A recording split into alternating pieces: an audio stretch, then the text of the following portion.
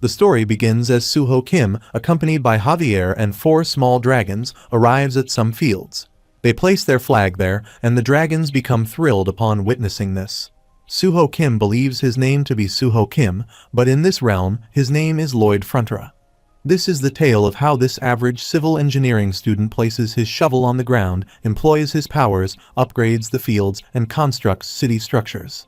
He believes that he has turned an entire world upside down and calls Javier, who obediently responds with "Yes, master." Filled with excitement, he exclaims, "This is all money." Javier inquires if he has finally lost it. A few years ago, the scene shifts and the system notifies him that he has been chosen to have a random wish granted by the Absolute. It congratulates him, claps, and informs him that he is now a character in Knight of Blood and Iron. As he lies on the ground receiving these notifications, he contemplates the meaning of the Knight of Blood and Iron and recalls the book he read the previous night. The system wishes him good luck, stating that he has obtained this opportunity. Pondering what wish he made and why he received this stroke of good luck, he realizes he hasn't even had anything to drink. He questions if this is one of those web novels where he has possessed someone from a different world and wonders if he is now in a different world. Considering this, he wonders why he is waking up face down on a dirt road. Attempting to get up while shivering, he remarks it's freezing. He also questions what's wrong with his lips. Meanwhile, a warning health alert is given by the system, notifying him that his jaw has gone out of place due to sleeping on the ground. Expressing irritation, he acknowledges that these alerts are bothering him. He understands that he has taken over some character in this story as he grabs his face to fix his jaw. Curious about whom he has taken over in Knight of Blood and Iron, he wonders why he is the only person who lives in the middle of nowhere and falls asleep on the ground. Javier approaches from behind, calling out to him and stating that he has been searching everywhere for him. Turning to face Javier, he is urged by Javier to return to the manor. Simultaneously, the system notifies him that he is Javier Ashran, the protagonist of Knight of Blood and Iron. Lloyd Frontra contemplates that Javier looks just like in the book and questions if Javier just called him Lloyd Frontra. Realizing that in this book, he is Javier, the renowned swordsman who starts as an unknown knight working for the country Lord Arcos Frontra, and the eldest son of Baron Frontra is the hooligan Lloyd Frontra. Javier mentions that he called his name, but he has never referred to him as a hooligan. He acknowledges that it's good that he is self-aware at least. The system notifies him that Javier seems to be in a good mood, and he thinks he can see that, telling him to quiet down already. They arrive at the palace, where Javier lights the fire pot and inquires if he has no idea how he ended up in that state. He explains that he started drinking in the afternoon, got drunk, destroyed the pub furniture, and then passed out on his way back to the manor. Reflecting on this, he muses that it truly is a day in the life of a hooligan. Javier adds that his lordship was worried and sent him because, despite being a hooligan, he is still his son. He emphasizes that if he were to die on the road with his jaw out of place, his father would be sad. He reflects on how Javier manages to sneak those attacks in. Meanwhile, Lloyd Frontra shivers and reflects that it's cold. He wishes the floor could be heated like an ondol, but quickly dismisses the idea, realizing that this is a medieval fantasy novel. He covers himself with a blanket. Javier informs him that he will leave him to rest and will report what happened to his lordship the next day. Lloyd Frontra questions if he has to, and Javier confirms it, prompting him to think that Javier is uptight. As Javier walks towards the door to leave, Lloyd Frontra calls out to him, mentioning that their family has a lot of debt. Javier closes his eyes, finding the statement strange, opens the door, and goes out. He reflects that he knows everything that happens in this story. Just the previous night, in his cramped boarding house room with a microscope, he read the last chapter. He thinks of course he knows what happened to Lloyd Frontra. He contemplates the first part of the story where the Baron and Baroness fall victim to an evil conman, lose all their land and fortune, and eventually commit suicide. Following this, Lloyd Frontra becomes a beggar, indulging in day-long drinking, and then meets his demise. Expressing a need for more beer, he utters "bring him more beer" while resting his head on the table. He coughs up blood and succumbs to death. Reflecting on his circumstances, he questions the point of being an aristocrat if life ends up being just as miserable as it was in Korea.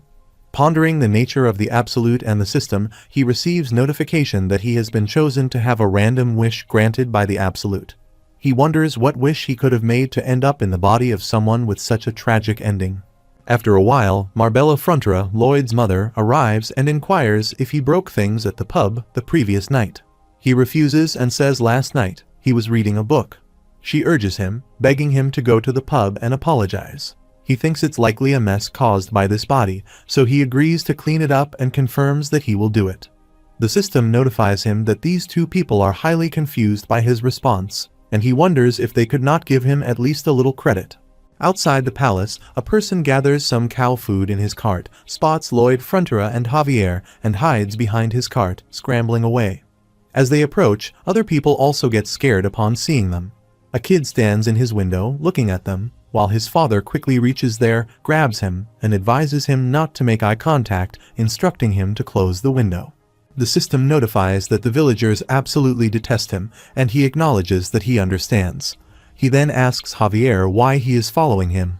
Javier responds that his lordship ordered him to escort him to prevent a recurrence of what happened yesterday. Lloyd Frontura inquires about the meaning of escort for him, to which Javier replies that it's hardly for him. It's for the villagers, as he is protecting them on his behalf. Lloyd Frontura comments that Javier is like a gangster and considers that the first thing he needs to do is get rid of the scumbag image he has. This way, he can at least secure some food when he becomes a beggar. He contemplates whether he can sort out his family's debt before that happens and imagines living peacefully as the heir to a country baron, enjoying a sweet and comfortable life to a ripe old age. He contemplates whether there is no cheat code or skill he can use while examining the status screen. He observes that indeed there is a skill. The system then notifies him about his skills. One is Human Scum, a passive skill causing others to furrow their brows, and another is Rowdy Drunkard, which turns him into an absolute nuisance when activated. Waving his hand in anger, Javier asks where he is going. Lloyd Frontura realizes and questions why Javier is asking. Javier points out that the pub is over there and reminds him of his promise to apologize. He denies lying and explains that he was just thinking about something. Javier asks what's wrong, Lloyd Frontura reassures him, and they proceed to enter the pub. Lloyd Frontura opens the door and politely says excuse him. He notices that something has seemed off since last night, feeling as if he is a completely different person. As he looks inside, he observes that everything is broken. He then takes a seat at a table and apologizes, acknowledging that everything that happened the previous night was his fault. The system notifies that the pub owner has assumed an extremely high alert position. Shivering, the pub owner implores Master Lloyd, begging him not to do this. Lloyd Frontura, confused by the sudden politeness of this scumbag, becomes even more terrified. Trying to maintain a level of rudeness, he says he guesses he's sorry. The system notes that his apology doesn't seem very genuine and wonders what he is supposed to do. The pub owner reassures him that it's fine, and they both leave. As they walk, Lloyd Frontura observes that even with his apology, the pub owner doesn't seem all that happy. Javier explains that it's to be expected, as everything was destroyed the previous day. Furniture and decorations were purchased with the pub owner's hard-earned money, and he likely won't be satisfied until he is compensated. He contemplates the challenge of compensating the pub owners when they are burdened with so much debt. He wonders if it's difficult to earn favor with the villagers and realizes that unless they repay the debt, nothing is going to change. Javier adds that not only that, but the pub owner's mother is unwell after the late winter cold, and when combined with his misconduct, he can imagine how tough things must be for him. Considering the chilly atmosphere inside the pub, Lloyd Frontura notes that a single fireplace isn't enough to heat the entire building. He reflects that the elderly can't endure such cold for long unless they have an ondal floor. Looking at a flickering bulb, he suddenly grasps an idea. It's as if a light bulb went off in his head. He visualizes and constructs a building structure, realizing that there are no ondal floors in this world. If he builds them here, they would undoubtedly sell. He contemplates that the hooligan Lloyd Frontura could never dream of these capabilities, but the real him, Suho Kim, envisioned such things during his time in school, particularly when majoring in civil engineering. Recollecting his experience as a military engineer in the army, he recalls constructing a house independently and working day and night at construction sites. Feeling confident about his skills, he believes that with this knowledge, he can settle all of the Baron's debts, clenching his hand in determination. He suggests returning to the pub, asking why, and answering that it's to get his first order. The system notifies that his true journey has begun, and the RP system has been activated, with RP meaning relationship points. Another notification indicates that he can earn RP by improving relationships with key characters, and currently he has 0 RP. Lloyd Frontera contemplates the concept of RP, wondering if it's similar to experience points. He realizes there's nothing indicating how he can use them to improve relationships with key characters. The system notifies him that he can earn RP by enhancing relationships with these characters. Observing something on the system, he realizes that his approval rating is -30, considering it low and even super low. He calls Javier, complimenting him on his good looks. The system notifies that Lloyd is attempting to buy Javier's favor, resulting in Javier's approval rating decreasing by 1 point to -31. Lloyd questions why it went down, deciding to leave it for later, understanding that rushing it may only worsen the situation. After a while, they once again reach the pub, and Lloyd Frontera declares that he has purchased it. Asserting that he will be the builder, he proceeds to write a contract and hands it over to the pub owner. He informs the pub owner that they will write off all construction fees against the property he damaged, instructing him to sign the contract. The system notifies him that the pub owner is looking at him suspiciously, recognizing the lack of trust in him. The system further notifies that the pub owner uses the skill stone wall heart. Lloyd Frontera acknowledges that his big plan can't fail from the start and reluctantly decides to use his hooligan image. He urges the pub owner, saying, "Come on, they're going to see each other a lot from now on. Let's trust each other." He believes it worked as he observes the pub owner signing the contract. The system, however, notifies him that he is considered absolute garbage, leaving him contemplating what he could have done. Despite this, he feels satisfied, thinking he got his first order. He folds the document and places it in his coat pocket, catching Javier's gaze. He expresses confidence that he has made the right choice and assures that he won't let him down, smiling as they both exit the pub. Considering the upcoming construction, he feels it's going to be pretty cozy, allowing him not to be too precious with his measurements, all while holding a shovel. Javier calls out to him, and he asks what he wants to say. Javier reveals that he threatened the pub owner to sign the contract and questions if he is coming up with new ways to cause trouble. Looking at Javier, he asserts that he's not as reasonable as he seems and inquires if Javier has ever heard of cognitive distortion. Javier asks about cognitive distortion, and he explains that it's when one believes someone will act a certain way because of their past actions, a distortion caused by prejudice and negative thinking clinging to the brain. Javier argues that it's not prejudice, but is based on experience and statistics. He responds, questioning if experience and statistics are not all derived from the past, and wonders if he was always this smooth of a talker. Determined, he states that he will make them smile, referring to the pub owner and his mother, and tries to dig the ground with his shovel. He believes that their smiles will be the foundation of his money-making. As he envisions the process of scooping out the dirt, moving it, and packing it, he plans to use timber from the warehouse at the Baron's residence for a traditional timber frame. He intends to complete the walls using the clay he dug up from the river, constructing a small house. Exhausted, he lies down on the ground, feeling the fatigue in his weakened body. Javier remarks that it didn't take long, only 3 cuts. Lloyd Frontera becomes shocked and corrects him, stating that it took a week. He contemplates the fact that he is indeed building something and questions if he is genuinely planning to honor his contract with the pub owner. Doubtful about the hooligan Lloyd Frontera keeping his word, he attempts to get up while trembling and acknowledges that he is sore, but there's no time to rest. Holding an axe, he endeavors to cut a log into 2 pieces. Javier steps forward, grabbing his hand to assist him in cutting the log. Taking the axe from his hand, Javier inquires about what he needs him to do. Lloyd Frontera replies that he needs thin, little pieces of wood, each about 2 hands length tall, 1 hand's length wide, and 1 finger thick, demonstrating the size of his hands. Javier takes the log, throws it in the air, cuts it into pieces, and slices it to meet his specifications. Surprised and appreciative of Javier's skill, Lloyd Frontera thinks that this is truly someone about to become a master swordsman who needs modern equipment. He approaches Javier, placing his hand on Javier's shoulder, and suggests that when he's done, he should help him with the digging. Meanwhile, Javier reflects that instead of receiving thanks, he is given more work to do. He believes that this man truly is hopeless, and the system notifies him that Javier regrets his decision. Lloyd Frontera asks if Javier is helping out of curiosity and questions how he will manage to con people, stating that he genuinely wants to see what happens. Lloyd Frontera asserts that they need to finish the work faster, and the way to do that is by actually doing it. Observing Lloyd Frontera, Javier acknowledges that he has changed significantly in just a few days. However, his past makes him utterly impossible to trust. Javier thinks that the only option is to hurry up the process, and they both start digging on the grounds, sweating a lot.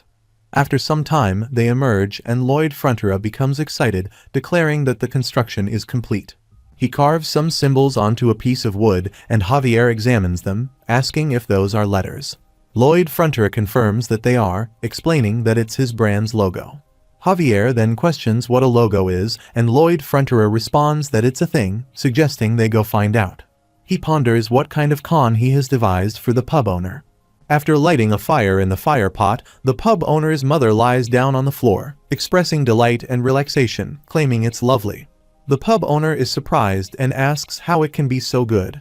Lloyd Frontera believes that this must be astounding to the people of this world and attributes it to the powers of the Ondal floor, describing it as magical. The pub owner's mother creates a magical circle under her on the ground, and the pub owner expresses gratitude, mentioning that it has been a long time since he has seen his mother smile like this. Javier observes that the pub owner and his mother smiled just as Lloyd Frontera said they would. He contemplates the change in his speech and manners, realizing that now he works hard and keeps his promises to the people of the land. He questions if he really did this to make those people smile, considering that Lloyd Frontera would never do such a thing. Despite his disbelief, those two people are currently happy. The system notifies him that his approval rating by Javier has increased by 2 points, bringing it to -29, and he earned 36 RP for slightly improving his relationship with a key character. Smiling, he looks at the status screen and acknowledges that he knows what he's thinking. He comments, "Wow, this guy isn't total garbage after all," and says he thinks he is. He firmly denies it, stating that he is not total garbage. Meanwhile, Lloyd Frontera thinks that regardless, they have broken ground now, and even though the cost of the timber resulted in a total loss, that's not important. He considers that this house is merely his model house, intended for show. A few days later, people arrive to inspect the house and offer him a contract to build a similar one for them. One person expresses amazement, thinking they were going to melt, and another inquires about the cost. Lloyd Frontera responds that it's amazing and warm, suggesting they probably want a room like this at home too, tapping his hand on the table. He explains that Style A is an annex in the yard, and Style B involves remodeling their current home. Lloyd offers a 10% discount on the construction cost if they order both styles. The system notifies that the villagers don't trust him, and one person refuses his offer. Lloyd insists, urging them to trust each other since they'll see each other often. However, the person remains distrustful, questioning if he is really doing this and stating that at this price, he's practically giving it away. Lloyd's father, Arcos Frontera, arrives and calls him, asking what he thinks he is doing. The system notifies that his approval rating has reached -20. Lloyd Frontera sits with his father and has dinner, contemplating how he has managed to avoid him until now. But what if his father stops him from the building? Arcos Frontera says, "So let's hear it. What is it that he's up to this time?" Lloyd thinks to keep this short, using his best rude Lloyd voice, and says the pub owner ordered an Ondal room, so he built him one, while he eats. His father asks if other people from this land are making orders as well, and Lloyd replies that he seems to know it all already, chewing his food. Arcos Frontera emphasizes that they must look after the people, and he won't tolerate him lying to or tricking them. Lloyd reassures him that he isn't planning to, so his father shouldn't worry. Lloyd thinks that he figured, no matter what he does, everyone will think the worst. He decides that if they're finished with dinner, he will take his leave and get up from his seat. Meanwhile, he contemplates run, get out of here. His father asks if this is all because of their family's situation and points out that he has eyes and ears, so he must know what is going on. He reassures him not to worry, stating that he can get them out of this trouble soon, so he shouldn't get too involved. Reflecting on those words, Lloyd Frontera recalls that a bearded person once told him it'll all be fine, so don't worry. The person suggested that it's nothing, just keep his head down and study hard. Lloyd thought everything would be okay at that time and now declares the person a liar. He expresses that he knows it's not okay and he won't be miserable again because of money. He implores his father not to give up because he won't either, walking out. Reflecting on that time a few years ago, he wishes he had said those words to his father then. In the present, he assesses their current situation, noting they have 32 Style A orders and 57 Style B orders. He mentions that he has received half of the money for construction. Meanwhile, moneylender Meatloaf and moneylender Shiloh arrive, and he observes them, pondering their arrival. He, being the son of the Lord, is surprised that they don't stop to greet him. He wonders if those two are the moneylenders as they go inside. Shiloh addresses Baron Arcos Frontra, asking how much longer he is going to put this off while sitting at the table. Meatloaf adds that 5 days have passed since the agreed-upon date, and if he continues to procrastinate, they will have no choice but to take action. Shiloh questions if the cat has got his tongue, suggesting that he could sell some items in this place to get some money. Lloyd Frontra secretly listens to their conversation, thinking it's perfect timing and they're here just in time. The system notifies that his current RP is 36. Reflecting on gaining some RP after raising Javier's approval rating, he ponders how to use it. That is the question. The system informs him that he can invest RP in gaining abilities, and he remarks, "Wow, so this pop-up punk actually knows how to explain things." The system advises him to forget it, and he apologizes, promising to stop and asking for forgiveness. The system displays a slow download, while a magical circle appears under his feet, revealing the skills detected. Soil mechanics, hydraulics, structural mechanics, water supply and sewage theory, steel structure design, concrete design, and advanced design programming. The system notes that he knows more than he looks, and he asks if he really needs to say that, highlighting that he has a scholarship.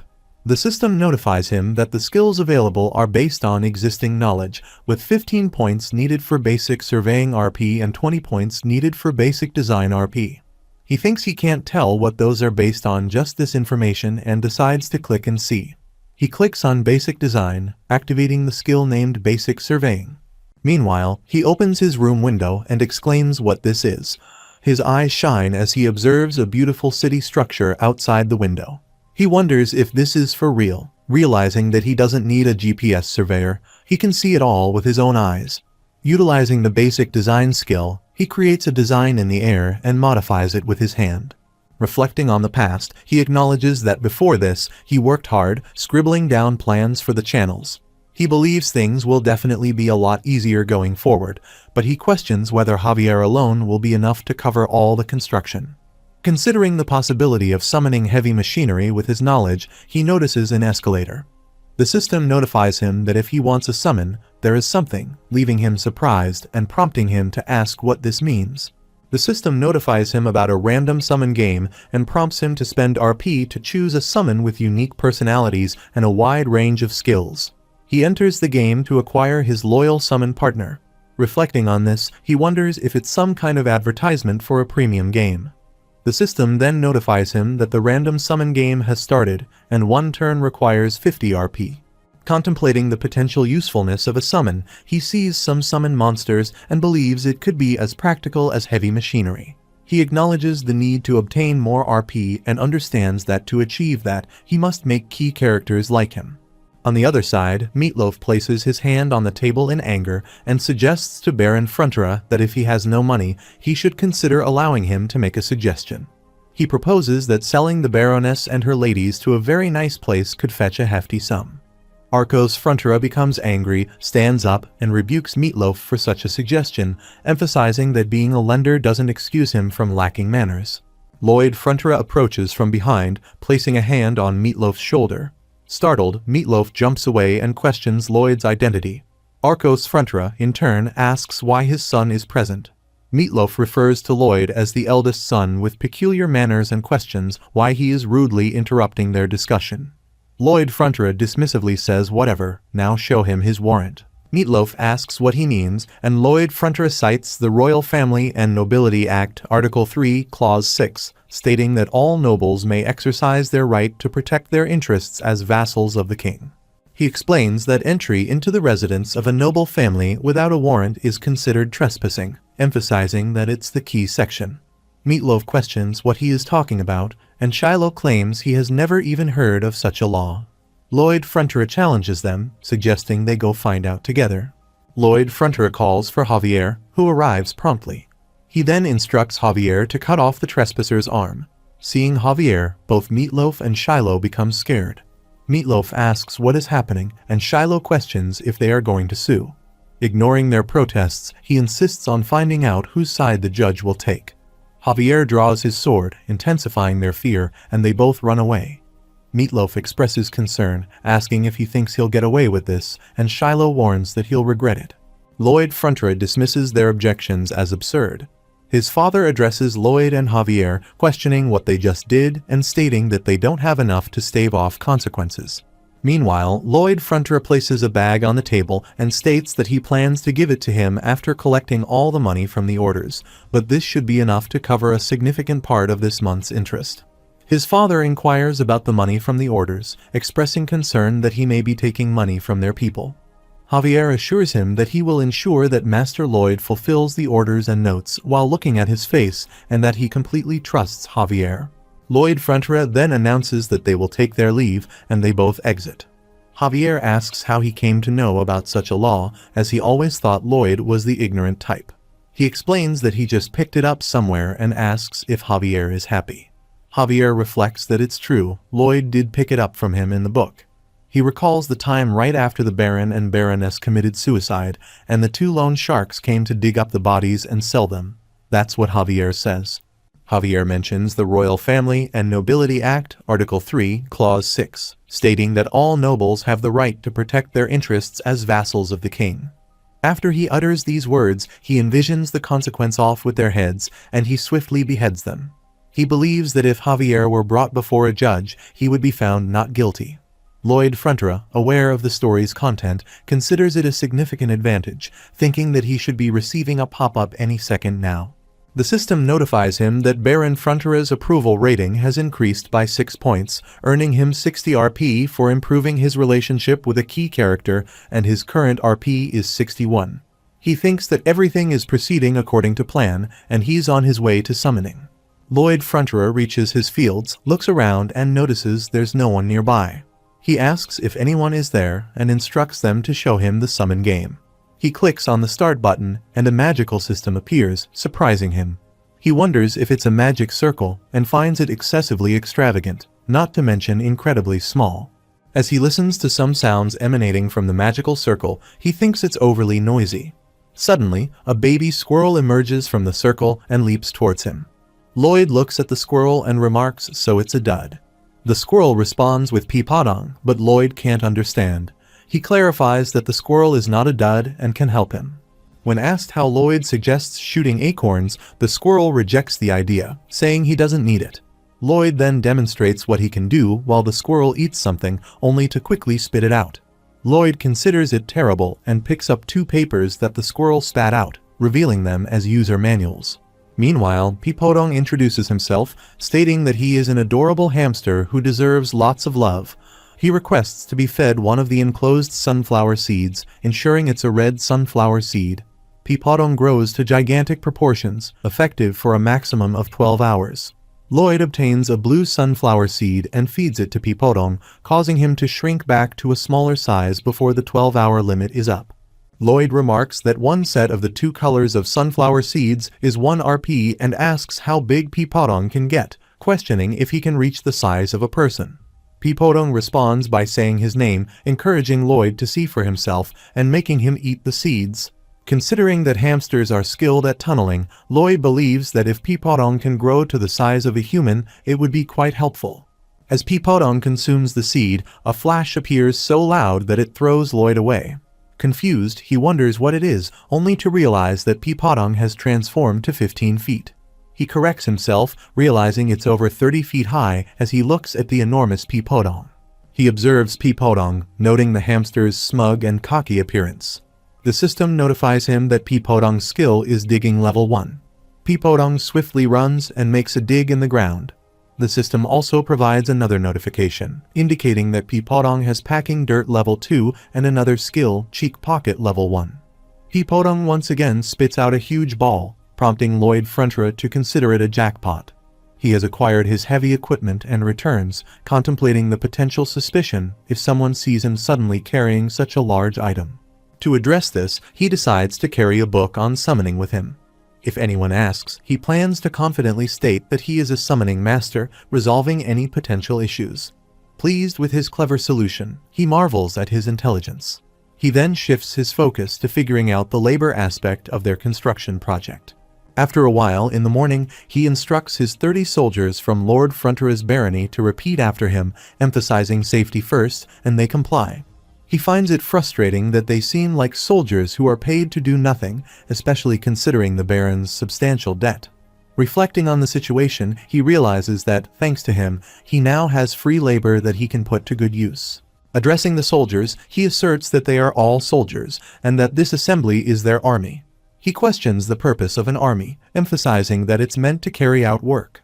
Recalling his own time in the army, he mentions spending more time digging holes and pulling weeds than actual training.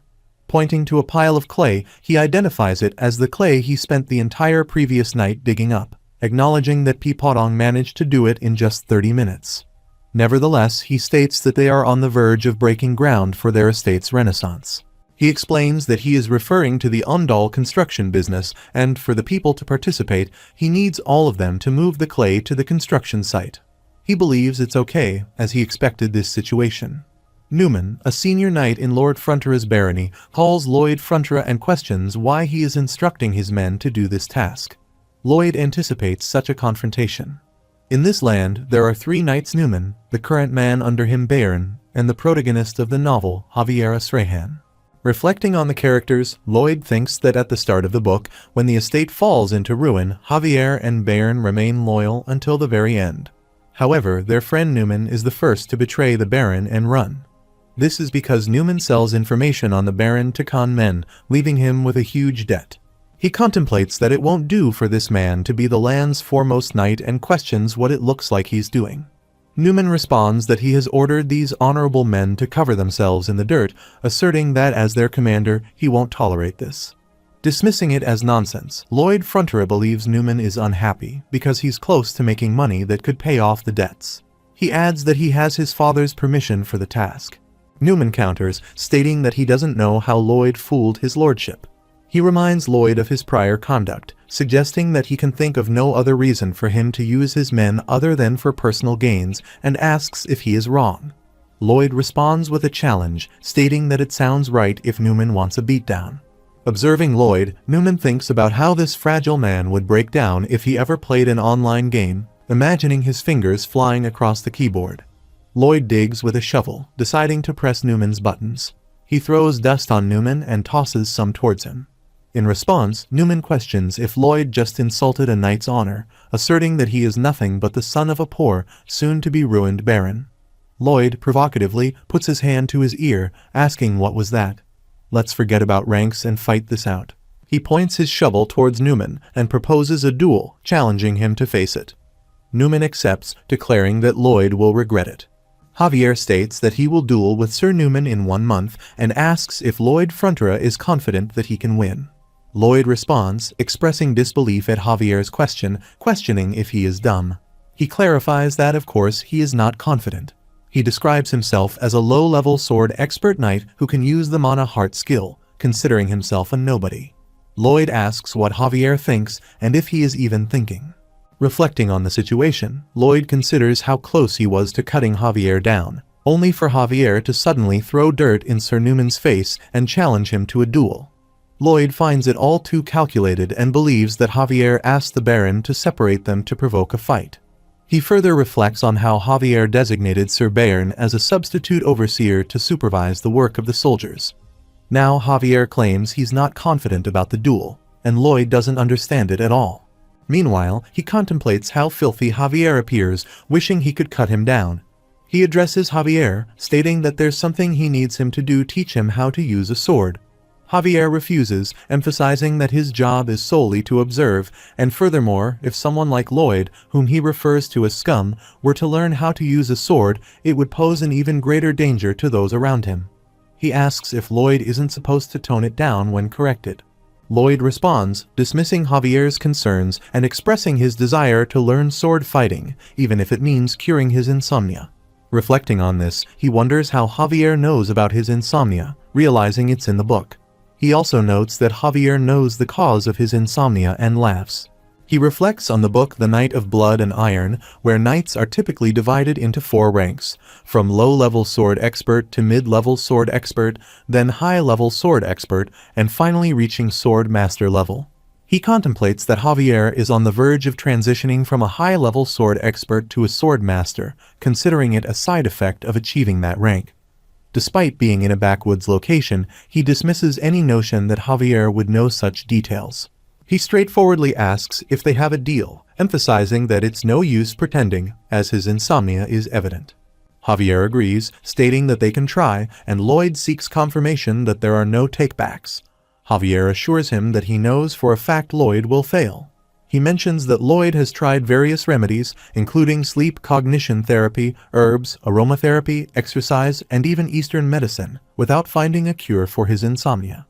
Meanwhile, Javier sits in a chair, hugging a pillow as he sleeps, while Lloyd Frontra laughs, claiming he has him all figured out.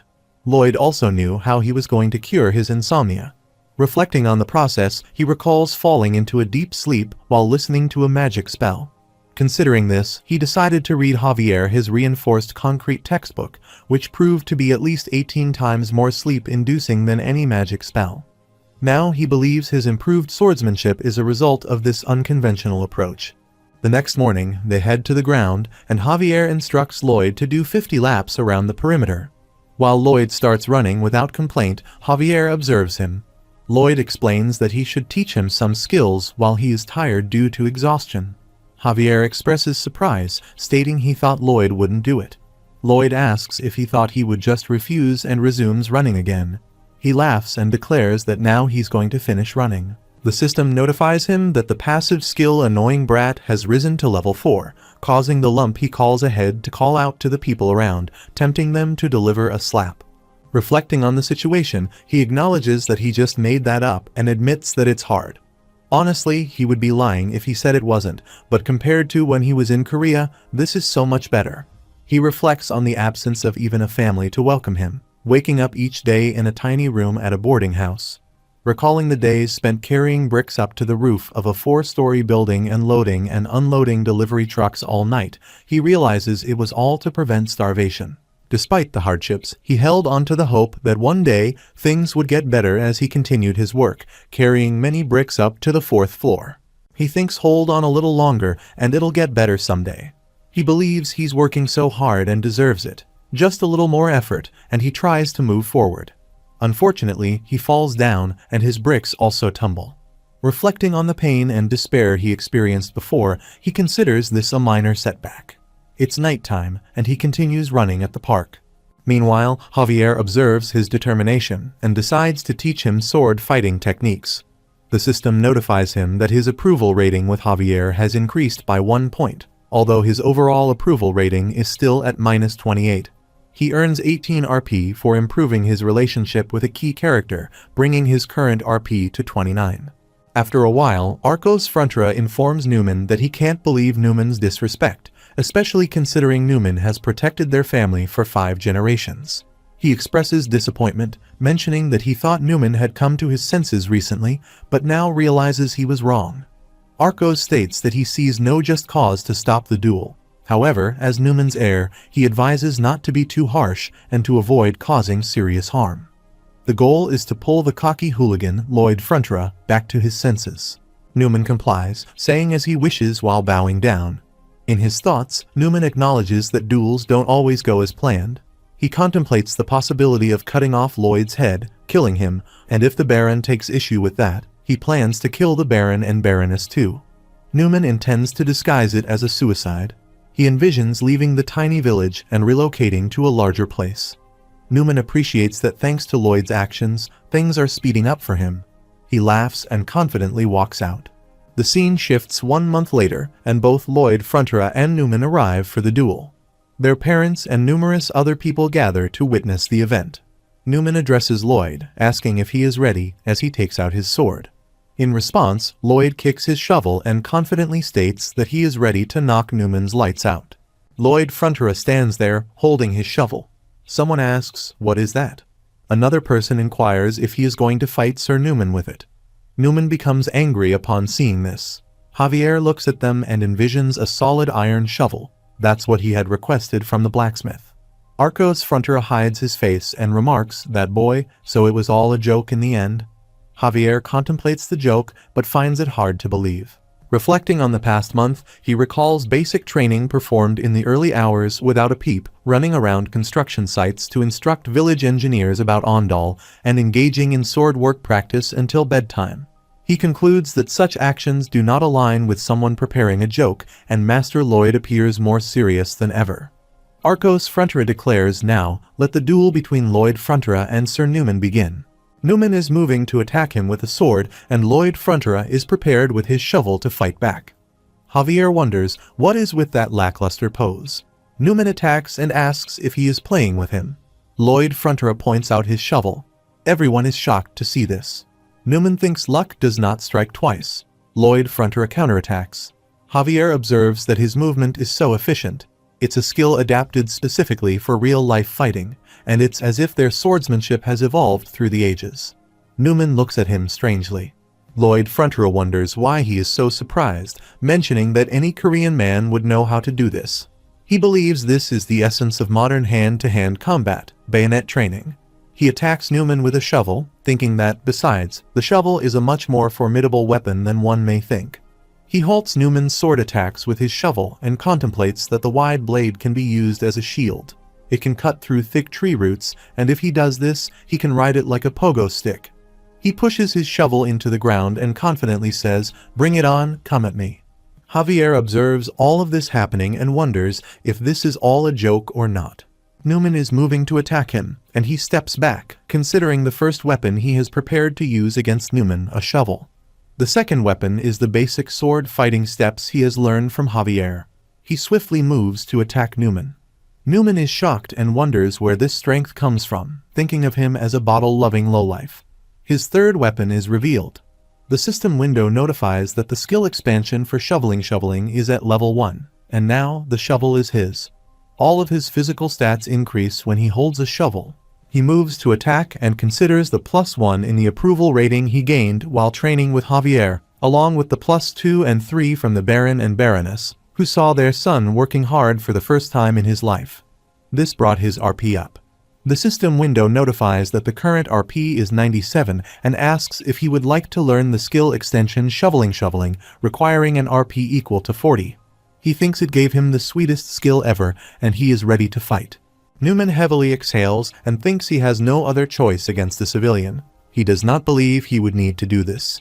He starts using his magical power. Javier looks at him strangely. A ghostly light appears near Newman's heart. Lloyd Fronterer looks at him and thinks he is summoning a mana heart. Newman is ready to attack and declares they are only getting started, hooligan. He proceeds to initiate the attack. Javier observes this and contemplates that it takes over 10 years for someone lacking the necessary skills. For an average person, it takes at least 5 years to summon a mana's heart. It would be impossible for Master Lloyd to block an attack normally with so much mana. Newman attacks with a sword, and Lloyd Fronterer attempts to stop him with a shovel. He believes he will crush that black head of Newman's in one fell swoop. Lloyd Fronterer's father and mother are shocked to witness this. Lloyd Fronterer tries to halt the attack with a shovel, realizing it feels like all the strength in his body is leaving him. Now, for the fourth weapon he has prepared, the mana conjuring skill that made Javier the strongest man in the world in this story. He recalls the Israhan core technique and begins absorbing Newman's power. Newman gets shocked and inquires if Lloyd Fronterer absorbed his mana. Lloyd Fronterer seizes the opportunity and forcefully strikes Newman's face with the shovel, causing him to break his teeth. He gazes at it and wonders, what's that, and if that is his tooth. Lloyd Fronterer retaliates by once again striking him with the shovel. As Newman is on the verge of falling, Lloyd Fronterer delivers another blow to his head with the shovel. Everyone is astonished by this turn of events. One person inquires if Master Lloyd emerged victorious, while another questions what is happening. Yet another person remarks that this is bizarre. Arcos Fronterer declares Lloyd Fronterer the winner of the duel. Newman falls to the ground and ponders, what did he say? The sword expert lost to that lowlife? Lloyd Fronterer asks if he heard correctly and asserts that he won the duel. With that settled, he intends to administer further punishment. Arcos Fronterer intervenes as he prepares to strike with the shovel, asking him what he's doing and reminding him that the duel is over.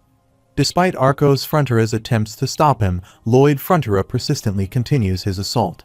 Two guards step forward, apprehend him, and assert enough, the duel is over. A brown-haired man approaches Javier and inquires if he has lost his senses. Javier responds that he doesn't know. Lloyd Fronterer concedes, saying, "Fine, let go." The guards release him, providing him with another opportunity to resume hitting him. They once again seized him, instructing him to stop. Observing this, Javier thinks that, from his perspective, Lloyd Fronterer seems to be targeting precise areas to inflict maximum pain on Newman. With a calm expression, it appears as if he has already foreseen the unfolding events, knowing everything in advance. The scene shifts to 15 days before the duel. Lloyd Fronterer stands, resting his arm on the sword handle, and instructs to teach him the Asrahan core technique. Javier looks at him in surprise. He questions why he appears as if he's on the run, or if he's asking him to teach him how to steal something. He explains that the core method draws mana from the surroundings, not just the mana conjured by the individual. He asks how he knows about that, realizing it is a technique he has yet to share and is still unfinished. Lloyd Fronterer reveals that Javier talks about it in his sleep every time he puts him to bed with his lullaby. He questions if he is picturing him with a strangely confident expression and states that, aside from talking in his sleep, there's no way for him to be aware of it. He apologizes, explaining that he cannot teach him the technique as it is not yet finished. Lloyd Fronterer suggests that he will lead it to him if he helps perfect it. Javier asks if that is possible, to which Lloyd Fronterer responds affirmatively. Javier wonders about the source of that confidence. He thrusts his sword into the ground and proceeds to explain. He mentions that he is guessing he is attempting to extract the external mana and then combine it with the mana heart within him. He points to his fist as the mana heart and his palm as the external mana. He explains that, as a result, it goes boing and bounces off. He believes it seems obvious, from his mana heart's perspective, that it's a foreign object. He says it's a matter of changing the way he's looking at it and not thinking of it as mixing the absorbed mana into his mana heart, but condensing it separately nearby and using it around him on the outside. He likens it to having an auxiliary engine next to the main engine, as if they are one but also separate. He asks for opinions and says it sounds good. Javier agrees, saying he definitely seems plausible, and asks how he knew. Lloyd Fronterer explains that he was spitballing and asks if it makes sense. He thinks it's that face again. He clearly knows something. At that moment, he believed he was able to perfect the Asrahan core technique, which he had been agonizing over for a long time. On the first try, he successfully achieved up to 3 circles. He believes that with more training, he can reach 4, 5, or more. The system window notifies him that his approval rating from Javier increased by +5. He questions if Javier thinks he has nothing better to do than learn how to use the mana heart and expresses that he doesn't need all that. He wants to be taught the absorbing part. He also mentions that he doesn't need the mana from the air, only the mana that comes into contact with his body.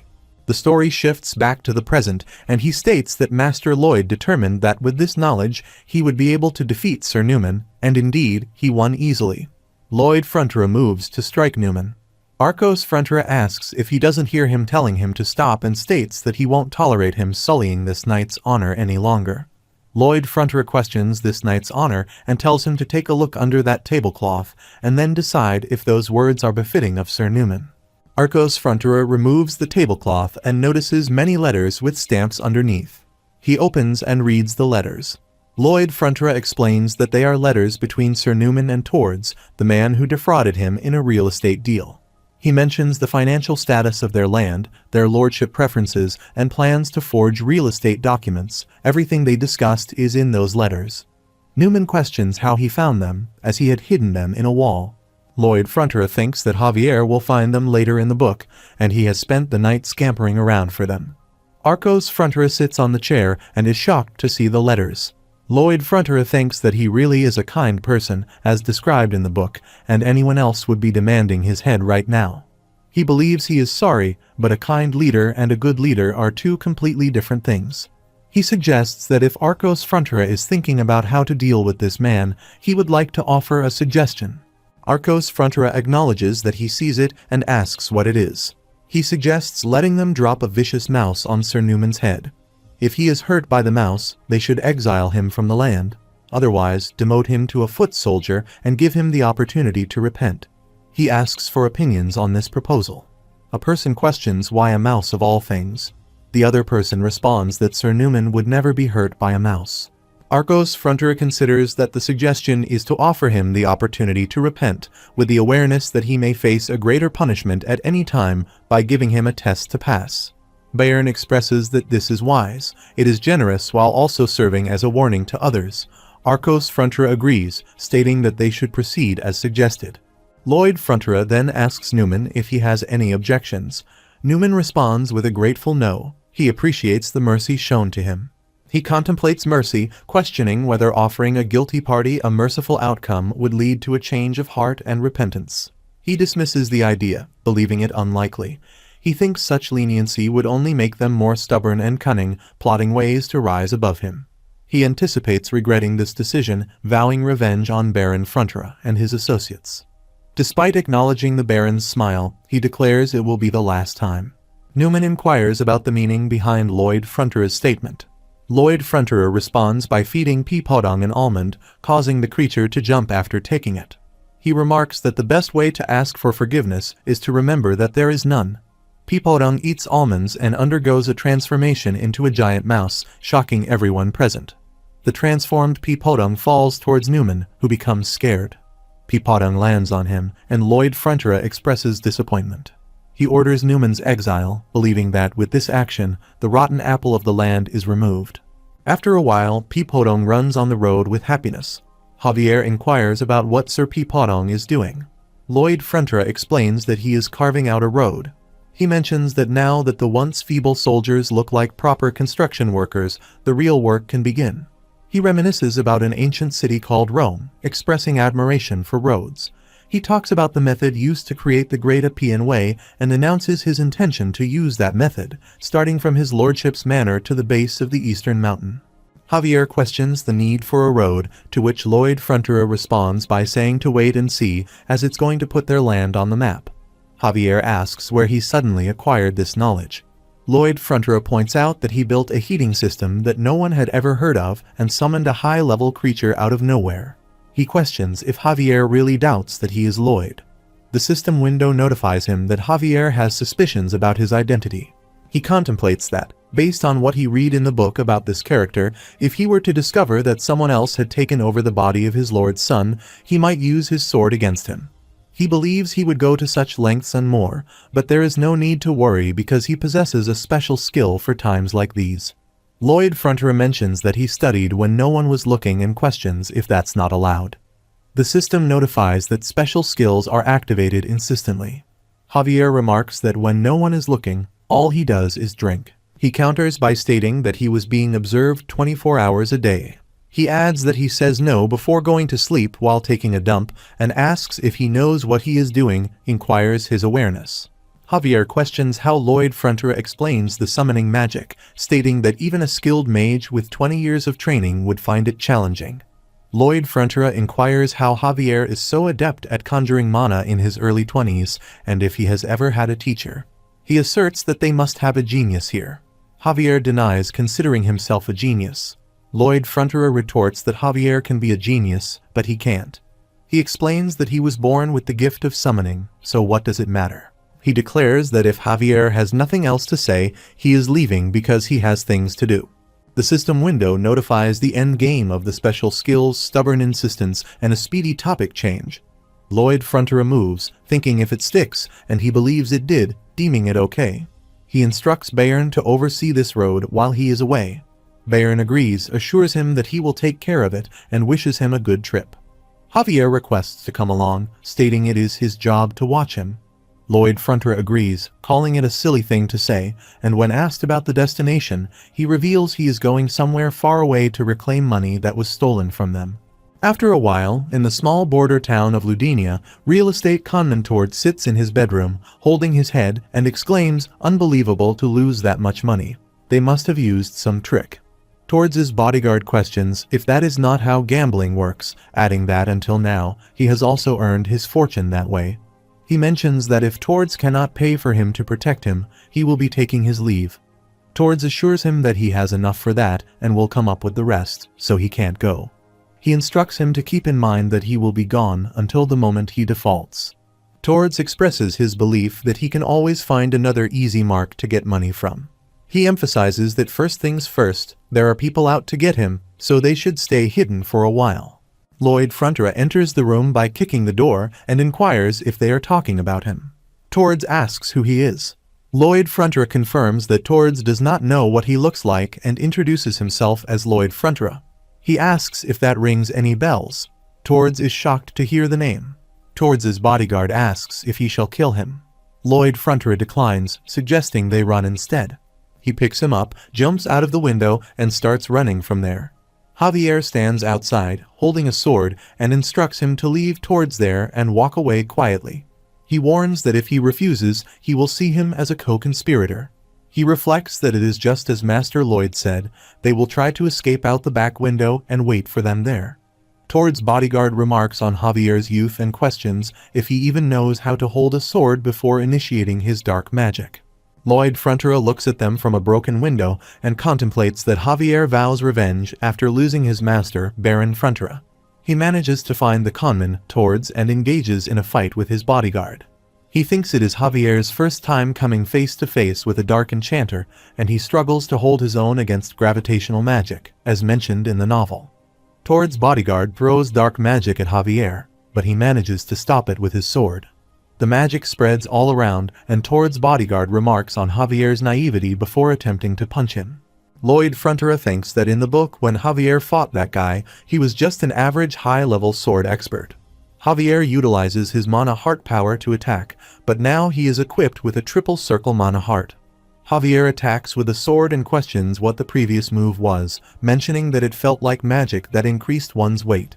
Tords' bodyguard starts moving up and states that their contract is no longer valid. Tord becomes scared, and Javier asks if he understands the seriousness of committing fraud against a noble family. He throws him away and declares that he will cut off his legs and have him crawl to the courthouse. Lloyd Frontera intervenes in their fight and asserts that it's enough, stating that Javier is out of control and that if he goes to court, they will have his head. Javier looks at him and thinks this man is showing pity for another person. After a while, they tie Tords to the chair with rope, and Lloyd Frontera sits in front of him, saying, "Come on, there's no need to be so scared." He remarks that everyone gets a little greedy sometimes, understanding why Tords seized most of his opportunities. Lloyd Frontera questions the severity of beheading people for it, considering the law a bit harsh. Tords asks if he is going to forgive him, and Lloyd Frontera responds affirmatively, stating that he won't take him to court. He assumes Tords is grateful and instructs him to hand over all of the Baron's remaining assets. Tords agrees willingly, expressing his readiness to do so if it means being forgiven. Lloyd Frontera clarifies that it's just the beginning and insists that Tords needs to do something else to be forgiven. Tords pledges to follow his command, prompting Lloyd Frontera to present a contract paper. Tords questions the kind of contract, and Lloyd Frontera explains that it's a normal employment contract with a paid salary. He adds that 80% of the salary will be withheld as repayment for the money he defrauded them, estimating that it will take 520 years to pay it all back. Tords reacts with shock. Javier thinks that he knows it, and he is not about to forgive the man.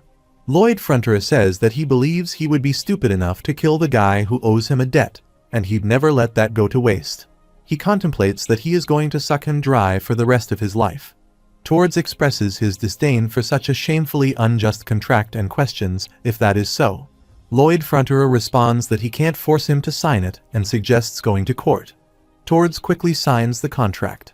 After a while, they sit on the cart, and Javier suggests that they have got some money from this man, so they should not have to worry about the interest for a few months. Lloyd Frontera asks what he means and says that he is going to invest this money in hiring more men. He adds that with what they have already started, more than 30 soldiers are needed. He thinks about putting up a help wanted sign and wonders if any of the villagers would apply, expressing annoyance at the hooligan reputation they have. The scene shifts to a few days later at Frontera Barony.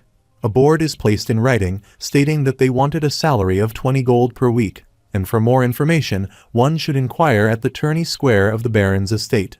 People stand in line to get their salary, and Lloyd Fronter sits on the chair in front of the line.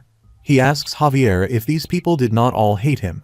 Javier responds affirmatively, stating that they absolutely did.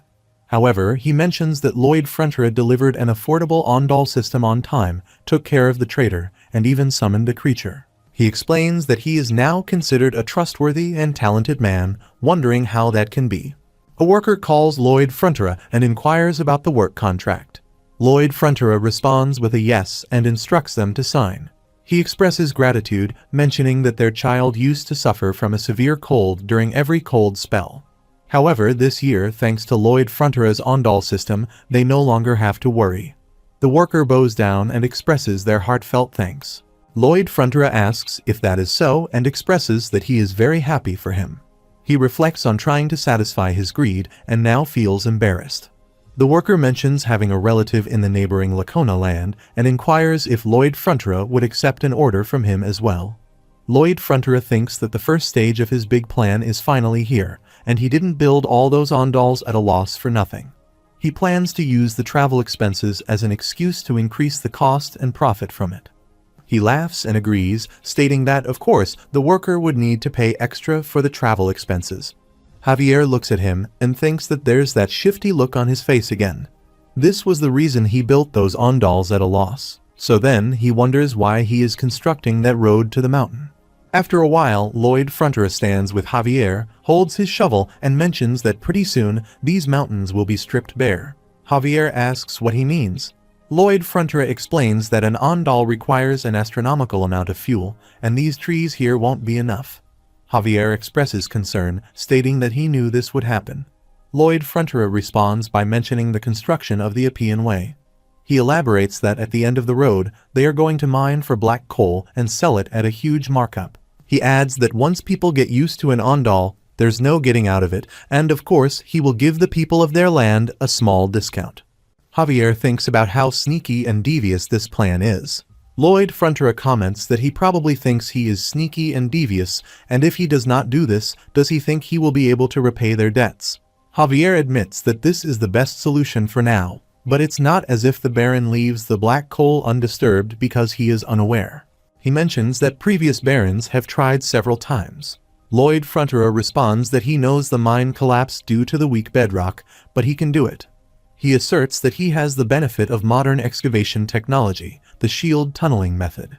He urges them to go, stating that there is so much for them to do. Javier thinks about the shield tunneling method, acknowledging that he has never heard of it, but decides to trust him for now. He reflects that their lord is a new man, and he has a plan. As they approach the tunnel, they find it blocked by broken stones. Meanwhile, inside the tunnel, many giant ants are present. Lloyd Fronter uses his magic and announces that he summons them to a luxury Gangnam apartment building. The magic light starts to explode, and he emerges outside the building. He reflects that it would be nice if he had a cool skill like that. After a while, he sits in an office and uses magic on the paper to draw a sketch. He thinks that this is taking forever. The system notifies that the intermediate design level 1 optional skill is printing architectural drawings. He relaxes in the chair and expresses his wish to summon 100 undead workers that he does not have to pay. The system window notifies that if he does not like it, he can always draw it by hand again. He declines, thanking the system, as this skill is the best. He thinks that with the Newman incident, he raised his approval rating with the Baron and Baroness, Javier and Bayern, earning him 639 RP. He reflects that with those points, he went on a leveling up spree, gaining all sorts of skills. After a while, he stands outside the tunnel and declares, now then, he needs to dig away in there. Optional skills include intermediate surveying and GPR scanning. He employs his skills to inspect the tunnel's entry points and explains that this skill allows him to see up to 5 meters in depth, enabling him to find a safe path for them.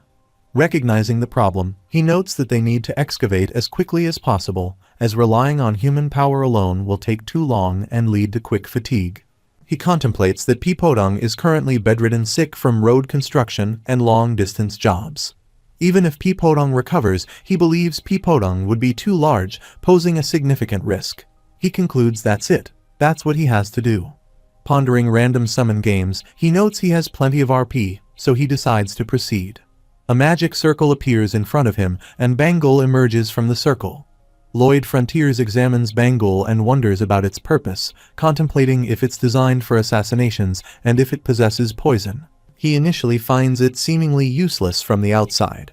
However, he recalls that Peepodong also appeared hopeless at first, and he speculates that Bangle might have its own uses. Curious, he inquires if Bangle can grow bigger with sunflower seeds, to which Bangle nods. Lloyd Frontiers once again asks if Bangle has a special skill, and Bangle nods once more. Lloyd Frontiers then requests Bangle to demonstrate his special skills.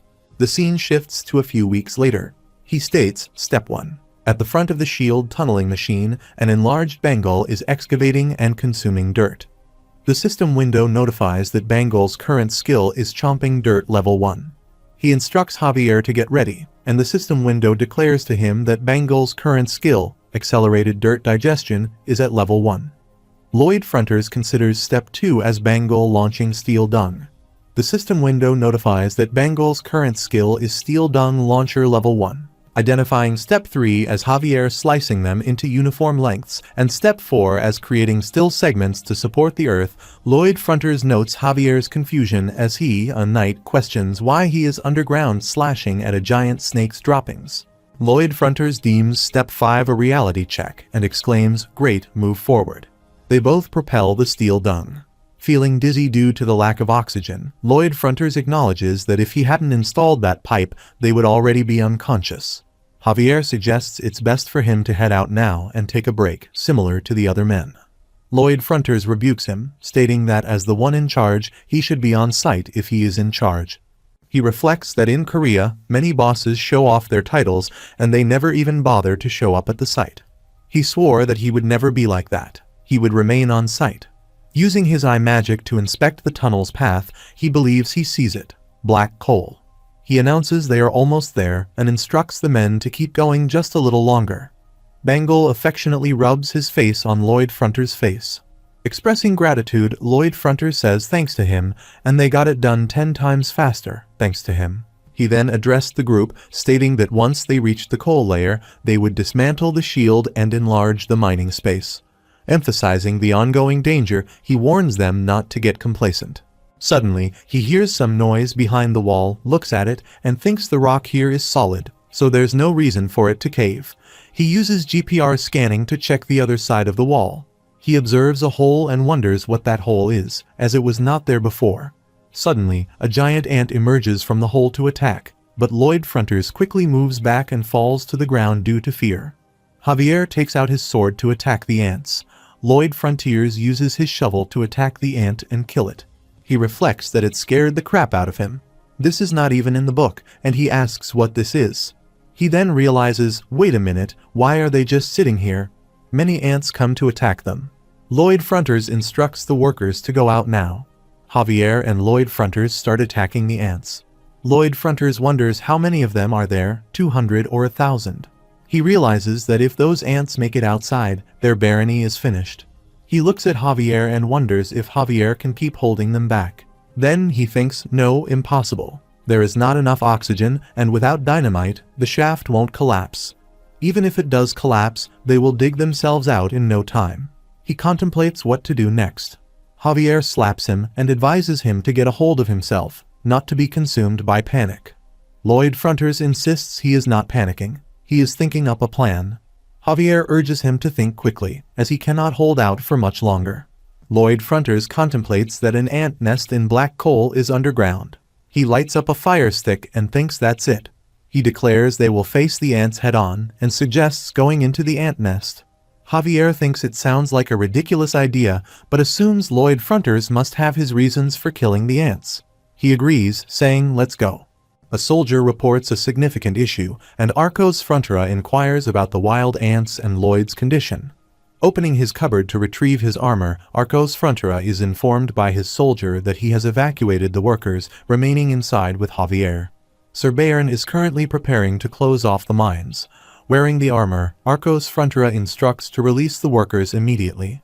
While Javier combats the wild ants, killing them one by one, Arcos Frontera inquires about the arrival of reinforcements and their remaining distance. Lloyd Fronterer responds, urging them to cease communication as he is occupied. He acknowledges that it's advantageous the ants are not leaving the caves, but expresses concern about their encirclement. Simultaneously combating the ants, he believes Javier's endurance is waning in the hot, airless cave, emphasizing the urgency of finding a solution without any delay. Meanwhile, he contemplates the presence of a methane gas layer, speculating that methane-producing bacteria residing in coal might be responsible. He directs Javier to advance. Anticipating pockets of methane gas, he believes that locating it would enable him to detonate the entire colony. As he starts digging, his attention is drawn to what he believes is the methane layer. While digging and observing the methane layer, he instructs Javier to continue slicing up the ants. A massive ant approaches, prompting him to attempt to strike it with his shovel. However, Javier intervenes, swiftly cutting the ant into 2 pieces. Undeterred, he resumes digging at an accelerated pace, accompanied by an unusually loud sound that forces them to cover their ears. Spotting a gigantic ant, Lloyd Fronterer questions if it's the queen, noting its enormous size, and readies himself for combat. Turning to Javier, he asks if he can fend off the queen, but Javier declines. Once again, he queries why Javier hasn't informed him despite his attempts. Javier responds that certain things are known without the need for experimentation. Persistently, he questions whether they still possess a choice in the current situation. Lifting his sword, Javier runs forward to attack. The queen retaliates, and he successfully blocks the counterattack.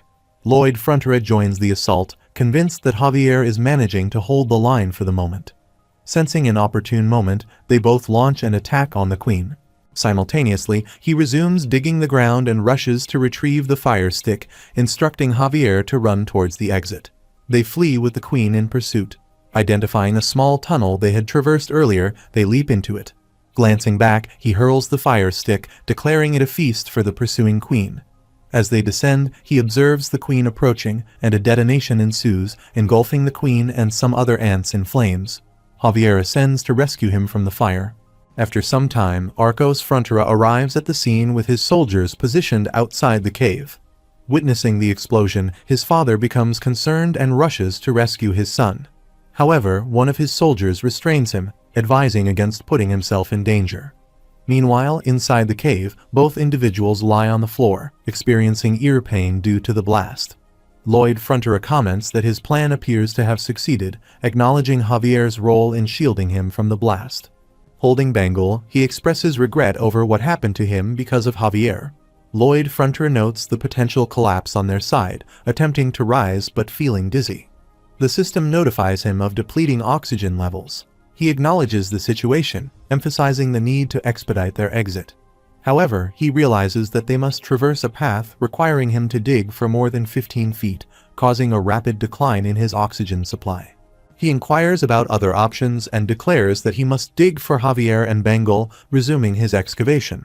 Javier attempts to open his eyes, struggling to see, while Lloyd Fronterer insists that they will escape together regardless of the challenges. He asserts his responsibility for both of them. The system notifies that Javier is moved by Lloyd's determination not to give up, resulting in a 6-point increase in approval rating, earning 108 RP. His current RP total stands at 157, with his remaining oxygen decreasing. Recognizing it as a now or never situation, he decides to try, acknowledging the potential risks. The oxygen level issues a warning, prompting him to instruct the messenger to search for a skill he can upgrade. The system notifies him about scanning pre-existing skills while a magical circle appears around him. The system notifies him about his skill identified as absorbing mana from the surroundings, another skill processing absorbing mana, another skill amplification of absorbed mana, and the system notifies that he can combine these skills into the skill Asrahan core technique. Lloyd Fronterer thinks that even after the duel against Newman, he practiced any chance he got. Whatever he learned how to do, he can now improve that skill. He clicks on the yes button and sees it takes 10 RP points and thinks absolutely yes.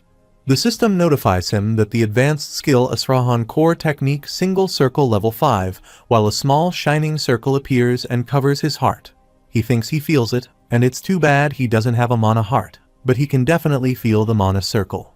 Meanwhile, the system notifies him that mana has amplified to 120%.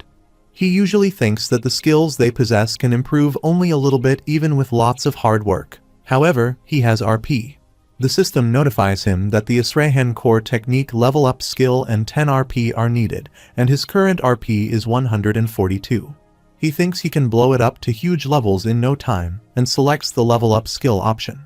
He thinks let's go, he's going all in on this, and the system notifies that Asrahan Core Technique Single Circle is now at level 6, with his mana amplified to 125%. He thinks that it costs 5 RP every time he levels up, and the system notifies him that the Asrahan Core Technique Single Circle is now at level 8, then at level 9, and finally at level 10. He wonders if the required RP increases exponentially. He thinks no, he has no other choice right now. He needs to level this up all the way. The system notifies that his skill has upgraded, and the Asrahan Core Technique Double Circle is now at level 1. His mana amplification has reached 200%, and the required RP to level up is 100 points, with his current RP being 7.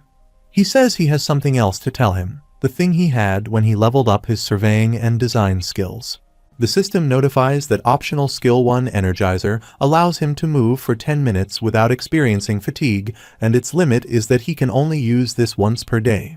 The system also notifies him about another optional skill, Latent Power Surge, which allows him to triple his mana amplification for 20 seconds, and its limit is that he can only use this once per day.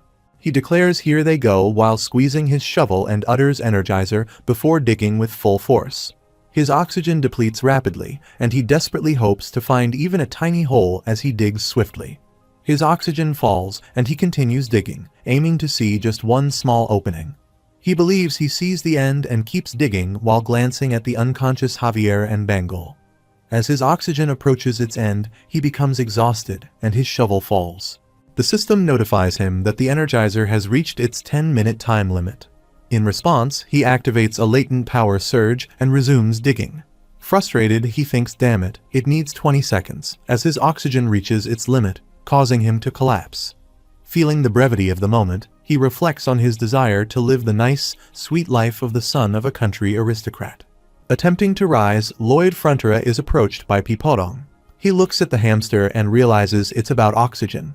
Encouraging himself, he exclaims, "Come on, the sweet life of a nobleman's son awaits him," and resumes digging. At night, Arcos Frontera and his soldiers enter the cave in search of them. Bayern warns that it is dangerous to proceed, leading him and others to turn back. Arcos decides to press on to the end. Lloyd places Javier on his back and attempts to leave the cave. The system notifies that Lloyd was able to overcome his physical limitations in an extreme environment through impressive improvisation. The experience has a strong effect on his Asrahan Core Technique.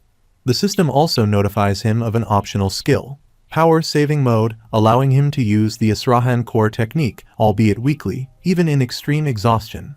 Witnessing them, his father rushes towards them. Lloyd Frontera loses consciousness and falls into his father's arms. They are taken to the palace. After a while, a person in the village speaks to his friend, mentioning Lloyd Frontera. He admits that he initially thought Lloyd was just a troublesome drunk, but he had misunderstood. When wild ants appeared in the mine where his nephew worked, Lloyd didn't hesitate to evacuate the workers first. The speaker goes on to share that he heard Lloyd and Sir Javier confront the ant colony together, successfully eliminating all the ants.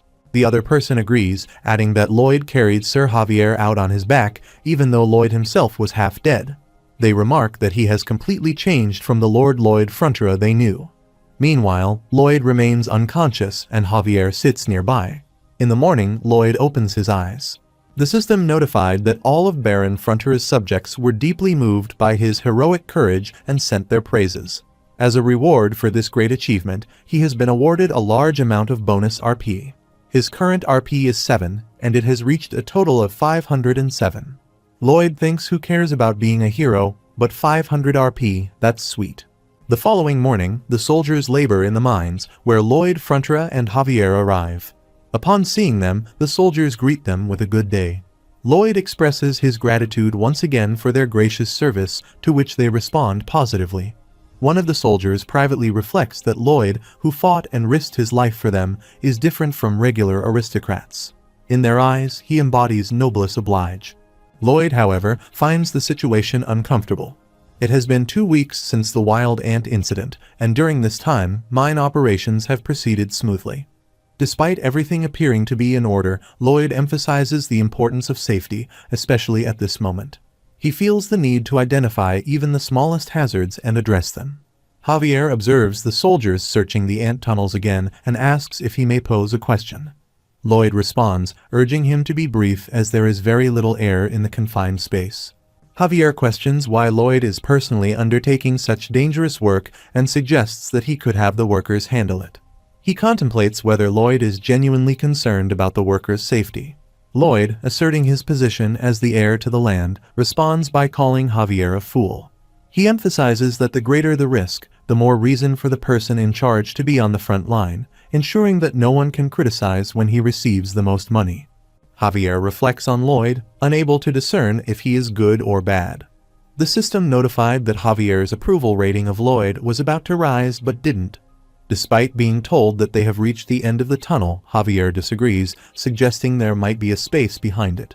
Meanwhile, Javier inquires if it's necessary to keep digging to find out more. He initiates the digging and expresses concern about the possibility of the place being filled with ant eggs, emphasizing that it would be detrimental if they were to hatch.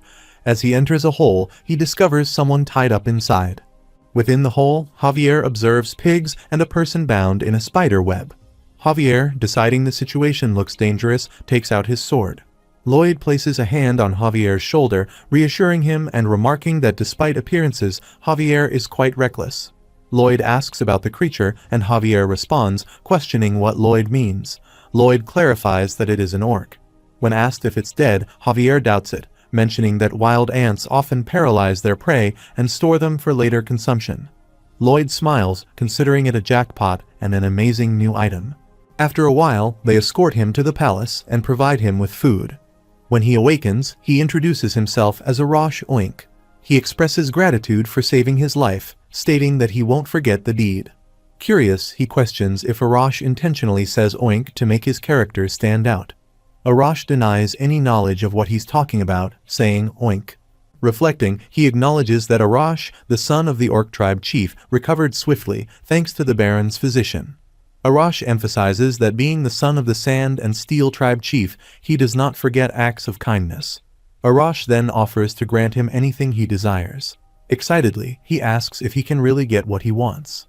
Thinking about saving Arash, he requests 120 orcs to work in the mine. Arash, considering it impossible, is questioned about why he can't fulfill the request. Arash mentions that it's because he just clicked his tongue like a bad man. Firmly refusing, he states that it's a habit of his, just like Arash's Oink. Arash asserts that orcs are all warriors, Oink, and warriors only follow a warrior's orders, Oink. He adds that Lloyd is not a warrior, so even if they provide him with orcs, he can't give them orders, Oink. Lloyd Frontera reflects on this revelation, realizing that orcs in the wild must bring the head of a wild ant for their coming-of-age ceremony. Speculating that Arash may have accidentally ventured too far into the ant cave and got paralyzed, he thinks of something and flicks his tongue. Lloyd acknowledges the situation, expressing that there seems to be nothing they can do. In a light-hearted tone, he congratulates Arash on completing his coming-of-age ceremony and applauds. Arash refuses the congratulations, stating that he didn't catch a wild ant and got paralyzed, making it a failure on it. Confused, Lloyd questions what Arash is talking about. Arash points towards Queen Ant and mentions that they caught that creature together, Arash and Lloyd. Arash responds that he doesn't recall catching an ant that big. Lloyd counters, saying his memory must have been affected when he was paralyzed. He goes on to describe the unbelievable sight he witnessed in the ant nest, where the queen ant resembled a pile of rags, quivering, and then exclaimed, he can't believe he was attacked by a young orc, placing his hand on his shoulder. Arash inquires if wild ants can talk, asking can wild ants talk, Onik? Lloyd confirms, stating that they can indeed talk very well. Lloyd expresses gratitude to Arash, acknowledging that with his help, they were able to easily strike down the weakened wild ant. He emphasizes that the wild ants were caught by both Arash, the great warrior, and himself. Arash modestly replies that Lloyd is also a great warrior. Lloyd then brings up the matter of the 120 worker orcs. Arash assures him, stating he will have them, Oink. 1 week later, in the village of the Sand and Steel tribe of wild orcs, he reflects on how they completed the long journey to bring back the worker orcs. The tribe head, Akush, apologizes, stating that Lloyd, the human, cannot have his request granted Onik. Lloyd Frontera looks at them surprisingly, wondering why they changed their minds again. Lloyd inquires about the reason for Akush's refusal, addressing him as His Highness Akush, the great chief of the Sand and Steel tribe. Akush explains that their tribe consumes a significant amount of meat to build up their muscles Onik. He adds that they hunt every day in 3 shifts to prevent muscle loss, as any reduction in muscle mass would jeopardize the survival of their tribe. Akush mentions that they cannot decrease the number of warriors on the hunt. Lloyd, taken aback, responds, "Hang on, he goes out hunting every single day." Akush agrees, stating that meat spoils after 1 day, leading to muscle loss if not consumed promptly. He contemplates the focus on muscle loss with Akush, and Javier interjects, stating that protein and muscles are essential for the life of these men, suggesting that they should give up. Lloyd Frontera, however, proposes an alternative, asking what if his meat could last multiple days without spoiling. He adds that this way, he wouldn't have to go hunting 3 times a day and could lend them his worker orcs. Confirming his understanding, he asks if that is what Lloyd is suggesting. Akush agrees, acknowledging that their orcs would like to repay Lloyd's kindness, but they cannot risk muscle loss. Lloyd responds optimistically, expressing his belief that it is possible. He reiterates, saying that he can make the meat last for days without spoiling. Lloyd Frontera thinks let's wind back to when they first arrived at the village. Arash becomes emotional and runs to his father, while his father also becomes emotional. They both quickly ran to hug each other. Lloyd Frontera thinks that all they did was hug each other, but the power was enormous. If he were caught between them, he would be turned to smithereens. He thinks that if he could get 120 workers like that, their productivity would increase by hundreds of times. Another thing that caught his eye was Arash telling his father that he had brought back the head of the queen ant while showing him the head. Akush and his other tribe members become so excited, and his father says he is so proud of him, calling his son fantastic. In celebration, today will be a grueling leg day, while the other tribe members hold heavy things and perform leg exercises. Meanwhile, Lloyd Frontera looks at them and wonders what they are doing with those priceless objects. He thinks they probably pillaged some village or just picked them up somewhere, but they don't see them as anything more than fitness tools. He mentions that's why he made a contract with the tribe chief to get the worker orcs and their treasure. Javier explains that the contractor will build a Siakbingo for the client, and the contractor will receive the fitness tools as payment. However, fitness equipment made of stone will be provided in their place, as he reads the contract. Lloyd asks what this is Siakbingo and thinks of yet another thing he has neither seen nor heard of. He replies that he knows how, at the royal palace, some mages use ice magic to preserve food. He mentions that this is like a building that can achieve the same effect, but without the aid of magic. Javier inquires about where he learned such techniques, and Lloyd responds that he acquired the knowledge at a student society. Javier seeks clarification on what a student society is, and Lloyd declines to explain, expressing surprise at how much Javier doesn't know. Lloyd continues, emphasizing the need for granite to build the Siakbingo, describing it as an extremely strong rock. Javier comments that it doesn't seem easily detachable. Lloyd agrees, acknowledging its hardness, but suggests they have an alternative to dynamite. He turns toward Javier with a plan in mind. Javier, realizing he might be used as a substitute for dynamite, recalls a significant episode from the book Night of Blood and Iron involving Namaran's Wall, a city trapped within a powerful evil magic force field. Inside the city are thousands of refugees that Javier needs to save.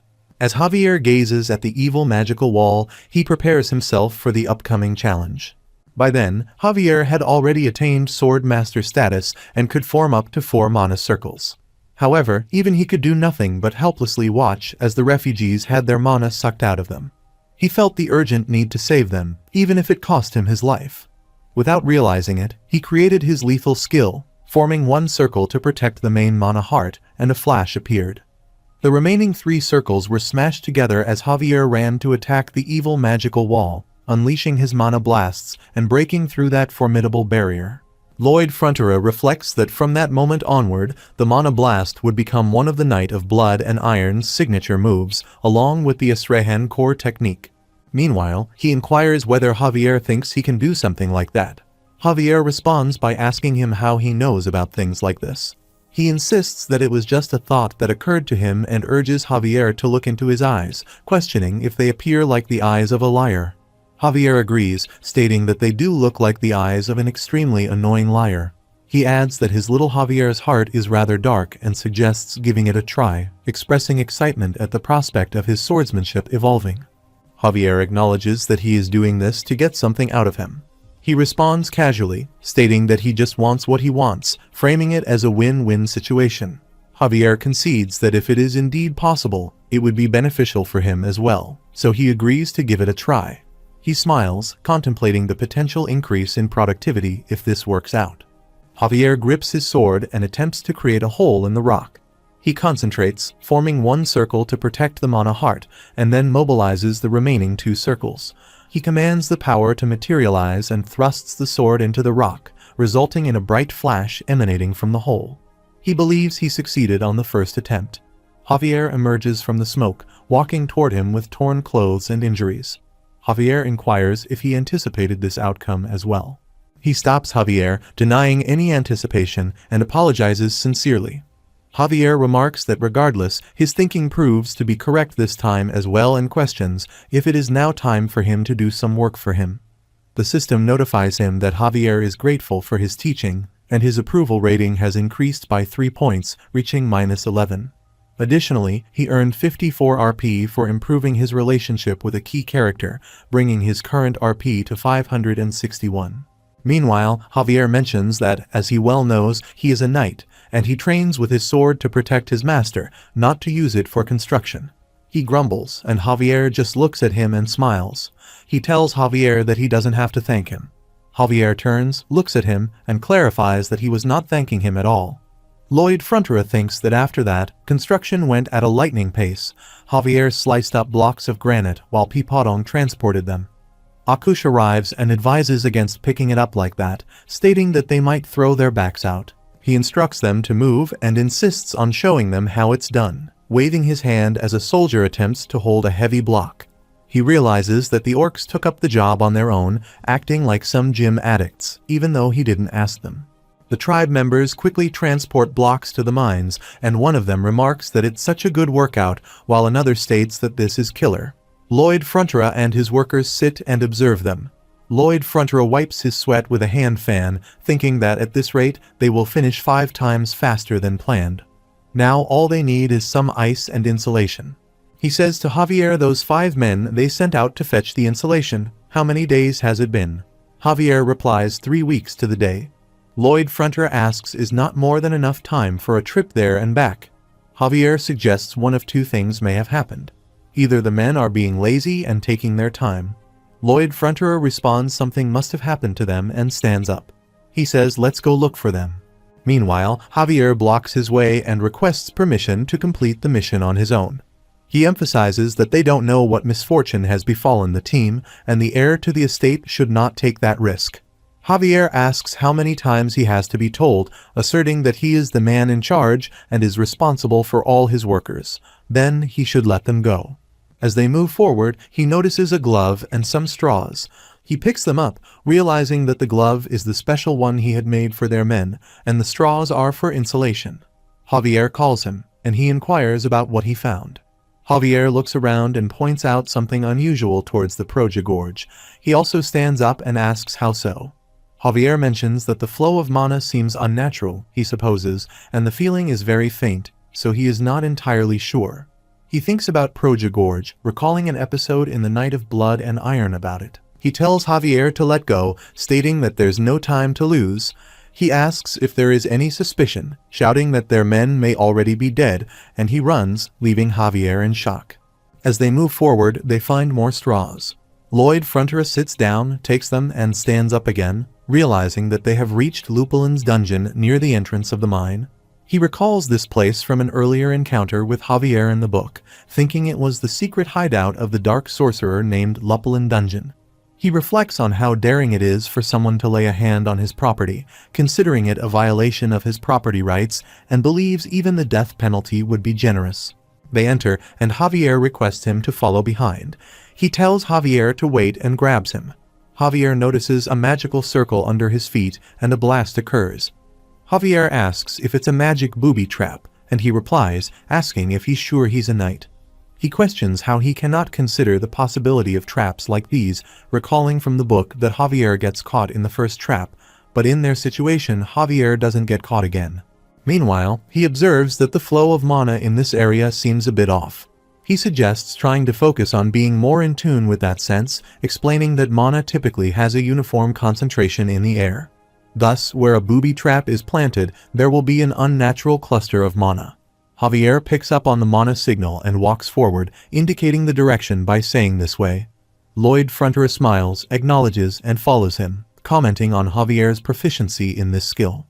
Javier thinks to himself that Lloyd Frontera always evades a straight answer with lies, but there is no doubt that Lloyd Frontera knows exactly what is happening now and what will happen in the future. However, Javier also notes that he doesn't sense any significant mana or special energy from Lloyd Frontera. Despite this, he decides to focus on the task at hand, the immediate rescue of those soldiers. On the other side, Lupulin is engrossed in reading a book. Suddenly, he turns and looks at the door, suspecting that a trap has been triggered by intruders. Lupulin wonders if they are here to rescue the men he abducted a while ago. He closes his book, convinced that the intruders are likely dead, and thinks that the preparations are finally complete. Opening the door, Lupulin hopes that this time the experiment will succeed. He discovers all the soldiers of Lloyd Frontera and grabs one of them by the hair, dragging them into another room. The frightened person pleads with Lupulin not to kill him.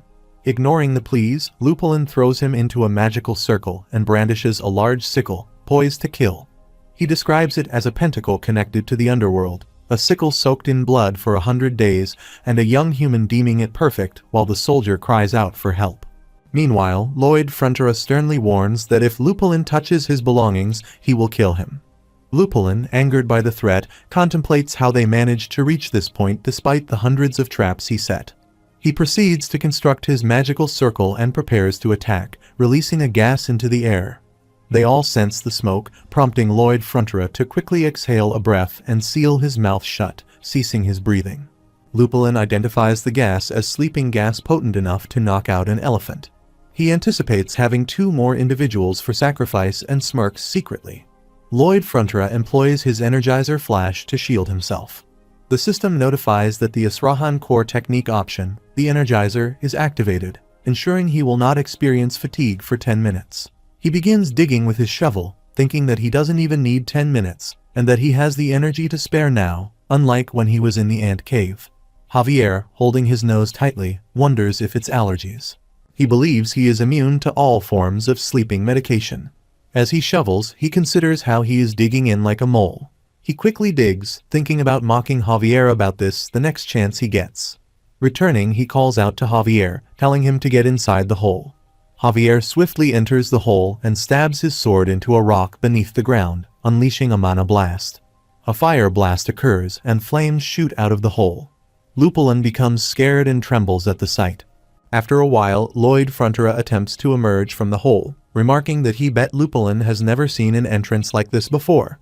Lupulin once again constructs his magical circle, pondering what kind of monster this is. He sits in a large magical circle and performs a magic spell, summoning a giant 2-faced monster that roars loudly. Lupulin reflects on how his reincarnation spell keeps failing, but he has inadvertently created this extremely powerful ghoul as a byproduct. He believes there is no way anyone will even scratch its steely skin. The monster roars at both of them as they prepare to fight. Lloyd Frontera warns Javier that this opponent is going to be quite tough and mentions its weakness is its legs. Javier runs to attack the monster, delivering a mana blast slash that cuts it into 2 pieces.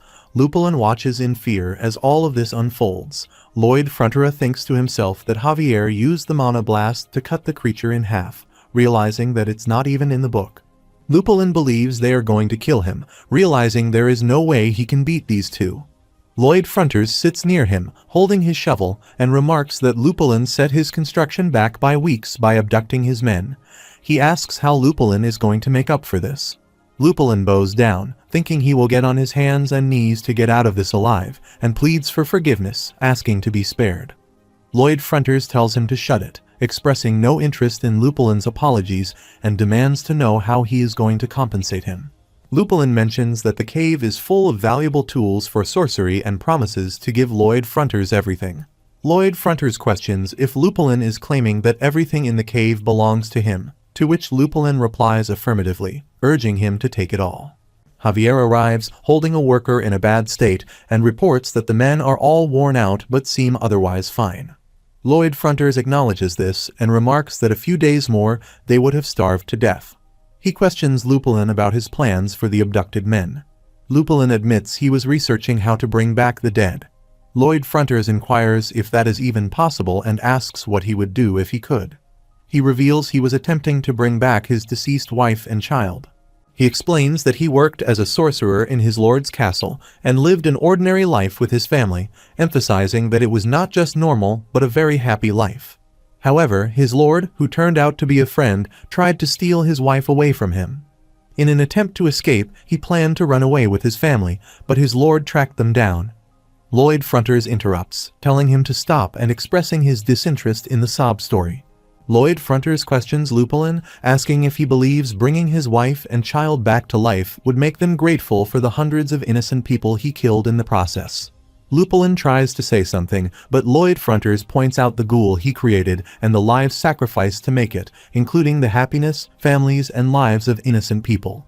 Lloyd Fronters questions if none of that matters just because Lupulin has a tragic story.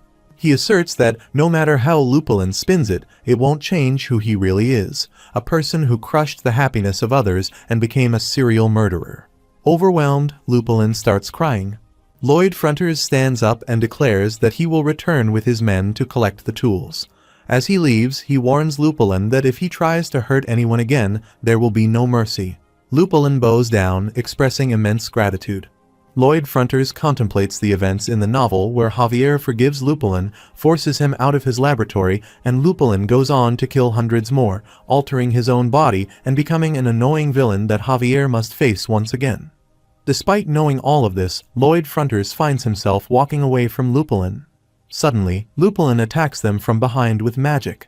Lloyd Fronters looks at him and reminds Lupulin that he explicitly told him there would be no mercy. He believes it's because he foresaw this outcome from the beginning. Javier attacks Lupulin, cuts his neck, and ultimately kills him. The story shifts to a worker's head who insults another worker and questions where his manners have gone. The worker insists that his bow needs to be at 90 degrees. Reflecting on a past experience with an old guy who would curse him for no reason, the worker mentions that every time he acted out, he would apologize, promising to be more careful.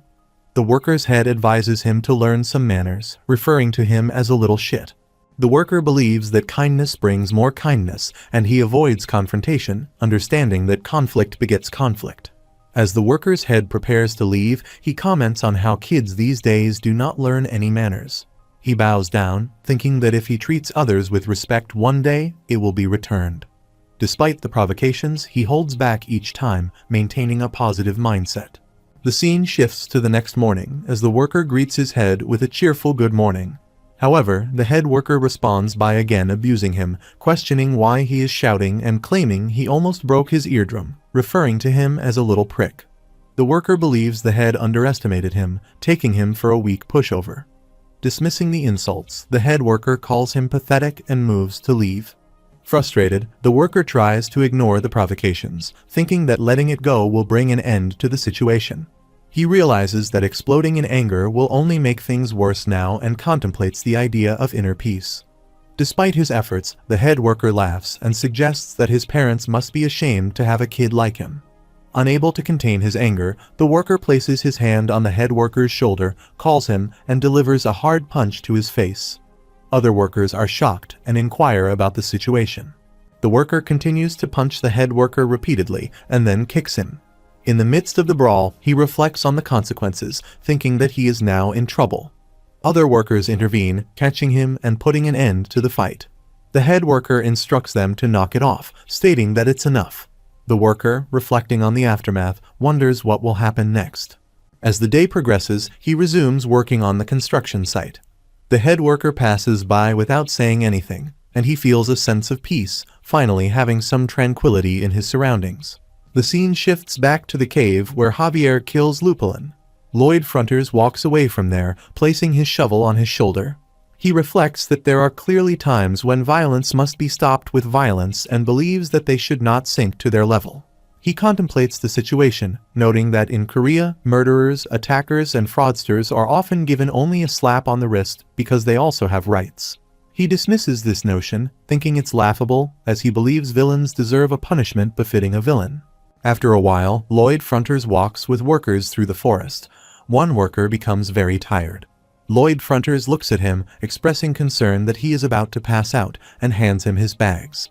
He reassures the worker that he can handle them. Lloyd Fronters also instructs other workers to give their bags to the tired worker, making it an order. He ties all the bags together.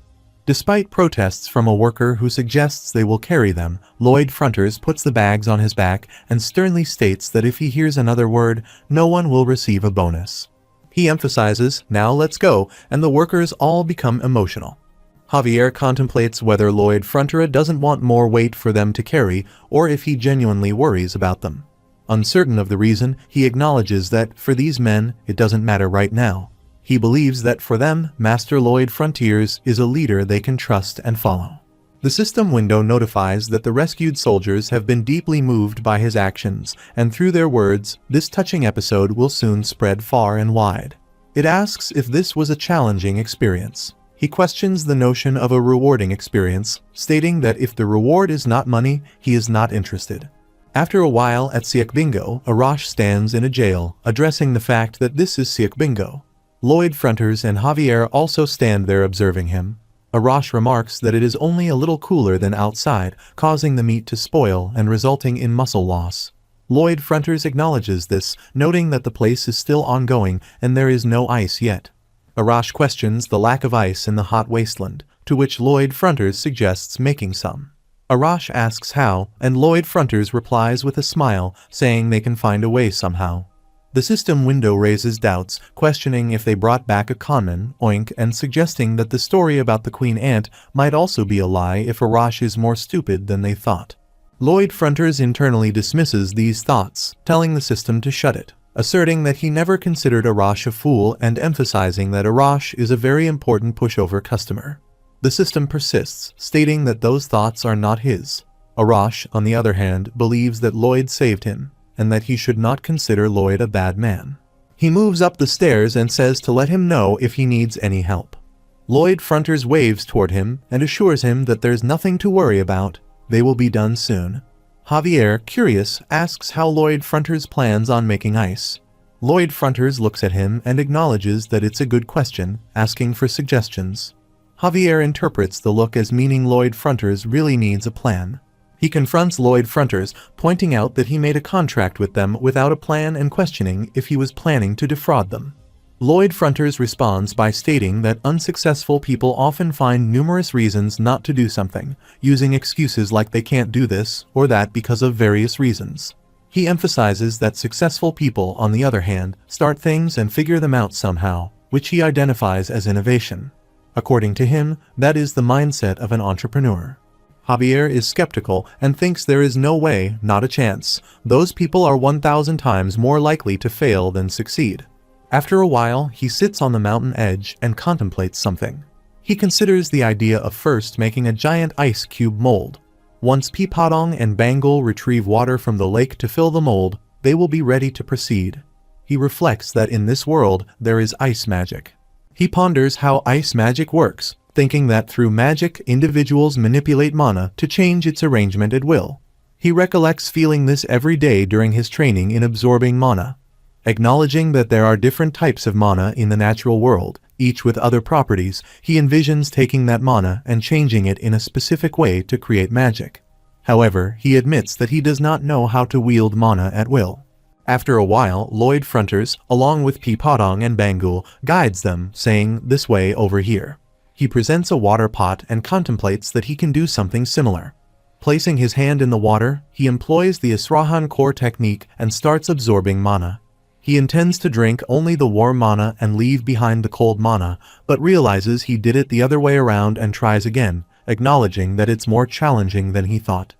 Javier stands behind, observing everything, and reflects on the mindset of starting things and figuring them out somehow. He finds it irresponsible and reckless. At least, that's what he initially thought. However, he notices Lloyd Fronters figuring out a way as if he's showing off, and he realizes there may be no stopping him. Lloyd Fronters harnesses his power. The system window notifies that he has developed a new application for the Israhan Core Technique, leveling up the skill to Israhan Core Technique Double Circle Level 2. The scene shifts to a few days later. People of the Sand and Steel tribe observe the ice block and remark that Lloyd Fronters made ice. Lloyd Fronters states that all they need to do now is put in the insulation, and they are done. Akush expresses amazement, noting that now they won't have to throw out any meat. Arash adds that they won't have to hunt every day, and in celebration, today will be a triceps day, and everyone will be called to the square. Reflecting on the situation, Lloyd Fronters thinks about the mindset of an entrepreneur. Javier agrees, acknowledging that he is right. The leader of the tribe expresses deep gratitude to Lloyd Fronters, the human. Lloyd Fronters modestly responds that they are too kind, as he was merely fulfilling the terms of their contract. The system window notifies that Lloyd Fronters receives 120 orc workers. Akush, a member of the tribe, emphasizes that orcs are different from humans. They don't take things for granted just because of a contract. He states that when they are grateful, they show it. Therefore, Akush from the Sand and Steel tribe makes a vow to Lloyd Frontera. He declares that from this moment, they are considered family. Lloyd Fronters and the Sand and Steel tribe. They perform some moves and proclaim themselves blood brothers. Lloyd Frontera is shocked by this gesture. Akush adds that the Fronteras are their friends and an enemy of the Fronteras, an enemy of their tribe. He assures Lloyd Frontera that if anyone causes them trouble, they will be at their side. The system window appears in front of Lloyd Fronters and notifies him that the tribe has opened up, accepting him as a true friend. The Orc tribe's approval rating of him has risen, increasing his RP, and he receives a special bonus RP for helping the tribe open up, bringing his current RP to 611. In response, Lloyd Fronters exclaims, "Long live the Sand and Steel tribe." Lloyd Fronters says that when they arrived back in town after the long and arduous journey a while later, the townspeople were understandably frightened. He reflects that it's no wonder, with 120 frighteningly muscly orcs entering the town, he should issue an announcement to try and quell their fears. He acknowledges that, for starters, people tend to think of orcs as scary. Lloyd Fronters' parents also get frightened. He feels even the Baron, who knew why he went to see the Orc tribe, was frozen in fear when he saw them in person. Then there was the unexpected bonus. The system window notifies that the story of his defeating the Dark Sorcerer and rescuing the soldiers is spreading throughout the land. The people are praising him for valiance and courage. It notifies that there is a bonus RP for a special achievement, plus 300, bringing his current RP to 911. He thinks of forgetting the praise but comes to Papa, RP, and first things first, the Baron said he would find some wealthy merchants for the Orcs' exercise equipment, and now all they have left to deal with is the Dark Sorcerer's tools.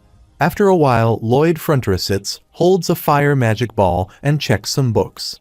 Javier stands behind him and asks if there is anything of monetary value. Lloyd Frontera responds that he is not sure and is looking first to see if there is anything they can use before selling it. He spots a book and thinks, "What's this?" He mentioned that he needed to head to his place and would leave Javier to tidy up the rest. After a while, he runs toward the cave and asks where Tords is. He mentions that he was looking for him. Lloyd Frontera points to him and shares some good news. He asks if Tords remembers the terms of their contract, specifically the part about working for 520 years. Tords confirms that he does.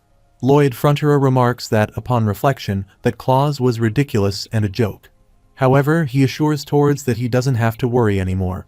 He shows him an article in the book and says, "Here, there's a spell that can turn a corpse into a ghoul he can control." He exclaims that it means he can work the whole 520 years and asks if that is not exciting or sounds fun. Tords does not say anything. He asks if he is the only one excited about this. He tells him to smile, but Tords starts crying. He encourages him by saying to keep up the great work, and he can do it, then leaves from there. The system window notifies that the rules of the underworld are impressed by him and would like to offer him a position. He thinks of shutting it. What did he do wrong? He happily runs from there. After a while, he walks into a castle and thinks now he needs to discuss some things with the Baron. He checks a room and notices he is not there. Emily comes behind him and says the Baron is in the reception room, and he has some guests. He asks which guests. she says Mr. Sinchilon and Mr. Meatloaf. He gets excited to hear their names and makes strange faces. She asks what is with that face. Meanwhile, moneylender Meatloaf informs Baron that, as he already knows, their policy is to receive the principal of the loan in a single repayment. However, just this once, a special arrangement will be made so he can repay 10% of the principal, provided he hands over the rights to Meatloaf. Meatloaf questions why Baron is not responding and asserts that answering would result in a reduction in his interest payment, which would be beneficial for him. Just then, Lloyd Fronterer knocks on the door and announces himself as Lloyd. He politely asks for permission to enter. Baron responds affirmatively, saying, "Yes, please come in." He opens the door, enters and greets them, expressing his hope that they have both been well. Meatloaf presents some papers to Lloyd, cautioning him against making threats and stating that they have an official invitation. Lloyd Fronterer laughs, acknowledging his intellectual nature, and mentions overhearing the enticing offer Meatloaf is presenting. He boldly proposes an offer of his own. In response, Meatloaf expresses his disinterest, stating that he does not care for any offer from Lloyd. He declares that moving forward, they will repay their debts in smaller tranches, and he will, of course, lower the interest accordingly. Meatloaf interrupts, stating he had made it clear he did not want to hear it, and questions how dare he. Despite the objection, he smiles and mentions that both parties can present less than ideal offers. Expressing anger, Arash enters the room and demands to know who dares to anger his Fronterer brother. Meatloaf and Shilon become frightened. Arash warns that anyone causing trouble for the Fronterers will face the full force of the Sand and Steel tribe. Lloyd Fronterer intervenes, questioning Arash about the misunderstanding, to which Arash clarifies that it sounded like they were shouting at Lloyd. Lloyd denies this, attributing it to his loud voice. Assuring them not to worry about him or his offer, Arash asks for their opinion. Lloyd Fronterer inquires whether they should refuse it. Arash, concerned about hurting Fronterer's feelings, threatens to tear anyone who hurts him to pieces. In response, Meatloaf and Shilon quickly run away from the scene. Lloyd Fronterer observes the invitation letter and expresses that if he had things his way, he would cancel the debt entirely. However, recognizing that it would be a crime, they will have to make do with these changes. Baron acknowledges this, saying yes and expressing gratitude. Lloyd mentions that the Ondal construction business is gradually expanding, and the mining of soft coal is progressing smoothly. He assures Baron that they will be able to pay off the debts in no time. Lloyd emphasizes the importance of keeping the contract safe, handing the paper to Baron, who confirms with a sure. However, Lloyd notes a significant problem they are facing. If not resolved, it could lead to serious consequences. He points to Arash and mentions that these guys consume 10 times more than a normal human. The cost of feeding them is substantial, and if this continues, they may accumulate more debt. Baron reacts with shock upon hearing this revelation. He reflects, reaffirming his belief that the orcs are the best miners. Arash begins digging the tunnel, working tirelessly. Lloyd Fronterer arrives at the site and inquires from a worker about Arash's location. The worker points to Arash, stating that it's that orc over there who has been working non-stop for 24 hours. The workers manage to catch Arash with difficulty. Lloyd Fronterer instructs them to get Arash out of there, emphasizing that he wants to see him back the next day. Arash protests, expressing his reluctance to rest as he intends to work out his muscles. He believes that the orc's remarkable fitness and insatiable desire for a workout have resulted in a productivity increase of more than tenfold. Arash inquires about wages, specifically mentioning money and stating that orcs have no need for it. He believes they even refuse to be paid. However, he notes that orcs only ask for their bellies to be full, acknowledging that it's easier said than done. After a while, Lloyd Fronterer sits with his father, Baron, and asserts that they must increase tax revenues exponentially. They need the funds to purchase meat for the orcs, and by considering the productivity of the mines, they would never incur losses. Baron acknowledges the point but expresses concern for the people's current struggles, emphasizing that raising taxes is challenging for them. Lloyd Fronterer acknowledges the difficulty, stating that raising taxes without a valid reason would be akin to robbery. He questions who would be willing to work hard if their earnings were to be taken away. Such a practice, he argues, would result in a decrease in tax revenues, leading to losses. Baron queries how he proposes to raise tax revenue. Lloyd Fronterer simplifies the solution, suggesting that they need to enable people to earn more money. He proposes focusing on the forgotten northern lands, specifically transforming the Merit's wetlands into farmland. By providing this land to the people, they can farm to their heart's content, make a profit, and consequently contribute significant tax payments. After a while, Lloyd Fronterer walks into fields filled with water, carrying his shovel on his shoulder alongside Javier. Javier remarks that this land has been abandoned for hundreds of years and questions how people will farm here. Lloyd responds, expressing confidence in his plan, but he asks Javier to wait, acknowledging that he needs to emphasize the difficulty of the task. Sitting near the water, Lloyd notes the complexity of the terrain and the numerous variables involved. He realizes the necessity of building something to drain the water, especially during rain, and acknowledges that he has no choice but to resort to the old-fashioned way. He starts making pathways with mud in between the water, expressing doubt about the success of his attempts. After some time, Lloyd continues his efforts to create pathways with mud in the water. Baron arrives and asks Javier how many days it has been. Javier responds that it has been 21 days, during which he has not rested or eaten properly. He inquires if he should stop him. Baron responds negatively, stating that despite being his father, there was a time when he despised him. He questioned whether he would ever mature into a man, but miraculously he has transformed into a different person, actively working to assist the land. Baron admits that he may not be able to provide direct help, but he does not want to be an obstacle in his path. Javier commends Baron's wise decision, highlighting that the current Master Lloyd is the type of person who never gives up on keeping his word. The system window notifies that Baron Fronterer's approval rating has increased, and he has received 20 RP, with his current RP standing at 931. As time passes, he navigates through the mud between the water and realizes that it's draining away. He reflects on how the water draining away symbolizes the influx of tax money, and he envisions being showered with that sweet golden money. Feeling relaxed, he thinks that the work was demanding but not as bad, especially compared to staying up all night doing part-time construction work. Observing the status window, he is notified that his efforts have significantly impacted the special skill of architectural design, unlocking a new skill. He reveals that the design skill option 3 is simulation mode, allowing him to use data obtained from surveying the land to create a virtual simulation. He uses the skill to check the mountain structure and waterways. Attempting to stretch a mountain, he becomes frustrated, questioning why this information is only revealed now after working tirelessly for an entire month. The system window responds, pointing out that he had just mentioned it was not that bad. He remarks that he was merely saying that in reality, it was quite challenging. The system window notifies him that only knowledge he has acquired himself is enhanced with skills, all due to his wish. Reflecting on when he first arrived, he mentions his wish but expresses confusion, stating that he still does not understand if he knows what his wish had to do with coming to this world. He explains that his wish was simple: to get through college, obtain a license, secure a position in a good company, and not have to worry about money. The system window counters, stating that those were merely goals, while a wish is something much more intense, transcending all time and space.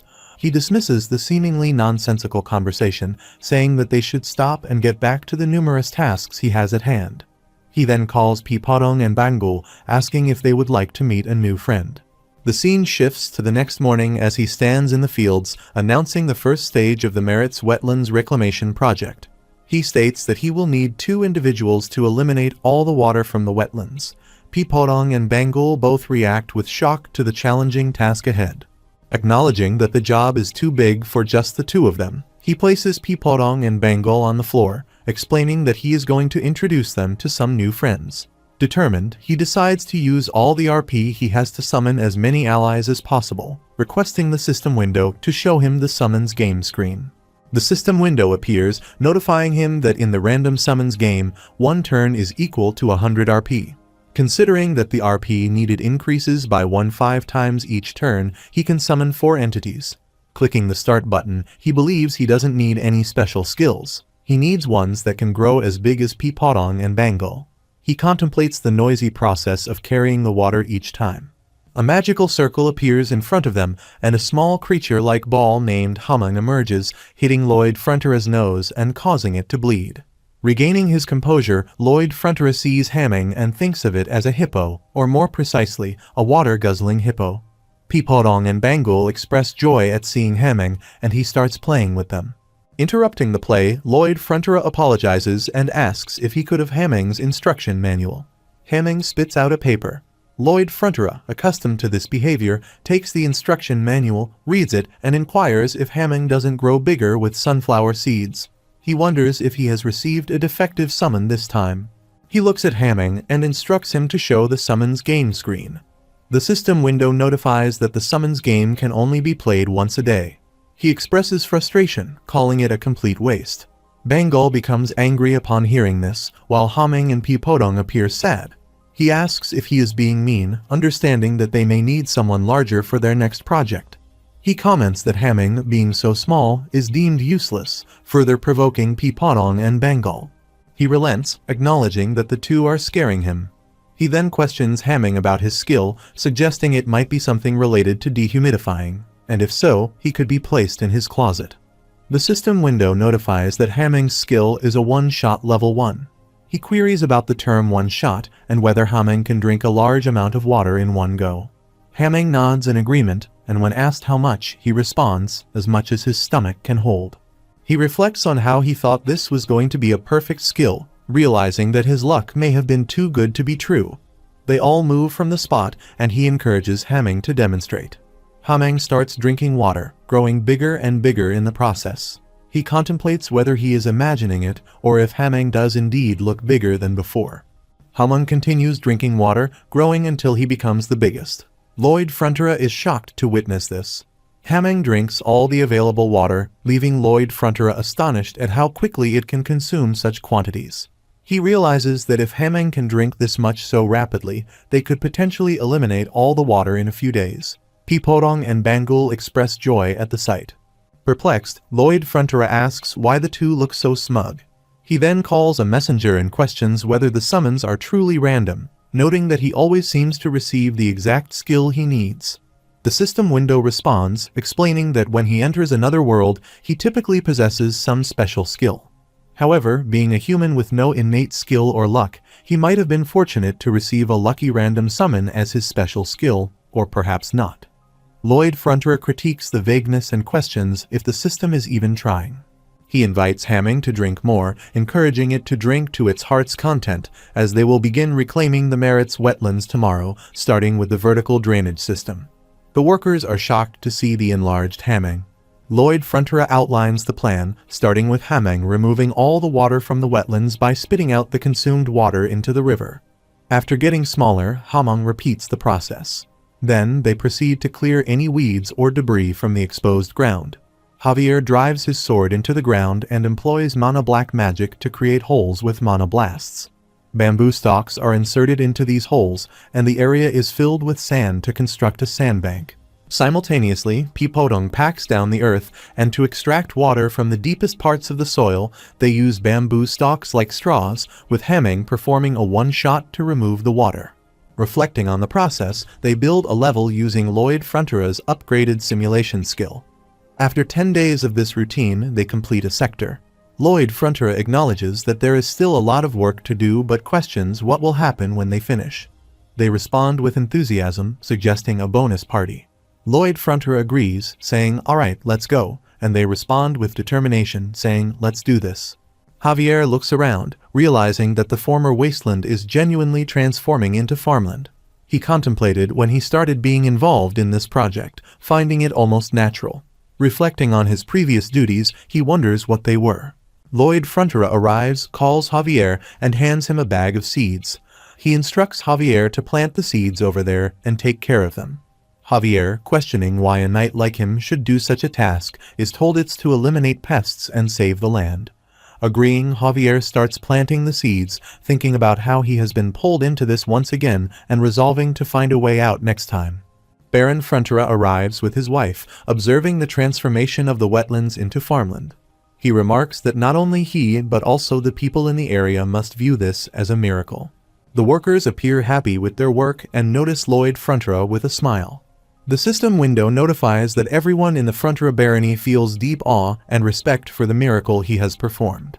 For this great achievement, he has been awarded a large amount of bonus RP. The notification indicates that the bonus RP for the special achievement is plus 450, bringing his current RP to 1281. He is pleased to see the updated RP. After a while, the seeds grow and transform into plants, with Javier watering them and smiling. Lloyd Fronterer remarks that now all they need to do is build a water wheel, and they will truly be done.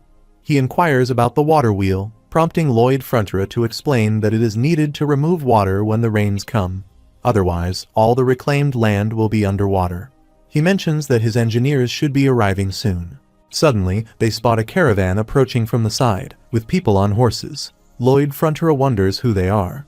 Javier identifies them as Viscount Lacona's group from the north of the Maritz wetlands.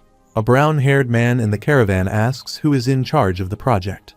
Javier advises him to show some manners, but Lloyd Fronterer stops him and identifies himself as the one in charge, asking if he can help them with something. The brown-haired man reveals that the land belongs to Viscount Lacona and orders them to leave immediately. Lloyd Fronterer expresses surprise at not being aware of this and asks if there's a way to resolve the situation. Lloyd Fronterer and Javier arrive at Marty's wetlands. Lloyd Fronterer reflects that for hundreds of years, people haven't set foot on this wasteland.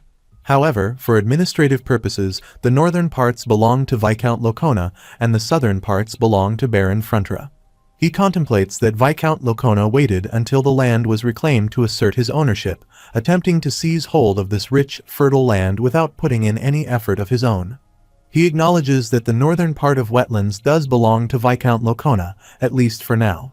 Addressing Viscount Lacona, Lloyd Fronterer questions whether he is suggesting that they are trespassing on his lordship's land. A brown-haired man affirms that, as a subject of His Royal Highness, Viscount Lacona was granted rights to this land. Lloyd Fronterer responds by dismissing him, stating that they are noblemen having a conversation and questioning why someone of lower status wouldn't keep his mouth shut. The brown-haired man becomes irritated, and the soldiers look at him surprisingly. Meanwhile, Lloyd Fronterer steps forward, bowing down, and introduces himself as the eldest son of Baron Fronterer. Viscount Lacona acknowledges having heard of his crude behavior, expressing that he has nothing to say to him and instructs him to bring his father. Javier observes and thinks about how rude Viscount Lacona is. Annoyed, Lloyd Fronterer puts his finger in his ear, and Viscount Lacona asks if he doesn't hear him, instructing him to bring Baron Fronterer. Lloyd Fronterer refuses, stating that he can hear quite well, likening the request to the buzzing of some pesky fly. Viscount Lacona questions where the fly is and looks around quickly. The brown-haired man whispers to him that Lloyd Fronterer is insulting him. Viscount Lacona becomes angry and asks if he really did this. The man replies, citing the Land Act of the Kingdom Title 321, claiming special exemption regarding the development of barren land. Viscount Lacona shouts, "Wait a minute," and directs abusive remarks at him. In response, he calmly states Clause 1 is the aim, explaining that the aim of the law pertains to the development of long-standing barren land and the establishment of ownership of the reclaimed land. Viscount Lacona urges him to listen, and he proceeds with Clause 2's definition, clarifying that barren land refers to land that has been abandoned for over 100 years, with no residential or cultivation activities taking place. Continuing, he details Clause 3 is ownership. Any land meeting the specified requirements will be recognized as belonging to the developer of the barren land. He outlines the criteria. First, the land must be developed with a clear purpose through the investment of capital and labor. Second, it must be capable of supporting a residential building. Third, it should support long-term agricultural activity. He adds the fourth condition, stating that the land must have produced at least one harvest of a crop variety specified by law. As he walks, he takes a vegetable from the ground as an example. He instructs them to take these seeds, plant them all the way over there, and look after them. It's to get rid of the pests while handing over a bag of seeds. Congratulating everyone, he witnesses the historic first-ever harvest of the Marty's wetlands, stating there is no charge. He is not that harsh and laughs. Viscount Lacona wonders where this brat came from and ponders if he planned all of this ahead of them. The vegetable is given to Viscount Lacona with the words here, "Take this as a gift," and a request for him to please leave the land. Viscount Lacona becomes irritated, and they all walk away. Javier asks if he heard a prophecy somewhere about their arrival. He questions what this prophecy is and states it isn't his first time dealing with those types of leeches trying to steal someone else's hard work. After a while, the soldiers become so excited and exclaim Master Lloyd has saved their land. 3 cheers for him. He looks at them and asks if he is paying them to cheer for him, then instructs them to get back to work. The heavy rain starts and waters his plants. He sits near the plants and reflects that with summer over, fall has arrived, bringing heavy rains. He has run hundreds of simulations, but there's no room for complacency.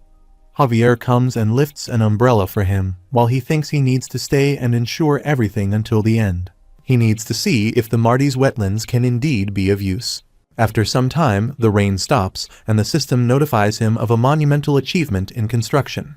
He has left an indelible mark in the history of civil engineering on the Laurasia continent. As a reward, he has received a large amount of skill experience. The system notifies him that the surveying skill has been upgraded by 2 levels, reaching intermediate surveying level 3 and adding land costs appraisal and subterranean scanning. The system once again notifies him that the design skill has been upgraded by 2 levels, achieving intermediate design level 3 and introducing map printing, floor plan marking, and 2D 3D simulation mode. He receives other notifications indicating that his approval rating with the Baron has increased by +5. As well as with the Baroness, Javier, Byron, and the townspeople, all by +5, except with the townspeople, which is +3. His current RP reaches 13. He smiles and says all done. Now, on to the next stage. Meanwhile, in the Locona Viscounty, Viscount Locona exclaims, "What's that reclaimed land migration incentives?" He angrily slams his hand on the table. The administrator confirms that they are providing the land for free with full protection for 3 years. However, in exchange, the residents must live there for 5 years, and migration is being restricted. Viscount Locona responds, saying which means the residents will spend the last 2 years furiously cultivating the land, and they'll be the owners. It's their land. He thinks about the Marty's wetlands becoming the golden goose laying her golden eggs and feels a pang of jealousy, realizing it was his land and half of it belonged to him. He places his hand on his belly, which shines. Determined not to give up this fertile land, he calls the administrator again and instructs them to bring in the supervisor of the dye workshop. A few days later, in the morning, Lloyd Fronteau wakes up in his bed and wonders why his head hurts so much. He contemplates if all the long days have finally caught up with him. Despite the pain, he realizes he can't just roll around in bed and needs to organize the sections and distribution allotment.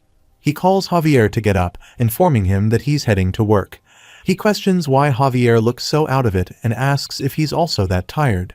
Javier, holding his head, gets up and mentions that this has never happened before, and the headache is quite severe. He thinks for a moment, considering if it can't be that. Yes. Emily, the maid of the Baron's estate, enters the room and apologizes, mentioning that she has had a bad headache since early in the morning. Mr. Punning Allop, a village farmer, also holds his head and informs them that it's not just him. His wife and little ones all have headaches. As he carries cow food on his shoulder, Michael, the farm boy in charge of the cows, adds that the cows have stopped drinking water since yesterday, risking dehydration. Lloyd Fronteau and Javier come out into the village. Lloyd Fronteau observes that it's affecting everyone in the village, and animals are avoiding water. He thinks he knew it. The water must be causing this. Reflecting on the situation, he acknowledges that one of the strongest weapons he has right now is his knowledge of this world, similar to the Book Knight of Blood and Fire. However, he also realizes that after the wild ant incident, there are things that don't appear in the novel. Considering Viscount Locona's possible interest in reclaiming the Merritts wetland, he did some research into those individuals and uncovered something noteworthy. He contemplates that the Locona region's primary source of income lies in their mysterious dyeing technology and the Ladona berry used for their dye. Realizing the potential impact, he becomes angry and directs abuses toward Locona. The scene then shifts to the palace, where Arcos Fronteau inquires about what was just said. The brown-haired person explains that it shouldn't have been difficult for him to understand. They demand half of the reclaimed Marty's wetlands, and in return, they will cease dumping their dye wastewater. Arcos Fronteau reacts, stating that what they are doing is blackmail. The brown-haired person acknowledges it as blackmail, and when confronted about not fearing the law, he confidently replies that they are prepared to face legal consequences. He suggests Arcos Fronteau could take him to court before Viscount Locona. Arcos Fronteau, expressing his anger, questions whether the brown-haired person is not afraid of the law. He vows to formally take him to court before Viscount Locona, slamming his hands on the table. Unperturbed, the brown-haired person insists Arcos Frontera should go ahead and take legal action, asserting that he may even win. However, he points out that it will take at least 2 years for a verdict, and with legal fees and the cost of obtaining new drinking water, will Arcos Frontera be able to hold out for so long? Meanwhile, they both stand up, and the brown-haired man says well then, he looks forward to his wise decision. Lloyd Frontera firmly states that his son and his people have invested blood and sweat into the land, and he will not give a lowlife like the brown-haired man a single inch of it. In response, the brown-haired man bows down in front of him. Seizing the opportunity, Lloyd Frontera and Javier open the door and swiftly subdue him, causing him to fall. Lloyd Frontera then reveals that it seems their parasitic neighbors have been tampering with their river water. He bows and suggests discussing countermeasures. The brown-haired person, angered, questions if he just insulted his master. He replies that he scared him, expressing surprise that parasite scum could understand humans. In response, the brown-haired person draws his sword and declares in anger that he has insulted the honor of this knight twice. In the name of Kernot, he challenges Lloyd Frontera to a duel. They both go out and engage in a duel. Lloyd Frontera repeatedly strikes the brown-haired man's head with a shovel, causing him to cry out and plead for mercy, saying he yields and begging Lloyd Frontera to stop hitting him. Lloyd Frontera agrees, stating that he's satisfied, but then mentions that it's for treating the Baron with disrespect and continues hitting him again and again. Arcos Frontera excitedly questions him about why he's still attacking when the duel is over. Javier observes the Baron, noting that he has never seen him like this. After some time, the brown-haired man returns and meets Viscount Locona. The Viscount comments that he told the man to go blackmail them, and instead, he received a beating. The brown-haired man pleads for forgiveness, but Viscount Locona, turning his mustaches, thinks for a moment and then says to wait a minute. He states that it's good work and that the only thing the Baron can do now is take them to court. Viscount Locona suggests that they can frame it as an assault by a reckless aristocrat, adding 4 years to the whole process, and he laughs. After a while, Lloyd Frontera laughs and expresses that he probably understands what Viscount Locona is thinking. However, he asserts that the Frontera barony will never engage in something so wasteful. He declares that they will overcome the situation through their own means, emphasizing that they've worked this land with their blood, sweat, and tears. He states their commitment to protecting it from the evil of greed. Lloyd Frontera outlines their plan. First, they will address the drinking water problem by constructing a reservoir. They dig a hole to store water, and Hameng fills the pond. Lloyd Frontera envisions humans bringing water from an upstream location before it becomes polluted. The system notifies him that Hameng's skill is at level 3. Javier observes the pond and acknowledges it as a good solution. However, he notes that neither he nor Hameng will be able to rest for even a day. Lloyd Frontera agrees, acknowledging that this is only a temporary solution. He reveals their intention to construct a water supply system and build infrastructure to bring in water from Lake Capua in the eastern mountains. Javier asserts that the distance is considerable and only the labor involved would be beneficial. He responds, acknowledging it as a significant loss, but assures that he will ensure a substantial fee for the construction. He claims to be aiming for a 10, perhaps even 100 times, profit as he walks away. Several months later, the scene shifts. Viscount Locona examines some documents and becomes irritated, biting his nails. He questions how such a situation could occur, and the administrator informs him that Baron Frontera's eldest son is requesting an audience. Viscount Locona, in frustration, shouts that he is busy and instructs them to leave. The administrator insists that they are here to assist with any problems he may be facing.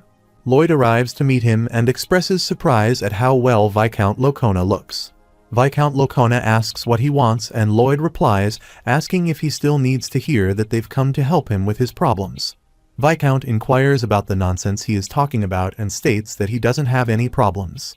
Lloyd insists, suggesting that perhaps he could help save his crumbling dye workshop. Viscount Locona accuses him of being the one who ruined his dye workshop.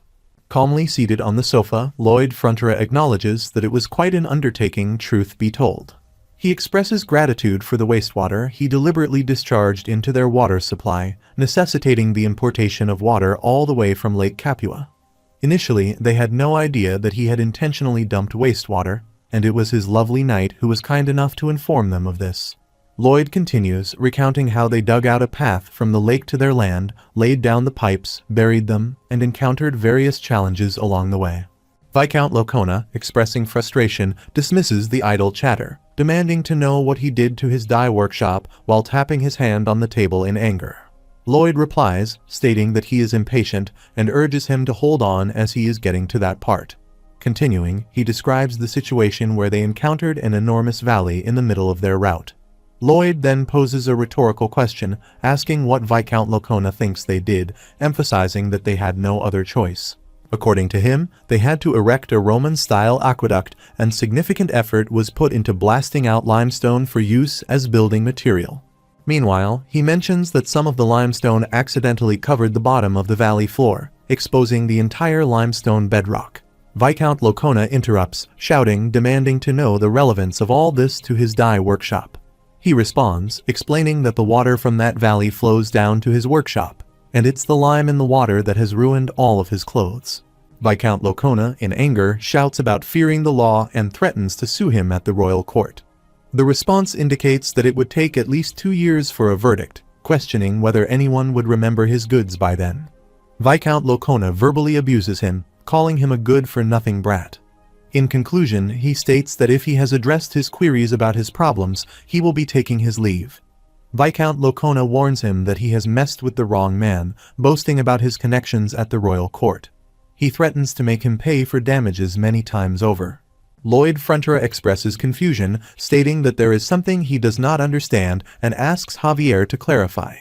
Javier explains that all he did was provoke and infuriate Viscount Locona, predicting that the Viscount will likely continue the legal battle until the bitter end. He notes that Viscount Locona has numerous connections in the capital, and if a legal battle ensues, it will be costly. Lloyd acknowledges and tells Javier to wait, saying they'll see who has more to lose. 1 month later, Viscount Locona bows down and admits wrongdoing, pleading for help to save his dye workshop. Lloyd questions if his affluent connections advised him that he couldn't win the case, considering he had already lost when his man admitted to intentional misbehavior. Viscount Locona admits imprudence and expresses deep regret. Lloyd, uninterested in his words, considers the situation. Viscount Locona persists, emphasizing how he is laying down his pride and begging for help. Meanwhile, he responds, questioning the value of what Viscount Locona calls pride. He asks if it is worth even 1/10 of a gold piece, stating that he would sell it 1,000, no, even 10,000 times over. He clarifies that he does not seek an apology. All he wants is a simple signature. If Viscount Locona signs the document, they can begin supplying water to his workshop within a week, and he will receive a contract. Viscount Locona screams, arguing that the price is excessively high and questions how one can put a price on water. He points out the irony, noting that the person who taught him that water is not free was Viscount Locona himself. After a while, he approaches his father, Arcos Frontura, who inquires if they are indeed receiving such a large sum every month while examining the contract. He affirms this, mentioning that the Viscount even signed it himself. He remarks that with this money, they can repay all the interest and still have some left over. He applauds and acknowledges the Viscount's generosity, laughing and reflecting that although the Viscount initiated the conflict, it ultimately brought positive results for their people and their lord. However, now the Viscount seems almost like the devil. He continues to laugh, contemplating that the contract lacks a specified end date. This implies that they will be extracting resources from the Viscount until the day he dies, metaphorically capturing him with chains. He asserts that even long after the Viscount's demise, they will continue to exploit that bloodline for generations, emphasizing that he cannot let the Viscount escape with just a slap on the wrist. He contemplates that if he could exchange his blood vessels for money, he would rip it all right out of him. Arcos Frontura interrupts, saying that he has some good news to share, and asks why his face appears unsettling, stating that he's scaring him. The person replies with an apology, explaining that he is just so happy about the contract.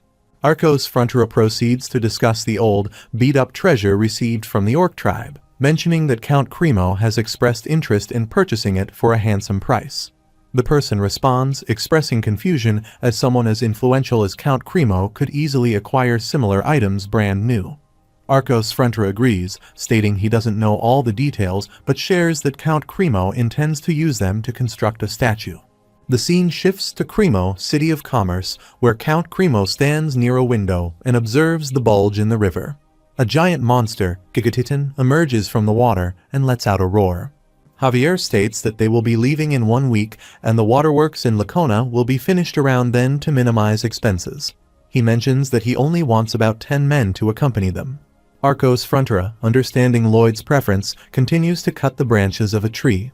Javier reassures him not to worry, as he will closely monitor Master Lloyd. He then reflects on a past incident when a knight from Viscount Lacona attempted to blackmail him into giving away half of the reclaimed Merit's wetlands. In the past, he would have been terrified and simply handed it over. However, after observing Lloyd's efforts and the people involved, he has found some courage of his own. He admits to having an indecisive and incompetent lord. Javier contradicts this, asserting that it's not true. He emphasizes that Arcos Frontera has always been the kindest and warmest person, more so than anyone else. Meanwhile, Arcos Frontera looks at him and smiles, expressing appreciation for his words. However, he adds that he can't claim to be a good lord solely based on those compliments. He believes a leader should possess firm principles and be willing to take action, just like Lloyd is doing at present. Javier reflects on Lloyd's apparent principle being money, but refrains from vocalizing it, contemplating whether pursuing wealth is truly a bad thing.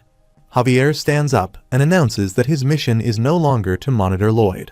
From now on, he requests to be entrusted with protecting Lloyd, the heir of the land. Javier agrees, stating that he will do as requested. He privately thinks that Lloyd Frontera has miraculously managed to revive his lord's fortunes, yet he could never end up liking him. Arcos Frontera inquires about Javier's aspirations for the future, offering assistance with anything he can. Javier reveals his desire to become a knight and protect his lord. He laughs and expresses gratitude, thanking him very much. He mentions that he managed to survive that harsh winter all alone, so he is confident he will become the world's strongest knight. The Baron then presented him with a wooden sword that he had carved himself, emphasizing the uniqueness of that wooden sword. He laughs again, stating that an orphan like him can become a knight, and he can keep dreaming and try again in his next life. He places the wooden sword on the stairs and breaks it. Afterward, Javier returns to his room, removes his coat, and looks at the broken wooden sword, which he hangs on the wall. He reflects that he could never end up liking him. Meanwhile, Lloyd Frontera becomes excited, welcoming his dear customer and expressing gratitude for seeking out Frontera Lullaby services once again. He mentions that he can't live without him anymore, asserting that he has become addicted. He adds a threat, stating that if his instructions are not followed, he could suspend his services. Javier responds, noting that he says the same thing every time and suggests they just begin.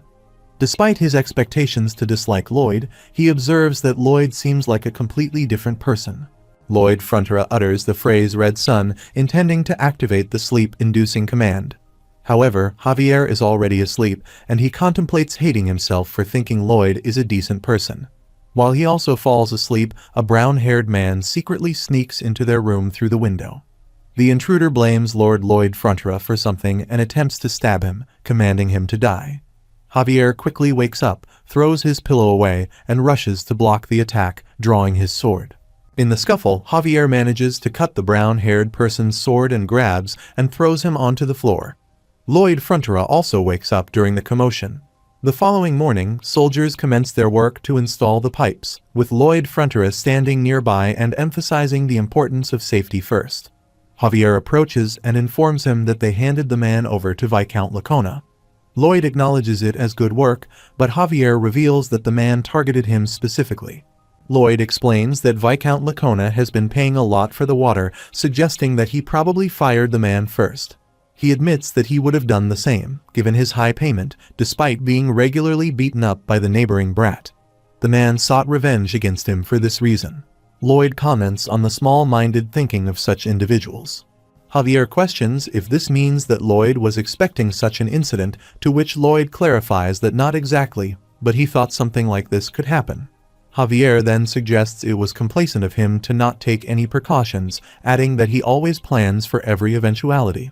Javier thinks to himself that Lloyd seems to consider and plan for all possibilities in advance. Lloyd Frontera asks what he is talking about and mentions that he has him beside him, so what other precautions does he need to take? He attributes his ability to move around freely to Javier, expressing trust in him. He asks him to consider the fact that a 5-year-old boy who lost his village in a monster attack managed to survive the winter with Javier's help. He points out that the boy is now standing there as a knight, questioning if there is anything more dependable than that. Feeling awkward, he wonders why Javier doesn't say something and regrets being so cringe. Javier, in his thoughts, expresses self-disdain for thinking that way. Lloyd Frontra laughs and remarks that it was a very Javier-like reaction, laughing again. Javier considers Lloyd Frontra to be a decent man, and the system notifies him that Javier Esrahan is finally releasing his long-term resentment, resulting in a 15-point increase in his approval rating.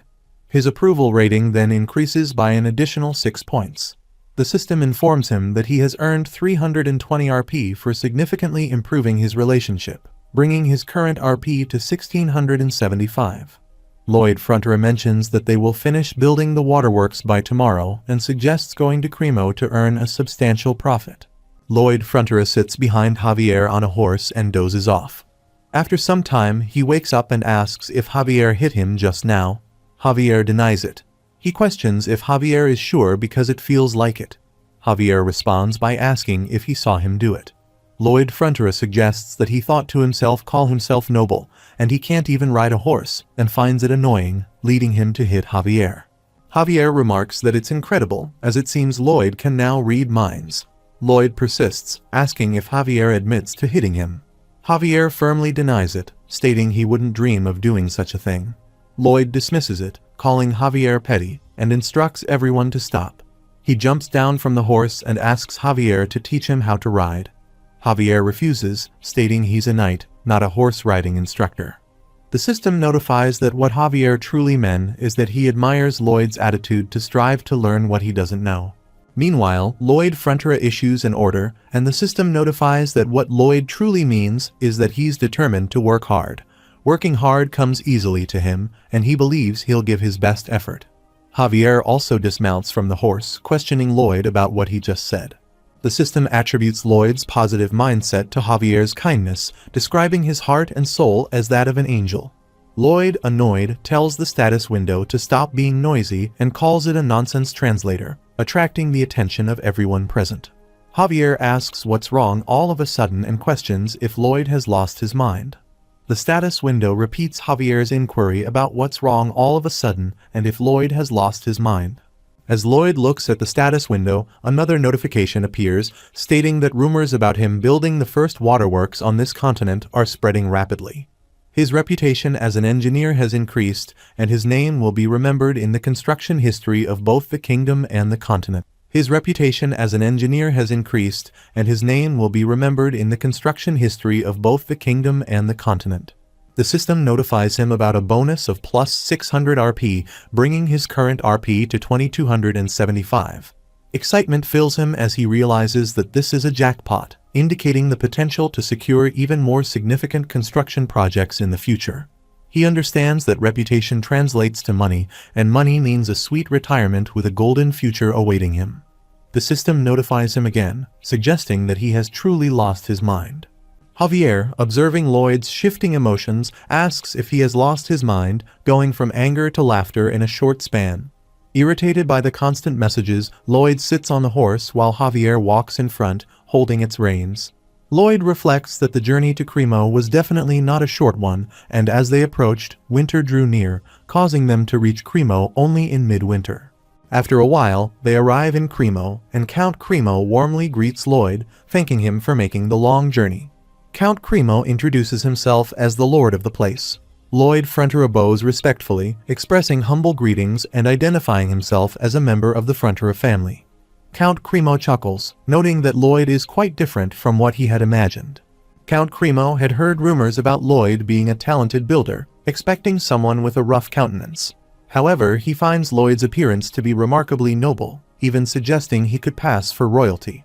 Count Cremo playfully asks if Lloyd is engaged, and if not, he should consider his daughter. Lloyd politely excuses himself, prompting Count Cremo to shout about the perceived insolence, questioning how a mere servant dares to interrupt the conversation between nobles. The system laughs, mocking the reference to Lloyd as a servant and finding amusement in the situation.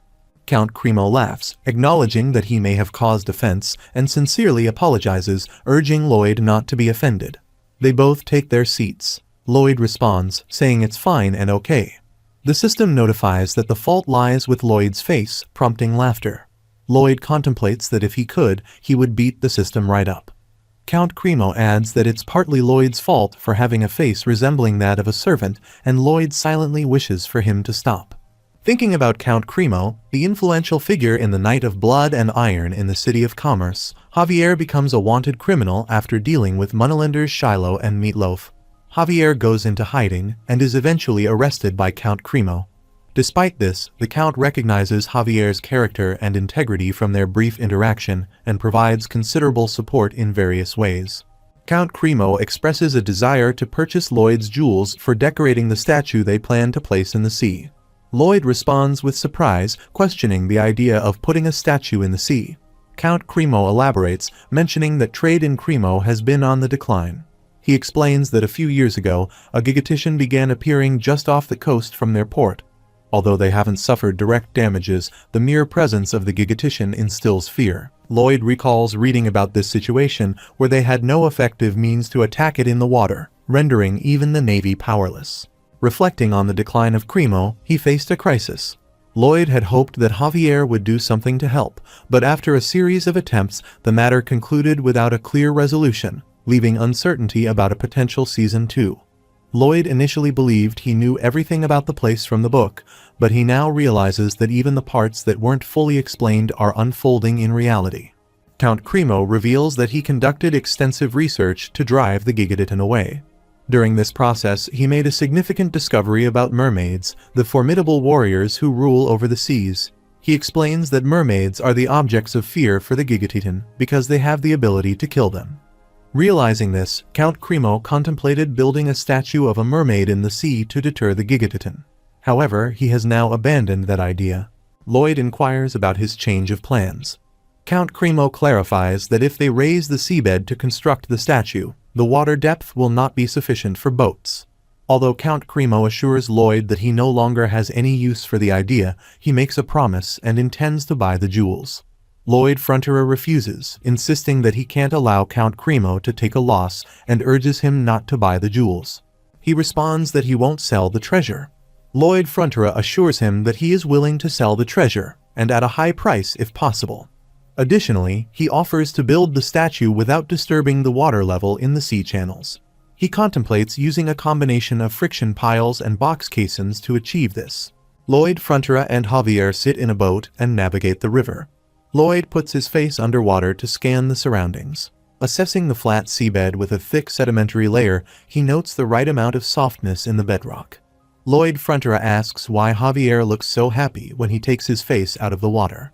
Javier apologizes, explaining that it's the first time someone suffering has made him so happy. He hands water glasses to Javier and mentions taking measurements. He casually asks if the contract is okay. He insists not to change the subject. Javier expresses his skepticism, stating that he can't imagine building up the ground vertically from the seabed unless magic is used. Lloyd Fronterer responds that it is a kind of magic, referring to the magic of cement. He ponders how to create cement in this world, considering that with Roman-style cement, he should be able to do it. Upon reaching the other bank of the river, Javier offers a hand to help Lloyd Fronterer out of the boat, advising him to be careful and not to watch his step. Lloyd Fronterer acknowledges Javier's banter, remarking that it has reached a sword master's level, and playfully asks if Javier is a banter master. As they converse, a girl arrives and inquires if he is Master Lloyd Fronterer. She mentions having something to give him and holds a letter in her hands. Lloyd Fronterer questions who she is, pondering her identity. She introduces herself as Christine, Count Cremo's daughter, mentioning that she saw him walking through the mansion courtyard yesterday. Blushing, she hands Javier a love letter, requesting him to accept it. Lloyd Fronterer acknowledges that he was somewhat expecting this and thinks it's fine. That's just how it is, he guesses. Javier takes the letter and places it inside his jacket. Christine leaves, expressing satisfaction that he has accepted it.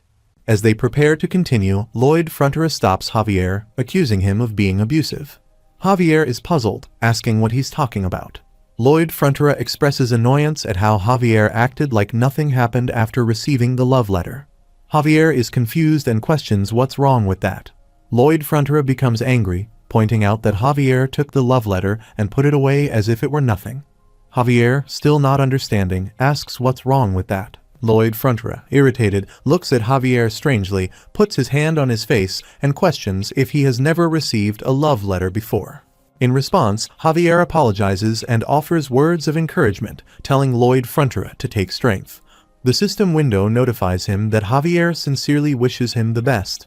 Lloyd Frontura reflects that he is not jealous, not even a little bit, because he is going to be rich and make so much money. After a while, Lloyd Frontura sits on a chair angrily and Count Cremo arrives, asking what's up with his face. Quickly adjusting his expression, Lloyd Frontura apologizes, stating that he is focused on his work. Count Cremo observes that he gave him a shock, noting the intensity in his eyes. He mentions that while he managed to gather most of the materials without difficulty, obtaining volcanic ash is proving challenging. Lloyd Frontura thinks about the significance of volcanic ash as one of the key ingredients for Roman cement. He acknowledges the advantages of Roman cement, citing the lasting structures from 2,000 years ago, showcasing its durability ahead of its time. He contemplates the difficulty of obtaining volcanic ash, realizing that the best option would be to go to a volcano.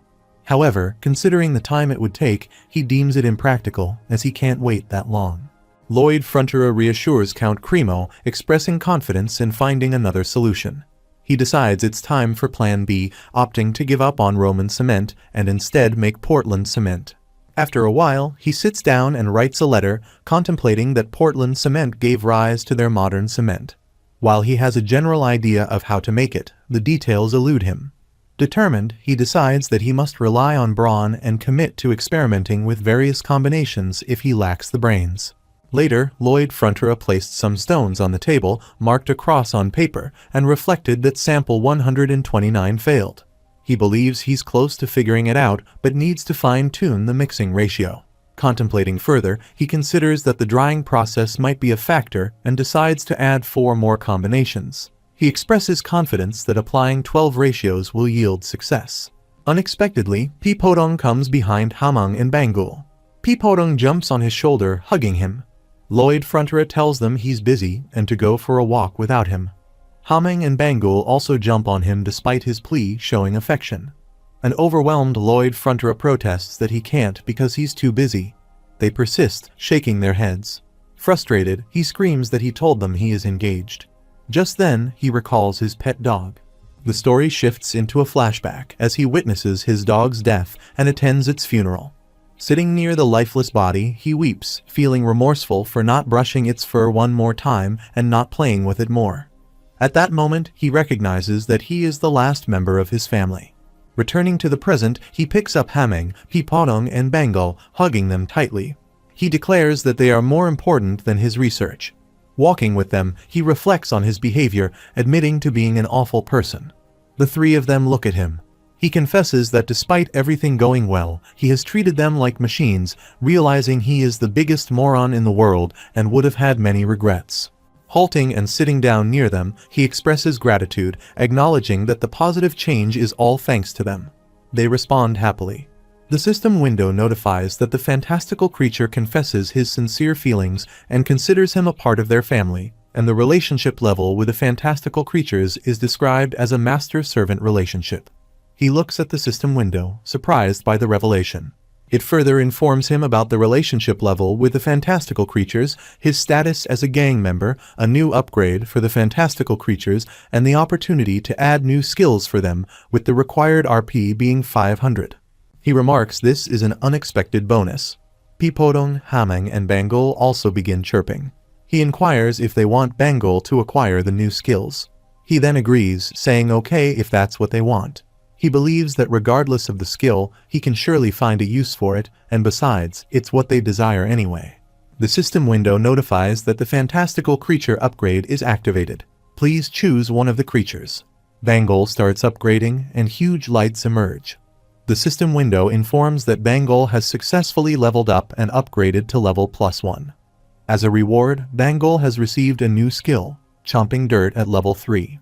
It further notifies about other skills gained, including Accelerated Dirt Digestion at level 3, Steel Dung Launcher at level 3, and Volcanic Blast at level 1. He is shocked to see this. The system window notifies that the volcanic blast is at level 1. He exclaims that's awesome. After a while at Cremo, the city of commerce nestled between the mountains, an explosion occurs. Everyone turns to look at that side and is shocked. Count Cremo also witnesses the event from the window. Meanwhile, Bengal transforms into a larger size, leaving Lloyd and Javier astonished. He utilizes his skill to examine some particulars and concludes that it's ash, real volcanic ash right there. He asks if Javier sees that, stating it's an absolute gift now, but Javier does not respond. He asks if Javier has gone deaf, to which Javier asks what. He apologizes, realizing he forgot to instruct Javier to cover his ears. He repeats his question, and Javier, still unclear, asks what. He exclaims loudly that he is ugly. Javier retorts that he is not as ugly as he is. Frustrated, he asks if Javier can hear him or not. Javier, still perplexed, asks what. He acknowledges that thanks to Bengal, they have quickly resolved their cement problem and states that the key to construction is speed. Let's begin. He explains that the first stage involves building and installing a giant diaper to filter volcanic ash. There are 5 layers of mesh at the end of the diaper to catch the ash. He comes to the city with Bengal. He covers his ears and says it's going to blow. They all cover their ears and it blows. He then thinks that they should activate Bengal's volcanic blast. He announces again that one more time it's going to blow. Everyone stands there, covering their ears. Count Cremo thinks he can see that he's not an ordinary engineer. He has never heard of these techniques and summoning creatures either. Lloyd believes that in this project he will keep a close eye on him, and then he will give a detailed report to His Majesty the King. He rubs his face with Bengal and thinks that if the rumors are true, then it's a waste to keep him in the backwoods. He believes that once the ingredients for cement have been gathered, it's time for stage 2, making a caisson to pour the cement into and placing it in the sea. He thinks that he will use Hamming's one shot to remove all the water from the caisson, and stage 3 involves covering the bottom of the caisson with friction posts. Javier places a hammer on his shoulder and inquires when the next posts will be received. He says to wait a moment, explaining that they are working hard to deliver them, and he wears a smiling face. Javier asks about the expression, to which he responds that he was contemplating how compliant he has been. He notes that he didn't even utter his usual statement, asserting that he is a knight and questioning why he should perform such tasks. Javier gazes at him, walks away, and remarks that he is a knight, questioning why he should be the one hammering. The other person states that he is the knight escorting him. He adds that if the posts are not hammered in, they won't earn any money, won't be able to clear their debts, and if he succumbs to stress, the Baron will be saddened. Moreover, if he becomes bedridden, the Baroness might also fall ill. Javier glances back at him and Lloyd, who is binding his hand and pleads to protect his family while expressing his willingness to help them. He then steps back and commences working, striking the hammer on the wood block. He contemplates that after completing his regular coaching session with Javier, he will utilize Bengal's steel dung launcher to construct the steel frame. He envisions that ultimately the long-awaited cement will be poured, the caisson will be dismantled once the cement has hardened, and the artificial sea platform will be complete. Standing alongside Count Cremo, he observes the platform and remarks that it is 50 centimeters higher than the water level at high tide. He suggests that placing a mermaid statue there will create the illusion of it floating. He expresses some doubt, saying that, honestly, he can't believe it and questions whether the foundation can truly withstand the weight of the statue. If he does succeed, he assures that he won't be disappointed with the construction fees. He then proceeds to descend. After a while, some boats gather around a golden statue, and people enjoy a party inside the ships. Lloyd Frontera wears a tie and remarks that it is so uncomfortable. He asks Javier how he puts up with these clothes. Javier responds, acting as if it is his first time wearing them, and recalls seeing him wearing similar attire at events from time to time.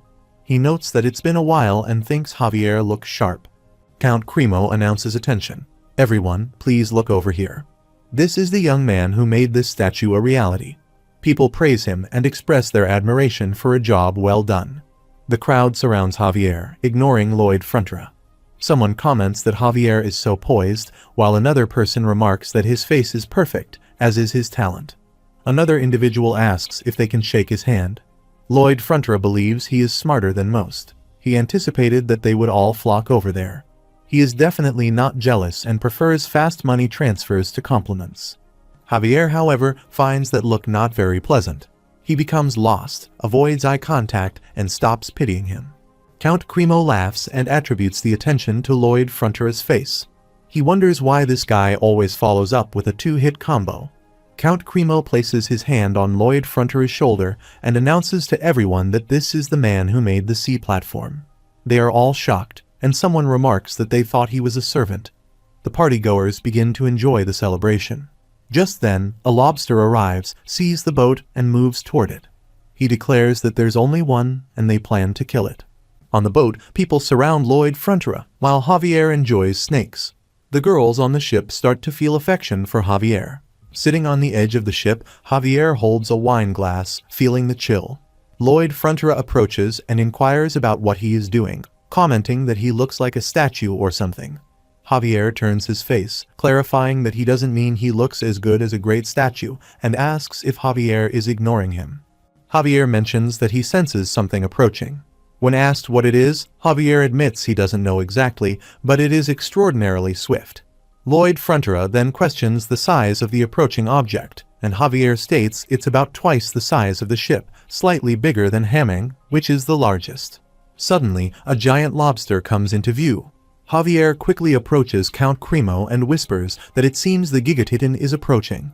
He insists they must inform the passengers and evacuate everyone. Count Cremo calls Sir Genevan and asks if he detects anything strange far out in the sea. Sir Genevan looks around and states that he does not. Count Cremo informs Lloyd Frontera that Sir Genevan has pretty much reached the sword master status. His senses are extremely sharp and they can trust him. Count Cremo thinks that Javier is even stronger, being the main character, and wonders how to persuade him. Count Cremo reassures them not to worry. In the last few years, the Gigatitan has never come this close, and there's no reason why it would suddenly attack. However, he acknowledges that there may be a reason now and looks at the statues. Count Cremo stares at him, and Sir Genevan says he doesn't understand why they are saying these things, but his senses are telling him nothing is wrong.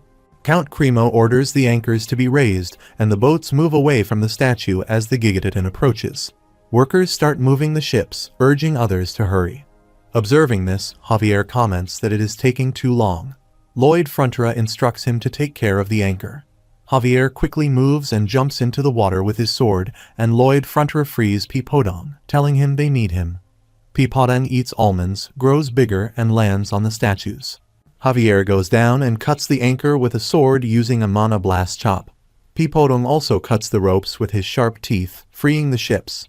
Javier proceeds to cut the anchors of other boats one by one. Suddenly, the Gigatitan approaches from behind, and Javier thinks it has sped up. The ships begin to spread out, but the Gigatitan attacks a ship, causing passengers to float in the water. Pipodong sits, hugging the statue, but the Gigatitan breaks it. Javier emerges from the water with his fiery sword and catches Lloyd Frontera from falling. The statue explodes and starts falling into the town, causing destruction, and people become scared. Due to the ship's break, individuals start drowning and scream for help. Someone asks about Ellen's whereabouts. Lloyd Frontera says they can't save all these people. He summons Hamming and instructs him to use one-shot power. Hamming jumps into the sea and starts drinking water. The Gigatitan enters the town and destroys houses. Javier notices the Gigatitan moving towards the city and insists they must stop it. He sees Lloyd Frontera sitting on a broken table, which is upside down, resembling a boat. He asks where Lloyd Frontera is going, pointing out that the Gigatitan is the other way. Lloyd Frontera responds that's why they have to run this way, calling Javier a fool. He questions whether he wants to fight that monster, and if he has lost all his bananas. Count Cremo urges everyone to hurry up, emphasizing that the sea is dangerously cold, and instructs them to get the people out of the water as soon as possible. Hamming dispels people from the water, with individuals calling for help. People on the ships throw ladders to assist and say, "Grab onto this." Meanwhile, the Gigatitan attacks the town, and residents run for help. Lloyd Frontera questions why Javier is just standing there and tells him to come on already. He asks if Javier is ignoring all the people who are in danger. Lloyd Frontera states that they came to make money, not to fight sea monsters or keep the peace. He points out that the city has its own army and artillery, so they will be fine on their own. Lloyd Frontera thinks that in moments of crisis, Javier has shown great ingenuity and a resolve not to give up and not turn his back on those who are struggling. However, Lloyd Frontera argues that they are busy with their own matters and question why they have to protect someone else's city. He suggests that running away is the rational thing to do. Javier reflects that in the end, he realizes this is truly who he is. The system window notifies that Javier's approval rating has decreased by 5 points, but his approval rating is now plus 1 point. It also indicates that his relationship with an important character has worsened, but he assures that they won't lose RP for this, and the current RP is 19-1. Javier takes out his sword and declares that he could never do that. Lloyd Frontera advises him to stop trying to be righteous all the time, emphasizing that if he goes back there, he will die. He transforms his sword into a skateboard, utilizes Mana Blast power, and jumps into the sea. On the other side, people in the castle declare that the cannons are ready and fire. They attack the Gigatitan, and a soldier remarks that it did not even flinch. The Gigatitan's body breaks from the side, and it advances to attack them, destroying everything in its path. It resolves to kill the mermaid, prompting people to start running to save their lives. A man falls down while running, and the Gigatitan moves its leg to attack him. Javier employs his sword with a Mana Blast and attacks the Gigatitan, wondering if his Mana Blast slice will bounce off. He falls but quickly moves again, evading the Gigatitan's counterattack. The Gigatitan attempts to attack Javier, but he swiftly moves back to save himself. As it moves to attack again, Javier thinks he can't dodge this and falls back. The Gigatitan moves its horn to attack Javier, who thinks he has tied it up, and this is enough. He acknowledges that he knows he will never beat this kind of monster, and he may even die here, but he refuses to die before ensuring the safety of the people. Meanwhile, Lloyd Frontera attempts to row the table boat and remarks that it's not like he is some overpowered character. Even if he has RP, it's all construction related, and there's nothing he can do. He questions what he could do even if he went back there, stating that he is human too, and it breaks his heart when the city gets destroyed and people get hurt. He emphasizes that it's not like there's anything he can do. He contemplates that if he runs away like this, the city will be destroyed, and if he leaves it to be destroyed, their construction fee payments will be delayed. Lloyd Frontera instructs Bangol to head back, acknowledging that their construction fee payments will be delayed. Bangol uses the volcanic blast, becomes bigger, and moves toward the city with Lloyd Frontera on his back. Lloyd Frontera curses, saying he is dead meat, the damn oversized lobster. Meanwhile, Javier attempts to fight back against the Gigatitan. He jumps, uses Mana Blast, and thinks it's still an animal after all, so its weak spot must be its eyes. He pushes the sword into its eyes, and just then, Hamang arrives and attacks it. The Gigatitan throws Hamang back, and he falls on Lloyd Frontera's head. Lloyd Frontera asks how dare he mess with his cash flow. Javier moves to attack, thinking that now is his chance. He attacks with fire, but it has no effect, making him believe it's impossible. He can't get through here either. He struggles to find anywhere to attack it properly, realizing he thought he could win initially, but now he doesn't see a way yet. Wondering why he feels so calm, he attributes it to Master Lloyd's return, interpreting his return as a sign that there is a way to beat it. The scene shifts to 2.5 minutes earlier, with Lloyd Frontera riding on Pipodong's back, instructing not to get too close and to take them around so it can't detect them. They reach near the Gigatitan, and Lloyd Frontera thinks he needs to find its weak spot. Javier continues to attack it repeatedly, and Lloyd Frontera observes him, realizing that Javier's Mana Blast is having absolutely no effect. He wonders how it is so strong and what it is made of. He contemplates what it is made of and thinks that's it. He wonders if it is possible to survey it. He uses his skill, detects its weak spot, and thinks it's nice that even living things are made out of something. After all, they can be surveyed. He analyzes that it's a mixture of dentin and chitin, a whopping 1 meter thick. At the molecular level, it's a triple-layer honeycomb structure tightly woven together, forming a state-of-the-art armor. Javier moves to attack, and it blasts. He wonders what that is, realizing that the energy from Javier's attack migrates to a single spot. He figures out that the energy collects in its hollow horn and is then released. Determining that the first thing they need to do is cut off that horn, the system notifies simulation mode. Lloyd Frontera detects its body and identifies a spot where there's a water sac for its hydraulic claw. If they strike that area in this direction with a Mana Blast, they can destroy that thing. Javier asks what they should do. Lloyd Frontera makes gestures with his hands to indicate a slicing motion. Javier questions if he has lost all control of himself. Lloyd Frontera continues making gestures with his hands and instructs it to cut off its horn. Javier jumps from there and falls on it, thinking that even if he cuts off its horn, it won't be fatal, but Master Lloyd Frontera would never say anything he could not stand behind. He moves to attack, and Lloyd Frontera mentions that even though the horn is hollow, cutting it won't be easy. Mana circles are not all about hitting hard. Javier asks what he should do. Lloyd Frontera advises him to do it fast, even if it's weaker, emphasizing a lightning-quick approach. Javier attacks, remarking that it is easier said than done. He cuts the Gigatitan using his magic, and a huge light emanates from it. Lloyd Frontera thinks it's working, describing it as a high-frequency mana chainsaw. It was just a theory, but he knew Javier could pull it off.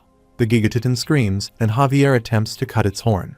Lloyd Frontera orders Peepodong to attack, and Peepodong goes after the Gigatitan. Javier successfully cuts its horn. Lloyd Frontera stands on top of a house, observing this, and instructs it to aim for the area right between where its middle legs meet and from its tail toward its head at an angle. He mentions that their construction repayment won't be delayed if Javier gets in a mana blast from that direction. Javier approaches its leg to attack, but the Gigatitan counterattacks, throwing his sword away. Lloyd Frontera is shocked upon seeing this. Javier contemplates his impending doom and finds himself between Peepodong and the Gigatitan.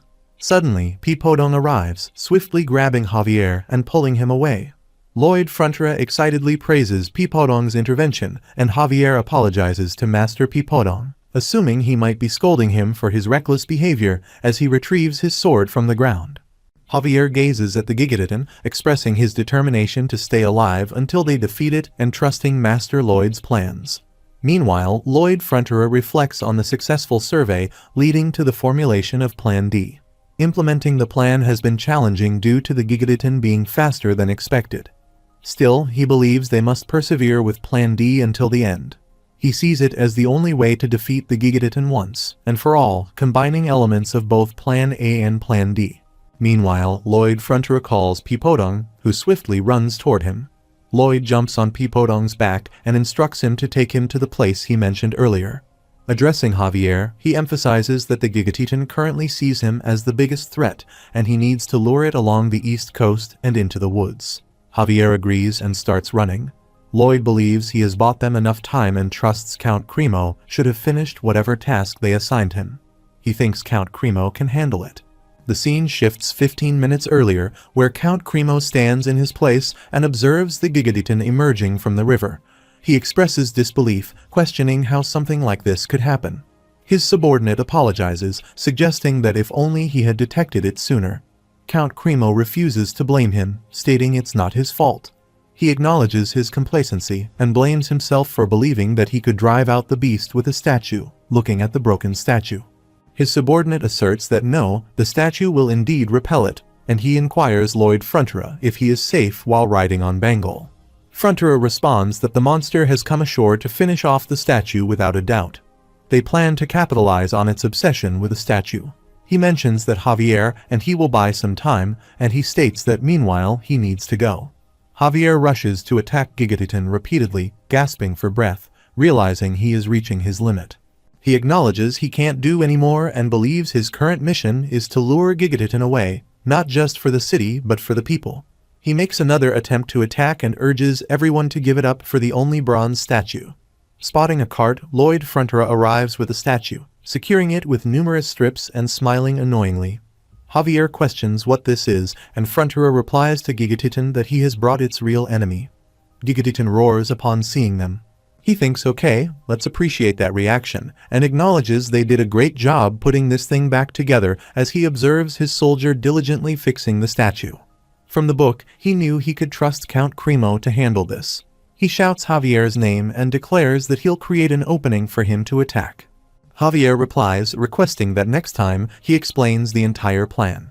The response is a warning that there better not be a next time. Both of them run in opposite directions to launch their attacks. Gigatitan roars loudly behind the Peepodong, causing fear, and the individual flees. Simultaneously, Javier approaches from another side, leaps to attack, employs a mana blast, throws fire at Gigatitan, and strikes with full force, hurling the creature to the ground. He reflects that he has only cracked a small hole in its shell. He used his mana blast too many times, but he dismissed that as an excuse. He considers himself too weak and believes he is not strong enough to protect the people as he falls down. Lloyd Frontera arrives, commending him for the achievement and instructing him to leave the rest to him, then rushes to attack Gigatitan. Javier reflects that he exerted all the remaining energy into that last mana blast. Now he is losing consciousness and believes he can rest easy. His sword slips from his hand. Lloyd Frontera, running, shouts for Javier to leave it to him. Frontera thinks confidently because Master Lloyd said so. Rolling on Pipodong, Frontera reassures Javier that he will protect the city no matter what. He contemplates if it's possible, recalling that it's what he shouted to Javier as he dashed towards the beast. To be honest, he doesn't think it's feasible, and perhaps he can only lure the creature far away and leave it there. He considers that there's no guarantee the beast won't return, especially since the waters off Cremo are already Gigatitan's habitat, and the creature is quite intelligent. Observing Gigatitan attacking the city, he speculates that it might go berserk and seek revenge for them summoning the Marmon statue. He reconsiders, realizing that before that happens, Pipodong is already at his limit, and he can't ask him to do any more. Meanwhile, Pipodong is called by him to handle the task. Swiftly, he halts and tosses Pipodong into the river. Prepared to launch an attack, he contemplates what he can execute successfully at the moment. He reflects on his previous decision to save the city, ensuring a profitable return on his investment. He had formulated a couple of plans involving attacking while riding on Bengal. Considering his options, he acknowledges the necessity of performing a mana blast. However, to execute this attack, he requires a triple heart circle, yet presently, he possesses only a double heart circle. Shouting out, he summons a message alert or skill window to activate the Israhan core technique. He resolves to level up to a triple heart circle, while the skill window informs him that the Israhan core technique at double heart circle level 4 is activated. For the upgrade, he needs 190 RP points, and his current RP stands at 19 and 1. Contemplating the requirement of 190 RP points, he deems it a considerable amount. Deciding to proceed nonetheless, he clicks on the level up option. The system once again informs him that the Israhan core technique at double heart circle level 5 necessitates 220 RP points for advancement. He coughs, reflecting on the increment of 30 points each time, finding it steep. Nevertheless, he dismisses any concerns, deciding that there's nothing to lose anyway. He repeatedly clicks on the level up option, advancing to levels 6, 7, 8, 9, and finally 10. Upon reaching level 10, the requirement surges to 370 RP points. Checking his current RP, he discovers it's only 311. Frustrated, he realizes there's nothing he can do now. His rational decision at the time was to stay out of the battle. He hangs on with a rock and ponders what he's doing here, dangling from this thing while witnessing Pipodong taking Javier away in an unconscious state. He contemplates whether he should summon some mana and jab it. If there's even a slight nick, he can dig his way into it. The system notifies him that his approval rating with Javier has increased by +4, and his approval ratings are +5. He observes that for a level up, he needs 370, and currently he has 391 RP points. He thinks he can do it now with a triple heart circle. He taps on the level up options, and a triple circle appears at his heart. The system notifies him that he is at Israhan core technique triple heart circle level 1, and his mana is amplified to 500%. He exclaims he's dead meat and prepares to attack. He considers using one circle to protect the heart while employing the other 2 heart circles for mana blast attacks. He launches an attack on Gigatitan while a stone hits his head, causing him to bleed. Meanwhile, he wonders if he has been struck by something. Realizing that it's not good, he acknowledges the need to land a solid blow. He believes one circle is necessary to protect the heart. Confused about the other 2 circles, he questions himself about what he is doing. The heart circles are colliding, and he decides to use the triple core mana blast to attack once again. A massive explosion occurs, burning Gigatitan and causing his demise.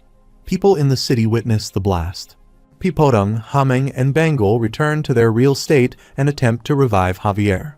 As he gets up, he sees that Master Pipodong and Master Hameng are safe and sound. He expresses that he indeed accomplished what he said he would, but he is puzzled about how he achieved it.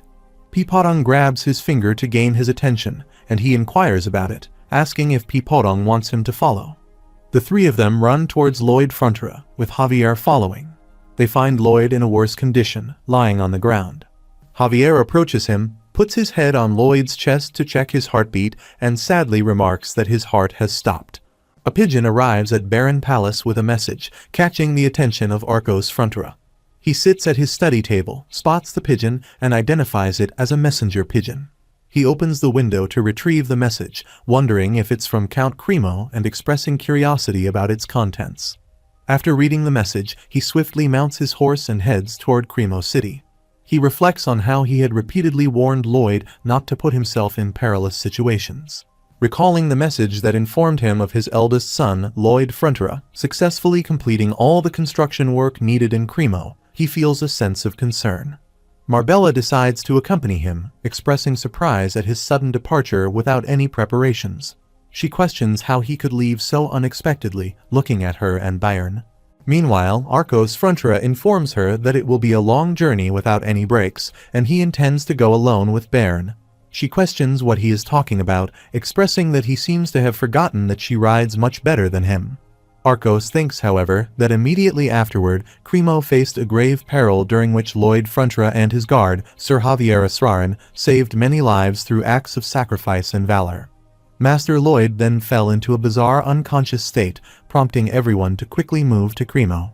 Reflecting on the past, Arcos recalls that Lloyd Frontera used to be a despicable boy, but now he has become the most diligent and trustworthy son.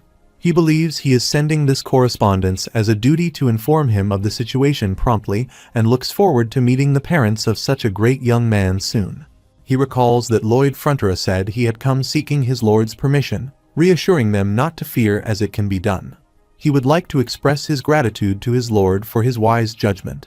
Arcos wonders if he is truly his son. Meanwhile, a giant monster blocks their way and growls. They all gaze at it, and Bayern dismounts from his horse, drawing his sword.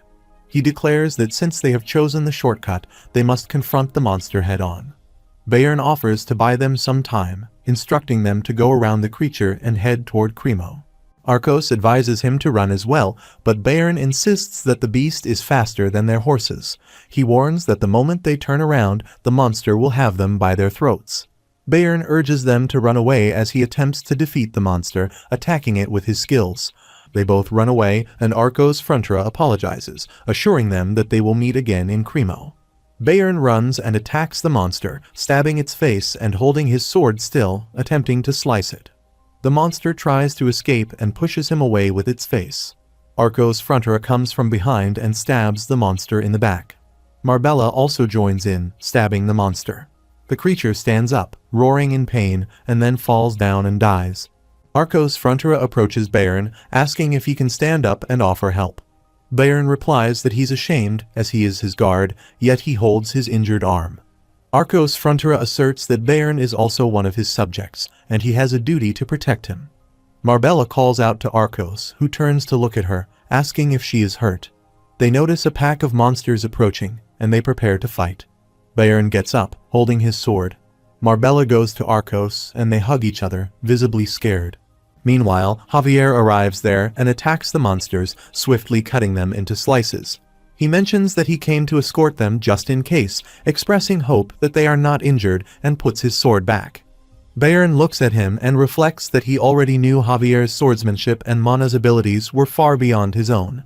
However, they were not at this level prior to his departure for Cremo, leaving him puzzled about how Javier could have improved this much. Bayern greets Javier, and Marbella also inquires about Lloyd Frontera's well-being. Javier bows down in front of them and replies that he doesn't know. He can't tell if Lloyd is alive or not. He goes into a flashback where Lloyd Frontera kills Gigatitin and also becomes unconscious. Javier comes closer to him while Pipodong, Hameng, and Bangle try to wake Lloyd up. Javier thinks that if he leaves them now, their estate, his newly found home, would be lost. He grabs Lloyd's hand and tries to check his pulse. After a few minutes, he thinks there is a pulse, but his heart has definitely stopped. It's faint, but he's breathing, and Javier wonders how this can be happening. He puts his hand on Lloyd's chest, realizing that it's a triple heart circle. They are all spinning around at an unbelievable speed, and he can't judge the condition of Lloyd's heart due to the magnetic field.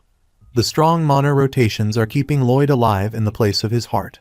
Javier concludes that a triple core mana blast is responsible for how Gigatitan came to be that way and acknowledges that Master Lloyd is truly strong. The scene shifts to the city where people are once again repairing their houses. Bayern, Arcos Frontera, and Marbella arrive with Javier, and they look around. Javier informs them that the young master is at the Count's manor, and a doctor is tending to him, but his condition has not improved. Arcos Frontera expresses how terrible it is to think that it was just him and Lloyd fighting against the monster. Javier refuses to take credit, stating that he was merely the sword that Master Lloyd was wielding, and that it was Master Lloyd's strength that vanquished the monster. Marbella wonders where Lloyd is and how their son has that sort of power. A person asks if they are all heading to the Count's manor too. Another person responds affirmatively, saying that they can't do much, but it is the least they can do for him and Lloyd Frontera. If not for Lloyd, he would have frozen to death by now, even as he was rushing towards the Gigatitan. He mentions that he doesn't know how many people he saved. Another person adds that he thought he was doomed to die buried beneath all that rubble and had given up, awaiting death. On the other side, Lloyd Frontera instructs Bangul to eat up that debris and make sure not to hurt anyone while riding on Pipadong. He spots a soldier under a broken house. Marbella notes that the embers must have spread from fireplaces because of the statue fragments. A lady approaches her and mentions that if left alone, this whole area would have been engulfed in flames. She recalls seeing the giant hippopotamus that appeared during construction, spewing out water and extinguishing the fire. The lady adds that she saw it as well. That's the summons called forth by the man named Lloyd. She emphasizes that right now in the city, who knows how many people owe him their lives. After a while, the whole city gathers in front of the palace, and they all pray that their parents, kids, wives, and everyone's savior will open their eyes. The town pot stirrer shouts, questioning if all of them have lost their senses. He asserts that if only that man had not made a platform for that statue, none of this would have happened. Ultimately, it's all his fault. Everyone looks at him surprisingly. They think the town pot stirrer appears and gets upset when left out, and the public becomes agitated. People start gossiping and beating him. They think he is swiftly suppressed. On the other side, a flash appears in Lloyd's heart, and the system notifies him that his courage and sacrifice have deeply moved the people of Cremo.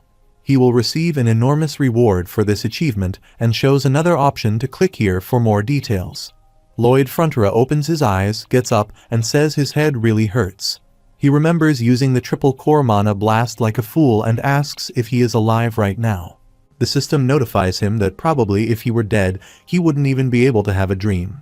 He asks if his heart shouldn't have exploded, and the system again notifies him that he will find that out soon enough. It emphasizes that there is something much more important to check on right now. He agrees, and Javier enters his room. He tells Javier that he's just the man he wanted to see and asks when they said they would pay them for the construction. Javier replies that it seems he is in good health now. Arcos Frontera and Marbella enter the room and rush towards him, hugging him tightly. They both become emotional, and his father asks if he is okay. His mother expresses her relief and asks if he has any idea how worried they are. She wonders if he is really their Lloyd, acknowledging that the unsettling question isn't what's important right now. She thinks she is just thankful that he is alive. The scene shifts to the royal capital Magenta. Her Royal Highness, the Empress Alicia Termina Magentano, states that Count Cremo's letter reports the complete destruction of Gigatitan. She finds it intriguing to learn that such a man exists in her kingdom. She orders a messenger to be sent to the Frontera barony and bring both this man and his guard back to the royal capital. Her subordinate bows and says, as his wish, His Majesty. She remarks that they should see if the contents of this letter are indeed true, expressing her intention to meet this man and judge for herself. The system notifies that the stories of his great courage, wisdom, and self-sacrifice are spreading all over the land. Lloyd looks at this message and says he's uninterested because he has received bonus RP for his elevated social status, and his bonus RP reaches plus 1500. He becomes excited to see this, and the system again notifies him that he has access to skill information, providing details about the skill Mana Heart that allows him to store high concentrations of mana in his heart.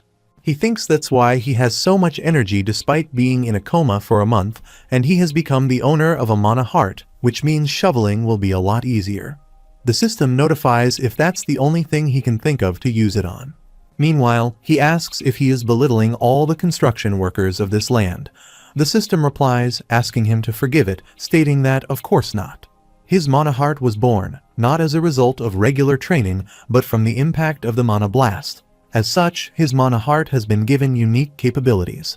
The system notifies him again about a skill option, Shock Neutralizer, which can neutralize the impact from mana blasts without additional protection.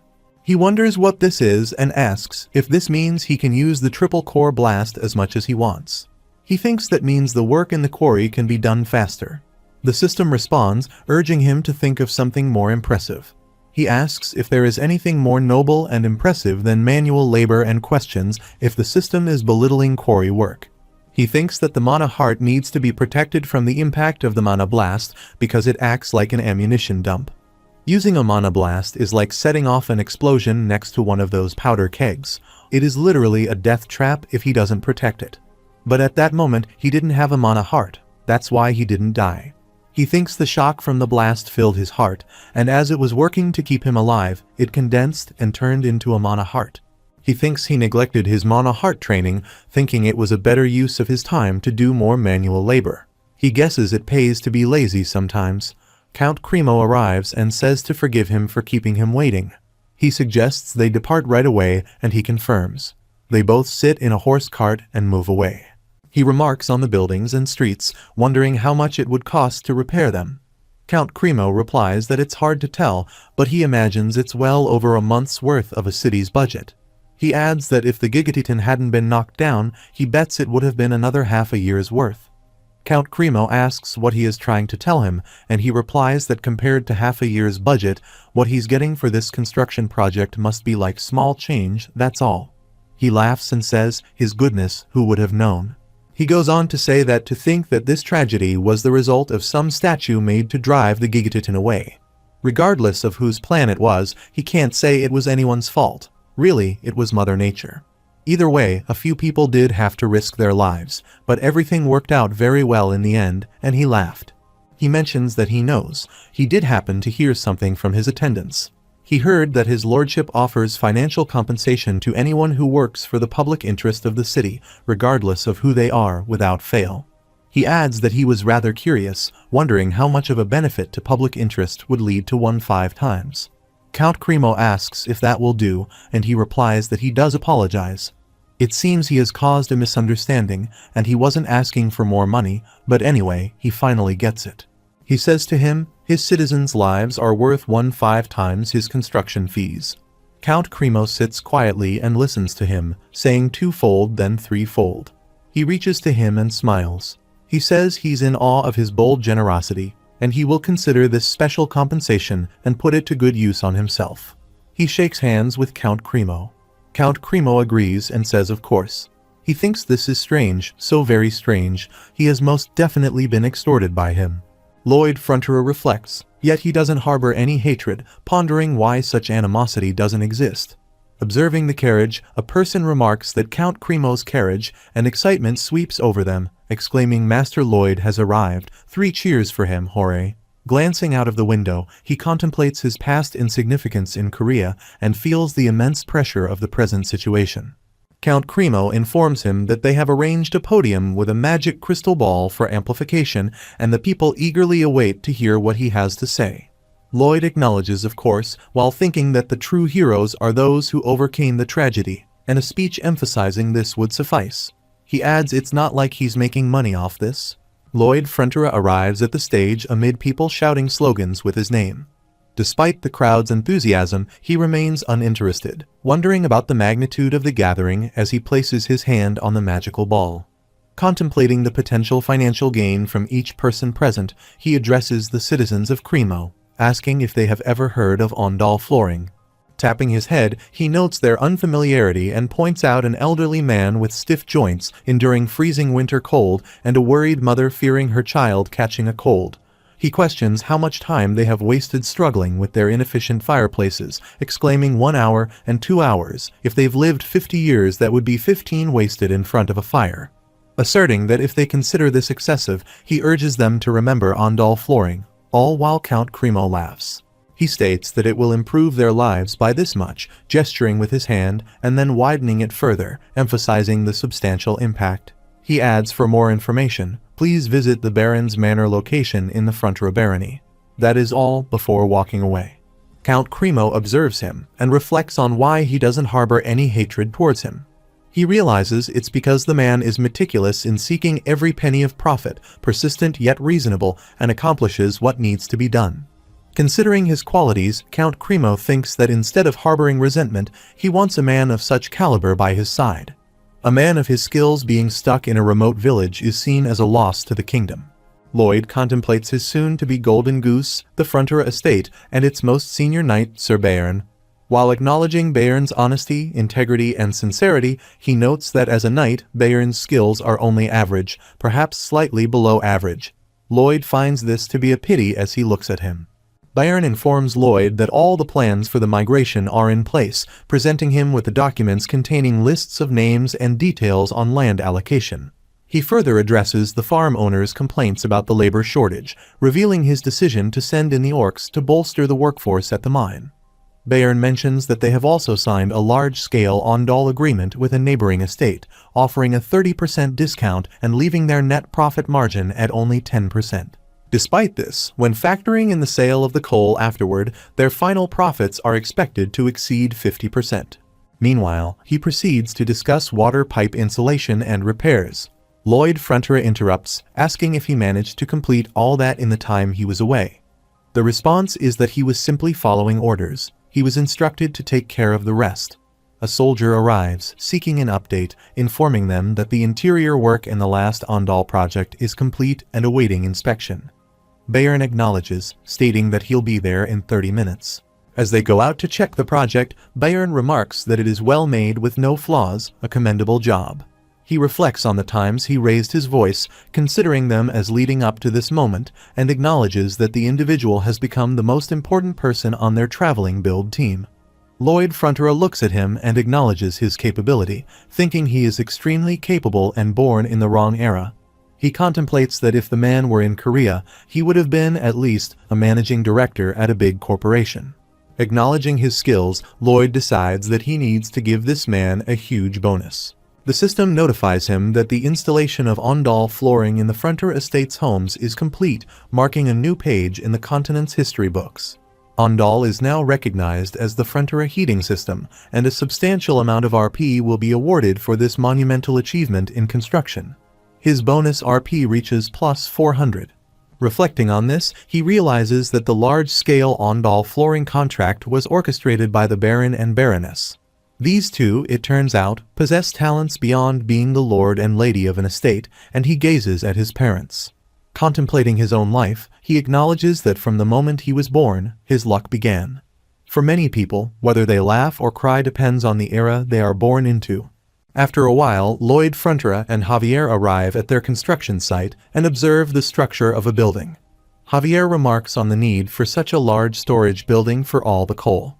Lloyd responds, confirming that indeed they do need it as the coal supply keeps increasing. He reflects on having paid off more than half the debt with the money from construction and mentions their substantial income from water supply fees charged to their neighbor. Thinking that he's almost there, approaching his retirement of fun and merriment, he smiles. Javier looks at him and contemplates that sometimes he can't stand it when he makes that face, finding himself suddenly wanting to punch him. Suddenly, they hear a horn whistle and turn towards the sound. Lloyd inquires about the noise, and Javier replies that he, too, has never heard it before, but believes it to be the horn announcing the arrival of the royal messenger. He inquires about the presence of the royal messenger as he observes a caravan of royal messengers. The messenger dismounts from his horse and presents a message, with his subordinates applauding his presentation. Lloyd Frontier becomes angry, questioning the ridiculous performance and urging the messenger to get to the point. He and his parents bow in front of the messenger, and he senses that this encounter might lead to trouble.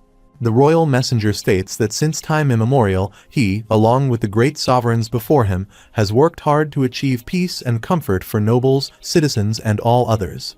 Lloyd thinks about the events in Cremo, wondering if that is the reason for the messenger's visit. The royal messenger clarifies that not only is it about Cremo, but they are also relieved to hear of their people's safety. It is his responsibility to report to the royals.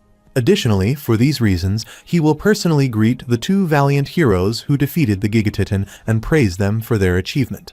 The system notifies that favor with the Baron has increased by 9 and he has received 90 RP points. Arcos Frontera becomes emotional, stating this is an honor, His Majesty, and commends his son for a good job. However, he becomes irritated, thinking that while he appreciates the RP points, this situation is not ideal. Reflecting on his past experiences in the army, he realizes the importance of doing just enough to avoid problems and never doing more than necessary. He recalls breaking that rule once. In another scenario, Major asks Corporal Kim, who is a civil engineering major, to construct a sauna in a particular spot. Corporal Kim responds by stating that civil engineering isn't about being a builder. The major then questions whether he is refusing to do the task. Corporal Kim declines to refuse and asserts that he will do it. Meanwhile, Corporal Kim sits at his study table, reading a book, and reflects on the fatal mistake he made.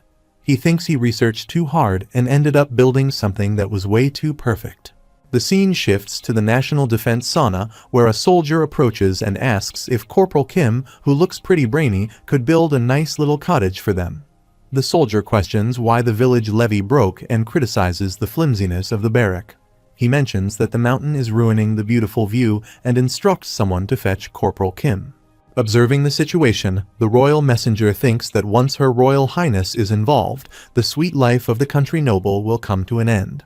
The royal messenger declares that Lloyd Frontera and his guard are hereby ordered to travel immediately to the royal capital. Lloyd Frontera reflects that he should have just constructed the sea platform and ended it there. The cursed lobster has put a curse on him. He contemplates the consequences, thinking that once he's on her radar, she'll call on him for the rest of his life. Considering whether he should pretend to be an idiot, he concludes that it's dangerous. If she takes offense, he might lose his head. Sitting in his carriage with Javier beside him, Javier observes Lloyd and remarks that he has the face of a man who is about to be executed. Lloyd acknowledges Javier's sharp eye. Javier adds that it's unexpected since the Master Lloyd he knows would usually be excited to meet Her Royal Highness. Javier wonders how much he can weasel out of her. Lloyd contemplates that he knows things about this world, Her Highness Magentano's personality, her future, and the state of the capital. If he can take advantage of all that, there has to be a way. He acknowledges that Javier is correct, and they decide to seize the opportunity to make the most of the royal palace. After some time, they arrive at the royal palace and kneel, greeting Her Highness. Alicia Termina Magentano addresses Lloyd Frontera and Javier Esrahan. He may lift his gaze, and they both raise their heads. He is impressed, thinking he almost had a heart attack. Her charisma is overwhelming. He declares all hail their majesty. The queen, he, Lloyd Frontera, has come to salute Her Majesty, the rightful ruler of these lands. She inquires if it is him, and from his auras, the man beside him seems noble. She addresses Sir Javier Esrahan and asks if he said so. She senses a mana flow from him that she has never seen before. She remarks that he seems like a worthy sparring partner for her. Javier replies, asking for forgiveness on behalf of His Majesty, stating he is merely a nameless knight. Meanwhile, Lloyd Frontera thinks she can tell Javier is special just by looking at him and realizes that she is one of the only 2 sword masters in the kingdom. Clumsy flattery won't work on her. Alicia Termina Magentano mentions that she has heard of his deeds from Count C.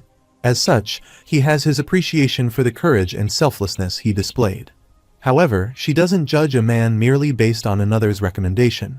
She trusts based on another's recommendation and only trusts what she has seen for herself.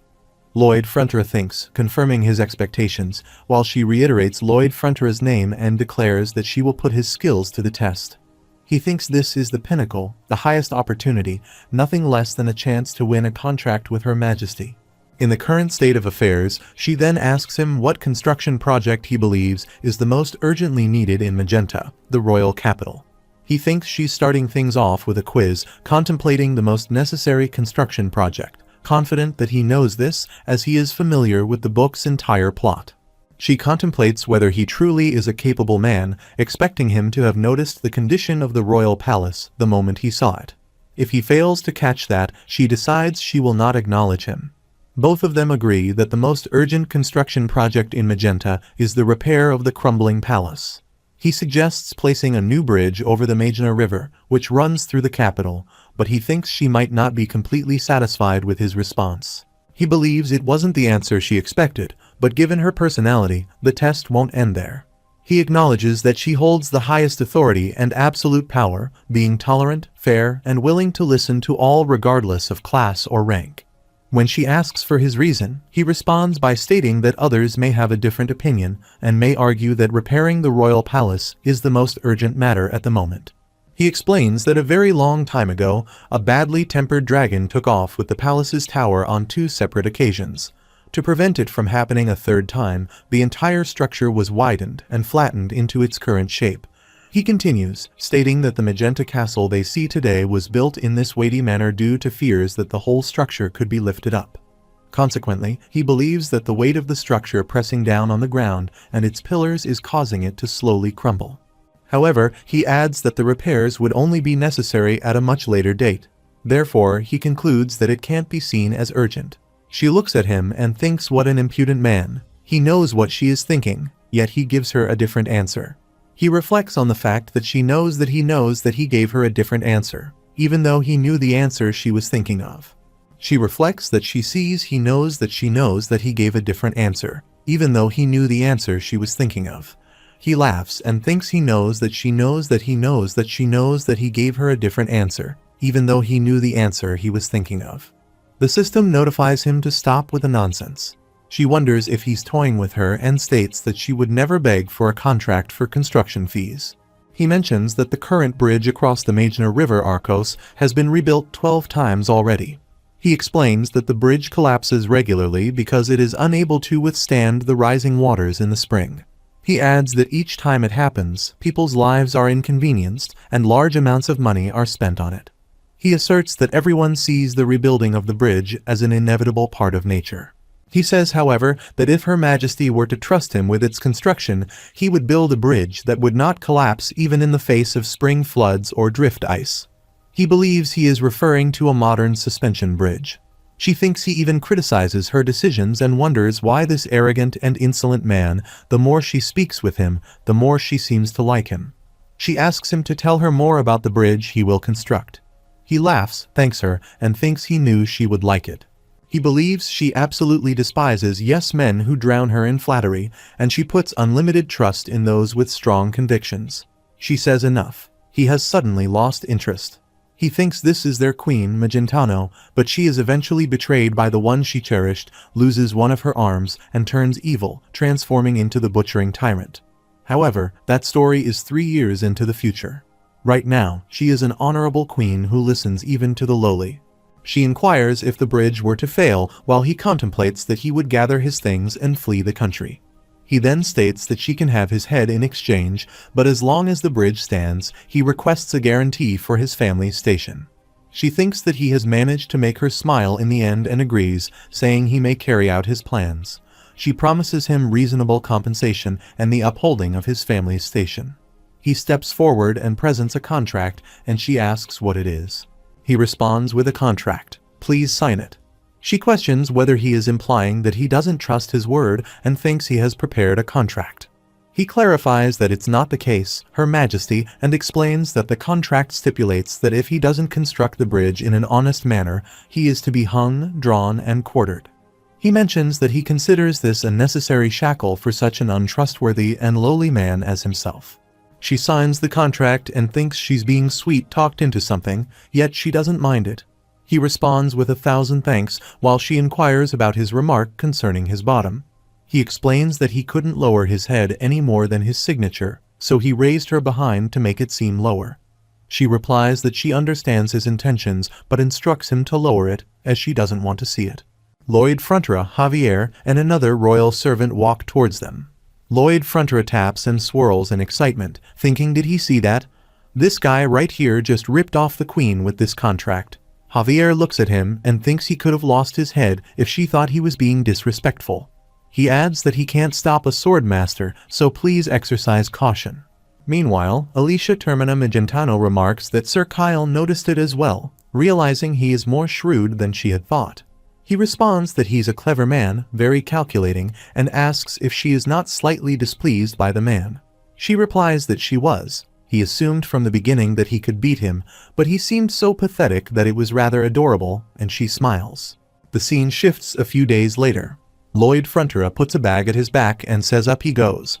Javier asks if he will really be all right going alone, and Lloyd replies why would he need an escort in the capital with all its security.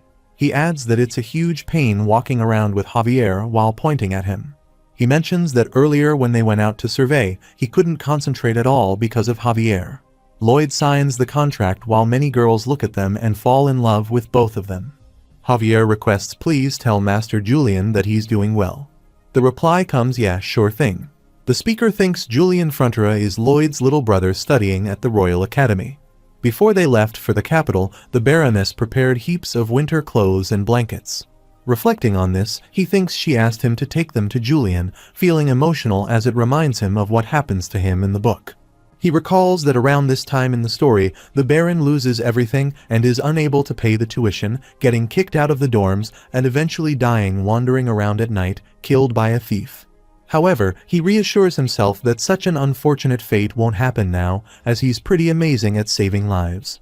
He looks up at the palace and says well then, time to go see his little brother, realizing he doesn't even know what he looks like. Lloyd Frontura arrives at the Magentano Royal Academy and encounters his brother Julian, who asks what the hell. Lloyd's brother questions what he is doing there. As Lloyd looks at him, he thinks he remembers Julian and Javier being the same age, but Julian is just so small. Julian, in turn, thinks look at that face staring at his own brother like that. Lloyd must have been a piece of work.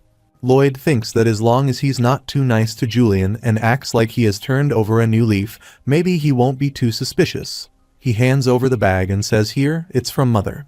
Julian tries to hold the bag and thinks that Lloyd didn't call him a derogatory term, and on top of that, he came all this way because their mother asked him to.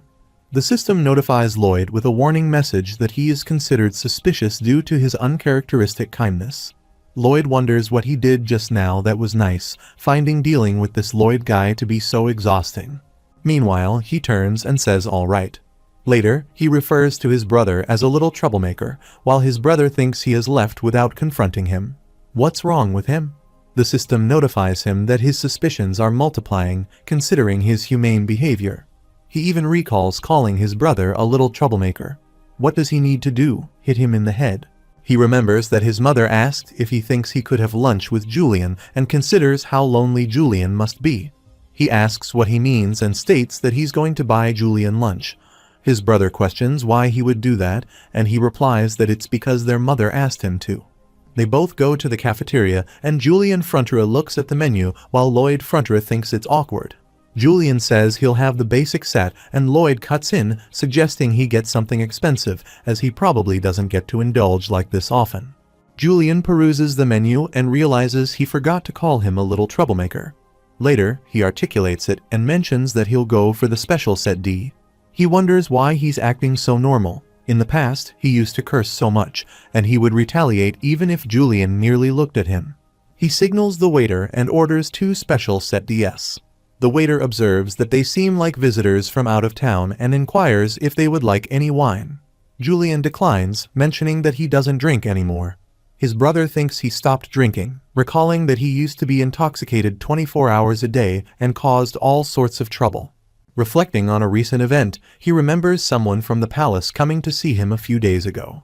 They informed him that the trading port of Cremo was attacked by a Gigatitan, and that Lloyd Frontura was the one who defeated it.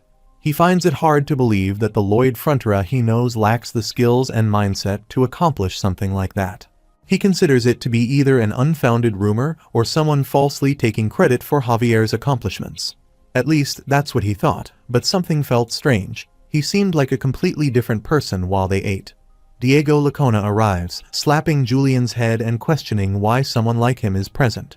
Julian apologizes, explaining that something came up today. Diego Lacona presses further, asking what kind of situation arose and questioning if Julian learned anything in his law class. He slaps him again. Diego Lacona inquires about the malleability of the law, wondering if one can break the rules just because they feel like it. He insists that the Baron's scum should dine where they can't be seen and asks why, questioning if it's because they offend people's eyes. Another student remarks that Julian's family is nothing, just because he's in a nice place like this. Someone else questions if Julian thinks he has become something now, labeling him an impoverished piece of trash and questioning what he even possesses on his estate. Julian responds affirmatively, stating that he has his filthy, mangy peasants. Lloyd Fronterer reflects that what they call an academy seems to prioritize family status over academic achievements. It annoys him further that the son of a poor country baron ranks near the top of his class. He contemplates the consequences of helping him, realizing that life for him here will only become more challenging. Observing Julian's disapproving glances, he considers sitting still instead. Diego Lacona boasts about his family's royally recognized Lacanata-dyed cloth, stating that one must reach that level to dine there. Lloyd wonders if Diego is a viscount. The system notifies him that the computation for the calculation is complete. Curious, Lloyd Fronterer asks about Diego's father's occupation.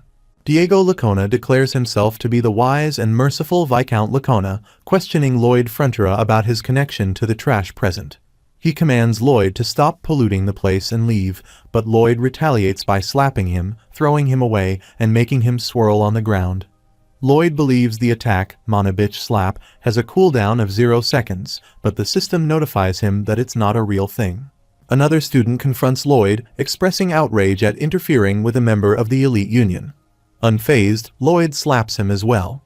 A third student rises, claiming to be the second year's top dog, boasting about the mithril fists and threatening that today Lloyd is dead meat. Lloyd defeats him too. Another student questions the source of the disturbance and identifies the troublemakers as the Count's twin sons, known as the Black Dragon's double horns. The student concludes that the troublemaker doesn't stand a chance against their brilliant combined attack.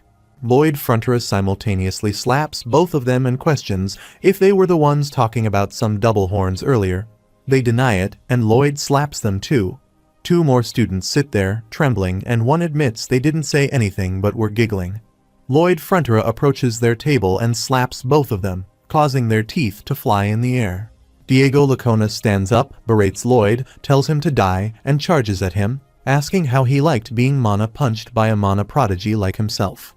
Lloyd Fronterer reflects that he's dealing with Diego Lacona, aged 21, and senses regret in the young man's actions as he licks his blood. Lloyd thinks Diego shouldn't have thrown that punch. Lloyd Fronterer seizes Diego Lacona, shakes him, throws him to the ground, and attempts to pull him back. Julian observes, thinking that Lloyd has completely lost it. He never really had it together, and this situation is even worse. Julian acknowledges that he was foolish for believing that Lloyd could be a normal, sane individual even for a moment. He realizes that the vice superintendent was just here, but is now gone. Lloyd Fronterer pushes Diego against the wall, expressing his lack of understanding of the current situation and questioning why he's being assaulted. He rejects the notion of the wise and merciful Viscount Lacona, considering it nonsense, and remarking on the similarity between father and son. Diego Lacona verbally abuses Lloyd, particularly objecting to the mention of his father. Lloyd persists, questioning if Diego thinks bullying his classmates is acceptable, and he also verbally abuses him. Lloyd forcefully hits Diego's face against the wall repeatedly, asking if he wants him to explain why he behaves like an unpleasant person because there's no one around to instill some sense into him. Lloyd points towards his blood on the wall and asks, "What do they have here? Look at this. What does this look like?" He hits him against the wall again and declares it's gate number 666 to hell for a piece of utter garbage like him. Julian intervenes, grabbing Lloyd from behind and urging him to stop, telling him to knock it off, and questioning if he's trying to kill Diego.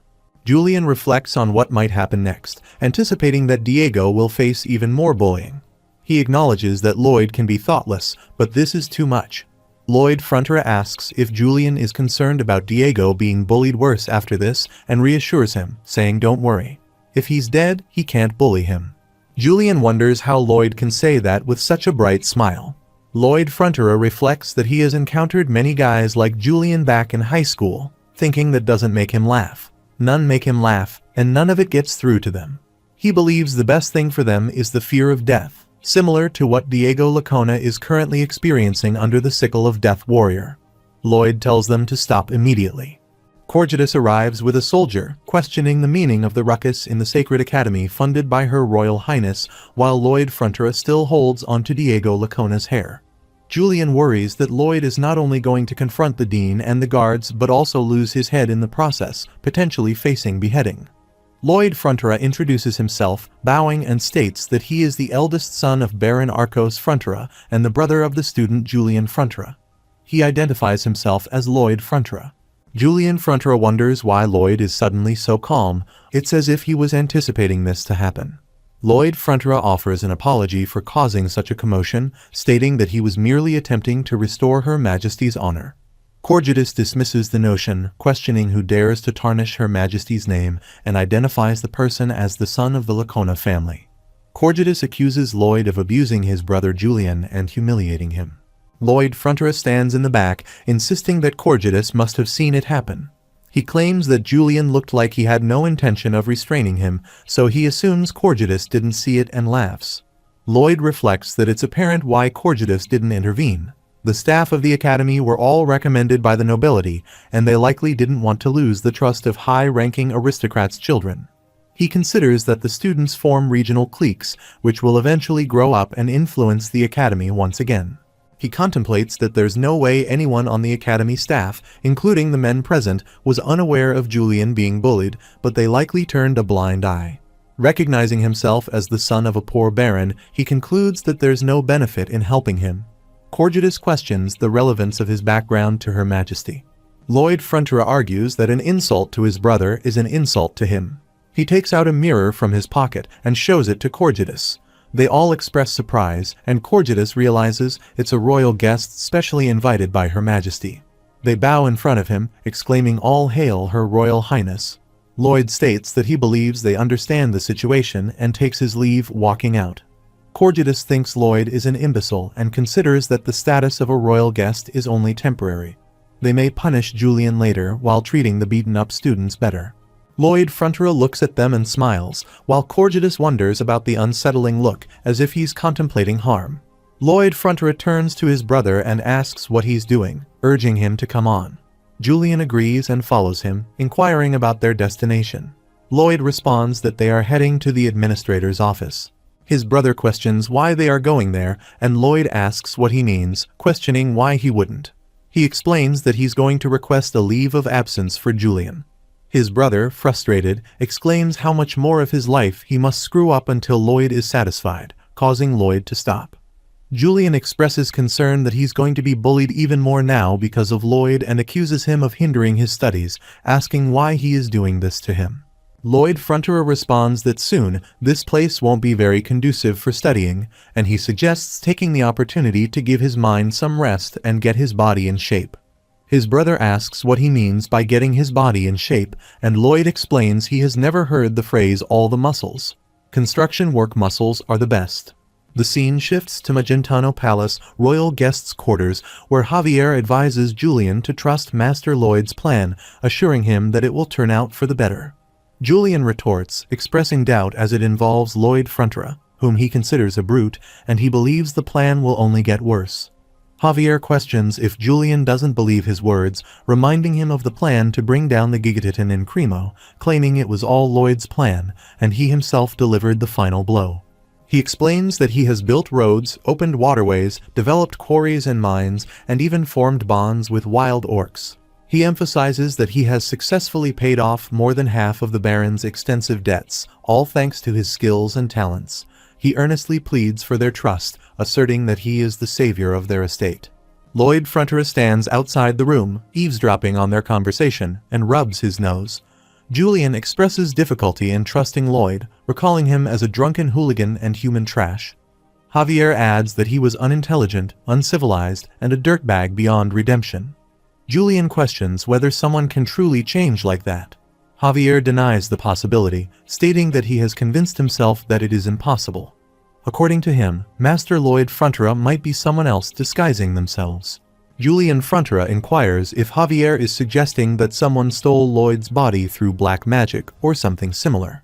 Javier responds that it could be a possibility, considering it's a theory he read in a book.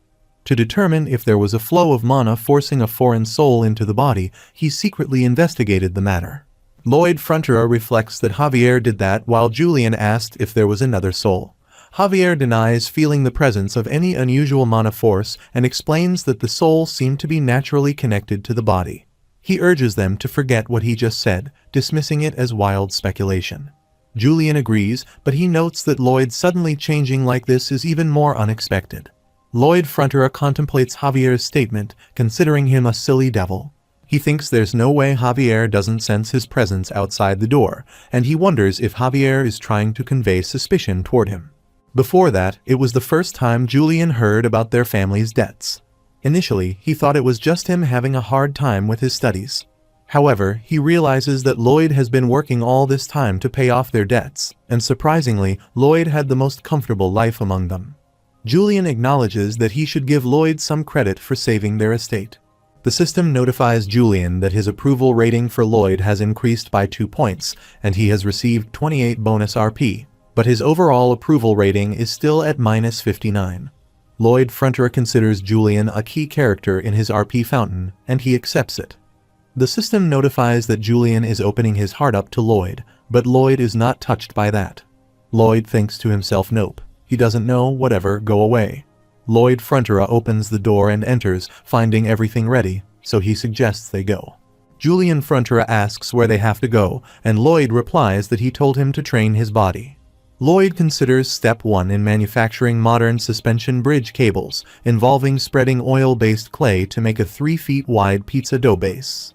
The next step is to top the dough with all kinds of dirt and rocks to complete the pizza, and then Bangle eats that pizza.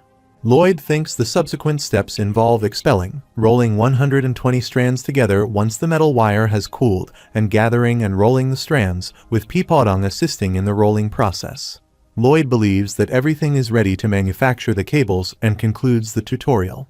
He emphasizes that this task is the starting point of the entire construction project, stating that if this part is messed up, everything else will be messed up. Julian Frontier expresses concern, stating that not only their estate's debts, but also his future at the academy relies on this task. He questions why he should trust Lloyd with such an important matter. Lloyd responds by stating that he's talking about trust because it's crucial. He believes that someone intelligent and responsible like himself should be in charge, even addressing Julian as a little shit.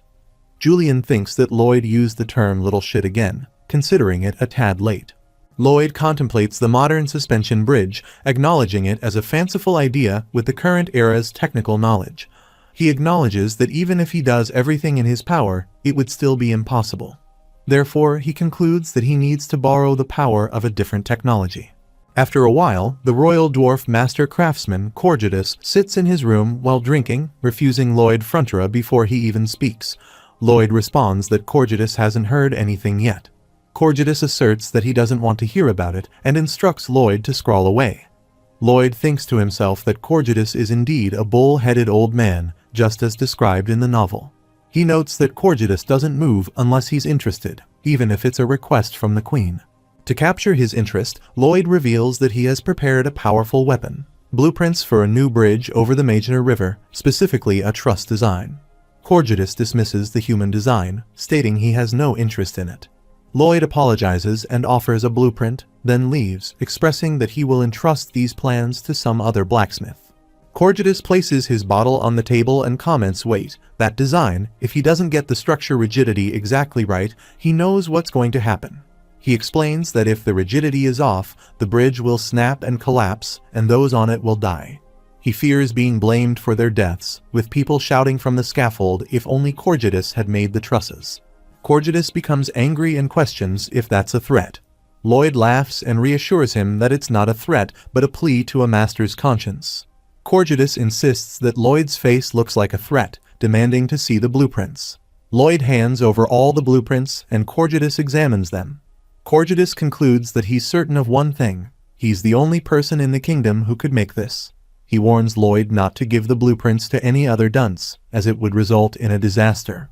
He responds that is why he feels threatened. He means to ask for his help.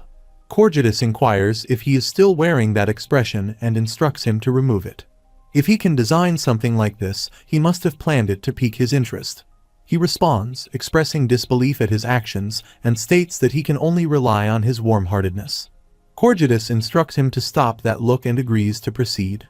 Lloyd Frontura bows and expresses gratitude, thinking that Julian is continuing work on the wires and that the Royal Workshop has initiated the bridge's truss work. He anticipates that Javier and he will commence work on the suspension towers. After a while, Lloyd Frontura and Javier work at their construction site. He instructs Javier to get ready to blast, and they proceed to blast the ground. A person in a blue dress arrives and commands them to stop the work immediately. They question how they dare defraud Her Highness, steal from the royal treasury, and assert that they will not allow him to get away with this. He asks for clarification, to which the person in the blue dress responds, pleading for him to pass judgment. They highlight that there is already a bridge on the Majna River that has stood for 30 years. Nevertheless, the man is creating unnecessary work to tap into the royal funds. They request him to punish the fraudster and suggest redirecting efforts towards repairing the palace instead. Alicia Termina Magentano declares that each side will state their case, beginning with the Guild and Builders Guild of Magenta City's leader Victor.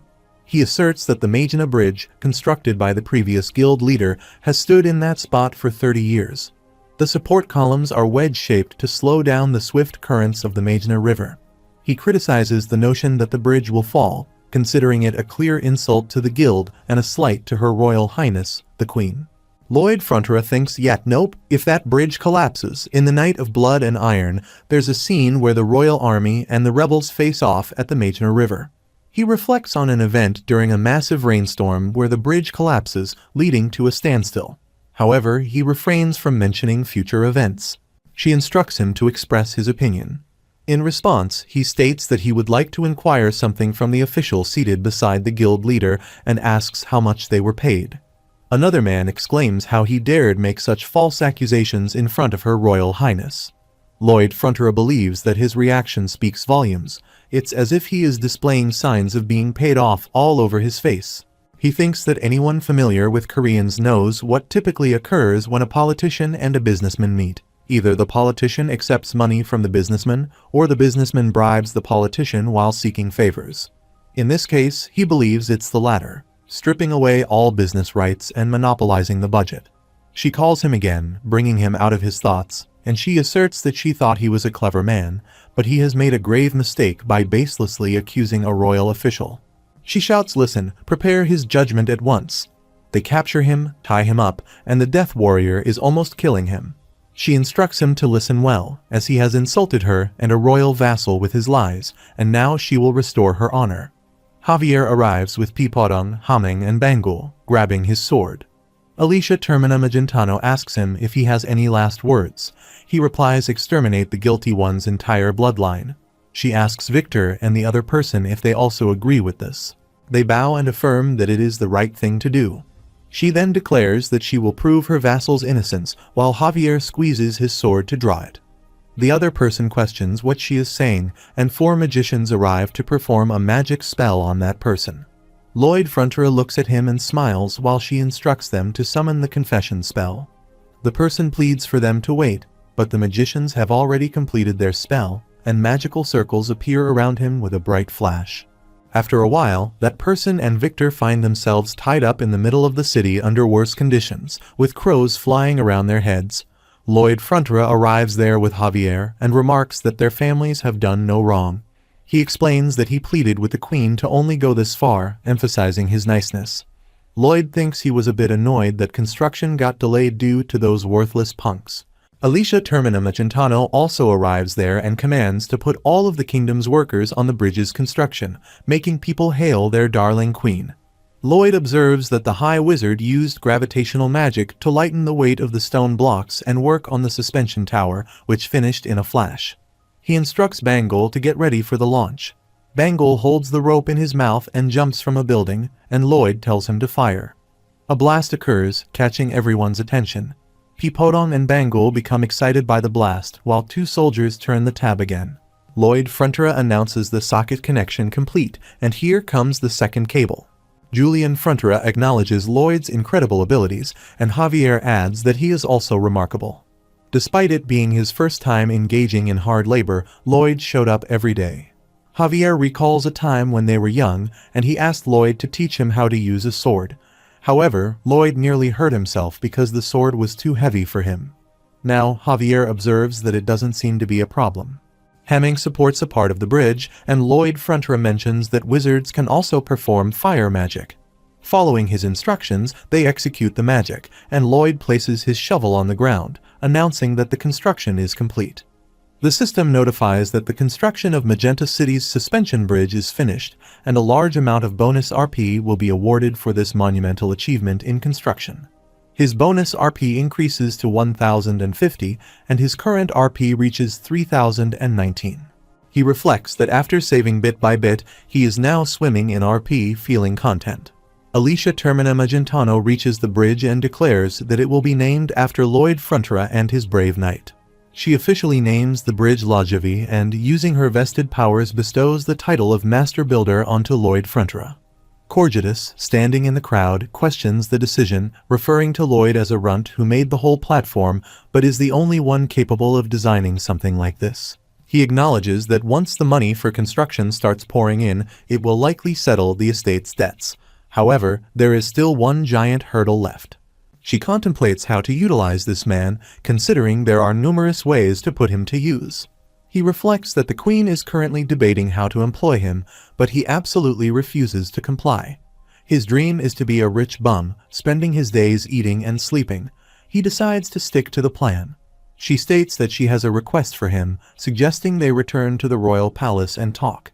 He thinks about escaping the Queen's grip while also addressing Julian's academy problem and responds, agreeing to her wishes. He names the plan Operation Double Kill. They all return to the royal palace where Alicia Termina Magentano proclaims that she hereby bestows upon Lloyd Frontier a noble title and an estate befitting his abilities. She contemplates that he is the son of a country baron, and on top of that, he caused the sanction of high-ranking officials like themselves. They cannot be happy about him being given a title and land, and it will be a pain to try and quell their complaints. Lloyd Frontier bows and expresses thanks and praise for Her Majesty's boundless generosity. However, if he may be so bold, he beseeches her for something bigger. She asks what's bigger, and he replies that if Her Majesty deems his request reasonable, then please withdraw the offer of land and title. She tells him to state his request, and she will decide, contemplating what he might want, whether a royal post or a larger fee. Whatever it is, it wouldn't change her desire to have him by her side. He states that what he would like is a thorough cleaning of the Royal Academy. She asks him to explain this. He responds that the Magenta Royal Academy is currently full of corruption, inequality, and despicable behavior. Students focus more on their cliques than their studies and subject students of lower ranks to mental and physical suffering. He mentions that the Academy's educators are aware of this, yet turn a blind eye, more interested in lining their pockets with kickbacks to satisfy their own interests. He adds that the students indulge themselves in the sweetness of power when they should be learning, and they build up social barriers when they should be embracing their aspirations for this world. These behaviors are a far cry from the aims with which the Academy was established. He issues an order to Javier, who takes out a document from his pocket and presents it to the Queen. He states that these are the results of a 4-month investigation that his knight and he have put together, ranging from Academy graduates to handymen who did odd jobs, down to the teachers with a conscience who had left, fed up with the Academy's corruption. He mentions that they have carefully recorded their testimonies and investigated their claims. A royal servant shouts that this lowly man is spewing lies, and another person chimes in, saying that such a thing could not happen at the Royal Academy. She orders those who just opened their traps to be subjected to the confession spell. Magicians arrive and create their magic circles with a bright flash on Academy administrators, and they all confess. After some time, they are all tied up in worse conditions in the middle of the city for punishment. Alicia Termina Magentano reaches the Royal Academy while an announcement tells that Her Majesty is approaching, and her guards capture the staff of the Academy. She orders the arrest of all the people mentioned on the list, with no exceptions, even those they associate with or have the slightest connection to. She instructs that they should be given lashes according to their crime, relieved of their posts, and have their lands confiscated. She states that they should be prepared to face even execution. One of them claims he has done no wrong, while another one begs for mercy. Another person insists he is being framed, declaring it to be a setup. Lloyd Frontra and Javier stand outside the academy, and he smiles while Javier remarks that he seems very pleased about cleaning out the academy. He wonders what he is talking about. His darling queen has completely forgotten he exists. Now he just needs to sneak back to the countryside and enjoy the fruits of his labor, laughing. Kyle comes from behind and says he understands that he is pleased, but must he make that face? He adds that he has a message from Her Royal Highness, stating that he may go when he wishes, but he should be sure to attend tomorrow night's banquet. He agrees to that. Kyle continues, mentioning that she also says his plan to create a diversion with the academy was outstanding, and she respects his wish to live the sweet, lazy life. He thinks that he was always in the palm of her hand. Kyle concludes that is all and walks away.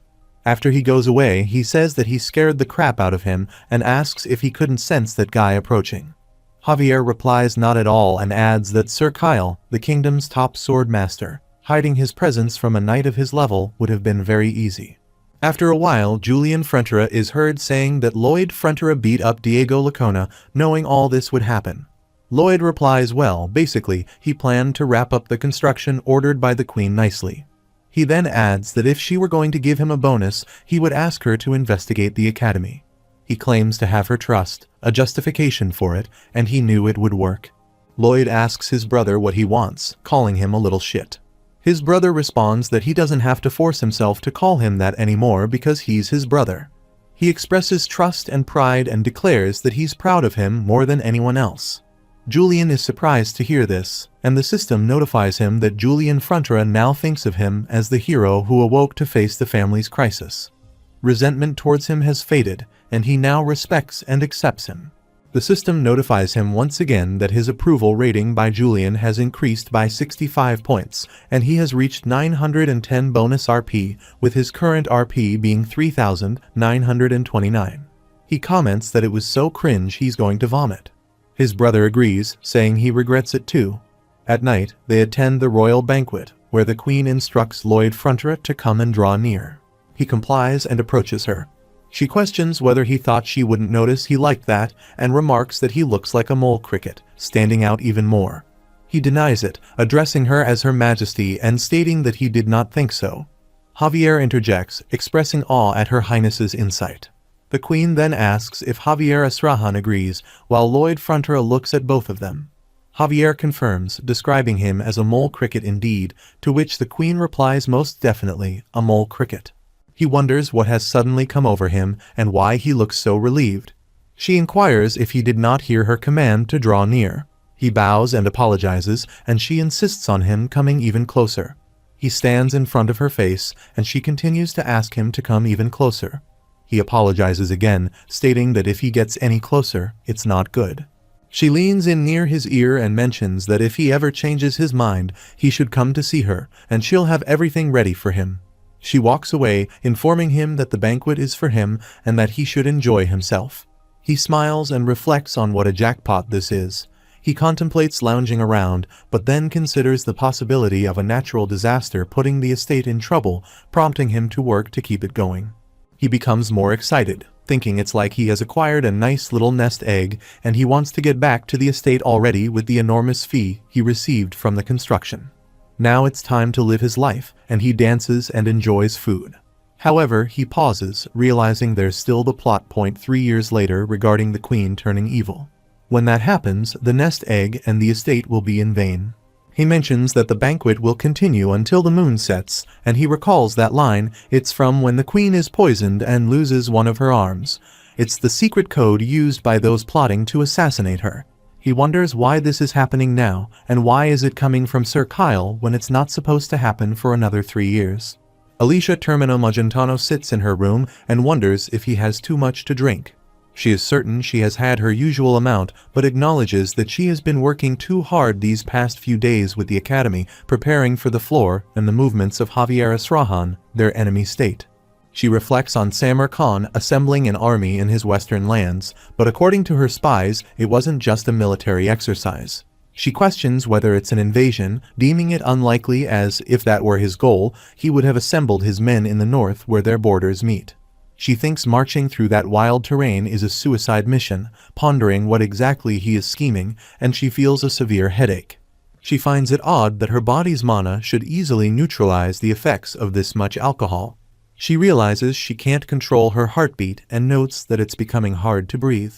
Meanwhile, she considers her mana, realizing she needs to circulate it to neutralize her heart while she bends over the table. She suspects it's poison, but all the food is thoroughly checked. Trying to get up, she calls out if someone is out there and requests anyone to fetch the royal doctor. Sir Kyle opens the door and she looks at him and says thank goodness need, asking for his hand. He responds affirmatively, acknowledging that Her Majesty is right, and he expresses gratitude for being there to help her rest in peace. He then takes out his sword, leaving her looking at him surprisingly. On the other side, Lloyd Frontera informs Javier that there's a problem and suggests they go. They both walk towards the Queen's room, and he asks if Javier isn't going to inquire about what's happening. Javier responds that he also felt a strange mana force and asks what he needs to do. Lloyd instructs him to knock out the Sword Master. Javier acknowledges that he knows he is not kidding, but he pleads with him not to joke. The other person suggests buying them some time, and Javier asks for 1 minute. The person replies within 2 minutes, and they both run quickly. He agrees, saying he'll take it, and urges them to see the dead royal servants. Sir Kyle launches an attack on Alicia Termina Magentano, and she successfully blocks his strike. He commends her, stating it's magnificent. He informs her that she has had a lethal dose of poison, yet she managed to block 3 strikes by his blade. She questions why he is doing this, falls down, and he almost attacks her. However, Javier reaches there in time and stops him with a stick. Sir Kyle then turned his attack towards Javier, who also successfully blocked the strike. Sir Kyle considers that he blocked his sword with a candlestick and questions what in the world is happening. He thinks of a high-frequency mana circle collision. Javier throws him away, and Kyle reflects that he has never seen mana used like that before. They both continue to attack each other repeatedly and eventually defeat each other. Sir Kyle addresses Alicia Termina Magentano as her Royal Wallet Highness, and she asks Lloyd Frontera what he is doing there. He responds, urging her to save the chit-chat for later. He then employs Asrahan's core technique and mana absorption, casting a spell on the Queen to save her life. In the midst of the fight between Javier and Sir Kyle, Javier contemplates the Aura Sword, recognizing that only a sword master can conjure it. He decides that once he finishes conjuring it, it'll be all over. He throws a candlestick in the air, spins it, and attacks Kyle. Javier also uses a mana blast for an attack. Kyle acknowledges the ingenuity of the young man and his technique in manipulating mana, but notes that he lacks real-life combat experience. Kyle attacks Javier, and Lloyd Frontera becomes upset, thinking that he's counting on him because if he loses, they're all dead. Javier assesses the wound as shallow, but he acknowledges that he has certainly dealt some damage. Now it's time for his attack, and he runs to engage him. Sir Kyle looks at him, thinking that he's charging at him, a senseless fool who fears nothing. Kyle kicks Javier, who screams Master Pipodong. Pipodong quickly arrives and throws his sword towards Kyle. Javier grabs his sword and candlestick in both hands. Kyle attempts to attack him again, but Javier quickly uses a mana blast, throwing a fire attack on Kyle and tossing him out of the room. Kyle thinks it's unbelievable that he can use that like a cannon. Javier continues to run and attack him, using a mana blast once again, a scattering blast. Kyle thinks to himself, damn it, he is a monster. Meanwhile, Lloyd Frontera employs his skills to heal the Queen. After some time, she opens her eyes and wonders how it is possible. She observes that he is absorbing his mana, but not only that, he is specifically absorbing the mana that was consumed by the poison. She asks where he acquired such a skill. He replies, please don't talk, he can't concentrate. She apologizes and then wonders if he just scolded her, the Queen. He denies it, suggesting that it appears the poison has affected her hearing. She questions what this is, expressing doubt. He apologizes again and urges her to stay still and rest. He coughs with blood, making her wonder what he is doing, and she asks if he is trying to sacrifice himself to save her. On the other side, Javier attacks Kyle with full force and throws him into the banquet. People become scared and ask what this is as Kyle slides away. Javier walks towards him, thinking he will not get past him here. Kyle believes he's going to defend that one spot to buy some time and orders the soldiers to listen up, stating that this man and his gang have conspired to assassinate the Queen. The soldiers ready their weapons to protect their majesty. Guards run to attack Javier, and he counterattacks, throwing them away. Kyle reflects on each member of the elite guard, noting that he's flinging them away 3 at a time. He thinks he has never heard of such a man in all of history who could do such a thing. If he were to attain Sword Master status, he would easily have the power to destroy a small nation, but he believes that will never happen. Kyle commands the soldiers to step aside, declaring that he is his now, thinking he will die here. He uses his aura sword and throws Javier away. Javier is severely injured, falls, and his clothes tear, leaving him badly hurt. Lloyd Frontera acknowledges that the poison absorption is complete, but he also feels weak and vomits poison. Alicia Termina Magentano gets up and states that if they don't do something, he will die. She suggests gathering all the mana into one arm and she will assist him. Javier thinks that she will sever his arm, similar to what she did to herself in the novel, but he refuses to accept losing an arm. He contemplates that it will make shoveling difficult, picks up a fork, shouts Mana Blast, and an explosion occurs, destroying the palace roof from his side. Javier remains on the ground in severe condition, and Kyle walks towards him, pondering what that was. It felt like a huge explosion of mana. He wonders if it could have been Lloyd Frontera. Javier attempts to get up, and Kyle looks at him, thinking that he rises even after being hit by the blow of the aura sword. He contemplates Javier's sword oath and grabs his broken sword, determined to keep that oath. In a flashback, Javier remembers when they both sat down in the woods at their construction site. Lloyd Frontera asks what this is all of a sudden. Javier explains that he is supposed to be his guard, yet he abandons his duties and runs to the Gigatitan, expressing disappointment when he would not join him. Javier mentions that he had wanted to rely on him because, up until that moment, he always had due to his soft attitude. Javier acknowledges that his lack of strength leads to the negligence of his duties, and he believes he is entirely unfit to be a knight. Lloyd Frontera responds that he sees. He was wondering what he was talking about. He advises Javier not to get too worked up about it and mentions that he will still dock his pay for 6 months. Javier questions if he honestly thinks he can negotiate this. Javier suggests 3 months, but Lloyd Frontera asks why he asks. Javier refuses and apologizes, swearing to him as his lord's sword and escort that he will never again abandon his duties. Lloyd Frontera remarks that Javier is playing with the embers while saying it, questioning how he can believe him. Javier asserts that he doesn't have to believe him because he will keep this oath. Lloyd Frontera agrees, saying fine as he wishes. Javier mentions that he is aware that he has risen to the level of the Triple Heart Circle and emphasizes the urgency to become a sword master within the year. Lloyd Frontera responds, saying those are some mighty words, remarking that it's as if he's going to lose 12 pounds this year, really.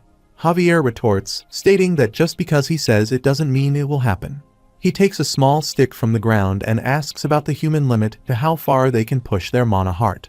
In theory, they will never surpass that limit, even for hundreds of years.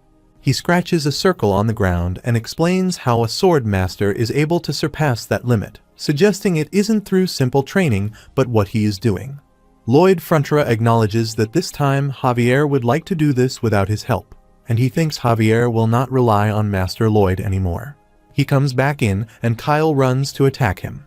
He thinks he will become a sword master on his own, and Kyle stabs him.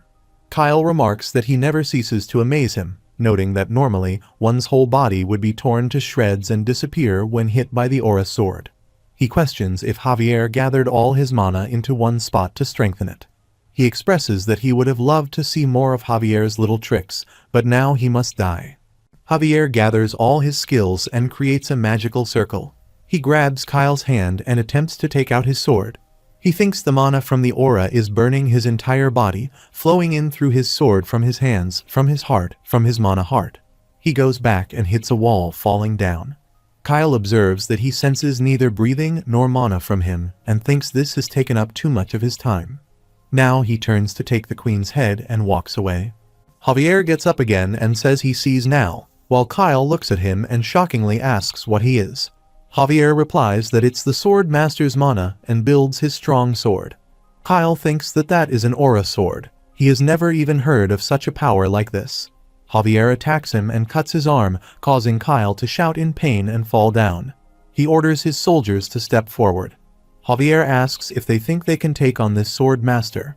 Alicia Termina Magentano attempts to wake up the unconscious Lloyd Frontera, urging him to open his eyes. She holds his hand and encourages him, mentioning his ability to absorb mana. She insists he should take her mana, as she can't afford to lose such a talented individual. Lloyd Frontera regains consciousness. The system window notifies that he has survived a fatal poisoning, unlocking a new custom mana heart skill option. Lloyd Frontera is puzzled, and the system window further informs him about complete poison resistance, making him immune to all types of poison. Additionally, he gains the ability to supercharge by absorbing large amounts of mana from his surroundings when his mana is depleted.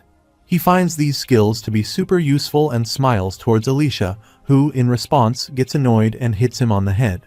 He holds his head and asks why she suddenly hit him. She explains that it was not about his actions, but rather his facial expression, prompting him to inquire about what his face ever did. She disregards that aside and asks if he is alright and can stand. He responds, saying he thinks that may be too much for him, contemplating that he needs to hurry and help Javier right now, considering it his only option.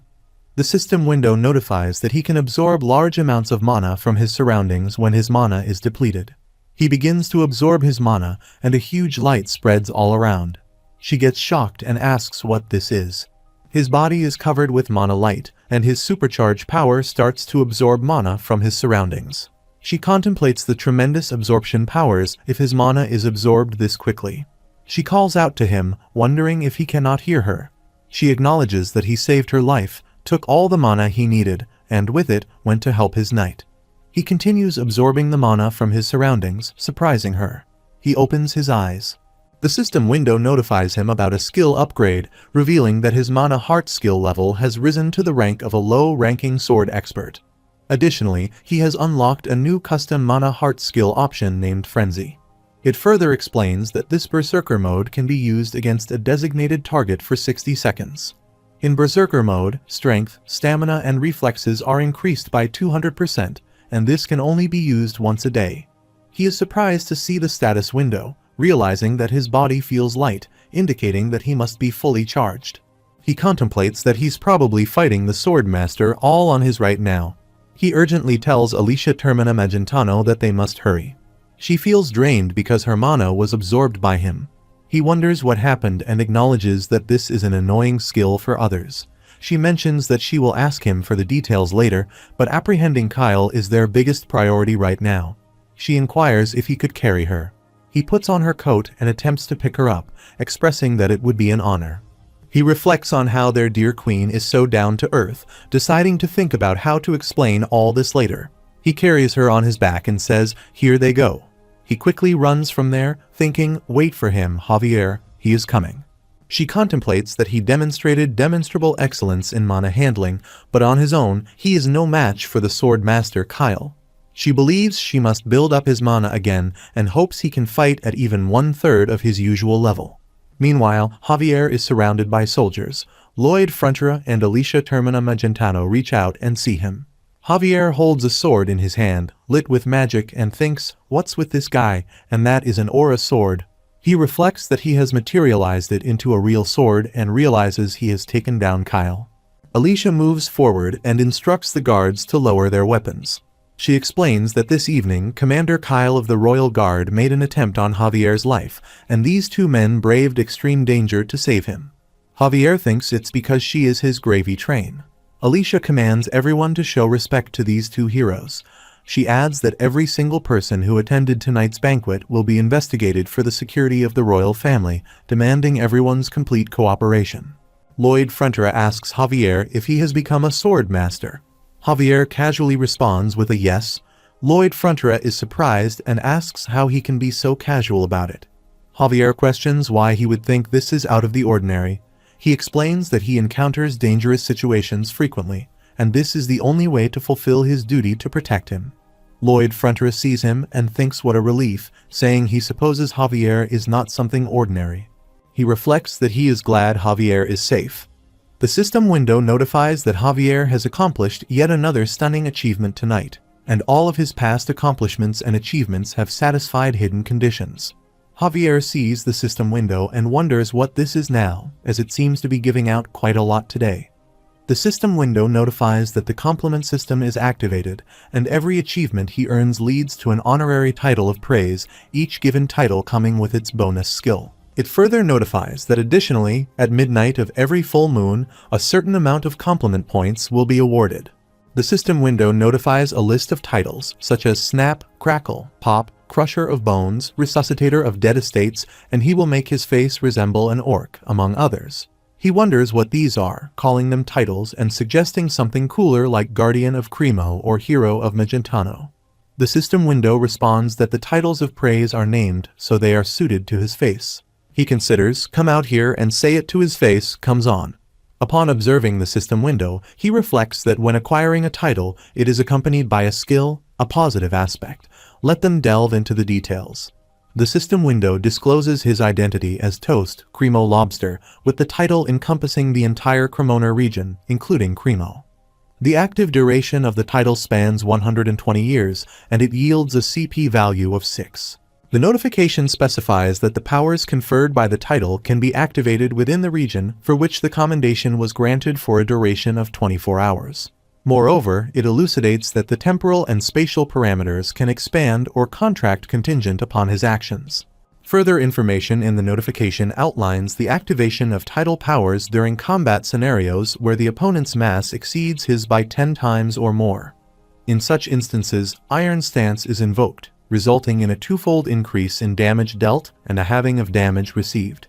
He contemplates that this constitutes a substantial enhancement, speculating on the prospect of every title invoking such powers. He ponders the utility of CP and its applications while considering the rather unpleasant message box.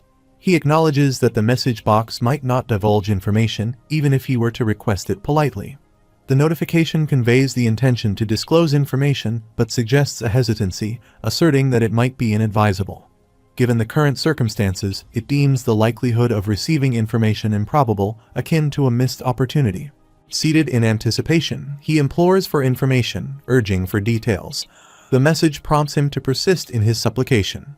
Javier observes him and perceives the recurring behavior as peculiar. The notification clarifies that he can employ the accumulated CP to defy the laws of physics, thereby attaining absolute power and the ability to summon, with the ending as a spoiler. He is taken aback by the unexpected appearance of system notifications. After a while, Lloyd Frontera sits to relax, and his brother Julian stands nearby. He expresses his exhaustion, citing a lack of sleep due to an ongoing investigation. Julian inquires about their knowledge regarding the perpetrator behind Sir Kyle's predicament. Lloyd tilts his neck back in a gesture of relaxation and conveys their lack of information. He mentions the apprehension of individuals engaged in coded messages with Sir Kyle, noting the ongoing use of a confession spell. However, he reveals a complication: these individuals are shielded by a protection spell, rendering the confession spell ineffective. Lloyd acknowledges that, due to this circumstance, he finds himself confined to the capital, compelled to wait patiently. Reflecting on the desire to conclude the matter swiftly and return home, he notes the lack of details in the book regarding the assassination attempt against the Queen. Anticipating that such information might be covered in the next season, he underscores the temporal discrepancy 3 years earlier than in the book, hinting at the potential for alterations in the future. Concerned about the changing course of events, he acknowledges the risk of rendering his knowledge of future events useless. Nevertheless, he finds solace in the recent acquisition of powers, expressing uncertainty about their utility but recognizing their timely arrival. Julian inquires about Javier's status and whether he is still subject to investigation. Lloyd responds, indicating that the Queen singled out Javier for a separate summons following his attainment of the rank of a sword master. This revelation astonishes Julian, prompting him to question the reason for his surprise. Lloyd clarifies that Javier was instrumental in apprehending Kyle, leveraging his newfound status as a sword master. Julian expresses his previous assumption that Javier received assistance from the Royal Guard. Lloyd challenges this perception, asserting that even 100 guardsmen would be no match for a sword master. Julian, now perplexed, seeks clarification on the implications of this revelation, prompting Lloyd to regard him with a peculiar look. Meanwhile, at the palace, Javier bows before Queen Alicia Termina Magentano. She remarks that recent events have allowed her to witness his unparalleled swordsmanship and the conjuring of a previously unseen aura sword. Noting his awareness of the current vacancy for the position of the captain of the Royal Guard, she issues a command for him to stand by her side and assume the role of captain of the Royal Guard from this moment onward. Meanwhile, Julian inquires about Javier's potential departure. On the other side, Javier requests forgiveness from Her Majesty. Lloyd Fronterer comments that he truly does not know Javier at all. On the opposite side of the conversation, Javier identifies himself as Baron Arcos Fronterer's knight and implores her understanding of his inability to leave his lord's side. She asserts that she is not asking but ordering him, emphasizing that disobeying her orders amounts to treason, a consequence of which he is well aware. Javier humbly requests one thing: permission to send a farewell message to his Lord Baron. She interprets this as an elegant expression of his preference for death over serving her. Javier appeals to her mercy, and she grants him permission to go, respecting his wishes. He expresses thanks to her and proceeds to leave. After a while, Julian summons Javier and inquires about the outcome of his meeting with the Queen. Javier assures him that he remains a knight dedicated to the Frontera family, bringing joy to Julian. Meanwhile, Alicia Termina Magentano contemplates the Frontera estate and observes that she appears to have encountered challenges with individuals from that region. Simultaneously, Lloyd Fronterer reclines on the grass, gazes at the status window, and contemplates exploring the additional skills bestowed by his titles. He peruses the details on the system window and discovers a title-related skill named Snap, Crackle, Pop, and Crusher of Bones, which he acquired for eliminating Newman. This skill grants him unconditional obedience from the subjects of the Frontera estate. Lloyd contemplates altering his appearance to resemble an orc and questions the utility of the orc roar.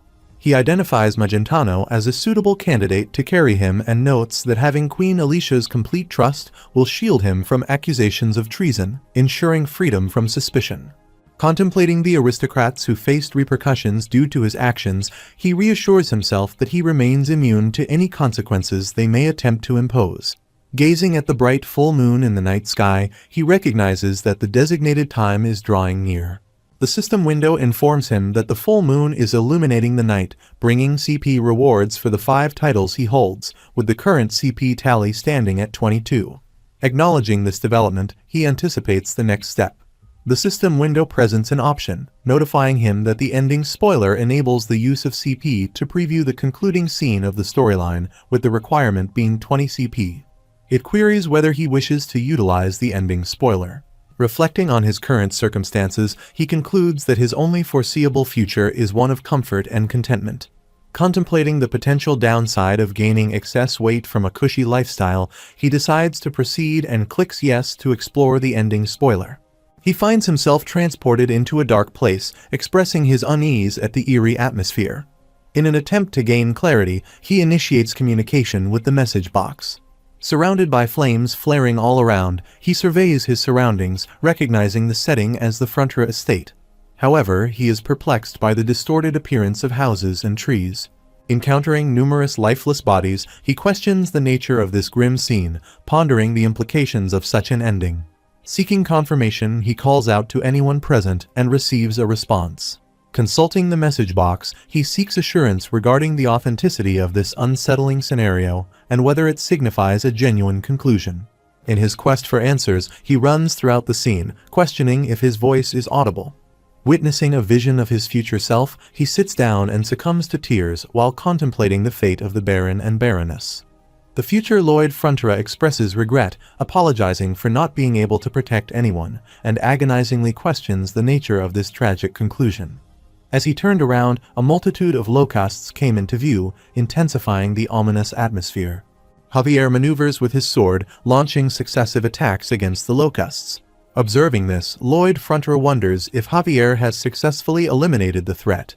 However, a new group of locusts approaches him, prompting a sudden transfer back to the garden. Lloyd calls upon the message box, seeking an explanation for what he witnessed and questioning the inevitability of those events. The message box responds, advising him to consider the potential losses if he chooses to doubt the information provided. Urgently, he runs from the scene, reflecting on the cryptic statement within the spoiler. Recalling the future Lloyd Frontera's regretful words about coming a little earlier determines the urgency of the situation and the need for swift action. Contemplating the locust swarm, he believes he has identified the precise cause and resolves to reach the impending crisis as quickly as possible to address it. Meanwhile, Alicia Termina Magentano writes a letter and inquires about the fate of the entire Cremona region. Lloyd Frontera kneels down in front of her and asserts that it is indeed true. They must mobilize the troops and prepare for this unprecedented calamity. She expresses surprise at the suddenness of this revelation and implores him to provide more information about what will transpire.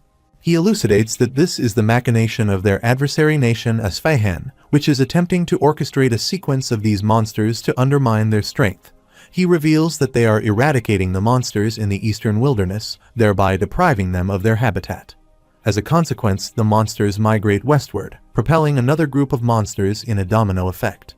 This in turn leads to these creatures spreading havoc in their eastern region. He speculates that, according to the book, this event will occur 3.5 years later. Furthermore, he opines that it should manifest much farther north than their Frontera estate.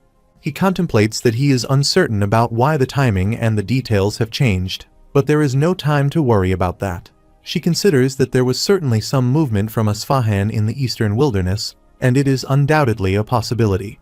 She inquires how he is aware of Esfahan and their suspicious movements. He reflects on his brain's ability to think.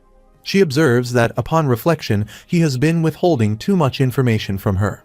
She asserts that, for her, he seems more suspicious than Esfahan. He licks his lip and discloses that he has some ties, a blood pact in fact, with the orcs of the wastelands, specifically the Sand and Steel tribe. They send a carrier pigeon to inform him. Regarding his knowledge of Kyle's assassination attempt, he explains that he and the head of staff were engaged in a peculiar exchange. Upon noticing the suspicious looks they exchanged, he decided to follow them, witnessing the event. He further explains that concerning him absorbing the mana and destroying the surroundings, as she is aware, his guard and knight Javier is a genius with no equal. He states that they have been together since childhood, and he taught him the secret magic of self-defense. Being a genius himself, he possesses a decent command of those skills. She contemplates that it all makes sense, so why does it feel like he is making it all up on the spot? He thinks that she senses he is making this up right now. The system window notifies that the effect of Magentano has been activated. He will be carried by him, possessing Queen Alicia's complete trust. No matter how much others accuse him of treason, he will be free from suspicion. He observes the status screen. She declares that she shall grant him 500 in his direct command, the White Cavalry, and also 50 wizards for support. Since he has knowledge of the enemy's movements, he may have their command. He thinks about how generous it is and expresses his gratitude to Her Majesty. She inquires, asking him to thank her for what, and mentions that he should know more than anyone.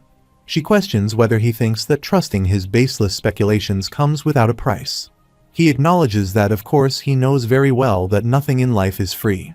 If they can successfully halt these monster attacks, he pledges to proclaim to the whole world that the foresight and resolution in this matter were all hers. He aims to restore the honor of the crown that was tarnished by the assassination attempt. She remarks that she has never encountered anyone as suspicious as him, but she appreciates that they understand each other. After a while, he and Javier depart from the location on horseback. Javier mentions that he is certain there is a reason for all this and requests him to take his time and explain. He increases the horse's speed and inquires if he understands.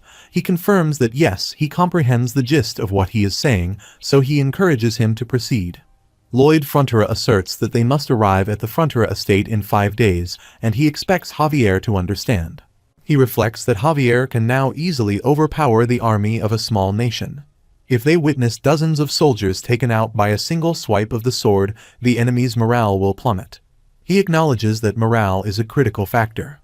In this situation, their enemy is not human, lacks morale, and is driven by the pursuit of food. He recognizes that they do not fear death. Hence, Javier alone is not sufficient. Moreover, facing an attack from all around, 360 degrees, the intense firepower from 2 people won't be enough. He orders Pipodong to part ways at this point. Pipodong emerges from his jacket, and he requests Pipodong to meet him at the exact time, counting on him. Pipodong jumps from there and runs. He thinks he has a plan, and he anticipates his money-spinning Frontera estate. They both continue their journey without stopping and reach the top of a mountain. From there, they observe the town with locusts flying toward it. Lloyd Frontera notices the locusts and reflects that the earlier time frame was exceptionally brief. The farmers working in the fields also noticed the locusts, and one farmer inquired about what was happening. Lloyd Frontera calls out to him and urges him to stop standing around. He instructs the farmer to escape into their houses quickly. The farmers see Lloyd Frontera and he gestures, ordering them to bring him a lid for his pot, the largest one they can find. A locust breaks the palace window and enters the palace.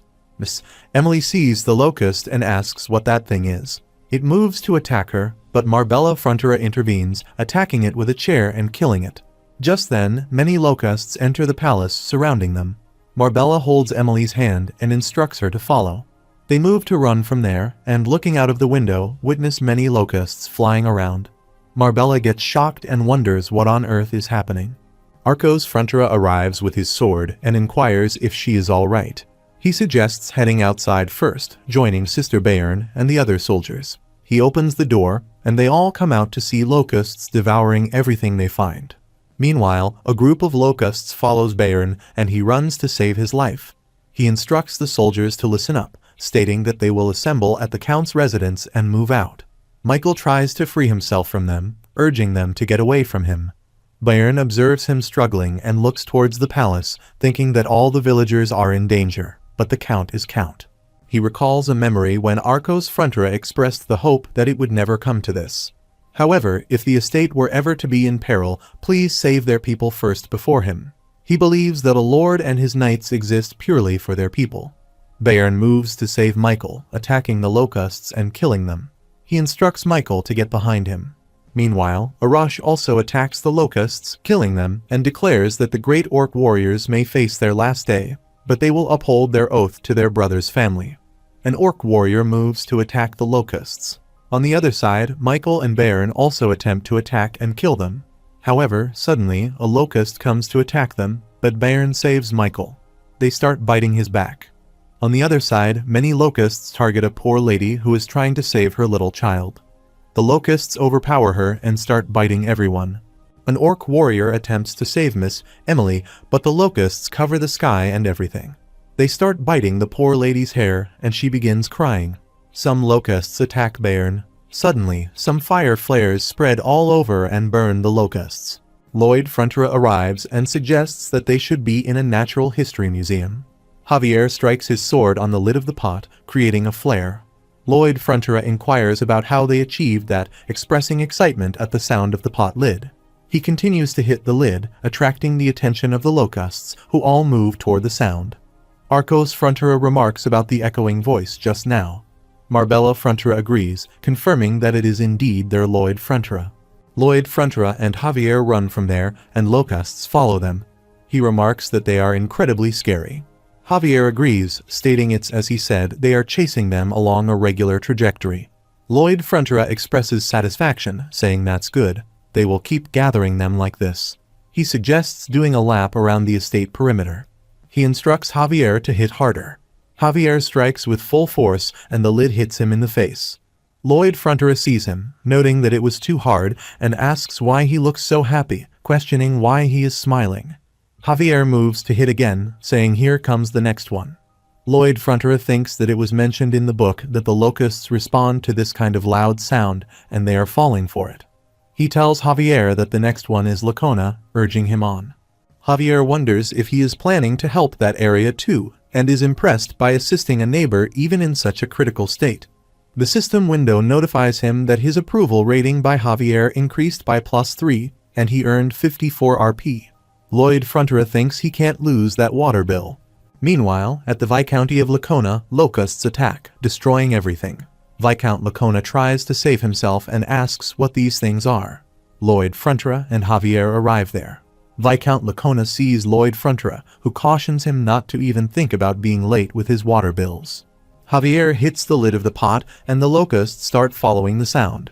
Javier remarks that Lloyd Frontera's plan was to take them through buildings and concentrate the swarm even further. Lloyd Frontera denies having a plan. He laughs and admits that he just wanted to be impish, and it felt good. Javier thinks about what's wrong with him. The locusts start following them. Lloyd Frontera states that he thinks he can keep up with the Great Lloyd, and Captain Frontera is coming through. Javier advises him to save his strength, mentioning that shouting like that does not help them. Lloyd Frontera remarks that he really does not see the bigger picture, explaining that calling like this lets them know who saved them. He laughs and mentions that he is going to milk this for all it's worth. Javier thinks there's something wrong with him. Lloyd Frontera decides that it's enough, and now they move on to the Merit's wetlands. Locusts come toward them, and Lloyd Frontera notes that there is another swarm here.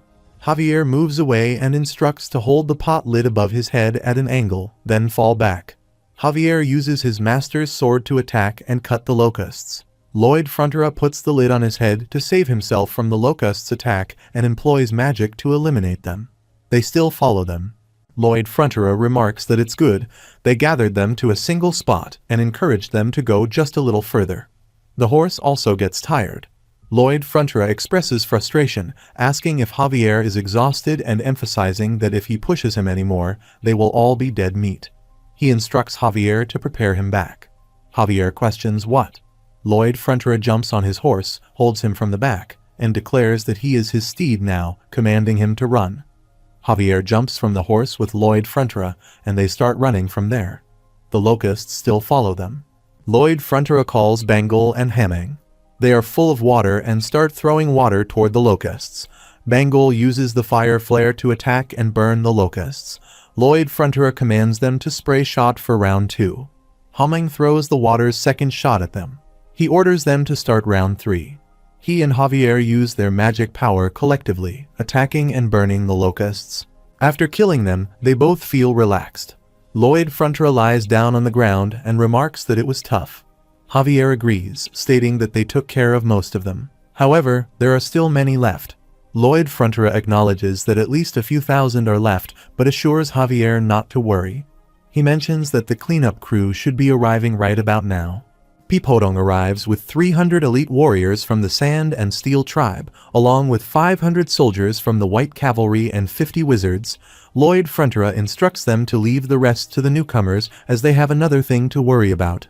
Javier asks what else is there. Lloyd Frontera explains the monster domino, emphasizing that it never ends with just one wave. A soldier declares that they are cavalry soldiers of the White Cavalry, emphasizing that, for the sake of their great majesty's domain, they must exterminate every last one of them. The soldier takes charge of the other soldiers, and together they attack the locusts, successfully killing them. The Orc tribe also aids in the defeat, eliminating the locusts and even fries them over a fire before consuming them. Akush eats the locusts and remarks that they are high in protein.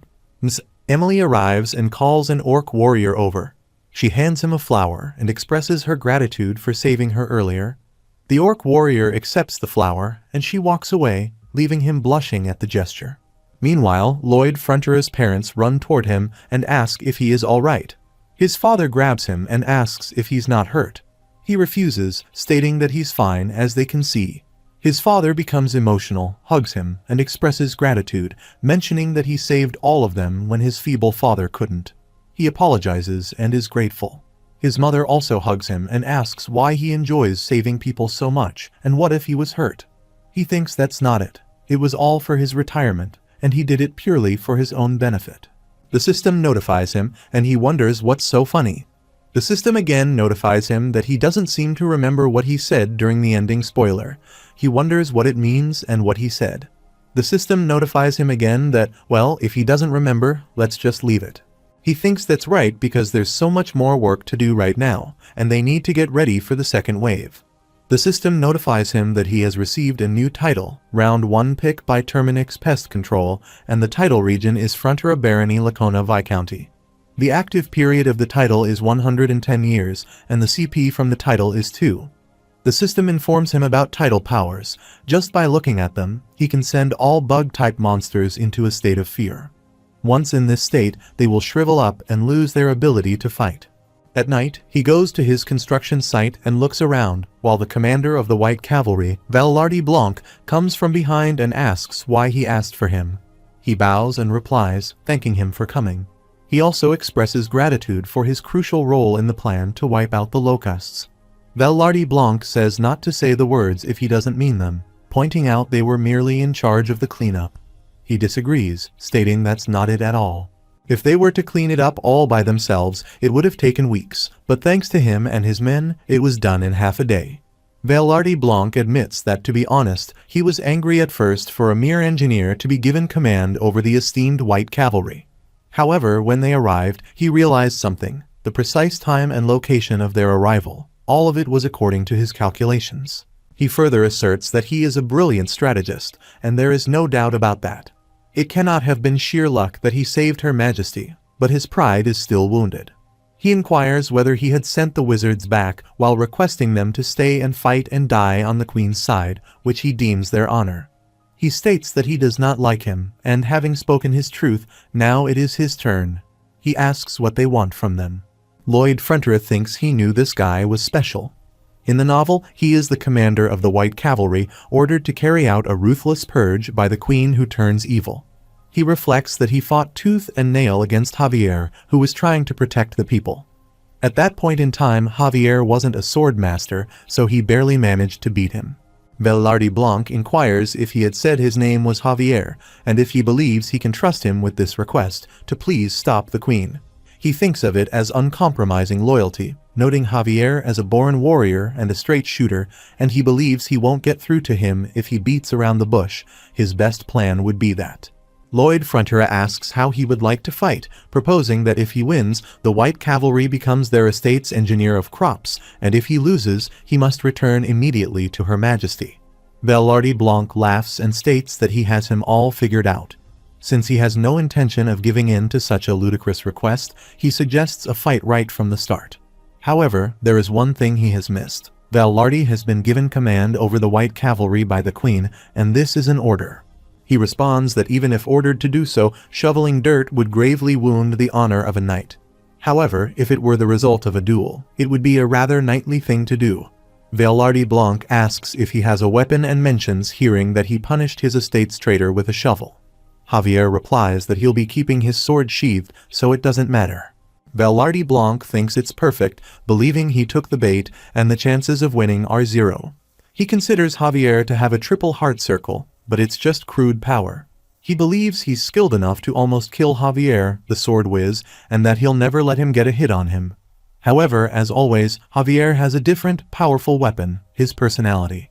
Velarde Blanc states that this is a match between a knight and a civilian, so the rules must be somewhat different. If Javier so much as flinches from one of his attacks, he will be the winner.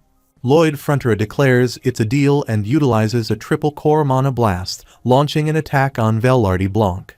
He quickly evades, and the blast travels a great distance, hitting a mountain and causing a volcanic explosion.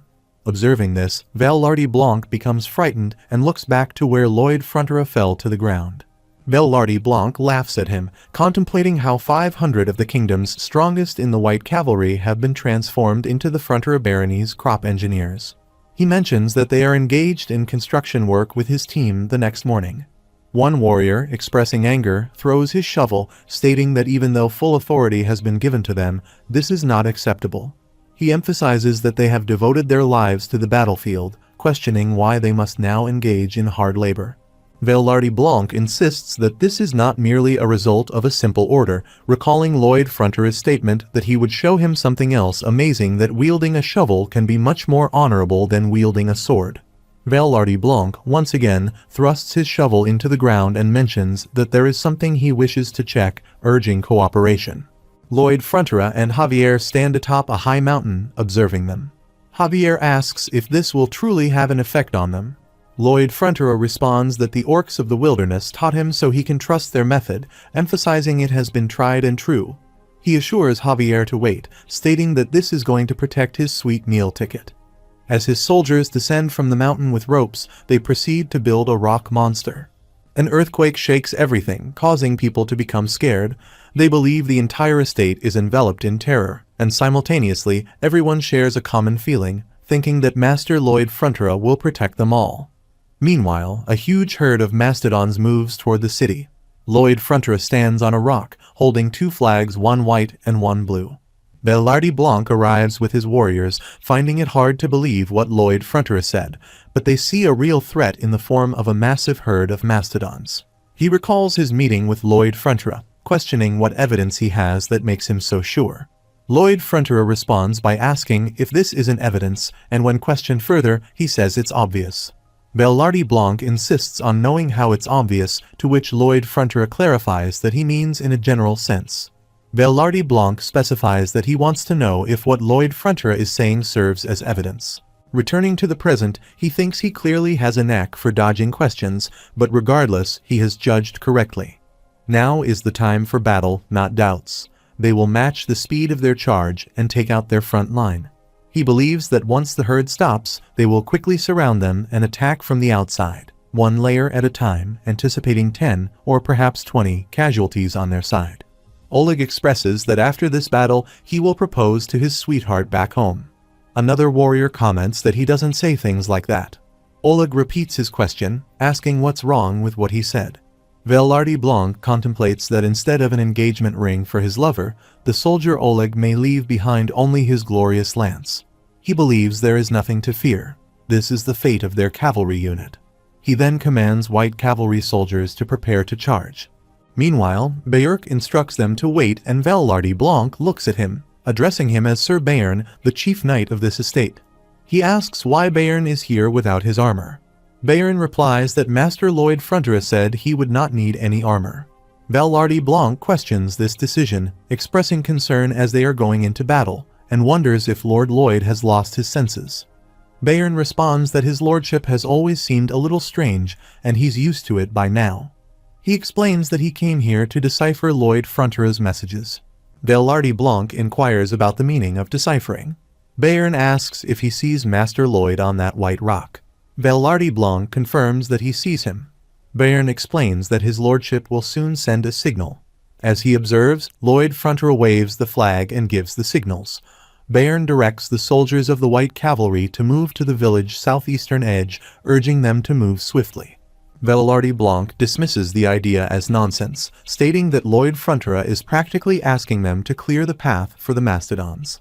He emphasizes that it is only a matter of time before the Mastodons overcome the earthen ramparts. He checks his current location and attempts to measure the distance to the new location. He observes that Lloyd Fronterer seems to want them to attack from the side, but he believes they can't stop this charge with a side attack. Lloyd Fronterer responds by saying that if Velarde Blanc keeps arguing, he will report them to Her Majesty. He waves flags repeatedly. He questions if Lloyd Fronterer is serious about tattling on them to Her Majesty. Bayern denies this and claims that all of this was predetermined. Lloyd Fronterer, perplexed by the situation, thinks it goes against all common sense as he looks at the Mastodons. He believes they are here and waves his flags again, smiling. He reflects on Phase 1 of the plan, blocking the Mastodons' path with a relief image of their natural enemy, the Megalania.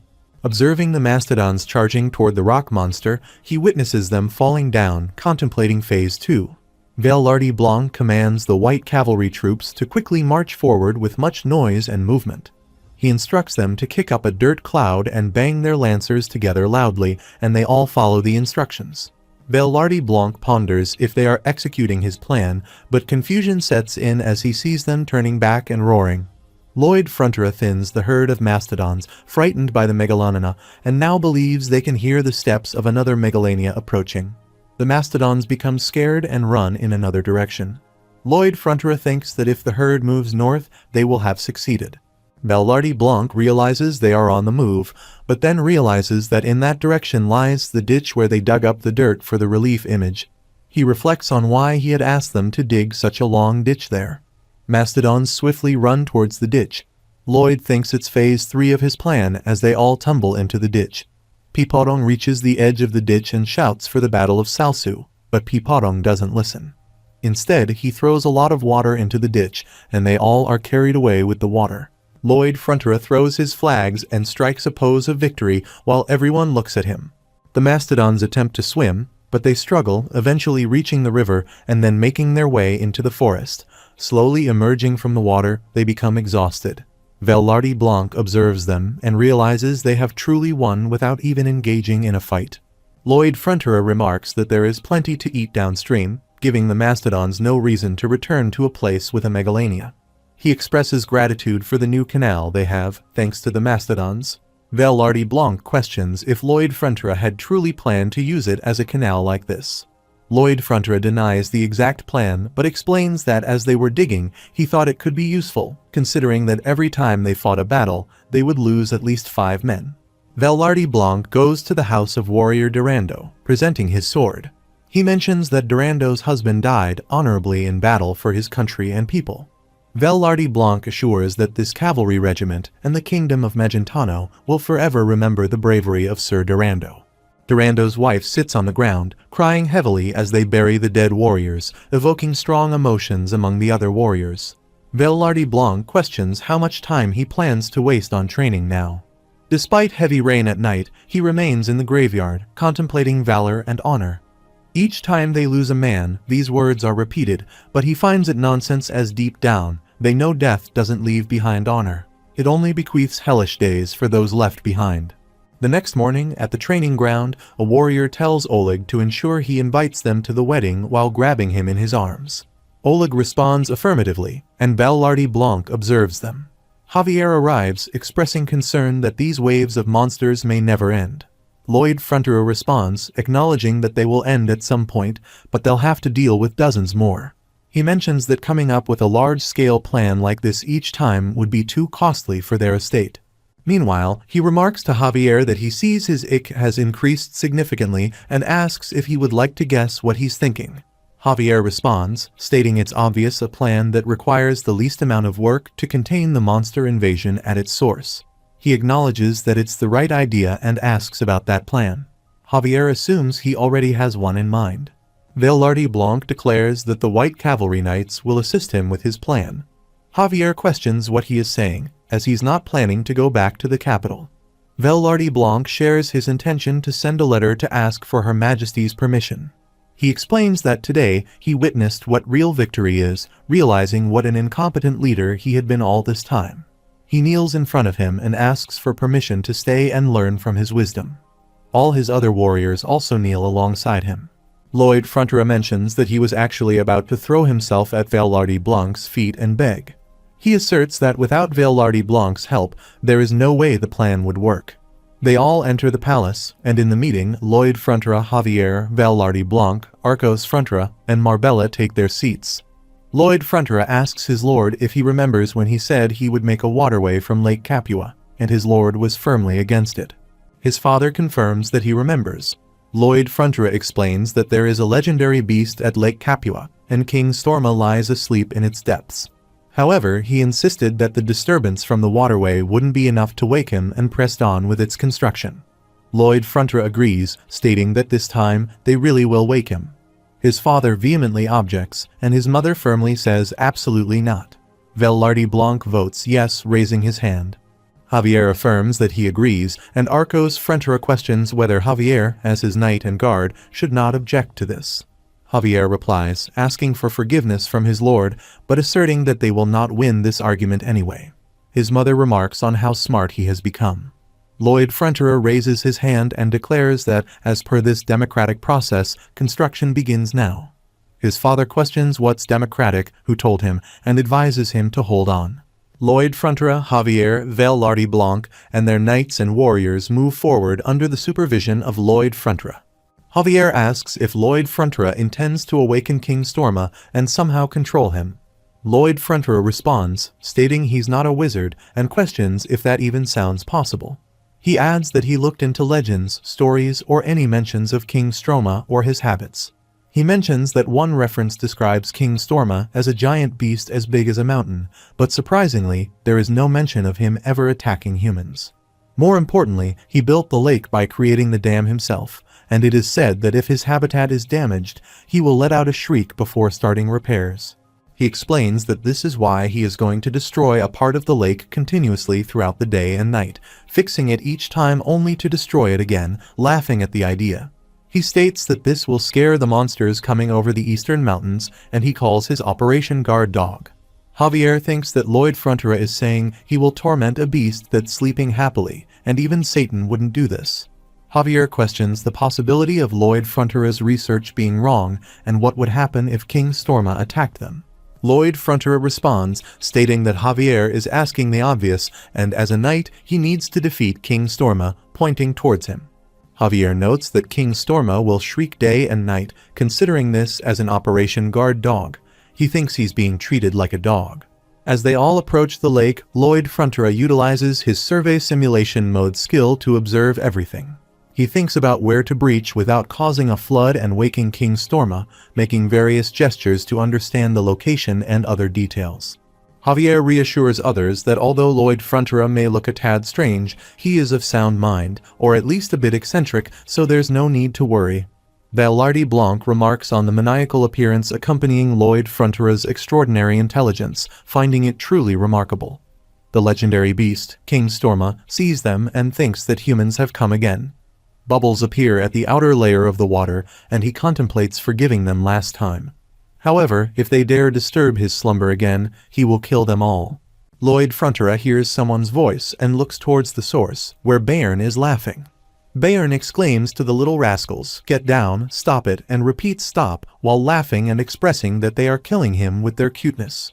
Upon noticing Lloyd Frontera, Bayern gets up and addresses him as his lord, mentioning he has been meaning to ask him about something.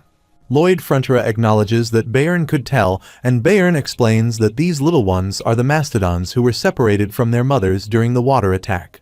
They seem healthy, so Bayern wants to ask for Lloyd Frontera's permission to raise them.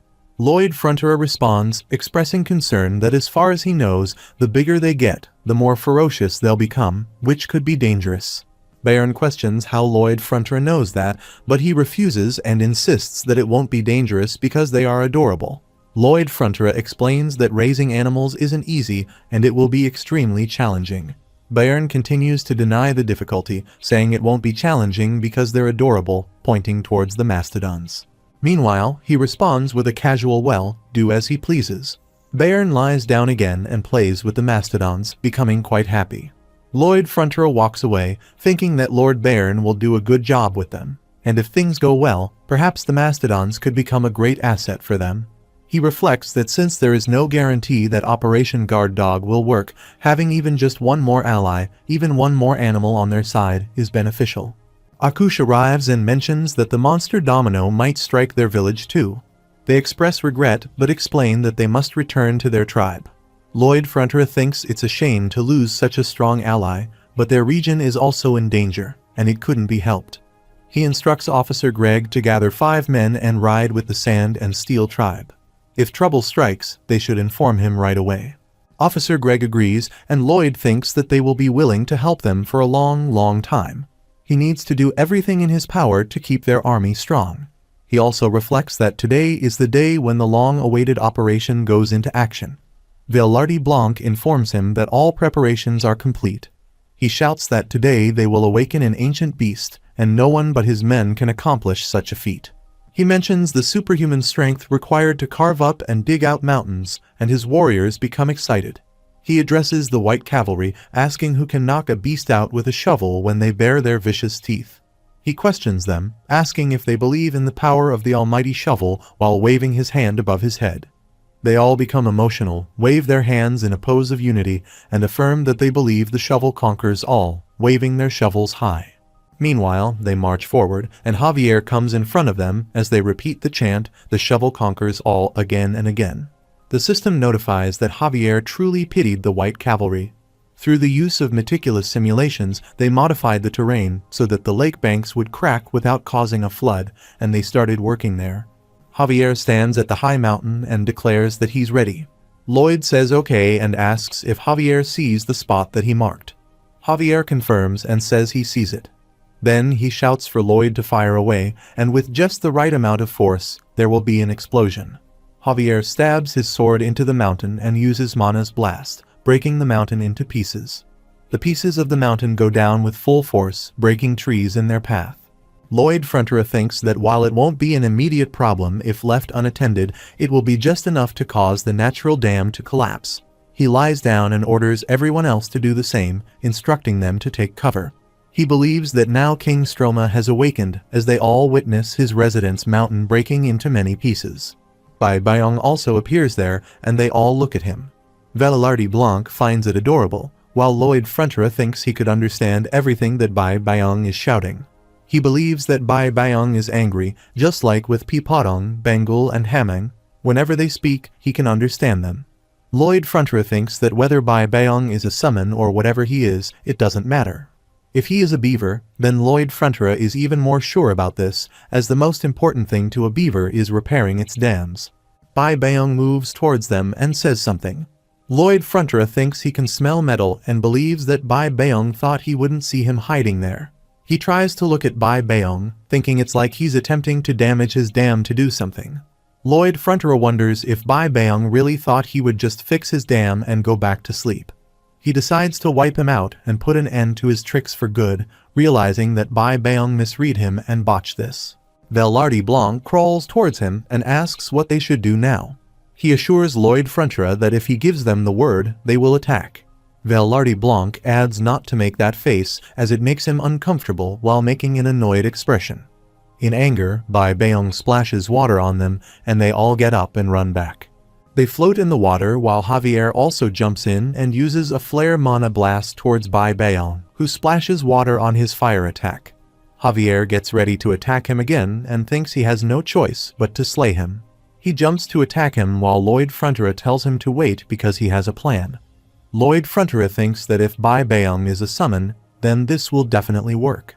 Javier attacks Bai Beong and engages him, while Lloyd Frontera secretly approaches him, thinking good job Javier, keep attracting its attention. Bai Beong feels someone's presence, looks behind, and quickly goes underwater, considering that it's extremely sensitive to its surroundings, making it challenging to approach. Javier executes an explosion or a sword behind Bai Beong and escapes from that attack. Javier moves to the back of the lake, thinking that a half-assed attack won't be enough to attract its attention. However, he believes that he'll be able to inflict great damage if he attacks with his full force, contemplating what he should do. Javier shouts Bai Beong's name and Bai Beong responds, asking if he's not his mother, clarifying that he's a male. Javier thinks what a relief that worked. Meanwhile, Bai Beong wonders aloud which part of him resembles a baby octopus and questions why he is suddenly behaving in this manner, emphasizing that he is not that ugly. Lloyd Frontera perches on his head. Bai Beong, addressing Lloyd, questions when he starts sitting on him. Believing he can't be reached due to his short arms, Bai Beong throws Lloyd away, remarking for him to have a tea, thinking it went in, please, and Bai Beong swallows something towards him, thinking it went in. Bai Beong swallows it, expressing satisfaction, saying that's nice. Bai Beong emerges from the water, questioning what is happening and why the world seems to have become so big. He transforms into his real state, but Lloyd Frontera seizes him, proudly claiming that he has caught him. Bai Beong pleads for a moment to be heard, questioning why he is going on a rampage, and then makes a run for it. Urging his soldiers to apprehend Bai Beong, Lloyd Frontera commands get that fellow, as all his soldiers attempt to capture him. Bai Beong exclaims guys, he's counting on him. Pipondong arrives and attempts to intervene, but he is punched, and the assailant remarks on using its fist, questioning if it is a bully in the summoning world. The aggressor notes the fierce temperament and engages in repeated attacks. Hamming also shows up, exclaiming frustration at the lack of a fatal hit in their fight. However, Bai Beong quickly steps back, causing Hamming to fall onto Pipondong, who then runs away. Lloyd Frontera arrives, asserting it's not so fast. Bengal leaps in front of Bai Beong, who reflects on King Stroma, a beast born in this land for reasons unknown even to himself. Having spent 500 years simply breathing and sleeping for the first time in his life, King Stroma witnessed the light. Bai Beong gazes at Bengal and blushes. Lloyd Frontera inquires about Mr. Stroma's thoughts and asks if he feels like talking now. Bai Beong responds that if he wants to talk so badly, he guesses he could do that much for him, as he considers himself a gentleman. He thinks the legendary beast, King Stroma, capture is complete and smiles. Meanwhile, at the palace, Bai Beong asks what Lloyd Frontera wants from him. Lloyd Frontera states that his request is simple. Once in the morning and once at night, Bai Beong should yell out his name from across the lake. Bai Beong criticizes him for not knowing the basics of negotiation, stating that when making a request, one should also propose what the requester would gain from it. Lloyd Frontera asks what he can do and asserts that, honestly, he doesn't have anything to give him. However, if Bai Beong did that, everyone there would be much happier. He asks if that needs to be corrected. Bai Beong agrees, saying deal. Lloyd Frontera responds affirmatively, thinking how generous Bai Beong is. He contemplates that Bengal has zero feelings for him despite being of the opposite sex and decides to give him a nickname, Eternal Bachelor King Storma. He thinks that King Storma may be taken advantage of for life, alone and forever single. He then thinks about Bai Byung and Hug and concludes that they are both single. Bai Byung wonders what Lloyd Frontura is doing, labeling him as a human rascal, and questions what's wrong with him. He thinks about why it feels so warm, and he realizes that Lloyd was able to share his heart with King Storma. Lloyd Frontura asks if he can call him Bai Byung from now on, and Bai Byung responds by saying he can do as he pleases. Just then, Officer Greg enters the room, calling for Master Lloyd Frontura. He questions why he is back if he didn't send him to accompany the tribe of Sand and Steel. Officer Greg explains that they met some of the orc tribes on their way to the estate, and those tribes requested Arash's help. They mentioned that their tribe was under attack by a group of Megalania. Meanwhile, in the tribe of Sand and Steel, Megalania is destroying and attacking everything. An orc warrior reports that they have broken past the third barricade. Akush instructs everyone not to panic and to maintain the formation. He moves to attack the Megalania, but in return, one of them shoots him back and throws him away. Two orc warriors approach him, asking if he is okay. Akush urges them to keep fighting, emphasizing that orcs never retreat. Meanwhile, Lloyd Frontura instructs the person to tell Sir Blanc to assemble all the white cavalry knights at the village entrance. The person expresses concern that it might be too late for them to go now. Lloyd Frontura reassures him, stating that he will take care of that and urges him to go now. He runs from there, holding Bai Byung's hand with Javier, and emphasizes the need to hurry up, calling it a golden opportunity. The person asks about the opportunity, and Lloyd Frontura reveals it's time for a counterattack to flip over the monster domino. He feeds Bai Byung an almond. The farmer is shocked to see Bai Byung increase in size after eating the almond. Lloyd Frontura and Javier sit on Bai Byung's back, holding him tight as he takes long jumps. Lloyd Frontura encourages him, saying, "Let's go, show his cool side, and steal her heart." They take long jumps, and some workers with shovels come on his back as he jumps repeatedly. On the other side, the orc warriors try to fight against the Megalania. Bai Byung also reaches there. Akush is shocked and asks what this is. Lloyd Frontura instructs him to burn this into his eyes and spread the word that there's no food even if they travel west. They will become the food. Bai Byung attacks them and throws them away, transforming them back to normal size. Bangul arrives there and expresses happiness for him. Bai Byung blushes upon seeing her. Belardi Blanc places his shovel on his shoulder and expresses gratitude for being called there. However, he notes that it seems like they are not needed this time. Lloyd Frontura laughs and reassures him that he would not have reached such precious human resources like him for nothing, as there's another important task for them starting today. Chief Akush comes near Lloyd Frontura, who asks if he is all right. Akush states that they are no longer in a blood pact anymore. Lloyd Frontura asks what he means. All orc warriors gather, showcase their bodies, and declare that he has saved them twice. They, the tribe of Sand and Steel, swear their fealty to the Frontura barony. Lloyd Frontura expresses gratitude and asks if, in that case, they shall start their third project, to resuscitate the tribe of Sand and Steel. Lloyd Frontura explains that a while ago Esfahan, a kingdom bordering the east side of the wilderness, burned down the reed field region for a certain strategic purpose. Subsequently, a huge domino-like movement of monsters followed. Among those monsters, there were some from barbaric tribe societies that possessed intelligence, and they were the ones to witness it happen. He describes how 3 apex predators of the Megalania species were rolled up like wasted paper and sent flying away. Lloyd Frontura continues, mentioning that those sentient monsters began to spread what they saw to the other monsters, and word spread that there's a legendary beast the size of a mountain at the end of the west side. He details that it was so big it could touch the clouds, and its tail was the epitome of a god's wrath, as though a swish could cause a typhoon. Its round black eyes looked like they witnessed nothing but an abyss, and its 2 fangs were capable of eating every living thing in the world. The eyes of the demon that was controlling the beast looked like hell itself. Meanwhile, at Esfahan Palace, a soldier kneels down in front of King Samir Khan and requests him to hear him out. He explains that as per their initial plans, the tribe of Sand and Steel, whose forces have been expanding at a frightening pace, abandoned their settlement and migrated over to Magentano's forest.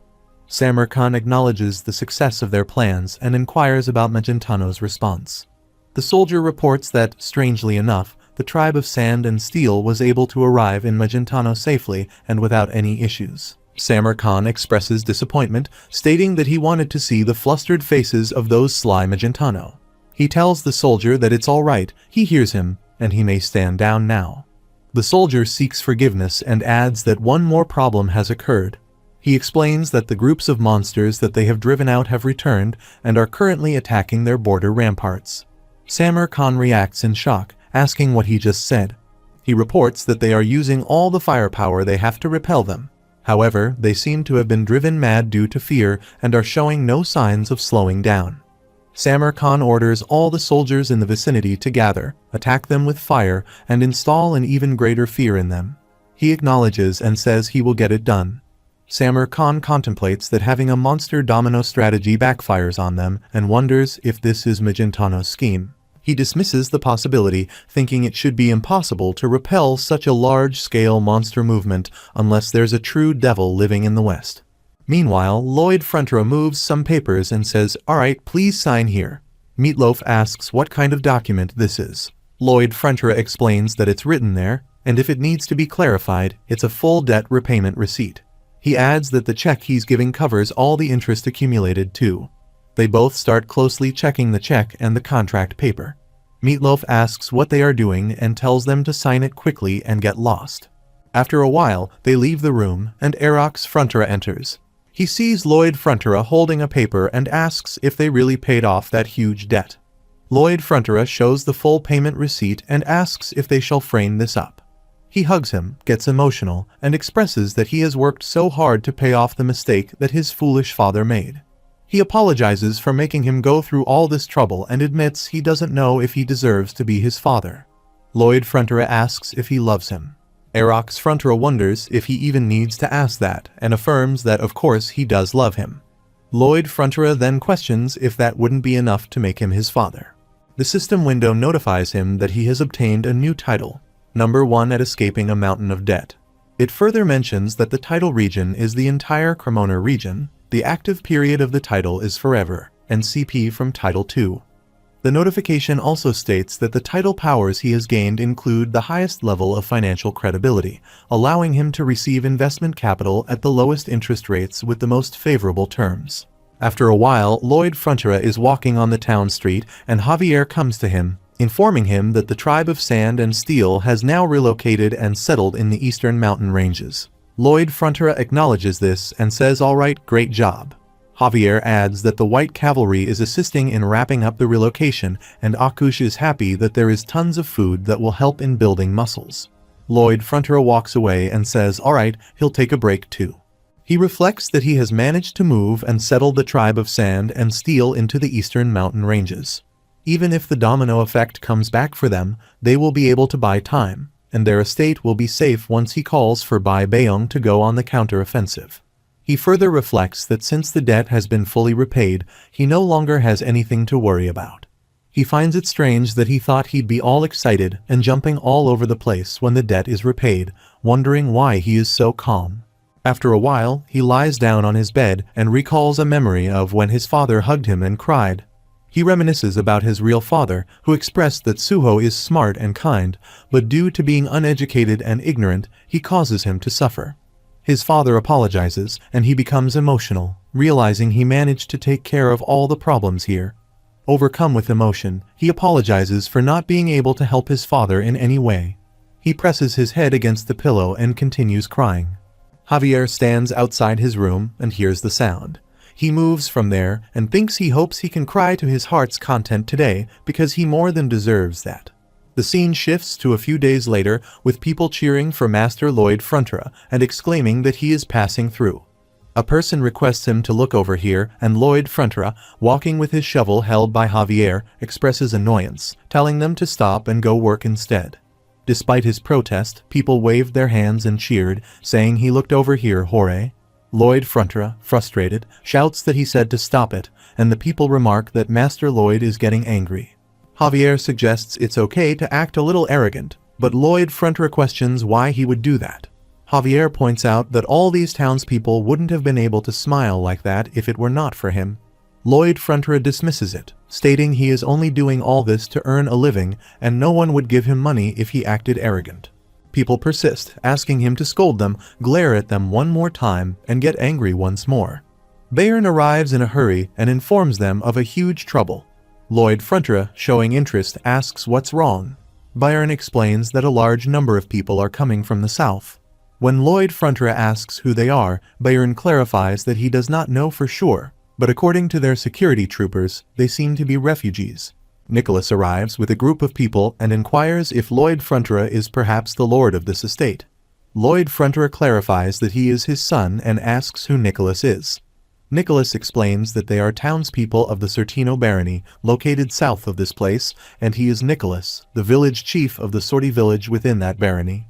He further shares that his father was the village chief until recently, and while his father tried to protect the barony with the lord till the end, he passed away.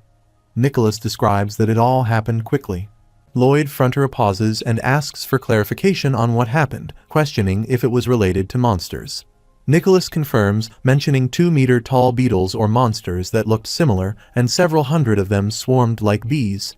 Javier interjects, noting that it's the monster Domino, realizing the affected area is much larger than they originally thought. Lloyd Frontra reflects on the news he heard about the estates near the wilderness being affected, realizing that the Frontra barony and the Lacona Viscounty were likely the only places not significantly impacted. He considers that normal estates lacking a substantial summon, a white chivalry, or a sword master would struggle to accommodate refugees. Contemplating their options, he reasons that the sea lies to the north, a different country to the south, and Cremo in the west is too distant. The central area becomes their last resort. He wonders about the number of refugees, whether 1,000 or 10,000. All the townspeople kneel down, and Nicholas requests Lloyd Frontra to show kindness to them, even if it's just providing a piece of bread for their children. Javier remarks that he believes the refugees will likely gravitate towards their estate, but he emphasizes the impracticality of accommodating them all due to space constraints. Lloyd Frontra responds positively, expressing enthusiasm about the situation. He inquires about Javier's thoughts. Lloyd Frontra questions the rationality behind Javier's considerations in such circumstances and urges him to contemplate the matter more deeply. He prompts Javier to consider the potential increase in tax revenue if these refugees become part of their estate, which leads Javier to question if Lloyd sees these distressed individuals merely as a source of income. Lloyd Frontra instructs Sir Bayern to assign a portion of their engineers to cooking duties and prepare food for the refugees, to which Sir Bayern agrees. The townspeople express gratitude. Lloyd Frontra indicates his intention to depart and mentions he needs to report the situation to the Baron. Bayern advises Javier not to become too angry. He asserts that what Javier has just said is excessive. In Bayern's opinion, while Master Lloyd might possess the ability to read others like a book, he genuinely does not comprehend what he wants. Bayern believes it would be prudent to observe what Master Lloyd will do for a while longer before getting upset, if necessary. Meanwhile, Lloyd Frontra sits with the Erox Frontra and predicts the arrival of more refugees. He inquires about the appropriate course of action and expresses doubt regarding their financial capacity to care for all of them. Lloyd Frontra questions whether he wants to take them in. He acknowledges the imperative to assist those in need, but points out that, with their current food stock, they won't last for more than a few days. Lloyd Frontra questions what he is talking about and asserts that they should have enough resources to feed them all for the time being. After a while, there were tons of wingless locusts. Lloyd Frontra stands in front of them with his parents and states that they have preserved all these to use as compost in the future. They also have tons of them in nearby storage. Erox Frontra is shocked to see this and comments that feeding locusts to people is a bit unusual. Merbella Frontra sits down, picks up a locust and starts eating. He is surprised to witness this. She mentions that they taste somewhat like prawns, asserting that they shouldn't pose a problem since orc warriors consume them without issues. She acknowledges the slightly gamey smell and suggests addressing it. She asks Lloyd Frontra if he can leave it to her to instruct the cooks. He replies, of course, that's precisely why he brought her here. Meanwhile, the orc warriors establish camps for refugees. Lloyd Frontra and Vaillardi Blanc arrive at the site, with Vaillardi Blanc reporting the completion of the initial round of temporary tents. Lloyd Frontra urges a prompt supply of ingredients, emphasizing the need for a substantial quantity. Michael signals with a white flag, informing that approximately 100 refugees are approaching from the north. Expressing surprise at the speed of their arrival, Lloyd Fronterer urges quick action to avoid potential freezing. P. Podong responds by striking the floor. Bayern issues instructions for the heating system production team to proceed and calls on the cementing team to assist Dame Bangol in 3 shifts. Bangol employs her powers, and Bayern organizes 2 teams in the south and 3 teams in the north, alerting them to the imminent arrival of refugees. Simultaneously, in the kitchen, Merbella Fronterer stands holding a book before a group of servants, announcing their intention to transform the locusts into highly nutritious dishes. A lady raises a concern about the strong, gamey smell and seeks guidance on managing it. Merbella reveals that the ancient and legendary recipe book in her possession was written by a dragon chef, detailing the secret she discovered when becoming the Dragon King chef. She discloses that Lloyd acquired the book after defeating the Dark Sorcerer, leaving the servants in awe of the legendary nature of the recipe book. A lady expresses excitement, mentioning the book's reputation for helping its readers create delicious meals with simple ingredients. Another lady adds that it also contains entertaining jokes, enhancing the reader's immersion during perusal. Meanwhile, Lloyd Fronterer sits atop the mountain, observing the camp and the collaborative efforts of people assisting each other.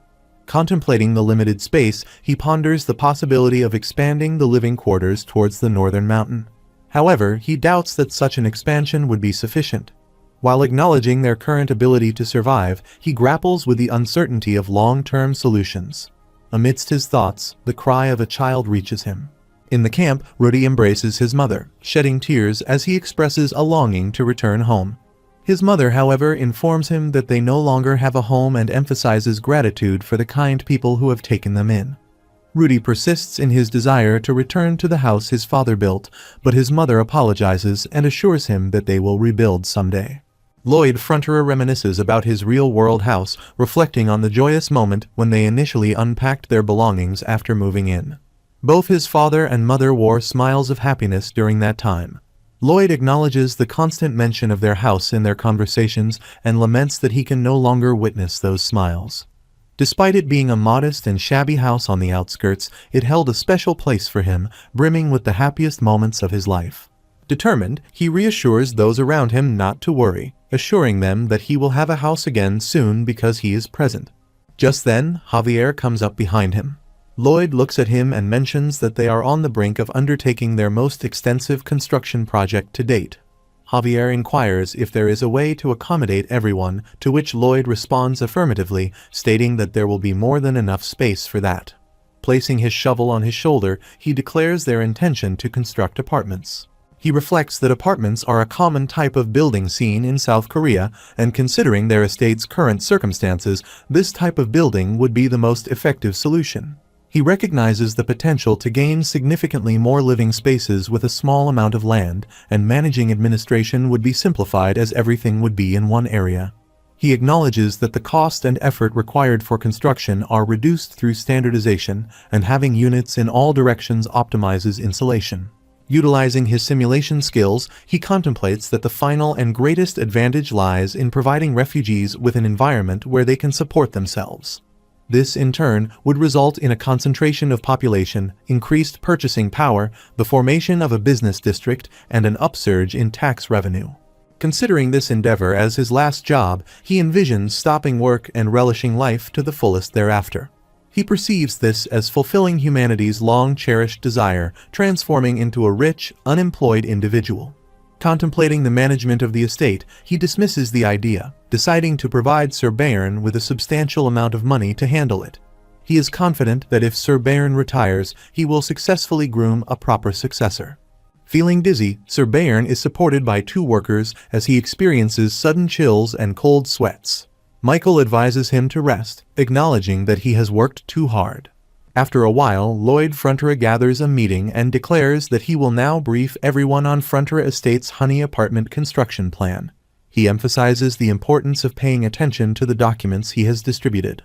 Javier raises his hand and objects, expressing concern about the name of the building, perceiving it to be filled with ulterior motives.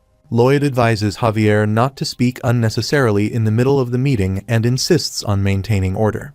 Javier argues that his opinion on the project is justified and requests permission to speak. Lloyd instructs him to wait for permission and questions why he keeps interrupting the meeting. Observing Sir Bayern's appearance, he inquires about his well-being.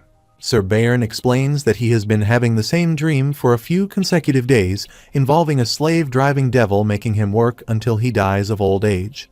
Lloyd reassures him, stating that such a thing won't happen, and directs everyone to focus on the first document. He introduces Chalu, an old building design found in Fujian, a place in the east, highlighting its simple bedroom and living room configuration passed down through each generation. He explains that in the middle, there would be a plaza with shared facilities such as wells, canteens, and toilet facilities, and he is going to build them in a square shape.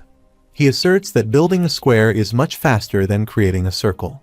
While there are a few things he wanted to highlight in the documents, he admits to leaving out a significant advantage of this plan. He suggests that if they were to erect a steel gate to block the way of the plaza, this place would become an impregnable fortress instantly. Velarde Blanc applauds for his idea, and he invites questions. Javier raises his hand and poses a question regarding the financial aspect. He points out that it is already tough for them to provide enough materials for the tents and asks if he is suggesting to ignore the people due to financial constraints. Javier clarifies that's not what he meant. He insists on a straightforward yes or no, asking if Lloyd is telling him to ignore the people if he is not providing enough funds. Arcos Frontera expresses concern about the money problem. Lloyd Frontera acknowledges the sharpness of the question and is impressed.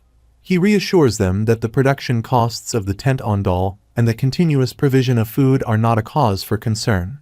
They may assume that they already have enough funds for these aspects. He emphasizes that starting a new business always involves pulling in money if one is to get started. After a while, Lloyd Frontera and Javier are riding on horses. Lloyd Frontera asks if Javier is upset and teases him by claiming that he is upset. Even though he is a knight, the estate's knight is upset and won't even look him in the eyes.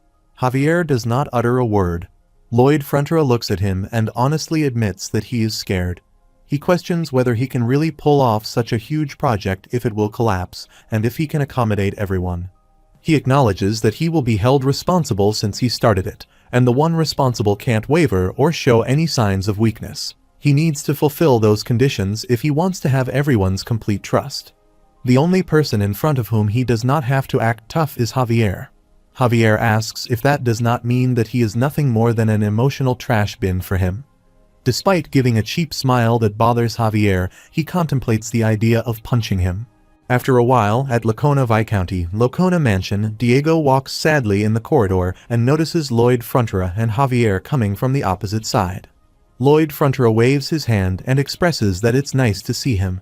Diego screams upon noticing them, getting scared. He questions how they could go when they haven't met in so long and fears getting kicked out of school.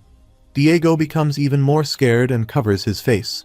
Lloyd Frontera places his hand on Diego's shoulder and reassures him that there's no need to fear. He adds that he is here to help him return to the academy, though the success of that would depend on how his father acts, said with a hint of anger. After a while, Lloyd Frontera sits with Viscount Lacona. He inquires about the potential increase in the price of water.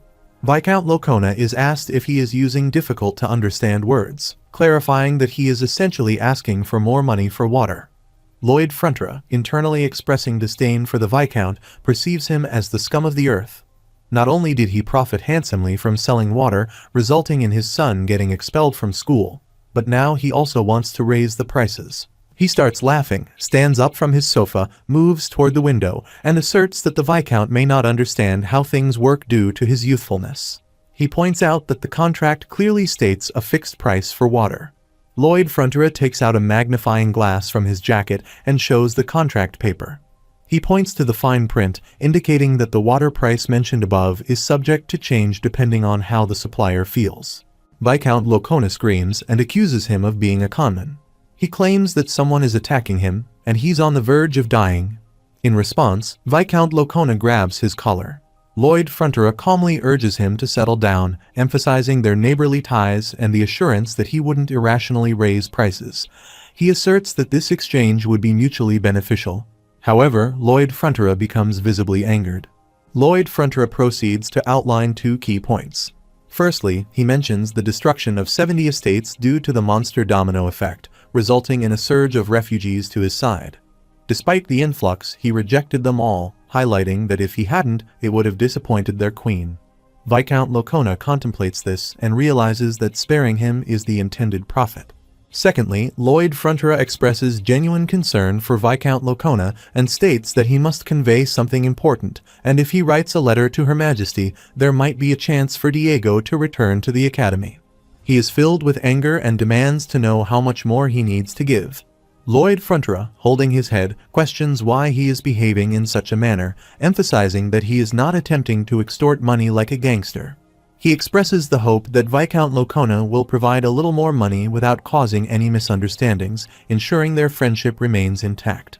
Viscount Locona contemplates the request, thinking that he needs to specify the amount. Meanwhile, Javier stands nearby, listening to the conversation and forming the opinion that Lloyd Frontera possesses a rather unpleasant personality. Lloyd Frontera politely requests Viscount Locona not to feel pressured and inquires about the percentage by which he can increase the price. He assures Viscount Locona that he will be grateful regardless of the decided amount. After contemplating for a while, Viscount Locona hesitates with his words and suggests a 20% increase. Lloyd Frontera's expression changes and Viscount Locona, feeling uncertain, quickly revises it to 30%. Lloyd Frontera, now showing signs of frustration, bites his lower lip. Viscount Locona, feeling pressured, looks at Javier, who signals him with his fingers. Finally, Viscount Locona shouts that he will increase it by 50%. Lloyd Frontera, displaying another strange expression, makes Viscount wonder why. He queries Javier, confirming whether he instructed him to propose a 50% increase. Javier affirms by showing his fingers and indicating 5 times. In response, he exclaims that a 5-fold increase is outrageous and labels it as daylight robbery. Lloyd questions why he perceives it as 5 times, asserting that a 4-fold increase is sufficient. Upon receiving confirmation, he proceeds to stamp the contract paper. After a while, Lloyd Frontera and Javier emerge from the mansion, walking on the road happily. Viscount Locona sits in his room, closely examining the contract paper. On the other side, Lloyd Frontera asks Javier why he appears so gloomy. Javier responds, stating he feels like a blackmailer. Lloyd Frontera corrects him, asserting that's not how he should express it.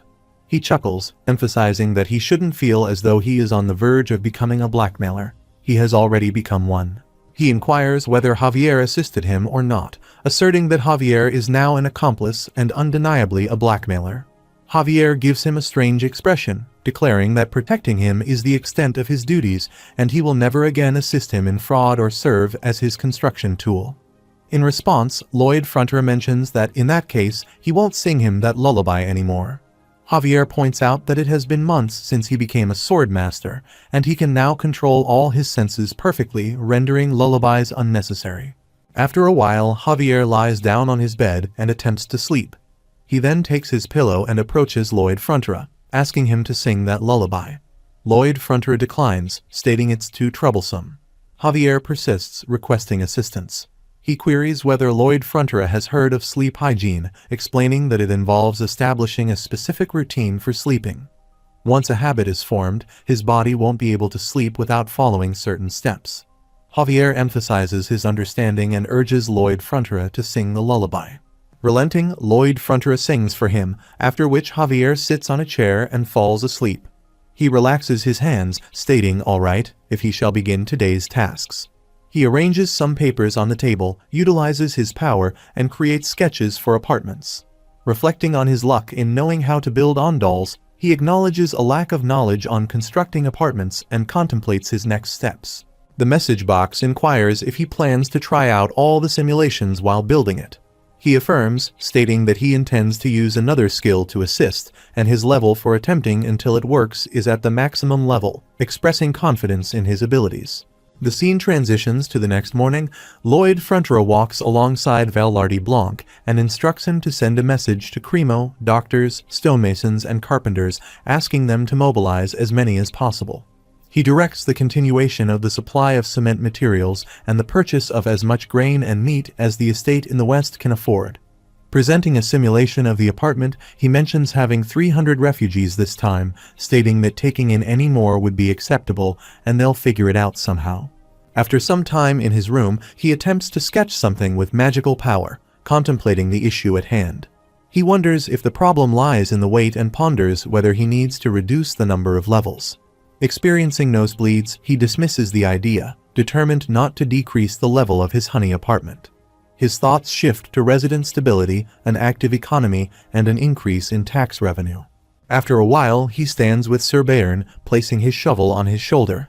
Bayern states, based on calculations, that the only thing they will be able to afford in 4 months' time is the soldiers' overtime pay. He emphasizes the need to scale down the plan to something more realistic or to send part of the refugees to other estates. He reassures Bayern not to worry, asserting that he will ensure ample funding. Bayern is shocked to hear this. Just then, Lloyd Frontera falls down and loses consciousness. All of them are shocked and rush to pick him up, pleading for him to wake up. The scene shifts to the royal capital, Magenta. Queen Alicia Termina Magentano is on the fighting ground, surrounded by soldiers holding crossbows. She grasps her sword and prepares for battle. The chief soldier gives the order to attack, and they all release arrows. She utilizes her sword with a magical aura, breaking all the arrows before they can harm her. Everyone is shocked to witness this. She reflects on her only noticeable improvement being the ability to create aura faster, deeming it pathetic. Recalling Kyle's past attack on her, she resolves not to allow herself to be humiliated like that again. Suddenly, a servant arrives and summons her. She inquires about the matter. The servant informs her that an envoy from the Frontera barony is seeking an audience with her.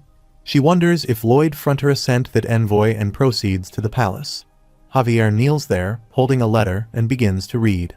The letter requests Her Majesty to hack this lowly and incapable vassal of hers to pieces. She contemplates the unexpected nature of the message and wonders what trick the sly fellow, Lloyd Frontera, is up to again. Javier is reaching out to the Queen's court, expressing gratitude for Her Majesty's wise judgment. Together, they manage to barely protect their estate. Unfortunately, in line with the message sent by the White Cavalry, the refugees from the 17 estates have lost their living spaces and are all heading towards the Frontera barony. Javier asserts that, in alignment with the mindset of their esteemed empress, who sympathizes with the commoners, he, as a loyal vassal, deems it right to take in and care for the pitiful commoners of their great kingdom. Taking it upon himself to act in accordance with his strong conviction, Javier reads a letter from Lloyd Frontera. Acknowledging an abundance of greats in his statement, he expresses his intention to support the commoners of their great empress. Meanwhile, she wonders if he is being sarcastic. Javier explains that Lloyd Frontera becomes emotional and reveals that, unfortunately, he does not have enough money. She thinks this revelation surprised him, finding it shameless, but she had already suspected he might do this. In fact, she had contemplated sending funds and supplies beforehand. Javier mentions that they'll need approximately 3 times more than what Her Majesty has in mind. She questions why 3 times, thinking he must be out of his mind. Javier reassures her that he is not crazy. She finds this infuriating and decides she will definitely use the aura flick on him the next time she sees him. He informs her of his plan to build unprecedented multi-story residential buildings in the Magenta Kingdom and shows her the blueprint. He explains that he does not intend to construct temporary buildings to accommodate and feed the people, as his plan involves them settling down and earning a living independently. He is confident that this aligns with what their great empress would desire. Lloyd Frontera, however, maintains that he does not have enough money. She commands him to stop reading any further, expressing an understanding of what he's trying to convey. She instructs him to relay to Lloyd Frontera that, despite being the empress, she cannot haphazardly allocate large sums of money. She emphasizes the need for input from financial experts and the approval of the obstinate Elder Council. She asserts that bothering Lloyd Frontera any further will not be beneficial. Javier places that letter on the ground, retrieves another from his pocket, and begins reading. He assures that there wouldn't be any issues with the planned buildings, emphasizing their dual function as a fortress in case the monster Domino returns or their eastern enemies attack.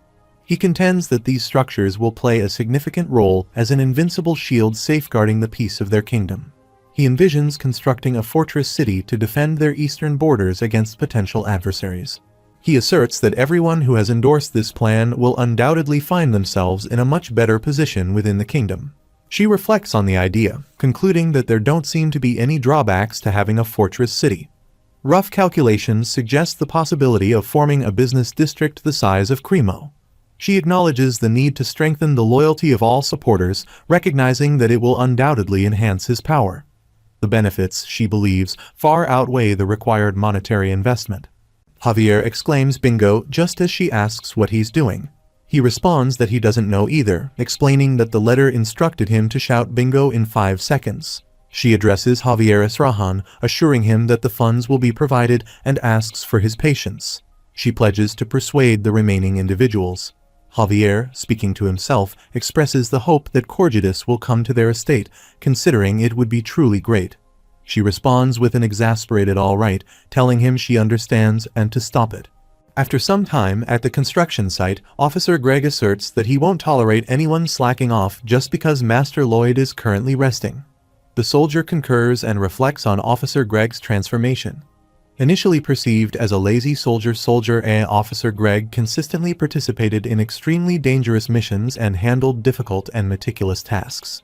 The soldier believes Officer Gregg took on additional responsibilities, exerted his best effort, and ultimately evolved into a true man. This, he concludes, is the essence of Officer Gregg's character. Officer Gregg declines a request, stating they have sufficient blankets, and suggests passing them on to the elderly or children. He exits the tent, notices Emily, calls her over, and questions why she isn't adhering to the designated break times, noting that he has been working since morning. She retorts, telling him to mind his own business, and asserts that she will take a break if she needs to. He responds by instructing her to hand it over. She firmly refuses, prompting him to run after her. Meanwhile, an orc warrior arrives with some flowers and experiences heartbreak upon seeing her happily engaged with another person. His friends mock him, stating that he loves a female human, considering orcs as morons but labeling him an even bigger moron. They assert that there's no way a female human would be interested in an orc's ugly face and disgusting muscles, deeming him uglier than average. In frustration, he throws the flowers on the ground and comments on Emily's slow pace before walking away. Emily observes him and recalls her last encounter with the orc warrior. On the other side, Lloyd Frontera opens his eyes and mentions that he had a dream, while the system notifies him, startling him. The system asks about the dream he experienced. Lloyd Frontera dismisses it as just a dream, one that feels ridiculous. Bayern sits nearby and inquires if Master Lloyd is awake and if he is all right. Lloyd Frontera responds, stating that he thinks it's almost time.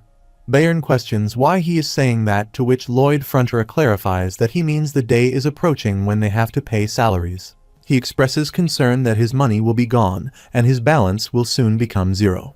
He coughs, prompting Bayern to quickly get up and approach him. Bayern suggests they could delay the payment a little, and he is confident that everyone will understand.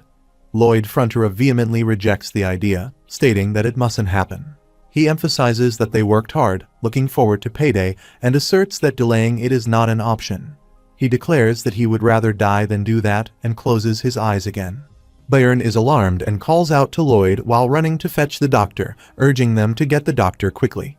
Javier arrives at the scene and observes Lloyd, informing others that Master Lloyd Frontera has fainted.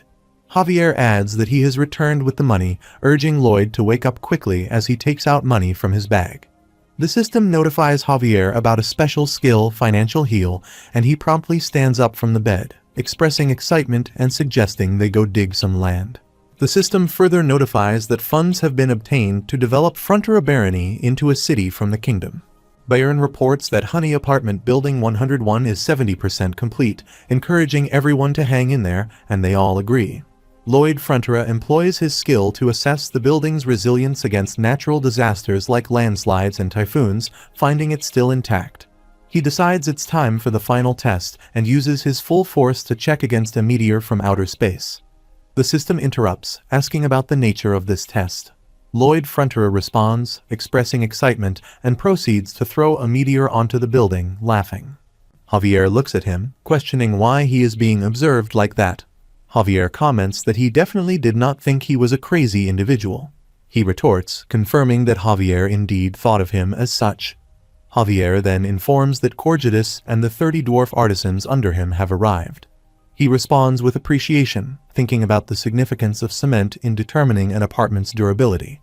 He reflects on the complexity and detail required for constructing an apartment, unlike simpler structures such as roads or suspension bridges, emphasizing that a random approach won't suffice. Meanwhile, he proceeds to meet Corgidus and his 30 dwarves, offering greetings. He contemplates that what they currently require is a concrete mixer truck and proceeds to show them the blueprint structure of the mixer. He considers this equipment crucial in the apartment construction project as it prevents the cement from hardening or breaking apart. Corgidus, however, criticizes him as an ill-mannered fellow, questioning if he seriously expects someone who has traveled a long way to work immediately without even offering a bowl of soup. He responds by stating that he did consider how to welcome Corgidus and thought extensively about it, concluding that the best welcome would be a blueprint that he has never seen before. Corgidus acknowledges the idea but questions whether he really needs to smile like a con man. Corgidus adds that he has prepared a proper workplace and proceeds forward, while Lloyd Fronterer bows and agrees, stating of course. He thinks that, finally, the long-awaited construction is beginning. He starts digging and instructs him to blast it up, contemplating the foundation work and the operation of the Pipodong-driven concrete mixer truck. Pipodong runs in the wheel of the mixer truck to mix the cement, while orc warriors fold iron rods. He contemplates the preparation of rebar, or the casting filling of cement, stating that he can't pour it all in at once. He advises starting at the edges, pouring where the rebars are connected, and ensuring there isn't any air in it. As the difficulty increases, they plan to use the life-sized crane Bai Beong to transport a tray of cement boxes and tiles to the top of the building. He thinks of encouragement and calls Bangle over. When Bai Beong looks at him, she blushes and becomes happy. Lloyd Fronterer stands there with Bayern and expresses confidence in him to complete the task. Bayern replies not a problem. He thinks that since they have become familiar with other tasks, he should start working on the problem of insulation for heating facilities. He contemplates that Honey Apartment's heating system relies on a coal-driven steam kiln, and the central heating room will boil water and discharge steam through pipes. He considers that, after traveling through the pipes, the steam will be released in various places connected to radiators to heat up the rooms. The problem, he notes, is that the higher the levels, the more heat they lose, with the 8th floor experiencing almost zero heating. He reflects on having tried all available insulating materials in simulations, all of which failed. Spending nights researching the issue, he wonders if it's possible to create better insulation materials, and if the novel contains any useful information that could assist in solving the problem. After a while, he sits in his room and writes something, thinking this is the chapter where Javier fought a dragon. He observes the dragon roaring, questioning how a mere and weak human could dare to fight with him. He wonders why every fantasy story contains lines implying human inadequacy. Despite being a sword master, he considers that Javier is still too weak to fight a dragon. Javier takes the full blast of the dragon's breath and remains unfazed as the dragon throws fire on him. This resilience is attributed to Javier wearing armor made from the hardened sap of the Alencia tree, considered the strongest insulating material in this world. They both notice the Alencia tree and move forward. Javier remarks that it's been 2 days since they set out and inquires about how far they are going to get the insulating material. Lloyd Fronterer responds that they are heading to the Everglow Forest, where the elves live, to extract the Alencia tree's sap. He then asks Javier about his destination. Javier asks if he doesn't know that elves hate humans and are a race that's impossible to negotiate with. Despite being the one who flirted with an elf and received a piece of armor in the novel, he responds, saying all right, go back by herself, then escort Knight. Javier notes that elves are a race that no one has approached in 500 years and questions how he intends to persuade them.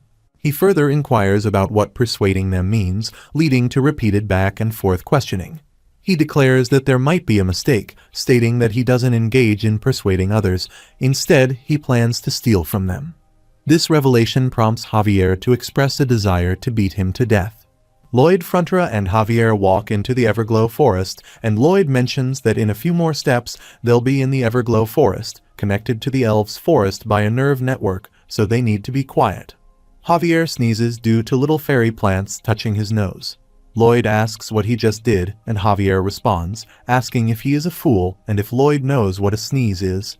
Lloyd replies that of course he knows, but he's asking why Javier is acting all cool when he's just sneezing, claiming it's a misunderstanding. Javier retorts, stating that everything he does looks cool because he has a handsome face, something Lloyd may never understand.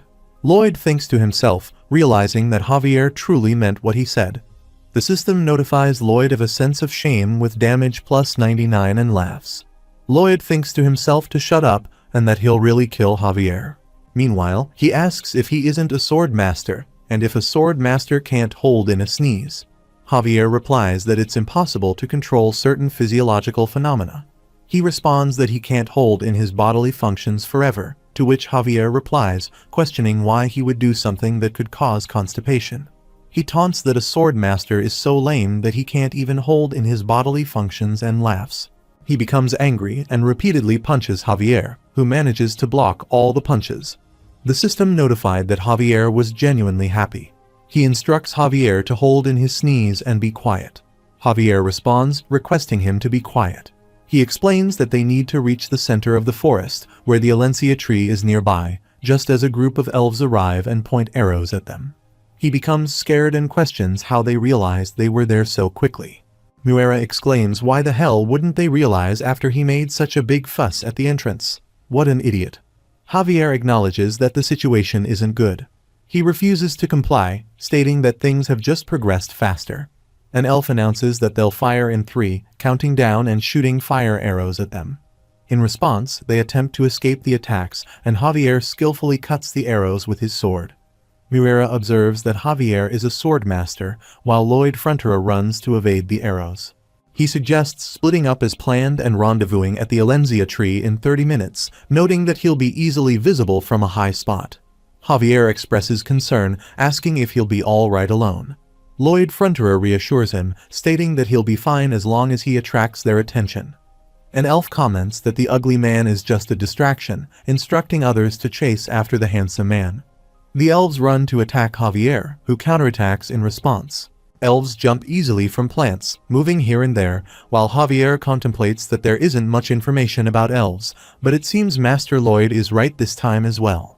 He recalls Lloyd Fronterer's explanation that elves love plants and use a special type of footwork because they don't want to harm plants.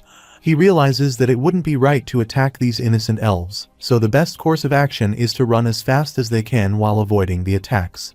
They should be able to do that by leveraging the elves' love for plants.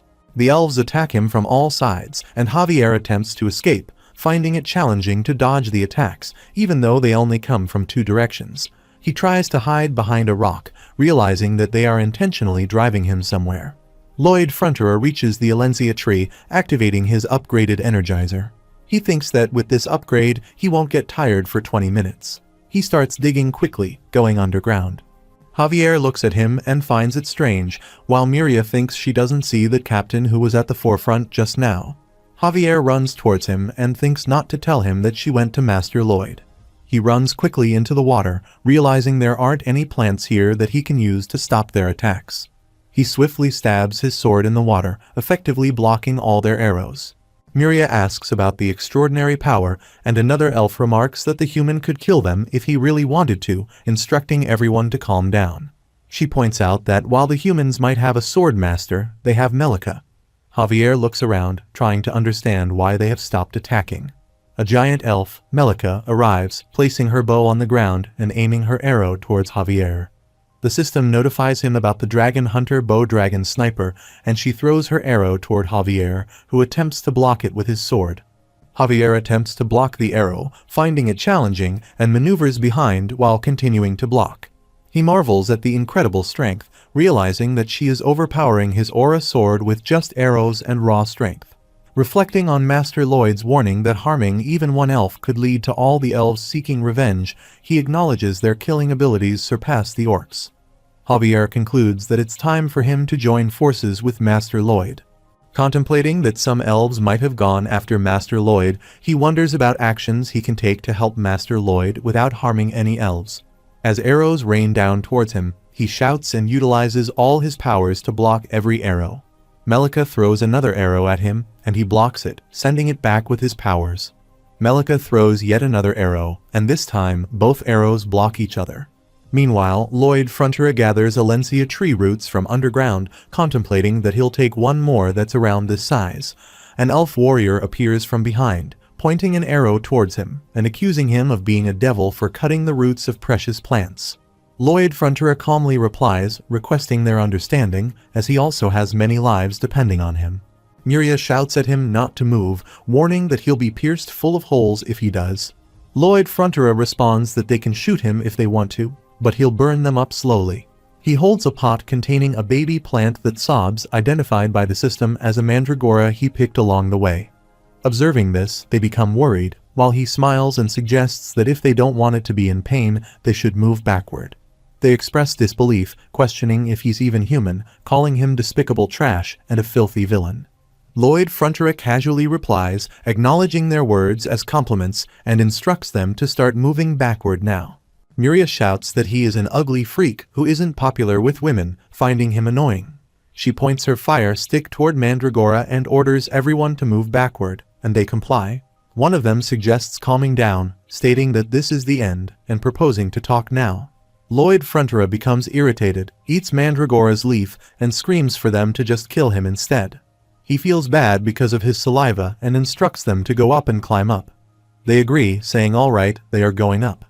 Mandragora tells him to stop doing that and abuses him. They exit the hole, and he also emerges while still holding the leaf in his mouth.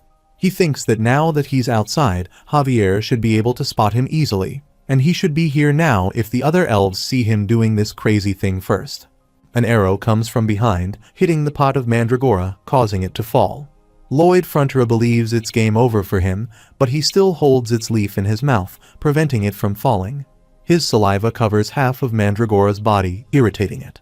Miria asks what's wrong, while another elf mentions feeling queasy and lightheaded due to getting nervous just now, witnessing such a horrifying sight. Miria shouts for everyone to hang in there, emphasizing that they mustn't show weakness to a plant murderer like him. She then hears growling sounds from her belly, falls down and mentions feeling unwell inside. Her two partner elves hold her, and one of them encourages her to pull herself together. Lloyd Frontera wonders what's happening and recalls that the elves' eyes looked hollow. He notes the absence of any sounds of birds chirping or animals in such a thick forest, not spotting even a rabbit or an elk. He considers the possibility of the monster Domino being present. He observes that all the monsters have moved to the end of the mountain range, leaving the middle Everglow forest empty, and concludes that elves will never harm plants in any way. He contemplates that this indicates elves are strictly carnivorous and wonders how long they have been starving. On the other side, elves continue to attack Javier, and he finds it strange that, with their physical abilities, they shouldn't be this tired already.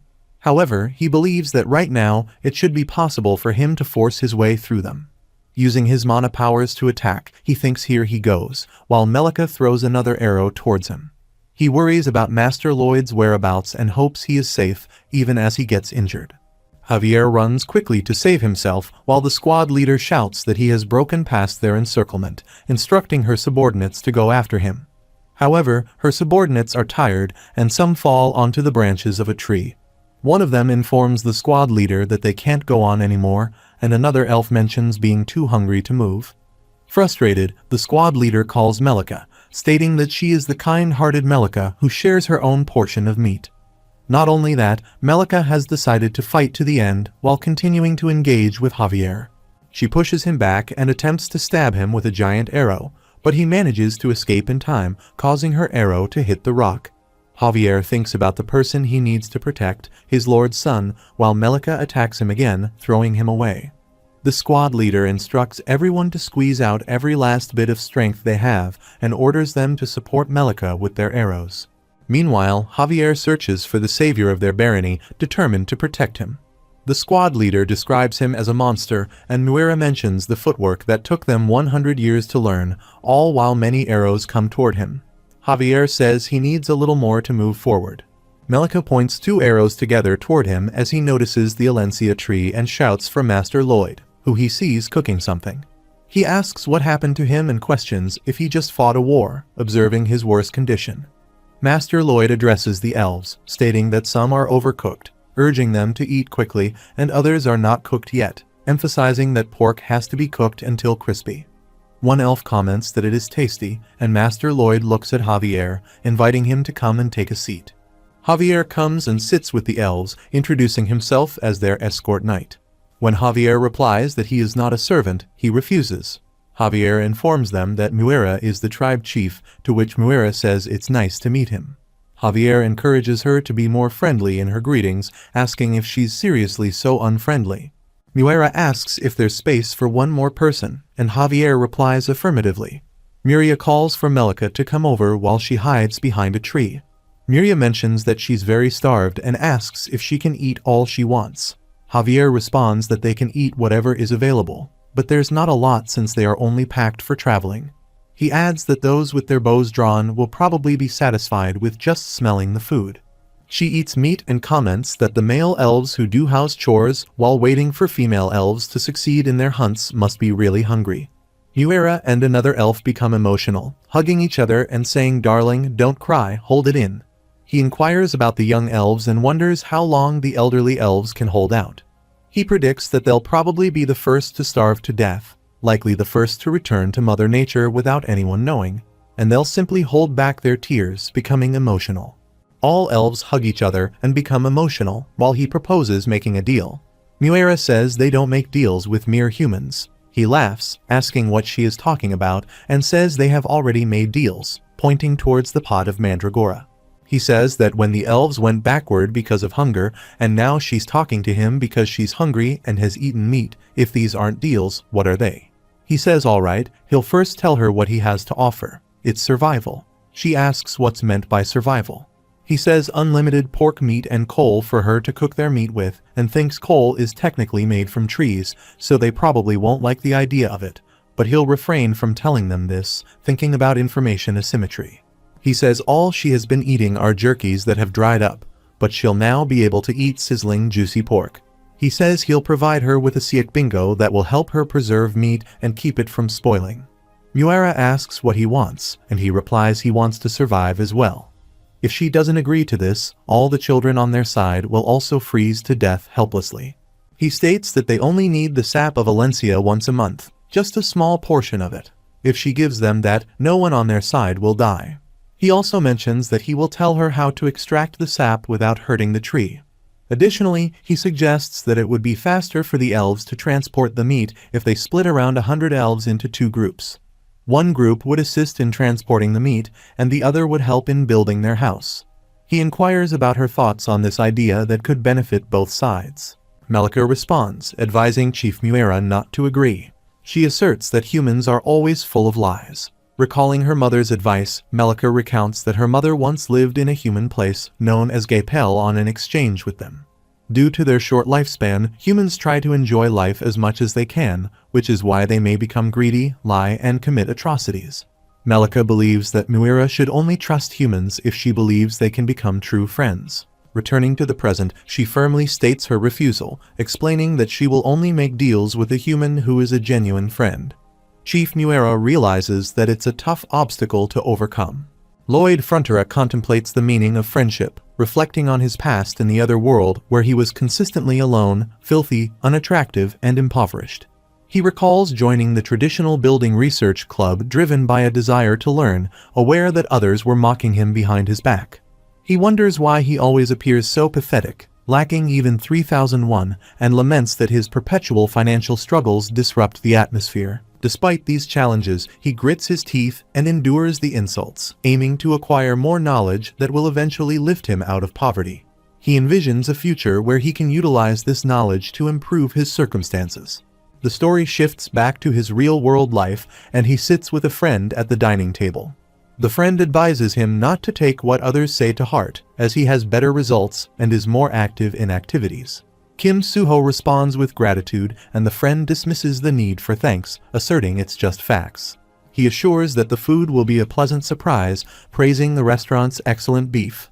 Lloyd Frontera moves a bite toward his mouth and expresses his thanks. The friend encourages him to eat as much as he wants, highlighting that the only meat he can afford is canned tuna. Lloyd Frontera looks at his friend, recalling the condescending eyes and the disgusting smile, feeling a momentary happiness. He reflects on being perceived as a charitable person for feeding what he metaphorically describes as a filthy dog. He tears up, savoring the deliciousness of the charity received. Acknowledging his friend's kindness, Lloyd Frontera asks if he can eat 2 more portions, to which his friend generously suggests 3 more portions.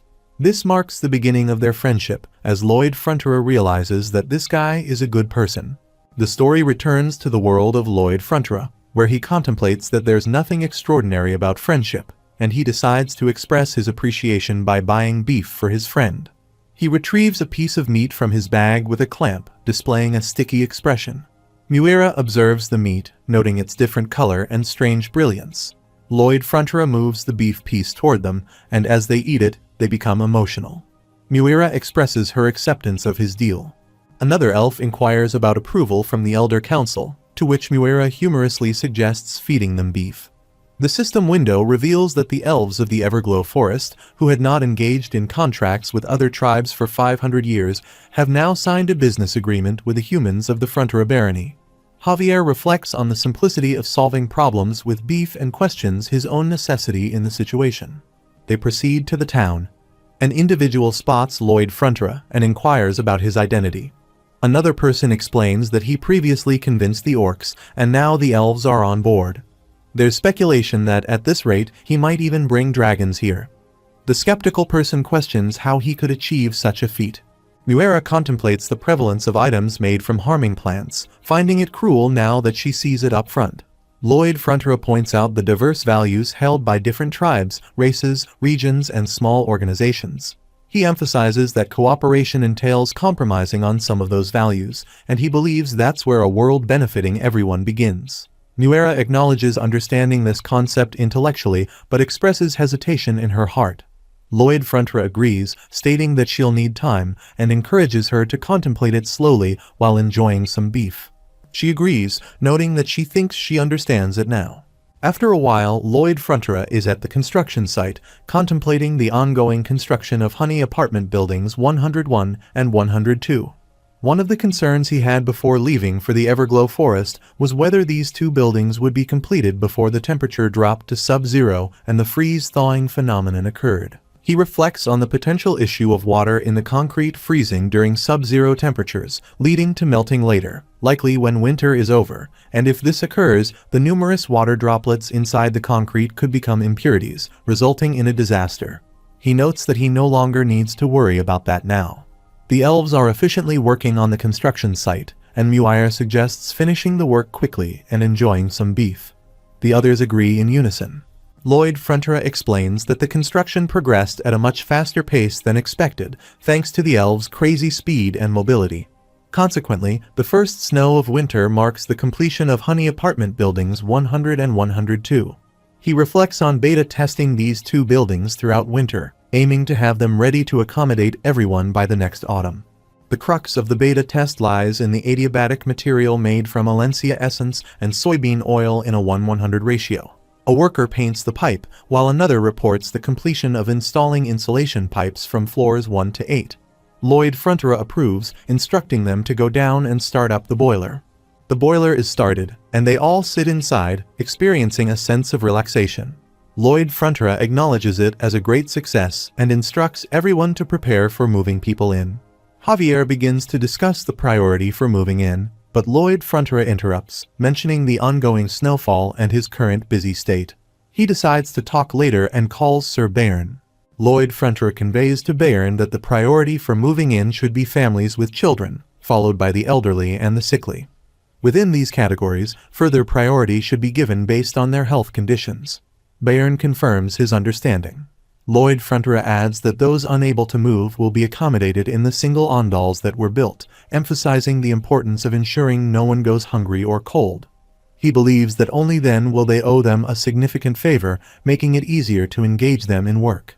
Lloyd Fronterer moves with Javier, holding his shovel, and suggests visiting the Baron, as there is still more work to be done in winter. Javier finds him annoying and contemplates hitting him. As he reflects, he realizes that Lloyd Fronterer has been acting this way since the day his personality changed, and he can no longer dislike him. He recalls that Lloyd Fronterer has even managed to get everyone around him to rely on him. Lloyd Fronterer, hearing a trumpet sound, asks if it is not the Empress's royal messenger. His response confirms that it is indeed the Empress's royal messenger. Meanwhile, the royal messenger arrives and Erox Fronterer and Merbella Fronterer kneel down in front of him. He opens a scroll and expresses amazement at the Frontera barony's initiative and exemplary actions in recent events. Acknowledging their contributions, he issues a royal order promoting the Frontera barony to a county from the moment the order arrives in the Frontera region. Lloyd Frontera echoes the same sentiments. The royal messenger, in turn, kneels down in front of them and extends congratulations. Erox Frontera and Merbella Frontera become emotional. The royal messenger enumerates the Frontera barony's contributions, highlighting their success in halting the large-scale monster invasion from the east as the first accomplishment. The second contribution is acknowledged for protecting refugees from the eastern region who lost their homes, and the third contribution involves rebuilding the eastern region and transforming it into a fortress. Following these achievements, Frontera County will now gain independence from Cremo County, and Lloyd Frontera will be entrusted with the task of rebuilding the East. Additionally, the imperial family committed to providing the budget and materials required for the East's reconstruction over the next 10 years. Furthermore, Frontera County will be exempted from paying taxes to the imperial family for a period of 20 years. Lloyd Frontera raises his hand to cheer for their empress, declaring the empress's long life and acknowledging her exceptional generosity. He reflects on the almost impossible task of manually constructing a huge city in this era, recognizing that the empress is placing a significant bet on their capability to achieve it. He instructs Javier to accompany him to the village, stating that he has something prepared for this moment. He announces that all territories bordering the east, including the Lacuna Viscounty, will now fall under the administration of Frontera County. As Arcos Frontera watches him leave, he becomes emotional, attributing all the positive changes to him. Not only did he rescue them from their debt, but he also elevated their barony to a county, considering him a miraculous figure. Later, they all gather around the Queen's statue, dancing, raising cheers for her, and expressing wishes for her long life to unite the world. Lloyd Frontera encourages them to shout louder so that it reaches Queen Alicia Termina Magentano. They collectively repeat their wishes for her long life. The royal messenger observes the scene. After some time, Lloyd Frontera returns to the palace, kneeling in front of Queen Alicia Termina Magentano. He reports that they have been engaging in the same celebration repeatedly. In response, she becomes angry and instructs them not to continue such activities. Meanwhile, Viscount Lacona races the horse swiftly and reaches the barony. He bows down in front of Erox Frontera and asks if he has called for him. Erox Frontera laughs and mentions there is no need to be so formal, emphasizing that he is still not accustomed to being called a count. Viscount Lacona disagrees, asserting that with his everlasting class and outstanding personality, there is no one better suited to be the count than him. Internally, he reflects on the irony of becoming the count, realizing that he had previously made fun of Erox Frontera for being poor at banquets and even mocked and looked down on him multiple times. Despite this, he accepts the situation. He reflects that he just needs to treat Erox Frontera well from now on, despite considering him an incompetent human who is only good at being kind. He believes that by making use of Erox Frontera's kindness, he can somehow survive this situation. Erox Frontera acknowledges that, as Viscount Lacona already knows, with the royal order received, there is a lot to be done for the reconstruction of the East. He expresses gratitude and reverence for the tasks at hand. Erox Frontera acknowledges the shortage of manpower and proceeds to make a request to Viscount Lacona. He responds by saying that he should tell him whatever he needs. Erox Frontera specifies that he is wondering if Viscount Lacona could provide a few engineers. Viscount Lacona assures him that he can and asks about the required quantity. Erox Frontera, expressing concern that too many engineers might be challenging for him to handle, requests him to send as many engineers as he is willing to. He emphasizes that this should be done to the extent that their friendship won't be negatively affected. Viscount Lacona is shocked to hear this. After some time, Viscount Lacona mounts his horse to depart, but suddenly he falls down. Erox Frontera observes the incident from his window and reflects that he has never bullied or threatened anyone in his life, and he feels a sense of satisfaction. Meanwhile, Bayern approaches Lloyd Frontera and informs him that the admission of residents for Honey Apartment Buildings 101 and 102 has been completed. The system window notifies that he has achieved a monumental construction milestone, having overseen the first construction of apartments and successfully occupied them with residents in the Laurasia continent. The bonus RP is 700, and the total RP is 4,783. Lloyd Frontera contemplates that now that he has sown the seeds, it's time to harvest. After a while, on the apartment side, a lady shares a meal with her child, mentioning that the supplies include meat and soft bread. The child expresses gratitude for the food. Her husband sits nearby, and she encourages him to come quickly. Despite her urging to eat more, he is not consuming the food and reflects on his gratitude. Recalling his past as a hardworking farmer supporting his family, he acknowledges his current state of helplessness and dependence on others. He wonders how long he must continue living as an incompetent person. At that moment, Lloyd Frontura arrives. People cheer for him, expressing gratitude and questioning how they can ever repay him for his actions. Lloyd Frontura reassures them not to worry about that, stating that everything has been good. People express profound gratitude, acknowledging that he saved their lives. An old lady steps forward, holds his hand, and requests him to hold her hand before she dies. He pleads with her not to say that, expressing his hope that she lives longer than him. Hugging a boy, he encourages everyone, stating that they can overcome the challenges. He attributes their current situation to the collective efforts of everyone present and declares his love for them all. Lloyd Frontura inquires if they are enjoying their meal. Observing Lloyd Frontura's actions, Javier senses an ulterior motive in his interactions with the refugees. Two workers set the table and placed contract papers on it. Lloyd Frontura announces that it's time for everyone to repay their debts, revealing that he has the labor contracts ready. He emphasizes that nothing is free forever, eliciting shock from the gathered individuals. Javier grapples with a sense of uncertainty regarding what is right or wrong.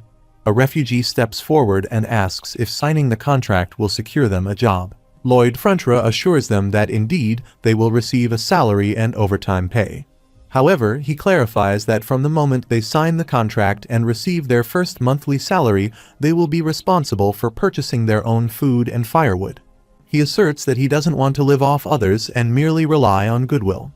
Therefore, he requests Lloyd Frontura to read the contract to him. Lloyd Frontura acknowledges that the terms will be stringent, explaining that their county follows a rather capitalistic approach. The individual inquires about the meaning of capitalistic. A lady steps forward, asking if women can also sign up. Lloyd Frontura assures her that there is no gender discrimination. More people step forward, forming a queue to sign the contract. Someone inquires about the nature of the work, expressing the desire to work for their own living. Another person pleads for a chance to work. Lloyd Frontura discloses that they are embarking on a project aimed at ensuring stable food production and granting individual ownership of land. After a while, he arrives at the farmland, contemplating the terraced farmland development project. The plan involves cutting off a portion of the eastern mountain and utilizing gabions to construct terraced farmland. He considers that using rebars will make the construction process easier. In another scene, Bangul lies unconscious on the bed, and Bai Bayang, along with others, stands nearby. Reflecting on the situation, he realizes that Bangul has overworked herself with the apartment construction. Bai Bayang becomes angry and delivers a kick to his face. He acknowledges that he can't continue to push Bangul so hard and contemplates potential adjustments. The scene transitions to night, and the system window notifies that the summoning of creature gacha and 1 gacha is equivalent to 150 RP. He has contemplated this for a few days, but it appears that this is the only viable way to obtain the required material. The message box declares, "Alright, here it comes. The gacha is turning, and what will appear?" He acknowledges that one only lives once, proceeds to the start button, and points to it. Despite considering the message as somewhat foolish, resembling the speech of a swindler, he recognizes its consistent support from Pipodong, Hameng, and Bangul. He reflects on always receiving creatures he genuinely needs, given his substantial RP count. Hence, there is no need for hesitation. The system notes that the RP currently stands at 4,783. Deciding to move forward, he instructs the summoned creature, crucial for constructing the wire mesh for the retaining wall, to emerge. Clicking on the start button, a portal gate materializes in front of him. Despite finding it noisy, he proceeds with the summoning process. The portal gate undergoes an increase in size, prompting him to inquire about its nature. Suddenly, a substantial amount of fire emanates from it, leading to his frustration. The message box categorizes it as a dud, eliciting an inquiry about whether it is not supportive. The response clarifies that it is merely a messenger conveying fixed rules, emphasizing that the system remains impartial. Expressing dissatisfaction with the abrupt business-like tone, he questions the rationale behind the summoned creatures provided, perfectly tailored to his needs. The message box responds with laughter, deeming him a pitiful fool. It suggests that he remains unaware that gambling involves granting novices some wins and subsequently fostering an expectation for more. In response to the accusation of being a total fraud, he faces the threat of being killed. In a retort, the message box challenges his perception, questioning if he believes the world will make life easy for him. It firmly asserts that life is not to be perceived as easy. He is characterized as someone quick to align with the villain's logic. The message box suggests the possibility of something favorable appearing next. Clicking on the start button, an explosion occurs nearby. The message box intervenes, requesting a moment to be heard, asserting the necessity of attempting things thrice. Undeterred, he clicks on the start button once more, choosing to flee the scene alongside Hamming and Pipodong. He questions the wisdom of falling for deception 3 times. Despite his skepticism, the message box contends that he is already being deceived. He lies down, shielding his head, as a colossal creature emerges and advances towards him with hostile intent.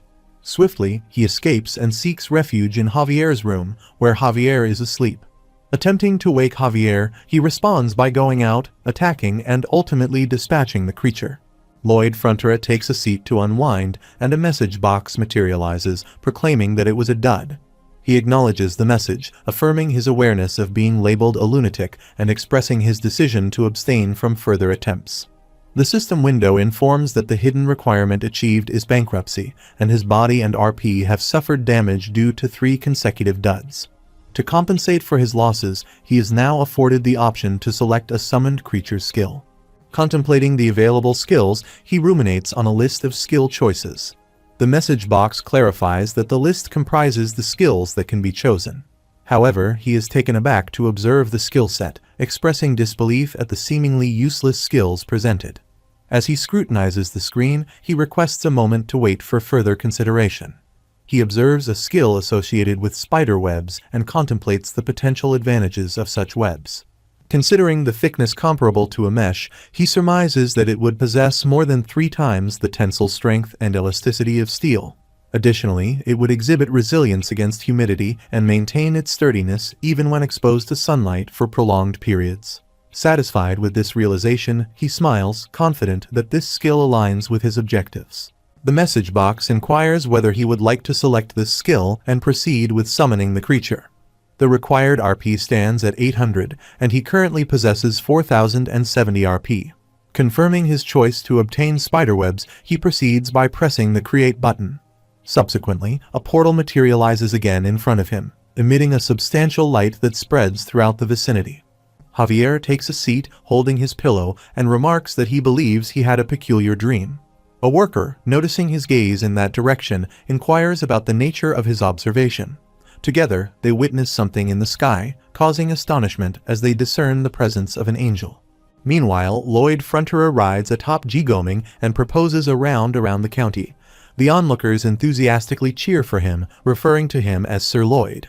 They acknowledge the summoned creature's ability to fly this time, expressing admiration for Sir Lloyd's greatness. Lloyd Frontera, positioned on the angel and clutching his shovel, reflects on his expectation of a spider, but is pleasantly surprised by the appearance of a parrotbill. Despite this, he recognizes the benefits of the creature being a bird. Observers comment on Master Lloyd flying in the skies, asserting their trust in him. Contemplating various strategies, he envisions an extensive self-promotion campaign as a means to enhance the loyalty of his followers significantly. He believes this would subsequently lead to increased work efficiency and substantial tax payments, considering it a jackpot. Providing details about Jigoming's skills, he explains that its primary skill lies in acquiring spider webs. Additionally, it possesses supplementary skills such as spreading spider webs, creating a nest, and executing ship bombardment. Describing the intricacies of the spider web deployment, he notes that Jigoming can release spider webs through its backpack.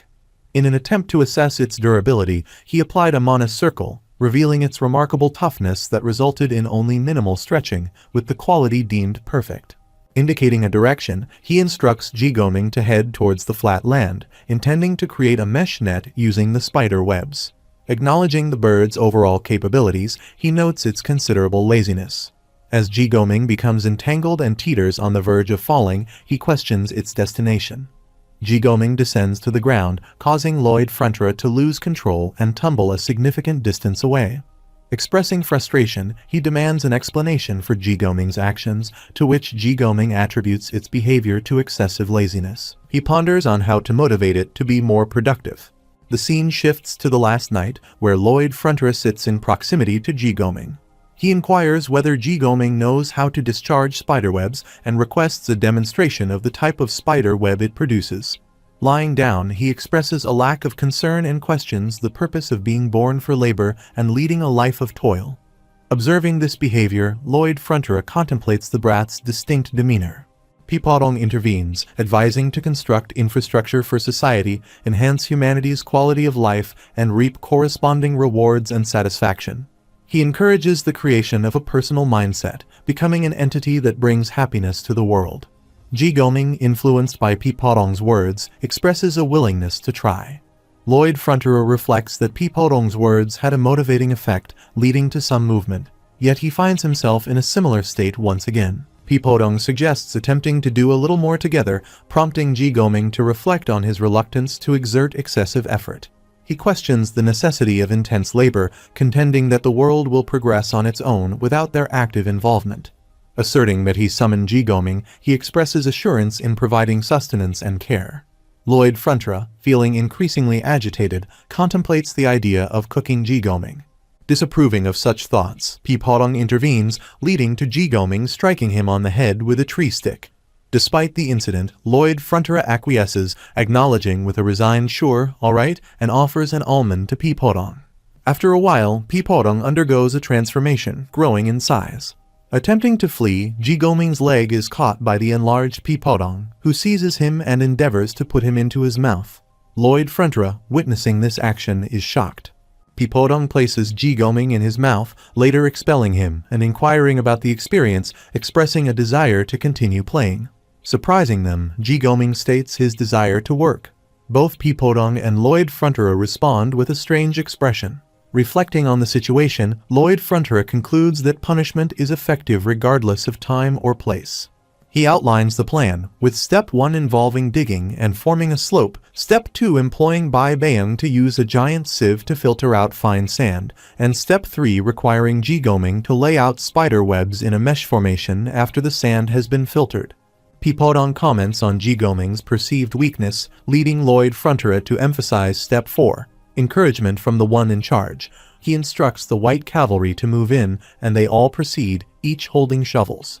Lloyd Frontier proceeds with Step 5, directing the utilization of sand to cover the spider web mesh, iterating the process until the backfilling is completed.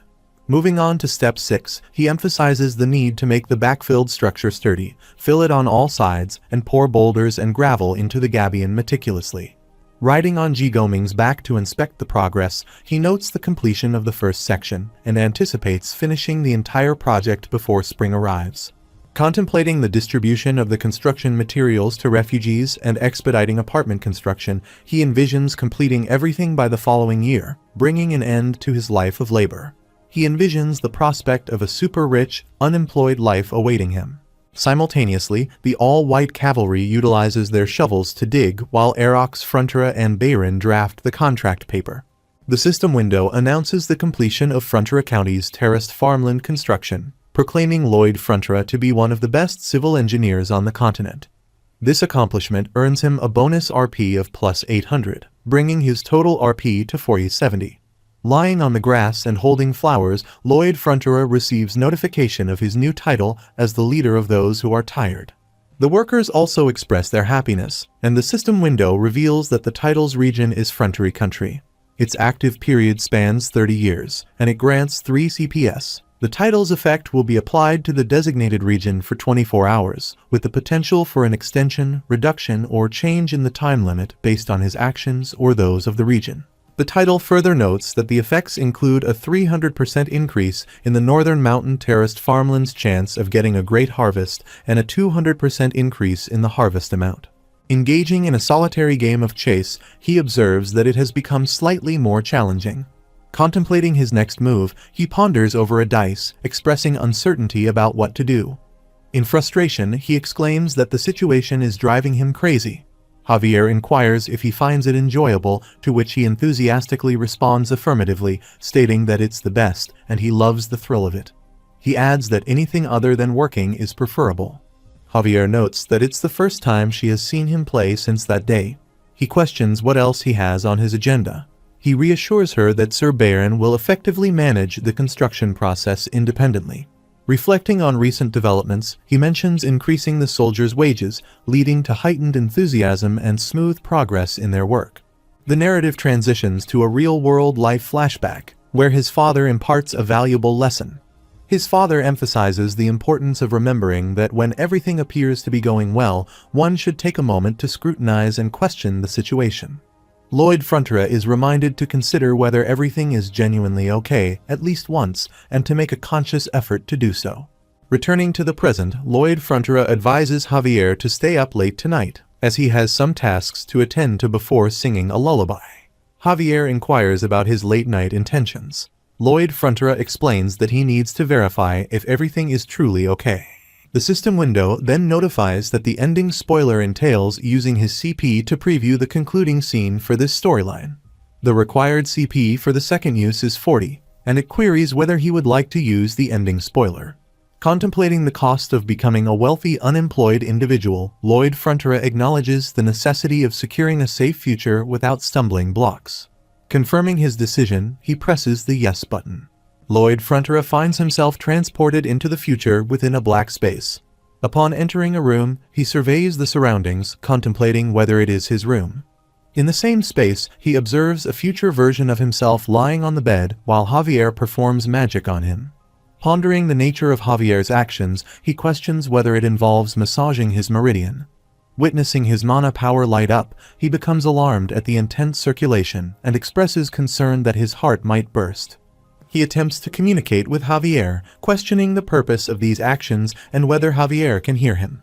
Javier continues his magical gestures, placing hands on Lloyd Frontera's chest, but the latter lies on the bed, unconscious and motionless.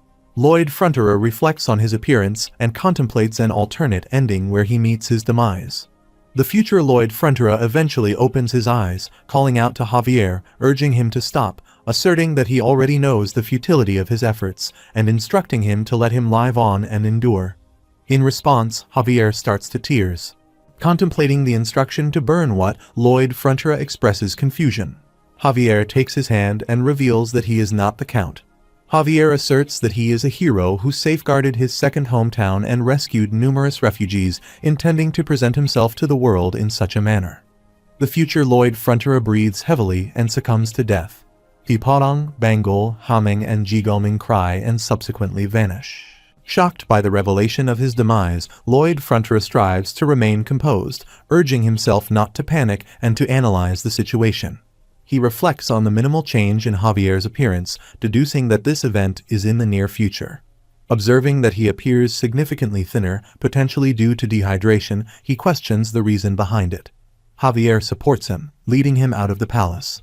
Lloyd Frontera reflects on the timing of the event, surmising that it occurs in the spring. Witnessing numerous lifeless bodies on the floor, he is shocked and contemplates a massacre, excluding Javier. Observing Javier spreading oil on the bodies and subsequently using a fire stick to burn them, he realizes that he was referring to burning the corpses. In light of this, he speculates that it might be an epidemic. Pondering the possibility of an illness causing this, he acknowledges his lack of knowledge about diseases, acknowledging that he is not a doctor from the other world. Doubting his ability to halt the situation, he wonders if there is anything he can do. Javier addresses him as Master Lloyd, then corrects himself, stating that whoever he is, these were his last words. He expresses the desire that, once his corpse has been completely burned, he wants him to remember the word empty. Lloyd Frontera returns to the present, contemplating the cryptic message, remembered as empty, and questioning the nature of those last words. Pondering why such a cryptic message was delivered, he has a realization. Considering that Lloyd, who just perished, had already experienced the ending spoiler before, he wonders if the message was intended for him as the observer. This leads him to speculate that it might be a hint from Lloyd, who knew about the illness and its resolution. Walking around, he continues to mull over the concepts of empty, epidemic, and the significant number of casualties. Connecting the puzzle pieces in his mind, he concludes that the future version of himself was indeed a genius for leaving such a hint. After a while, Sir Bayern inquires if Lloyd Frontera is referring to the people from Cremo. Confirming this, Lloyd Frontera affirms that he indeed needs as many professional corpsmen as possible. Sir Bayern raises concerns about potentially high labor costs. In response, Lloyd Frontera acknowledges the challenge but asserts that Count Cremo will need to provide them. He explains that the people of Cremo are occupied with cultivating their own lands, and both the soldiers and orcs are engaged in apartment construction. The system notifies that title effects are crucial for debt reduction, and Lloyd Frontera has attained the highest level of financial credibility. This achievement allows him to secure investment funds with the least amount of interest and the most favorable conditions. Contemplating the advantages conferred by the title, he acknowledges that, thanks to it, there should not be any major problems, but the thought of being in debt again stings. Bayern inquires about the scale of the construction project he is envisioning. Lloyd Frontera responds, suggesting it might be as extensive as the Honey Apartments, covering the entire Viscounty. He reflects on the formidable foe he faces in epidemic, specifically cholera. Elaborating on the project, he mentions the need for underground tunnels in various directions. Acknowledging his limited medical knowledge, he emphasizes that medical expertise isn't the sole means to combat illnesses. Asserting the necessity for paths for waste disposal, he declares their intention to construct sewers. Reflecting on the cryptic message, "Remember empty," he realizes it was referring to Vienna in Austria. Explaining the historical context of Vienna, Lloyd Frontera details how the city's population experienced an exponential increase during the Industrial Revolution.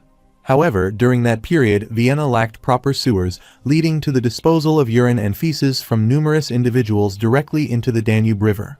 Typically, such waste would flow with the river, decomposing naturally due to microorganisms. Unfortunately, a sudden cold spell struck the river, resulting in a significant disaster. Lloyd Frontera describes the adverse impact caused by the freezing of the river. The waste, unable to flow freely, alternated between melting and freezing, ultimately leading to rot and polluting the underground water. This environmental degradation was a significant factor in the outbreak of cholera in Vienna. Lloyd Frontera stands on a high mountain, holding his shovel. He surveys the town below and contemplates an exponentially increasing population and the waste that is supposed to be disposed of in the prone river. He contemplates the potential consequences if there is a sudden cold snap that freezes the river sometime this year or the next. He believes their Viscounty will undoubtedly become another Vienna. Grabbing his hair, he solemnly remarks that he always gets more work when things start to relax a little, but he must wait. He reflects on the fact that even if it were a demon and not a sickness that came for them, he would not let anyone or anything thwart his dream of enjoying life. He thinks this even as he sleeps in his bed, confident that not even a demon can hinder his dream. However, he acknowledges that another substantial debt is in the way of that dream. He wishes it were only the salaries of the external laborers that he needed to pay. But when he includes the cost of their accommodations and the expenses related to sending them out to work, it becomes apparent that it is more complex. Holding his collar, he reflects on the corrosive nature of other people's money, the toxin known as other people's money that is consuming him entirely. After a while, an orc warrior observes Emily with Officer Greg, who mentions that he plucked a flower because it looked pretty, but it pales in comparison when put beside her. She laughs and playfully comments on his naughtiness. He recalls the night she arrived in their Viscounty, expressing how he discovered that his heart could become even warmer than the bright and radiant sun in the skies. She laughs again, teasing him for being funny and cringe. He asserts that it would take more than a slap or two to deter him. The orc warrior, still observing them happily together, becomes angry. Another soldier approaches from behind, informing Officer Greg that Sir Bayern is looking for him. Greg acknowledges this, telling the soldier to inform Bayern that he's on his way. Before leaving, he grabs Emily's hand and affectionately calls her his flower-like girl, mentioning that he's heading off to work. She responds, urging him to come back quickly, referring to him as her handsome boy. Officer Greg walks towards Sir Bayern's camp, and an orc warrior calls him from behind, questioning how he could do that. Confused, Officer Greg asks for pardon and inquires about what the orc warrior means. The orc warrior shouts, expressing disbelief at how Officer Greg could do such a thing when he already has Emily. Officer Greg, still puzzled, asks what he is talking about and questions the involvement of someone like Emily. The orc warrior, angered, abuses him and attempts to punch him. However, Officer Greg quickly counterattacks, landing a punch and throwing him away. Officer Greg asserts that a half-assed punch isn't enough to injure him.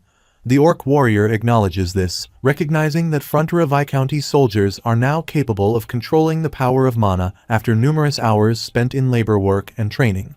He reflects on how each one of them is strong enough to take on 10 enemies by themselves, but their strength has mainly been used in laborious tasks like shoveling. They both prepare for a fight, running to attack each other. Bayern arrives and addresses Officer Greg, noting that he's too slow and questioning why he is still there despite being summoned a while back.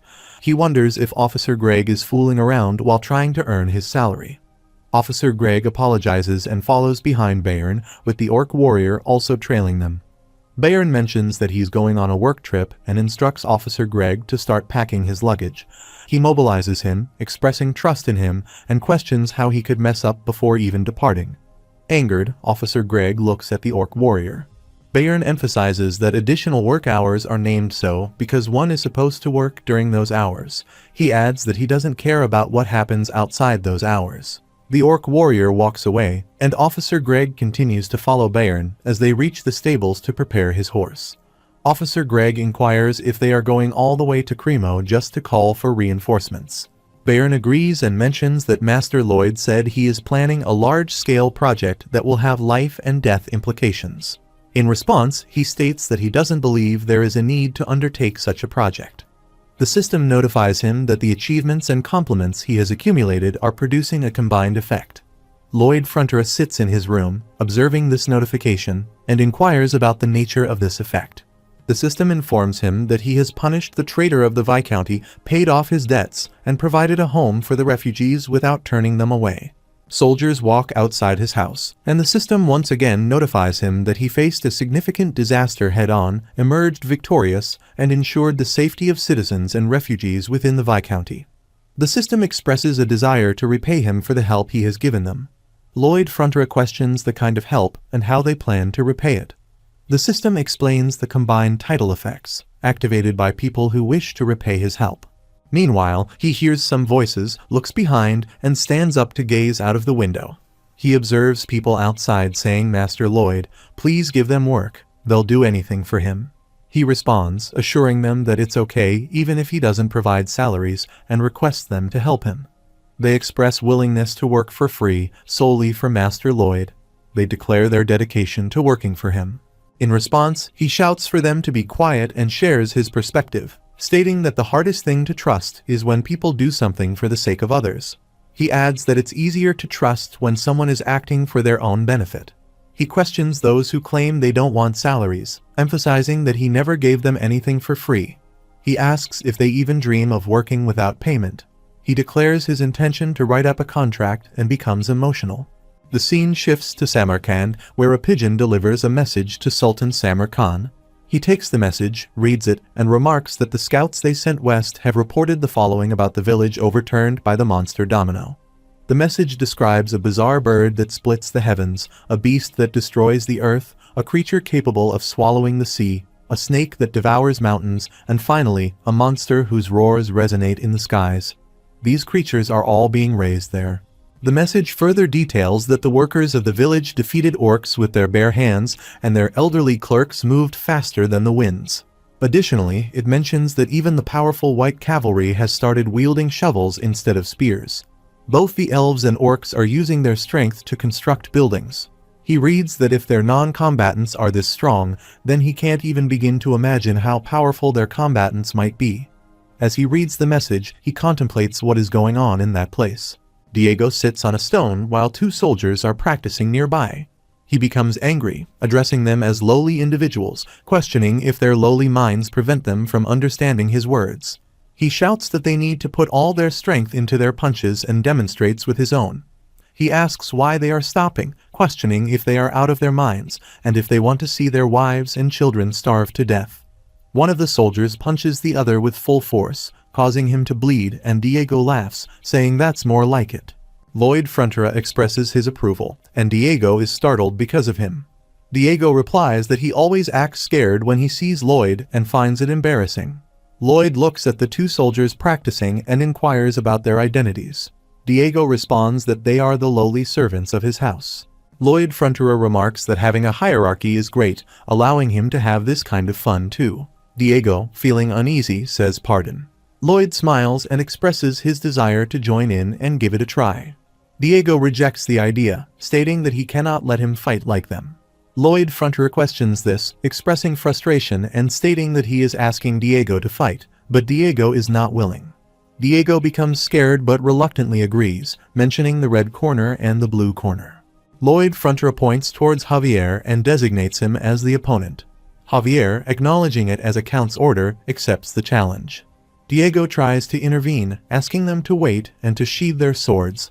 Lloyd Fronterer questions why Diego is asking him to stop, suggesting that Diego can grab a sword too, if he feels it's unfair. Diego responds, stating that the sword isn't the problem, and pleads for Lloyd Fronterer to let him go. He bows and cries, but Lloyd dismisses his plea, commenting that a sword master is overdoing things. Lloyd suggests fighting and laughs, then proceeds to punch and throw Diego away. He presents a document, mentioning that it's a request for his return to school, instructing Diego to write down the events that occurred today. Diego pleads with him not to write that and questions why Lloyd keeps asking people not to do things. In frustration, Diego asserts his status as the son of a count and resorts to abusive language. A pigeon arrives with Peepodong sitting on it, and Lloyd Fronterer notices a document with them. As Lloyd walks away, he instructs the two soldiers to relax and go to Fronterer to find Sir Bayern. He informs them that they are residents of that place from today onwards, urging them to work hard. After a while, Viscount Lacona rises from his bed, reflecting on the annoyance of that recurring guy appearing in his dream, making for an irritating start to the day. There's a knock on his door, and someone outside states they have something urgent to tell him. The Viscount, irritated, questions who the impertinent person is daring to knock on his room's door and orders them to leave immediately. The person insists it's urgent and needs immediate attention. Viscount Lacona, angered, grabs his hunter and threatens the individual, asking how a lowlife like them dares to talk back, and if they have forgotten the feel of a whip. He opens the door to find Lloyd Fronterer standing there, who greets him with a cheerful, long time no see. The shock causes Viscount to fall down and faint. He, seemingly unfazed, asks Javier if his face is that appalling. Javier responds that it's not the kind that people would feel at ease around. He takes Viscount Lacona outside and points in a direction, informing him that his land starts from over there. He adds that he's going to flatten it all out to build a quarry and instructs the Viscount to take note of that. The Viscount responds, questioning why Lloyd Fronterer is suddenly doing this. Annoyed, he asks why Lloyd is acting in such a manner and wonders if they need to spell everything out between them. The Viscount considers that using granite instead of cement for the construction of the sewage routes would be better, as it won't break or destabilize in the far future. Lloyd Fronterer agrees and declares it's time to begin constructing a highway that leads from the quarry to their county. He emphasizes that it will be one straight path pointing towards Lacona Mansion. One of the soldiers notes an obstruction right from the start, mentioning that it's one straight path as they destroy the palace to create a direct route. The Viscount is shocked to see this, but Lloyd Fronterer reassures him, saying they'll build him another house to live in. Lloyd Fronterer adds that they will relocate the workers to his mansion and provide one person to assist with his errands. After a while, he guides them to his camps, where he imprisons them in a tent and assigns an orc warrior to look after them while they both shiver. The orc warrior inquires if they need anything, but they refuse. He reflects that the Apia Highway used to transport granite, and the supervision of the quarry construction will be handled by Sir Bayern.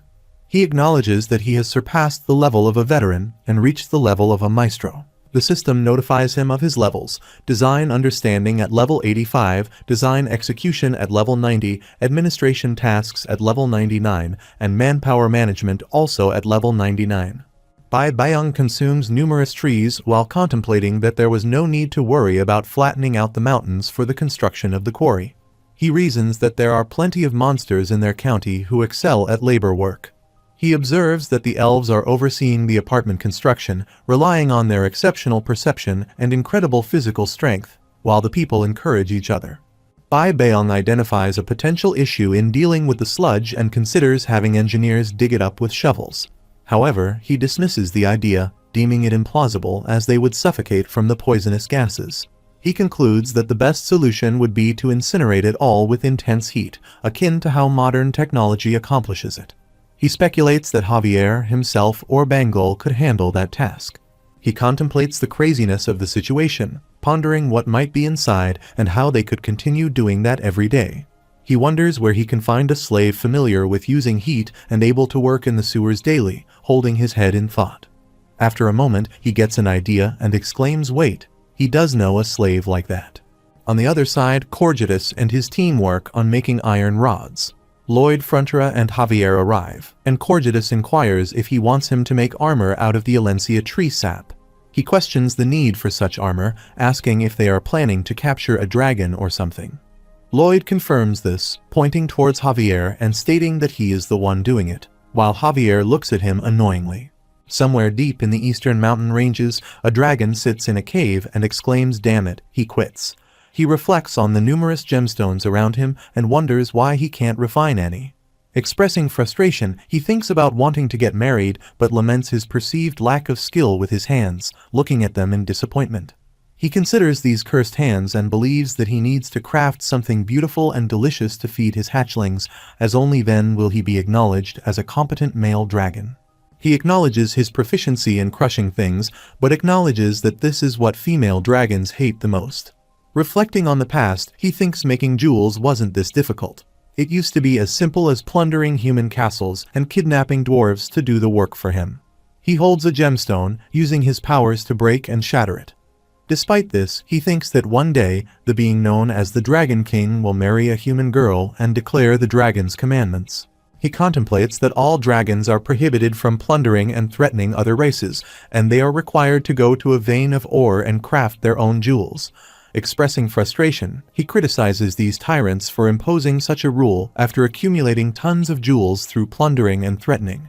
He questions how they dare to act kindly and requests the younger generation to engage in such activities, urging them to grow old quickly and die. Lloyd, Frontera, and Javier arrive, and he mentions that he can totally empathize with those feelings. The dragon looks at him surprisingly. Lloyd, Frontera states that he has seen a lot of the older generation speculating in stocks and earning tons of money, only to then tell the younger generation that speculation is bad. This infuriates the dragon, who questions how a human could come here and asks if he managed to get past the traps he set up. He responds affirmatively, expressing a desire to speak with a great dragon like himself. He informs the dragon Solidas that they temporarily deactivated the traps and proceeds to share a proposal with him. However, the dragon becomes angry, exclaiming "Die," and throws fire on both of them. He declares that he can't get married because of humans, and they should die. Quickly, they close their armor, covering their eyes as well, and he remarks that he knows he won't be able to control his temper. Javier asks about the plan, and he replies, questioning when he has already told him. Javier denies hearing anything of the sort. The dragon continues to throw fire on them as they hide behind a rock.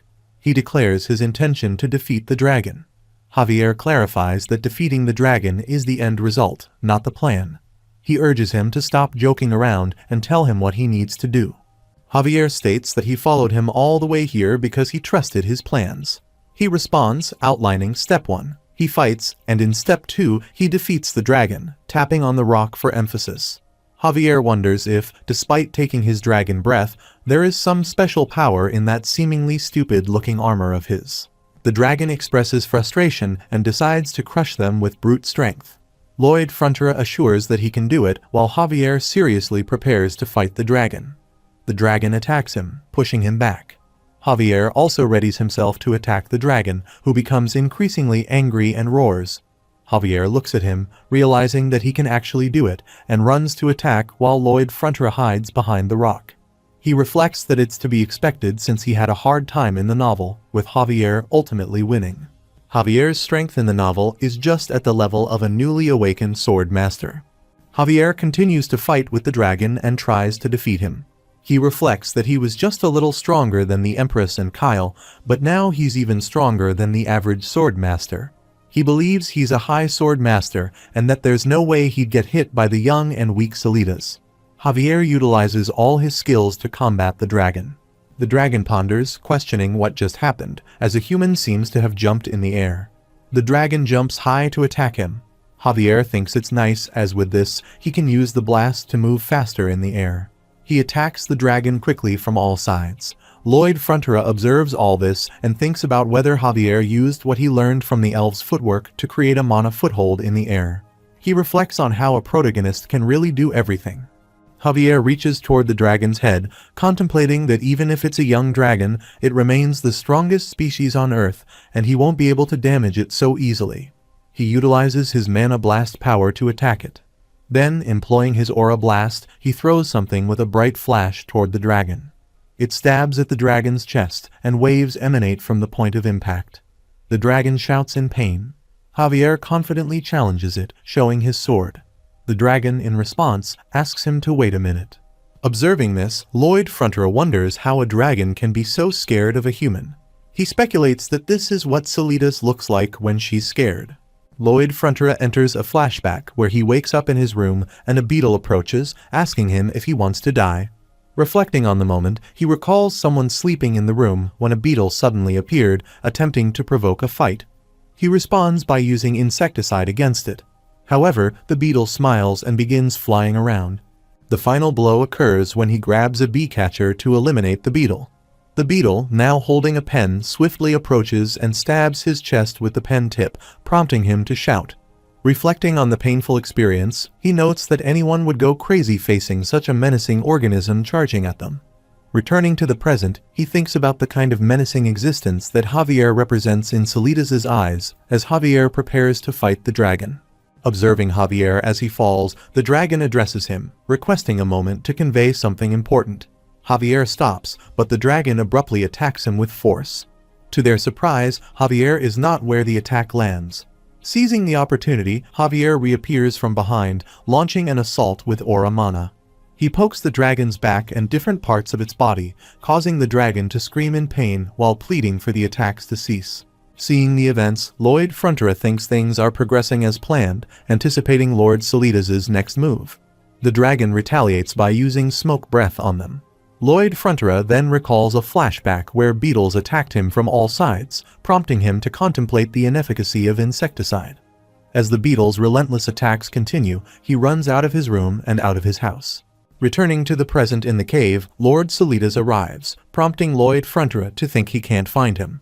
Placing 2 fingers at his head, Lloyd Frontera contemplates teleporting during an impending fire attack, and he subsequently falls. Lord Solidas reflects that he set up a teleport detection trap, acknowledging his past foolishness while realizing he is an even bigger fool today. Meanwhile, as Lloyd Frontera approaches him with a smile, he expresses a desire to reintroduce himself as Mighty Dragon Solidas while bowing. Lloyd Frontera states that he is Count Frontera's eldest son. Lord Solidas gets up, questions the situation, denies being a dragon, and asks where he is and why he is there, expressing a strong desire to leave quickly. Javier launches an attack from behind, causing Lord Solidas to shout and fall. He questions the identity of the assailants and the reasons behind their actions. Lloyd Frontera remarks on the expected reaction of a mighty dragon, noting that people typically don't shout Kaya when struck. He expresses a desire to hear the reason behind Lord Solidas' reaction, reiterating that they are present to propose a favorable idea. Despite this, Lord Solidas insists that they should refrain from talking and question why he was attacked. Lloyd Frontera's servant, surprised by Lord Solidas' attempt to kill them, instinctively counterattacks and laughs. In response, Lord Solidas asks what Lloyd Frontera has in mind. Lloyd Frontera, pleased with the current state of affairs, reflects on the foundations they have established. Drawing inspiration from a novel where Solidas displays anger issues while ambushing elves, Lloyd Frontera considers the need for a potent approach when dealing with such a dragon. In a flashback, Lord Solidas recalls an incident involving a furious man overturning a food table and expressing dissatisfaction with the darkness of Jajangmyeon. This memory serves as an example of how most races express anger. The boss arrives on the scene, confirming his status, and addresses the man's complaint about the dish's color. The man demands a new one, but the boss asserts that he doesn't like it and instructs him to make a new dish. Despite the initial resistance, the man eventually relents, declaring the dish delicious and refusing to let others eat it. Lord Solidas reflects that anger can be subdued when individuals face someone stronger than themselves. Although he has successfully calmed down, he acknowledges the challenge of negotiating with a dragon whose pride has been wounded by defeat at the hands of a mere human. In response, Lloyd Frontera, displaying audacity, berates Lord Salidas, questioning how he dared swing his sword at the mighty dragon. Lloyd Frontera continues to insult him, labeling him a lowly bastard. Expressing his frustration, Lloyd Frontera exclaims that Lord Salidas should be grateful for being a very magnanimous dragon. Otherwise, they would have been roasted alive by now. He instructs Lord Salidas, whom he refers to as a lowly bastard, to go all the way over, kneel down, and raise his hands to repent. Reiterating his command, he shouts again, questioning if Lord Salidas is deaf and demanding that he move to the specified location immediately.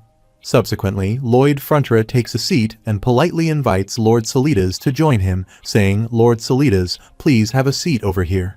Lord Salidas takes a seat, and Lloyd Frontera positions himself on his knees in front of him, expressing a desire to ask a question. Lord Salidas replies, asking about the nature of the inquiry.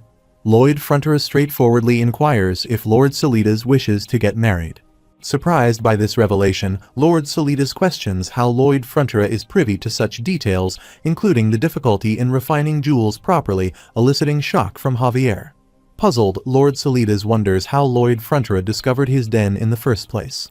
Lloyd Frontera reassures him that he will arrange his marriage within 10 years. Lord Salidas becomes excited, asking if it will truly happen, and insists on receiving an answer to his initial question. Lloyd Frontera, rather diverted, reiterates his excitement about a sweet love with a female dragon. Lord Salidas, now eager, emphasizes his anticipation but persists in seeking an answer to his original question. Lloyd Frontera responds by describing romantic gestures, urging them to hold front legs tightly, traverse around the Arctic, utilize telepathy for sweet love letters, and form a heart shape with their tails under a star-filled night sky.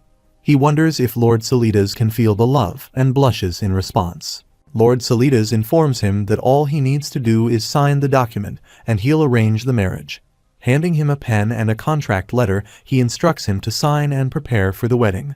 The person responds affirmatively, stating that he only needs to sign at the very end. Lord Salidas points to the designated spot on the letter and inquires where he needs to sign. As he begins to sign, Lloyd Frontera swiftly takes the letter away, expressing concern that there might be something in the Dragon Commandments stipulating consequences for a dragon breaking a contract with humans, possibly facing the wrath of the Dragon King's breath. He suspects that Salidas might have realized the implications and unwittingly made a deal with the devil. On the other side, in the village, a villager remarks to another to look over there as Master Lloyd is returning from his work trip. Lloyd Frontera, Javier, and Lord Salidas walk towards his home. The villager comments that Master Lloyd always brings something crazy with him when he returns, and this time he thinks it might be a dragon, but it seems to be a shabby-looking young man. Another villager adds, "Come on, how could he catch a dragon?" They both laugh, agreeing with each other. Lloyd Frontera overhears the conversation and reflects on the fact that it's not just his dung incinerator, but also the dragon he acquired. Corgidus inquires of the young man whether he is a dragon, to which Lloyd Frontera affirms, stating that the evidence lies in the smoke emanating from his Braedon breath. Lord Salidas expresses his displeasure, referring to Corgidus as a darn con artist.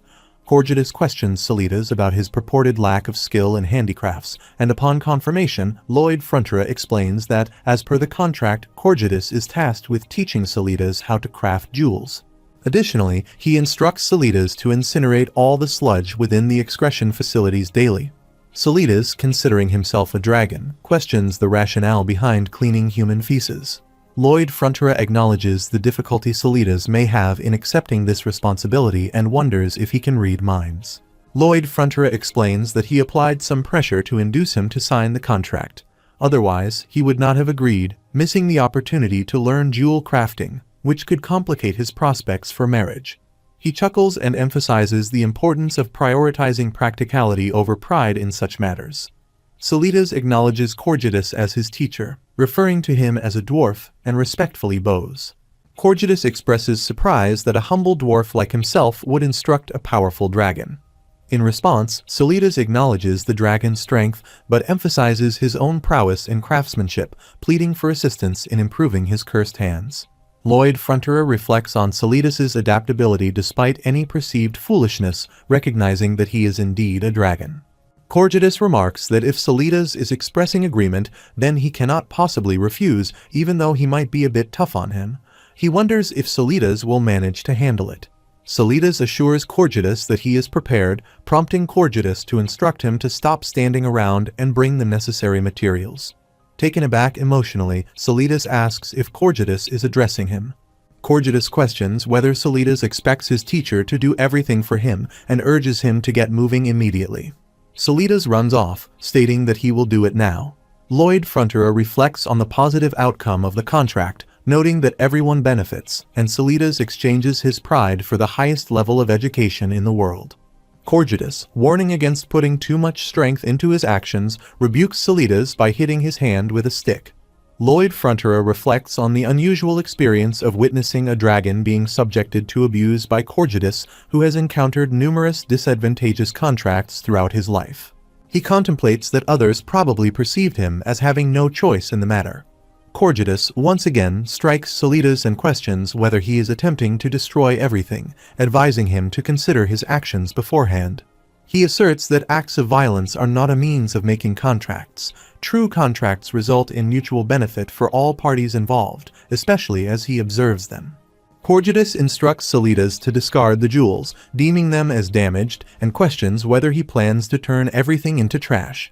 As Solidas tosses all the jewels onto the floor, Corgidus thinks it would be more advantageous to gather the jewels discreetly and profit from them. The system notifies him that he has transformed another tragic fate into a positive outcome. It mentions that the fire dragon Solidas lost his horns in a battle against Javier, suffering fatal injuries before returning to his den, where he met his demise. The system further notifies him that Solidas dies alone in his undiscovered den, turning a tragic fate into a positive one. Meanwhile, he inquires if that's the case, but the novel only depicts him fleeing from his den. Simultaneously, the system alerts him that, were it not for his intervention, the Fronterer couple would have vanished from this world, and the Count possesses diverse talents. The system informs him that he is now free from debt, directing all his efforts toward the work he had been unable to do in the past. He experiences happiness as he crafts a wooden statue of himself. The system informs him that he orchestrated these positive outcomes as Julian, originally destined to perish in a foreign land, is now recognized as the top student in his school. Julian receives his school certificate and his fellow students applaud him. The system notes that he played a pivotal role in saving numerous lives, emphasizing that he must earn his own money, to which he responds by requesting money. He humorously adds "give him RP then," and a message window retorts that humans are truly hopeless in romance. He counters, stating that romance doesn't put food on the table. He contemplates that what he currently requires is a skill, as the construction of the extensive sewage system is about to commence. He points out that the issue lies with the radius of the estimation skill, and the construction needs to cover the entire county. However, obtaining information from each area and connecting them poses a considerable inconvenience. Despite his level increasing significantly after participating in various projects, he feels that his progress has reached a plateau. The system notifies him of an intermediate design level 6 with a maximum design radius of 729,000 square meters. It also includes skill-exclusive options, floor plan featuring 3D indicators and simulation mode. He reflects that progress stagnated at a certain point, emphasizing the business principle of economizing on what can be saved while sparing no expense for essential needs. He clicks on the Level Up option for Intermediate Design Level 6, requiring 4,070 RP points. He contemplates that increasing the level will significantly expand the estimation radius. The system notifies him of the progression to intermediate design levels 7, 8, 9, and finally 10, resulting in an upgraded skill grade to advanced design. The system further informs him that at advanced design level 1, the maximum design radius is 3,375,000 square meters. He appreciates the value of investing 1,200 RP points into this advancement. The system then alerts him to a new skill-exclusive option called Construction Guidelines. He queries the meaning of construction guidelines. The message window responds, urging him, who has sought ways to reduce his workload, to test this revolutionary system immediately. He expresses skepticism, likening it to home shopping channels selling useless items. The message window suggests trying to access the 3D floor plans he currently has saved. He acknowledges that he will play along and activate the construction guideline while creating a holographic structure of a home. As the hologram of the house expands, he inquires about its purpose. The message window explains that the hologram is visible to him and everyone involved in the project, enabling construction workers to work with precision using the hologram. He realizes that this skill could potentially reduce his workload by at least 50% and decides to test it immediately as he notices a hole in the ground. Javier arrives and asks about the situation. He informs Javier that it is the location he will be digging and promises to provide details later, urging him to begin the task. Javier notices green lights inside the hole and starts digging with his shovel. He agrees with Javier's observation and sits near the hole, attempting to peer inside. He attempts to touch it and asks if he can try digging outside the green light. Javier takes some mud from the edge of the hole, causing the hologram to shift in that direction. The hologram admonishes them, urging them to do a proper job. Javier comments on the hologram being obnoxious, while Lloyd Frontera suggests that he may be too careless with his words, given that's his face. Javier jokes that no one will mess up while working, as they wouldn't want to see that face. Lloyd Frontera asks him to stop making such comments, as it hurts him. Javier inquires about the situation and wonders if Lloyd Frontera is going to claim he's a genius of illusion magic or that the hologram is a stolen magic tool. Lloyd Frontera considers the difficulty of further deception and asks Javier which story sounds more believable. Javier suggests the latter, saying it could be a necklace that looks the part when he goes around. Lloyd Frontera agrees, deciding to go with that story. Javier walks away, stating that he'll stick with that story as well. Lloyd Frontera, acknowledging there aren't many answers he can provide, asks if Javier has any questions. Javier replies that his curiosity isn't the priority at the moment, emphasizing the importance of saving everyone in the county. Lloyd Frontera expresses gratitude for Javier's belief in him and assures him that he will indeed accomplish the task. Bayern announces the commencement of the construction of a substantial sewer system aimed at preventing illnesses for everyone's benefit. Encouraging everyone to join in, he inquires about their motto. In unison, they respond with safety first. Bayern emphasizes the importance of avoiding injuries, even stating a stern consequence for those who fail to adhere to safety protocols during the project. Lloyd Frontera stands with Javier and observes that it seems like they are becoming more enthusiastic by the minute. He wonders what might have caused this transformation. Javier contemplates the situation. He explains that if the sewage and waste within the country are disposed of in the sewer, it will flow through the sewer pipes into the main sewer. While the small sewer pipes can be dug by Piporong alone, the main tunnel requires more effort. He asserts that what is needed is encouragement, heart flutter, and full power. Bayang employs his power, and a worker digs a hole with a shovel. At that moment, Lloyd Frontera arrives with a hologram, urging them to continue. The workers are delighted to see him, and the mere sight of an angry Master Lloyd motivates them to work harder. One worker remarks that the face he has is scarier, while another mentions that Lloyd is shouting all sorts of curses, making him jealous. Another worker humorously comments that theirs is ugly. Lloyd Frontera becomes angry, screams, and demands they stop enjoying something that is meant to be a guide. He turns to Javier, expressing his bewilderment at their erratic behavior and wonders what could have prompted them to act in such a manner. The scene transitions to a rainy day, and Lloyd Frontera narrates that after a few heavy downpours of spring rain, the construction of the small sewer proceeded steadily over 3 months. He notes that due to the construction guidelines, the main sewer's construction advanced rapidly and began extending towards the north. After a while, Lloyd Frontera stands on the mountain with Sir Bayern and explains that the main sewer needs to extend past the field over there, where they will be constructing a sludge treatment facility. He expresses concern about the proximity to the place where the mastodons previously attacked and asks if it will be safe. Lloyd Frontera assures that with Bayang frequently present, meaning the mastodons won't approach carelessly, they should still exercise caution. He instructs Bayern to advise their people not to agitate mastodons if they encounter them and to stand down quietly. Bayern acknowledges with an understanding. Lloyd Frontera mentions that despite the instructions, not a single mastodon was sighted, and he wonders if it's because Bayang was present. Standing there, he faces a tree and initiates a game of red light and green light. Turning back, he invites someone to come over, claims to have caught them, and then playfully falls to the ground, expressing his enjoyment. The message box humorously questions who the true lunatic is in this scenario. When asked what's happening, Lloyd defends it as a form of play and questions if this isn't different from how people usually engage in such activities. Pipodong arrives, observes the scene, and becomes emotional. He inquires why Pipodong appears pitiful and asserts that he is genuinely enjoying himself. Pipodong responds with something indistinct. Lloyd Frontera then questions if Pipodong has observed something peculiar. Meanwhile, a group of workers congregates around a sizable hole. Lloyd Frontera joins them and inquires about the location and the nature of the discovery.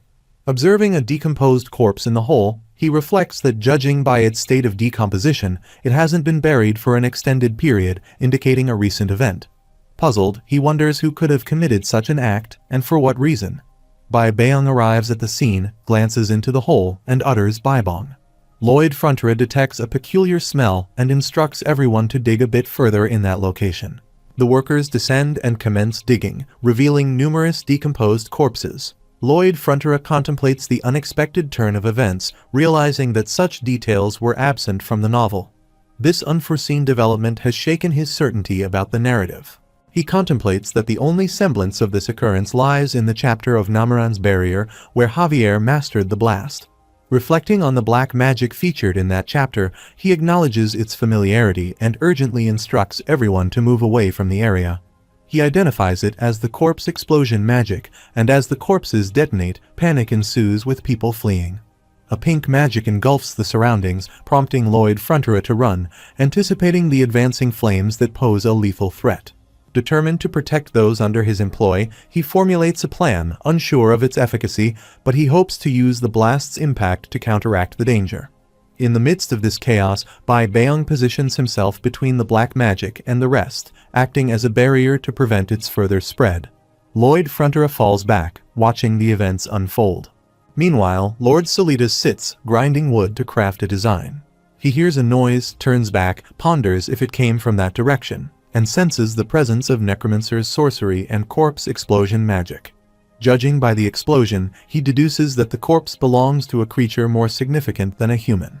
Contemplating whether he should aid the con artist who seems to be in trouble, he questions his obligations. Swiftly, Javier moves toward the source of the disturbance.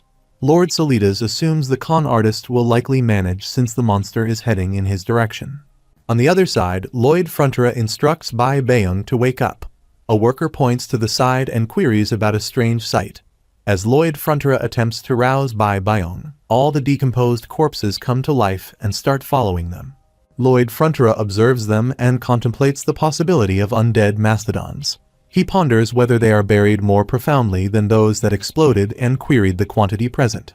The undead mastodons commence moving towards an attack. He grasps the Bai Beong and instructs a retreat, prompting all workers to flee the vicinity. Velarde Blanc asserts to the White Cavalry that today shall mark their final day, emphasizing the imperative nature of the endeavor for Her Majesty, their people, and Frontera County. Lloyd Frontera interjects, advising against the proposed action. He recommends a strategic withdrawal. Lloyd Frontera acquiesces, then shifts his focus to evaluating the terrain and contemplating the behavior of the mastodons. He considers potential strategies for creating distance between them. Turning to Sir Bayern, he inquires about their current location. Sir Bayern confirms they are in the field. Lloyd Frontera clarifies that there is only one. Sir Bayern affirms, prompting Lloyd Frontera to suggest using Pipodong to impede their progress. Pipodong moves towards the undead mastodon, initiating an attack with a Pipodong blow, delivering successive hits and forcefully throwing it away. He proceeds to engage another mastodon, employing Pipodong's elbow strikes, home run kicks, and tosses the adversary aside. Pipodong utilizes Plum Blossom's fist and follows up with Plum Blossom's rampant dance for further attacks. Lloyd Frontera observes Pipodong's actions, pondering the nature of the spectacle before him. Pipodong executes additional kicks and throws against the adversaries. He seizes some undead mastodons, hurling them away. However, the collective retaliation of the undead mastodons overwhelms him, rendering him unconscious. Enraged, Lloyd Frontera expresses his displeasure and verbally rebukes them. Pipodong regains consciousness and resumes the attack against the undead mastodons. Lloyd Frontera arrives with an elephant, positions a sword at its neck, and declares that he possesses one of their offspring, warning that it will become mere meat within 5 seconds. The onlookers acknowledge his presence. He inquires whether they are experiencing a peculiar mix of nervousness and anger or if he alone perceives it. Urging a swift response, he suggests approaching before he strips off the elephant skin. In response, all the undead creatures roar and advance towards him, confirming his success in capturing their attention. Lifting the elephant onto his shoulders, he commends the quality acting, addressing someone named Pungdong. Reflecting on the situation, he recalls a solitary hint from the novel, a single line suggesting that these creatures, specifically mastodons, do not inherently pose a threat. The novel mentions mastodons exhibit an excessive preoccupation with their offspring. The notion conveyed is one of fighting for their children, even if they were to become undead. The outcome depends on their actions, and currently, the mastodons are not inclined to initiate an attack. Lloyd Frontra deduces that something occurred to reinforce this notion, recalling Sir Bayern's routine of caring for baby mastodons, which prompted daily visits from the adult mastodons. He surmises that these visits were likely motivated by a concern for the well-being of the baby mastodons. He runs alongside Peepodong, who clutches the elephant in his mouth, proposing to traverse the valley and take refuge in the forest at its conclusion. Seating himself on Peepodong, he urges them to proceed, prompting the undead mastodons to trail them. Observing their departure, the workers remark on his recurring role as their savior. After a while, Jigoming perches on a tree, vocalizing a song. Javier arrives, apprehends him, and reveals possession of the red sunflower seeds bestowed by Master Lloyd. Inquiring about the time required to cover 10 kilometers to the north, he seeks information from Jigoming. On the other hand, Lloyd Frontra utters a brief remark, glances backward, and contemplates their pursuit, realizing they are catching up. He employs his shovel to ignite fire flares as a counterattack. In response, they use black magic to retaliate. Acknowledging their overwhelming numbers, he considers the option of discharging a powerful attack, propelling it into the mountain to induce a collapse. He deliberates on the potential consequences. What if the attack fails to eliminate all of them? In his current critical condition, such an outcome could prove fatal. Peepodong embeds a stone and stumbles, but swiftly recovers to resume running. Lloyd Frontra, gazing at the distant mountain, expresses frustration, exclaiming, "Damn it." Lloyd Frontra utilizes his scanning ability to assess the path, but an unexpected descent occurs, leading him to conclude that Peepodong cannot ascend with his weight. Contemplating the situation, he seeks a solution and attempts to compose himself. Reflecting on his acquired skills, past experiences, and the amalgamation of these encounters and his estimated limits, he decides to take action, deeming inactivity a waste of time. Gripping his shovel, he advances towards the undead mastodons, advising Peepodong to stay close to the wall while tightly embracing the baby mastodon. He contemplates his fear of entering a near-death state after utilizing discharge in the mountains. Spinning his shovel, he subsequently wields it to launch magical attacks against the undead mastodons, deeming this strategy as the key to a breakthrough. Activating mountain discharge magic, he unleashes fire flames upon them. The mountain fractures and fire arrows emerge. The intense heat renders his shovel too hot to handle, prompting him to abandon it and take a seat on the floor.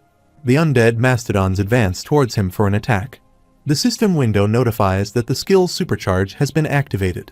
Utilizing supercharge, he emits magical light, causing an explosion that engulfs the undead mastodons, and light radiates in all directions. Peepodong endeavors to safeguard the baby mastodon.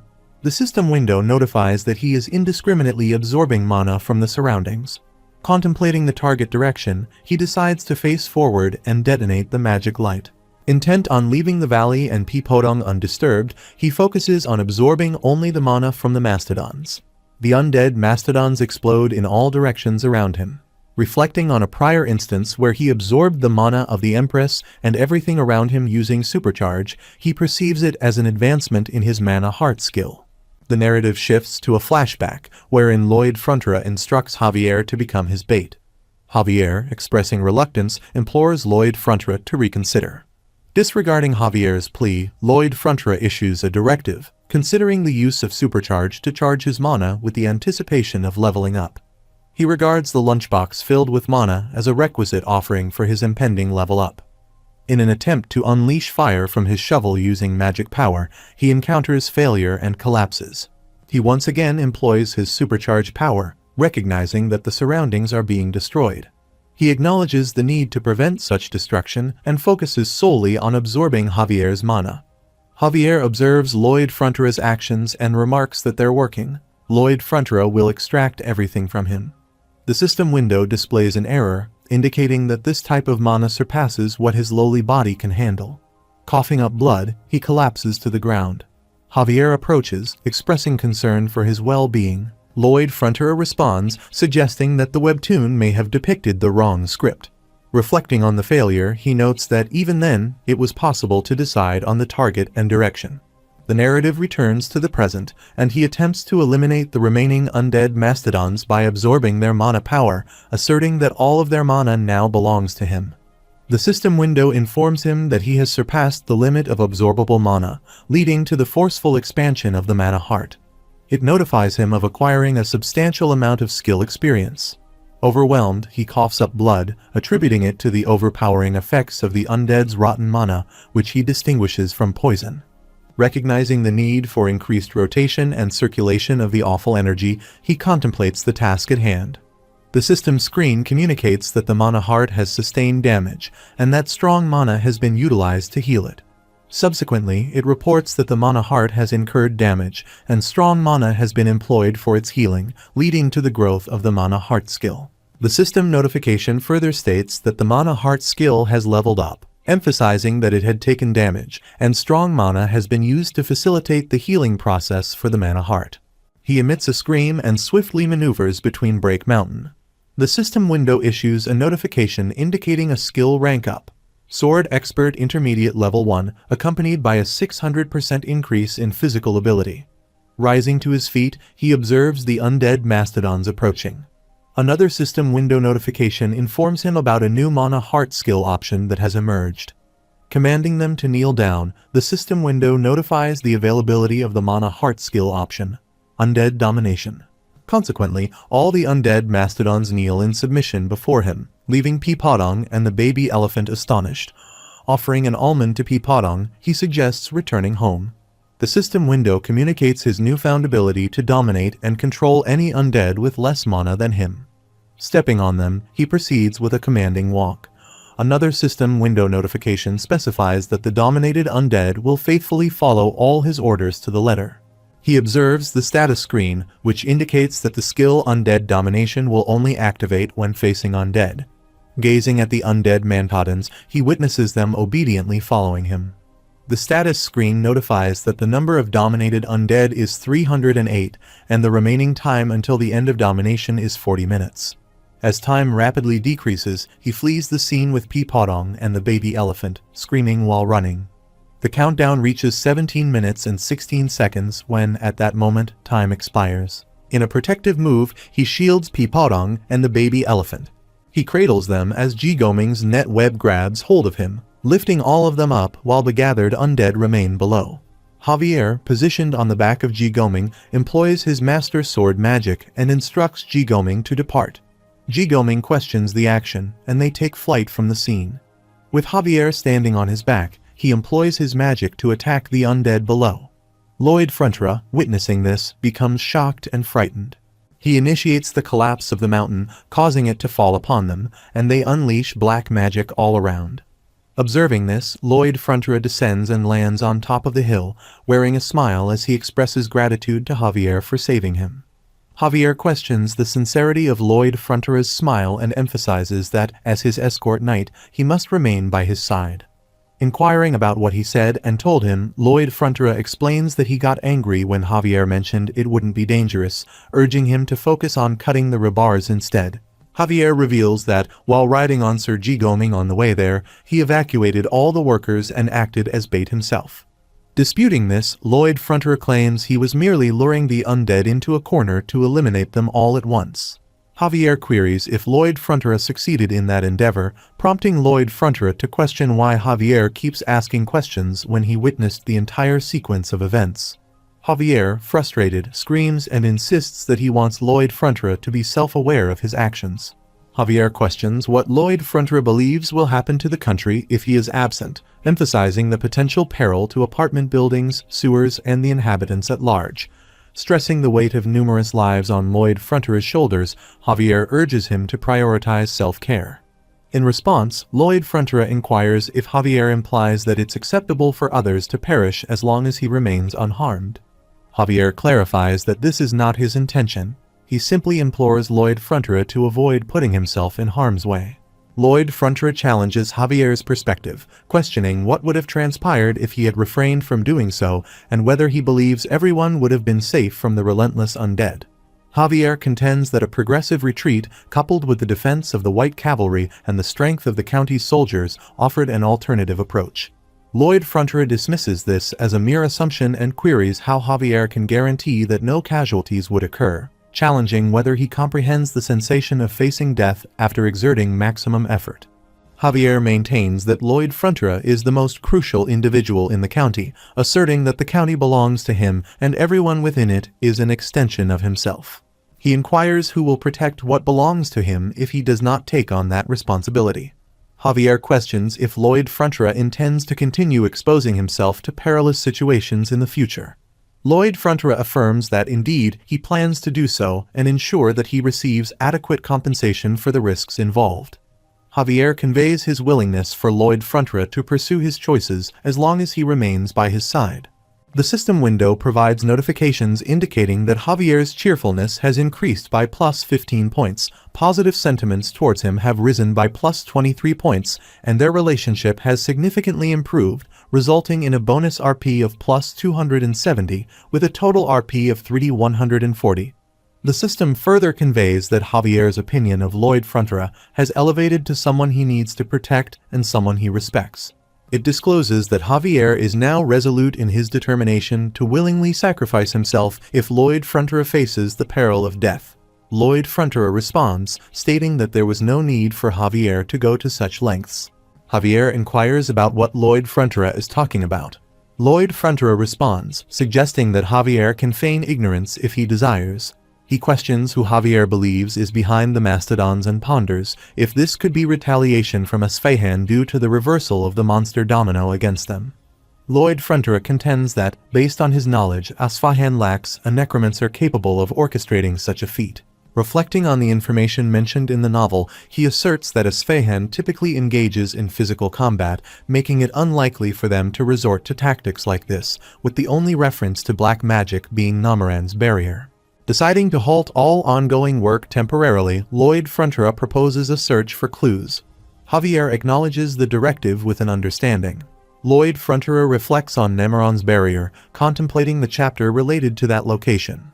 He believes he has a rough sense of the situation, but recognizes the need for concrete evidence to hold accountable those responsible for the destruction of his assets. After a while, the workers commence digging into the hole and extracting mud from it using buckets. Lloyd Frontera and Javier stand up to observe the ongoing activities. Javier remarks that it feels like searching for a needle in the desert. Lloyd Frontera acknowledges the challenge, affirming that they must continue the process since construction cannot proceed with potential hazards in place. He is confident that what they seek is somewhere in the vicinity, specifically the medium of sorcery used for black magic. At that moment, a worker approaches, addressing Master Lloyd Frontera and informing him that Count Cremo has arrived from the west. Lloyd Frontera questions the unexpected visit, asking why Count Cremo is present at this moment. After a while, inside the palace, Count Cremo sits with his daughter in front of Lloyd Frontera and his parents, expressing his desire for Lloyd Frontera to marry his daughter. Lloyd Frontera apologizes, stating that she is not the type he typically goes for. Count Cremo responds that Lloyd Frontera is not the type his daughter usually goes for either and reiterates his request for them to marry. Lloyd Frontera finds the proposal abrupt, to which Count Cremo explains that he dislikes beating around the bush and thought long and hard after Lloyd Frontera left. He considered whether there could be a better person than him as his son-in-law, but noted Lloyd Frontera's sudden rise to fame. Count Cremo expresses impatience, stating that there are many nobles eager to connect with the Frontera family. He inquires about a suitable date for the wedding. Lloyd Frontera urges Count Cremo to calm down, reassuring him that no one else has proposed marriage to him. Erox Frontera calls him, and he responds affirmatively. Erox Frontera presents numerous letters explaining that he had kept them and intended to show them later due to his busy schedule. Count Cremo dismisses the letters as insincere, suggesting that those who were interested should have visited as he did. He announced that the marriage ceremony would take place at the Frontera estate and proposed slowing down the process. He suggests slowing things down a little and expresses sincere gratitude for Count Crimo's high regard. He, however, asks for forgiveness, explaining that he cannot comply with Count Crimo's request. Count Crimo, at the age of 27 and still a bachelor, acknowledges that people may wonder if he has any significant flaws since he is still single. He requests the freedom to be a bit blunt. Javier struggles to contain his laughter. He intervenes, instructing Javier to stop moving around and questioning the source of amusement. Count Crimo queries if the laughter stems from the belief that the Crimo family cannot measure up to him. He denies this, gesturing to the surroundings as evidence to the contrary. Upon hearing this, Christine becomes saddened and expresses her willingness to do anything gladly for the sake of the Crimo family's advancement and stability, even going so far as to sacrifice her own well-being. Lloyd Frontera, however, contemplates that she might be getting married to the Demon King. Observing Javier's mana enveloping his body, Lloyd Frontera inquires if he is employing mana to restrain himself and earnestly implores him to stop. Arox Frontera interjects, expressing his desire to convey something meaningful. He asserts that while family obligations are crucial, he believes that the thoughts of those directly involved also hold significance. He holds Marbella Frontera's hand and expresses his belief that spending the entirety of one's life with someone is impossible without love. Arox Frontera emphasizes that, for the sake of his daughter's happiness, he hopes Lloyd Frontera will respect both of their wishes. Christine starts crying and Count Crimo, placing his hand on her shoulder, acknowledges that he nearly caused her sadness for the sake of their family's status. She declares her love for him and embraces him. Count Crimo inquires if she is genuinely that happy. He stands to leave with his daughter and expresses admiration for the people of the Frontera family, noting that he has learned a great lesson today. He suggests living with love, a sentiment echoed by Arox and Marbella. Meanwhile, Lloyd Frontera sits on the sofa and reflects on the happiness of not being married to Count Crimo, finding solace in the fact that even his own parents agree with this outcome. Observing Javier sitting aside and controlling his mana, Lloyd Frontera acknowledges that Javier did not laugh in the end, expressing gratitude for his earnest efforts, even more desperate than when facing the Gigatittan. In the end, Lloyd Frontera explains that rejections were sent for all political marriage requests due to potential dangers on the political front. They did not want to cause any woman misery in such arrangements. After a while, a man in a blue dress appeared in front of Queen Alicia Termina Magentano and remarked that it seemed that was the reason the Frontera family rejected all marriage requests. Queen Alicia Termina Magentano says she expected as much. Even if the Fronteras had accepted the request, the lady in question would probably have rejected it. She laughs and comments that Lloyd Frontera looks just like a potato after all. Concerned about his well-being, the man asks if he is all right and suggests calling the imperial doctor. She reassures him, saying it's okay and nothing serious. She then requests boiled whole potatoes for dinner tonight, and he agrees. She reflects that in any case, she should keep an eye on whom the Fronteras will choose, considering they are poised to become the most vital family in the countryside. She inquires about the letter they sent to Isfahan. He informs her that those impudent individuals insist they have nothing to do with the monster Domino, causing a huge ruckus instead of issuing an apology. He perceives this as an apparent provocation against the Magenta Kingdom. Frustrated, she expresses her disdain for the old weasel and decides to wait until she holds up her sword. She declares that they will form an envoy delegation shortly and send them to Isfahan. She further states that all forms of letters will be restricted until that happens, and she speculates that he will include a potato in the envoy delegation. After a while, in Frontera's palace, Sir Bayern places a goat head on the table and mentions they found this at the incident site in the north, believing it significantly related to the incident. The Frontera's family is having food at the table, and Lloyd Frontera asks if it's a goat head. Upon observing a design on the goat head, he recognizes the pattern from the novel's illustration. Realizing that the pattern corresponds to the kingdom with the Empress turning dark, he discovers something not mentioned in the book before. The Empress is turning dark, and the Nameran's barrier incident is undoubtedly closely related.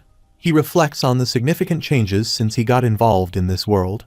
The Empress didn't turn dark, and the cause for the Nameran's barrier incident ceased to exist as well. He contemplates that the incident was only made possible by the refugees of the monster Domino seeking refuge in Nameran, but those individuals are attempting something not in the novel. Realizing that he must prepare against this unforeseen development to safeguard his dream of a relaxed life, he identifies the dark sorcerer Canavard, who deployed Namoran's barrier and led everyone toward death, as the biggest suspect. Instructing Byron to resume construction quickly, he emphasizes the need for its completion before he undertakes other work. Byron acknowledges his command. Marbella Frontera inquires why he plans to leave for work when he hasn't been resting much lately. Erox Frontera asks about his destination. He explains that he is going to Namoran as he has some business there. With unwavering belief, he aims to find evidence and confront the challenges ahead. The scene shifts to Frontera County, approximately 10 kilometers to the north. There is a sludge disposal plant, and Lloyd Frontera instructs Pipodong to open the lid, which he promptly does. Lloyd Frontera bows in front of Solidas and states that he will be counting on him.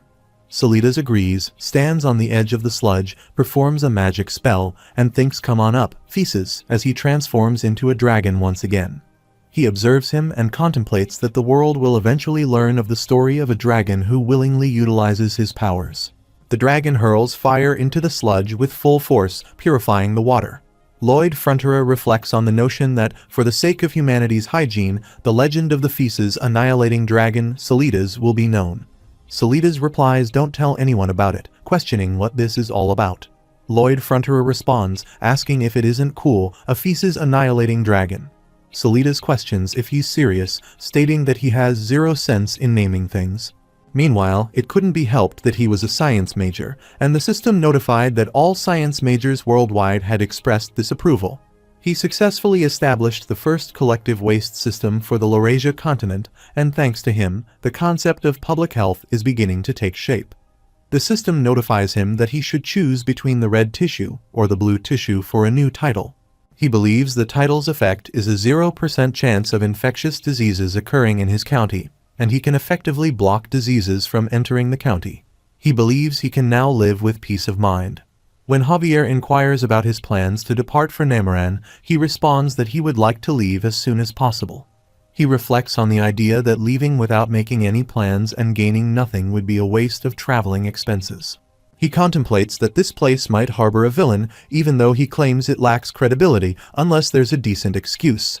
Javier says, "Master Lloyd, look over there. What's all that?" as he observes numerous carriages. Lloyd replies, expressing a sense of foreboding about the recently rejected marriage proposals. He approaches his father, who explains that all the suitors sent their daughters, hoping that seeing them in person might change Lloyd's mind. Unable to refuse, he provided accommodations for them. His father shows him a card, indicating that he made number cards for the sequence of ladies who will be meeting him. Lloyd questions if his father is perhaps excited right now, but his father denies it. He simply expresses his desire for Lloyd to marry the person he loves, adding that, at his age, he should already have grandchildren. He reassures Lloyd that the whole continent is wondering if something is wrong with his eldest son, but he insists that he's fine. The system notifies Udid Nukrantara is his new title name. He feels excited because it's been a while since someone made fun of him. He guesses that there are ladies queuing up to marry him. As he reflects, he decides to think it over carefully. It's not really the ladies, but their fathers, old men, are queuing up to be related to him, indicating that he's loved by older men. A servant enters and informs him that the first lady is entering. A girl enters the room, and Lloyd Frontera greets her, saying, "Nice to meet her, Miss Customer," though he means Miss. She looks at Javier and questions why the servant is sitting down while he's standing up. Lloyd Frontera responds, stating that it's because he's Lloyd. Perplexed, she asks what he is saying, to which he replies that he's Lloyd, bids her goodbye, and she exits. After a while, another girl enters as the servant announces the arrival of the second lady. Lloyd greets her, and she repeats her desire to marry him. She questions why the servant is sitting while he is standing. Lloyd reiterates that it's because he's Lloyd, bids her goodbye, and she leaves, visibly upset. Javier expresses his boredom, and Lloyd apologizes, stating that he is adept at understanding reality. The servant announces the entrance of the third lady, and Lloyd greets her as well. As he looks at her, he realizes she seems familiar. Reflecting on the illustration of the Iron Blood Knight, he recognizes her as Siluria Namoran, the eldest daughter of Count Namoran. Lloyd is taken aback, thinking that Siluria, who had been dating Javier, was expected to be a fixed heroine. However, he recalls that she sacrificed her life to protect the people of Namaran, leading Javier to experience heartbreak and shed tears at her untimely demise. He reflects that the readers became agitated in the comments afterward, deeming it too harsh. People questioned why everyone Javier loved and cherished met unfortunate ends. Many readers were drawn to this novel because the protagonist consistently experienced sadness and loneliness, setting it apart from other novels. She acknowledges that she knew it was disrespectful, but she came due to her father's persistence. She notes that he looks much better than she had heard. Lloyd apologizes, clarifying that he is Lloyd, not the person behind him. She responds, asking for pardon, but she is addressing him. She points out that the person behind him is the renowned sword master, Sir Javier Asrahan. Both Lloyd and Javier express surprise. She takes a seat in front of them and observes that it seems Javier has been troubled by marriage matters, suggesting that he must be too busy to think about marriage now. Javier queries how she knows that. She mentions that she observed it on her way here, noticing the construction of buildings she had never seen before and the development of clean roads in all directions. She remarks that he must be busy supervising all of that, given that she knows his goals. She indicates her intention to take her leave and rises from her seat. He refuses, requesting her to wait a minute, expressing his desire to talk to her for a while. He inquires if Namaran is currently facing any difficulties, such as a sudden influx of people. She complies, sits back down, and questions how he knows about it.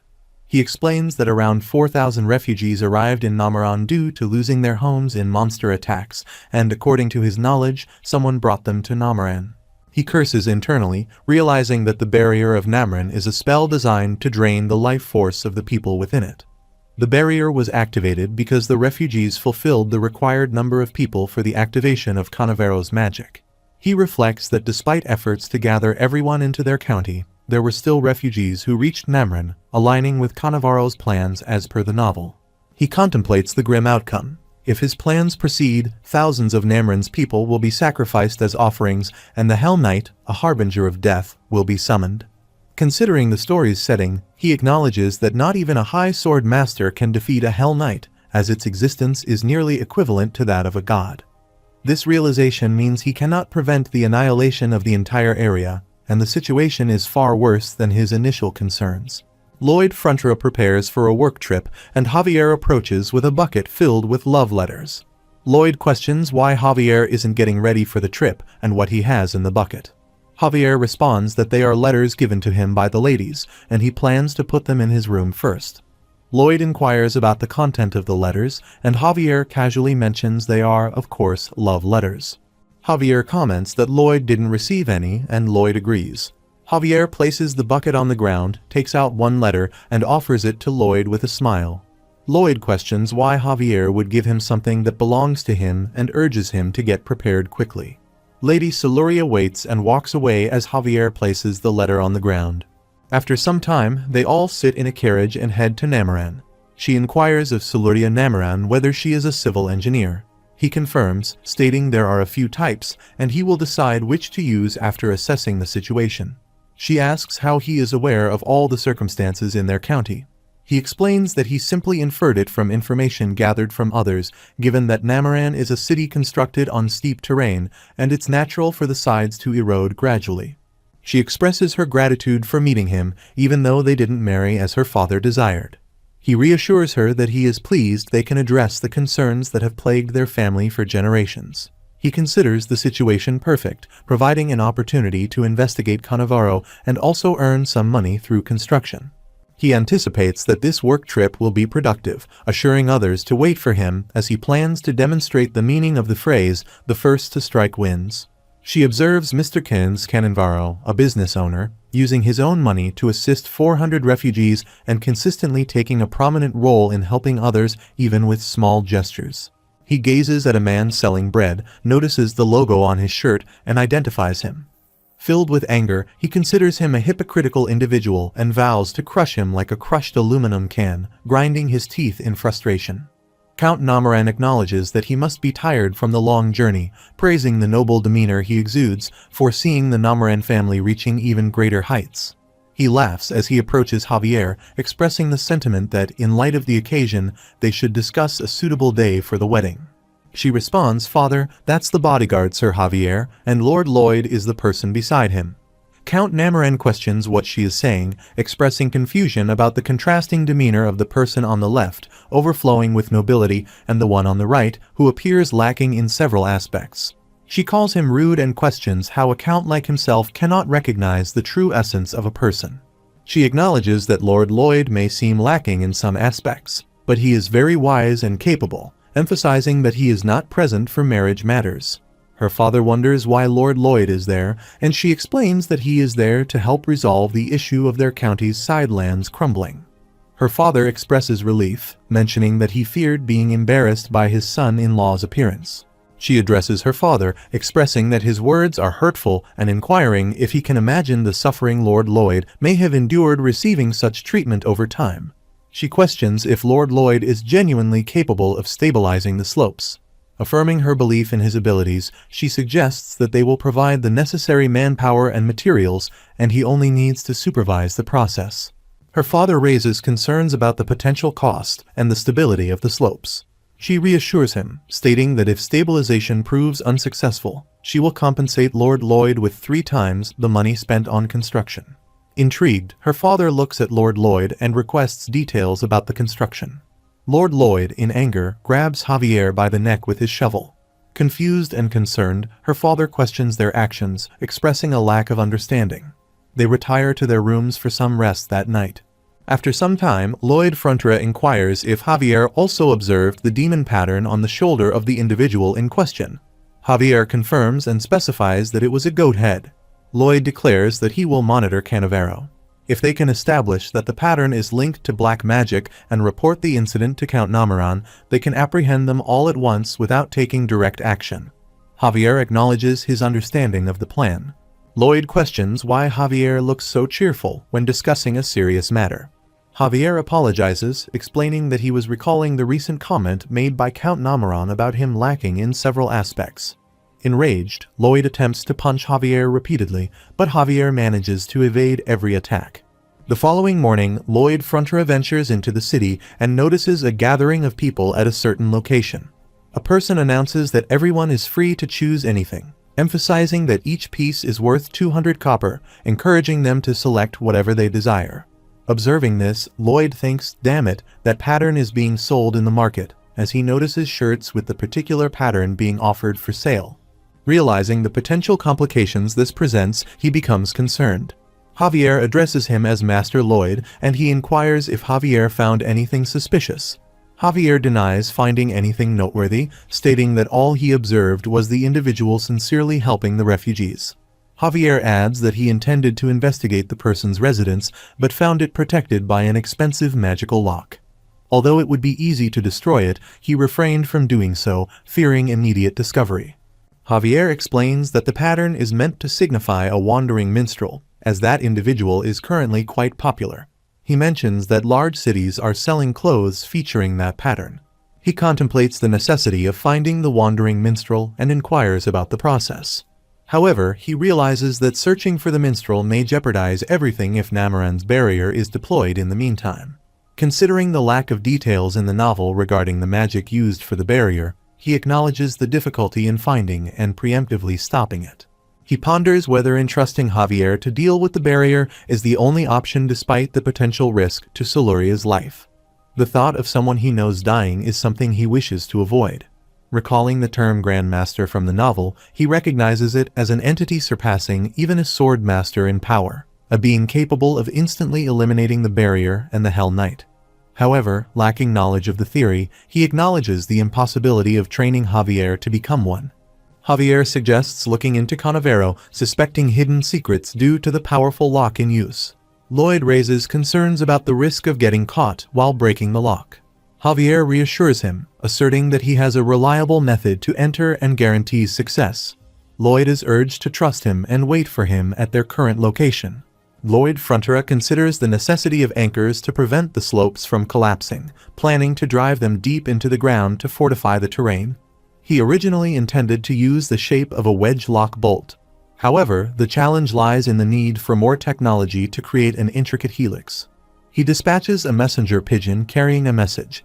He decides to send the blueprint to Corgidus first, realizing it will take some time to reach him. During this period, he anticipates that Corgidus will scrutinize and study the terrain. Lloyd steps outside and observes two people conversing while walking. One of them asks if the other also saw the new beauty at the distribution station. The other confirms, stating that everyone rushed over to catch a glimpse of her face. The first person exclaims about her exceptional body, and the second person agrees, noting that her physique is indeed attractive. Meanwhile, Lloyd Fronterer eavesdrops on their conversation, questioning why they would discuss such matters in the middle of the street for everyone to hear. He learns about a beauty running a distribution station in Cannavaro, a detail not present in the novel, considering it might be one of the variables that he should investigate. Observing the crowd gathered to see the beauty, he decides to check it out. As he maneuvers through the crowded place, he apologizes and tries to move forward. People in the crowd express admiration for the beauty's body. To his surprise, he spots Javier transformed into a girl and selling something. Recognizing Javier, he uses sign language to convey his respect for Javier's preferences. Javier responds in sign language, clarifying that it's not a fetish but a part of his operation. Lloyd looks at him once more before walking away. Javier gazes at Cannavaro, who whispers about the progress of the preparations.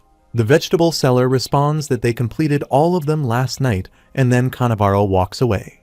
After a while, Lloyd Fronterer reaches a high mountain and attempts to climb it.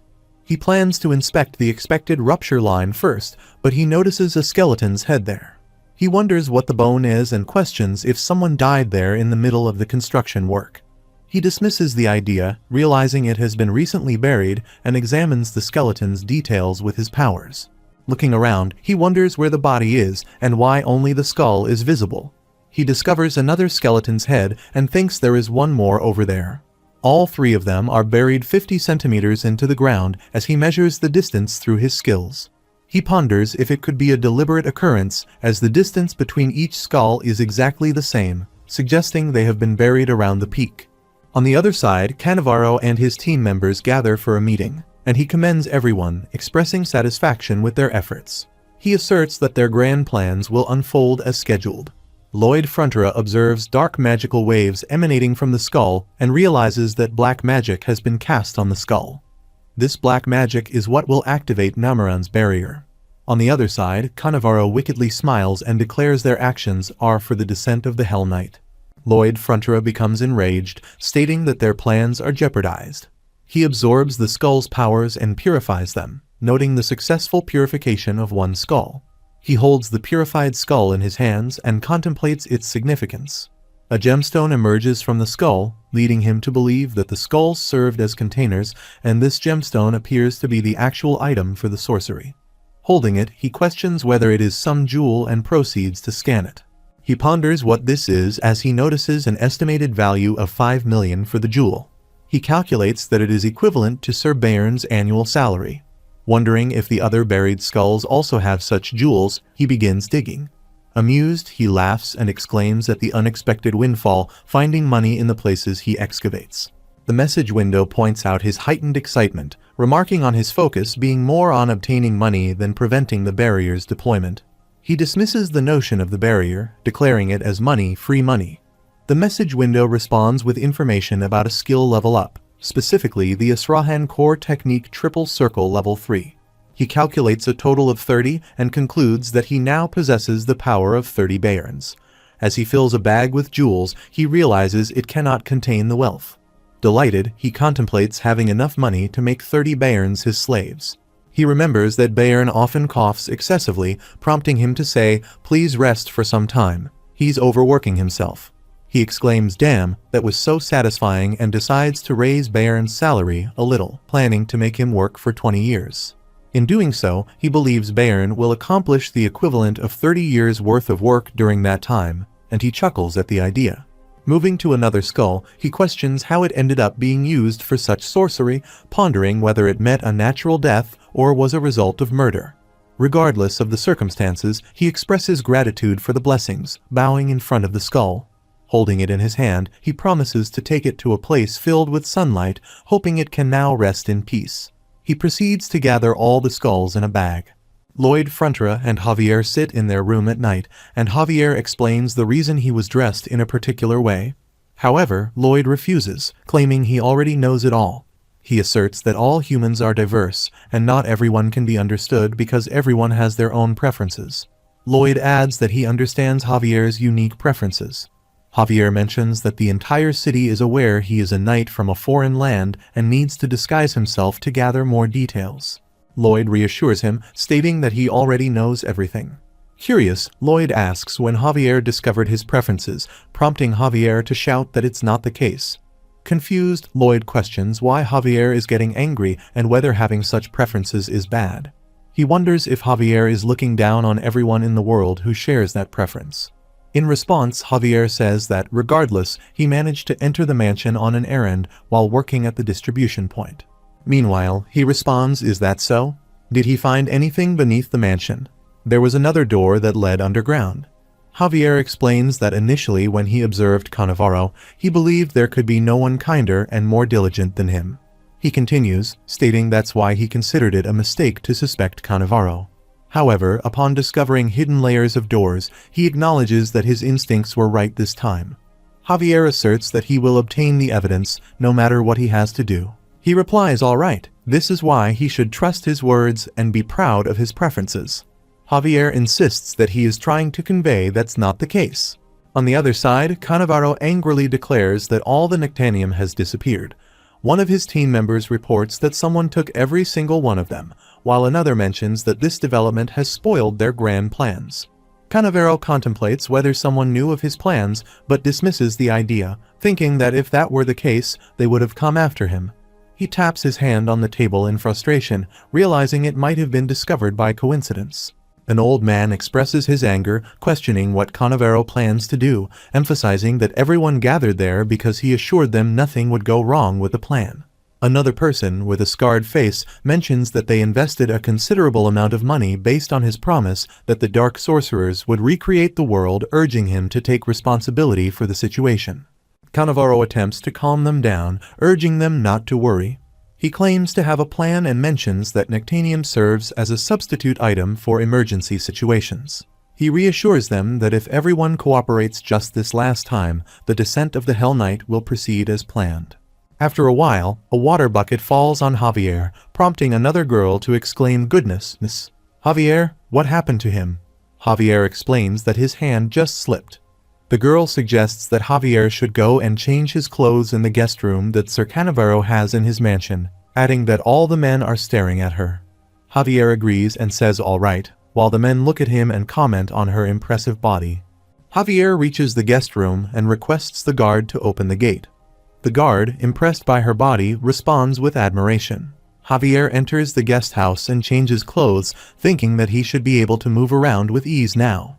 To control his mana and fully hide his presence, he decides to let go. He jumps out of the window, moves forward stealthily, thinks about the door leading to basement level 2, and wonders how he can open that door. He gazes at Cannavaro and performs a magic spell, creating circles at the lock of the door, and successfully opens it. Javier considers that it's a different lock compared to the main gate, and it can only be opened by a certain sequence of mana. Meanwhile, Lloyd Frontera examines the bag of jewels and wonders if this is really all, speculating that there might be more buried in another location. He contemplates the possibility of activating Namoran's barrier with those jewels and resolves not to let it happen, deciding to search for more free money.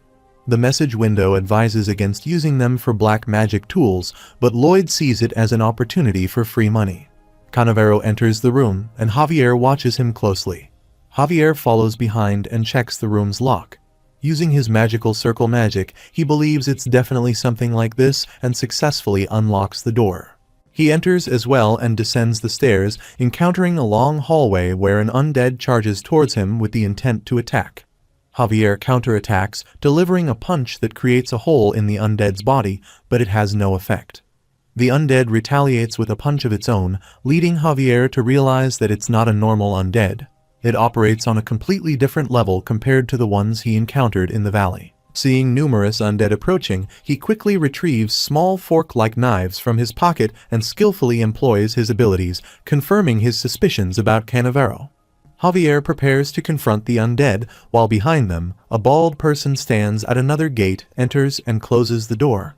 Javier thinks the person looks like someone words could work on. He attacks the undead, slicing them into numerous pieces and breaking the wall in the process. He enters the room where the bald person went and throws him aside. The bald person pleads for mercy, and Javier mentions he has a question. He puts his foot on the person's leg, breaking it, causing him to cry out in pain. Javier warns that if there's even a moment's hesitation in the reply, the other leg will suffer the same fate. He asks about Cannavaro's schemes in this place. The bald person responds that he doesn't know the details, he's just following orders as an undertaker hired by Mr. Fall Cannavaro. He explains that he processes the corpses brought by Cannavaro through chemical means and is suddenly instructed to guard the place. Javier inquires about the source of the corpses, causing the bald person to become scared. The person explains that the corpses come from the trading post, where they send the bodies of refugees who died from illnesses. Javier remembers his plan to move his father to the trading post for treatment, feeling grateful for the potential improvement in his father's health. She expresses her thanks with a bow, and Javier thinks about the corpses, the skulls with jewels that Master Lloyd Frontera discovered, and all the undead he has cut down. Javier questions whether the bald person found it strange that the trading post kept sending corpses here. He declares the person an accomplice, breaking the person's other leg. Javier moves quickly, anticipating the discovery of their underground room. He considers the urgency of informing Master Lloyd and devising a countermeasure against their actions. After a while, Javier arrives home and calls Master Lloyd, realizing he has no time to waste searching for him. He takes his sword and quickly heads out, determining that he must make a decision and take action. He decides to attack Cannavaro by himself, thinking about Cannavaro and the others who discussed things he couldn't understand, speculating that they were all from the trading post. Believing the trading post to be their base, he breaks a window to enter and looks around, finding it empty. He concludes that the trading post, once filled with people, is now vacant, making him suspect that they have initiated some undisclosed activity. Entering a room, he encounters a black magic cloud, feeling a sudden weakness as if his strength is draining rapidly. Puzzled by the situation, he goes outside and observes a black magic cloud shield enveloping the entire city. His sword also loses its powers, and he realizes that mana is rapidly being drained from everyone. People collapse to the ground, and he worries about Master Lloyd, fearing for his safety. Siluria Namoran looks out of a window, witnessing people dying. She rushes to go outside, unsure of what is happening but determined to help. The person with a scar on their face stands outside the city, casting a magic spell and believing that the Nectanium and the spell given by Cannavaro are effective. They anticipate the descent of the Hell Knight upon the city, leading to the world becoming theirs. Despite this conviction, the person wonders about the mysterious identity of the guy involved in these events. Lloyd Frontera approached him and suggested that he ask a question. Upon looking around, he observed approximately 30 people dressed similarly to himself, and wondered if they were engaging in a ritual for rain or some other purpose. Despite this, he continued with his magic spell. Growing frustrated, Lloyd Frontera inquired why his question was being ignored. He questioned whether he was currently being treated as if he were invisible. The thought crossed his mind that he might have scared the individual, considering how unattractive he appeared. He reasoned that he mustn't move at this moment, as any slight movement of his mouth could ruin everything. As he walked away, Lloyd Frontera decided to treat him as an invisible person and determined to see how long he could feign ignorance. While attempting to strike the person with a scar using his shovel, it unexpectedly turned, resulting in a crack. Undeterred, the person with the scar smiled, prompting him to realize that the magical protection of steel cast by Cannavaro was in effect, rendering a mere shovel ineffective. Realizing the situation, he unleashed his powers, attacking with fire and causing the person with the scar to become frightened. Lloyd Frontera examines his shovel. The person with the scar considers how foolish it is, noting that the magic's defense power is absolute, and Lloyd won't even be able to scratch it. The person comments that Lloyd seems quite confident, but must be in a lot of pain at the moment. Recognizing the urgency of the situation, the person acknowledges that things are not going according to plan and emphasizes the need to remain calm. Moving his hand towards his badge, the person contemplates whether absorbing mana, as he did last time, would be effective. As he starts to absorb mana, his hand begins to burn. He questions whether Lloyd will not move or cannot move, pondering the potential consequences of the barrier if he does. Engaging in deep thought, he formulates a plan. Lloyd Frontier interrupts, stating that there's no need to reply because he intends to test it out regardless. The black magic spell begins to spread all around. Meanwhile, at Namoran Town Hall, Mr. Canavero walks into the hall, causing many people to fall to the floor unconscious. A person catches his foot and pleads for help. Mr. Canavero dismissively calls him vermin and kicks him in the mouth. He notices a statue in front of him and declares that the statue of the fallen angel will become a gate for the Hell Knight's descent. He then cuts his finger and points his blood on the statue. Simultaneously, Lloyd Frontier throws mud around and announces that preparations are complete. He digs a hole around the person with a scar and creates a makeshift table for him to stand on. The person with the scar starts sweating due to fear. Lloyd Frontier approaches, making different voices to intensify the scare tactics. The mud table breaks and he falls down, causing his mana to start exploding, and he screams no. Eventually, he becomes unconscious.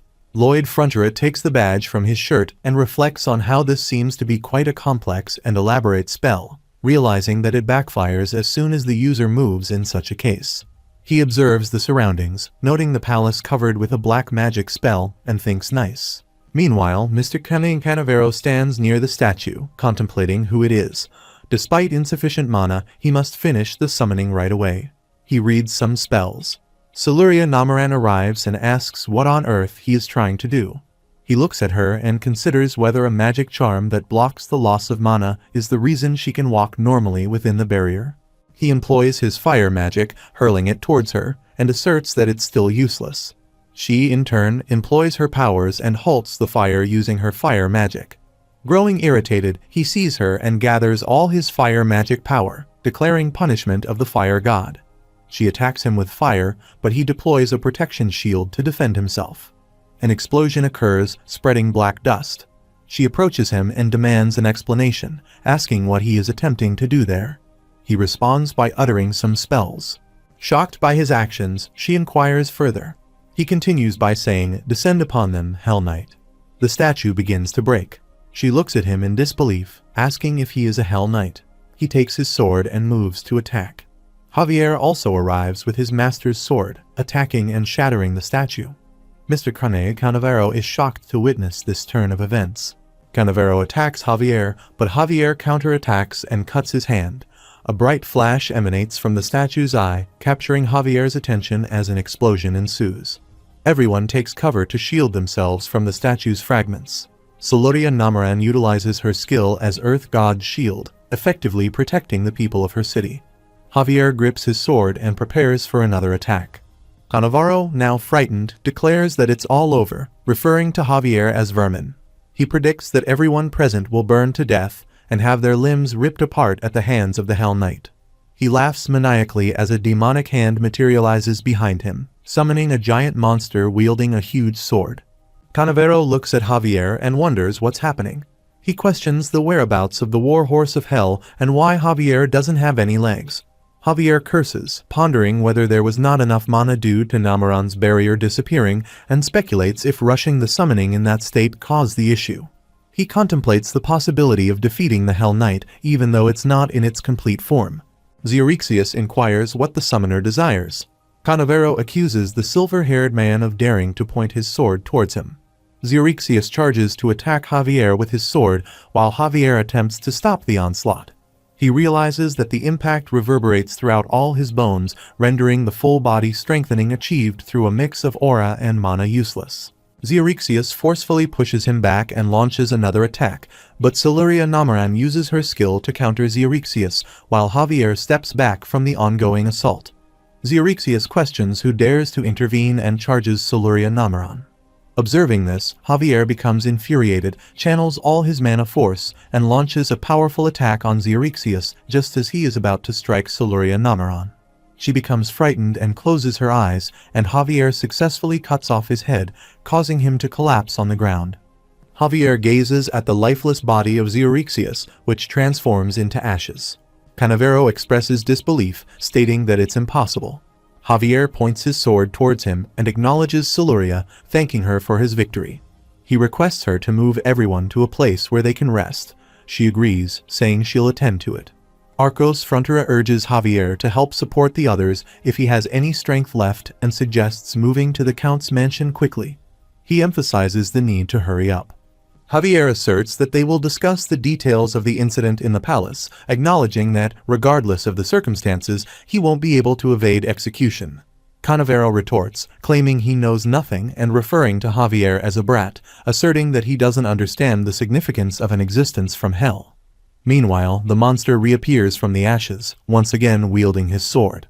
Canavero laughs, stating that no matter how many times Javier cuts him down, it's useless because the great Hell Knight is undying. Zeuxias admits that he thought Javier was strong in their initial clash, expressing surprise at discovering his true strength. He apologizes for underestimating Javier's abilities and not paying enough attention. Identifying himself as Zeuxias, the first corps captain serving the ruler of Hell, he suggests that they now decide the true victor in this situation. Javier identifies himself as Javier Esrahan, a knight of Frontera, and declares his intention to send Zeuxias back to where he came from. They both prepare for the impending fight. Zeuxias swiftly runs and closes the distance to Javier, catching him off guard, and Javier becomes frightened unexpectedly. They engage in a battle, each attempting to defeat the other, while Zeuxias expresses his surprise and finds the situation entertaining. Zeuxias initiates an attack on Javier, who successfully blocks the assault and throws him away.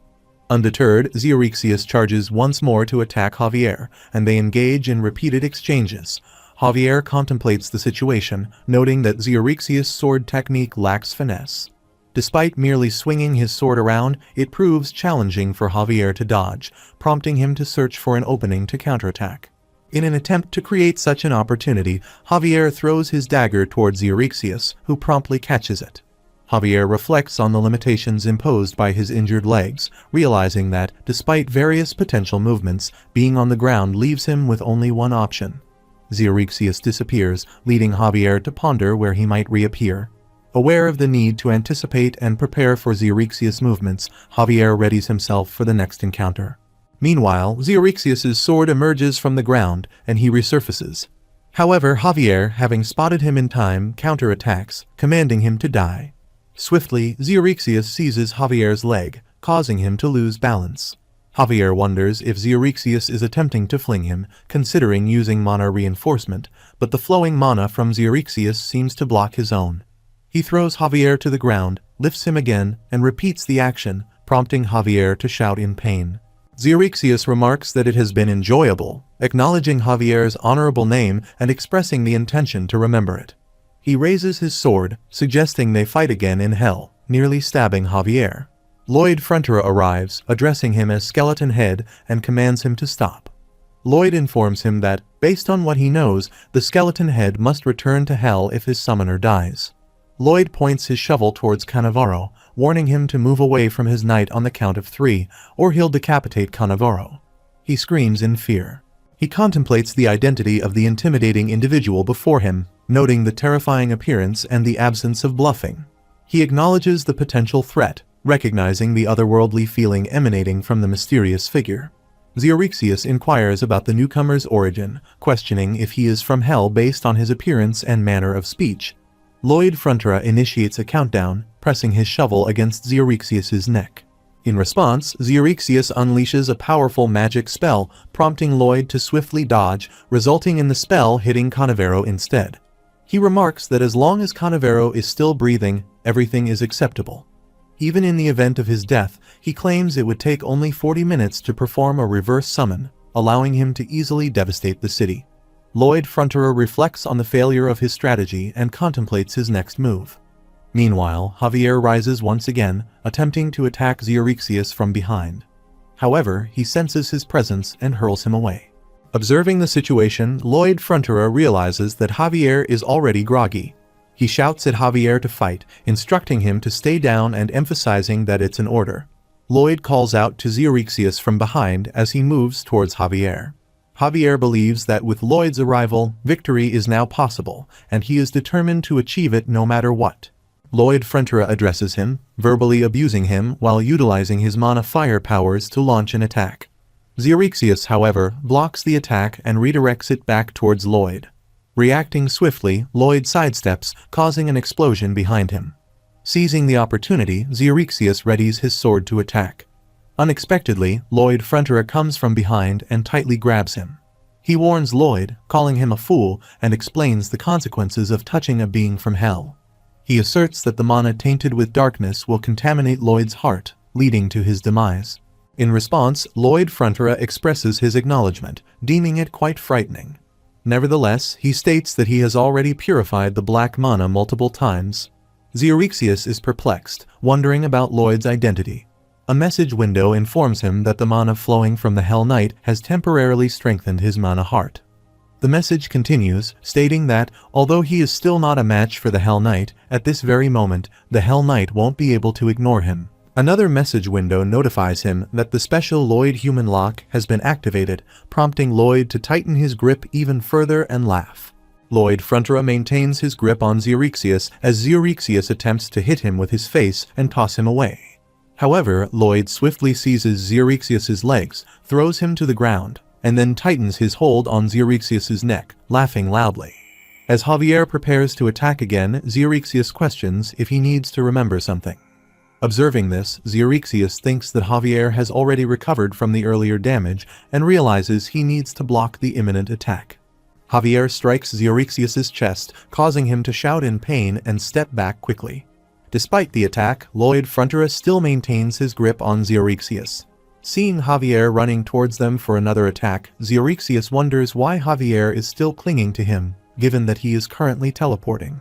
Lloyd Fronterer questions why Xerxes has his armor and sword with him, advising him to discard them and criticizing him for finding faults. Javier runs in for another attack, and Lloyd Fronterer, observing the situation, notes that Javier is moving faster than ever before, but still struggles to match the mobility provided by teleportation. Approaching his limits and attempting to purify the blackish mana, Lloyd Fronterer frets about the possibility of losing at this rate and contemplates his next move.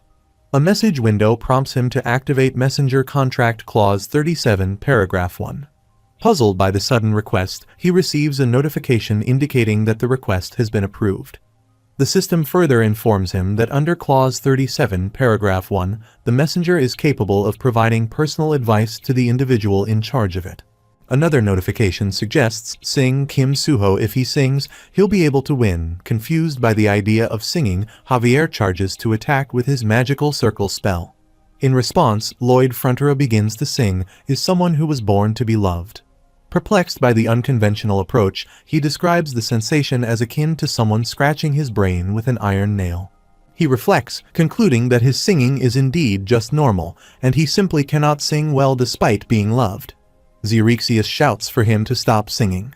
Undeterred, Lloyd Fronterer continues to sing, choosing to sing about having peace like river water. He observes that it seems to be working, as demons are evidently weak against him. Confused, Javier puts his hands over his ears. Reflecting on his own singing abilities, Lloyd Fronterer realizes that even his parents, who were always kind to him, had asked him never to sing in front of others. Recalling a singing class practical test where he sang only one note of O Sol Mio, he remembers his music teacher lifting the organ and throwing it at him, insisting that he should skip class if he didn't want to participate. Recalling his time in the army, he remembers joining a church service that distributed chocolate pies and involved him singing. During one service, the pastor declared the appearance of a demon and threw holy water at him. Reflecting on the notion that no skills in this world are useless, even being tone deaf is considered beneficial, he continues singing about surging love. In response, Xerxes attacks, commanding him to die and go to hell, labeling him a demon. Meanwhile, Javier uses magical circles around his ears while listening to Lloyd's song expressing surging love. Despite Xerxes' attempts to throw him away, Javier remains close and charges to attack. Lloyd Fronterer releases his grip on Xerxes, causing him to fall to the ground. Lloyd exclaims hallelujah, and at that moment, Javier quickly stabs Xerxes using an aura blast, resulting in the destruction of everything around them. Lloyd Fronterer breathes heavily, and Javier appears tired as well. He comments that he won't utter phrases like "did they get rid of him?" since in his experience, the other person always manages to survive. Javier asserts that it's not over and urges everyone to closely observe the mana in their vicinity. They notice Zeuxias' shadow and his mana waves around them. Javier requests everyone to stand back. Despite the warning, Lloyd Frontera smiles and reassures him that it's fine, stating that Zeuxias won't survive. He questions if Javier is serious about making such a statement after witnessing the recent blast going through Zeuxias' head. Lloyd Frontera adds that he is willing to bet that the vote for his survival is already lost. Lloyd Frontera retrieves his shovel from the ground and proposes a bet. If he survives, he'll serve as Lloyd's subordinate for a year. If he doesn't survive, Zeuxias must dress up as Javiella when they return to their country. Javier agrees, urging Lloyd to stop approaching. The bet is on, and Javier launches 3 constructive blasts, attacking Zeuxias with his skills. Observing the situation, Javier wonders if Zeuxias is absorbing the Hell Knight's mana. He asserts that there's no way he can handle absorbing such immense mana. He coughs and vomits blood, contemplating whether his plan worked. Despite the overwhelming amount and strength of the mana, he considers it the only available solution and wonders who will emerge victorious in the end. Employing his skill once more with full force, Zeuxias laughs, suggesting that Javier can likely sense his impending defeat. Meanwhile, Zeuxias falls to a lower position, bleeding. Javier and Siluria approach him, placing their hands on his back, and jointly attempt to heal him. Siluria employs her skill, the Blessing of Life, and they work together to provide complete healing. Absorbing Zeuxias' mana, Lloyd Frontera declares their victory, prompting Zeuxias to express his frustration with insults. As Lloyd successfully absorbs him, he announces the completion of the exorcism and then faints. Seeing this, Siluria addresses Sir Lloyd, expressing concern, while Javier reassures her not to worry, explaining that it's a form of victory ceremony that Lloyd always performs. Dismissing Javier's nonchalant attitude, Siluria insists that, as his escort knight, he should always be concerned, even if it has happened multiple times before. Although Javier claims to be worried, Siluria remarks that he doesn't appear worried at all and instructs him to quickly assist Lloyd. The system notifies him that he has defeated Zeuxias, the core commander of Hell, and the King of Hell is amazed by this incredible feat, expressing a desire for him. He reflects on Canavero's arrest and transportation to prison by knights sent by the kingdom. 2 members of the Dark Sorcerer's party were captured, and the rest of the matter will be handled by the Queen. More significantly, he considers the major issue. The construction can't progress due to the barrier, leading to a loss of strength among the workers. Reflecting on the situation, he regrets not having anticipated this problem and arranged for workers from their own county when the anchor spell was cast. However, he acknowledges the need to find a solution and earn money without speaking negatively. Upon waking up after being unconscious for a few days, he is certain that he has gained some incredible skills. The system informs him that, due to absorbing a part of his power, the option Undead Domination within his mana skill has been upgraded into an individual skill. He questions whether the various limitations and requirements of the undead skill have been deleted, realizing that if he possesses the undead, he could potentially have free labor. With a smile, he considers this development as an awesome jackpot. The message window then notifies him of gaining a new title, Demon-Possessed Atrocious Singer, presented as a compliment. He reacts skeptically, questioning the sincerity of the compliment and pondering the practicality of the new skill. He wonders if it's merely a pleasant-sounding feature, or if it possesses actual utility. Reflecting on what would be more beneficial, he contemplates having a power related to hell, imagining the manifestation of hell mana from his eyes as he looks in the mirror. He remarks on how big and cool his eye appears, relishing the sight. Simultaneously, someone knocks at his door, prompting him to turn and face the door. Inquiring about the visitor's identity, he proceeds to the door and repeats the question, wondering why there is no response. Upon opening the door, he is surprised to find numerous undeads standing outside. Puzzled, he asks who they are, prompting them to attempt an answer. Upon closer inspection, he finds their appearance unsettling and comments on the grossness of their eyes. One of the undead apologizes and presents a card explaining that they are ghosts who lost their bodies due to hell sorcery. They were wandering around when they sensed a power that could grant them a physical form, leading them to come to his location. Observing them with his hell mana eye, he considers the possibility. They affirm that it's correct and express gratitude towards him, acknowledging that thanks to him, they have acquired new bodies, They convey their appreciation once again, stating that meeting him in person has confirmed that he is the one who pacified their vengeful spirits. Recalling that he buried all the skulls he found on the mountain and prayed for them, they reveal that they lack memories of their past lives and have no purpose. They fear that if they disperse and wander aimlessly, they might eventually be exorcised. To demonstrate their sincerity, they all bow down in front of him and earnestly request him to take them in, offering a chance to repay his kindness. In response, he forewarns them of the significant amount of work he'll be assigning and inquires about the need for a salary. They assert that being spirits, they have no need for money. He inquires about what they need for sustenance, and they respond that they don't possess a digestive system. When he asks about a place for them to live, they suggest providing them with a 10 cubic meter coffin. Smiling, he agrees, declaring them as members of Frontera County's workers, specifically the Skeleton Worker Squad. They express their gratitude, and he laughs, reveling in the realization of the free labor he has always dreamed of. Excitement fills the air, with both him and the newly enlisted Skeleton Workers Squad sharing in the thrill. Meanwhile, Javier looks at him with annoyance, thinking that he no longer cares about what he does.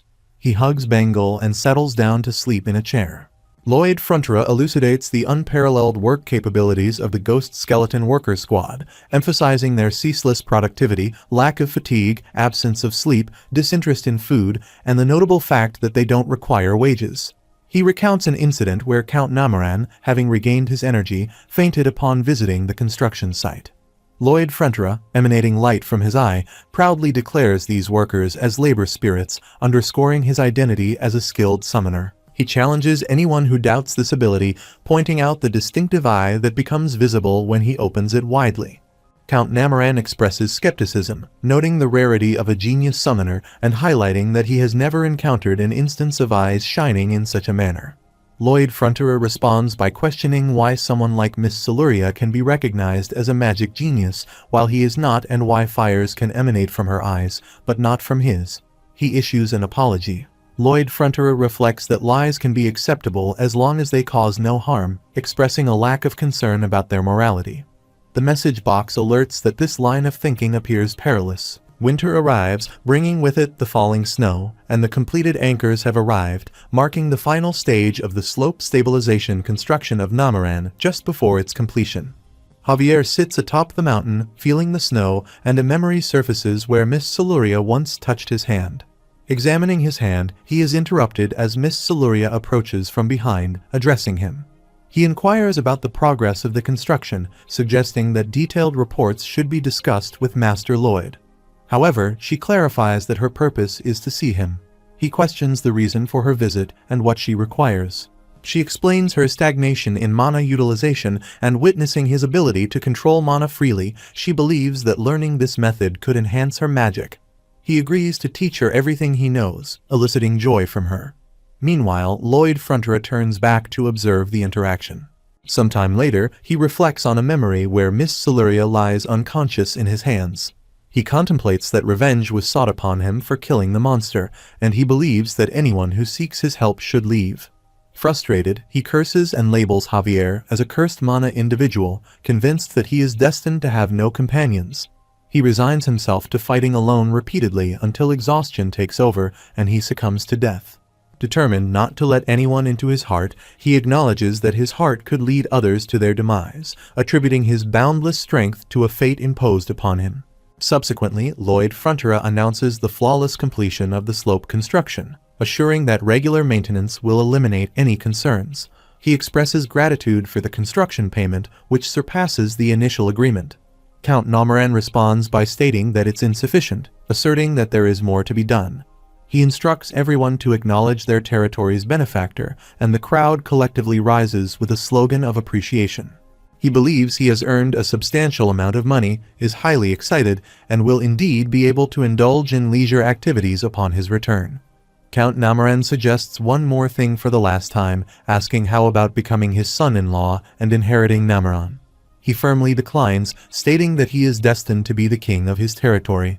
He bows down and requests forgiveness for repeatedly rejecting the proposal, emphasizing that he is the heir of the Frontera family and Namaran already possesses an exceptional heir. He mentions the individual who will soon become the continent's greatest mage, Miss Siluria. He states that they will now take their leave. Count Namoran expresses gratitude, emphasizing that he won't forget the help for the rest of his life. Miss Siluria and Javier make eye contact with affection. Lloyd Frontera calls Javier, who responds affirmatively. Lloyd Frontera suggests that he stay here, assuring him of a higher salary and more excellent prospects for success in life. Javier inquires if he has lost his mind after absorbing poisonous mana, stating that they were already peculiar to begin with. Lloyd Frontera questions what he just said. Javier asserts that he is a knight of the Frontera family and will remain so for the rest of his life until he dies. Lloyd Frontera poses a hypothetical scenario, asking what if he commanded him to do so. Javier declares that he won't comply and requests execution. Lloyd Frontera acknowledges the stubbornness and suggests they depart. After a while, Erox Frontera informs Marbella that Lloyd Frontera is back and suggests they go meet him outside. They both run toward the door and see Lloyd Frontera approaching with many headless skeletons. Lloyd Frontera explains that these entities are known as the spirits of labor, summoned through his summon magic.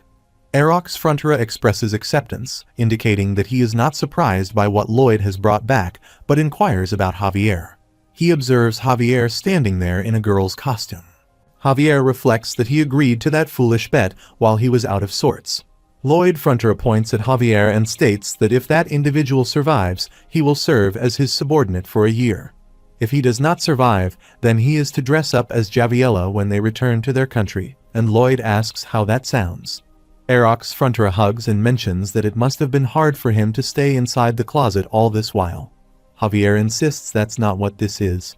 Erox reassures him, stating it's okay and not a bad thing. He is just a little different. Javier once again asserts that's not what this is. Lloyd Frontera laughs at him, hugs his parents, and thinks he is so happy to have come back home with peace of heart. The workers unload the items from the cart. He contemplates having a substantial amount of money that will allow him to do nothing but play for the rest of his life, finally achieving a state of idleness. Suddenly, the royal messenger arrives and announces the royal order. He states that Lloyd Frontera is ordered to be a part of the special envoy departing to Isfahan. Lloyd Frontera exclaims, "What?" The messenger clarifies that he is to leave immediately. Soldiers dress him and hold him, initiating the process of dragging him away. After a while, the caravan of the Queen passes through their way. Lloyd Frontera sits sadly inside the cart. Javier places his hand on his head and advises him not to cry, stating it's too ugly. Lloyd asks how he is supposed not to cry. Delegation Captain Count Ventura inquires why he looks so upset when he has just received an honorable mission from the Queen. Lloyd expresses that he feels so honored that his tears cannot stop flowing, and he wonders why he would go there. He questions why she sent him there. He wishes to go home. He hates her. The scene shifts to a flashback. Queen Alicia Termina Magentano asks the reason why she chose Lloyd Frontera to be in the delegation.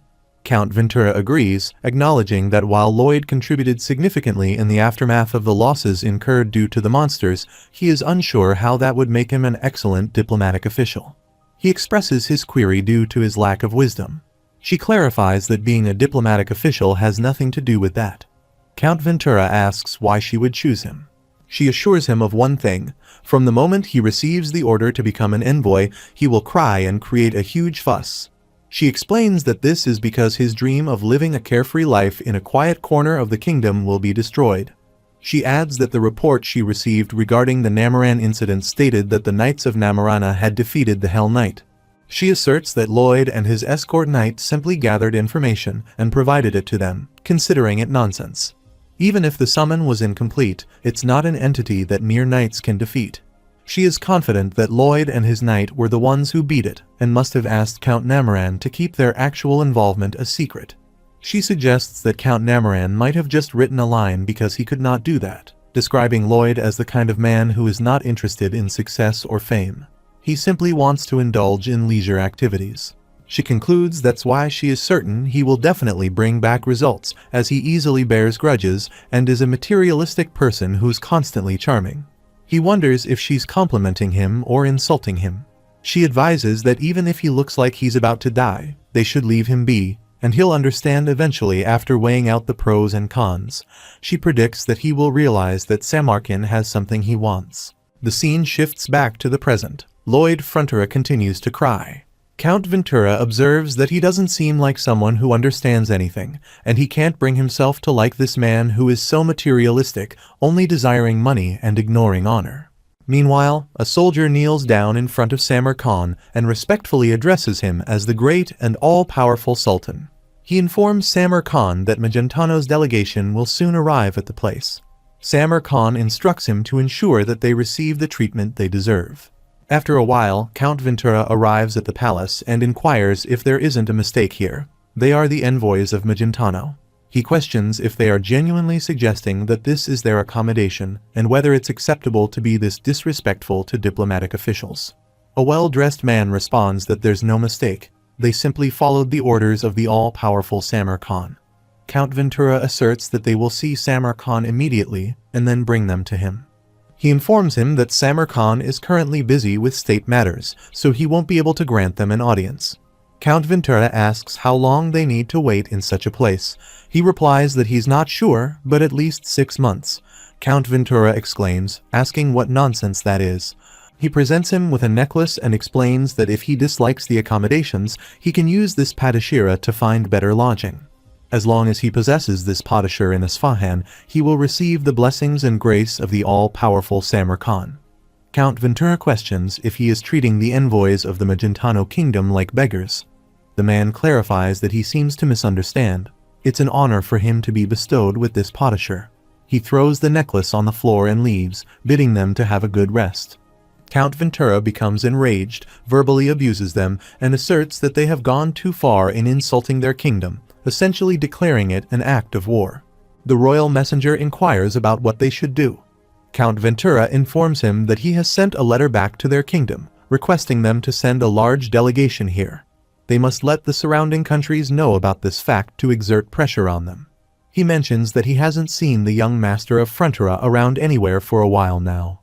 Count Ventura advises not to pay any attention to him, emphasizing that what's more important now is the whereabouts of the patashir that was on the ground just now. He asks where it went. After a while, a poor little girl holding a basket pleads, "Please buy some torches." They light up very quickly. A man becomes angry and retorts, "Don't get in his way, beggar." She sits in a corner, starts crying, and laments that she was not able to sell torches again today. She doesn't know where she should hide and sleep tonight. Lloyd Frontura arrives and asks if she is looking for a place to sleep. He offers to help her and invites her to come with him. After a while, Lloyd Frontura is walking with a little girl in the market. She states that this inn is the most expensive inn in the capital, and she cannot let him, someone she is meeting for the first time, do this for her. He laughs and informs her that she is mistaken. This inn is his, and he has just bought it. He shows her the papers and states that this is the title deed. She should sign here and take it. She inquires about his identity. He shows her the patashir necklace and states that he is someone who has been blessed with the grace of the all-powerful Samar Khan. Displaying the patashir, he announces that he will be treating everyone to the most expensive meal in this restaurant, with him footing the bill. A person is shocked to see the patashir and remarks that it is the patashir that can buy anything. Another person mentions that it is their first time visiting it. Lloyd Frontura instructs them to call all their family members, relatives, and neighbors. Tonight, there shall be no hunger in this city. Everyone becomes excited. He emphasizes that they have the blessing of the all-powerful Samar Khan. He goes to a shop and asks if this is the most expensive silk in this city. The shopkeeper responds that no, this is the most expensive silk in the whole world. He points out and specifies that in that case exclude those and give him everything else. After a while, he goes to the seaside. A healthy man asks if he wants to borrow a personal sailing boat. He shows patashir, points to a big ship, and states that no, he wants to buy it, and he will buy all the perfumes and condiments that are in this market. Please prepare to fill 6 of his sailing boats fully. He mentions that they will pass through Cremo and get to Frontura. All the other shopkeepers also display their items and request him to buy them too. A person asks if he does not need the sword. Lloyd Frontura replies, "Okay, please line up, and for the grace of the Samar Khan, reach everyone." Just then, the soldiers arrive there, point at Lloyd Frontura, and say, "There he is, catch him." They apprehend Lloyd Frontura and Javer, tie them with rope, place swords on their necks, and present them in front of King Samar Khan. He inquires if he is the person who spent a whole year's worth of the palace's budget. Lloyd Frontera identifies himself as Arcos Frontera's son, Lloyd Frontera, and he pays his respects to the great and all-powerful Samar Khan. He looks at him and reflects that this is Lloyd Frontera who flipped the monster domino. This is what he was after. He realizes that Lloyd Frontera did all that so that he could meet him. He looks at him and thinks he needs to prevent a war from happening, as the border that their territory relies on will become a battlefield. He considers that if a war starts, the first person they will face is him, and even if the kingdom mobilizes its entire army to destroy the Frontera territory, he can't guarantee they will win. He ponders the unpredictable attack power and acknowledges that he does not know what secret operations might be underway. He contemplates whether he should kill him now. However, he sees Javier and decides against it, realizing that there's a bomb inside the palace. Even if he defeats this sword master, the capital city might turn to ash. Lloyd Frontera thinks deeply, considering that there might be another choice for the great Sultan Samar Khan besides talking. Samar Khan thinks, how dare he threaten him? He commands him to let him go. Lloyd Frontera believes he has won. He asks if he likes it. Lloyd Frontera inquires about what he is talking about. Samar Khan clarifies that he is referring to Padishar and asks if it feels great to use it as he pleases. Lloyd Frontera raises his hands, bends down, and exclaims Hora to the great Sultan, expressing his enthusiasm. He wonders what's happening to him and feels flustered because he can sense his sincerity. Lloyd Frontera concludes that it's because he is sincere and sincerely thanks him. He reflects that this situation is similar to a memory he has, where a president handed him a card before a meeting, suggesting it would make him feel better. He ponders what he can do but use it, realizing that luxury and money are the best remedies. He concludes that if money can't buy happiness, it's because one does not have enough money. Samar Khan asks if he is not afraid of Magentano's suspicions and mentions that he accepted to lead the nation's escort, even bowing his head in thanks. He questions if Lloyd Frontera is not worried. Lloyd Frontera responds that no, he is not. Samar Khan thinks to himself, how can he be so arrogant, replying without even considering it. Lloyd Frontera explains that it's because the money that the Magentano kingdom gave him is more than what His Grace, the Sultan, offered him. He suggests that this implies if he were to receive more money, he might betray the king. Lloyd Frontera confirms this and privately wonders if he is crazy to think his eyes are quivering because he can't read him. He mentions that if he were to serve the Sultan merely because he succumbed to the temptation of money, he is concerned that the Sultan would question his loyalty. Samar Khan laughs and thinks to himself how dare this person play him, and then agrees, stating that he will hear what he has to say. He admires his audacity, realizing that he wants to integrate him into his circle. Lloyd Frontera internally celebrates a small victory and inquires if the great Sultan desires war. He questions what he would do in such a scenario. Lloyd Frontera speculates whether it is because he wants to suppress foreign enemies after the drought led to a rise in unstable power. He assures that if so, he will end the drought and promises to allow the Sultan to communicate with Magentano's delegation. Samar Khan expresses interest and asks for more details. Lloyd Frontera then presents him with some papers, signaling another triumph. After a while, Lloyd Frontera sits at the table with Javier, holding papers, and asks if he saw the Sultan's face when he wrote the contract. He laughs and remarks that the Sultan seemed to be sweating. Javier agrees, commenting that it's an unbelievable amount, and Lloyd Frontera is going to go down in history for being the first to outmaneuver a Sultan. Lloyd Frontera questions what he means by screwing him over and argues that this deal is much cheaper than war. He explains that the areas of Isfahan are gradually becoming impoverished due to drought, and Samarkand is not actively aiding them. Eventually, the whole area united and revolted. He reflects on the order of events in this world, particularly in this situation, being completely different from the novel. He concludes that if a war breaks out before the rebellion, it will result in a significant loss. He believes that the best choice right now is to mitigate the danger. Meanwhile, Samar Khan stands on the rooftop, and his daughter, Sarajard, approaches him and asks if he called for her.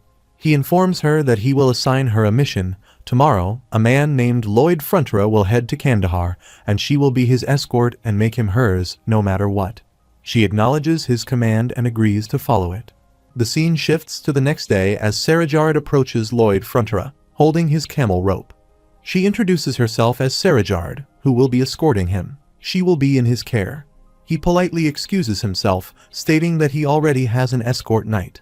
She persists, affirming that she will be in his care. Lloyd Frontera perceives her as stubborn and wonders if she is here to monitor him. He recalls her name and reflects on her identity as Isfahan's princess, questioning why a princess would be going to a construction site. She demonstrates her determination and reiterates that she will be in his care. He observes her unexpected chic pose, but is perplexed by the intensity in her eyes, sensing hostility. He interprets her actions as a message to win his affection. However, he doubts Sarajard's affection towards him. He speculates that Samar Khan desires him to become his son-in-law and dismisses the notion of receiving affectionate letters from the older man. Lloyd Frontera explains that the solution to solving the drought is Kanat. It's similar to the trench that was used in the Fursia kingdom, and the stream of hot water from the desert ground will evaporate before it reaches the city. He states that's why they need to make the tunnel deep underground, and in the desert, dozens of kilometers from the city, there is a clean water source made from perpetual snow, and that's what they are going to use. Meanwhile, in the heart of Kandahar's central city, Kandahar, Lloyd Frontera lies down on the bed and says he finally gets to rest. He thinks he wants to sleep today, but it's so freaking burdensome. He recalls Sarajard's poses and thinks, like those eyes, she makes him feel like she will slice his stomach open and then take all his guts and intestines out. He gets up and sees Sarajard making poses and asks if they can talk for a bit. He suggests first that she stand comfortably. He asks why it feels like she is ready to chop his neck off. She responds that it's a natural pose. He agrees and says yes, he understands. Let's compromise. He thinks about Sarajard, the youngest of the 4 princesses of the desert, whom Samar Khan treasures the most. She is a swordsman who earned the title of sword expert at a young age. He acknowledges that the desert princesses are concealed, and no one outside the palace knows their identity. He decides that he should feign ignorance of her identity, and that he needs to thwart her seduction plan no matter what. He asks if she shouldn't also rest during the night. She responds that Samar Khan ordered her to guard him. Day or night, she must stay next to him. He insists that he doesn't need an additional guard day and night. He points to Javier and asks if she sees that guy over there, just staring at him. He clarifies that, as he has said, he's his escort guard, a swordmaster. He states that he is a high sword master at that. 10 people like Miss Sarajard know he would rather have him than 50 of her. He clarifies that he doesn't need her. That's what he is saying. She gets angry and takes out her sword. He observes that she got angry and pulled out her sword, and he is scared and trembling. He gestures, instructing her to slice quickly and then report to Samar Khan. He states that if he were to slice off the neck of the person he was supposed to guard, then Samar Khan would say, "This man who couldn't even become a swordmaster managed to ruin their mission. How amazing." He explains that as a reward, Samar Khan would put his head on a picket with a message written on it, mocking his inability to become a swordmaster, emphasizing that he wouldn't be able to achieve it even if he were reborn 50 times. She punches him in the face. He protests, reminding her that she's hitting the person she's supposed to guard, and calls out to Javier for help, asking him what he's doing. Javier responds by asking if he's having fun. She continues to beat him and declares him the worst trash before leaving the room. He lies on the bed with a swollen face and remarks that the plan was successful. Javier asks if he wants to get beaten up by a beautiful lady and comments that his taste is quite strange. He denies it, stating that getting beaten up was not part of the plan, and asks why Javier did not protect him. Javier apologizes, acknowledging that he deserved it, so he did not intervene. He questions the expression on his face, wondering if he is genuinely reflecting or just displaying his excellent acting skills. Javier speculates that Miss Sarajard was trying to seduce him and asks for the reason for provoking her so much. He states that first, he does not like the heat and the cold. If he ends up living here because he got involved with Isfahan, it will be the worst scenario. Therefore, he needs her to completely give up on her mission. He questions if, with her considerable swordsmanship skill, there isn't something much more important that she needs to do instead of seducing a man. Meanwhile, Sarajard is practicing her sword outside. After finishing it, she moves inside and asks where he is sneaking off. Lloyd Frontera explains that they are preparing for construction, and mobility is critical. Therefore, if they have a rookie with them, they will lose speed. She assures him that she won't get in his way, so she will follow him. He responds that it's not as easy as she thinks since she is not a sword master. She tries to attack him again, but he casts some spells to stop her. She wonders what kind of magic that is. He continued his spell, and she thought it might be a sleeping spell, but she couldn't fall asleep now. He repeats the spell, and she falls asleep there, lying on the floor. He thinks that for those who have Swordmaster Syndrome, this is the best way. He turns to Javier and asks if he can take her, but he is also sleeping there. He questions why he is sleeping and remarks that he really wants to be funny. After a while, Lloyd Frontrow walks down the street with Javier, placing his shovel on his shoulder. The people look at him strangely and stare. Javier remarks that the stares they are getting are not great. Lloyd Frontrow agrees, stating that they are city folks who are not taking care of the dying countryside, but are living their best life in the capital. He explains that this project is not just large. They need the cooperation of the people here, but currently it's useless.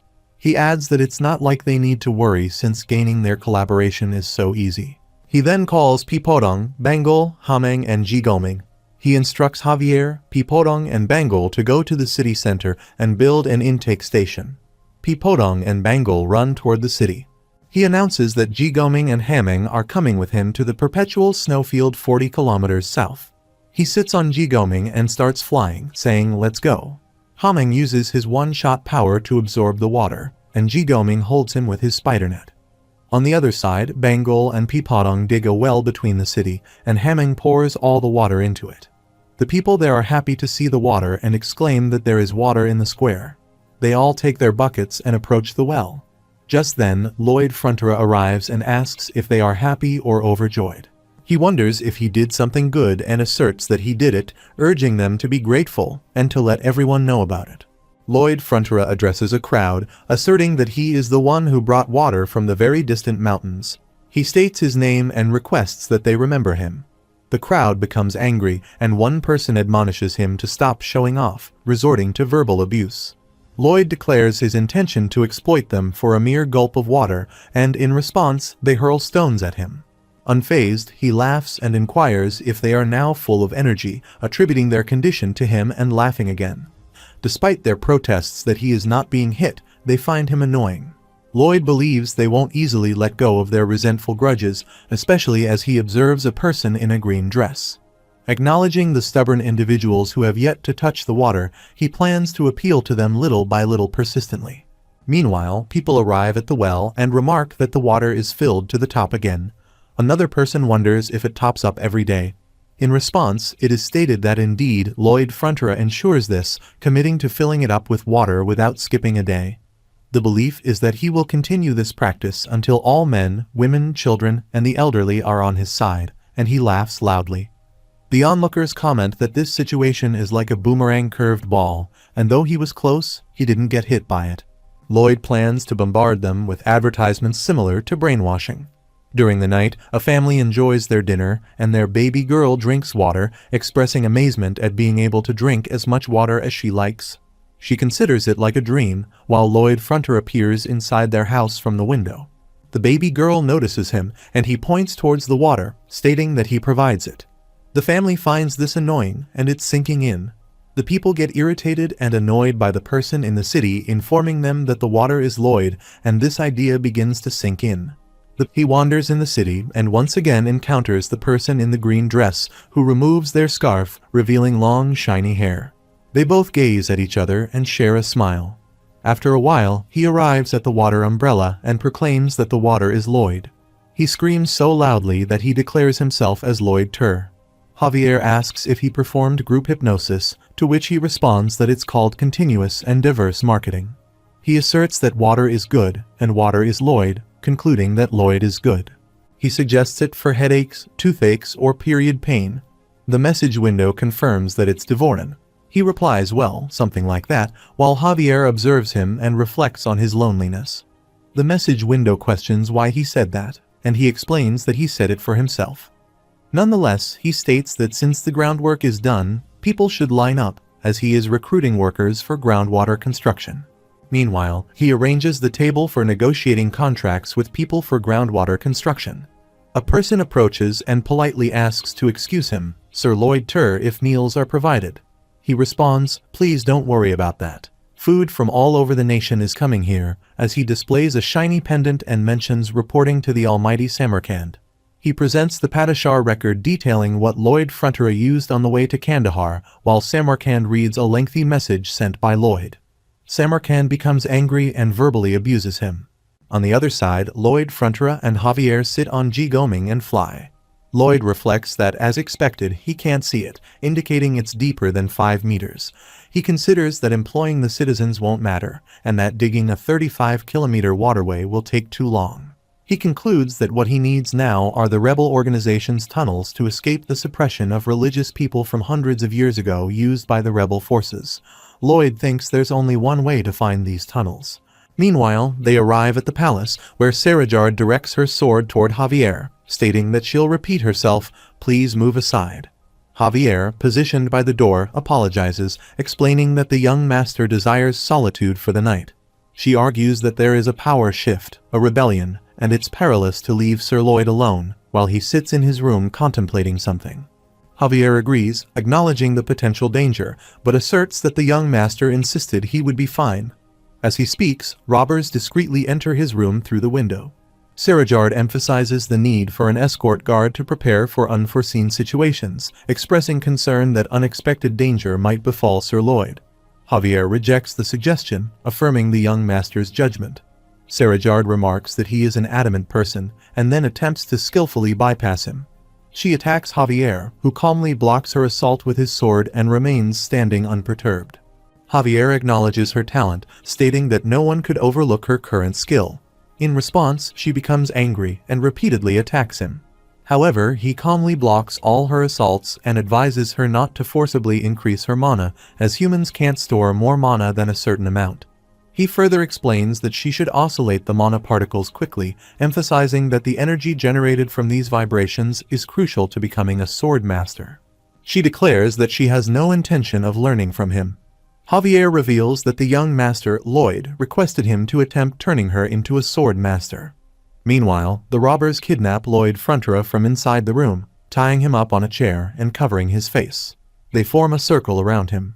Termes questions Lloyd Tur, the person who came from the capital, asking about his intentions in their city. Lloyd breathes heavily and requests them to uncover his face. They comply, revealing his face. Lloyd reflects on the situation, finding it strange that although they are the ones who kidnapped him, it feels like they are the ones who got kidnapped. Lloyd Fronterer states that if they want to know why he came, they'll need to first hear the details of the situation that brought him there. He mentions that his hands are in an uncomfortable position and asks if they can please be released first. Termes warns him not to attempt anything foolish. Lloyd responds, questioning what tricks he could pull in this situation, emphasizing that they are all elite warriors daring to revolt against Samarkand. He acknowledges that a person like him would only get his head cut off if he tried to resist. Termes inquires if he already figured out that they are the rebel forces and asks if he predicted their arrival. Lloyd smiles and replies that considering the commotion caused by the person taking orders from Samarkand, he assumed they all would be a little bothered by that. He contemplates that Termes will likely die attempting to stage a revolt, and this event will lead to all the regions in Esfahan coming together for a massive revolt in response to his death. Termes instructs his subordinate to release Lloyd's hands, emphasizing that he's from the capital. However, Termes reiterates that they can kill him if he acts suspiciously. As he opens Lloyd's hands, Lloyd expresses gratitude, stating that he is kind, and he believes he will be blessed. He tells him to shut up. Termes thinks that, despite being an agent of Samarkand, he does owe Lloyd a debt, and it's acceptable to show him some kindness. Termes reflects on sitting near his child on her deathbed, where she apologized for being weak. He recalls telling Similda to forgive him and regrets sharing the water they barely managed to gather, thinking he should have given it to Lloyd instead.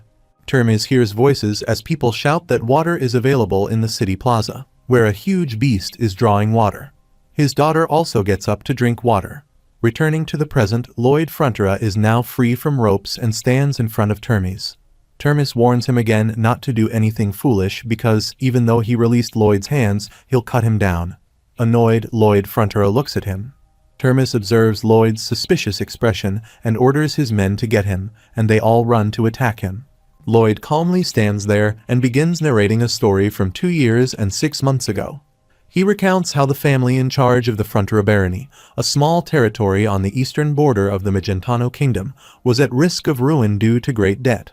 He describes the feeling as if the skies were going to fall, the earth was going to split, and everything looked hopeless, with only darkness in front of their eyes. He proceeds to share his life history, detailing how he defeated monsters, constructed different cities, and so on. He narrates that at that moment he turned around, and there was a gigantic lobster. Javier initiated a fight with Lyle using his sword, and Kyle's sword struck right into Javier's shoulder. They all sit down to enjoy his stories with popcorn.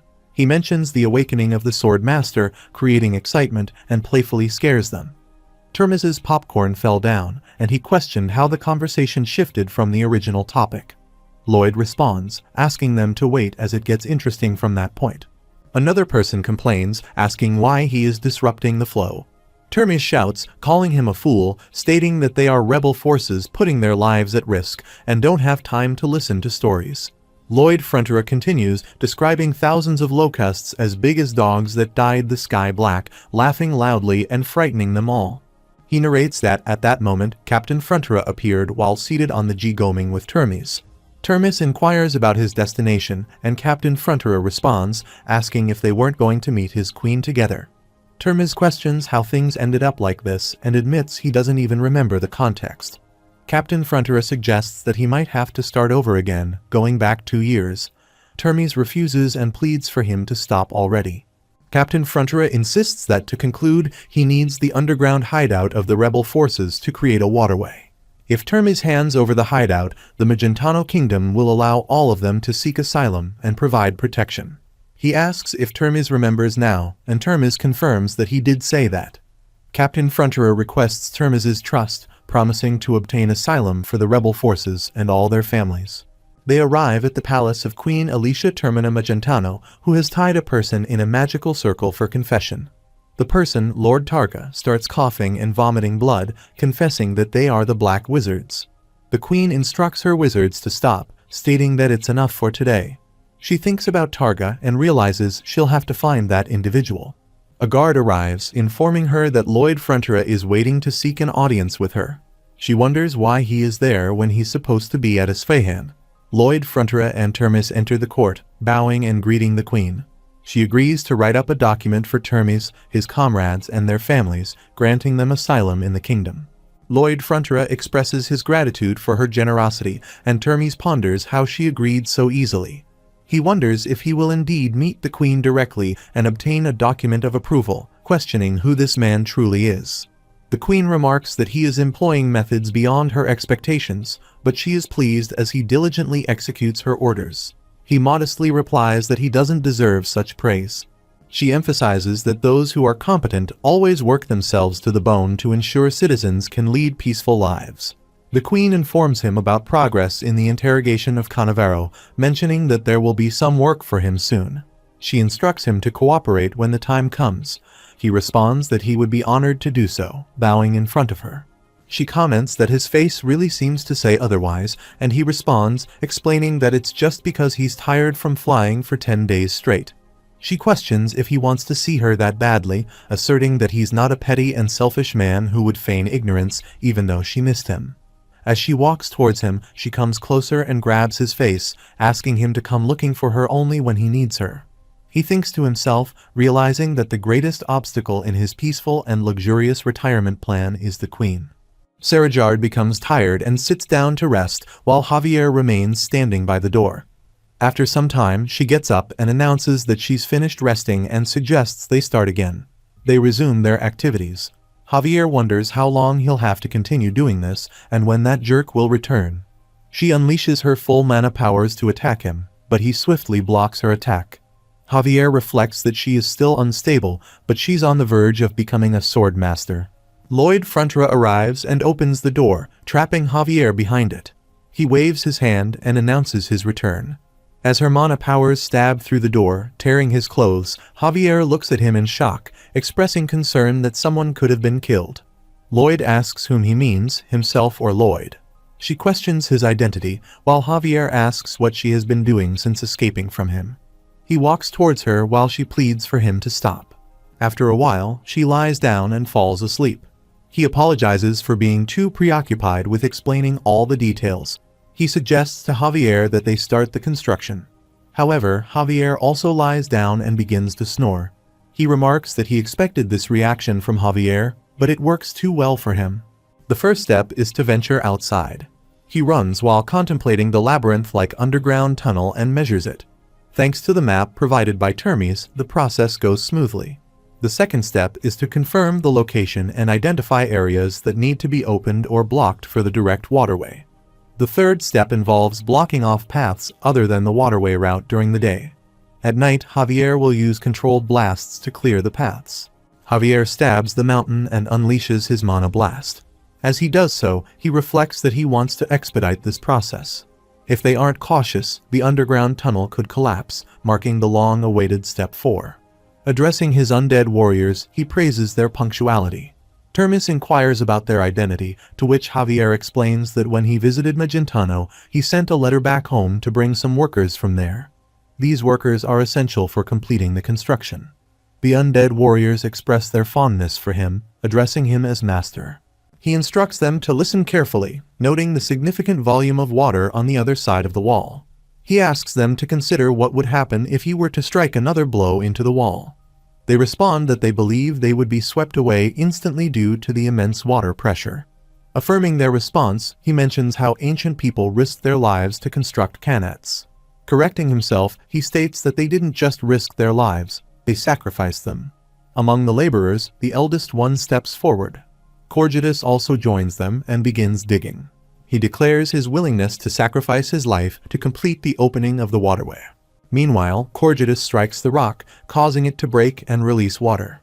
He immerses himself in it and declares that for the sake of their neighbors and descendants, they will continue to live, emphasizing that there is no sacrifice, beauty, or nobility in their actions. He points towards Tords, asserting that honor will belong to him. Surprised, Tords looks at him while the undead holds the bag in which Corgidus sits. Expressing gratitude, he assures them that he won't forget this act and pledges to remember it always. Tords stands up and runs towards him, urging him to wait and questioning why he needs to do this when he has the ghosts. In response, he asks what Tords just said, branding himself as a cold-blooded bastard, and expresses his desire for the dead to experience death once more. Tords points out that he has a sword master, asking if he can't handle it. He explains that he only has one set of clothes and cannot afford to get them wet. The message window declares damn, he'd even have Satan himself step down for him. He ponders what's wrong with that, as he believes he's just giving meaning to that beggar's life. The message window further notifies that he's even scarier because he actually means those words. In his room, King of Hell Halkaros sits and attends to some work. He chuckles and remarks that the upper messengers sure are enjoying their show, adding let's see just how far this goes. Lloyd Fronterer reports that after a long time of bickering, the leader of the Ghost Skeleton Worker Squad, Turtleneck, took it upon himself to finish the work. The undead and all other members engage in the construction work of the tunnel, and they begin to channel water into it, with a few undead floating in the water. The people become happy to see water and store it in their containers. They say it's water. An endless supply of water is gushing forth. They pour water on themselves happily and drink it.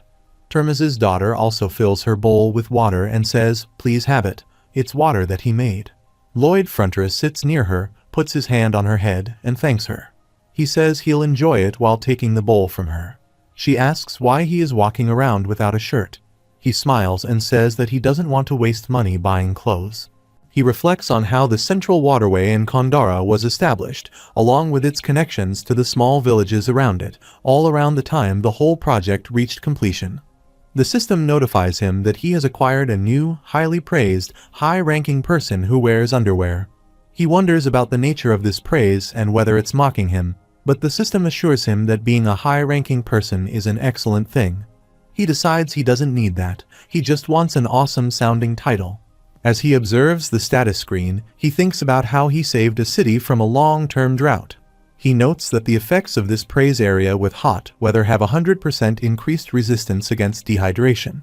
He concludes that it's not like he has much business in other desirable locations. Meanwhile, he contemplates that he's going to chill and relax from now on, realizing that this effect won't be helpful to him. Termis calls out to him, snapping him out of his thoughts, and asks if he's done preparing for the long journey ahead of them. Termes kneels down and expresses that he has saved countless people, stopped a war and a drought, and even facilitated their asylum. As a result, they would like to swear their eternal loyalty to the Frontera County. The entire tribe kneels in front of Lloyd Frontera. He responds, reassuring them that there's no need to go so far as to swear their loyalty. He suggests they need to work hard within the territory.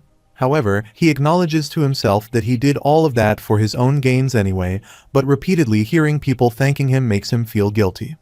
The system notifies him that friendliness has increased. Termis and his comrades express their respect and gratitude to him, and his friendliness increases bonus RP by 50. The system notifies him that from now on, Termes and his comrades will have increased friendliness towards the people of Frontera County, and his RP reaches 2832. He thinks, yes, this is it. He doesn't feel bad about getting rewards like this. What a perfect reward. Similder remarks to her father that this guy's face looks weird. Termes responds that his face might look like that, but he's still an incredible person. He observes the skeleton workers squad leading Termes's party as they head towards Frontera County. As they depart, he waves his hand to them, feeling like things have ended peacefully. The scene shifts to Isfahan's capital Ahinsha, where Samarkand declares that Lloyd Frontera has become his man as he kneels in front of him with Javier by his side. He jests, asking for forgiveness from the great Samarkand, but expressing a preference for slimmer types. Samarkand questions if Lloyd does not understand what he's saying or if he is merely feigning ignorance. He must have realized that Sarajard is his daughter and asks if it is not his liking.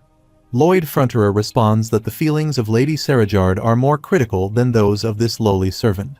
He privately thinks he doesn't want to be under Samarkand's control, disliking both his face and his actions, and would prefer him to cut his head off. Samarkand interrupts, putting an end to that matter for now. Since Lloyd has kept his promise, it's now his turn to reciprocate.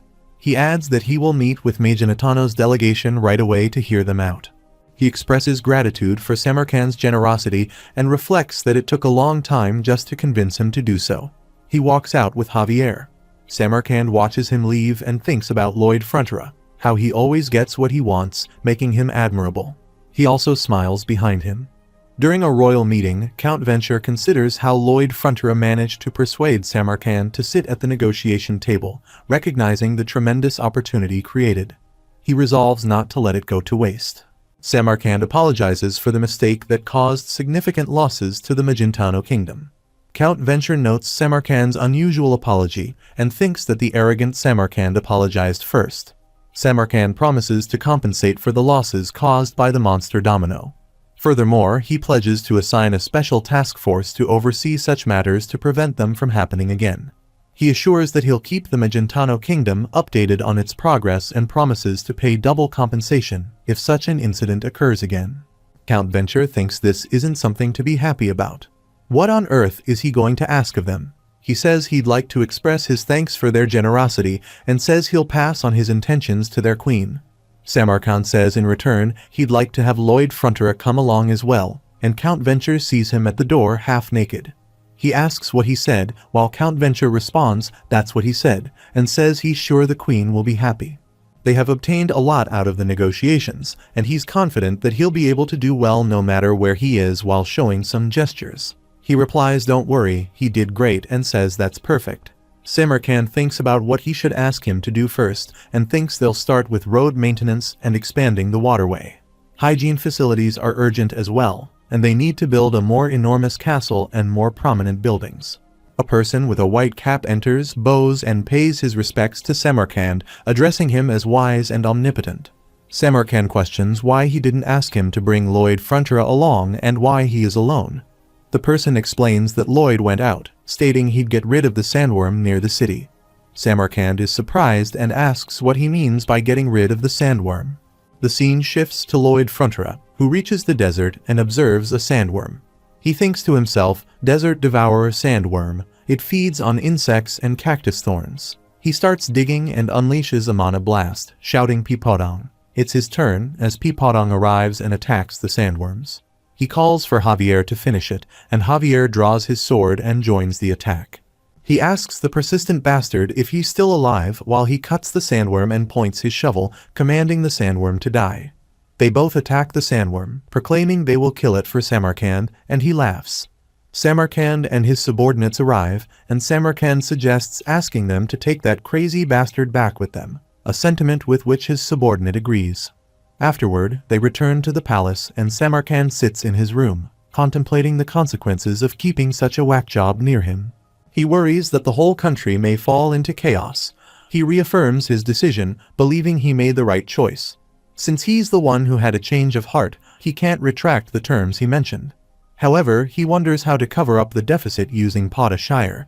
He questions why Lloyd used so much money for the construction. He realizes that he has been losing tons of money from the very start.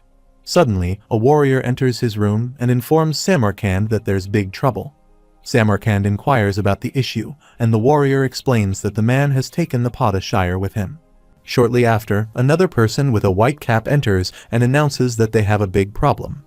Samarkand once again asks for clarification. The person with the white cap responds that Lady Surjard has run away. She left a letter stating that she had things to learn from him and asked them not to look for her. Samarkand puts his head on the table, feeling emotional, and expresses his frustration with abuse. Arcos, Frontera, and Marbella wake up, and Arcos looks out from the window, thinking that today is a peaceful day in Frontera County. He finds it a little strange that it's by Bayung instead of Cock-a-doodle-doo, but it's still a good place. Emily enters and informs them that they have a letter from Master Julian. They read the letter, in which Julian tells them that he graduated second in his class as one of the top scorers and has been honored with the opportunity to work in the capital. He expresses his intention to return home and stay there until he receives the official appointment letter. He tells his parents that he misses them so much and shares that his brother is also doing well. Julian promises to try to become a reliable son like his brother. Both Arcos and Marbella become emotional after reading the letter.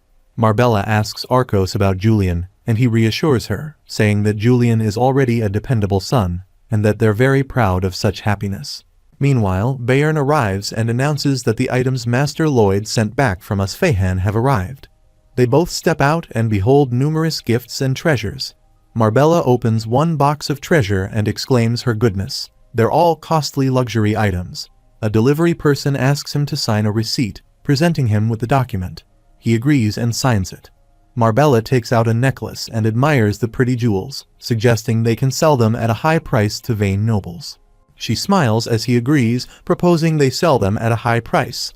He reflects that Marbella seems to have become a little strange, but he remains a pleased man. Some farmers spot them and greet them, expressing their gratitude. They wave back and say they didn't do much, wishing them a great day ahead.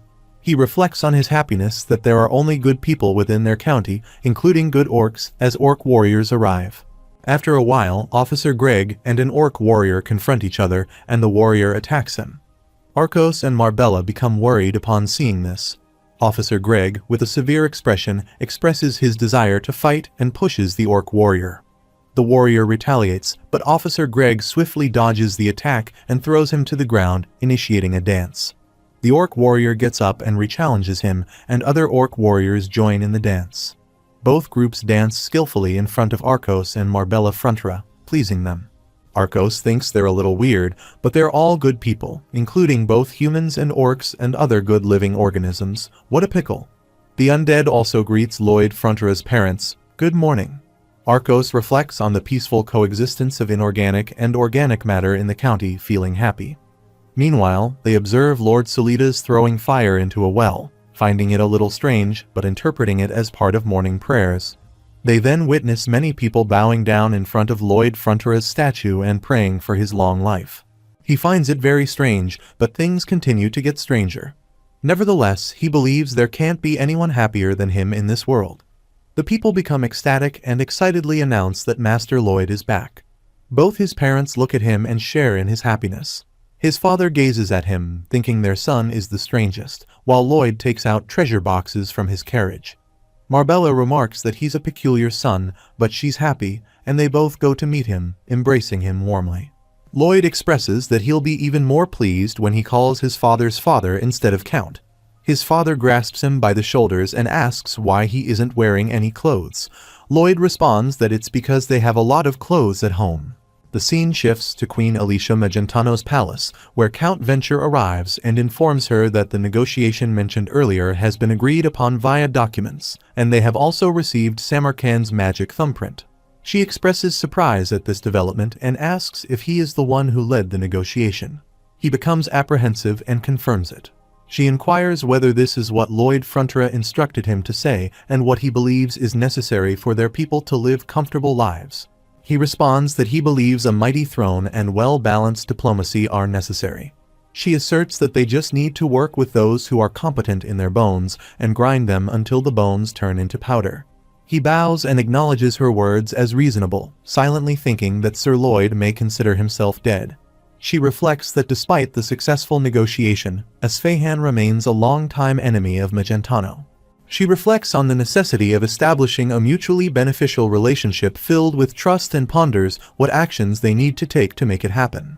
Meanwhile, Cerejard stands outside the city, confident that Lloyd Fronterer is there. She resolves to confront him and acquire what she needs. Spotting Arcos Fronterer engaged in gardening, she approaches him from behind. Startled, he inquires about her identity. She introduces herself as Cerejard, explaining that she hails from the distant Esfahan in the east and is the daughter of Samarkand.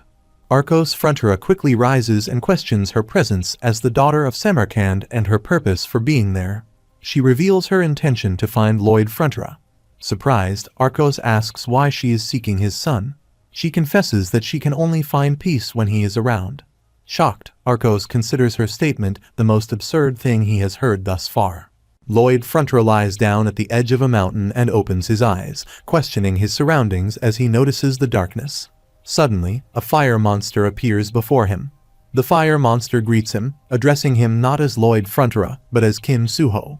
Lloyd Fronterer gazes at the creature, contemplating whether this encounter is merely a dream, yet it feels remarkably real.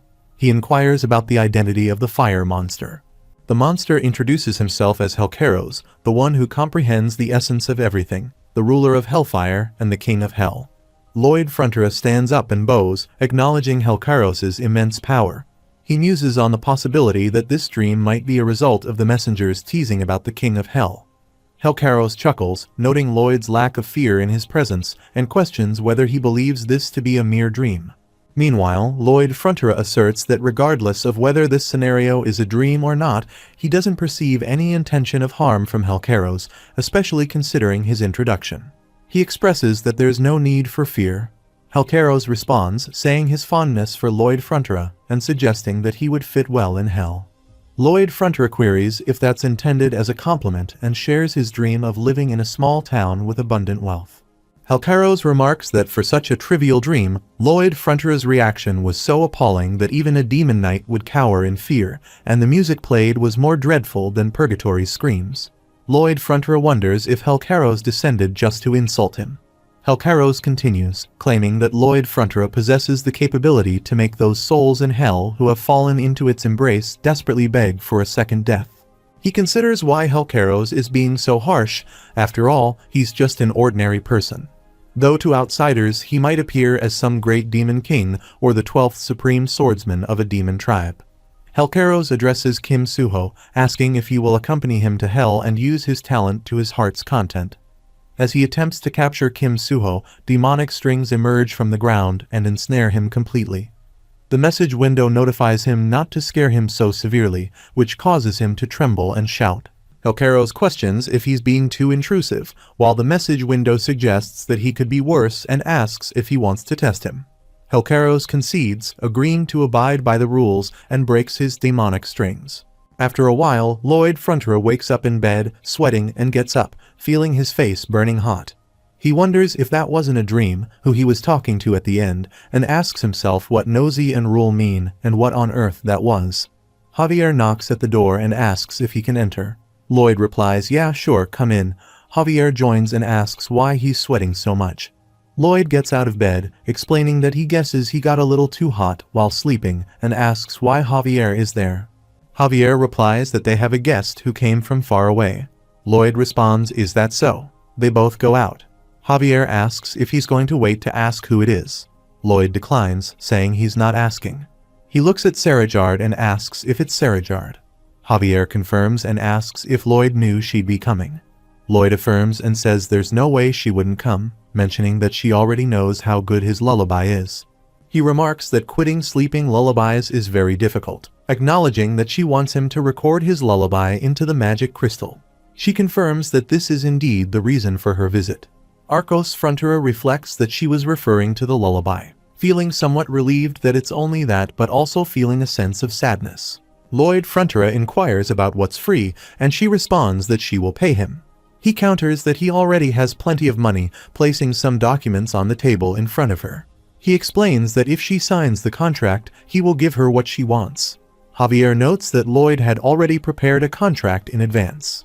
Lloyd details the terms of the contract, serving in Frontera County for 5 years in exchange for receiving the lullaby after that period. She protests, deeming it ridiculous. He retorts that she doesn't have to agree if she doesn't want to, emphasizing that he is not the one in need and does not particularly care about it either. He mentions that he could become a sword master if he sleeps well and trains hard, but he quickly dismisses it as none of his business. Javier wonders how far Lloyd had planned ahead when he asked him to teach her before singing the lullaby, questioning if it was all just to obtain free labor. The message window notifies him that this is why a devil appeared in his dreams, asking to become friends. Lloyd reflects on his actions, realizing that he gives out money, helps people sleep, provides others with salaries, and assists with upgrades, essentially acting like an angel. However, the message window suggests that despite these acts, Lloyd is considered petty and underhanded by some. Lloyd thinks he can't hear her and repeats that he can't listen to her. Sarajard accuses Lloyd of pursuing this outcome from the beginning while Lloyd covers his ears, insisting he can't hear her well. In frustration, she crumples the documents, calling him trash, and storms out angrily. She thinks about what a vile, cheap, and underhanded person he is, contemplating that compared to letting him have his way, it might be better to become a sword master, even if it means signing that contract. She believes that only then will her father acknowledge her. Looking around, she wonders where she is and realizes that she needs to find the pathways. While doing so, she notices Julian Frontera sitting there sadly. Julian sits on a rock, and Sarajard sees him hidden behind a tree. She wonders who would be in such a place. She observes that he looks frail and weak, like an herbivore that could get devoured at any time. Meanwhile, some soldiers try to remove the big rock, and one soldier remarks that this won't work. The rock is not budging at all. Sir Knight expresses concern, stating that this is really bad, and asks what they should do. Julian steps forward and requests help. Sir Knight refuses, saying that he can't let him do that, as allowing such an important person as himself to get dirty doing menial work like this is unacceptable. Julian insists that there are times when the situation is more important than whether he gets dirty or not, and he can't allow everyone to have a hard time because of him.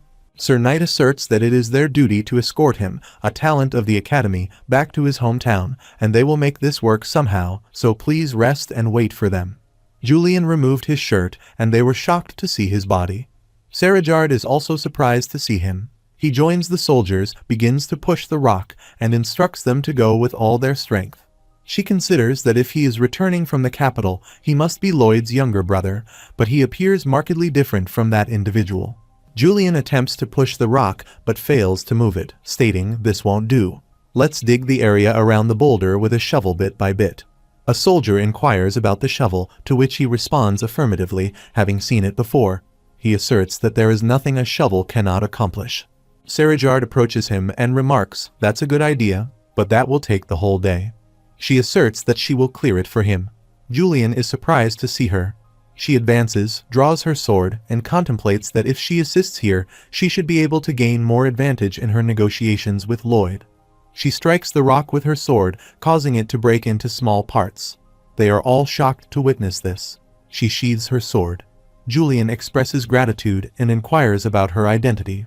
She introduces herself as Sarajard from Isfahan in the east, currently residing at the Frontera estate. Meanwhile, an orc warrior, Mr. Kuga, observes Miss Emily approaching from the market, holding a vegetable basket. She walks past him and remarks that she hasn't seen him around lately. He passes by without uttering a word, reminiscing about Miss Emily. The scene shifts to a flashback where Miss Emily hangs the clothes after washing, and Mr. Kermit Kuga approaches her, inquiring if she loves Sergeant Greg. she affirms, stating that he is the most important person to her in the world. Mr. Kakuga becomes angry, recalling instances of Miss Emily spending time with Sergeant Greg and his friends, mocking him. He concludes that this was a love that was not destined to succeed from the beginning, and there is no need to hurt her by uttering unnecessary words. She calls out to him, but he departs without saying anything. After a while, Miss Emily sits in a room with Sergeant Greg, who is sketching. He remarks that she seems on the verge of drowning the world with her sighs and inquires if something has happened. She asks if people would consider it strange if a female human confesses love to an orc warrior. He questions the absurdity of her statement and warns that if her family were to discover this, they would likely ostracize her and cause her harm. Mr. Kenokaga interjects, asking how he could treat Emily in such a manner. Meanwhile, Arcos Frontera sits at the dining table with his family and Sarajard. He cries and expresses that he cannot stop his tears, unable to believe just how well both of his sons have grown up. Lodi Frontera remarks that he has become too drunk. Sarajard reflects on why he is so happy. His eldest son is a diplomat, and his youngest son is one of the best talents in the kingdom. She recalls a memory where Samar Khan suggests to her to demonstrate what she is capable of either by seducing a man or by becoming a swordmaster and showing him something of which he can be proud. Julian asserts that once he receives his appointment from the capital, he will work even harder and become someone he can be even more proud of. Arcos Frontera reassures him, asking what he is referring to.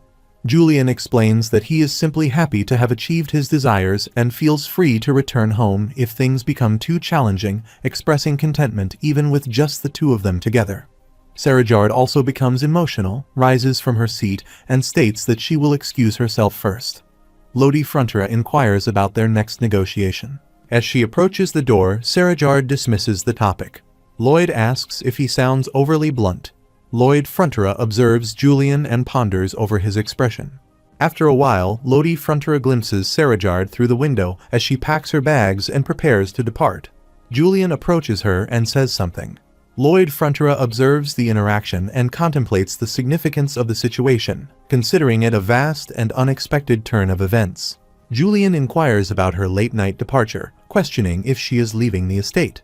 She denies it, stating that she was merely going for a short stroll. Julian understands, expressing his initial shock at seeing her with such a large bag, which led him to assume she was leaving. She clarifies that the bag contains all her meal boxes. Julian cautions her about the potential negative impact of consuming too many late-night snacks on her sleep. She assures him that she plans to eat most of them, indicating that they are primarily tools for picnics, and reflects on the lameness of her excuses. Julian expresses his relief, mentioning that something seemed amiss during dinner, causing him genuine worry. She reassures him of her well-being and considers staying for a few more days. Lloyd Frontera smiles devilishly. Just then, Javier approaches from behind, startling him. Lloyd reacts with fear and exclaims, "What the heck?" Javier explains that Lloyd scared him with his expression. Lloyd inquires about the matter. Javier stands there holding his pillow and remarks that it's time for Lloyd's lullaby, but since Lloyd didn't show up, Javier comes to find him. Javier questions why Lloyd is making such a scary face while observing a beautiful couple in love. Lloyd asks how Javier knew they had fallen in love. Javier responds that he could tell by watching them closely. Lloyd asks if it's necessary to observe closely to discern that, and remarks that he has seen numerous people, especially women, who look at him like that when they're in love. Javier sarcastically remarks that Lloyd has never experienced that before and adds that he's not surprised. He encourages Lloyd to hang in there. Lloyd Frontera considers himself to be incredibly obnoxious in times like this. Javier asserts that regardless of how jealous he may feel, he won't assist Lloyd in sabotaging Master Julian's love. Lloyd questions if he is genuinely such a horrible person and reflects on Javier's tendency to swiftly appear whenever there's an opportunity to criticize him. Javier declares that he will be the one to facilitate Julian's love and proclaims himself as the Cupid of love from that moment onward. He reflects on realizing this when he meets the Queen, acknowledging that it's due to the skills and future information provided by the messenger that he has gained numerous enemies. He recalls the memory of Queen Alicia Termina Magentano, stating that he will have to keep working until even the power of his ground bones goes up in flames, as that's what is necessary for the people's lives to be at peace. He ponders that he will genuinely be exploited until he is dead at this rate. He needs to find a way out, and the two of them will be the key to achieving it. The scene shifts to Bai Beong swimming and enjoying the water. On the other side, Sergeant Greg approaches Kuga and asks if he is Kuga. Kuga advises him not to pick a fight, expressing his desire to avoid quarrels. Sergeant Greg reaches into his shirt, retrieves a paper plane, tosses it at Kuga, and questions who says he will allow that to happen. The paper plane hits Kuga on the head. Sergeant Greg instructs Kuga to come to the location specified in the letter that evening, stating his dislike for vague conclusions. Mr. Kuga opens the letter and asserts that an orc warrior never backs down from a fight initiated by someone else. However, he acknowledges that he just did. Mr. Kuga admits to changing his mind. Meanwhile, Julian sits on a chair, contemplating as he continues to think about her hair more beautiful than silk, her eyes resembling pearls, and the hidden sadness in her heart masked by her strong demeanor. He ponders if this is what people refer to as love. Lloyd Frontera approaches him and whispers, calling it love. Julian questions what Lloyd has been doing since just now, remarking that it seems like Lloyd is reading his mind or something. Lloyd Frontera responds that he simply had a feeling that this might be the case for Julian and asks if he was mistaken. He displays peculiar expressions. Lloyd Frontera affectionately refers to Julian as his precious, sweet brother. Julian recoils, finding it distasteful, and asks what is going on. Lloyd Frontera explains that he plans to record his lullaby and give it to Lady Sarajar the following day, implying that she will likely return to her country upon receiving it. He exits the room, yelling that she will probably leave. On the other side, Sergeant Greg stands with some soldiers and declares that when Kuga appears, he wants all of him too. Just then, Kuga arrives with some orc warriors and addresses the human soldiers, questioning if this was not supposed to be a one-on-one confrontation and accusing them of cowardice. Sergeant Greg laughs and expresses his satisfaction at catching Kuga, suggesting that they settle the relationship between humans and orcs now. Meanwhile, Lodi Frontera sees Lady Sarajar and waves toward her. She punches him in the face. He remarks that he has not said anything yet though. She apologizes, stating that it was a reflex. He lies on the floor with a broken face and expresses that Julian is brilliant, so he will probably receive his appointment soon. This might happen tomorrow, and then he will leave this place. On the other side, Julian sits and thinks that she's leaving. Sarajar also sits in her room and feels that she can't ever see him again. He moves toward her room and feels that he doesn't want that now. She also moves toward his room and thinks that she must tell him. She has to. Lloyd Frontera sits in his room and assumes that these things are happening. Meanwhile, Kuga stands in the garden and feels some rustling behind him. Julian stands outside her room and thinks that if he does not tell her his feelings, he will regret it. At the same time, Sarajar also stands outside his room and feels that if she does not tell him her feelings, she will regret it for the rest of her life. On the other side, Miss Emily approaches Kuga and asks what he is doing here, mentioning that she came because her brother asked her to. Sergeant Greg suggests they go, and his soldiers and orc warriors move to attack each other. The scene shifts to the Black Mage Targa's ancient castle, where Alicia Termina Magentano arrives with her army, raises her hand, and commands a full assault. The soldiers launch arrows toward the castle, and she employs magic to set it ablaze. The Black Mages counterattack with their own magic. A mage inquires about how they learned of this place. Another mage orders them to cease their attack and protect Sir Targa. They engage in battle with the soldiers. Suddenly, a giant monster appears. The soldiers are shocked and inquire about the nature of the beast. The mage leader orders them to invoke the punishment of the fire god. Flames engulf the surroundings, and the monster advances to attack the soldiers. Alicia Termina Magentano orders an immediate retreat, instructing everyone to evacuate the castle. The monster screams. She inquires about the well-being of the first attack squad. A person reports that they have 5 injured, and the mage squad has 1 wounded member. Another person directs all commanders to assemble and await Her Majesty's orders. Someone interjects, noting that the Queen is nowhere to be seen. Alicia approaches the monster with her sword and prepares to attack it with magical power. She strikes her sword against the floor, causing it to break, and the creature begins to fall. She utilizes poison magic and believes it is crafted through sorcery, yet she remains undeterred as her body has been trained to withstand poison over time. She proceeds to enter the castle and opens the door. Inside, she encounters a man dressed in red who becomes angry with her. She questions if he is Targa. He confirms with a blink of his eyes. She demands to know how he dares to plot a rebellion against their kingdom and declares her intention to execute him immediately. As she moves forward to attack him, she severs his neck from his body. He collapses and she believes it is over. However, she suddenly experiences pain in her eye, covers it with her hand, and wonders what just happened. Meanwhile, Julian and Serajard are getting married, and Arcos Frontera becomes emotional upon witnessing this. Everyone appears happy for them. Lloyd Frontera makes strange faces. Javier notices him and asks if he can't simply go home, suggesting that he is spoiling a joyous occasion. Lloyd Frontera asks what he has done wrong, insisting that he is merely expressing his happiness. Javier responds that he does not understand, reminding him that this marriage was supposed to prevent the queen from using him like a slave.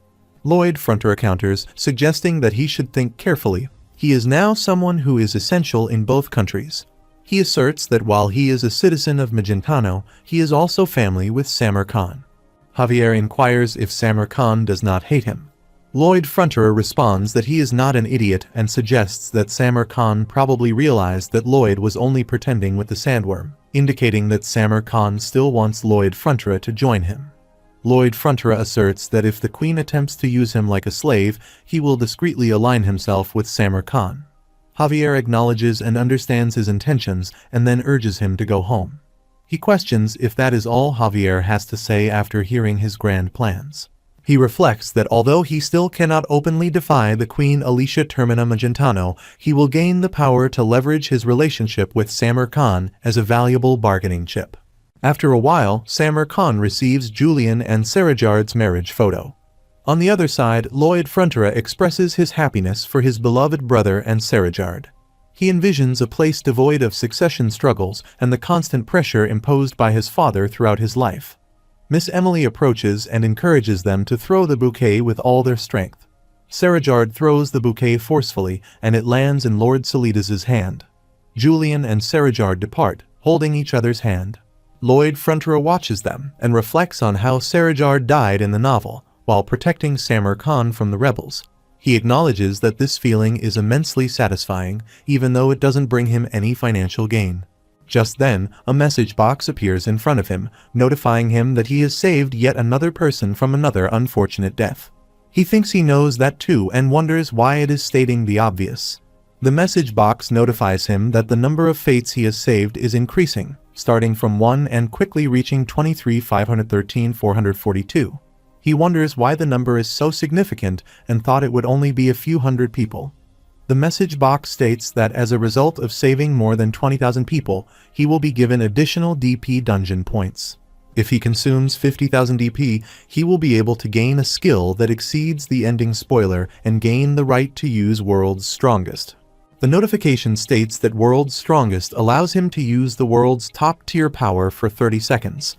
He thinks that it's way too short and wonders what he can do in 30 seconds. Moreover, he believes it's not the strongest in the world, just top tier. He contemplates that although he doubts it would happen, if he does need to fight with the strongest being in the world, he will surely lose.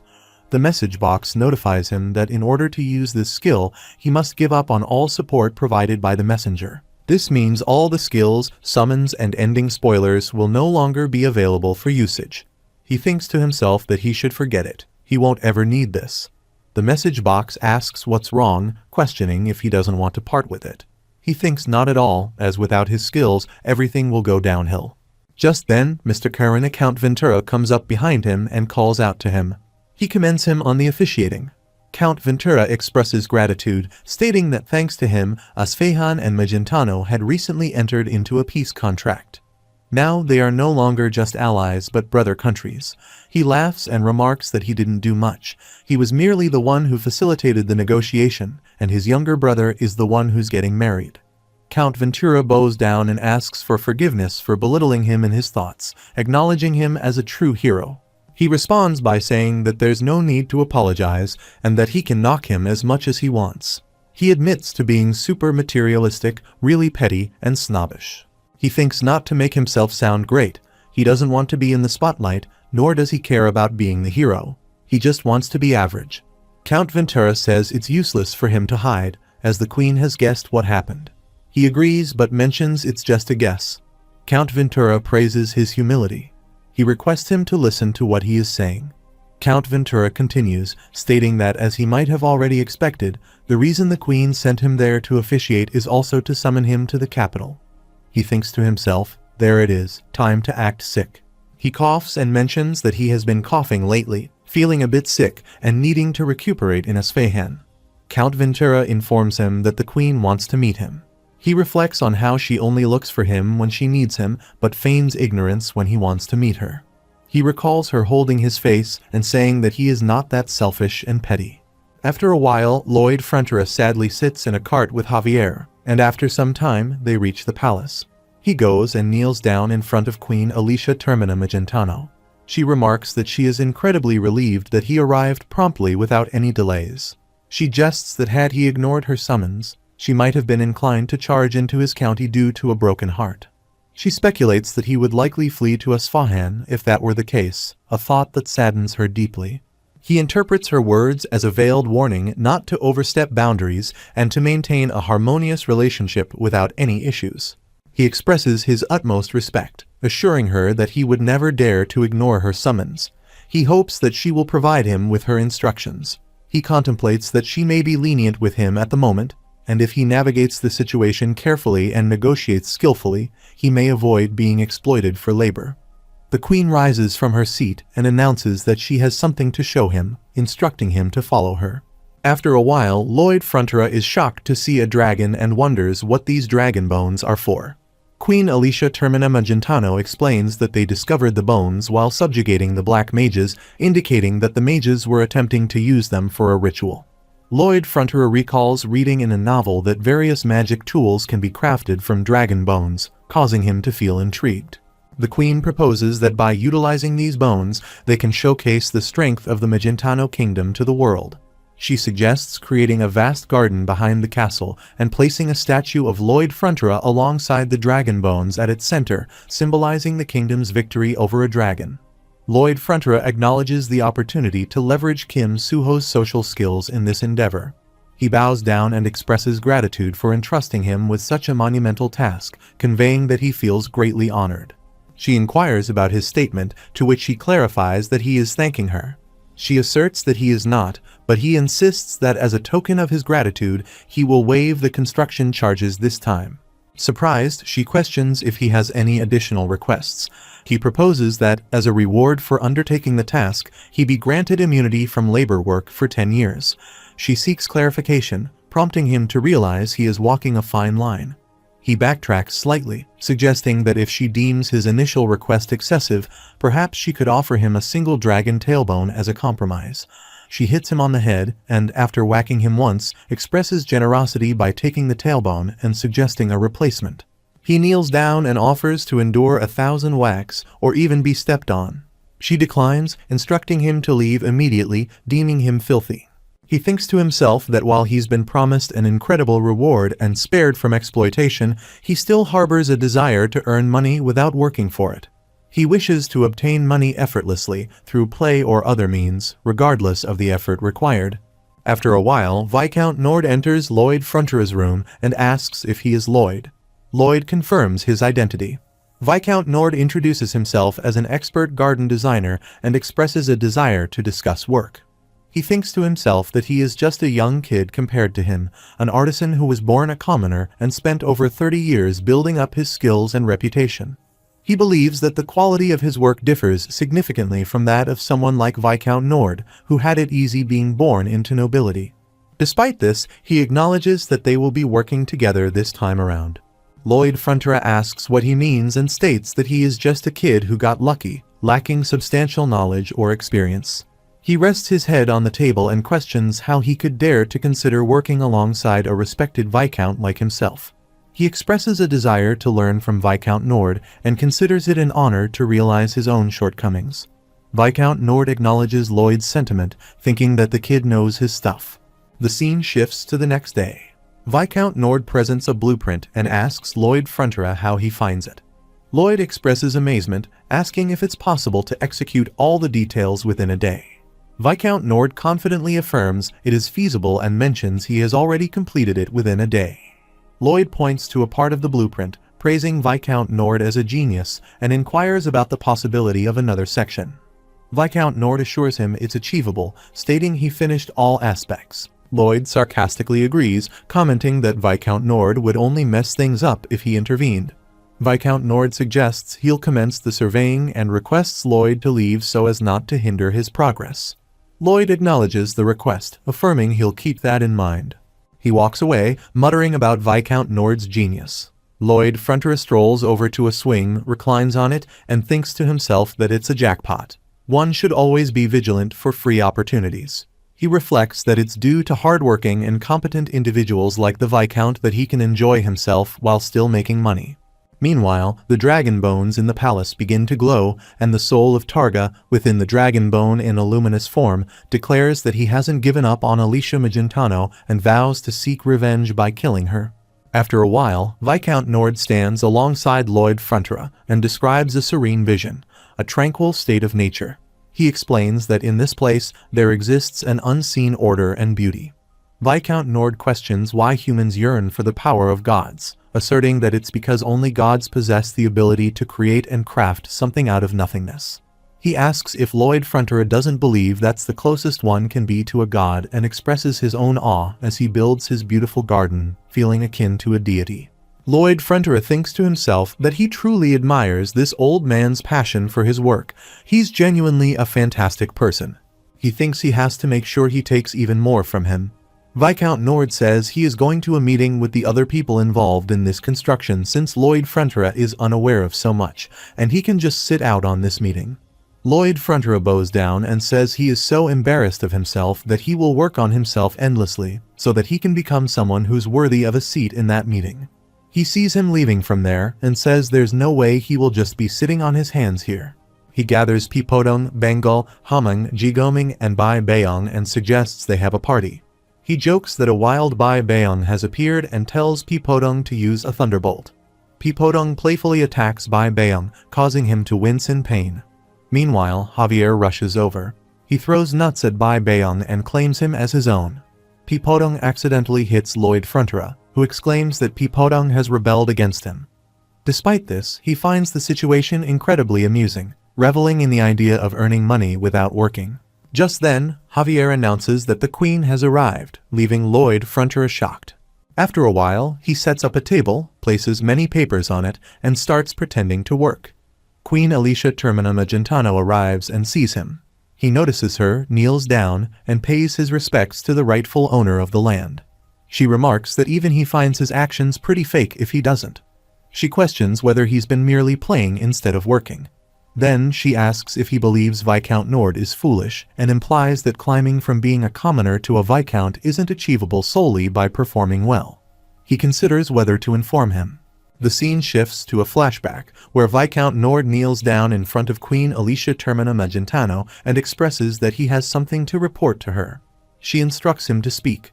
He explains the dragon statue made of bones that was built before her statue in the middle of the garden and the boat that was constructed to appreciate its splendor. He mentions that he has given a lot of thought to how they should be created. However, due to the difference in water level between the start and end points, the speed is too fast, and he does not have any solutions for this at the moment. She inquires if he wants to abolish that idea. He responds negatively, stating that the young man known as Lloyd Fronterer has proposed a solution. He suggests they create a step before the starting point and install a valve door at the end of that step. He explains that once the boat is in, they will close the rear valve door and lower the water level by removing water. Once the water level is the same, they will open the front valve door and allow the boat to depart. He adds that other than this problem, they were also able to resolve a great deal of other issues with his help. Every time a problem is resolved, he would simply refer to himself as an ignorant fool who was just speaking his thoughts out loud. He recalls Lloyd Fronterer saying that as to whether it's actually feasible, only someone as wise and experienced as he will be able to decide on that. Viscount Nord acknowledges that he resolved the problems with his abundance of knowledge and talents, but passed the credit over to him. He mentions that he has given up on his desire to just play around while gaining profits and is putting in the effort to aid in the construction. He adds that he would say that he is indeed the role model of a competent person. The story returns to the present. Lloyd Frontera thinks about what kind of excuse he should give. She's not going to label him a traitor to the kingdom if she is. She raises his head and tells him to lower that ass of his before she kicks it. He gets up. She expresses her satisfaction with what he has done and tells him to keep up the good work before leaving. He is surprised to hear these comments. He tells Javier that he guesses she did not catch onto his fooling around. He says it seems he is clueless in situations like this. Javier asks what he means. Lloyd says it's nothing. Please enjoy playing around. Lloyd Frontera explains that as autumn passes by and winter covers everything with snow, the massive garden's construction continues without end, and he too does not rest at all. He says since he does not know when he'll be able to play like this again, spring comes and the garden is completed with its magnificent highlight. The scene shifts to a party where many people gather. A person remarks that she's the Queen of Magentano. She definitely has an extraordinary air around her that sets her apart from everyone else. The Magentano Kingdom is the strongest country in the world, and the country would like to build friendly relations. Lloyd Frontera eats meat. Noticing him, he thinks he knew it. The reason why she wanted to make such a grand garden was to show off that the Magentano Kingdom is filled with materials and money to the public, and he guesses the neighboring countries will be bowing their heads to her. He notices Javier and asks why he is not eating anything. Javier says there's something about this that he does not like. He asks if it is too lavish. Javier says no, not that. It's more like he is thinking that Master Lloyd is really unlucky. He gets angry, grabs his shirt, and asks why he is suddenly picking a fight out of nowhere, what it is, and what he does not like. Javier says that's not what he means and asks if he remembers Cremo and the suspension bridge. He asserts that every time there has been a banquet after he has done something, a massive incident has always occurred, and if something does happen again, then it is confirmed that he is really unlucky. Lloyd Frontera asks if he is talking as if that is going to happen. Just then, the Dargon bone breaks and grabs everyone's attention. Viscount Nord is shocked to see it. Lloyd Frontera thinks there is no way. He has tried everything using his simulation skill, but it has never collapsed. Javier pushes him back and says to prepare to run away. He thinks Javier is bringing up the topic of running away first. He is not supposed to make that face full of fear. He wonders what the hell is happening with the bones. A black magic spell comes out from the Dargon bones and starts spreading all around. In the Dargon bones, Targa's soul awakens and controls it. He sees Queen Alicia Termina Magentano's statue and thinks that right before she cut off his head, he transferred his soul into these bones, and now he has completely descended. He screams and attacks the statue, destroying it. Everyone is shocked to see this. He assembles his black magic power, and everyone is ready to fight with swords. Queen Alicia Termina Magentano screams and says to get away unless he wants to die helplessly. She thinks this monster contains enough mana to cover the skies, and only sword masters and above can stop it. She moves forward to attack him with her sword, but he hits her with a claw, throws her away, and destroys things there. He observes his moves and wonders if it is because he is still not used to this body and can't move very quickly yet. He reflects that it does not matter, considering these humans are akin to ants to him at this point. She rises and concludes that brute strength won't defeat such a monster, prompting her to summon Lloyd Frontera. She determines to find an alternative solution. Lloyd Frontera swiftly departs from the scene, surprising her with his action. He considers the possibility that Javier might be Javier Asrehan and contacts Asrehan. Javier joins him, and they all run to save their lives. While running, Javier remarks that he won't receive payment for his work if they keep fleeing. Lloyd Frontera calls him a money-obsessed lunatic and questions if money is the only thing he can think about. He insists their priority is staying alive. All Javier talks about is money, which irritates him. Javier stops abruptly. Lloyd Frontera inquires why he halted. Javier explains that if they neglect such matters, their country will eventually suffer, emphasizing the need to protect their resources. Lloyd Frontera continues running, stating that the creature possesses more than 100 times his mana, advising Javier to give up and keep running. However, Javier asserts that his resolve won't falter, urging Lloyd Frontera to continue fleeing while he confronts the creature, even if it means sacrificing himself. Targa employs his magic to attack, hurling Queen Alicia Termina Magentano aside. He launches another magic ball at her, but she evades it. Just then, Javier arrives and attacks him from the side with Sword Master powers. He turns to face Javier and throws a black magic ball at him. He considers Javier an annoying fly.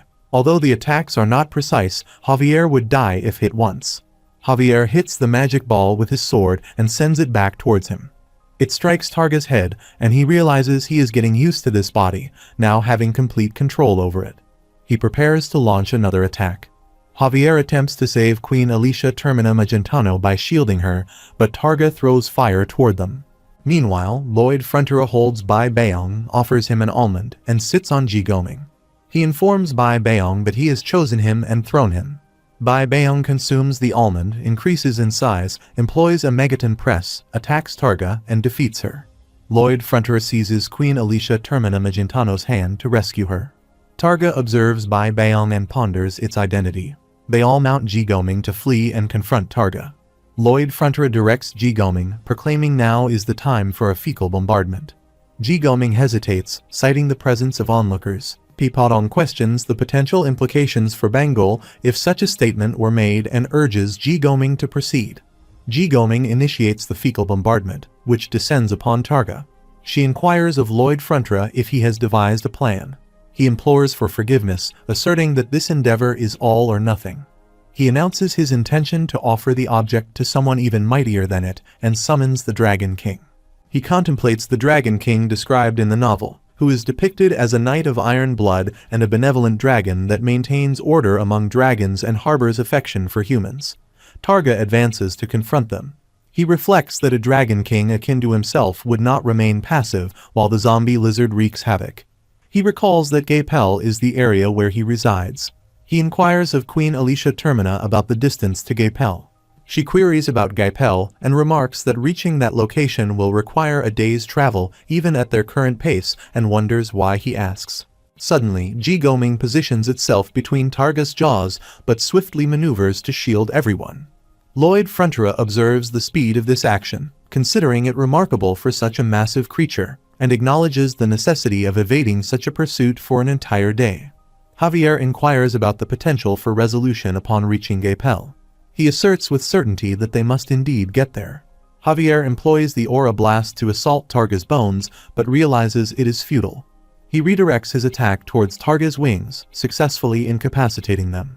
Targa descends. Lloyd Frontera commends Javier for his effective action, encouraging him to persist. Targa ponders how he dares to employ such petty tricks. Lloyd Frontera requests Alicia to lend him the sword. She questions who Alicia is. He responds that they don't have time. She should just hand it over. She attempts to say something, but he insists on the sword. Reluctantly, she agrees and passes her sword to him.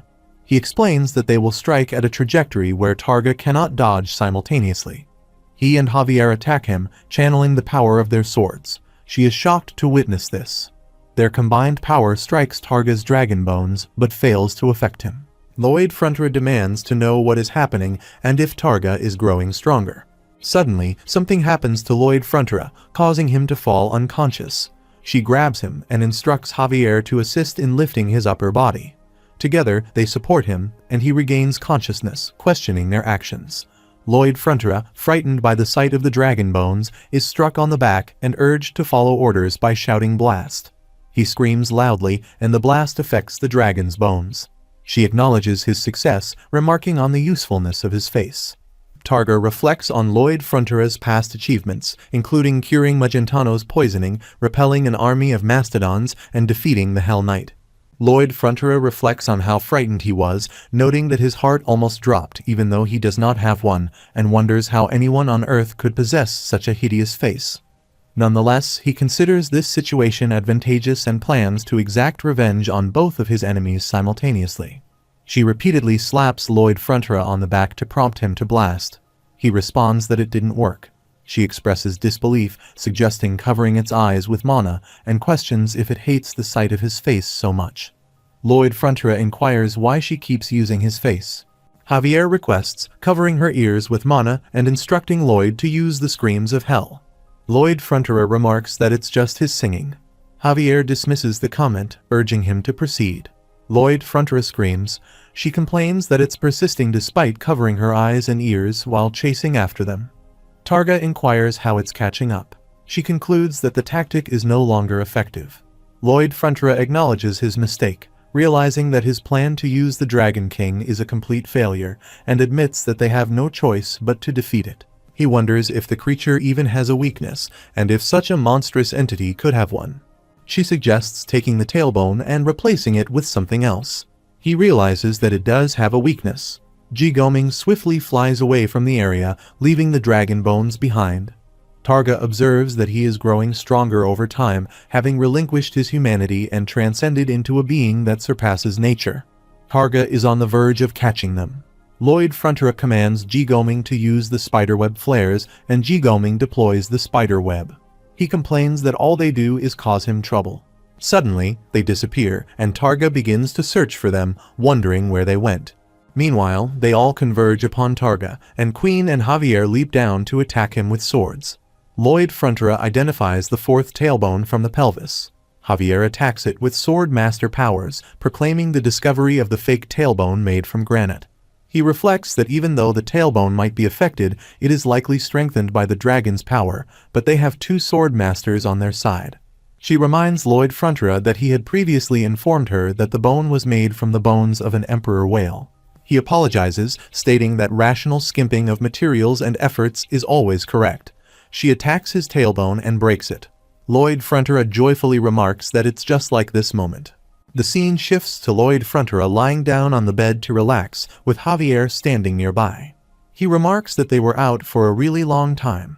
Javier inquires when he is going to put on some clothes and comments that with his face and current attire, the unpleasantness seems to have increased tenfold. He retorts to stop insulting his face, mentioning that it's more infuriating when he does it. Javier smiles and apologizes, promising to be more careful. He questions why he looks so happy, reminding him that he told him to stop it. Javier sets his clothes aside and asks when he is going to address the Countess and Count as mother and father. He contemplates what an unexpected question. Javier explains that even though he desires to address them as his parents, he doesn't feel qualified to do so. He is capable of doing that, yet he addresses them by their titles. He wonders what he is supposed to do since they are not his real parents. Calling them that would be deceiving them. Javier apologizes, admitting he got emotional when mentioning the words mother and father and said something unnecessary. He bids Lloyd Frontier to have a good rest.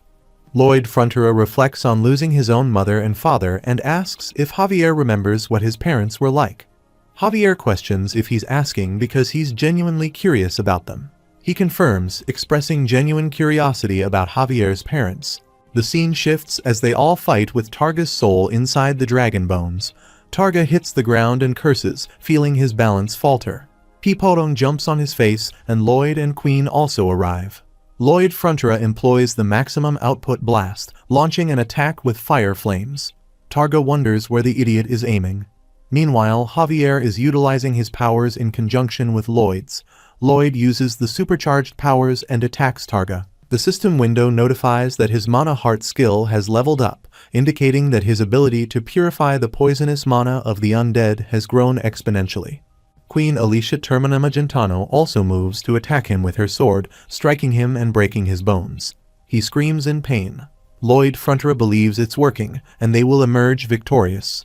The system window notifies that a new skill option has appeared. Half human, half dragon, indicating that he has absorbed a significant amount of dragon mana and the qualities of a dragon have been added to his mana heart. It further notifies that the dragons he encounters will be interested in him. Javier, Lloyd Frontier, and Queen Alicia Termina Magentano collectively attack him.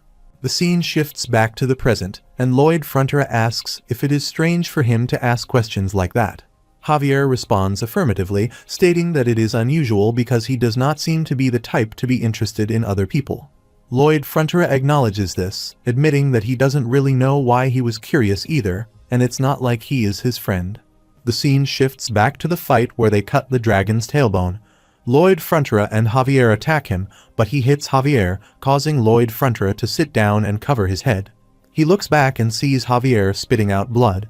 Targa moves to run and attacks, throwing Javier and Pipodong away, causing his tailbones to come back and stick to his body. He also attempts to attack Lloyd Frontier by placing a claw on him, prompting Lloyd Frontier to call for Javier's help. Queen Alicia Termina Magentano arrives, saving him, and encourages him to pull himself together and find a solution as he always has. She reminds him that the kingdom will fall without him and urges him to find a way to save Javier as he saved her. He reflects that he doesn't know how, as Javier's mana disappeared completely in an instant, and he lacks the ability to heal someone from that. Meanwhile, Javier finds himself submerged in water with his broken sword and realizes he needs to gather his mana. He will expand it and collide it into each other. His aura signals that this is the end for him. However, he believes he needs to save himself. On the other side, she holds Lloyd Frontera on his back and runs from there to rescue him, with Targa following them. He regrets not using his CP to see the ending spoiler and not gathering tons of RP to grow stronger. Nonetheless, he knows he needs to save Javier. He has to do it, and he will do it. He requests her to please let him jump off her back. She asks what. He jumps from her back, determined to save his friend. He plunges into the water, extends his hand toward Javier, and resolves to save his friend. He holds out his hand and instructs Javier to absorb his mana. Javier begins absorbing his mana. Outside the water, Targa attacks Alicia with a magic ball, but Pipodong hits him in the face, distracting him. Meanwhile, underwater, Javier tries to pull himself and notices something off with Master Lloyd's mana. He wonders if this is even mana. It looks like mana, but it's otherworldly and completely different. It's as if it's outside the rules of this world. Ji Goming attempts a shit bombardment on Targa, but it doesn't affect him, and he counterattacks. Javier continues absorbing Lloyd's mana and realizes he can't control it. Bengal moves to attack him and distract him, while Queen Alicia Termina Magentano moves to attack him with a sword. She identifies his weak spot and thinks it's the worst timing, but he attacks her and throws her away. On the other side, Javier apologizes, realizing that he has taken on the appearance of Master Lloyd, and his mana is something he cannot understand. He regrets not being able to remain by his side. Lloyd Frontera's face fills with water, and upon seeing it, Javier screams. The system window notifies him that Javier, after seeing that hellish face of his, has come to understand what's outside of causality. Queen Alicia is about to fall, but Ji Goming arrives and saves her from falling. The system window notifies that Javier is controlling the mana of the upper world that he absorbed from him, and Javier's body has disregarded some parts of causality. Pipodong, Bengal, Haming, and Ji Goming are scared and angry at Targa. Targa attacks them with a magic ball. On the other side, the system window notifies Lloyd that every cell in Javier's body is now functioning as a mana heart. Javier explodes with mana powers, and wings pop out from his body as he emerges from the water while holding Lloyd Frontera. Everyone is shocked to see his angel wings. Lloyd spits out the water. Targa realizes he did not see him coming, but suddenly he appears in front of him. Javier puts him down, takes his sword, and attacks the dragon bones, turning them into dust. Lloyd Frontera sees this and realizes that Javier did it. He has become the strongest human being mentioned in the Knight of Iron Blood, the Grand Master. He approaches Javier and informs him that he will be in charge of all the cutting tasks from now on. He expresses gratitude for Javier's survival, and Javier reciprocates the sentiment. All his pets become emotional and hug him. The system window notifies him that the number of fates he has saved is 23,513,442, and the number starts increasing quickly. It informs him that the number of fates he has kept is now 31,145,782. It also notifies that the number of lives that it would have directly caused damage to is below that number. He ponders why he received that many more points than a bonus, considering that if the zombie lizard had lived, it would have killed more than 10 million people. The system notifies that among the people he saved, there is one who would create a sturdy business. The jobs created at that person's business would keep a family that would have starved to death. When the child of that family grows up into an adult, he will save someone who falls into the water, and that person is a doctor. It notifies that the doctor creates an incredible medicine, and the chain of effects from all of these has been taken into consideration and added to him as DP. A life that he saves does not affect that person alone. He thinks if 1 DP can be converted into 1,000 gold, he will become a very happy man. The message box says forget it. Just then, Javier calls him and informs him that he heard the bone dragon did not die, suggesting they need to do something about it. He observes that it's already starting to move and asks if he should cut it down further. Lloyd Frontera disagrees, stating no. The system window notifies that Undead Domination Level 2 has been achieved. He suggests letting it revive quickly. The system window indicates that the things he can dominate are zombie monsters and ghosts. He mentions he has many places where he can put it to good use. The system clarifies that the things he can dominate include zombie monsters, ghosts, and bone dragons. The dragon bones start to revive, and they observe it. It fully revives. The system window notifies that the parasitic soul within the bone dragon's bones has rejected the undead domination and asks if he would like to purge the parasitic soul. Lloyd Fronterer responds, of course he does. The system window notifies that his mind has transferred into the dragon's skull to defeat the king of black mages, Targa, and obtain the bones. He reflects that he moved his soul into the bone dragon's body right before he got killed by the queen. He looks back and sees Targa kneeling there. The system window notifies about Targa's details and indicates low blood pressure, dyslexia, preference for marinated meat and salty food, single status, never dated before, and a habit of blocking one nostril when trying to get rid of boogers. He thinks it's too much information, and he is not curious about any of that at all. Targa reveals that he has possessed cursed mana from birth, and the people in his village would discriminate against his family and bully them. His mother called him a demon, stating that he ruined her life and was her life's greatest regret, but he still loved her. As Targa tries to continue, Lloyd Fronterer interrupts and punches him in the face, saying so what? The system window notifies that he has succeeded in purifying the parasitic soul. He transfers back to the queen and Javier. The dragon bones scream. The system window informs that the bone dragon is now under undead domination. His baby soul comes near him and enters his body through his nose.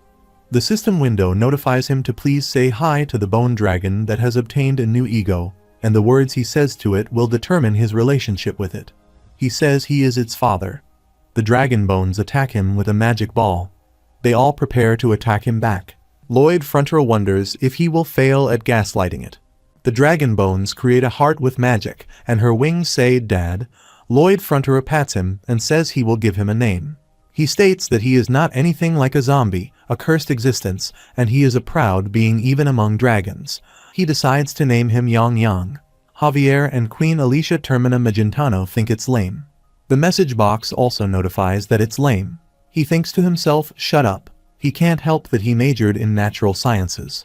The message box warns him not to dare belittle natural sciences majors. He thinks about his precious baby, realizing it will only take him 1 second to split a mountain now. His dear Yang Yang is a treasure, his greatest heavy machinery. She looks at Javier and thinks he has probably reached the level of the Grandmaster, which is a legendary existence that can even cut down gods. Yang Yang, what a lame name, she thinks.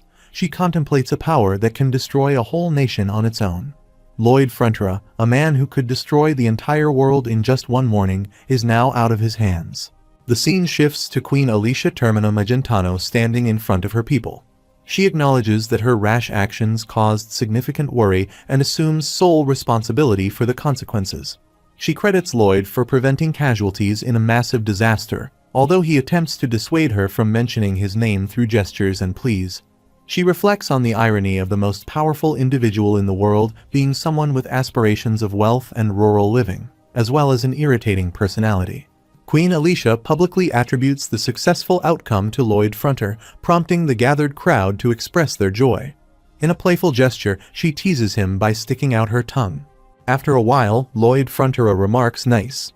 He mentions that the queen has promised to pay him 2 billion gold for restoration work, and he feels empowered as if he could face a dragon now. Javier sits nearby, holding his pillow, and asks if Lloyd has forgotten that they all nearly died. Lloyd responds that the keyword is almost, everyone survived, and that's what truly matters. He asserts that he can do much more than merely pass the time now. He can live life like an emperor. Javier inquires if Lloyd considers himself akin to a god. Lloyd dismisses the idea, expressing doubt. If he were a god, he quips, he wouldn't have a face like his own. Lloyd Fronterer grimaces and expresses his desire to leave. Javier inquires about the whereabouts of the real Lloyd Fronterer, questioning if he is deceased. Lloyd responds that he doesn't know. Upon awakening, he finds himself inhabiting this body. Javier probes further, asking if Lloyd intentionally took over the body of the real Lloyd Fronterer. Lloyd confirms, saying yes. Javier reclines on the sofa and requests Lloyd to sing a lullaby. Lloyd acknowledges the request and questions whether Javier believes everything he has said. Javier observes that Lloyd wears an annoyingly shameless expression when lying, but when telling the truth, he appears vulnerable somewhere. Just then, there is a knock at the door, followed by a voice announcing their entrance. Lloyd Frontera inquires about the visitor's identity and questions whether they entered without prior notice. Javier remarks that he senses no mana from him and concludes that they are not living beings. He introduces themselves as Dragon Antiques, or more precisely, a messenger of Antiques and the original soul of the bone dragon that Lloyd defeated. Lloyd Frontera asks the reason for their visit. He responds nonchalantly, stating that they aren't surprised. Lloyd Frontera questions whether there's a reason to be surprised. He clarifies, mentioning Lloyd's earlier acknowledgement of their dragon nature, but then dismisses the thought, suggesting they forget about it. He declares, invoking the name of a great dragon, that he commands Lloyd to immediately go to hell and rescue the true soul of Antiques. Lloyd Frontera reclines and states that he does not want to comply, bidding farewell. Emotionally, he urges him to wait, pleading with him not to act in such a manner, and asks if he cannot assist him, adding a please. Lloyd Frontera questions his persistence and reiterates that he will not undertake the task. He offers to grant Lloyd membership in the Dragon King's circle if he rescues the soul. Lloyd Frontera remarks on his shrewdness in business and requests to hear the benefits of such membership. The scene shifts 5 hours ago to where soldiers are working on the canal's restoration. They are trying to remove heavy trees from the canal and are urged to pick up the pace on the canal's restoration. It is said that they will send a separate group to deal with the destroyed parts of the forest. They all work diligently while Lloyd Frontera sits calmly and drinks coconut water. Queen Alicia Termina Magentano approaches him from behind and calls out to him.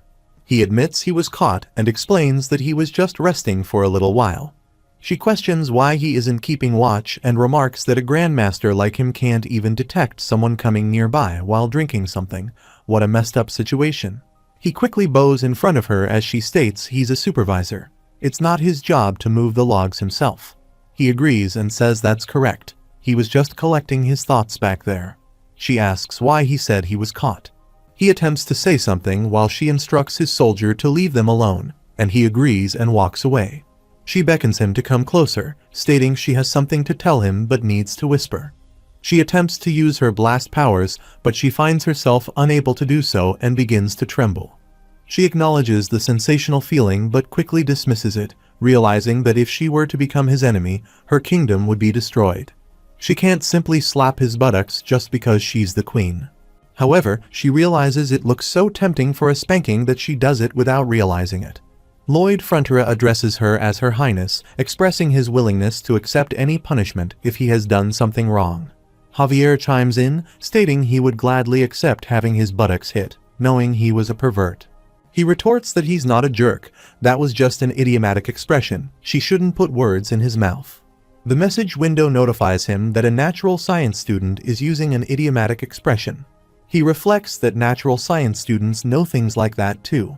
She inquires where he sent the bone dragon and expresses concern about the potential commotion if someone were to see it.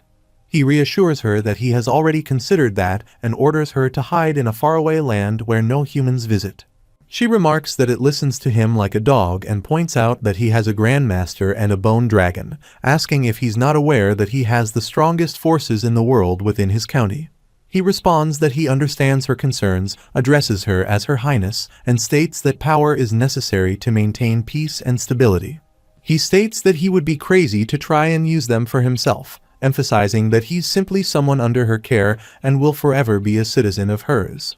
She expresses gratitude towards him, and he reciprocates by thanking her for her gracious words. Afterward, she returns to her palace and contemplates the concept of controlling a strong power, realizing that he is much stronger than he appears. She feels increasingly weak and collapses, prompting her soldiers to rush to her aid. She reflects on the poison she was exposed to in Targa's castle and realizes she is unable to detoxify it. After a while, Lloyd Frontera notices a notification indicating that the number of fates he has saved is DP 31,145,782, but suddenly the numbers start dropping. He wonders what's happening, why it's suddenly decreasing, as the number of fates reaches 18,124,392. He realizes that the lives he saved are dying, with more than 10 million people facing death. He reflects that the dragon is also a character that didn't appear in the novel at all, indicating that unexpected dangers will continue to arise. Queen Alicia lies on her bed, and her demonic eye asserts that Lloyd is a dangerous person who needs to be killed immediately, fearing he will come after her life. She disagrees, stating he isn't that kind of person. However, her demonic eye insists that he must be killed, and she must be the one to do it. She retrieves her sword and leaves the room. On the other side, Lloyd Fronterer sits with Dragon Mister, who explains how his life ended and how the King of Hell captured his soul. Dragon Mister continues, mentioning that because Lloyd has a heart similar to a dragon's, he was pondering. Lloyd interrupts, telling Dragon Mister to stop, and says he's not curious about his situation at all. Dragon Mister apologizes but insists on motivating him. Lloyd responds that he's not motivated by his situation, but by the terms Dragon Mister will offer him, asking about the benefits he'll receive, while Javier looks at him annoyingly. Dragon Mister suggests that if he obtains the Dragon King membership, he will have the opportunity to share in the riches of the Dragon King, which are close to being infinite. Intrigued, he responds, "Wow, that sounds good. What else?" Just then, Queen Alicia arrives at their door. Dragon Mister urges him not to miss the chance to gain such a special privilege, explaining that with the membership, he will receive an extra life and be able to revive on the spot if he dies. Sensing someone's presence outside the door, Javier draws his sword while Lloyd remarks, "Nice, that's exactly what he needs right now." But how does he know that what he said is true? Dragon Mister asserts that he's a dragon. He doesn't lie. Unconvinced, he decides to dismiss the idea and seek help elsewhere. However, Dragon Mister interjects, asking what he needs to do for him to earn his trust. Javier quickly opens the door and steps outside, scanning his surroundings. He looks towards the figure and inquires about the issue. Javier responds that it's nothing. He thinks he is being too sensitive. He muses on how lame it is for a Grandmaster to hide somewhere and wonders what on earth she was thinking. He then asks if there's a possibility of receiving magic from Dragon Mister that would guarantee his escape from hell, along with making a vow of the soul, stating that his soul will be erased for eternity if he fails to keep his promise. Dragon Mister questions how he knows about the vow of the soul, mentioning that it's something only dragons are aware of. Javier retorts, questioning if that's what's important right now, and demands to know whether Dragon Mister will agree to it or not. He warns that if Dragon Mister takes too long to decide, he'll go to sleep. Dragon Mister responds, saying to wait, and then agrees. He raises his hand and solemnly states the vow. He vows that if he fails to keep his promise, his soul shall be erased for eternity. He inquires if that's all, and Dragon Mister apologizes, stating there aren't any special effects for this. He responds, mentioning that it's been bothering him since just now, questioning whether his hair and beard are actually tentacles, and why they are constantly moving despite there being no wind in the room. Dragon Mister explains that it's because he's a dragon. He questions the connection between being a dragon and his moving hair and beard. Dragon Mister then proceeds to draw a pattern on Lloyd's hand and explains that this is the escape magic. He instructs Lloyd to clasp his hands tightly together and shout, "Commandments of time and space, break the taboo and show him where he must go." If he does this, a gate will open for him to escape back into this world.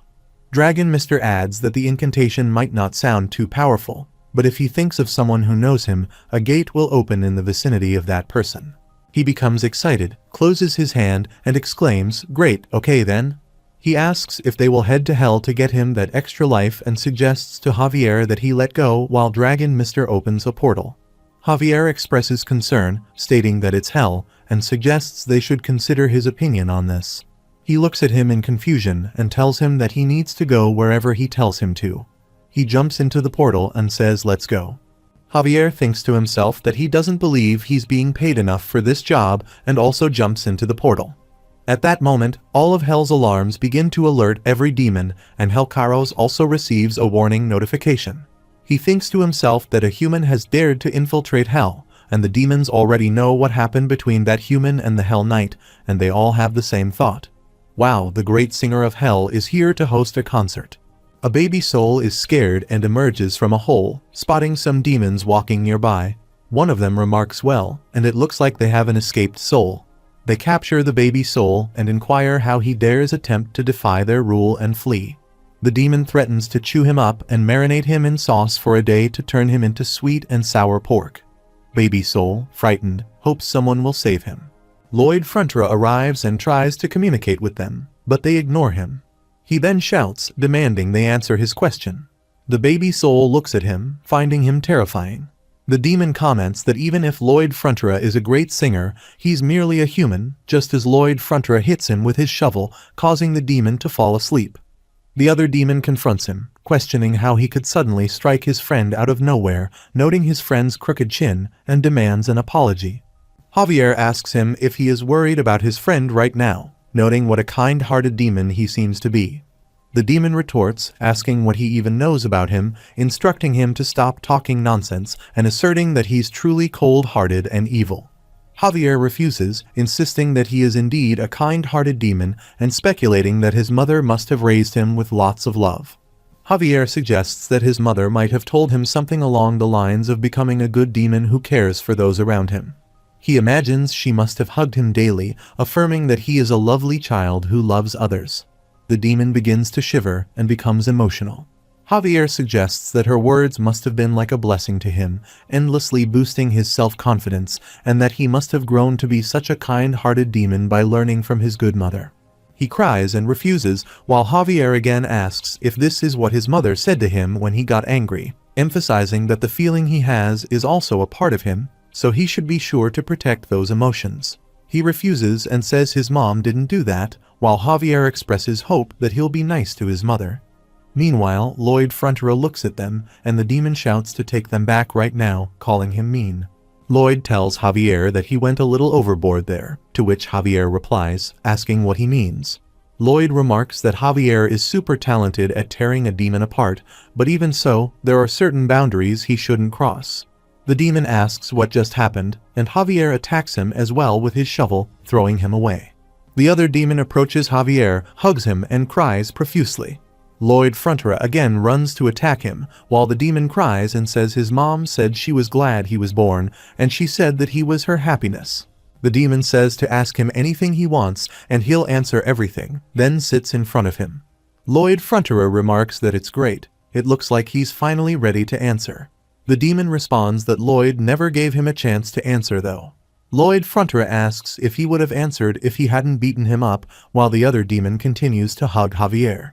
The demon replies to Lloyd, stating that no, he wouldn't have answered, and he finds this man acting in unexpected ways like it's nothing, which makes him respect him. He then asks the first question, revealing an object, and asks if it's a smartphone while showing him the phone. The demon responds saying no, it's the spirit phone. Lloyd Frontura asks why the phone is giving weird replies. The demon explains that the spirit phone doesn't have a search function, and he can't find any information on hell. Even if he does find something, 40% of it is lies while he looks at his spirit phone. He responds, stating that if 40% of it is real information, that's already way better than the human world. The demon asks, surprised, if he saw through his lie, to which he replies that demons are just full of lies. He then asks his second question, where's the castle of the King of Hell? The demon responds that he already told him the castle is in the west and questions why he is heading to the east. He retorts that it's because the demon lied, calling him a little liar, and asks if he's happy that he's swearing at him, remarking on his behavior. He then demands that the demon tell him everything he knows about the King of Hell and about hell itself, stating that he'll berate him with swear words when they reach the castle. The demon remarks that it sounds really tempting. Then, the demon asks, by the way, since he's a human, how is he fine within the high heat flames of hell? He responds that he'll be the one to ask questions and make comments that are a little hurtful. Suddenly, the message window notifies him that the tidal effect has been activated. The veteran is now wearing only panties in the western country and gains 100 resistance to dehydration in all high heat areas. He asks if that is the Hell Castle, while the demon refuses. He replies, alright, they're here, as they fly there on Jigomeng. He tells Javier, let's go, and says it is time to fight the King of Hell. Javier responds, sir, he's a great singer, while a demon arrives and mentions that he said he would berate him with swear words when they got there. He responds that he doesn't want that, so the demon should get lost. The demon remarks, well, that really made him start falling in love, while the other demon waves his hand to say goodbye to Javier. They both walk towards the Castle of Hell, where two guards see them and ask what's that. Not only did they walk into hell themselves, but they're also acting all confident if are they nuts as they look at them. They come to Lloyd, who looks at them and says that scared him, while he also scares them.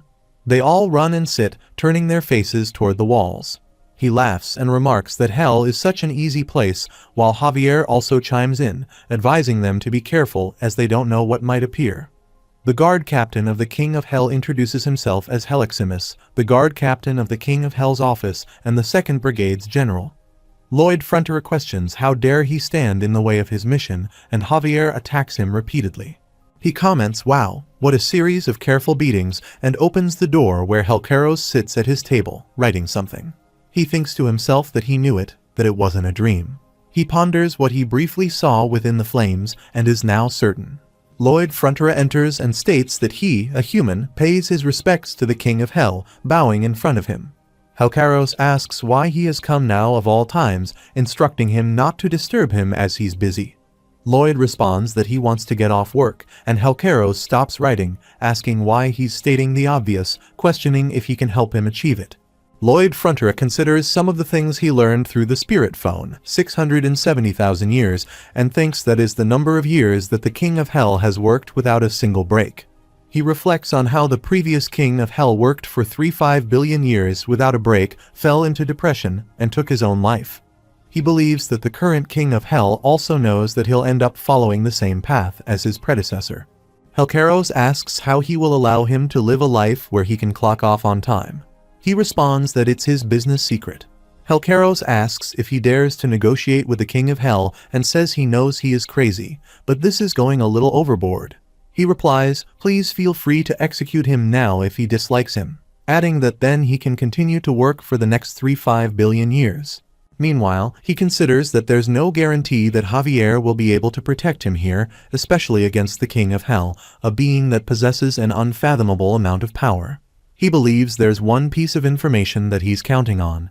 The Spirit Phone had lots of content that were criticizing the King of Hell. He thinks the King of Hell would ignore the laws and make his own judgments as he pleased. He sees a message on the Spirit Phone that it's shocking news that the current King of Hell has broken the laws of Hell and executed a soul, leading to the decision to take down the King of Hell. However, he realizes there isn't any solid evidence that means the King of Hell is actually someone who strictly executes laws. He decides to bet that he's an above-the-board and honest employee. After a while, Helcaros calls him, asking what Kim Suho wants. He believes he has gained the upper hand in this negotiation, understanding that the one who's more desperate is the loser. He bows and says he wants the soul of Antiques, which he has detained there, to be freed. Helcaros asks if he's referring to this, showing him a baby dragon captured in a magical bowl. He explains that he only keeps it for his own entertainment, so it isn't of great value to him. He then asks, all right, now that he has shown him what he wants to see, isn't it time for him to give him an answer and inquire how he will help him knock off work? Lloyd Fronterer responds that he will set up an expressway. He thinks that while the crazy workload is a problem, there's a bigger issue for the King of Hell. He believes that after being judged by the King of Hell, the souls are escorted to the gate of reincarnation. He also believes that the demons would then transport those souls in carts, but due to the messed up terrain of Hell, the routes keep changing. He thinks that the demons are too stupid to find a new route on their own, while he sees some demons who throw souls into the fire. He reflects that in the end, the King of Hell has to keep updating the new routes in real time, which is the core reason he's unable to knock off work.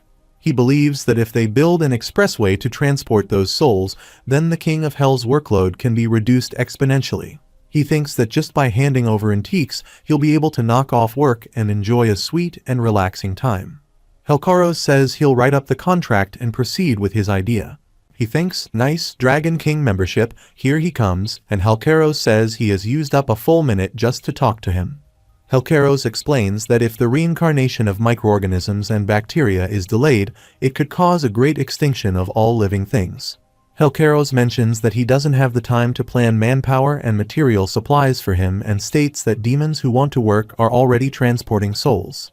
He adds that he can do whatever he wants with the idiots that are left and send some documents to him. Meanwhile, he responds that he's an expert when it comes to delegating tasks, and he just needs one announcement from him on the Spirit Phone, and it'll all be resolved. He grabs the documents, and they both teleport to another location. He exclaims, "Wow, the King of Hell's power is incredible." He marvels at how the king is able to teleport them with just the wave of a finger and remarks that it's the gate of reincarnation. It looks like a black hole as he gazes at the gate. He adds that it would be the end of him if he got too close to it. Javier asks if his name is Kim Suho, or whatever his name is, to tell him his plans. Lloyd Frontera thinks that Javier already knows that he's not Lloyd Frontera, and he can't tell what he's thinking. Javier says, as he explained to the King of Hell just now, that they'll be making a road with iron and asks if iron would be able to last above the lava. He responds that he'd only suggest it if it were possible, while he receives a message on his spirit phone about the concert of the great singer of Hell, Lloyd Frontera, which is located at the ends of Hell and is scheduled for 5 hours from now. A demon says, "Take a look at this. He's really holding a concert. It's so exciting." Another demon remarks that he can't believe he'll be hearing the rumored singing of Hell in person, and suggests they go quickly. Yet another demon adds that his heart is racing quickly. He looks at them and thinks that if he dares to mess up his pitch or miss a beat, they'll drag him all the way down since he's supposed to be better than them. They request him to sing for them again and again, but he replies that he's not going to sing. They respond that they came all the way there just to hear him sing and ask why he isn't singing. He replies because he doesn't feel like it. One of the demons says he can feel his blood pressure rising and abuses him. Another demon threatens to kill him if he doesn't come down, and they ask him to keep his promise. He says, "Javier, it's his turn now." Javier asks if he thinks promises need to be kept. They assert that, of course, promises are meant to be kept. He agrees, saying they're right and should keep his promise, while Javier remarks that they all must have been taught some manners at home. They retract their words, telling him not to keep his promise and say to wait a minute, as they don't know what to do anymore. He laughs and calls them idiots, saying it's so easy to make fools out of them. The demon says he can't take this anymore and orders to bring him down. He starts dancing, laughs, and says come on up if he thinks he can. They complain that it's infuriating, driving them nuts, and plead for someone to do something about him, feeling frustrated. He thinks, gets angry, goes crazy, and lets every single vessel within his body be filled with hatred for him. He believes that when that happens, all of them will become his unpaid slaves. Jigomeng arrives, and Lloyd Frontera says if they hate what they see, then they should try catching him while all the demons get angry and threaten to kill him. Flames fire up more, and Lloyd Frontera sits on Jigomeng and flies away. He says come on, bring it on, while they ask if he thinks they can't cross that and tell him to wait right there. They run, and with the help of a pole, they try to come out. He throws a stone toward them, hitting that demon and throwing him into the fire, but he saves himself as he falls on a rock. That demon and all his other team members are scared. He looks at them and says what a shame and thinks that the demon is really going to kill him, while he lies down there calmly and sees the Archdemon's civic center. A demon announces there that everyone, they are demon, and how can they let him do this to them? They have to kill him. This means war, and he shouts, "Lava Centipede Squad, take charge." Many lava centipedes run towards him to attack, and the system notifies him that they're creatures of hell that possess lava-resistant scales, and they generally move in straight lines, so they're used for charging. The demon sits on a centipede and instructs the others to follow him. He gives instructions to them, and they notice his chair is empty now, asking where he has gone. The lava centipedes start smelling something and run so fast, while the demons ask what's wrong, what's happening to them. They see the centipedes and notice that they seem to be smelling something. They ask them to stop moving while they run towards a cave. The demons quickly descend, and they enter the cave where Jigomeng takes a bath. Lloyd Frontera and Javier sit near him, with Javier sharpening his sword. Lloyd Frontera looks at the lava centipedes and says they caught on the scent of chicken broth. He throws some blocks toward them, and the demon seems at these while he counts numbers. Javier attacks that demon and kills him, and all the other lava centipedes also try to enter the cave. The demons order them to go back and retreat, asking what's this and what's happening inside, and they say Javier and Lloyd Frontera are murderers and cry for help. Lloyd Frontera arranges the blocks in a line and says now 32,435 free materials obtained. He thinks the operation to bait the centipedes with chicken broth is a success, and they all bow in front of him. He says he has also obtained a workforce and laughs. He says let's dig some ground, his free laborers. Helcaros looks at his screen and thinks that the guy gathered information about him and the creatures of hell, and he knew all of that in advance before he came up with the railroad idea. He was only thinking of capturing him to use him as an advisor. Meanwhile, Lloyd Frontera is contemplating whether he can delegate his job to someone else while he observes all the demons digging there. He thinks, of course, there's no way the demons would perform their work obediently. They would likely attempt to escape the public CCTV and incite a riot. Meanwhile, Javier captures a demon by its horn and drags it along with him, causing fear among the others who witness it. They all shout, demanding their freedom and rights. Javier asserts that it's the right thing to do, resorting to abusive language, which prompts the others to cover their mouths in shock. However, he also realizes that there are limits to the effectiveness of such violent methods. All the demons continue to work, carrying bags to another location.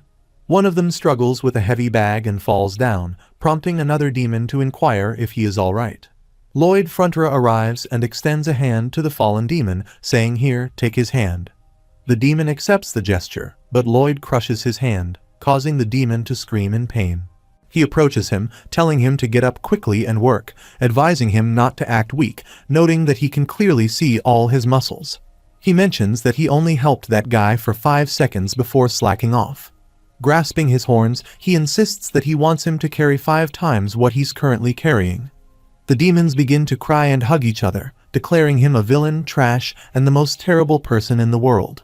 They believe this is why they can't help but fall in love with him, seeing him as the role model for all demons from whom they need to learn. As he walks away, he believes he has successfully won over the demons' hearts. Later, he instructs them to repeat after him, emphasizing safety, while a baby demon hides, contemplating the voice he hears from somewhere. He remarks that there's no safety for demons like them and continues on his way. He adds that, of course, there won't be any breaks either, stating they can rest after they're dead. The baby demon becomes angry and questions why that bastard is here. The scene shifts to a few years ago in Frontera territory. There, he contemplates one day randomly losing his body. His body feels cold, and his soul looks at his body, wondering who that bastard is. He shouts at the figure, demanding his body back and hurling insults. He attempts to attack his body, but a shield appears to stop him. Confused, he asks how this happened and questions the identity of the figure, whether they are a wizard or a demon. His body responds, irritating him with its tone, stating that he already knows this message. He wonders if the figure is just some crazy bastard and notices a Grim Reaper, which frightens him. Javier also arrives at the scene. The Grim Reaper inquires about the situation, addressing him as chief and explaining that he is out on a business trip due to a report from the soul sensor. However, he notes that the soul's color is strange red. The Grim Reaper further states that the soul is not registered as scheduled for death, which is unusual. He attempts to intervene, urging everyone to calm down for the time being. The Grim Reaper remarks that the case is currently peculiar. He doesn't know if it's an error on their end or if there's something else going on, so they need to look into it. He ponders what the hell. This person's visual and tone of voice don't fit at all. The Grim Reaper then returns, requesting them to wait there for a moment while they sort things out. He reflects on how he spent his time, neither alive nor dead, around the bastard who stole his body for a few years. He observes his body shivering as he walks with Javier. Entering inside, he sees the imposter working and realizes that the imposter is different from him. He reflects on how he blamed his poor parents and territory, resting his head on the bar table. He acknowledges that he chose a path that worsened every day, but he never rested, continuously moving forward. Eventually, he managed to pay off the family's debt, and the gazes of his mother and father when they looked at him had completely changed. He observes the imposter using bizarre magic and summoning, noting how they manipulate Pipodong. He wonders if he has a skill like that. The Grim Reaper returns and questions if they think the imposter would still drink alcohol every day if they didn't possess such superpowers. He further wonders if they would work as hard as he does with that ability. Apologizing for eavesdropping, the Grim Reaper finds the situation strange and chuckles, mentioning that there's no precedent for his case. However, since he's a soul, it doesn't seem like he should remain in this world. He suggests meeting with the King of Hell for consultation. Lloyd Frontera reflects on the imposter who stole his body, finding the experience painful. He believes the imposter helped him realize everything he should be ashamed of. He recalls the King of Hell stating that there was no relevant legislation and taking no specific measures. He realizes he couldn't reincarnate or vanish from a life where he had to navigate hell while evading the eyes of evil demons. The scene shifts back to the present, where a baby soul is seated behind the rocks, observing Lloyd. It contemplates that he shouldn't be there while he rides Ji Jemung and flies away. Lloyd Frontera surveys his surroundings, noting the messy topography. He considers going around, realizing he needs flat land like this. He calculates the distance, 110 kilometers, finding it a bit long but necessary, knowing there are those who aren't eating or resting. He estimates there are 30,000 demons unable to eat or rest, and he can end their suffering soon. He decides to check for any dangerous ground. Suddenly, Baby Soul arrives and kicks him away.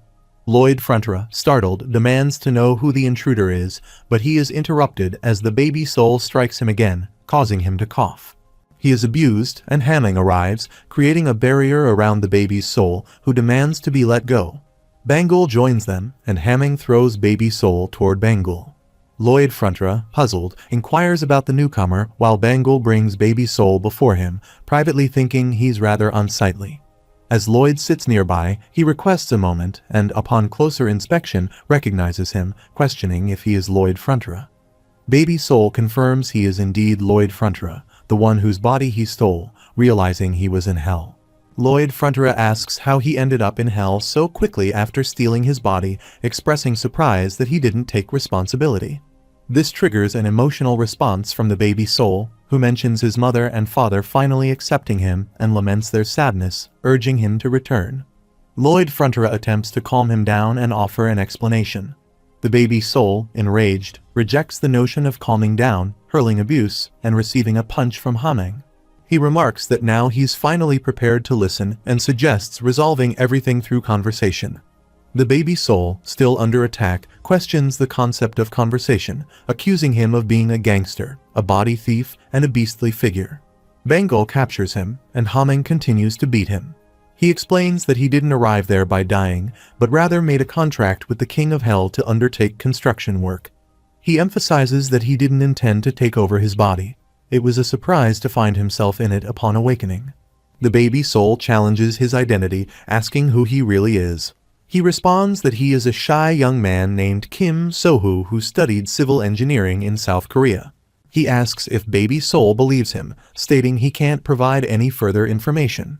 Regardless, he asserts that his presence has brought about positive changes in his territory. Javier interjects, reminding him of his earlier plea to take responsibility and questioning why he should, considering the improvements since he entered his body.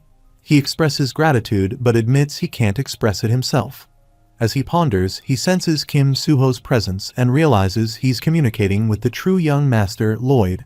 The Baby Soul laments that if it weren't for him, he could have lived a good life, now reduced to a wandering spirit. He insists that he must take responsibility for this situation. In response, he agrees to address the issue, suggesting they go their separate ways since he gains nothing from helping him. He bids farewell and begins to walk away. Baby Soul pleads for him to wait, questioning if he has no conscience, but Hamming and Bangul continue to beat him and throw him aside. Recognizing the Baby Soul as the true offspring of the aforementioned two, he returns and seizes him, asking what he needs to do to stop his incessant complaining. He retorts that it's for him to ponder. The Baby Soul queries why he was treated that way, and he explains it was because he called him an imposter.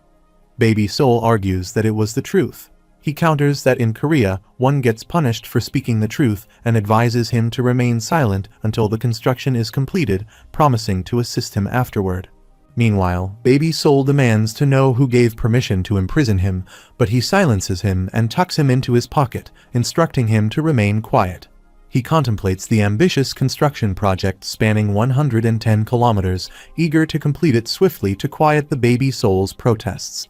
He plans out the stages, first completing the roadbed, then using pyroclastic rocks for Stage 2, followed by laying out rail ties made from centipede legs for Stage 3. Stage 4 involves laying the rails crafted from centipede shells processed by Javier, and Stage 5 is compressing the rails, calling Pipodong to start jumping on them. He acknowledges that while this construction method may not be the most advanced, it will result in a shaky and dusty surface, possibly inducing nausea when riding on it, though he dismisses this concern. He informs Javier that he will conduct an inspection round to ensure proper supervision. Javier acknowledges his instructions. He ponders the nature of this impostor, acknowledging their history of productivity, but noting that they've been tirelessly working for over a month without rest. He wonders when they will take time to relax and enjoy themselves, questioning if this is their usual lifestyle. Recalling Grim Reaper's words about the impostor's superpowers, he wonders if they had such abilities, would they still choose to work so diligently, or would they indulge in alcohol and leisure activities instead? He concludes that the impostor is cheap, petty, and likely to flee at the first sign of trouble. Irritated by the incessant noise, he realizes he hasn't slept for 20,000 years and wonders who is causing the disturbance.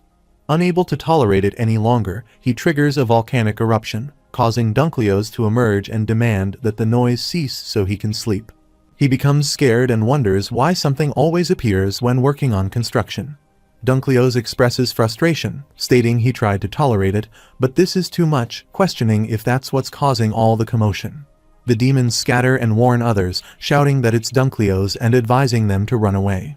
He questions why Dunkleoz is awake already when it's supposed to be asleep for another 10,000 years. They observe Lloyd and comment on how quickly the human is running, criticizing him as selfish and hurling abuse. Dunkleoz inquires if Lloyd is the source of the disturbance, suggesting it might quiet down if he stomps on him.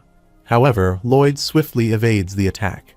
Dunkleoz continues to abuse him, remarking that in life, things can get noisy, questioning why Lloyd would cause trouble when he could simply endure it. Offended, Dunkleoz demands to know if Lloyd is accusing him of being in the wrong. The demons become excited and praise him, stating that no human should be able to be so shameless, but he was able to do it. Dunkleoz declares, "All right then, let's see which one of them dies today," and rushes to attack him while he calls for Javier. Javier arrives within a second, but he remains still there. He then orders Javier to cut him up, prompting Javier to reply honestly, stating he thinks it would be right for them to apologize this time round, because they are the ones causing the inconvenience after all. He asks what is meant by inconvenience and shouts that he is the one being inconvenienced here, claiming he is the only one being considerate too. Dunkleoz attacks him while he taps his feet on the floor in anger, breaking a rock where demons are standing, causing them to fall into the lava and cry for help. He also almost falls into the lava, but Javier grabs him, and they both fly on Jijimong, though he falls down on a mountain. Javier flies towards him and attacks him again and again, causing him to divide into many parts. While Javier looks at him, he gathers again and returns to his real state, asking if Javier just hit him. He looks at Javier and realizes that Javier's attack didn't work on him. Dunkleoz inhales deeply before unleashing a torrent of fire at Lloyd, who responds by instructing Javier to cease his actions. Javier approaches quickly, looking at Lloyd with a smile. Lloyd warns him not to get carried away in his attempts at humor as Javier attempts to block the fire attack. With his shiny wings, Javier soars through the air, launching a continuous assault that causes Dunkleoz to swirl like liquid before reappearing. Dunkleoz claims to be invincible and questions why he is being attacked, having been on Lloyd's side merely a minute ago. Javier explains that he is serving as Lloyd's guard. Furthermore, if Dunkleoz continues on a rampage, the demons could be harmed. Dunkleoz insists that he will not harm the demons and demands that Javier back off, labeling him as a man of principle. He questions who the real victim and villain are in this situation, accusing Javier of being an unscrupulous meanie, deceiving him while simultaneously claiming to protect him. Javier contemplates this for a moment before Lloyd queries why he is actually listening to Dunkleoz. A baby soul tucked in Lloyd's pocket urges him to run, calling him a fool for thinking he can defeat Dunkleoz and insisting he needs to stay alive to help. Lloyd pushes the baby soul back into his pocket, retorting that running is only what he does after exhausting all other options. The baby soul reflects on whether Lloyd had actually been the first to flee earlier. Lloyd then tells him to watch closely, calling him a little lush, and claims that what he's about to see is the product of relentless hard work. The baby soul, unimpressed, thinks that Lloyd's attempts to act cool won't change his opinion. Lloyd steps forward to face Dunkleoz. Meanwhile, atop a distant mountain, Draggy appears, shivering from the cold. He wonders when his father will call for him, recalling Lloyd's instructions to wait where no one would see him at the northwesternmost point of the world. Draghi, feeling bored and missing his father, waits patiently. As Dunkleoz prepares to strike Lloyd, Javier intervenes, blocking the attack with his sword. Lloyd raises his hand, displaying a symbol of a figure, and commands, "Break the laws of time and space and guide him where he needs to go." On the other side, Draghi notices a similar symbol and eagerly demands it to show him his father. As he begins to teleport, he remarks with amusement that the special effects are terrible. He becomes excited, exclaiming that he can smell his father nearby. Dunkleoz also spots the portal, questioning its appearance and remarking on the intense cold. His body begins to crack from the chill, prompting him to curse and decide to retreat, muttering that he will let it go this time. He starts fleeing, vowing that Lloyd should just wait. Lloyd, however, laughs and apologizes, declaring that he doesn't do rematches, then calls Draghi to come through the portal. Draghi emerges, excitedly calling out to Lloyd as his father. Lloyd asks if Draghi has been cold and gestures toward Dunkleoz, suggesting that his toasty hand warmer is making a run for it. Draghi leaps onto Dunkleoz, enveloping him entirely, exclaiming that it's a hug, warm and cozy, while simultaneously freezing him. Pleased, he marvels at how cool it is.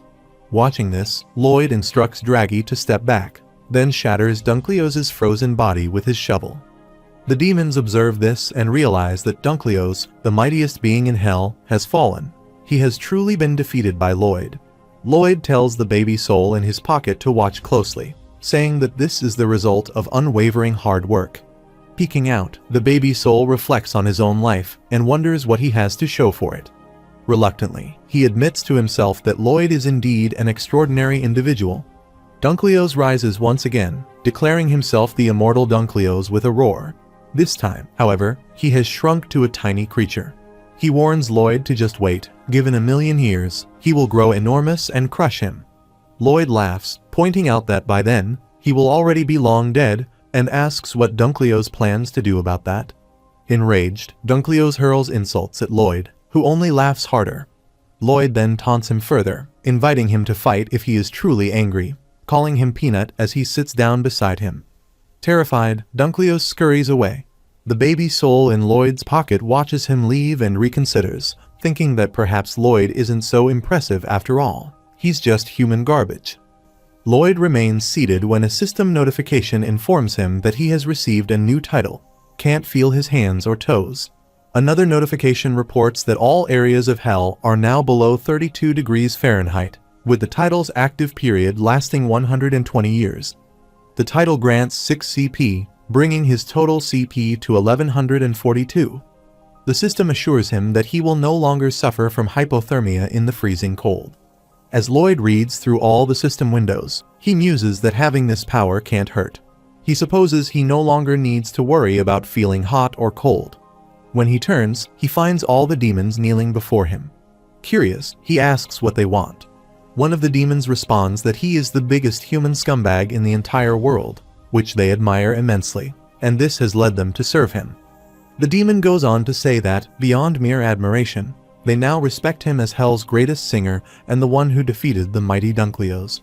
They pledge to obey his every command. Lloyd stands, gripping his shovel, ready for whatever comes next. Lloyd smiles, remarking that they're all unbelievably pathetic for eagerly volunteering to be his slaves. The demon, however, feel a rush of excitement, marveling at how refreshing it is to hear such disdain from someone they respect.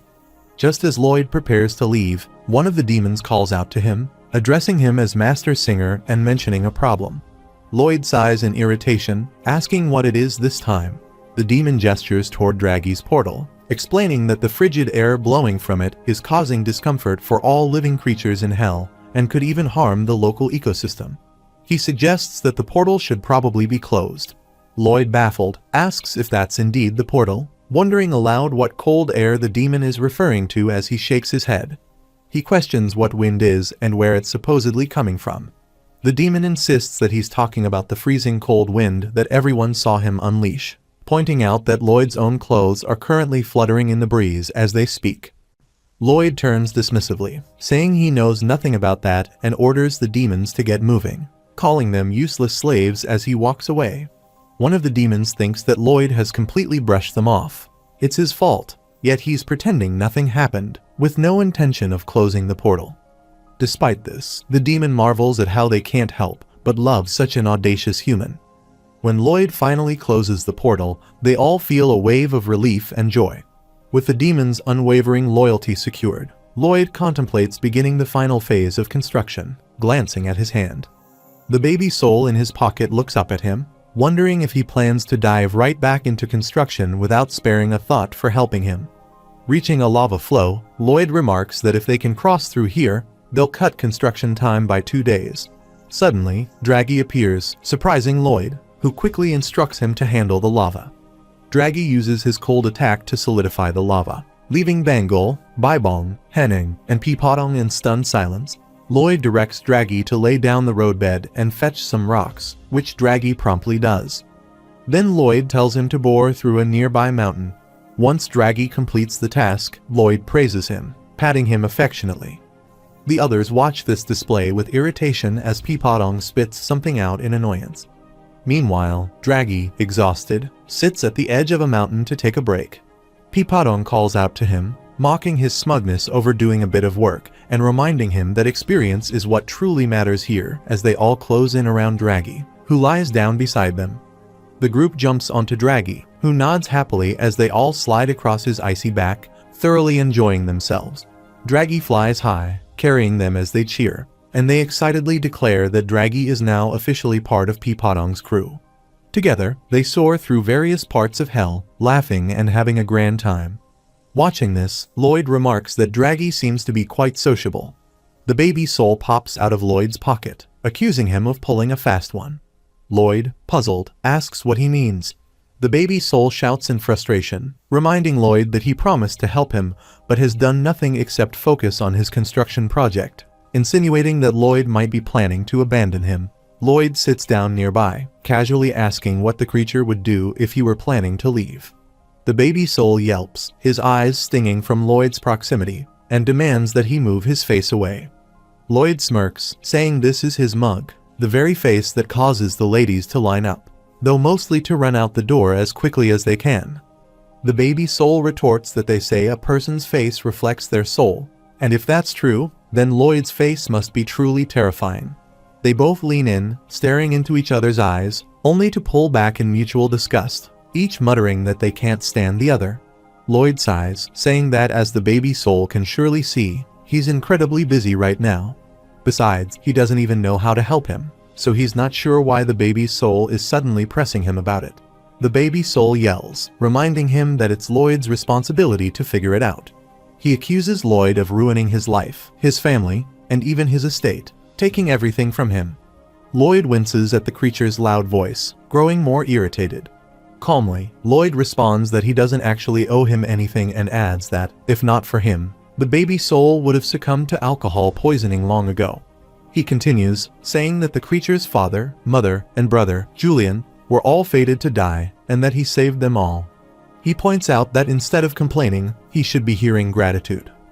The baby soul retorts that it's nonsense, questioning who in their right mind would believe that. Just then, the King of Hell arrives and states firmly that everything Lloyd says is true.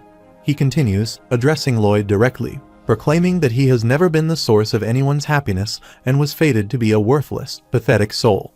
Lloyd studies him, wondering just how much the king truly knows. He then bowed before the King of Hell, asking if he could inquire about how he came to exist in this world. He wonders if the king happens to have any insight on the matter. The king ponders for a moment before asking if Lloyd truly has no clue. He notes that the messenger from the higher world has certainly taken Lloyd's side and questions whether they failed to inform him of anything. Intrigued, Lloyd considers whether the king knows the messenger personally.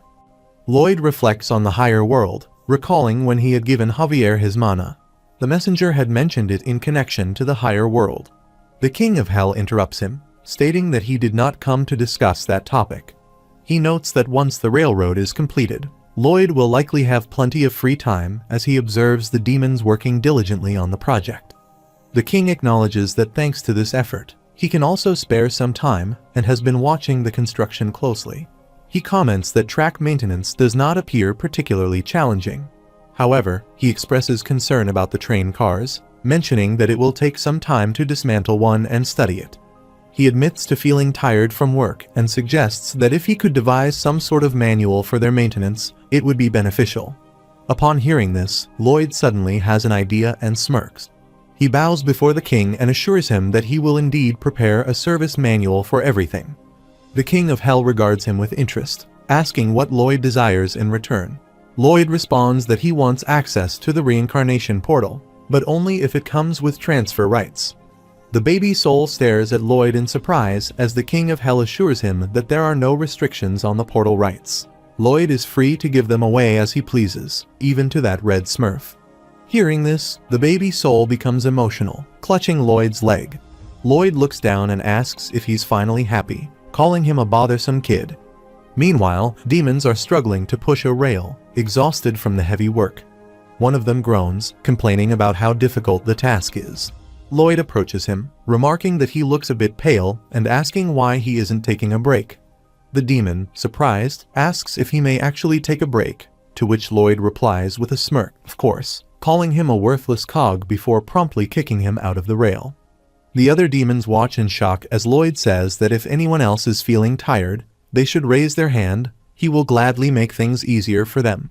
In response, the demons silently start paddling even faster. The injured demon, lying on the ground, mutters that although Lloyd treated him like trash, he somehow made his heart flutter, realizing that with Lloyd, everyone benefits in the end. The baby soul, reading over a paper, calls Lloyd a fraud and asks if he's truly giving this to him. Lloyd responds that it's already in his hands, so why question it? As the baby soul continues reading, he thanks Lloyd, who waves it off, saying not to be so dramatic. He adds that he's just getting rid of an ugly little nuisance, claiming he doesn't want to see that grotesque face in his dreams. With a smirk, Lloyd playfully punches him, and the baby soul laughs, asking if his mother and father are well. Lloyd replies that his mother is busy studying cooking and learning how to manage a business, while his father has taken up sculpting again. The baby soul then asks about Julian, and Lloyd explains that Julian married the youngest princess of Isfahan and now lives with her in the capital. He adds, noticing the creature's surprised expression, that there's more. His father is no longer an earl but a count. The baby soul, astonished, asks if Lloyd was behind all of this. Lloyd shrugs, saying it was never really his intention, it just happened that way. The baby soul, emotional, says he remembers Javier. When his father first brought Javier home, he couldn't believe someone like him could actually exist. He describes Javier as upright, honest, and charming, everything he himself could never be, which is why he ended up bullying him. He then asks Lloyd to pass on a message to tell Javier he's sorry for breaking his training sword and that he actually wanted to be friends. He adds that he's also sorry to his mother and father. As they speak, a portal door appears nearby. They both leap down from the train, and the baby soul wistfully says that if he's lucky enough to be reborn as a human someday, at which point, Lloyd interrupts by kicking him away. The baby soul shouts, asking why Lloyd kicked him and hurling a few insults his way. Lloyd replies that he's had enough of the creature's pathetic whining and tells him to get lost. The baby soul, recovering, snaps back that Lloyd should just wait until he's reborn. He's going to live his best life. He vows to work 1,000,000 times harder than Lloyd ever has, to become someone so remarkable that the entire world will be grateful he was born. His voice choked with emotion. Lloyd looks at baby soul, smiles, and says go ahead, give it a try, it's pretty tough. The creature gives a final look before disappearing into the portal. Watching him go, Lloyd murmurs to himself that the mission is complete. Now it's time to collect his payment after all that construction. Moments later, Draghi arrives, squeaking happily. Soon after, Lloyd and Javier make their way to the King of Hell's chamber, where the king snaps his fingers to create a magical circle. As promised, he declares that Anticus's soul has been freed. Lloyd considers that his task here is finished, yet he wonders about his membership in the Dragon King's Club. The King of Hell explains that time flows differently here compared to the human world. Only about 5 hours have passed there. He assures Lloyd that the skeleton dragon will return on its own through the portal to the northernmost point, so he will transport both Lloyd and his knight back himself. The king adds that his generosity ends here and says he looks forward to their next encounter. With a snap, the King of Hell initiates their teleportation, but as Lloyd tries to protest, saying he has no desire to see him again, They both vanish to another location. Lloyd questions why the King of Hell would say something so ominous. He has no intention of returning to Hell. Javier asks why, observing that Lloyd seemed more at ease down there. Lloyd scoffs, calling it the pot, calling the kettle black, adding that Javier clearly enjoyed trash-talking the demons. Javier, somewhat defensive, insists he only said polite things to them. Lloyd challenges him to be honest, suggesting Javier knows better. Deciding to drop it, Lloyd mutters about his promised membership to the Dragon King's club, speculating if he's been conned. Just then, Javier exclaims, "Master Lloyd, over here." They turn to the window, spotting a pair of gleaming eyes staring back at them.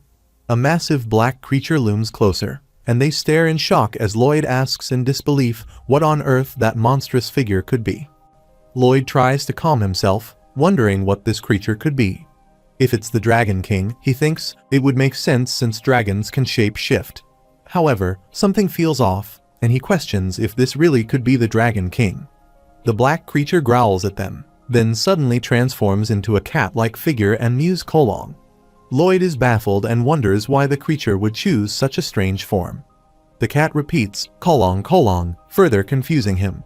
Lloyd thinks he might be trying to communicate, but suspects that if the creature has a bald spot on its stomach, it must be seriously stressed, not at all like the Dragon King he imagined.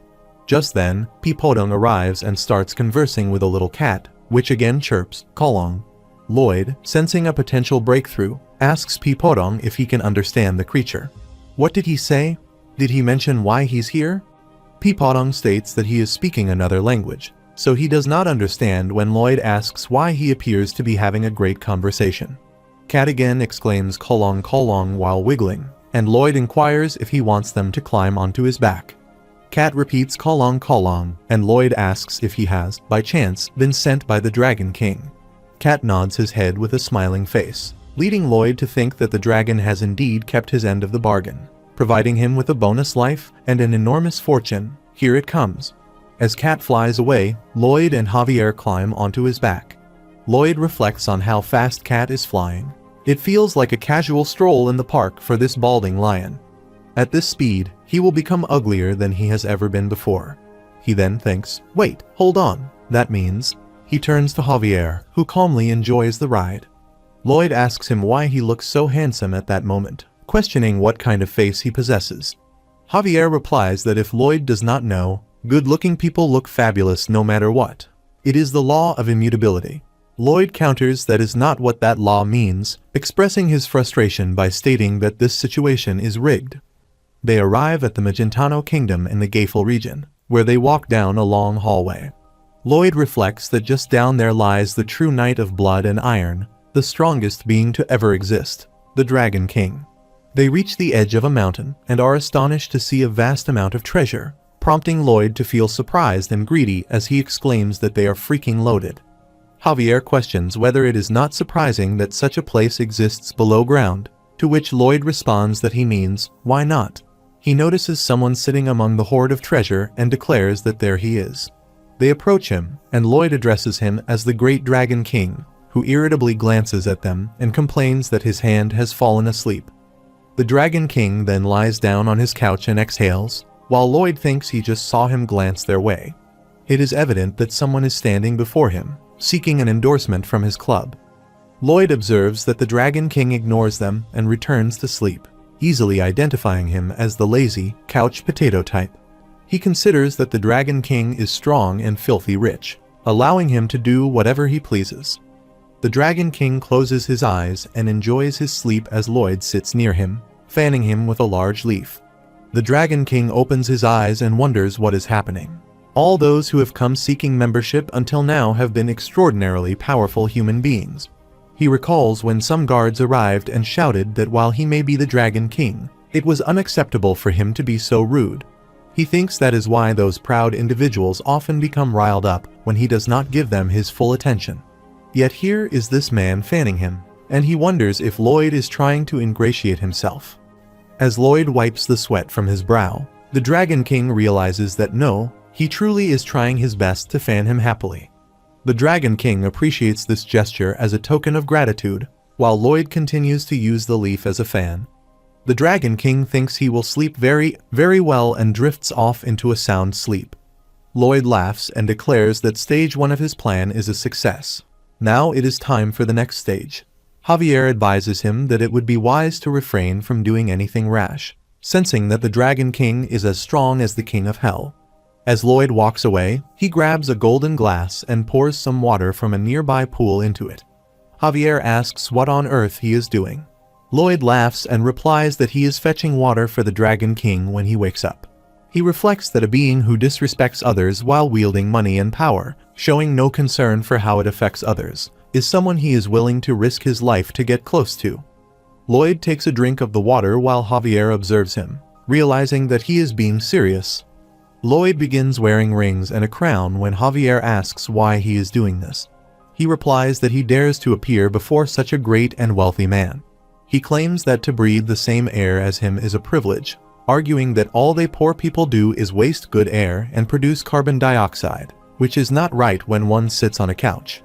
He pretends to act poor, saying he is sorry for not knowing who the Dragon King is and asks to be flogged until the Dragon King is satisfied. He then resumes his act as a rich man, throwing gold coins and insisting that the Dragon King should take this and become wealthy, declaring that he is a lowly fool. He pretends to be poor again, exclaiming that it hurts his lord, while immediately switching back to his rich persona, stating that the road to wealth does not come without pain, calling himself a future rich fool. He acts poor once more, stating that he willingly accepts this pain and requests even more as he showers gold coins around him. He calls attention to himself, saying to look at this beggar and to take as much as he wants until he can take no more, throwing a gold stick toward Javier. Lloyd expresses that all these riches make him incredibly happy, prompting him to dance. Javier thinks this is a bad sign, as it is starting to look fun. Suddenly, Lloyd feels something and throws all his accessories away, exclaiming that he is hungry and that a wealthy man must never feel hunger. Javier reflects that Lloyd has the mindset of a typical poor man when he takes a plant out of his bag and comments on how amazing this place is, stating that he simply digs, and something pops out from the ground. Peepodong arrives with some food, and Lloyd inquires about what is in the pot. When Peepodong opens it, Lloyd exclaims that it is kimchi and questions whether he is in heaven. He begins to eat when Javier moves closer and observes that it does not seem like the Dragon King will wake up anytime soon. He asks Lloyd how long he plans to keep this up. Lloyd responds that he intends to do it forever. Javier considers that he really could sustain this forever and then some, but eventually they will need to return to the estate, as there are several matters he needs to manage there. Lloyd states that of course they will return, but he cannot give up his membership in the Dragon King Club, believing that opportunities come to those who are patient. Just then, the Dragon King hears some noise and wakes up. He thinks about how long he has been asleep and how many days have passed. He reflects on being Verkis, the Dragon King, recalling that one day, a small girl was suddenly transported here from another world. He considers how to articulate it, realizing that he gradually developed feelings for her, and that explaining everything is a hassle. Nevertheless, they ended up getting married. End of story. As he tries to get up, his hand trembles, and he remembers that she told him before she left on a trip that he must contact her every morning as soon as he wakes up. A system appears with a flash, and the Dragon King acknowledges that he can still call her. It is better late than never. However, she blocks his call. He wonders what is happening, realizing that she has rejected his call and that he is in big trouble. She must be extremely mad, and he anticipates receiving quite an earful when she returns. On the other side, the lady expresses that she is very, very upset because he never implemented the benefits of the Dragon King Club that he promised he would. She adds that even though she asked him to call her, he has not done so, and she is so worried about him that she cannot sleep at night. The Dragon King thinks she sounds just like a nightingale chirp, chirp, chirp, and he wishes she would keep going. However, he quickly realizes that she will be very angry, and he should try to please her. He decides he will teleport to her right away, but then he thinks that is too much work. Just then, Lloyd approaches and asks if something is bothering the Dragon King.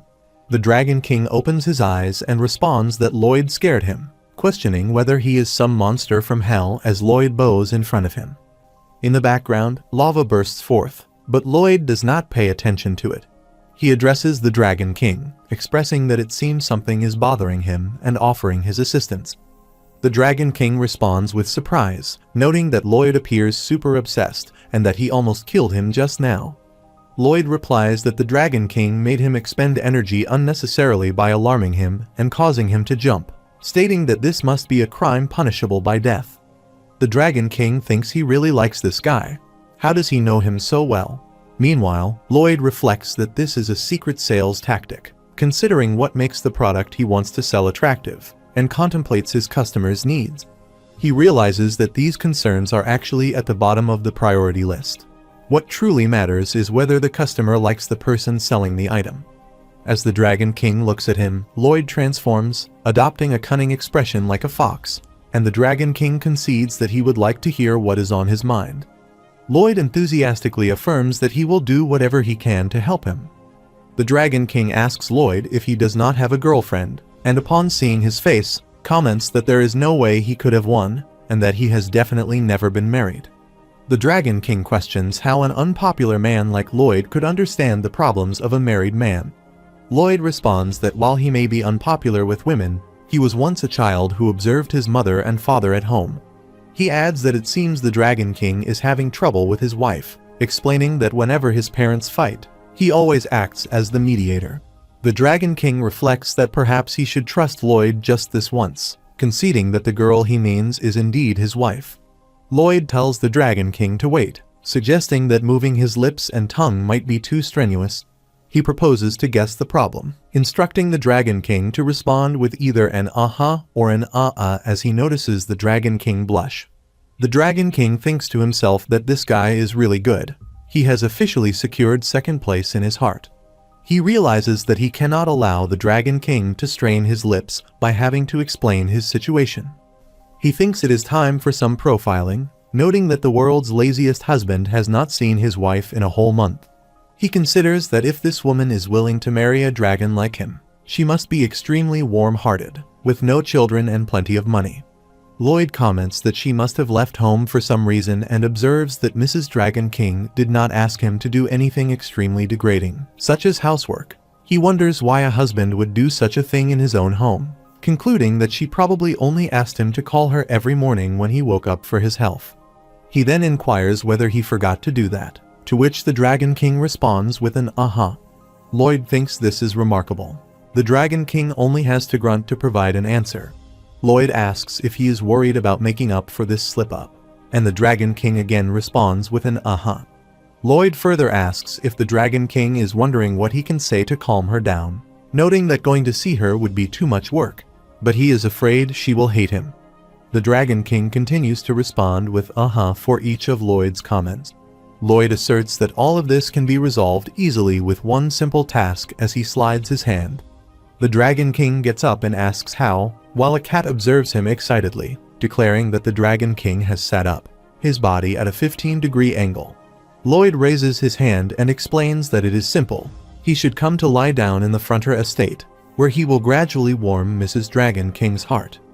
At the Frontier Estate, Bayern calls out to the laborers, urging them to hurry as they need to complete the repairs by morning. He instructs them to repeat after him, "Safety first," which they all echo back. He thinks to himself that he is utterly exhausted. Muera approached with an updated list, explaining that they would need more apartments than initially planned. Bayern agrees, stating they should plan for another site. Just then, Greg arrives and informs him that the contracts for underfloor heating systems in the southern estate have been signed. Bayern replies that it's good news and says he will assemble a field team, instructing Greg to gather everyone. Another worker arrives, informing him of a leak in a smith's terraced fields. Bayern assures him that he will be there shortly, but before he can move, he is informed of additional issues. A bathroom in one of the residences is backed up. Pests have been found in the reclaimed lands, and sediment has accumulated in the sewers. To each issue, Bayern calmly responds that he will handle it. Finally, a young woman rushes up to him, reporting that Viscount Lacona is refusing to pay his water bill. Bayern decides he will address the matter personally, though he feels dizzy. He reminds himself that his name is Bayern, age 57, and that he serves as the Knight Commander of the Frontier Estate, handling a little bit of everything. Mounting his horse, he rides off to meet the Viscount. Upon arrival, the Viscount greets him with indignation, exclaiming how much longer he must tolerate such conditions, insisting he will not pay the water bill. He goes on, accusing Bayern of corruption and exploitation, threatening to bring the matter before the kingdom's legal council. Bayern, feeling lightheaded, remains silent. The Viscount continues, sneering at Bayern for coming to demand payment, asking if Bayern even understands whom he is dealing with. In response, Bayern quietly pulls a gleaming cubic device from his pocket. The Viscount, irritated by Bayern's refusal to leave, threatens to drag him out and scoffs as Bayern refers to the device as a mini construction guideline. Bayern activates the cubic, which prompts the Viscount to scoff further, saying Bayern should inform Lloyd Fellow that he is not afraid of him. Meanwhile, Lloyd, observing through his own cubic, asks the Viscount what the issue is this time. The Viscount falls down, trembling, and declares he will provide the money. Bayern asks Lloyd when he will return and reflects that whenever Lloyd leaves the estate, the middle-aged man inches closer to death, no matter how much he offers to pay him. He considers that there is simply no way his body can endure this work any longer. As soon as Bayern quickly rides his horse toward Fronteras estate, the Viscount exclaims that Master Lloyd has returned. On the way, Bayern encounters Lloyd, who is carrying the Dragon King on his shoulder along with his couch. Bayern dismounts, approaches Lloyd, and, bowing before him, says he has been awaiting his arrival, pleading to grant this old knight his first and last request. He respectfully admits the work has become overwhelming and expresses his desire to resign. Lloyd responds with a casual denial, asking how much more Bayern wants, to which Bayern replies that he has amassed enough wealth and, even with millions more coins, his body cannot endure the strain. He humbly requests to be allowed to retire. Lloyd smiles as he passes by, but Bayern calls him Master Lloyd once more. Lloyd responds that starting today, Bayern's annual salary will be 3 billion gold. Bayern, realizing this may have indeed been about money, declares he won't let him down. The entire estate rejoices at Lloyd's return. As Lloyd sees his family and friends greeting him enthusiastically, he waves back, contemplating the warmth of the moment and realizing this place has truly become his home. He brings the Dragon King into a palace and tells him that each morning he will wake him up and call for the girl, or rather, his wife. Dragon King then asks if doing this will make up for not contacting her for a month. Lloyd replies that it certainly won't, to which Dragon King accuses him of deception, claiming he had trusted him. Lloyd assures him that this isn't about hiding his mistake. Instead, it's crucial for him to make a fresh start. He promises to call her every day without fail until she returns from her trip, showing her that he is now a genuinely devoted man. The Dragon King smirks and, moments later, begins snoring. Lloyd takes the opportunity to ask about the Dragon King Club membership. The Dragon King, irritated, tells him he's annoying, gestures for him to come closer, and shakily pulls out a pen. With an unsteady hand, he marks something on the back of Lloyd's neck, muttering that it's a bit crooked, but will have to do. When Lloyd asks what it is, the Dragon King replies it's his bonus life, making him an official member of the Dragon King Club, then congratulates him and promptly falls back asleep. As Lloyd and Javier step outside, Lloyd whispers that it's done. It's finally all done.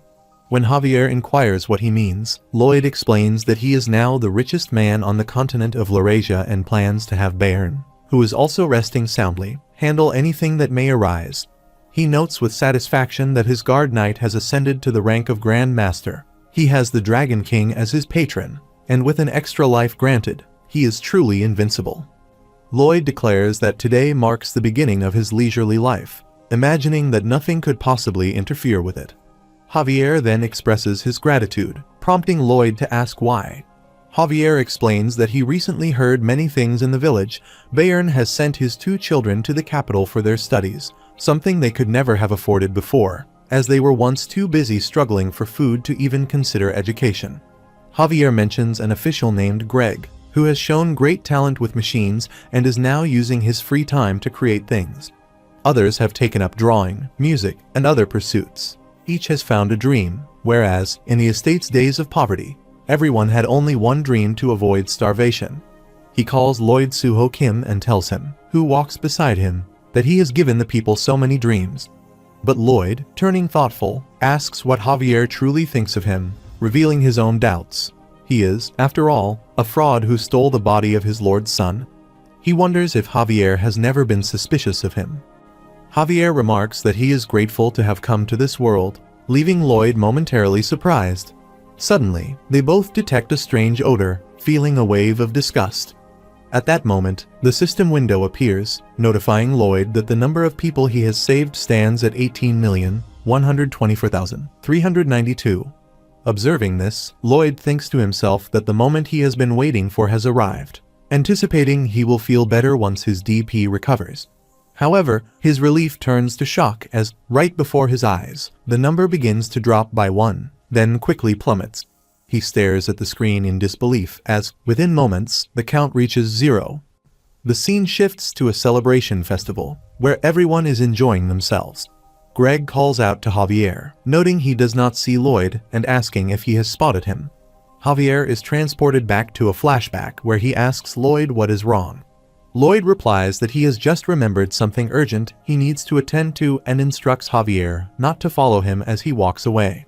Javier protests, stating that his homecoming party will start soon, to which Lloyd ominously replies that there may never be another party again. The scene transitions back to the present at the festival, where Javier is immersed in the music and expresses his belief that Lloyd has gone to do what he must in order to ensure there will be many more parties in the future. Meanwhile, Lloyd runs away, exclaiming that this is the ending spoiler. At that moment, the system notifies him that the ending spoiler uses his CP to catch a glimpse of the ending scene for this storyline. Another notification informs him that the CP required for a third glimpse is 80, while his current CP stands at 192. Another notification appears, asking Lloyd if he would like to use the ending spoiler. He immediately thinks that, of course, he wants to see it. Lloyd arrives in a blank space filled with darkness, where he calls out to Suho, expressing his hope that Suho is observing this moment. He reassures him that there is no need to worry, as this is not the future that will actually come to pass.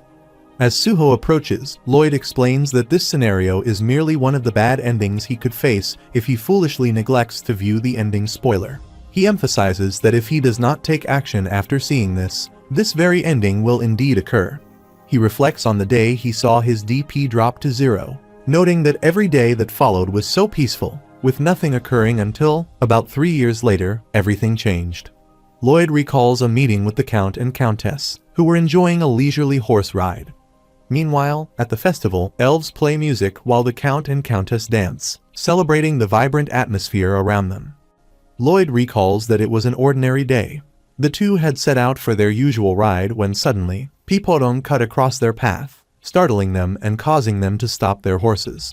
As Lloyd calls out their excellency, the Count falls from his horse. Suho, shocked, thinks to himself that this cannot be happening. Lloyd reflects that this incident occurred about a month prior, noting how the Countess never left the side of the Count's coffin. Just as he had mentioned, she truly never left. Suho, in disbelief, shouts that this is ridiculous and accuses Lloyd of lying. He insists that he saved both of them, affirming that they are perfectly fine and living a happy life. Lloyd, feeling disoriented, admits he did not attend Julian's funeral. He explains that while Scheherazade had briefly left to teach a class on sword fighting, someone had come looking for Julian. It was a robbery, plain and simple, and he recounts how Scheherazade had gone mad when she remembered that someone had stabbed the Count. Lloyd explains that Scheherazade insisted on volunteering to fight in a small regional war, running onto the battlefield alone, seemingly devoid of any will to live. He reflects that this was not surprising. Their dear queen eventually became a tyrant, and one day she lost one of her arms. After that, as he had read in a book, Terms and his family were assassinated by another faction in Isfahan. He recounts that Sir Blanc followed Queen Alicia's unreasonable orders and met his demise, while Arash, who had left their estate, died in a hunting accident. Melika succumbed to dehydration from being unable to eat anything, and Solitas retreated once again into the dungeon. Suho interrupts, insisting that Lloyd stop talking. Lloyd laughs, asking if Suho does not want him to continue, as every single person met a tragic fate. Enraged, Suho charges at him, looking around for a messenger and demanding to know where he is, commanding them to turn this off. Lloyd states that now that he has witnessed this ending, he should realize that he cannot simply stop it all. Suddenly, he chokes and vomits blood, collapsing onto the table. He reflects on how he has lost everything, feeling powerless to change the outcome. Suho races back to his estate, consumed by the fear of losing everything again. He resolutely declares that he refuses to suffer such a loss for a second time, vowing that he will not stand by and allow this to happen. Draggy splashes in the water, enjoying a bath with Baibong, who cheerfully announces that it is morning and time to rise and shine, reminding him to call for Mrs. Dragon King.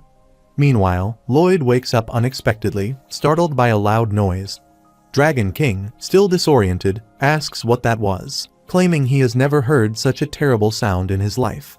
Lloyd laughs, proclaiming that his ability to wake people is out of this world and insists it is time to get up and call for the missus. Dragon King acknowledges this and attempts to call her, but she cuts the call once again. He sighs and declares that, regardless, today's homework is complete and wishes everyone a good day. Lloyd bids Dragon King to sleep well as he walks away, while Dragon King promptly falls back asleep. Lloyd's thoughts drift to the potential accidents that may befall those around him. On the other side, Pipodong calls out to Baibong as he joins them in their water bath.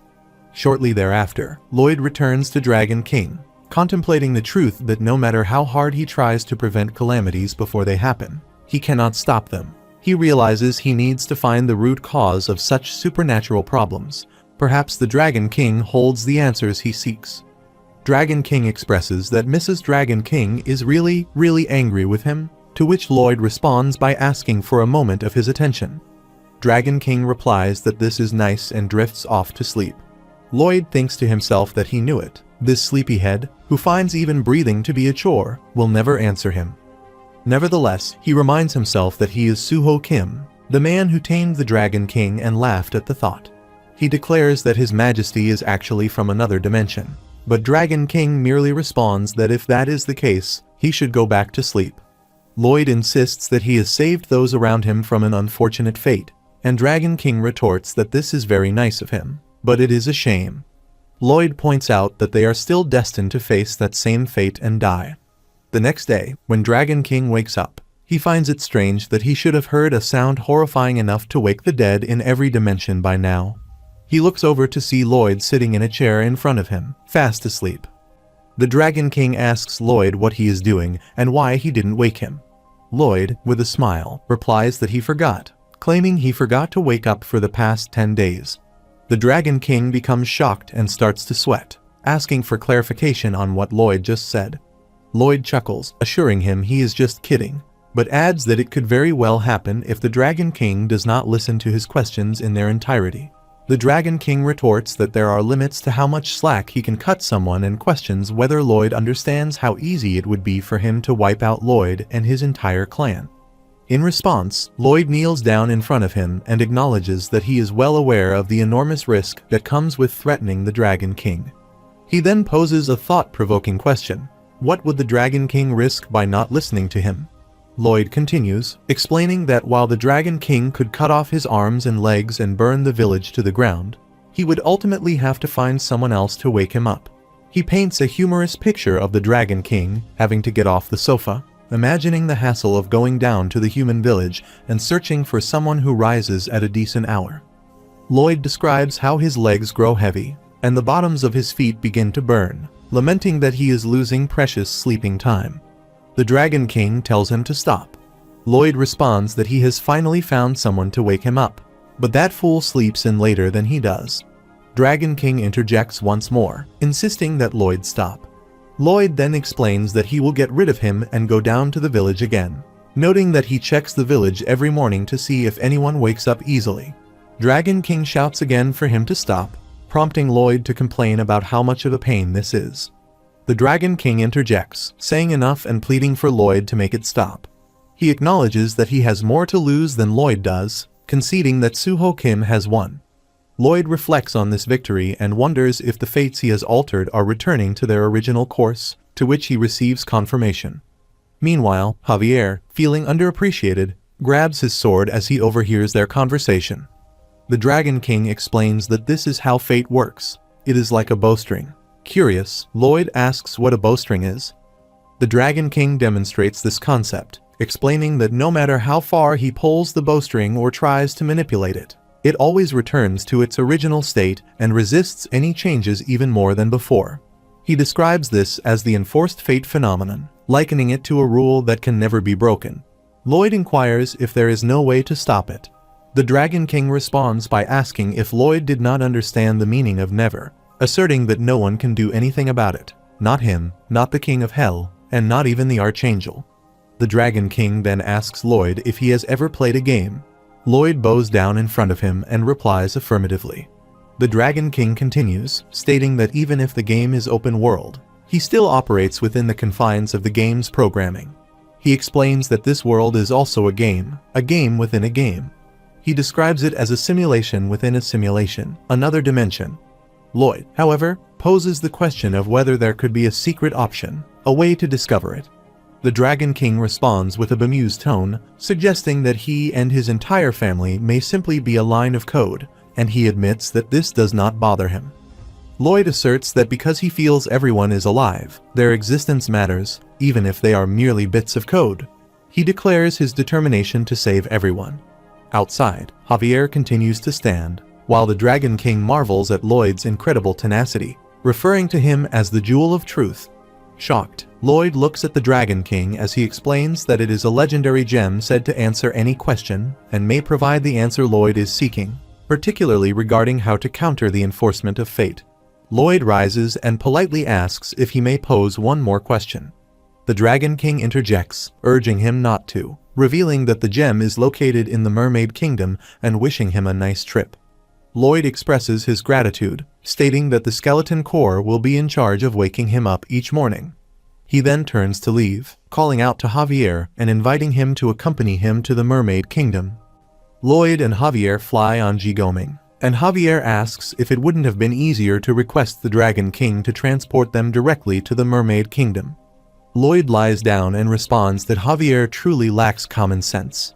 The Dragon King could eliminate them in an instant with the flick of his pinky. He emphasizes the need to be cautious about how much they disturb him, adding that he already has all the leads he needs to reach the Mermaid Kingdom. Upon their arrival in Cremo, the city of commerce, Lloyd reflects that, according to the novel, the Mermaid Kingdom is said to be hidden in the roughest seas, which would imply that it lies in the northern sea of Laurasia. He notes that this area is popular with whaling boats that depart from Cremo Harbor, determining that if they wish to find the Mermaid Kingdom, they should begin their search here. As they observe the harbor, a person calls out for others to move their ship, stating that if he cannot see, he is blocked in. The individual mentions pottery from Isfahan, noting that they have too much stock, which has resulted in lower prices. Lloyd looks around and thinks to himself that this place has become significantly busier since the last time they were here. Lloyd reflects that, in the novel, the city becomes desolate after the Gigaton incident, with Count Cremo falling into despair after healing Javier. Child beggars litter the streets, and the place is overrun with vagrants. However, as he observes people enjoying themselves around the city, he realizes he has contributed to this happiness. He had believed this place would thrive, but seeing it in person frustrates him. Trembling, he thinks he should have asked for more money and becomes emotional, prompting Javier to think to himself that he knew it. Lloyd truly is a warm-hearted man. Lloyd acknowledges that this success is all thanks to him, and he regrets not asking for a commission, even just 2% or perhaps 1%. Suddenly, Count Cremo rushes toward him, exclaiming that it has been ages since they last met. He calls Lloyd their hero, Cremo's savior, and adds that Lloyd is still his type, laughing as he embraces him. Lloyd retorts that he sees Count Cremo still isn't his type either, clarifying that he has come because he has a favor to ask. In response, Count Cremo lifts him high into the air. Count Cremo and Lloyd enter and sit together, with Count Cremo expressing his desire for Lloyd to find a whaling boat that can take him to the Mermaid Kingdom. Lloyd acknowledges that he knows he is asking a lot, but he assures him that he has his reasons. In response, Count Cremo clarifies that it is not an issue of reluctance. He knows of one extremely talented captain who is, unfortunately, infamous for being a pathological liar. Count Cremo explains that whenever the captain is drunk, he claims to have traveled to the Mermaid Kingdom in his youth. He adds that if Lloyd does not mind dealing with someone a bit eccentric, he will introduce them. Lloyd thinks to himself that this arrangement is working out perfectly and finds it surprisingly easy, clenching his fist in determination. After a while, they arrive at the harbor, where Lloyd inquires how the captain had been invited to the Mermaid Kingdom. The ship captain responds by singing, explaining that the mermaids determine whether someone is an ally or a foe based on their singing. Lloyd, taken aback, asks what the captain just said, while Javier shakes his head in disbelief. Lloyd inquires if there is no other way to gain entry, asking if he could sing instead. The ship captain replies that if that were the case, only his fine-looking companion would receive an invitation, not Lloyd. In response, Lloyd admits that he is not a very good singer, prompting Javier to remark that this is an understatement. Lloyd silences him with a pointed look. The ship captain chuckles, explaining that he doesn't quite get it. He recounts how, when he was younger, he fell into the sea while gazing out at it. The boat did not realize he had gone overboard, leaving him behind. It was at that moment that the mermaids appeared. He recalls feeling terrified. Their size instilled such fear in him that it felt as if they could tear his head off as easily as one might pluck an apple from a tree. He then shares a memory of something his grandfather had told him. If he sang to the mermaids, they could determine whether he was an invader or not. He asks Lloyd how he thinks his singing turned out as he reflects on the incident when he fell into the sea, surrounded by mermaids, and began to sing. The ship captain describes his singing as resembling a horrifying banshee scream. At first, the mermaids grimaced, seemingly unable to endure it, but then they began to smile. He explains that the mermaids do not listen for rhythm or tone. Instead, they pay attention to the truth of one's heart. As Lloyd thinks about his family, friends and employees, he then turns to the ship captain and states that he will hire him and his ship, instructing him to take them to the Mermaid Kingdom. He reflects on how, in the beginning, he was solely focused on making a great deal of money for himself. However, the ship captain responds that it cannot be done at the moment since it is not the whaling season. Lloyd realizes that he no longer cares about the money and hands the ship captain a bag of gold. The captain accepts it with a smile, indicating that they will depart in 10 minutes. After the allotted time, they all board the ship, and the captain announces their readiness to set sail. Lloyd stands at the bow, contemplating his choice not to ride G-Goming or Draggy, opting instead to sail for a month to reach their destination. Lloyd contemplates that the mermaids might perceive them as a threat. This thought highlights his desperation. All these individuals were originally destined for sorrow, yet by chance, he had given them the gift of happiness. The ship captain remarks that the mermaids have likely surrounded their boat already and are particularly vigilant about protecting themselves from intruders. Lloyd glances at Javier, who nods in agreement, acknowledging the truth of the captain's words. Peering over the edge of the boat, they observe thousands of mermaids below the surface. Lloyd takes a deep breath, determined to defend the happiness of his people at any cost. He implores the great mermaids for their assistance and begins to sing. As the mermaids emerge from the water to hear his song, Javier listens intently and reflects that this is the essence of Suho Kim. However, the mermaids find his loud voice unbearable. Their ears begin to bleed in response to the cacophony. In a furious reaction, they launch arrows at the sail to disable it. Lloyd nearly tumbles into the water, but manages to grasp the side of the boat for support. The ship captain witnesses this and declares that it is a declaration of war, signaling a full-scale attack as all the mermaids rain arrows down upon them. Lloyd shouts for the ship captain to turn the boat around, urging everyone to flee and escape. He insists that the captain had previously assured him that singing from the heart would work. The ship captain struggles to maneuver the vessel and asks what is wrong with Lloyd, expressing frustration that he told him to sing, not to recite a curse. Lloyd's anger escalates as Javier attempts to deflect arrows with his sword. He questions whether it is truly Javier's sincere wish to invade the Mermaid Kingdom and expresses his disbelief. Lloyd asserts that he does not share that intention and implores Javier to stop mocking him and take action. He emphasizes the need to avoid attacking the mermaids, asking for just enough time to turn the boat around and escape.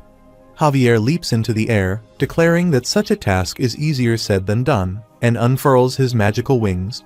All the mermaids fix their gaze upon him, and the leader mermaid commands the others to cease their attacks.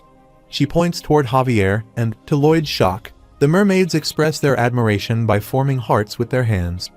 The leader then announces that he may enter. Overwhelmed by the scene, Lloyd begins to cry and thinks, for crying out loud, to hell with all of them. Javier soars toward the mermaids and inquires if he may enter, to which the leader mermaid confirms that they all allow him into the Mermaid Kingdom. She gestures with love, flipping her hair back, and asks if their acceptance is due to his appearance. Javier smugly acknowledges this, stating that he suspected as much. Lloyd, witnessing the exchange, thinks it is time for crying out loud.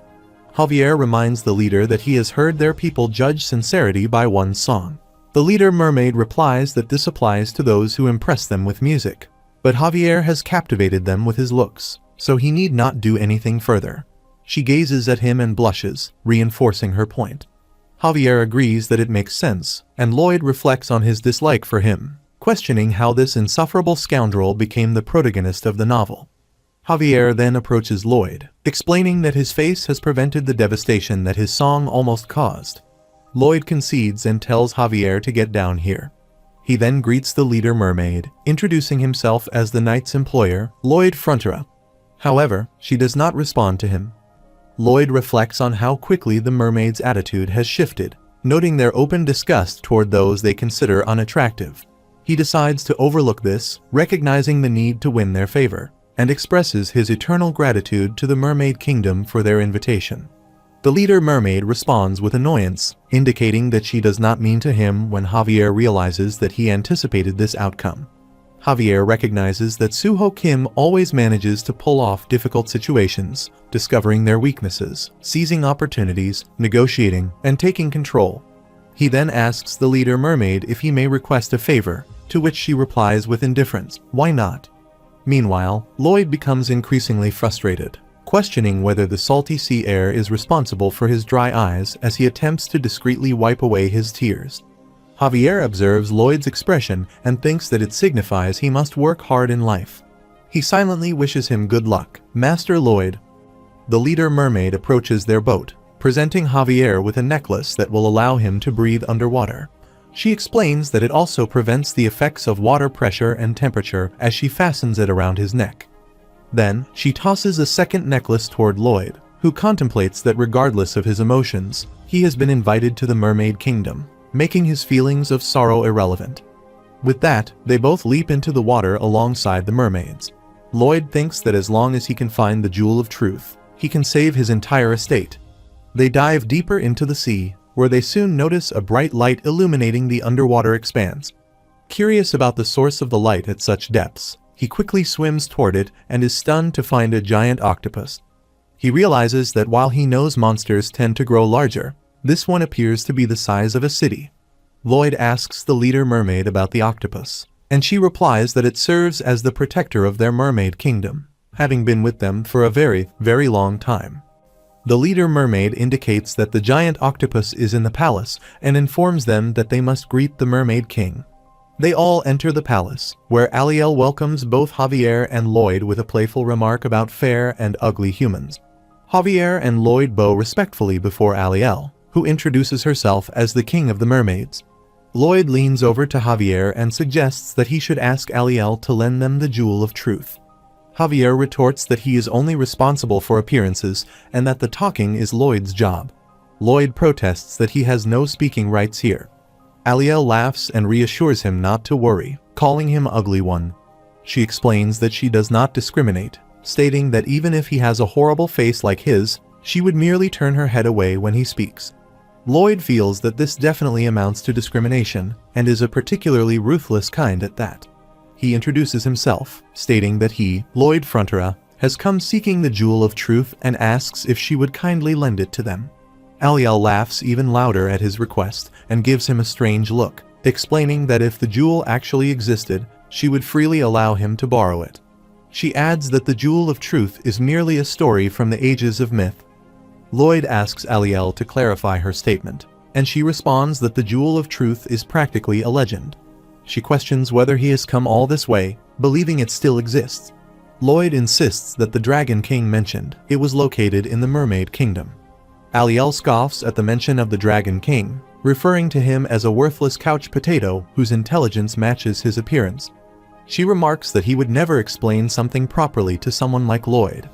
Lloyd grumbles internally about the stupid Dragon King, expressing his frustration. Aliel notes his determination to find the jewel and suggests that he ask the protector of their city, the octopus, who has been around since the age of myths. Lloyd is shocked by this revelation and inquires whether the octopus can speak. Aliel responds that if there is indeed an octopus that can talk, then Lloyd must be a fool. Irritated, Lloyd seeks confirmation of his understanding. He asks if the Jewel of Truth actually existed during the Age of Myths and is not just a made-up story. Aliel admits that her predecessor claimed it existed, but no one from their generation has ever seen it. Lloyd considers this information and realizes that the probability of its existence is not zero. Lloyd bows again, requesting permission from Aliel to ask Her Royal Highness for one more favor. She inquires about the nature of his request, and he thinks that even if there is only a 0.1% chance, he must try to find the Jewel of Truth. He pleads for her permission to conduct a search for the jewel, assuring her that if he finds it, there will be no loss for her. Inwardly, he reflects on his fixation on goals, which he considers to be his speciality. Aliel contemplates his request and concedes that it doesn't matter. His presence allows her to admire the fair one's face a bit more. Lloyd thinks this is a nice sentiment, but Aliel quickly shifts the topic, stating that they cannot assist him at the moment because they are facing a bigger problem. Curious, Lloyd asks what sort of problem they are dealing with. Aliel explains that not too long ago, a hell gate opened above their waters. The mention of the portal jogs Lloyd's memory, recalling the one he had opened. Aliel elaborates that the heat from hell is severely affecting the North Pole, and if this continues, all the glaciers will melt. She expresses her frustration, stating that if she could find the fiend responsible for opening such a gate, she would kill them. Lloyd declares that the worst thing in the world is a truly terrible person, expressing his horror at the thought. Javier gives him an annoyed look, prompting Aliel to mention that she even saw a bone dragon frequenting that gate. She warns that whoever opened it is clearly a villain who rivals the demons of hell. In gratitude for being allowed to search for the Jewel of Truth, Lloyd promises to find that person and offer their neck to him. Javier glances at him, thinking that Lloyd's boldness exceeds that of a grandmaster. They both exit the palace and survey their surroundings. Lloyd enthusiastically suggests they begin their search for the Jewel of Truth. When Javier asks what their next step will be, Lloyd responds that they will gather every bit of information they can find. He explains that sometimes the most unsophisticated method is the fastest. Javier clarifies that he was referring to the Hell Gate, but Lloyd insists they must focus on finding the jewel first for the Count, the Countess, and everyone else. As they move forward, Javier flutters with determination, realizing that everything he has ever done has been for a reason. He acknowledges that he must find that jewel as well. But before anything else, the Hell Gate needs to be closed. Lloyd urges the Jewel of Truth to wait for them as they advance in their quest. At night, Queen Alicia sits alone in her darkened bedroom, staring up at the moon as her body begins to transform from the effects of the poison. She reflects on the blood of her family and siblings that she has split, all to secure her place on the throne. She resolves not to lose it to this poison. Suddenly, her hand muscles tense painfully, locking into immobility as the poison swiftly spreads through her hand and arm. The intense pain forces her to the floor, where she clutches her poisoned hand, breathing heavily through her tears. After a few moments, she tries to move her hand as the poison's effects slowly begin to subside. Watching her hand, she thinks, "Good, it moved." The poison is now concentrated in her arm. She resolves to cut it off, telling herself that an arm is nothing if it means keeping her throne. Pondering this, she finds it strange, if her mind had already been lost, why would she still feel like herself? Resting her face against her knees, she realizes how much she misses that potato head at a time like this.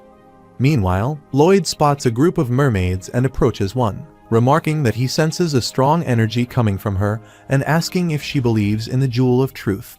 Startled, she exclaims that he scared her, admitting she thought a sea cucumber was speaking to her. She adds that if she ever did believe in the jewel, meeting him has made her doubt it. Javier steps in, gently remarking that he senses strong energy from her as well, and asks if she believes in the Jewel of Truth. She shrugs, saying she doesn't put much stock in that old tale, but then pauses, reconsidering. She admits she may know something, though not about the jewel itself, but about a nutcase who has been searching for it. Quickly, she assures Javier that she doesn't mean him, the handsome fellow, when she says nutcase. Another mermaid nearby whispers in her ear, giggling that a handsome nutcase actually sounds rather appealing. The mermaid laughs, saying she wouldn't mind meeting one herself. Then, she adds that if he heads in a certain direction or, better yet, follows her, she'll take him to the house of that mermaid rumored to be seeking the jewel. Javier glances back at Lloyd with a sympathetic smile, apologizing for inadvertently hurting his feelings. Lloyd's heart sinks as he tries to brush off Javier's concern, insisting he's fine and doesn't know what Javier is talking about. Javier, undeterred, points out that Lloyd is tearing up. Lloyd protests, arguing that they're underwater, so it's absurd to think he could cry. Javier raises an eyebrow and simply replies that, regardless, Lloyd's eyes seem wet. Lloyd sighs, asking him to kindly drop the subject. They proceed to the mermaid's house, where a mermaid named Rotorua greets them with eager excitement. He asks if they're truly interested in the Jewel of Truth and suggests they join him on his search. Suddenly, a system notification appears. Lloyd has unlocked an approval rating from the young mermaid Rotorua, marking his approval rating at 16, with his current RP now totaling 2482. Lloyd, trying to keep his distance, clarifies that he's not agreeing to join the quest just yet. They're merely curious about how much Rotorua actually knows about the jewel. Internally, he wonders why he unlocked an approval rating with Rotorua so quickly, as those ratings usually only appear once someone officially joins his ranks. Rotorua explains that his family has been pursuing the Jewel of Truth for generations, enduring ridicule but steadfastly continuing their excavations. He reveals that the jewel was indeed part of the ocean until the Second Age of Myths, an era that knew only spring and summer. He describes the Jewel of Truth as the legendary giver of answers to any question, tied to the hero Atlantido. Lloyd, listening with growing intrigue, notes Rotorua's enthusiasm, realizing that with a dedicated jewel enthusiast, the search might progress swiftly. However, Rotorua continues, stating that around 10,000 years ago, at the close of the Great Tribal War, the Jewel of Truth was destroyed, crumbling into nothing. Lloyd, taken aback, presses him for clarification, asking if it truly shattered into fragments and disappeared. Rotorua nods, explaining that most merfolk remain unaware, but the Jewel of Truth was actually a structure, a grand building intricately designed with mana woven into every brick and pillar. It was this magical architecture that endowed the jewel with the ability to think and answer questions. As Lloyd absorbs this information, he reflects that the Jewel of Truth was essentially a massive, mana-powered AI, functioning much like a computer but reliant on magic rather than electricity. Yet, with its destruction, he wonders if anything can still be salvaged. Rotorua explains that is why he is determined to locate the jewel, as the blueprint of the jewel should be hidden there. Lloyd considers that the Jewel of Truth, which had once appeared as an elusive cloud, is now taking on a tangible form, prompting him to pursue this lead. He inquires where Rotorua has been excavating, and as they move along, Rotorua spots an elderly mermaid and points him out to Javier and Lloyd. He comments that the old mermaid is just like his grandfather, who neglects his swim training to dig holes instead. The old mermaid, overhearing, retorts that this neglect is why Rotorua is so lanky and proceeds to demonstrate some exercises. Rotorua dismisses him, insisting that it is none of his concern, and tells the elder to buzz off. He adds that all the old mermaid ever talks about is muscles, muscles, and more muscles. He questions whether the elder knows why all merfolk over the age of 40 develop arthritis. It is because they overexert themselves, bulking up while neglecting their inner health. Growing frustrated, Rotorua leaps toward the old mermaid, declaring that he has lived long enough and has had enough of the incessant chatter, urging him to move on to the other side. Rotorua massages the old mermaid's shoulders, and the elder sighs contentedly, saying it feels like heaven before dozing off. Rotorua walks away, muttering that they always treat him as if he's foolish. Lloyd, curious, asks why, if Rotorua's family has been excavating for generations, they haven't yet found the jewel. Rotorua replies that it's because the North Sea is vast. He points out some holes he's dug nearby and pulls out a map, explaining that it's his exploration map. There are hundreds more just like it. Proudly, he adds that he's been meticulous in his efforts. Lloyd observes Rotorua's progress skeptically, thinking that if he continues at this rate, he won't uncover anything until merfolk evolves and grows wings. He considers whether digging up the entire area is really their only option, but realizes that measuring is pointless due to 10,000 years of accumulated sediment. Using Javier's power to sweep the ocean floor is also out of the question, as it risks scattering any potential clues. Likewise, summoning Piporong is impossible underwater, and calling upon Draghi would incite conflict with the Mermaid Kingdom. Lloyd realizes he'll need to rely on a large workforce for the excavation, wishing he could harness the formidable strength of the merfolk. When he sees Rotorua digging again, he decides to enlist help and calls Javier over. Although he knows it may bruise Javier's pride, he feels it's the only option, so he suggests that Javier charm the merfolk into helping with the excavation. Just then, the leader mermaid overhears and responds, saying that, unfortunately, they only dedicate their time to building muscles by swimming. Lloyd watches Javier's reaction, laughing at his defeated expression. Mockingly, he remarks that for someone so confident, his face doesn't seem all that impressive, letting out a chuckle. But inwardly, Lloyd is frustrated his plan has failed, and the idea of excavating such a vast area by themselves is maddening. He wonders how long it would take, knowing he has only 3 years before disaster strikes. Time is running out, and he's desperate for a solution. Javier, noticing the warmth in the area, mentions it to Lloyd, who explains that it's a hydrothermal vent. Magma heats water deep below, which then spews out here. Rotorua, nearby, comments on how merfolk over 40 tend to suffer from arthritis due to their strenuous swimming routines and motions toward some small underwater mountains where the hot water flows out. Seeing this, Lloyd's eyes light up with inspiration. He realizes he could turn this spot into a sauna. Smiling, he tells Javier they're going to build an underwater sauna right here. With such an enticing attraction, he thinks, he could easily recruit the merfolk to help with the excavation. The scene shifts to a flashback in which Suho Kim rises and contemplates that manual labor pays better than he had anticipated. Yet he still does not earn much. He puts on his tracksuit and steps outside, realizing that there is no work again today due to the rain. He reflects on the numerous reasons that could lead to work being cancelled. As he presses his shoulder, he notes the persistent ache and considers that his physical condition is also a contributing factor. With his exams completed, he wonders if he should simply take the day to relax. At that moment, Pal arrives and greets him, asking why he appears so miserable. Suho Kim feels irritated and walks toward him, while Pal teasingly inquires if he is not busy and suggests they go to the sauna together. Suho Kim asks why they should go to the sauna, to which Pal replies that it is raining and suggests that if Suho is not achy from all the construction work, they should soothe those muscles.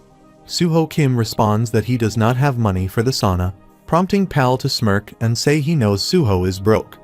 Suho looks at Pal as he mentions that he is working at the sauna today and offers to let Suho hang out there for free. Suho expresses surprise, questioning why Pal is working when his family is well off. Pal smirks and explains that the sauna is one of his mother's shops, and he agrees to help her starting today. Suho thinks to himself that Pal is quite the punk. Pal then declares that there has been enough chit-chat and suggests they leave. Suho reflects that it is purely coincidental he starts working at a sauna on the very day he finishes his exams.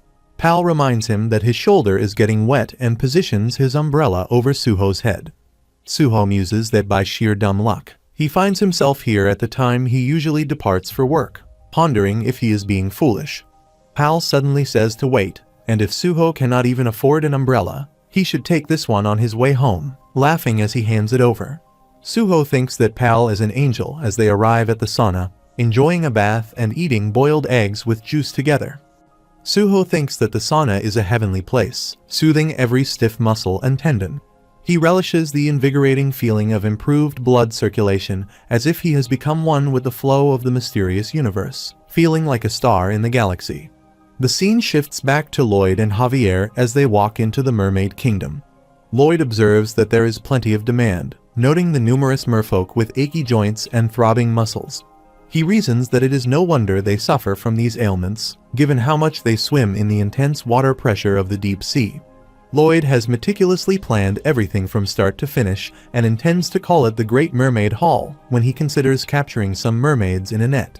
Rotorua inquires about what a sauna is, and Lloyd explains that it is an indoor heat therapy facility. When asked if that is correct, Lloyd confirms, stating that there is no better facility for merfolk than one that treats their muscle aches and joint pains. Rotorua then questions what this has to do with excavating for the Jewel of Truth. Lloyd responds that it is ideal for recruiting a workforce, as the area is too vast for just the 3 of them to dig. Rotorua expresses uncertainty about Lloyd's plan, suggesting it may be difficult because merfolk is afraid of heat therapy. When Lloyd asks what he means by that, Rotorua refers to the hot chimneys on the ocean floor. He recounts that recently, several merfolk were enticed by the heat and went to soak, but tragically, they ended up dead. He explains that they somehow lost consciousness and were swept into the heat, resulting in them being completely cooked. This is why it is illegal for merfolk to approach those chimneys. Lloyd considers that the water from the hydrothermal vents likely contains heavy metals, which would explain their fears. Nevertheless, he insists that those hot chimneys will solve all their problems. He resolves to begin the production of the sauna, stating that the first step is to lay the foundation for the facility. As they move forward, Lloyd designates a location for the sauna. Javier questions whether the hydrothermal vents are not too far away from their chosen site. Lloyd asks whether they need to be far from the hydrothermal vents, emphasizing that safety comes first. He reviews the construction guidelines and checks his 3D blueprints, instructing Javier to dig according to these specifications while he goes to fetch the building materials. Javier draws his sword and begins digging. Observing this, Lloyd finds it strange that Javier is doing exactly as instructed without questioning him. He wonders if he should be asking Javier more about their situation. Javier inquires about what kind of questions Lloyd has in mind. Lloyd responds with examples, such as why they are searching for the jewel of truth, what will happen if they fail to find it, and how Javier knows these outcomes will occur. Javier urges him to go fetch the materials, asserting that if they do not hurry, something terrible will happen to their estate. Lloyd walks out, thanking him sincerely while Javier looks at him. As he steps outside, Lloyd sneezes from the dust and reflects that step 2 involves gathering the materials. He reaffirms that the hydrothermal vents will indeed solve all their problems, insisting that he is not just saying this. Lloyd jumps from the mountain, thinking that the creatures living near the hydrothermal vents will provide all the materials needed for the construction project, particularly the giant tube worms. He outlines step 2, which involves collecting the fluid they secrete to be used as an adhesive and finish for the project while attempting to retrieve the tubes. Step 2 continues with gathering the outer tubes to be used as pipes when, suddenly, tube worms spray water at him with full pressure. He envisions step 3 as assembling the pipes and connecting them to the vents, followed by step 4, which involves running the pipes through every room and applying the finishing touches. Next, he thinks about adjusting the flow in the pipes to control the temperature of each room. Raising his hand, he announces the most important part, the themed rooms, the Emerald Room, the Coral Room, and the Guilty Pleasure Room. After completing everything, he excitedly declares that it is all done, marking the establishment of the first branch of the fantasy world sauna chain. Rotorua arrives, enjoying the steam bath, and Lloyd asks him, as their first customer, what his initial impression of the place is. Rotorua replies that the results are clear. Just then, Javier questions Lloyd about whether he is starting a sauna business and if he truly needs more money. Lloyd dismisses the notion, stating that he will not be accepting money for this endeavor, but will accept something else instead. Javier thinks he knows where this is heading, feeling a sense of sympathy for the poor merfolk. The scene shifts to the still ocean, illuminated by the light of the moon, where an eagle soars above. Suddenly, Rodita leaps out of the water, reaching high toward the moon, startling the eagle in the process. She seizes the bird, squawking as other mermaids gather nearby to praise her. They exclaim that Rodita has set a new record, and with tail muscles like hers, she could grab the moon. She squawks at the eagle again, causing water to spray from its mouth. Rodita reflects on the days when muscle piled on each time she worked out, remembering herself as the strongest belle in town. Now, however, she feels the weight of age settling in, recalling her past strength. She notes that her shoulders are acting up again, and pain radiates through her body as she punches her shoulder in frustration. Her husband approaches and gently admonishes her to quiet down. Rodita asks what he said, and he comments that he wants to be somewhere quiet forever. Her husband adds that he thinks her hearing is deteriorating as well. Rodita declares that she is heading off for a workout, prompting her husband to caution her against overexertion. He advises that she should only exercise 3 times a day as he does. She retorts that relaxing is killing her soul and swims away, contemplating that she knows she should probably give up exercising. Yet, she reflects that she has lived her entire life this way, feeling unable to stop now. Rodita thinks that life would be more enjoyable if she had fewer aches and pains when she hears some noise and decides to check it out.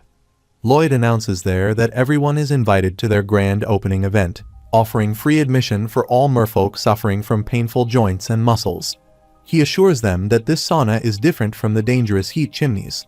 He invites them to soothe their muscles in their safety-certified sauna. Rodita contemplates his words, realizing that she can safely heat and soothe her muscles. Lloyd continues to welcome everyone, emphasizing that the sauna is completely free. The other mermaids swim eagerly toward the sauna. However, Rodita recalls hearing that humans are the most sly of creatures and questions whether she can really trust that it is free, especially given Lloyd's suspiciously wide smile. She thinks he looks like a regular con man, but then she remembers that he is with a good-looking man, which reassures her that he could never do anything evil. She reasons that there is really no reason to scam someone with a sauna. Even if it were a scam, she decides to give it a try. Once inside, she enjoys the sauna bath, feeling rejuvenated and youthful. After spending some time there, she returns home, quickly opening the door and urging her husband to join her at the sauna, mentioning that there is free admission for a week. She recalls Lloyd saying that she brought her husband along this time, encouraging her to enjoy her stay and get plenty of rest. When they both return to the sauna, Lloyd thanks them for visiting 5 days in a row, noting how bright-eyed and bushy-tailed they both look. Rodita mentions that she and her husband have been working out together, and their routine has become more vigorous than before. Lloyd claps his hands in delight, expressing his happiness upon hearing the good news, and asks what could have possibly caused such a change. Everyone feels excited and happy about the sauna, and Lloyd thanks them sincerely, stating that their happiness is his happiness. He encourages them to return the next day and the day after that. The following day, Rodita arrives at the sauna only to find the door closed. She sees Lloyd sitting in front of the entrance and asks why the sauna is closed today. Lloyd explains that the special event period has ended, and from now on, access is restricted to members only. He hands her an application form to sign up. Rodita wonders what this means, considering that it seems all they need to do is sign up to use the sauna. She takes the contract and begins to read it. The first point states that the sauna is for members only, and non-members are not allowed admission or use of the facilities. The second point specifies that usage is limited to 12 hours per day per member. Rodita thinks that 12 hours seems reasonable. Lloyd reads the third point of the contract, stating that each member must pay a set usage fee each time they use the facilities. However, this fee will not be paid in money but in labor. He explains that the amount of labor required is half the time spent in the sauna each day. For instance, if a member uses the sauna for 6 hours, then 3 hours of labor are required. Furthermore, he mentions that the labor must be completed within 48 hours of using the sauna. If a member fails to fulfill their labor requirement for one session, access to the sauna will be denied for 10 days. For 2 unworked sessions, access will be denied for 30 days. And for 3 unworked sessions, membership will be revoked.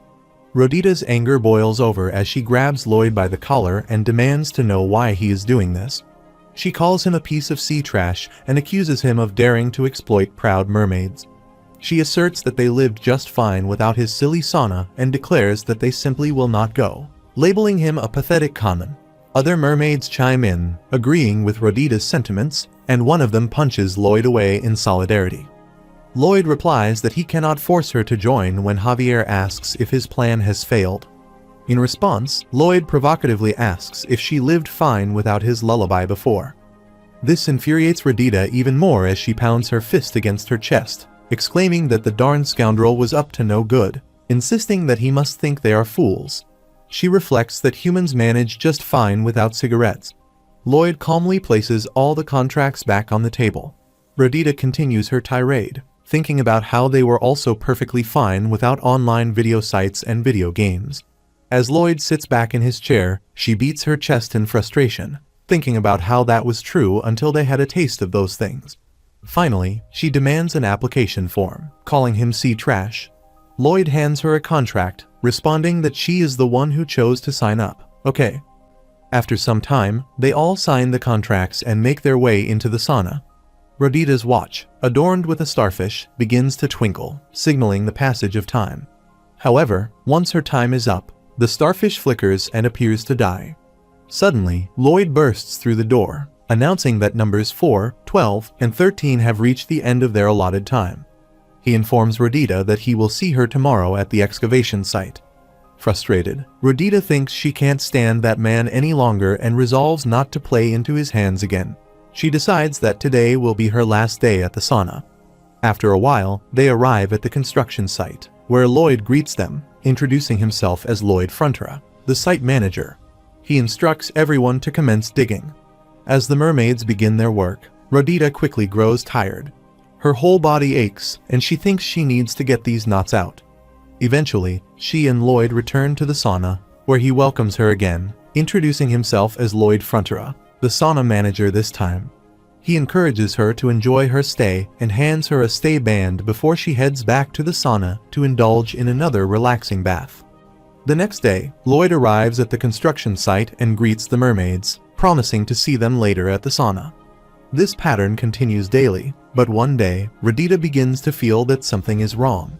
She realizes he is completely manipulating her, and she needs to break this vicious cycle.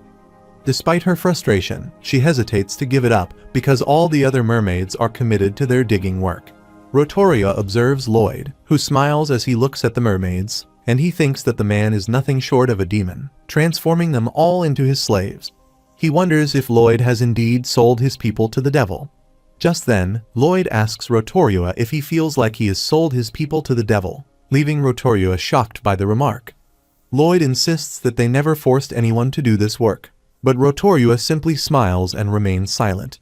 Lloyd reflects on how it has only been a month since the merfolk's tremendous efforts began, and he notices the significant decrease in sediment on the sea floor, his eyes shining with satisfaction.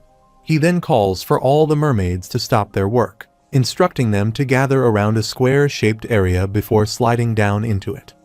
As Lloyd examines the ground after the digging, he sees some designed blocks and announces that this is the spot of the Jewel of Truth. The other mermaids are equally shocked by the revelation. Lloyd feels a surge of nervousness. What if it were just a legend? What if they never found it? What if he couldn't stop, and all the bad things began to unfold around him? Lloyd attempts to maintain his composure and says they should try to find the blueprints. Rotoria, overwhelmed with emotion, responds that it really exists. He never thought it actually would. Lloyd, confused, asks what they should do now. Rotoria, still in disbelief, swims away, mentioning that according to his great-great-grandfather, they need to find the center of the jewel. He adds that the blueprints are stored in the magic storage facility, and there should be some kind of keyhole. They continue digging and soon discover a keyhole. Rotoria exclaims that it definitely looks like a keyhole. Lloyd, however, hesitates, asking where the key is if this is indeed a keyhole. As Rotoria approaches to inspect it, he feels something strange and remarks that the keyhole should indicate where the key is, wondering what is happening. Suddenly, the protector octopus begins to move, and they all look up at it. Lloyd thinks about how the keyhole is supposed to reveal the location of the key and questions if it might be inside the octopus's stomach. As the protective octopus moves towards the mermaid kingdom, all the mermaids emerge from their homes, including Aliel, who comes out of the palace. Aliel warns everyone that if they fall to the ground, they are doomed and calls for an evacuation of the kingdom. Rodita, relieved, notes that thankfully, most of the citizens had been called outside the kingdom by the human visitor. Aliel, puzzled, asks what she means, suggesting that perhaps he was actually a good guy after all. Lloyd questions whether the situation is because of him, and Javier responds clearly, prompting Lloyd to express his hope that he would say otherwise. Javier insists that he will take care of the Mermaid Kingdom and declares his intent to find the key for the sake of the estate he wishes to protect, grabbing Lloyd by the collar. Lloyd watches as Javier opens his wings and flies upward. Aliel calls after them, trying to stop them, and attempts to emerge herself but finds she cannot. She presses against the wall, determined to break free. Suddenly, Javier reappears and assists her. Seeing him, Aliel exclaims that they are so grateful to both him and Lloyd. Javier responds that she is quite welcome as Lloyd prepares to head out to find the key, thinking to himself that Javier has been infected with shamelessness. Meanwhile, the protector octopus roars, drawing Lloyd's attention. He observes the creature and thinks he recognizes those symptoms anywhere, that the octopus is experiencing indigestion, evident as it closes its mouth with all its legs. The protective octopus attacks Lloyd, forcefully pushing him away, and splashes into the waters surrounding the Mermaid Kingdom's ball. Aliel and Javier rush to secure their kingdom amid the chaos. Lloyd realizes that they cannot do anything to help until they address the octopus's indigestion. He reflects on his own past experiences with indigestion and recalls how his parents once helped him through it.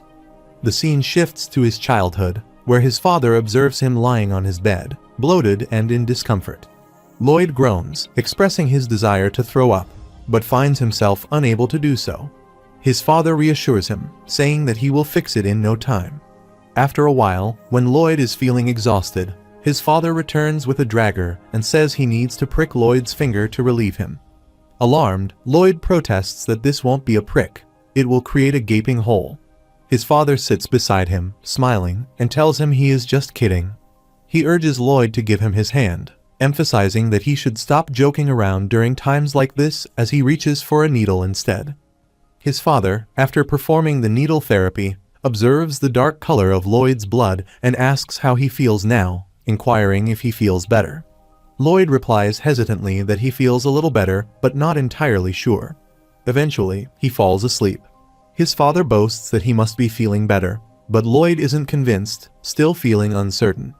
Just then, his mother enters the room and chides her husband, questioning if he hasn't heard on TV that such methods don't work. His father, surprised, responds that he's been doing it since he was a kid and that it worked just fine for him. Undeterred, she pushes him aside to sit near their son. She asks Lloyd if he trusts her, and when he hesitates, she readies herself to punch him in the chest. Alarmed, Lloyd asks what she's doing, but she delivers the punch, and after a moment, he feels an undeniable sense of relief. The scene shifts back to the present, where Lloyd looks at the protective octopus, pondering whether the same technique would work on it. He questions if there is any evidence to support this method and wrestles with the uncertainty of whether it will be effective on a creature like the octopus. A group of royal cadets walks down the hallway in the academy when one of them notices Worthrode Thanas, the most powerful figure at the Royal Academy, and realizes he is the leader of the group. A cadet with yellow hair points to a red-haired cadet and remarks that this is the punk who came in first this time around.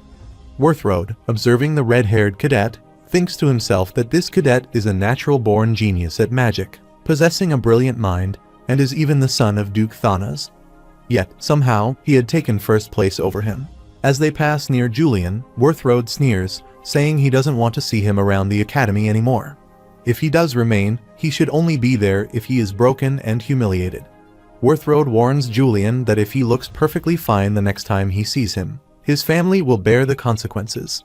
Another cadet, visibly shaken, nods in shock, while Worthrode recalls that everyone at the academy, students, teachers, even the principal, bowed before him in deference. The scene shifts to the palace, where, in the court, Alicia announces that Duke Thanas and his son have been found guilty of corruption and other illegal activities at the Royal Academy. She declares that for these crimes, which disgrace the name of Magentano, she, Alicia Termina Magentano, hereby strips their family of all titles and assets. Worthrode thinks back to that moment, realizing it was the turning point where everything began to unravel. Soon after, a guard binds him to a tree, accusing him of destroying everything his family built over thousands of years. The guard tells him that he must now face the consequences of his actions, adding that he should be grateful it ends with his death, before plunging a blade into him.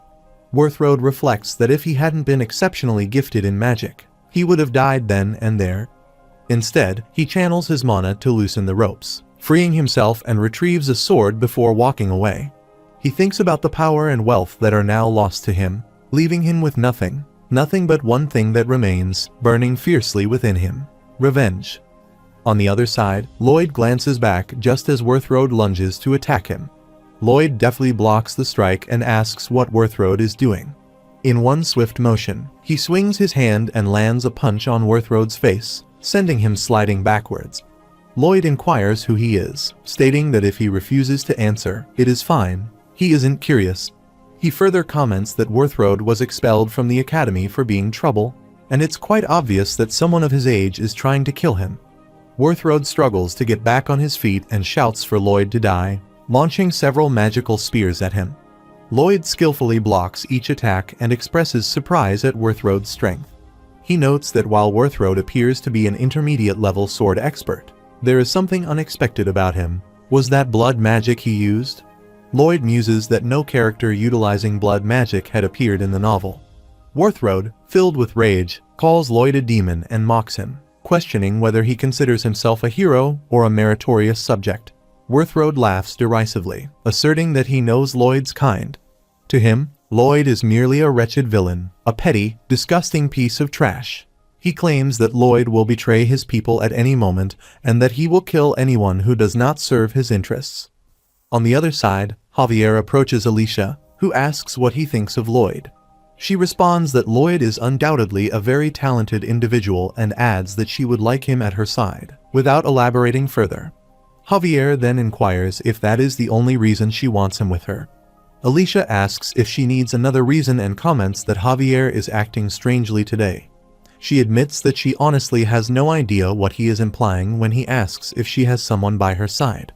She expresses her confusion over his question, stating that she does not understand what he means. Javier explains that he believes even the strongest warrior and hunter need a home to return to, a place to rest their weary body. In that home, he suggests, they need someone who waits for them and holds them as they sleep. Meanwhile, Lloyd continues to beat Worthroad mercilessly and asks what he is rambling on about. Worthroad, struggling, responds that he only needs 30 more punches before he is heading to prison, calling Lloyd a loser. He questions whether Lloyd even knows why he is running around, working so hard. He admits that not much usually gets under his skin, but today is different. He counts that only 12 punches remain, no, 13, he corrects himself, pausing to consider if that is accurate. Worthroad grins and says to start over at 29, but as he does, blood sprays into the air and transforms into a monstrous creature. Lloyd glances at Worthroad, remarking that the creature is even uglier than he is, just as the blood monster lunges at him. Meanwhile, Javier draws his sword, and Alicia follows suit, preparing for their practice session. Alicia questions what Javier is staring at, reminding him that they are in the middle of a match. Javier looks away, apologizes, and then flies off to help Lloyd. Lloyd finds himself in pain as the blood monster ensnares him completely, wrapping around his neck and causing him to scream in agony. Just then, Javier arrives and slashes at the blood monster, forcing it away. Worthroad, witnessing this turn of events, is left in shock. Worthroad's leg and arm are severely injured by his blood monster after sustaining slashes, causing him to cry out in pain. Meanwhile, Lloyd attempts to flee, but Javier grabs him and flies away, depositing him on a rooftop. Worthroad crawls towards his other hand, trying to reach for his dragger, but as Javier approaches him again, Worthroad activates his magical powers, bites himself, and transforms into the blood monster, disappearing in the process. Javier arrives at the spot where Worthroad had been and sees only blood on the floor, thinking that he has completely vanished.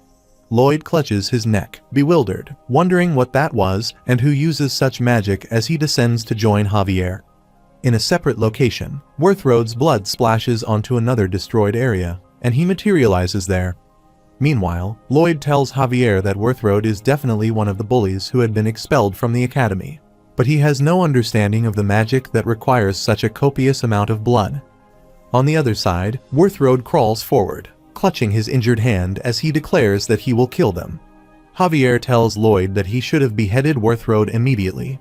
Lloyd waves his hand in annoyance, stating that it is fine, as he never expected Worthroad to run away like that. Worthroad, sitting against a broken wall, vows that he will never forgive those scoundrels while attempting to heal his arm with magic. Meanwhile, Lloyd acknowledges that Worthroad may be out for revenge, but their Grandmaster will always be there to swoop in and save him, ensuring that Worthroad will not be able to touch him. Worthroad, in a fit of rage, shouts that he will kill them all. At that moment, the system notifies Lloyd that the number of people he has saved is 0, and then it alerts him again that the number of saved individuals is now -1. Lloyd struggles to comprehend this information, wondering if his arrival in this universe has resulted in someone's death. After a while, Lloyd and Javier arrive at the palace, surrounded by a multitude of guards, which makes them feel cramped. Lloyd informs Alicia that he needs to begin construction, but he cannot do so with this level of security in place. Alicia explains that this level of security is standard when someone is after the kingdom's most meritorious subject. She instructs the guards to kill anyone who approaches Lloyd, to which one guard responds affirmatively. However, Alicia quickly realizes that this approach may cause more problems than it solves. Lloyd interjects, noting that Javier is present and is more effective than 1,000,000 troops. Alicia concedes that this is true and agrees to investigate the blood magic as well. Lloyd expresses his gratitude, but internally, he feels anxious about what Worthroad is planning and who may die because of him. He is already concerned about numerous other issues. He thinks that if he can prevent fate from following its original path, he may be able to resolve the entire situation. For now, he knows he needs to focus on acquiring the Turanga. Lloyd declares that it is time to get to work, thinking that he can resolve this issue if he hurries, but only if he moves quickly. He knows that the Turanga serves as one of the underground foundation pillars supporting the royal palace. He realizes that all he needs to do is dig down and extract it. However, he acknowledges that the House of Peers would never agree to such a ludicrous construction project. Thus, he reflects that Queen Alicia has slightly misled them by referring to it as restoration work for the palace's foundation. This tactic minimizes potential damage to the palace, but he knows he cannot excavate a path like this openly. He contemplates the risks involved, understanding that one wrong move could lead to significant trouble. In modern times, he would typically reinforce the ground before undertaking such work. At that moment, someone arrives and announces that the materials have arrived, prompting Lloyd and Javier to turn and look. Lloyd exclaims that it has finally come and thinks of the ground freezing technique, a construction method that strengthens the earth by freezing the moisture in the soil. He recalls that there exists an artifact known as the Heart of Winter, a powerful tool found in the Night of Blood and Iron, capable of achieving this effect. He reflects that the Heart of Winter is one of the 3 divine objects of Magentano, reputed to contain the winters of the entire world. He recalls that this powerful weapon was bestowed upon the royal family long ago by the ice dragon Tyrannus. In the book, there is a pivotal scene where Queen Alicia, after turning evil, uses it to freeze the opposing army. He acknowledges that, of course, to wield such a formidable artifact, he would require the House of Peers' approval. Fortunately, thanks to Her Majesty's use of some bribery, they received the necessary endorsement. Long live Queen Alicia. He contemplates that once he is able to harness the heart and freeze the ground solidly, he can safely extract the Turanga. However, he realizes he will also need to create a support block to replace it. At that moment, Siluria arrives, and Javier notices her as she waves her hand in greeting. Lloyd comments that she is a brilliant mage, making it unsurprising that she is entrusted with one of the kingdom's divine objects. Lloyd urges Javier to go and speak with Siluria, knowing he has missed her. Javier protests that he does not understand. Lloyd explains that he has a keen eye for such matters. He can discern if someone likes another person with just a single glance. He boasts that his infatuation radar boasts a 100% accuracy rate. Javier thinks that this skill does not seem to apply when it involves the user, though. Javier then expresses concern that someone is targeting him and wonders why Lloyd would abandon him, letting out a sigh. Lloyd reassures him that he can also deal with the blood magic user. He simply needs to be cautious of the summons. Lloyd instructs Pipodong, outlining the steps for their plan. He begins with Step 1. Dig a vertical tunnel and insert the rebars and concrete. Step 2 involves establishing an underground freezing chamber. Finally, he explains that Step 3 requires the palace's most skilled mages to control the Heart of Winter, inserting the freezing lances connected to the heart into the ground and initiating the freezing process. Lloyd continues with Step 4, instructing them to dig a tunnel through the ceiling. Pipodong works quickly, and both Javier and Lloyd watch as he digs. Some laborers gather the mud that spills from the hole, prompting Javier to comment that the project is progressing faster than usual. Lloyd agrees, noting that, like anything else, the faster the work is completed, the better. He feels the pressure of time ticking away and realizes he needs to finish quickly. He considers that he could retrieve the Turanga even faster using a different method, but slaps his face in frustration, causing Javier to glance at him curiously. Lloyd instructs them to get the rebar team ready and to start the concrete coating. Meanwhile, a group of hooded individuals gathers around a pillar, performing a ritual. Suddenly, a blood clot slips under the door and begins to rise into the air behind Siluria, transforming into Worthroad.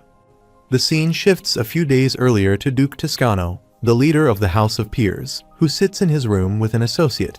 The associate expresses frustration, noting that the son of a country lord has suddenly risen through the ranks due to sheer luck, now holding the title of the kingdom's most meritorious subject. Toscano responds that allowing such a man to achieve success is dangerous, as several noble families have already fallen out of favor because of him. The associate agrees, stating that the queen fully supports this individual, leaving them with no choice but to comply. However, he expresses uncertainty about how to deal with someone who wields one of the kingdom's divine items. Toscano declares that they must find his weakness and bring him down. Not only that, but they must devise a way to eliminate both him and his protector, Alicia, in one decisive move. After the meeting, the associate departs, leaving Toscano to ponder his situation.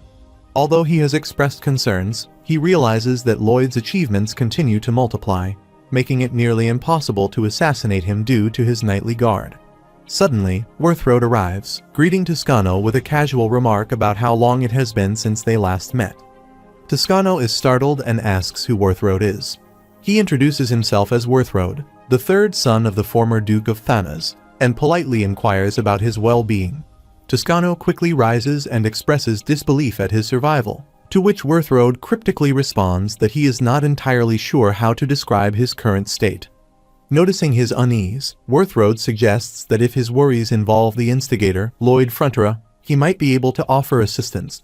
He hints that Lloyd appears to be planning something at the royal palace and asks if Toscano can provide more information about it. Toscano responds that the current work is simply repair work on the palace, adding that Lloyd has even borrowed the Heart of Winter for the project. Worthroad, intrigued, asks about the Heart of Winter and smirks, suggesting that if Toscano does him this one favor, by telling one of his men to drop his blood at the construction site, then he will ensure that the world knows Lloyd is pure evil and should never have been born, letting out a laugh. The scene shifts to the construction site, where one of the workers calls out to Lloyd, saying he has something to share. Lloyd asks what it is, inquiring whether the worker is unhappy with his job. The worker quickly replies that it is not that at all. Rather, thanks to Lloyd's diplomatic efforts with Isfahan, his wife has learned the art of Isfahan pottery, which had always been her dream. He continues by expressing his gratitude, chuckling as he speaks. Another worker adds that he has saved a considerable amount of money while working on Lloyd's construction projects, thanking him profusely. He mentions that his son has begun studying civil engineering, stating that he wants to be just like Lloyd. Lloyd feels good after hearing all the gratitude and suggests that if they are so appreciative, each of them should give him 1,000 gold coins. They comply and hand over the money.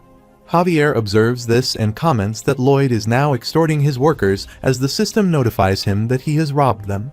Lloyd pauses, genuinely surprised, as he had not expected them to give him any money. Javier remarks that they are, indeed, extraordinarily corrupt officials. Lloyd reassures them that he will return the money, insisting that he is rich and does not need their funds. Meanwhile, 2 guards stand outside, with one mentioning that the next shift seems to be running late and instructing the other to fetch them. The second guard agrees and walks away, only to take out the vial of Worthroad's blood and spread it on the gate. The scene shifts again as Worthroad's blood slides into the room, transforming into a human shape. He laughs menacingly, startling Siluria, who lets out a scream. Outside, Javier hears a noise and looks back as he walks alongside Lloyd, who asks what is wrong and why he appears startled. Javier senses a presence and replies that it is him. Inside, a masked figure demands to know who he is, prompting the others to point their magical circles toward him and unleash a torrent of fire. Worthroad charges forward to attack them while Lloyd orders Javier to protect the Heart of Winter. Javier quickly runs toward the room. Siluria attempts to create a force field to block Worthroad's attack, but it proves ineffective. He captures her and shatters the barrier surrounding the Heart of Winter. At that moment, Javier arrives just in time and mutters in frustration. He sees the Heart of Winter in peril as all the masked men rush toward it. Looking around, he thinks about where Worthroad has gone, wondering if he has already disappeared. Someone calls out to Siluria, who remains frozen in place. Javier glances at her and thinks about Lloyd's instructions to stay put. Lloyd urges him to block the Heart of Winter from that position, but Javier attempts to speak, only for Lloyd to cut him off, insisting that he trusts him. Javier leaps forward to shield the Heart of Winter, feeling the immense power radiating from it. He realizes that this is the power of a high-ranking dragon and understands he cannot hold on much longer. The system notifies that tidal powers have been invoked, rendering Javier unable to feel his hands or toes, ensuring he will not suffer from hypothermia in the freezing cold. Meanwhile, Lloyd rushes toward the room, thinking that he is fine, but those inside will not be able to withstand this for much longer. He acknowledges that he is not a warrior of justice, nor is he the type willing to give everything to save others. However, he feels compelled to return their 1,000 gold. Suddenly, Worthroad appears behind him, charging forward to attack. He stabs Lloyd and declares that he will face his true self. Lloyd exclaims in disbelief as the poison from Worthroad's dagger begins to spread rapidly through his body. At this moment, his imagination takes over, and he envisions Suho, who urges him to stop wasting time. Suho insists that if he were to destroy the entire place, it would take less than a day to gather all the materials he needs. He chuckles, knowing they possess that kind of power. Javier continues to struggle to block the heart of winter, but he finds himself unable to do so as the masked men around him begin to freeze. Siluria commands them to ignite, channeling her powers to assist Javier. He thinks he can endure the cold a bit longer, thanks to Lady Siluria, but he questions the point of merely holding this power at bay when he should also be protecting Suho. Outside, Worthroad stabs Lloyd with his poisonous dagger and boasts about the ancient dark magic he wields, describing it as the curse of all-consuming darkness. He explains that if there is even a speck of darkness within a person, the curse will multiply repeatedly until it completely overtakes their mind. Worthroad scoffs at the idea of people admiring someone like Lloyd, whom he deems corrupt and reckless, capable of destroying everything. He declares that Lloyd must reveal his true self and perish under the weight of the world's hatred. Meanwhile, Suho teleports to a blank space where Lloyd questions how much time he wasted in the Mermaid Kingdom, criticizing the foolish sauna idea that took too long. Suho wonders why he even bothered trying to coax them into helping him when there was a faster way. As Suho stands up, he sees an octopus turning upside down. Lloyd remarks that if Suho had simply hopped on Draghi, the journey would have taken less than a day. He emphasizes that he doesn't need the king's permission when Draghi arrives and unleashes an icy attack on the Mermaid Kingdom, asserting that terror serves as an excellent method of communication. At that moment, Suho witnesses Javier pointing his sword at Radita, leaving him shocked by the scene unfolding before him. He asks if he truly believes that Javier could not have taken her on and questions how long it would have taken to subdue the merfolk. Suho sees all the mermaids tied up with chains and responds that it might take an hour, though he would estimate a maximum of 2 hours. He notes that the Turanga is all he needs to get rid of the palace as he envisions a reversed world. He laments that if only he had not delayed, the Aotearoa could have been completed by now. Suho inquires about what he is talking about, expressing disbelief that he could do such a thing since it would hurt many people and bring them sadness. Lloyd dismisses these concerns, stating that they are not family. He insists that there is a clear difference in worth between complete strangers and his loved ones, declaring that he does not want to lose them all over again. Suho is confronted with photos of the deceased count and countess, leaving him bewildered and unable to comprehend what is happening. Lloyd suggests they go save the ones they love, becoming emotional as he reaches out his hand towards Suho, who steps closer and hugs him. Suho asks if Lloyd is scared, reassuring him that it is okay and that they do not need to resort to drastic measures to achieve their goals because they are truly capable. He smirks and disappears, leaving Lloyd standing there, affirming that they are indeed capable. The scene shifts back to where cold air swirls around Lloyd and Worthroad, enveloping Lloyd in icy waves as Worthroad continues to taunt him about the supposed rot within. Lloyd grabs Worthroad's collar and asserts that what he sees is what he gets, delivering a punch that breaks Worthroad's teeth while shouting at him. Meanwhile, Alicia receives news of the unfolding situation and rushes to the scene with several guards, asking how long it has been. A guard responds that it has been about 5 minutes, noting that the cold is severe enough that merely approaching the hole could result in frostbite, especially with the cold waves emanating from the heart of winter. Alicia jumps into the construction site, contemplating that Lloyd is more competent than 1,000 subjects combined and that she cannot afford to lose him. She observes some individuals already frozen and calls out for Javier, who responds, indicating that Lloyd is inside. Realizing that the old Duke of Thanos' son is behind this chaos, she watches as someone emerges from the freezing air, revealing Lloyd as he rescues some of the laborers. The scene shifts to another side where Suho sits with several individuals gathered around a fire. One of them greets Suho, remarking that he thought Suho would quit. Suho responds that quitting is not an option for him. Another person laughs and points out that the work must not be too difficult if Suho hasn't considered running away yet. Suho admits that he does not have the luxury of quitting, to which the other person replies that none of them do. He affectionately calls Suho a really good kid and gives him a hug. Suho expresses his gratitude, reflecting on how everyone at the construction site liked this man, who always wore a smile and brightened the mood. He worked diligently to send money back to his family. However, Suho's thoughts turn somber as he recalls that the man has never been able to walk again.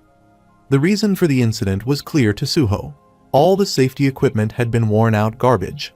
He reflects on the lack of accountability, thinking about how no one had taken responsibility for it when a laborer fell and was injured. Instinctively, Suho and the other laborers rush to help the fallen worker. Suho reflects on how both the construction company and the developers have passed the buck. He observes as an ambulance is called and the injured laborer is taken to the hospital. He wonders why no one is willing to take responsibility for the incident. People become passionate about their rights when it benefits them, yet they turn a blind eye when it comes time to fulfill their duties. He contemplates what he would do in a similar situation, acknowledging that if such an event occurred at his own construction site, he might also consider running away. The scene shifts to Lloyd, who emerges from the freezing environment, carrying a laborer on his shoulders. Alicia sees him and rushes to assist, wrapping her gown around him as she hugs him. She notes that he barely has any mana left, realizing he must have given all his energy to help the workers. Concerned for his well-being, she thinks about how he is enduring the cold with so little protection. Alicia informs him that there are 8 more workers further in, and Javier is in danger. She insists that they must go, but Lloyd insists on helping the workers first, stating that they also need assistance. She states that they should trust his queen and jumps out as the people see her and announce that the queen has come out. She places Lloyd on the floor and turns to go back when a guard asks where she is going now. She jumps back inside and instructs them to take care of Lloyd first, to bring him some blankets, questioning how he was able to endure the cold while a guard covers Lloyd with a blanket. Lloyd thinks that he was relying on that tidal skill to help him, believing himself immune to hypothermia. However, the skill is ineffective if his actual body freezes. He reflects on how warm it feels and wishes he could finally rest. Inside, Alicia observes Pipadong, who wraps his hand around some labor and secures it. Outside, the sun emerges as a guard announces that 2 more workers are out, urging someone to please stop the queen. Meanwhile, Lloyd thinks that Queen Alicia is truly remarkable, as expected from a sword master. Javier is managing to hold back the cold, and he feels that everything will turn out well. She brings out 2 more workers, and a guard rushes toward her, stating that Queen Alicia has done more than enough and questioning why she would put herself in danger for some lowly workers. She replies with silence, asserting that if it were all of them inside, they would not still ask her to stop. Lloyd overhears her and closes his eyes, thinking that it is time to relax and dream of his sweet life on the estate, where she occasionally manages some matters while joking with Javier. Outside, Javier hugs Siluria as a guard announces that the last person is out. Queen Alicia also retrieves Pipadong, insisting that there are still people in the freezing chamber, prompting everyone to come out. Suddenly, the heart of winter bursts forth from its chamber, shocking them all, and Alicia thinks about what in the world is happening. A cold breeze spreads throughout the kingdom, and everything starts to freeze, making people feel as though their bodies are freezing. Draghi also roars and launches an icy attack at them. Alicia runs to save her people, commanding the evacuation of all citizens and instructing anyone who is an intermediate sword expert or above to help move the injured. Lloyd also gets up when she looks at him, telling him not to come this way and to run away. He uses his mana, stating that he will not lose anything of himself, while the system notifies that rapid charge has been activated. She runs toward him, trying to stop him and saying that it is too much for a human to absorb, but Lloyd persists and absorbs the heart of winter. She looks around as the cold breezes slowly disappear, the sun emerges, and Lloyd freezes. Javier continues to hold Siluria when she surveys the surroundings and notes that the Heart of Winter has vanished. Alicia asks if everyone is okay and urges them to hurry and rescue those still inside when a guard reports that everyone is safe. An elderly man inquires about how they survived the cold. He states that he clearly remembers his whole body turning to ice and thinking he was dead. But then, all of a sudden, the cold left him as if something had taken away all the chill. Javier also emerges with Siluria, and they notice Lloyd's freezing body and walk toward him. Alicia grabs Lloyd's hand and informs Javier that his heart is still beating. She instructs him to move Lloyd carefully and asks if he can melt him with his mana. Some laborers rush toward Lloyd to take him inside, where Javier ties him up with ropes. Lloyd thinks that he is incredibly cold and wonders what happened to him and why he is tied up like this. The Bud of Winter arrives and explains that this is the materialization of his heart. The only thing that can move right now is his heart, and he is still alive because of it, so he should be thankful as Lloyd attempts to see him. Lloyd exclaims in surprise that it is a butt monster, while the Bud of Winter shouts that he is the Heart of Winter, pointing out that he is a heart and blue, then turns his face to the other side. Lloyd responds that he now looks even more like a butt and asks why the Bud of Winter is inside his body. The Bud of Winter expresses his frustration at Lloyd's stubbornness, insisting that he is truly trying to make his point, and that he absorbed him, which is why he is here. He clarifies that he actually allowed himself to be absorbed into Lloyd's body and finds it ridiculous, stating that he cannot believe Lloyd attempted to absorb him, the Heart of Winter, which took all of the great dragon Tyrannus's power 100 days to create. He asserts that even if Lloyd had tried to absorb him until he exploded, he would have barely managed to acquire 1,000th of his power. However, he senses a special power within Lloyd, explaining that it is because Lloyd possesses a heart resembling a dragon's. As Lloyd transforms into a dragon, he considers one of his skill options half-man, half-dragon and realizes that the Bud of Winter seems fond of him, much like the old dragon Anticus. The Bud of Winter states that was not all. Lloyd did not hesitate for even a second to sacrifice himself for others, which he found truly astonishing. He expresses his curiosity about where a human like Lloyd would ultimately end up. Lloyd asks what the Bud of Winter means by sacrificing himself for others, insisting that it is ridiculous and that he simply does not want to get yelled at later. The Bud of Winter replies that this reason is sufficient for him, declaring that it is enough before beginning to sprinkle around and enter Lloyd's body. The system notifies him that he has become one with the divine item from the dragons, the Heart of Winter, and that a new skill has emerged under the influence of a great force that freezes everything. Another notification reveals that he has gained a special skill to freeze time. After a while, Lloyd opens his eyes in his bed and wonders what is meant by freezing time, remarking that it sounds incredibly cool. The system notifies him again that the flow of time can be stopped, and that the freezer of time can designate which area to exclude from the effect at that moment. The system notifies him again that the boundary of the area is determined by the total amount of mana the freezer possesses, and time in the excluded area will pass normally. He realizes that time can be frozen for up to 1 year. If the freezer of time leaves the excluded area, time will begin to flow again.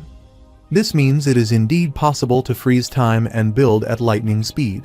The system notifies him that all he thinks about is construction, and Lloyd considers how incredibly useful this will be in case things go wrong, even if an unfortunate fate seems imminent. He reflects that he can freeze time and attempt another approach to prevent it, but he acknowledges one significant problem. He has been slacking lately in building up his RP and needs to focus on that. The system informs him that the RP needed for the skill is 3,000, while his current RP stands at 2,665. He thinks he possesses the greatest secret weapon ever, yet he faces this pressing issue head-on. Javier arrives to meet Lloyd and calls him Suho, but Lloyd quickly places his hand over his mouth to quiet him, as Alicia is also present. She is sleeping while sitting in a chair. Lloyd tells Javier to listen carefully, explaining that he now possesses a divine item of the kingdom, something akin to stealing an atomic bomb from a powerful nation. Javier asks what he means by atomic, to which Lloyd replies that it doesn't matter, just know that it is lethal. Lloyd suggests they leave, but Javier questions what that will solve, pointing out that they will become enemies of the kingdom and asking how he plans to handle the fallout. Lloyd assures him that he has everything planned out and asks if he has ever failed him before.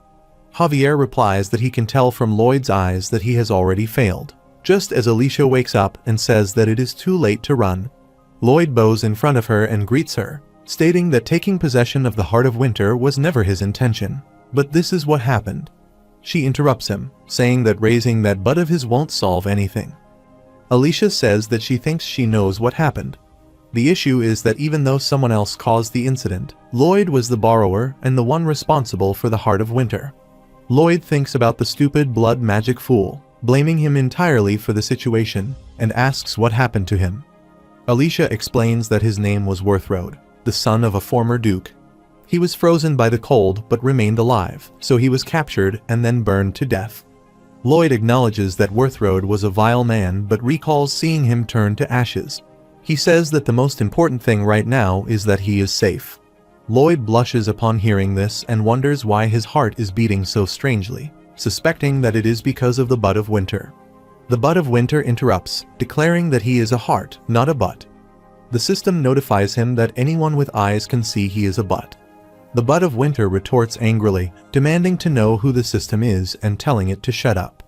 Lloyd thinks that he has had enough and that the Butt of Winter is driving him crazy.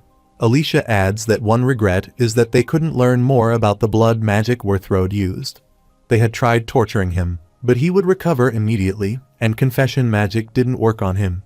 She expresses her desire to learn more about that dangerous magic. Lloyd recalls hearing something from Worthrode when he stabbed him in the side with a purple mana-laced knife. He explains that he was temporarily infected with something called the Curse of All-Consumed Darkness, which transported him to a bloodshot, dream-like place where another version of himself would speak. As Alicia sits near him, she interrupts, telling him to wait and instructs him to tell her everything he knows. She removes her glove to reveal her poisonous hand. Alicia walks down the hallway and reaches a door, opening it to find herself teleported into a blank space where she confronts her past incidents. She sees a younger version of herself, little Alicia, who kills some people while still holding a sword that drips with blood. Little Alicia insists that she had no choice, claiming her brothers were going to kill her. She states that their mother and father's deaths were also orchestrated by her brothers, who had always been kind to her. It was all a lie, and she warns not to trust anyone as Alicia gazes at the shadow of a happy family on the ground. Little Alicia declares that she must kill before she is killed, referencing Lloyd Frontera, acknowledging the danger he poses.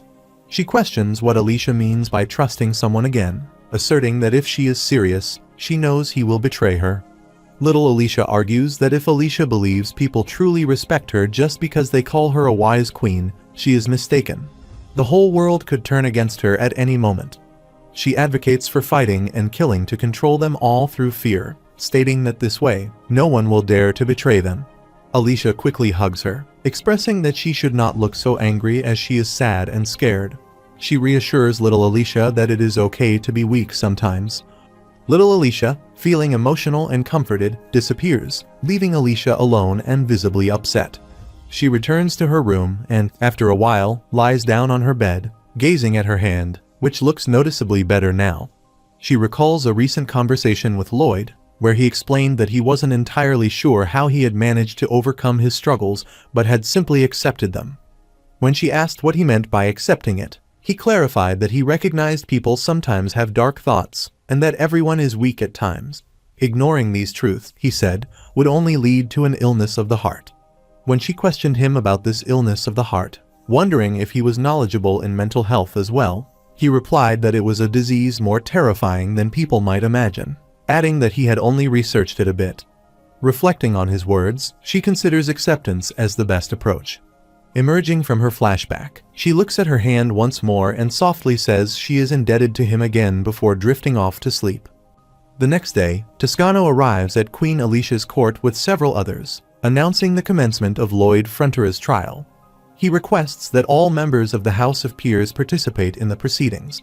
As he considers the outcome, Toscano reflects that, despite Worthrode's death, his scheme has succeeded, and he chuckles to himself. Another individual with gray hair remarks that, even with the Queen's efforts to protect Lloyd Frontera, this incident alone will be sufficient to bring about his ruin. Toscano agrees, pointing out that Lloyd failed to safeguard the kingdom's divine item and ultimately lost it. Though Lloyd may be a meritorious subject, Toscano predicts that, at a minimum, Lloyd's family will be stripped of their rank. Standing in the center of the court, Lloyd faces Queen Alicia as she formally declares, according to the sacred laws of the Great Magentano Kingdom, that the trial of Lloyd Frontura will now begin. She acknowledges that this trial is convened at the legitimate request of the House of Peers, which will serve as the jury and present his alleged crimes. Inwardly, she thinks to herself, asking for Lloyd's forgiveness. Despite her authority as queen, she cannot ignore the law. She resolved, however, to do everything in her power to secure an exemption from capital punishment for him. Meanwhile, Javier informs Siluria of the trial, and she is shocked to hear the accusations, exclaiming that it's absurd, someone else caused the Heart of Winter to explode, and Master Lloyd saved the entire city. Javier acknowledges this, but points out that Lloyd was still the one who brought forth the Heart of Winter, and failed to prevent the culprit's actions. She protests that this reasoning is far too stretched, but he reassures her, urging her not to worry, Lloyd will be fine. When she questions how to note the House of Peers' animosity toward Lloyd, Javier responds simply, stating that Lloyd assured him he would be fine. In the courtroom, Toscano addresses Lloyd, stating that the defendant, Lloyd Frontura, had the audacity to request the kingdom's divine item. The House of Peers and Her Majesty had only granted this request out of their immense grace and trust in him. Toscano pauses, then sharply questions if Lloyd dares to rummage through anything in this sacred courtroom. In response, Lloyd pulls out a vial of blood, the same vial Toscano had once handed to a guard. Toscano's face drains of color as he recognizes the vial and recalls his own instructions to the guard, directing him to scatter the contents before the chamber of the Heart of Winter, promising the soldier a handsome reward.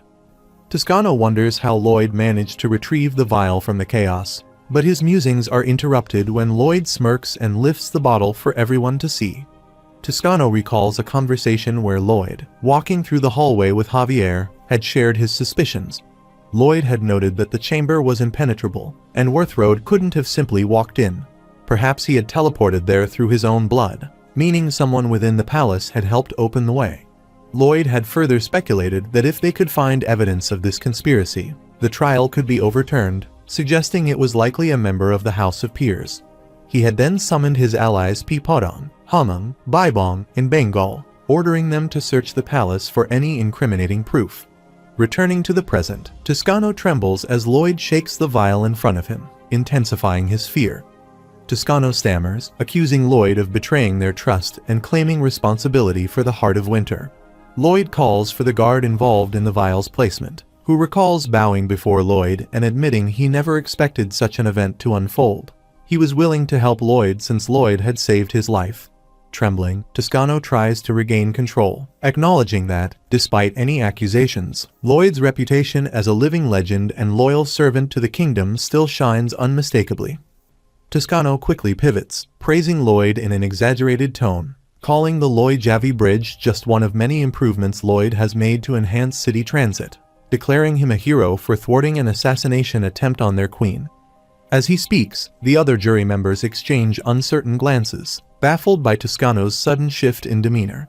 Undeterred, Toscano continues, extolling Lloyd's accomplishments, the creation of his renowned garden, the subjugation of the Bone Dragon, and his unwavering defense of their kingdom. Even Queen Alicia watches Toscano with growing suspicion, unable to comprehend his abrupt admiration for Lloyd. Toscano then declares that the entire world witnessed the Bone Dragon kneel to the might of the Magentano Kingdom, making their kingdom the strongest in the world. Meanwhile, Lloyd begins dancing in delight, thinking that Toscano has finally learned the lesson about what happens when someone tries to undermine him. Overcome with emotion, Toscano dramatically proclaims Lloyd Frontura to be a hero among heroes, solidifying Lloyd's newfound stature. The next morning, Lloyd and his team resume construction. Reflecting on the outcome of his trial, he thinks he's fortunate to be let off relatively lightly, thanks to his status as a hero of the kingdom. However, he knows his record can't simply be wiped clean, and to atone for his mismanagement, he resolves to respond promptly whenever the queen calls for him, especially for any future construction projects. As he watches Baibong pull on a rope to carefully lower large stone blocks into the excavation pit, he calls out a reminder to be cautious and take things slowly, encouraging him to hold on just a bit longer. While grateful for the lenient terms of his reprieve, Lloyd worries about his limited time to complete his objectives. At that moment, Baibong lifts a massive block with effort, positioning it precisely. The system chimes in, notifying him that 12 blocks of Terenga, a core material of the Aotearoa project, have been successfully procured. For this historic achievement of excavating the legendary material, the system awards him with a bonus RP. Lloyd stares in surprise at the system window as it notifies him of an additional 2,000 bonus RP, bringing his total to 4,655. Thrilled, he thinks this is incredible. With this amount, he could freeze time if he ever finds himself in a tight situation. And with Queen Alicia now freed from her curse, he clenches his fist in satisfaction. Reflecting on recent events, he realizes he's averted a significant disaster and, with a glimmer of hope, checks to see if the number of lives saved has changed. However, the system reports a count of -1, indicating it won't be so simple to shift his fate. Undeterred, he smiles, reassured that he's inching closer to understanding the answer. Soon after, he arrives to meet Queen Alicia. She gives him a wry smile, calling him a terrible man, and asks if he's planning to leave again now that he's finished the task he came for. Bowing respectfully, he apologizes for his seeming disloyalty, explaining that he must tend to a pressing matter with no time to lose. She pauses and asks if his work truly holds greater importance than staying by his queen's side. With a steady nod, he confirms it. After a moment of contemplation, Alicia nods and says that she'll wait for him to return. Lloyd blushes again, feeling his heart flutter as Queen Alicia's words echo in his mind. He thinks to himself, could the strange feelings he's been experiencing really be caused by the presence of the Bud of Winter? He wonders if the knucklehead genuinely doesn't realize his influence. Afterwards, Lloyd and Javier ride on Draghi, who holds a net of large blocks in his mouth. As they reach the ocean, Lloyd orders Draghi to drop the blocks into the water, and Draghi obediently does so. Lloyd nods with satisfaction, saying that if they place the blocks here, they should end up right next to the Mermaid Kingdom. He turns to Javier, asking if he'd given Siluria a proper farewell, to which Javier responds with a hesitant yes, though Lloyd teases him, suggesting they didn't discuss anything else. Javier, a bit defensive, asks what he means by that. Lloyd smirks, noting that Javier is clearly interested in Siluria, and claims to be a love guru, able to spot these things instantly. Inwardly, though, he admits that Javier might be the only one who doesn't see it. If he's kidding himself, he might be the most clueless person here. Javier recalls the moment when Siluria shyly admitted that one day after she becomes a full-fledged Grand Mage and he completes his duties, she will confess her love to him. Lost in thought, he's startled when Lloyd teases him about blushing, accusing him of hearing something sweet from her. Javier, a bit defensive, questions if Lloyd isn't actually rooting for them. Lloyd smirks, replying that their romance makes him a bit jealous and, frankly, sick with envy. Javier, brushing off the comment, redirects the conversation, asking where they're headed next. Lloyd explains that their next destination is the southern grasslands to find another essential material. Javier prompted Lloyd to elaborate, confirming that it's the southern grasslands where the biker-like centaurs reside. Lloyd thinks back to the Great Tribal War when Tapo, the second core material, was passed around until it finally fell into the centaurs' hands. He tells Javier that if they track down the centaurs, they might uncover clues leading to Tapo's current location. After a while, they arrive at the vast grasslands, where Javier expresses concern about the difficulty of searching for the centaurs on foot. Lloyd agrees, noting that riding Draghi might spook them and that the centaurs would likely find them first. Suddenly, Javier spots some smoke rising in the distance and hears the sound of horses.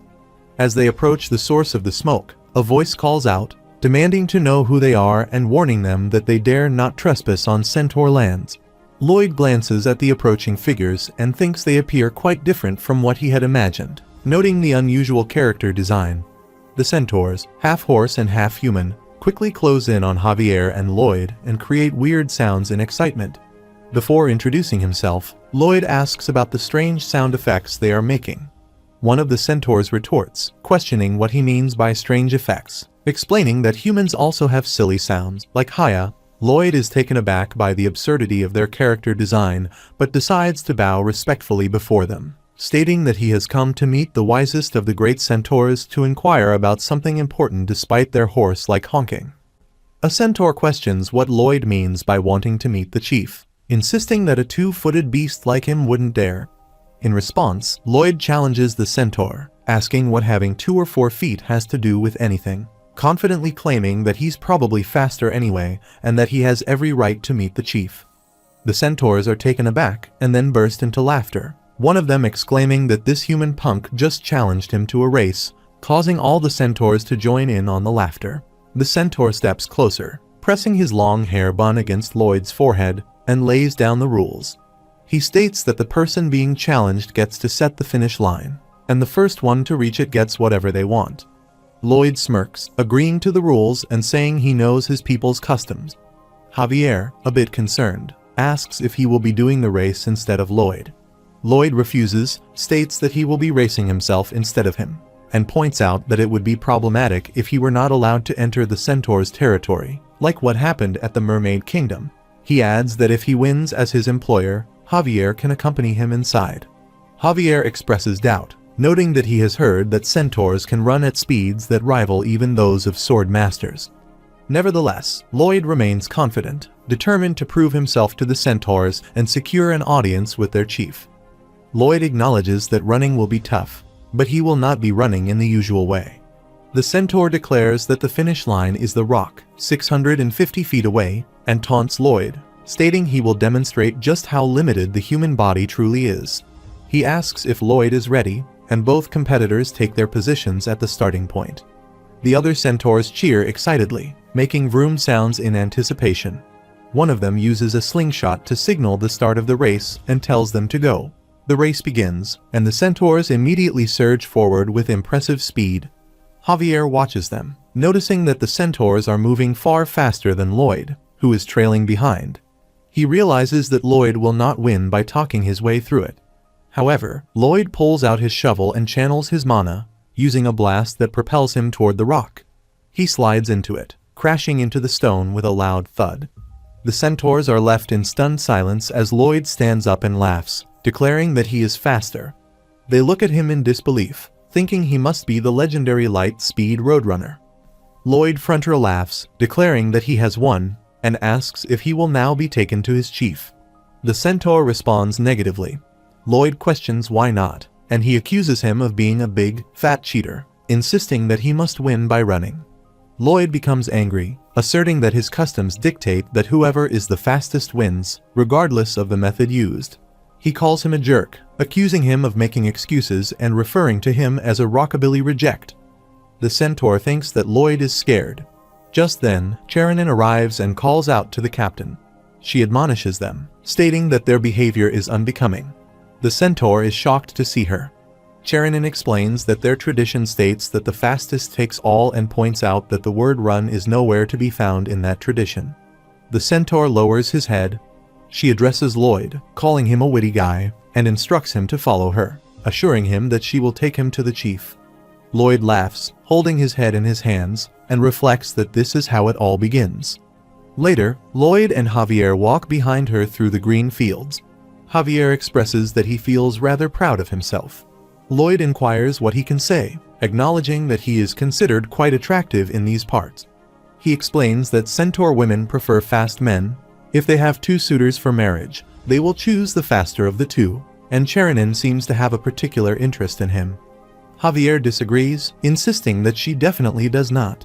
Lloyd then asks if Javier is jealous, noting that it is to be expected since he is always so smug about his appearance. Just then, Charanin kicks him and pushes him away, stating that while he may be quick, his face should at least be average looking. He lies on the ground in shock as Javier approaches him, pointing out that the look in her eyes does not indicate any interest in him. Lloyd questions how he can determine that from just one look. He states that he has observed the look on many women's faces who were in love with him, so he knows very well what it signifies. Charanin interrupts, expressing that she has had enough of all this talk about speed and muttering that speed is not everything. After a while, she points out the camps, indicating that the large tent at the far end belongs to the chief, who is named Cherokee and happens to be her father. They are surprised to hear this. Later, inside the tent, Cherokee welcomes the speedy human whom his daughter approves of and questions Lloyd about why he is staring at him in such a manner. Lloyd responds that it is nothing significant. He was merely wondering what on earth is up with this character design and these outfits. He inquires about the character design and the outfits. Lloyd states that he, the human Lloyd Frontra, has come in search of the Tapo, the stones that once formed part of the staircase of Aotearoa, known as the Jewel of Truth, long ago. He inquires if, by chance, there is someone who possesses any knowledge about them. He points to the stones on his beard, indicating that they are just sitting over there. Lloyd is shocked to hear this and pleads for them to be given to him. Cherokee notes that he sees his boldness as quick as his speed and admits that while they possess the stones, they have no real use for them. However, he explains that it is their people's tradition to watch over them, so they are not something that can be handed over so easily. Lloyd reflects that it will be difficult to persuade the centaurs to part with the stones. Cherokee stands aside, questioning the point of honoring a tradition that she considers useless. She insists that he should just give them the stones, pointing out that they have come all this way. Cherokee replies that there she goes again, being civil and kind, and says he wants her to get out there, run around, and toughen up a bit. He thinks to himself that both the character setup and the child-rearing style here are appalling. She responds, reminding him that he knows the legend of the Lightspeed Roadrunner, suggesting that Lloyd might just be the one. Lloyd remarks that he has heard them mention that term before, so it was not just a passing comment, and he asks what the Lightspeed Roadrunner is. She explains that it is a story passed down for generations, foretelling that one day, a human who moves at the speed of light will come to them, destined to solve the centaur's issue with speed. Cherokee remarks that he understands that if Lloyd truly is the Lightspeed Roadrunner, he might solve their dilemma of no longer being able to break their all-time speed records. If he can do that, Cherokee will gladly hand over all the Tapo he possesses. Lloyd reflects, wondering how they can desire to go even faster when they are already so swift. He questions how such a feat could be possible. The scene shifts to a dark, red moon night. In a ruined setting, a poison-filled tub rests on a step made of skeletons, with a severed human arm floating in the poison. The arm begins twitching, and suddenly, a human form regenerates from it. A monstrous figure emerges from the tub with a splash of poison, screaming as he lands on the floor. Cursing in frustration, he spits out blood, fuming at his failure, thinking that even ancient dark magic could not succeed against Lloyd. He lies on the floor, contemplating his situation, thinking that now, having been resurrected into this ghastly form, he feels limited in what he can do. He is still not strong enough. Helcaros appears, telling him to look at himself and reminding him that this is why he advised from the beginning that all he needed to do was summon him to the world of the living. Helcaros declares that he will kill Lloyd Frontra and explains that this is why he provided the location of Targa Castle and aided him in learning the ancient, forgotten dark magic. Helcaros continues, saying he understands his desire for revenge, but questions if he does not realize that Lloyd is no easy target. He remarks that matters would be much simpler if he could simply walk into the land of the living. However, according to the laws of the universe, he may not physically cross the boundary of hell. Therefore, he asks him once again to gather the necessary items and summon him, promising that he will deliver his revenge and seize his soul. He vows that he will make him his eternal servant, bound to him as a slave for all time. He declares, swearing to aid him as the king of hell. Meanwhile, Lloyd sits, holding his face, and admits he has no idea how he is going to resolve this. He asks Javier whether he should teach the centaurs the Israhan core technique so they can fly with a mana blast attack. Javier responds, reminding him that they both know the centaurs would never accept that approach. Centaurs only wish to get faster at running. He also suggests they should question whether making the centaurs even faster is truly in their best interest. Javier explains that he has witnessed innocent children and adults being injured everywhere. They are the casualties of these speed battles. Lloyd considers this, recalling how Cherokee mentioned yesterday that even minor disagreements often escalate into running races, especially when competing for the favor of a female centaur. In these instances, they begin sprinting wildly in all directions, creating pure chaos and disorder. He recalls Cherokee's words about how everyone fixates on speed, and speed as if speed were everything. He reflects on the legend of the Lightspeed Roadrunner, supposedly destined to solve their problem with speed, wondering if, by solving the problem, they genuinely only want him to make them go faster. Meanwhile, Comanche approaches Chernin, holding a bouquet of flowers, and asks her to finally accept his marriage proposal. She turns away, avoiding him. Comanche remarks, laughing, that there she goes again, pretending not to like him. He boasts that he is Comanche, the champion of the centaurs, and insists that all the ladies would love to be with him, certain she feels the same. Confidently, he asks if he is right, then grabs her hand, urging her to drop the innocent act and join him for an exhilarating date in the wildflower fields. She kicks him and firmly tells him to keep his hands off, calling him a sleazeball. She adds that she already warned him that reckless, arrogant types like him, who rely solely on their speed, are the worst. He scoffs, insisting that speed is everything, and asks what more he could possibly need. He mentions that even Cherokee believes he is a suitable match for her and questions why she keeps rejecting him, suggesting that Cherokee might not tolerate her treating him this way if he knew. He grabs both her hands, urging her to be a good girl and marry him, the future chief of the tribe. At that moment, Schumacher grasps his shoulder from behind and tells him to stop, reminding him that she has already made it clear she does not like him. She is stunned to see Schumacher standing there. Nearby, someone laughs, mocking Schumacher and asking if that sloth is trying to interfere again, remarking that he never seems to give up. Comanche asks if he hears that, pointing out the sound of everyone laughing at him, and reminds him that he has beaten him 8 times already. He taunts, asking if he understands that someone as slow as him has no right to speak. Pointing to Chernin, he remarks that even she has given up trying to defend him. Laughing, he mocks Schumacher, calling him a perpetual loser who constantly meddles in others' affairs. Lloyd, standing nearby, feels a surge of anger at their laughter, thinking he dislikes this situation immensely. After a while, Chernin stands beside Schumacher and quietly apologizes for earlier, explaining that if she had tried to defend him, they would have ended up racing again, and he would have lost. Schumacher responds, apologizing in turn, admitting that he is slow and has no real say in anything, and that Cherokee would never approve of him. She asks why he considers himself slow, insisting that she knows he is not. He is fast, the fastest one out there. He replies that he has never won a single race. She tells him she does not care about that and declares that she intends to marry him, asking who cares about her father's approval. She says she loves him. Shocked, he responds with a firm no, leaving her stunned. He explains that no one would bless a marriage with someone who always loses, and although he despises Comanche, she should be with a fast man, someone she can proudly call hers. He walks away, and she begins to cry, covering her face with her hands. Just then, Lloyd approaches and gently asks if he may inquire what has happened.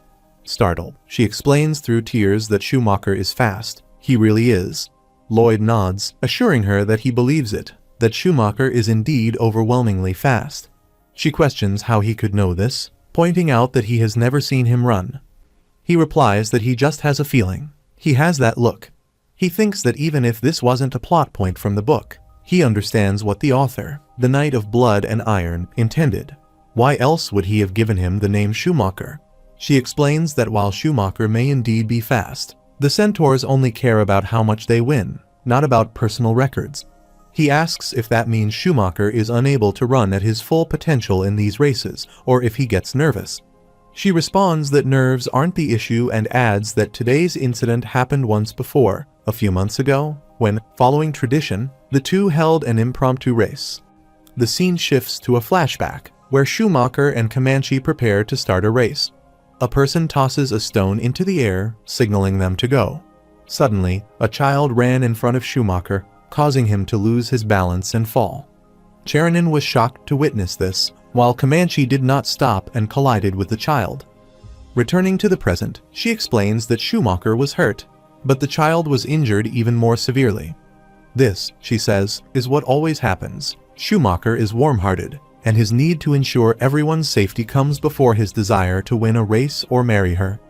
Lloyd asks, with so many injured centaurs, has no one protested against the races, remarking that surely those who do not need to race would not be fans of them.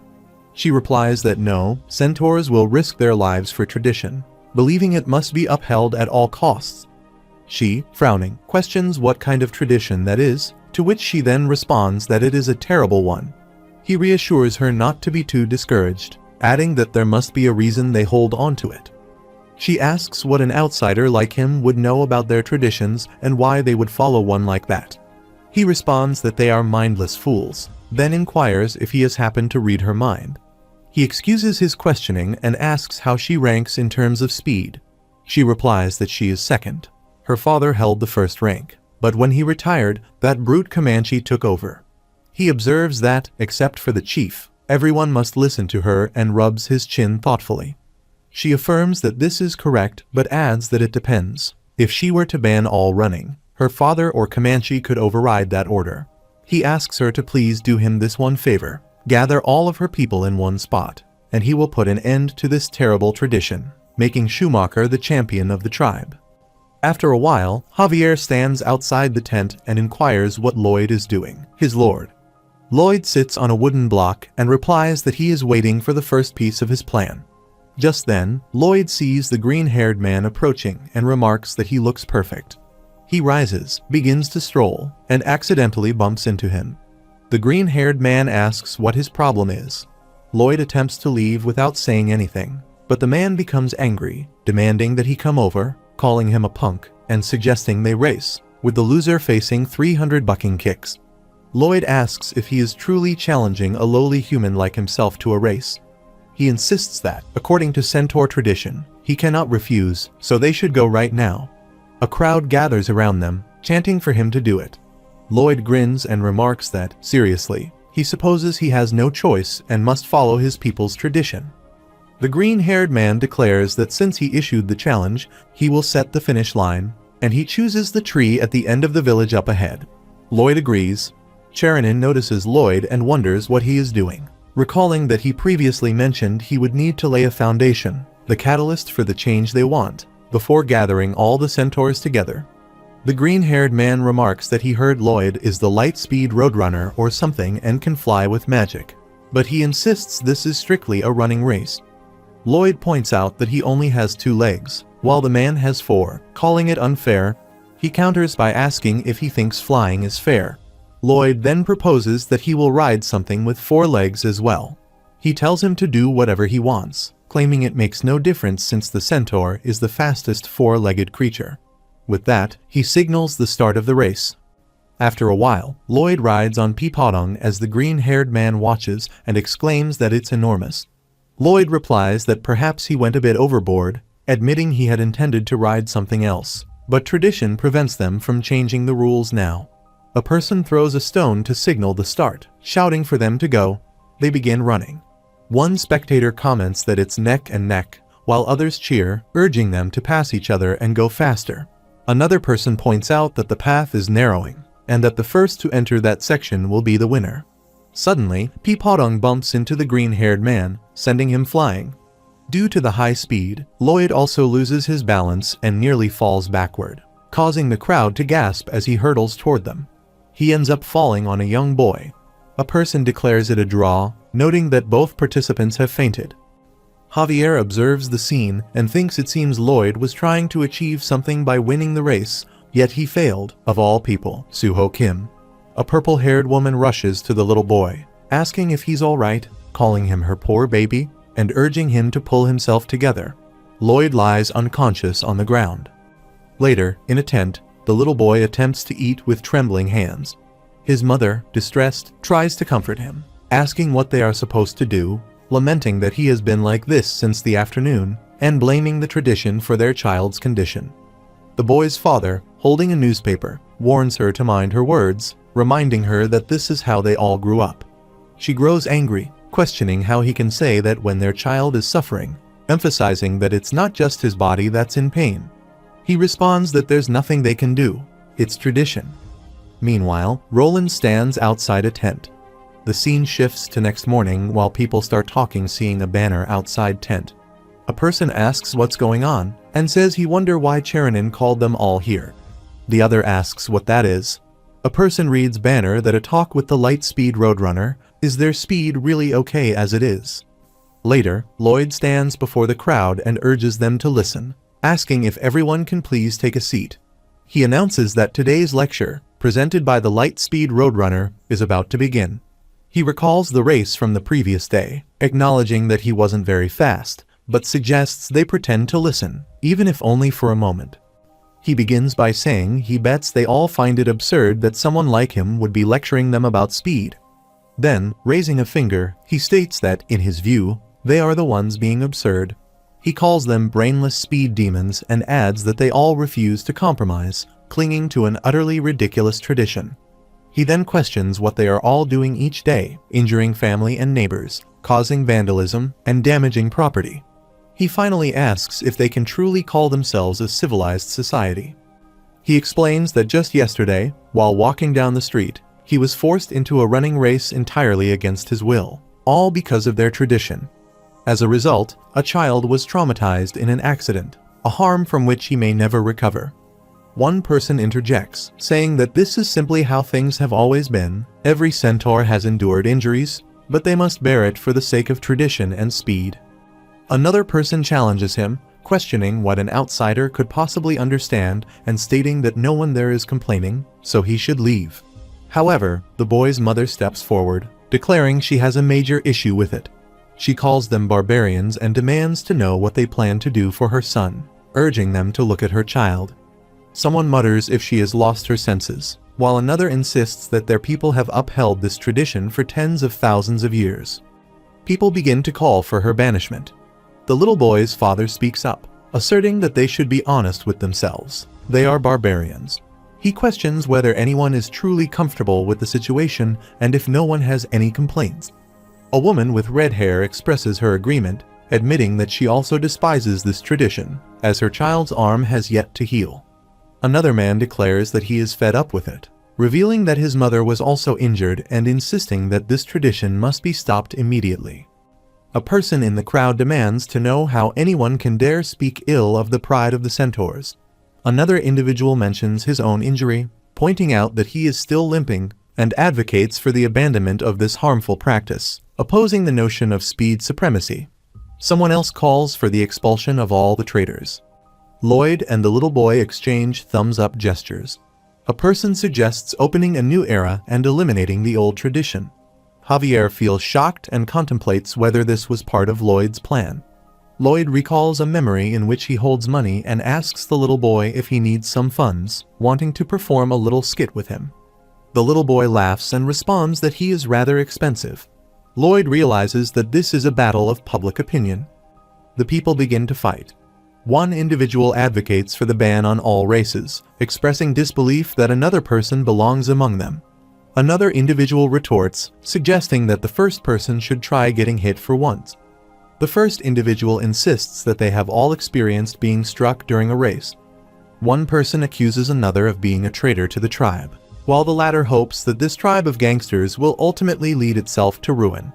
Lloyd silently sits in his chair. Another individual calls for the execution of anyone who disagrees with the tribe's ethos, demanding the removal of the traitors. The narrator describes the ultra-conservative party, the ultra-progressive party, and the ultra-money-hungry party. One person questions who needs this stinking tribe and calls for its dissolution. Some individuals urge for the elimination of the traitors, while others advocate for the disbandment of the tribe. Cherinin asks Lloyd what he is thinking and why he has pitted them against each other. Lloyd responds, asking when he ever did such a thing, saying that he only mentioned things were dangerous, and that an accident had occurred. Javier thinks to himself that Lloyd started this fight. He is certain of it. Javier then asks what all the racket is about. They hear the sound of someone approaching. Lloyd stands up, thinking that, finally, someone has arrived. Cherokee enters. Lloyd notes that the boss has arrived. Cherokee remarks that he said he would solve the tribe's speed problem and demands to know what Lloyd thinks he is doing. Lloyd replies that he is trying his best to address the issue, but it appears that the tribe's opinion is divided. As a result, things have become challenging. Half the tribe wants to retain the ability to run freely at any time and place, while the other half wishes to abandon that tradition. He explains that, after careful consideration, he has devised a plan. First, speed limits will be established, banning full-speed dashing within the village and prohibiting impromptu races. One person protests, calling the idea ridiculous and accusing him of being clearly biased. Another person questions who he thinks he is and if he believes he can do whatever he wants. Lloyd raises 2 fingers and announces the second part of his plan. He will construct a giant racetrack solely for running, where all races will be confined. He urges them to consider it a dedicated space for running, free from obstacles, where runners might even break all-time speed records due to the favorable conditions. He adds that, with such a place, accidents and related injuries will disappear, new records will be set, and their speed problem will finally be resolved. He decides that he will take Topo now. The crowd begins to cheer, expressing their approval. One person argues that he cannot be serious, questioning if they look like they need a silly racetrack. Cherokee dismisses this, stating that the one thing that has ensured the survival of their Centaur race is their instinct to dash in a split second, no matter the circumstances. This tradition has protected them since the Great Tribal War, and he believes they cannot abandon it now. Lloyd then asks if they are currently in the midst of a Great Tribal War. He adds that this proposal is out of respect for their history and their ancestors. Another person addresses Chief Cherokee, agreeing with Lloyd, and asserts that they must change and prevent future accidents. Cherokee tells her father that, even if he opposes it, she will proceed with it and approve the racetrack construction. A person suggests that the crowd should applaud Cherokee. The people respond with cheers of hip hip hooray. Another individual inquires about what he is talking about and remarks that he had run his races at the track earlier. Cherokee asks if she has heard that and claims that she is tearing their people apart. She insists that it cannot be helped. An individual urges Chief Cherokee to simply expel that human from the village and approve the construction of the track. The other person questions Chief Cherokee about why he is paying attention to that individual. Cherokee states that, due to Lloyd, their tribe has reached a point of no return. He will not cease until he obtains his track. Lloyd asserts that if he agrees to its construction, he will begin immediately. Cherokee replies that, very well, he, Chief Cherokee, challenges him, the light-speed roadrunner, to a race. If he wins, Lloyd must leave the village immediately and glare at him. Lloyd smirks and declares that if he wins, he will construct that racetrack. Later, Lloyd changes his attire and prepares to race. Javier states that there are to be no monoblasts and no riding on Master Peapoding, affirming that he has agreed to all of Lloyd's terms. He questions what clever trick he has up his sleeve. Lloyd responds that he has none and that he intends simply to run. Javier mentions that he has heard Cherokee has won every race he has run, all 380 of them, and he believes that he has no chance of winning. He explains that this race involves stopping at a halfway point before running back, and as the one being challenged, Lloyd may choose where that point is. Lloyd selects the northern border of the Magnetano Kingdom, noting that the round trip is a grueling 373 miles. He adds that this is precisely why he chose it, as it places a human like him at an advantage. After a while, Cherokee and Lloyd stand at the starting line for the race while the crowd cheers for them. A person instructs everyone to get ready while Lloyd leans to take his position. The narrator observes that everyone considers humans to be weak creatures, weaker than the smaller chimpanzee, and there is hardly a mammal slower than a human. However, humans possess far more strength than people realize. A person throws a stone to signal the start and calls for them to go.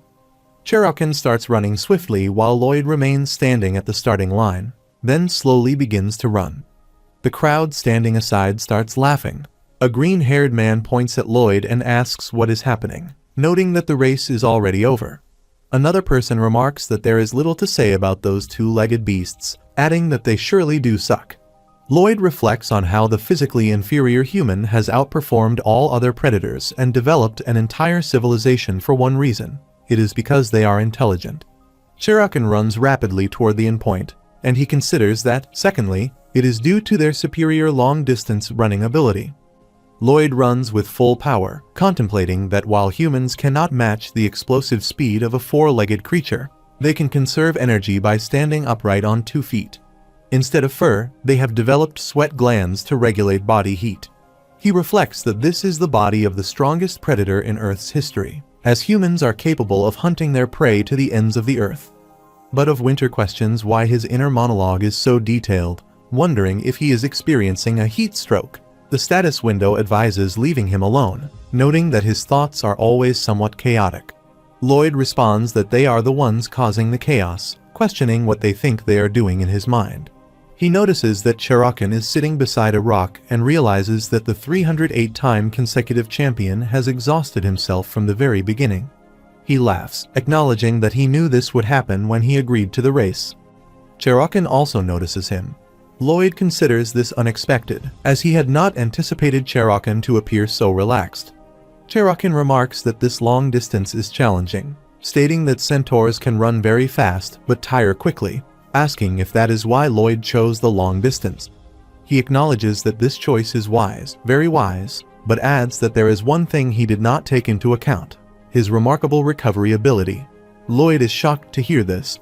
He runs away, saying he will see him later. Lloyd thinks that this situation does not look good and decides to calm himself. He just needs to maintain his pace, slow and steady, and continue running. Cherokon spots him and flicks his 2 fingers from his head, then accelerates. Lloyd thinks that this is not good. He is going to lose. He reflects on whether he should use that Energizer skill or perhaps run a bit more and then use some latent mana to propel himself. He shakes his head, thinking that if he does that, he might trip right at the finish line. This is a race of pace and stamina. Later, the sun begins to shine, and Lloyd becomes very tired as he reaches the northern border of the Magnetano Kingdom, where he sees Cherokon standing in front of the gate.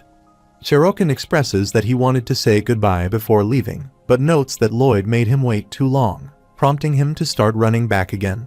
Lloyd taps on the castle gate and also begins to run back, thinking that the monster has forgotten that this is not the way to achieve anything, let alone that stadium. He wonders how he can obtain that Tapo. He resolves that he will steal it, as he is not obligated to solve these people's problems. He recalls Schumacher and then remembers Cherokon mentioning that if only their tribe's traditions had been a little different, or if only he had been born in another place, another world, Schumacher would have achieved so much more. He attempts to increase his speed, reminding himself to remain slow and steady. On the other side, Cherokon also becomes tired, covered in sweat, and sits on a rock, exhaling heavily. The day shifts into night, and Lloyd continues running, reminding himself to remain slow and steady as he leaves Cherokon behind. Cherokon quickly stands up and resumes running. Lloyd is fully covered in sweat and exhausted. The sun shines once again while Cherokon runs among beautiful flowers. Suddenly, he stumbles and falls to the ground. He attempts to rise, laughs, and thinks that he is not as fit as he once was. He has no energy left to recover, as if his old bones are telling him it is time to step down. He stands up, imagines Cherokon standing with Schumacher, and begins to run again. He thinks about Cherokon, aware of whom she truly loves, but despite being her father, he cannot forsake this tradition. This outdated tradition has protected them, and they will continue to uphold it until someone comes along to tell them to put it to rest. Just then, Lloyd appears behind him. He screams loudly, thinking to prove to Lloyd that he is the one who can prevail. On the other side, the crowd standing at the finish line begins to murmur. A little boy points and exclaims to look over there. Cherokon and Schumacher are shocked to see Cherokon and Lloyd running equally toward the finish line. They both utilize their full power to secure victory.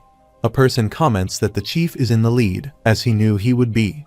Javier observes Lloyd and thinks that he has no mana left, yet he always finds a way to win. When his mana hits 0, he suddenly explodes with more energy. The status window notifies him of a skill and asks if he would like to use the Energizer skill. Lloyd repeats that he will maintain a slow and steady pace. The status window asks if he is listening. He reiterates that he will remain slow and steady as he continues running. Lloyd thinks that he is exhausted and wonders why that old man has not collapsed yet. Just then, Cherokon stumbles and falls to the ground. Lloyd continues running at speed and sees Cherokon get up again and start running. Lloyd thinks that Cherokon should fall down already. Cherokon, meanwhile, is determined to win and beat him. Suddenly, Lloyd splashes his foot in the water and enters an unconscious state, feeling incredibly heavy as he realizes he has reached his limit.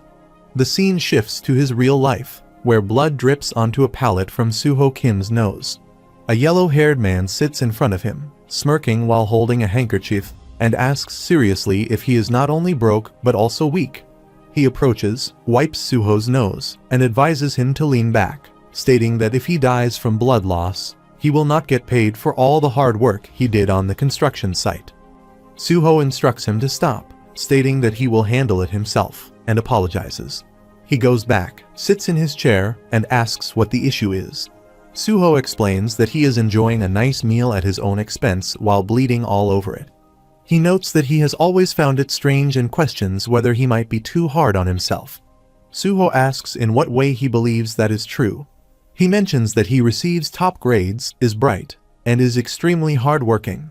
Given all that, he should have a very high self-esteem. Yet, oddly enough, he is always ill at ease, as if he is from another world and struggling to adjust to this one. He points out that this is a common trope in animation. Perhaps in another world, he is a great hero, but now he finds himself troubled by air pollution, noise, and various other issues. Suho states that he has always been a bit quiet. He dampens a handkerchief with water, places it on his mouth, and informs him that he can no longer buy him dinner.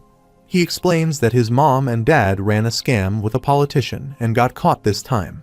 They are currently on trial and will likely be convicted, smirking as he speaks. He mentions that in a few days, he will have nothing to his name and points to his face, noting that he has seen this look on his parents' faces since he was a baby. He describes himself as a natural-born idiot and adds that without money, there is no reason for him to continue hanging out with him. Suho asks what he is talking about, asserting that he is his only friend and that he knows this, pointing out how much he has done for him. He explains that friendship is about give and take and asks what he has to gain by sticking with him, questioning whether he understands why he has been following him around. He states that it is because he is so incredibly cool. He is in a tough spot yet does not give up. He notes that he is a spoiled rich kid who always gets what he wants, asserting that if he were ever in his position, he knows he would likely end up dead. He asks him to explain how he can become strong like him. Suho responds that he is not strong. He simply does what he must, taking things day by day, studying and working. He acknowledges this, saying that he will just wait. He adds that when he feels he has become an amazing person like him, he will bring him back here and buy him everything on the menu, urging him to power through it. He emphasizes that slow and steady is the way to go. Suddenly, Lloyd screams and emerges from the unconscious world. Javier is shocked to see him. Lloyd runs with all his might, contemplating the source of this willpower. He knows he has always worked through difficult challenges, but this is the first time he has not relied on using a strange power. He wonders if this mental strength is something an ordinary human being can possess. He had always believed it did not matter who he was as long as he saved the estate. But now he wants to understand what kind of life he led in his world. Cherinin and the others are also astonished to see him. Cherokon and Lloyd approach the finish line as Lloyd increases his speed. Later, he lies on the ground while Javier sits near him. He asks if he won. Javier looks toward Cherokon, who lies on the floor away from the finish line, and confirms that, yes, he won again. He takes Lloyd's hand and says he should help him up. Cherokon announces that everyone should listen as they are ushering in a new era for their tribe. They all cheer. Lloyd thinks that everything has gone according to plan. Now they just need to build the racetrack, obtain the topo, head home, and they will be finished. Javier observes him and expresses that, based on how he looks now, he does not believe everything went as planned. However, he is curious about one thing and asks why Lloyd did not use one of his mysterious powers, noting that he could have won easily in the end. Lloyd notices Cherokon speaking to his daughter, Cherinin, and reflects that the old man put everything into that race, which would have felt like cheating. The system window notifies him that using the mana heart is already considered cheating. He replies that it was a passive skill and questions what more is wanted from him. Javier bows down and states that they should begin construction, promising to do his best at whatever is asked of him. Master Lloyd. Lloyd inquires about this behavior, asking if Javier is now acting more respectfully toward him. Javier responds that Lloyd deserves respect and thinks he will protect this man, Suho Kim, at all costs, even if it means laying down his life for him. After a while, Javier and Lloyd kneel in front of Cherokon and state that they need to get started on the racetrack. However, construction will take nearly a year, and he is hard-pressed for time. Therefore, he proposes using his special gift to stop time everywhere except in this region. He explains that he is from another world, and that upon arriving in this world, he acquired several special abilities, making it somewhat difficult for his people to leave the grasslands. Javier observes him and thinks that stopping time sounds plausible, but he is surprised that Suho has revealed his secrets to the chief. Cherokee responds that they should do whatever is necessary, and he thinks that the chief is more surprising than he expected. After a while, Lloyd stands with his shovel resting on his shoulder alongside Javier on the ground and calls for the skill box. The system window notifies him that freezing time summons the power of the essence of winter nestled within his heart, and it requires 3000 RP for the skill.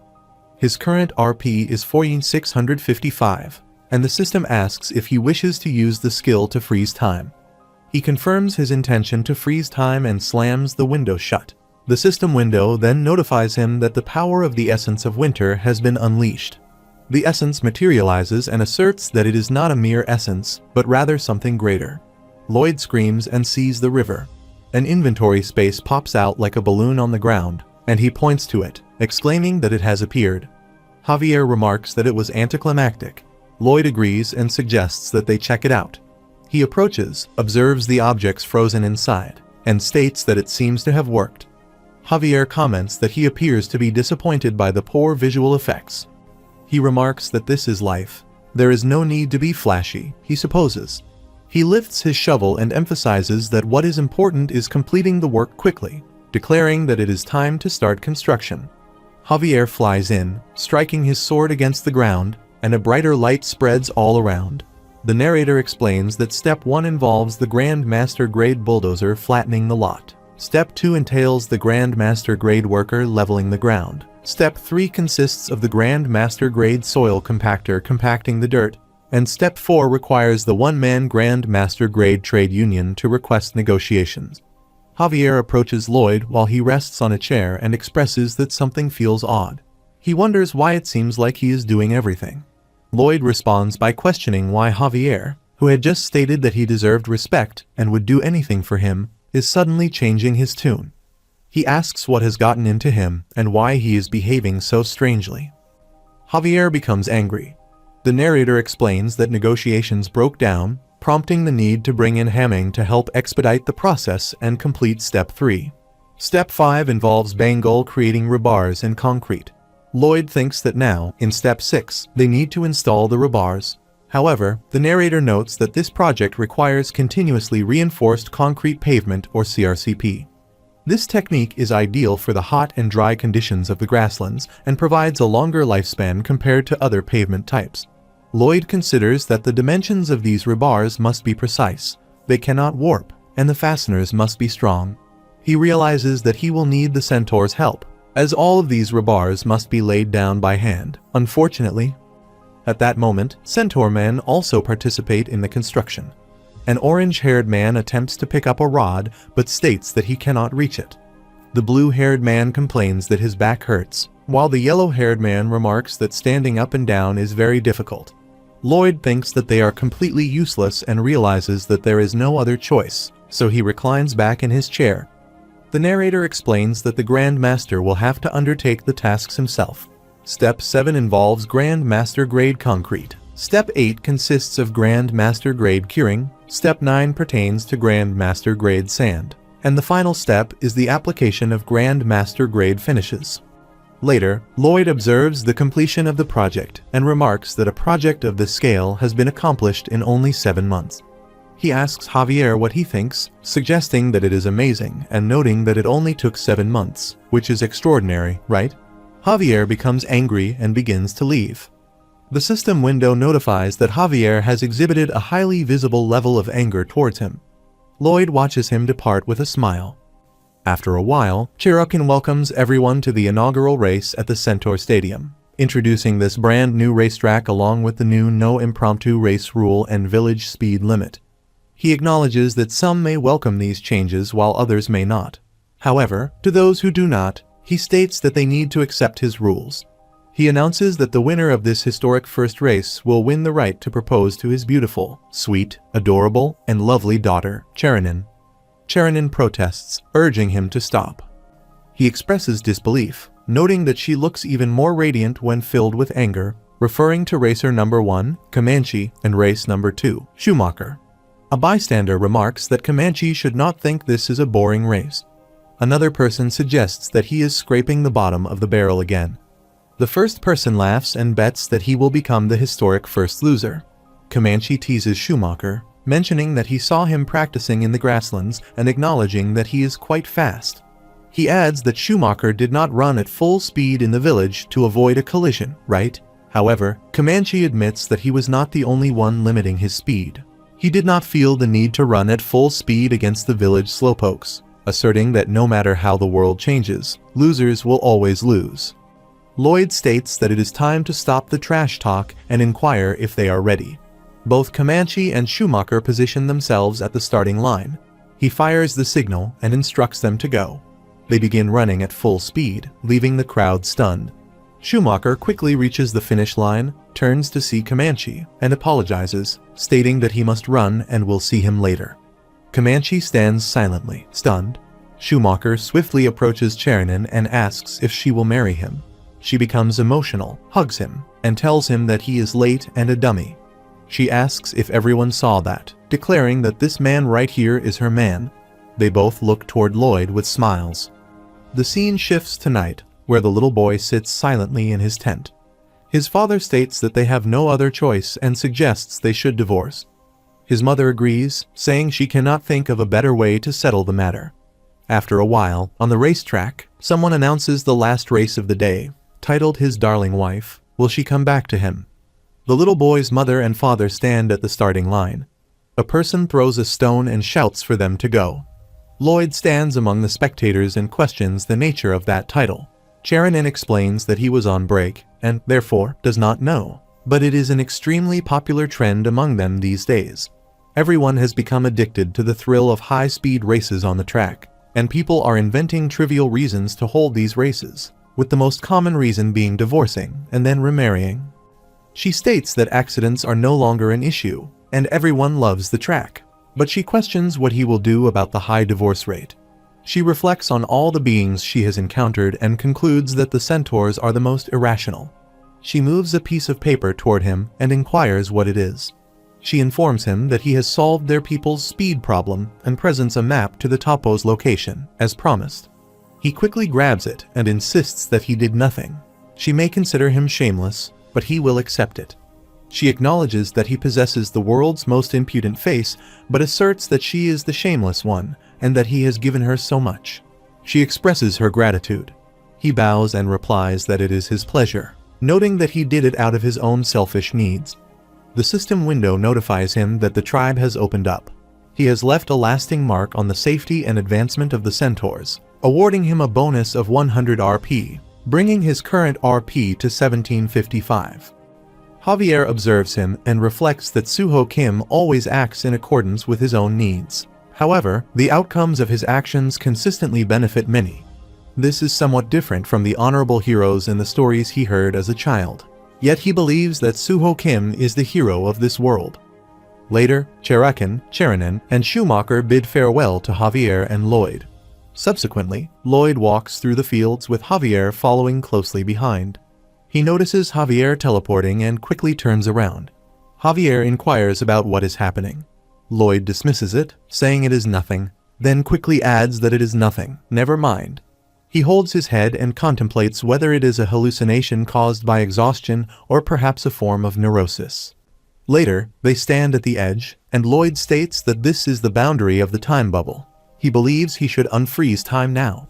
The system window notifies that the time freeze has ended. The pop-up balloon near the riverside disappears with a notification that reads poof. Lloyd asks if this is serious, expressing his disbelief that this is all there is to it, and he finds it utterly ridiculous. Javier tells him that he should already be accustomed to such occurrences. Suddenly, Lloyd feels a sharp pain in his heart and kneels down, clutching his chest. Javier calls out to him as Master Lloyd. Lloyd contemplates what just happened, realizing his heart felt frozen for a moment. He then asks telepathically to the butt of Winter what that sensation was. The butt replies that it was the cold air, powerful enough to freeze time and space, moving through him. It adds that he may not have felt it when he left, but when he reabsorbs it, he will experience the cold. Lloyd questions what is happening, calls him Tush of Winter, and whether this is truly acceptable. He expresses that he does not believe it is a problem at the moment. Lloyd comments that referring to it as the backside of winter seems too nonchalant. He wonders what would happen if he were to freeze time again. He responds that he honestly does not know, as he was not the one who created him. Lloyd then calls him the butthole of winter, asking what it is that he does know. He acknowledges that it is a good question and suggests they agree on referring to him as the butt of winter, as the term butthole of winter genuinely irks him. Lloyd asks if this is really important at that moment and tells him to leave, labeling him the hemorrhoid of winter. He replies that leaving is the easy part, but it would also involve ripping his heart out in the process, which could kill him. Lloyd states that if he must carry the heart of winter around to utilize the time freeze skill, does that imply there is no way to remove it when he no longer desires it?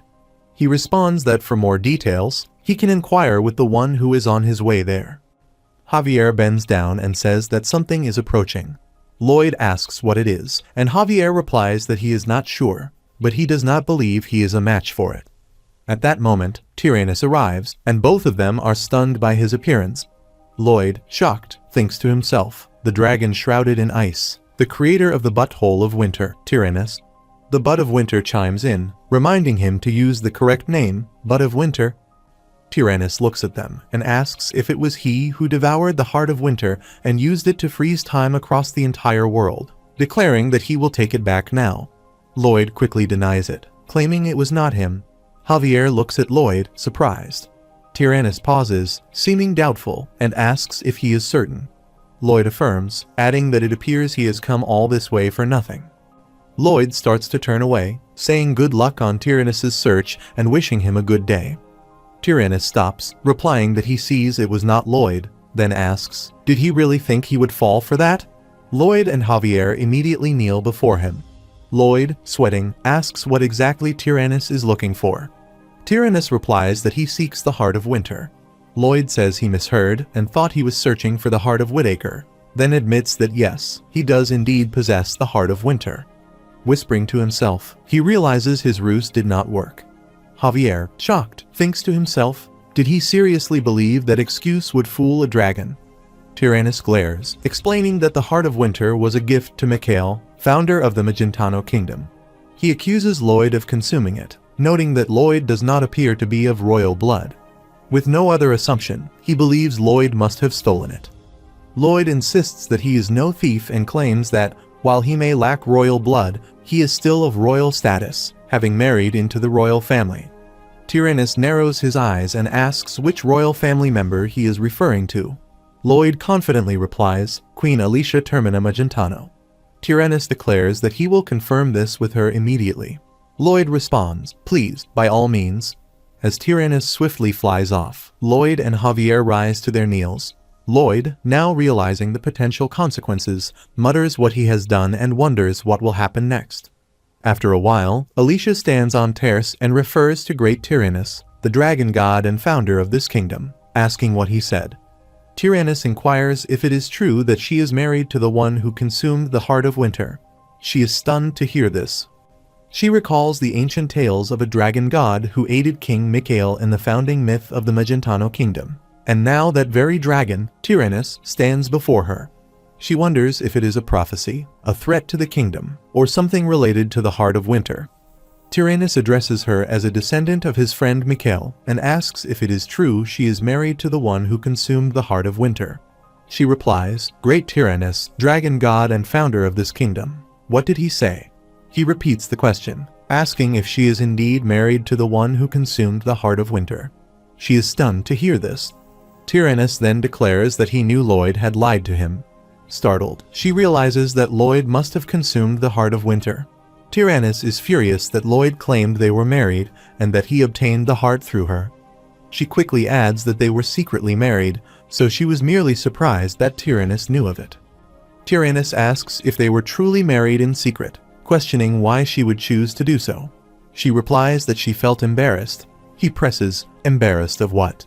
She explains that she feared if her people and neighboring kingdoms saw her blush as she gazed lovingly upon her prince consort, they might start calling her the bashful, blushing Magentano. Tyrannus considers this and, oddly enough, finds it plausible. She then states that she gave the heart of winter to Lloyd, and that he did not steal it. Laughing, Tyrannus says he believes her and vanishes. She thinks to herself that man had better brace himself for the next time they meet. Meanwhile, Lloyd and Javier sit on the grass when Tyrannus reappears before them, declaring, "So it is true." Lloyd smiles, relieved, thinking he is saved, as he had genuinely feared for his life. Lloyd thinks to himself, "Wow, an unbelievable, incredible job, Her Majesty. He's her eternal servant now, ready to do anything she asks. He's saved." Tyrannus then declares that he will remove the Heart of Winter from Lloyd quickly and painlessly.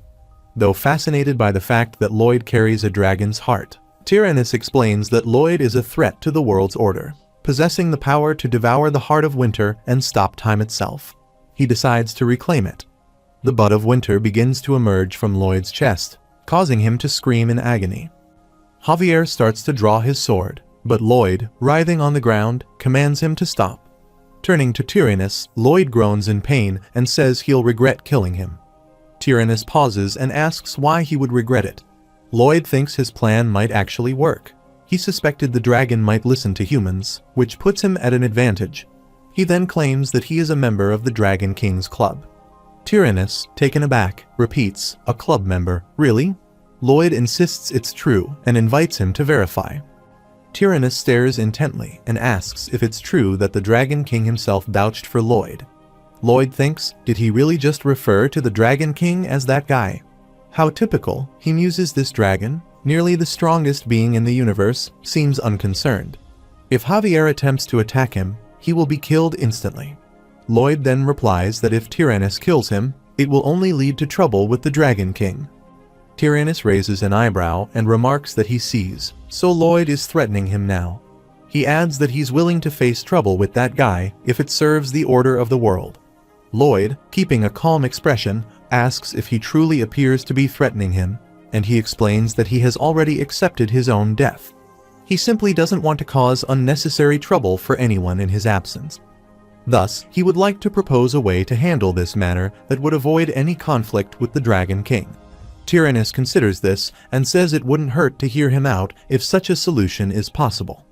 He explains that it involves making a bet with him. If he wins, he will simply send him on his way, but if he loses, he may reclaim the Heart of Winter. Naturally, he will lose, but if he dies due to the bet's outcome, the Dragon King will be unable to intervene. He asserts that the bet is fair and proposes this. What if he hits him with a single punch? If he vomits from that punch, he wins. He adds that, of course, such an outcome is impossible, but at least he can die as the man who struck the great Tyrannus, a victory of its own, and begins to sob. Tyrannus responds, saying, "Very well," noting that this arrangement eases his conscience about killing an innocent man like him. Gathering his hands in front of him, he thanks him for granting this poor, dying man's wish and asks, if he may, for one more favor. Tyrannus remarks that he is rather annoying and asks what he wants. Lloyd replies that he has loved water since childhood, and it has been his dream to be buried at sea. He wishes his final moments to be in water. Tyrannus responds that he may have his wish and urges him to hurry. He instructs him to follow, mentioning that there is a small river nearby. Javier and he start moving, with Tyrannus following them. Javier whispers, questioning what kind of bet this is, knowing that he cannot possibly win. He trudges along, crying, while Javier thinks he must find a way to stop this and get them out of there. Later, Tyrannus splashes into the river and declares that he is ready. Lloyd also stands in the water and announces that he is ready. He quickly moves to attack Tyrannus while a system window notifies him that the special skill Gut Shot has been activated. Tyrannus responds with amusement, stating that it is a nice, funny human, and he will ensure that he is remembered for a very long time as the great man who punched the dragon god Tyrannus, only to vomit in the process. The system window informs that a single hit to the gut will cause any living creature in water to fully empty its stomach contents. Lloyd asks what this means, questioning whether he has won. Tyrannus reflects that he had been whiling away the hours in his lonely lair, as always, when time suddenly stopped. This sensation feels like the power of the Heart of Winter. He wonders who could possibly amplify its power in such a way. He thinks the source seems to be coming from that direction. But then he realizes that the Heart of Winter resides within a human. He questions what kind of person can both contain the Heart of Winter and wield the power to freeze time. He knows nothing of this human or their intentions, and he perceives this as dangerous. He contemplates that once time begins moving again, he will fly toward him, but now he finds himself vomiting from the impact of the punch. Lloyd asks what just happened and how he managed to win, expressing that this is quite strange. He vomits, transforms into human form, and inquires how this can be. Lloyd asks seriously how this occurred, stating that this is a miracle and demanding to know what transpired. He confirms that he won the bet, right, and asks if this means he gets to live. Tyrannus sighs, wipes his face, and acknowledges that, yes, a dragon keeps its promises, leaving him with no choice. He thinks to himself that he is grateful, as he was somewhat worried.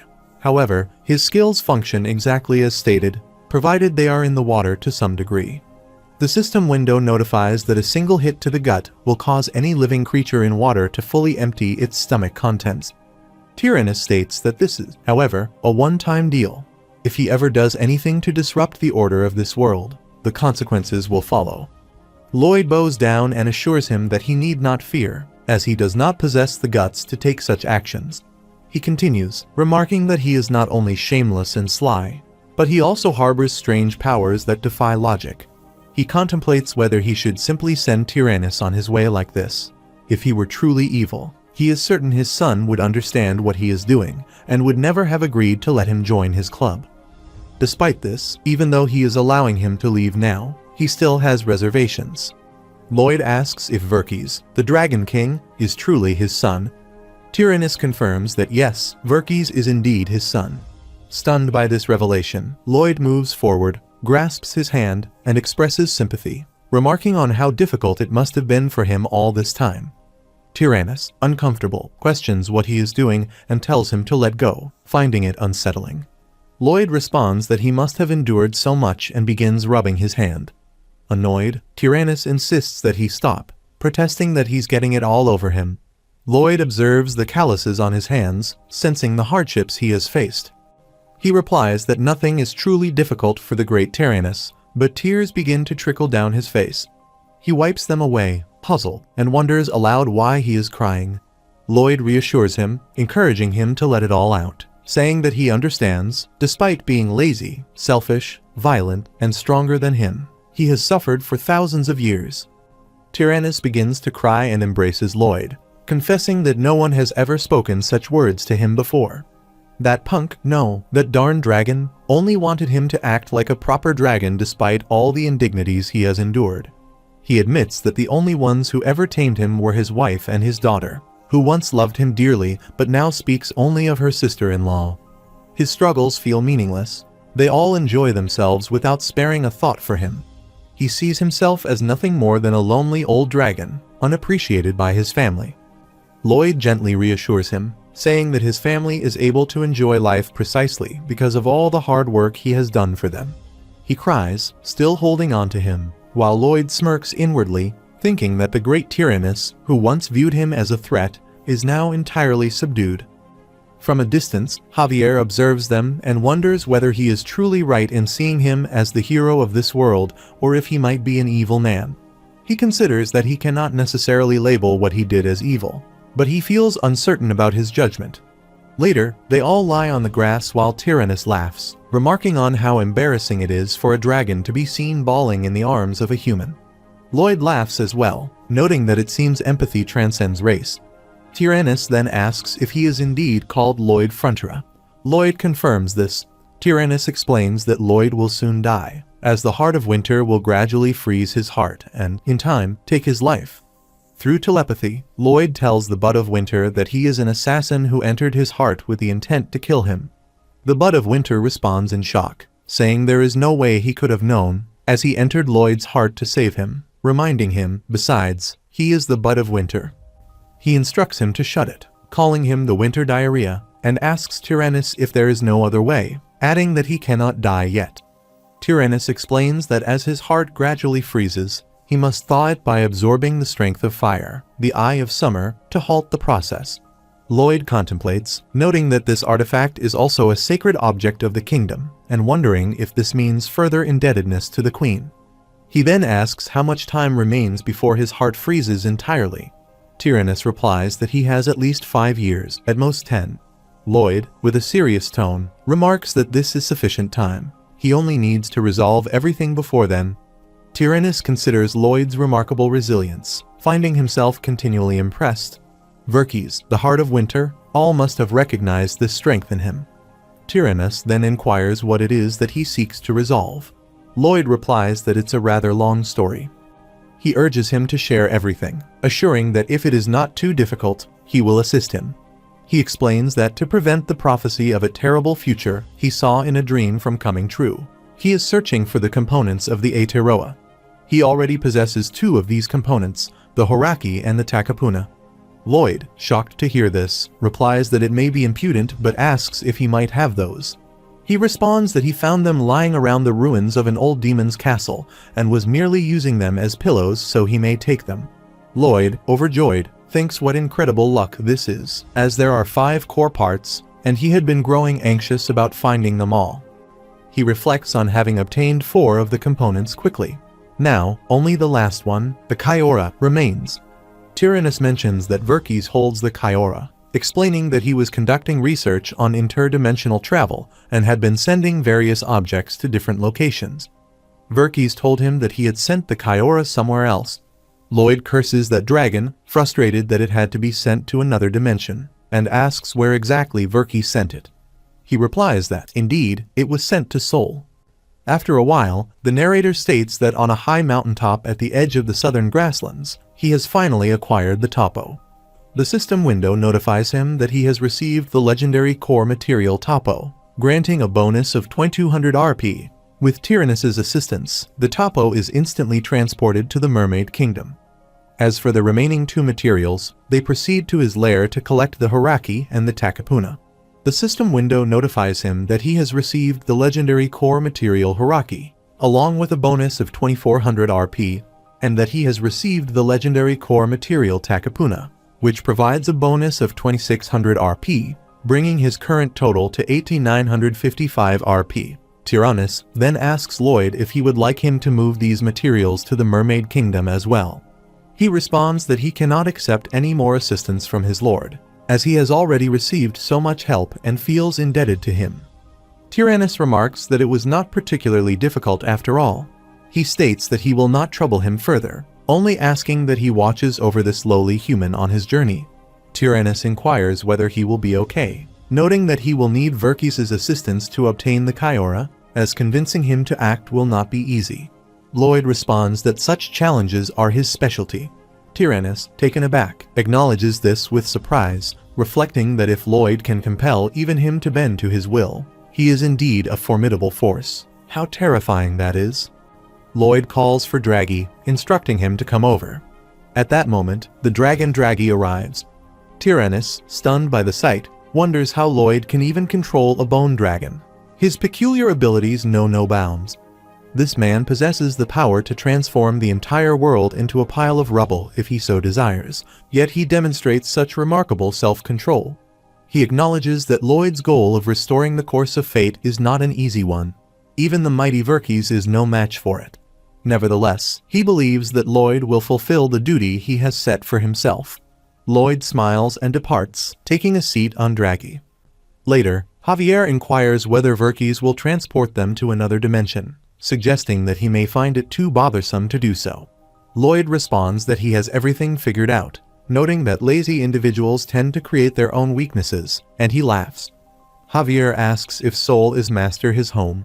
Lloyd questions what makes him think that. Javier explains that the moment he heard the word Sol, his entire expression changed. He then mentions that his home is now Frontera, expressing that he misses it and wonders how everyone is doing. Meanwhile, some soldiers stand observing a town from a distance. Prince Eddie declares that this is the place, the village said to contain a mountain of treasure. A one-eyed man explains that he was once the 3rd prince of the far-off southern kingdom of Arios, but after a failed rebellion, he has become the leader of a group of bandits. He believes that once he captures this village, he can establish the new country he has always dreamed of. Eddie then urges his comrades to move forward, instructing them to raise the place and behead the Lord, while ordering Unit 1 to set all the houses ablaze. They quickly move forward, wielding fire sticks to initiate their attack. Just then, orc warriors appear in front of them. A soldier exclaims that there are orcs, countless numbers of them. Another soldier calls for a retreat, urging everyone to fall back. Later, a soldier kneels in front of Eddie, who asks in disbelief why there are orcs roaming around a countryside village. The soldier replies that he does not know, but they are simply hanging around. Eddie dismisses this concern and commands Unit 2 to head into the northern woods and infiltrate the manor house. Meanwhile, elves sit cooking in the northern woods. A group of soldiers approaches, and one soldier accidentally steps on a flower. Moira asks whether he has just stepped on a flower and begins to confront them. Later, another soldier kneels in front of Eddie, who inquires why there are elves grilling meat in the village's forest. The soldier admits that he does not know, but the meat looks delicious. Eddie states that they cannot turn back now and commands all troops to attack. They all move toward the town to launch their assault. On the other side, Kuga enters the room of a brown-haired boy and announces that a group of knife-wielding bandits is invading the estate. He is painting, responds that they are knife-wielding bandits, and expresses disbelief, stating that he already knew that. Kuga remarks that human language is quite difficult. He calls him a liar, noting that he speaks very well around Emily. He then asks Kuga to clarify who is invading. Kuga reiterates that it is a group of bandits. He is surprised, inquires if that is true, and looks at his drawing, saying it is sweet and that it is time to test it out.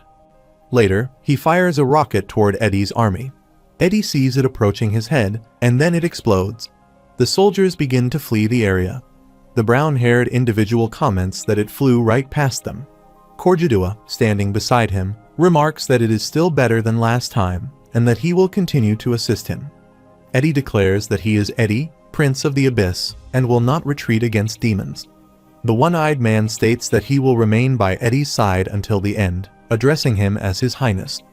Korjadua encourages the Dragon Boy, who is all thumbs, to send those foes packing.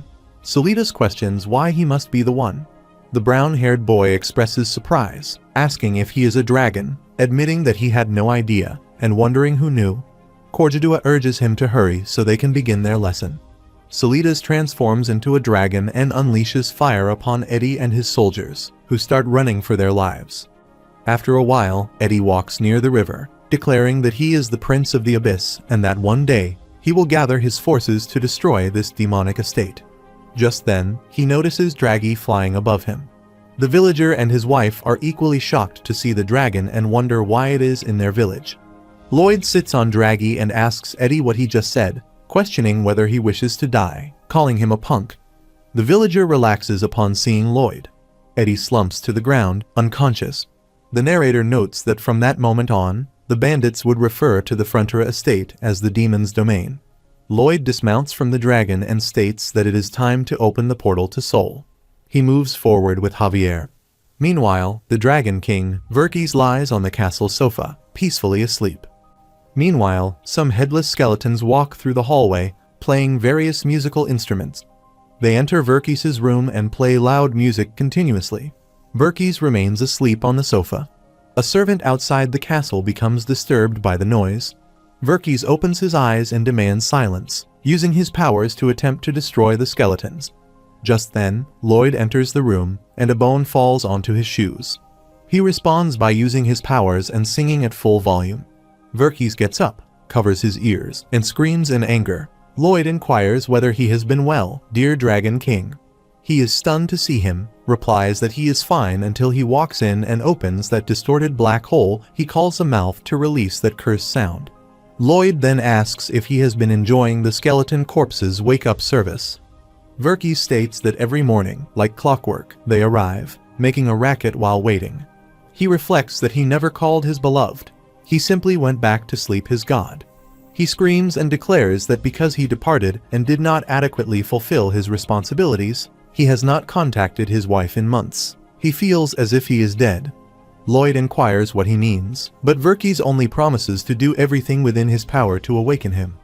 He does not recall pledging to assist him in reaching Mrs. Dragon Queen. He remarks that contacting her is something he can only manage himself and laughs. Verkis writhes and exclaims in frustration, questioning what he should do and asserting that he is doomed. He asks what is wrong with him, urging himself to come on. Lloyd asks how about this. He then asks if he has a plan. Lloyd states that he should inform the missus that he has been busy, explaining that he had to apprehend a bad guy. This individual, originating from another dimension, had been using strange powers to traverse the world and commit various misdeeds. Since he could not bear to merely observe these actions, he, the noble Dragon King, pursued him relentlessly, day and night, and ultimately captured him. He points to himself and declares that the bad guy is, indeed, him. Verkis expresses her delight upon hearing this and exclaims that it is perfect, as she will likely commend him for his efforts. He agrees, adding that he can even chain the bad guy and drag him to her, envisioning the ideal performance as a villain and laughing. Javier stands behind him, reflecting that it is not an act. He truly is a bad guy, having lied everywhere he goes. He observes Verkis, who has a broad smile on her face. Verkis inquires about what he wants from her this time. Lloyd bows and expresses gratitude to her, requesting assistance in locating the Kyora in Seoul. She asks for clarification, and he responds affirmatively, recalling that the Kyora is the material from the Jewel of Truth, which he indeed sent to Seoul. Lloyd reflects that he was aware the Jewel of Truth had been broken into pieces, and the fact that he never mentioned this truly irritates him. He informs her that he will send him there, but not to its exact location. He can only provide something to aid him in the search. He begins to search through his pocket, retrieving a small dog and stating that this is a tracker dog. He explains that he has input the Kyora's magical pattern into the device, which will guide him on the way. Lloyd inquires whether dragons do not care for design or theatrics. He states that he does not know about the others, but since he possesses a good-looking face, he does not care much about anything else. He retrieves a rod from his sleeve and mentions that it is the Take Anywhere rod. He asks why it appears to be stuck. Lloyd thinks this is quite disappointing. He extracts the rod, swirls it, and commands it to take him to Seoul. Lloyd believes that this is interdimensional travel, and he should at least perform as the old dragon did when opening the gate to hell. He drops the rod and exclaims boop as a portal gate opens on the floor. Lloyd feels a sense of disappointment. Javier places a hand on his shoulder, asking if he is not accustomed to this by now. Lloyd steps onto the portal and states that, regardless, they should proceed. Verkis explains that this magic will transport them there and back. If they stand on the swirling transport circle in the other world, it will return them to this world. They begin to move through the transport gate. Verkis asks Lloyd if his home is in Seoul. He responds with confusion. Verkis clarifies that his physical body is likely sleeping peacefully in that world and warns him not to even think about attempting to find it. If they come too close to one another, a catastrophic error will likely occur, potentially destroying everything. Lloyd acknowledges this, and they both teleport to a street in Seoul. Javier surveys his surroundings, thinking that this is Suho Kim's home, and if he attempts to stay here, he will do everything possible to bring him back with him. He notices his hand and reflects that this is strange. His mana is completely depleted, and he wonders if he cannot use it in this world. Here it begins to make noises while Lloyd urges Javier to proceed, indicating that they need to head in that direction. He agrees, thinking that this situation is awkward, as a dangerous circumstance could arise while he starts following Lloyd. Suddenly, he notices a brighter light shining on him and wonders what this air is. It feels similar to the air in hell. Lloyd suggests that they should get some clothes first, as they will attract too much attention looking like this. He responds, stating that his mana is depleted, and if they get into trouble, they will be in a difficult position. Lloyd reassures him, saying not to worry, as nothing like that will happen here, and moves forward. The narrator explains that the last core material of Aotearoa, Kyora, is a mysterious substance reputed to change shape in order to blend in with its surroundings. Somewhere in Seoul, the Kyora has transformed itself. Lloyd attempts to retrieve some clothes from a trash bin, shows them to Javier, and states that there is something they can wear after all.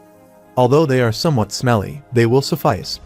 Javier examines him, contemplating whether he is all right now, as he had appeared quite unwell before. At that moment, a police officer points at them and exclaims that they are committing theft and should put down the items.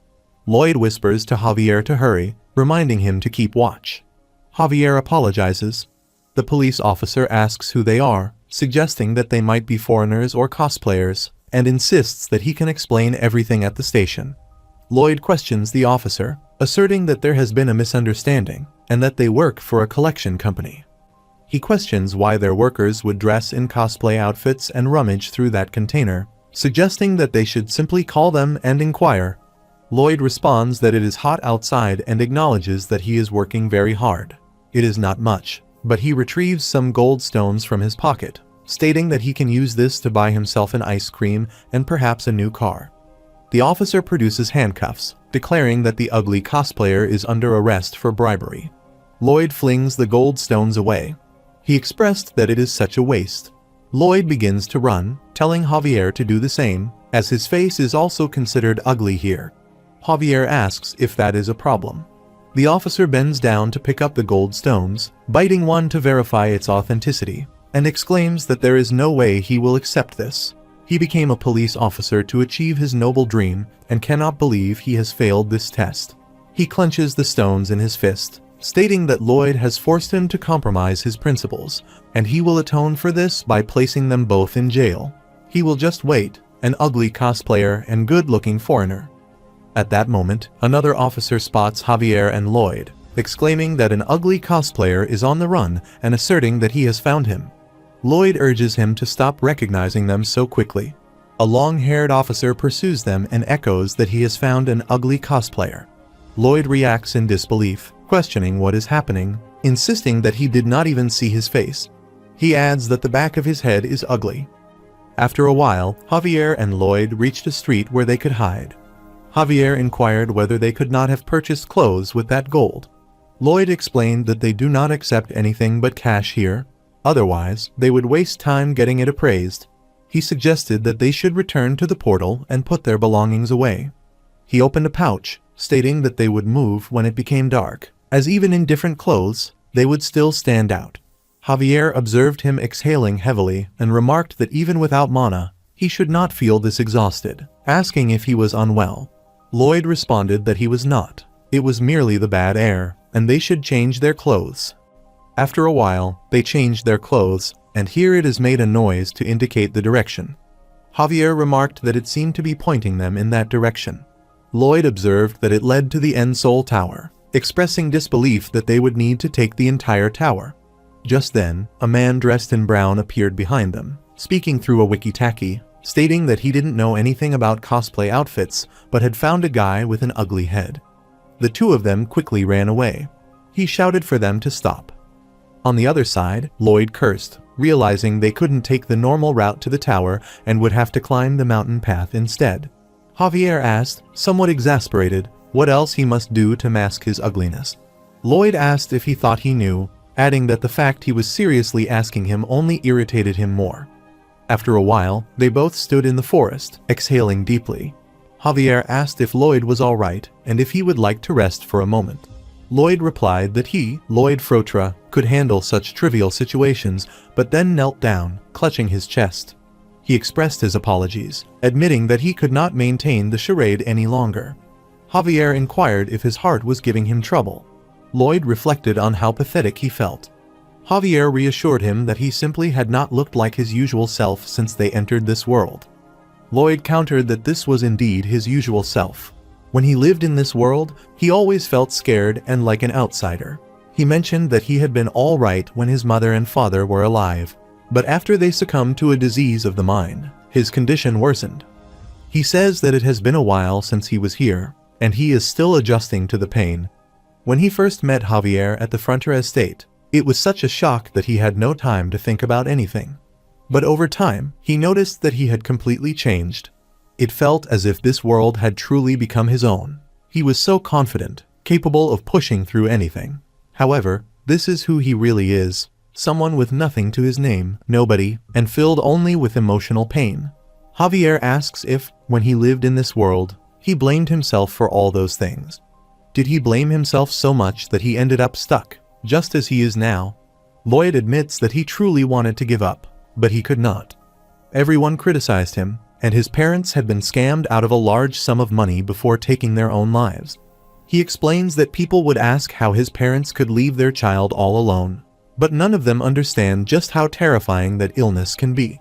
They spoke ill of his parents, who were truly amazing individuals, and he wanted to demonstrate this to the world. Thus, he knew he could not stop. He asserts that he did everything he could. He studied, worked hard, and fulfilled his obligations, believing he needed to exemplify how well they had raised him. Javier counters that he has done nothing wrong and inquires who has given him that cross to bear. He contends that he did keep himself accountable. Otherwise, he would truly have nothing. Javier rises and states that he worries for no reason. Whether they are in Seoul or in Laurasia, in his eyes, he is the same person. He walks away, asserting that whether he is making a fuss with his ugly, terrifying face or has tears streaming down a scared face, ultimately, he is someone who fulfills his duties. Lloyd wipes his tears, calls out to Javier, and tells him that he is the one who leads the way. Punk. After a while, here it is barks while Lloyd states that this confirms it is the Kyora. He holds a lock and questions whether it belongs to one of these locks. Here it is barks again. Lloyd concludes that it is official. The railing is indeed the Kyora, considering that it likely fell in this area during the tower's construction. He thinks that since it was next to another railing, it has changed to resemble it. He muses that the sleepy-headed Dragon King needs to improve his coordination, landing here of all places. Javier inquires why so many items are hanging from it. Lloyd explains that these are love locks or something similar, indicating that this is the Seoul End Tower, a popular tourist attraction where couples come to attach one of these locks to the railing while pledging their eternal love for each other.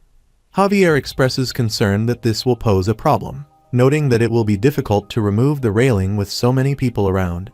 He suggests that they should find a place to hide until later tonight. He expresses uncertainty about what to do and gazes around, recalling childhood memories with his parents. Holding a lock, he remarks that these are not merely locks but memories and promises, explaining that when he misses someone deeply, he comes here, hoping he might unexpectedly encounter them. After a while, they sit on a bench, observing the people engaged in conversation. Javier remarks that he is glad they came here. Lloyd asks why, and Javier replies that he was curious about what kind of person he was in this place. Lloyd responds that he thought it did not matter who he was as long as he saved the Frontier estate. Javier agrees, stating that it does not matter. He is simply curious and making small talk. He acknowledges that it is indeed a business relationship and suggests maintaining boundaries. He reflects that, after all, he is also human. He does not wish to erase others' memories just because he needs something. The joy and fluttering excitement people experience when hanging a lock, the desire to stay together forever, and the memories they want to revisit are things he understands. He calls for Javier, who responds, "Yes, Master Lloyd." Removing his mask, he declares that he has ceased to be human. Javier observes him, wondering why he seems suddenly so angry, realizing that he should have anticipated this unpredictability. Lloyd strides forward, instructing Javier to help remove the abomination. Javier complies, thinking that this commanding demeanor suits him well. Pushing through the crowd, he commands them to clear the way, announcing that they need to inspect the railing. They both attempt to lift the railing and uproot it. Lloyd questions why so many locks would be placed on it, commenting that it complicates inspection. He adds that once the railing eventually breaks down, he will run up here to remove the locks, intending to make the process easier by getting rid of them now. Just then, police officers appear before them, and a red-haired officer questions if he is now pretending to work for a railing company. He declares that the wrath of justice rises against evil, demanding they surrender to the thunder of retribution. The officers each draw a taser and target Javier and Lloyd. Javier swiftly evades and counterattacks. Bystanders are shocked by the scene, with one person asking who the railing thief might be. Nearby girls start taking his photos. He thinks he looks impressive, and soon after, they post them online. After a while, Lloyd and Javier walk down the street, holding on to the railing. A police officer calls for them to surrender, pointing out that the entire country's social media is tracking them, and the officers remain in pursuit. Javier asks if Lloyd wants him to handle them, but Lloyd says to leave them alone, noting that with all their sword and construction training, they're faster. They pick up their pace, with Lloyd urging Javier to run faster. The red-haired officer remarks on their speed, while the green-haired officer observes that they seem familiar with the area. He checks his phone, assuring his colleagues that a quick search for a hot railing thief will reveal their location immediately, noting they're currently in Gwanghwamun. The purple-haired officer, looking around, comments that they were here just a moment ago. He adds that they've nearly caught them, as there's nowhere nearby to hide. Meanwhile, Javier and Lloyd are changing their clothes when Javier calls out to him. Lloyd asks what it is. Javier asks if it isn't a shame for him to be leaving his home like this, offering to buy him some time if he wants. Lloyd declines, saying he has already seen his family. He mentions there is a friend he would like to see, but he is simply waiting for the day he feels ready to face him again. Meanwhile, a worker says, Gi-yong, when he is finished with that task, come to help him over here. Gi-yong smirks and replies that if he wants his help that badly, he will be over soon. The worker comments that Gi-yong is indeed diligent, but wonders aloud about the odd look on his face. At the same time, a man in a brown shirt calls out, Mr. Police Officer, there are thieves stripping things over here. His wife pulls him aside and says, honey, she told him those men were innocent. The red-haired officer thanks the man, calling him a brave citizen, and orders the criminals to surrender. The officers are shocked to see a teleport swirl appear on the floor beside a note reading, thank them for their service. One officer, bewildered, asks who on earth those men were. Meanwhile, Javier and Lloyd arrive at the castle and sit on the floor. Lloyd shivers, then laughs loudly, declaring that it is finally over, as he has gathered all the necessary materials. Javier is stunned by his reaction. The system window notifies him that he has obtained the Kyora and has gathered all the core materials for the Aoteros, awarding him a bonus of 2800 RP, bringing his current total to 11,755 RP. He exclaims that now, to reverse the fate of the world, they are going to knock this out of the park. Worthrode stands at the edge of a mountain, surveying the surroundings. He walks toward a cave, aware that in order to summon the King of Hell into this world, a clear and specific wish must be held. Depending on that wish, certain items are required. If the wish involves the death of a particular individual, the body of someone who harbored immense resentment toward the intended victim must be obtained. According to the King of Hell, the bones of such a person are said to be located within the dungeon.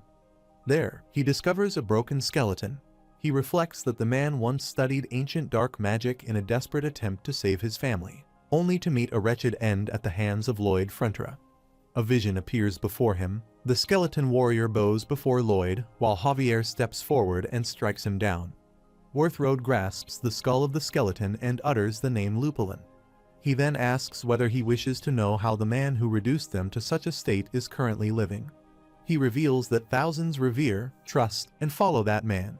Everything that should have belonged to the talented like Lupulin and himself has been taken away. He was fortunate to have a powerful knight by his side and to win the trust of the queen. It is unjust that they were left in such ruin. He has manipulated fate so thoroughly that reclaiming what once belonged to them has become nearly impossible. Yet, instead of recovering what was lost, they can ensure his downfall. Lifting Lupulin's head high into the air, he declares that they shall make the entire world turn against him, and that he shall suffer a wretched, unforgivable death. He creates a magical circle to absorb the powers of Lupulin and thinks that the vessel is now prepared for the second essential component, a large influx of terror to fill it.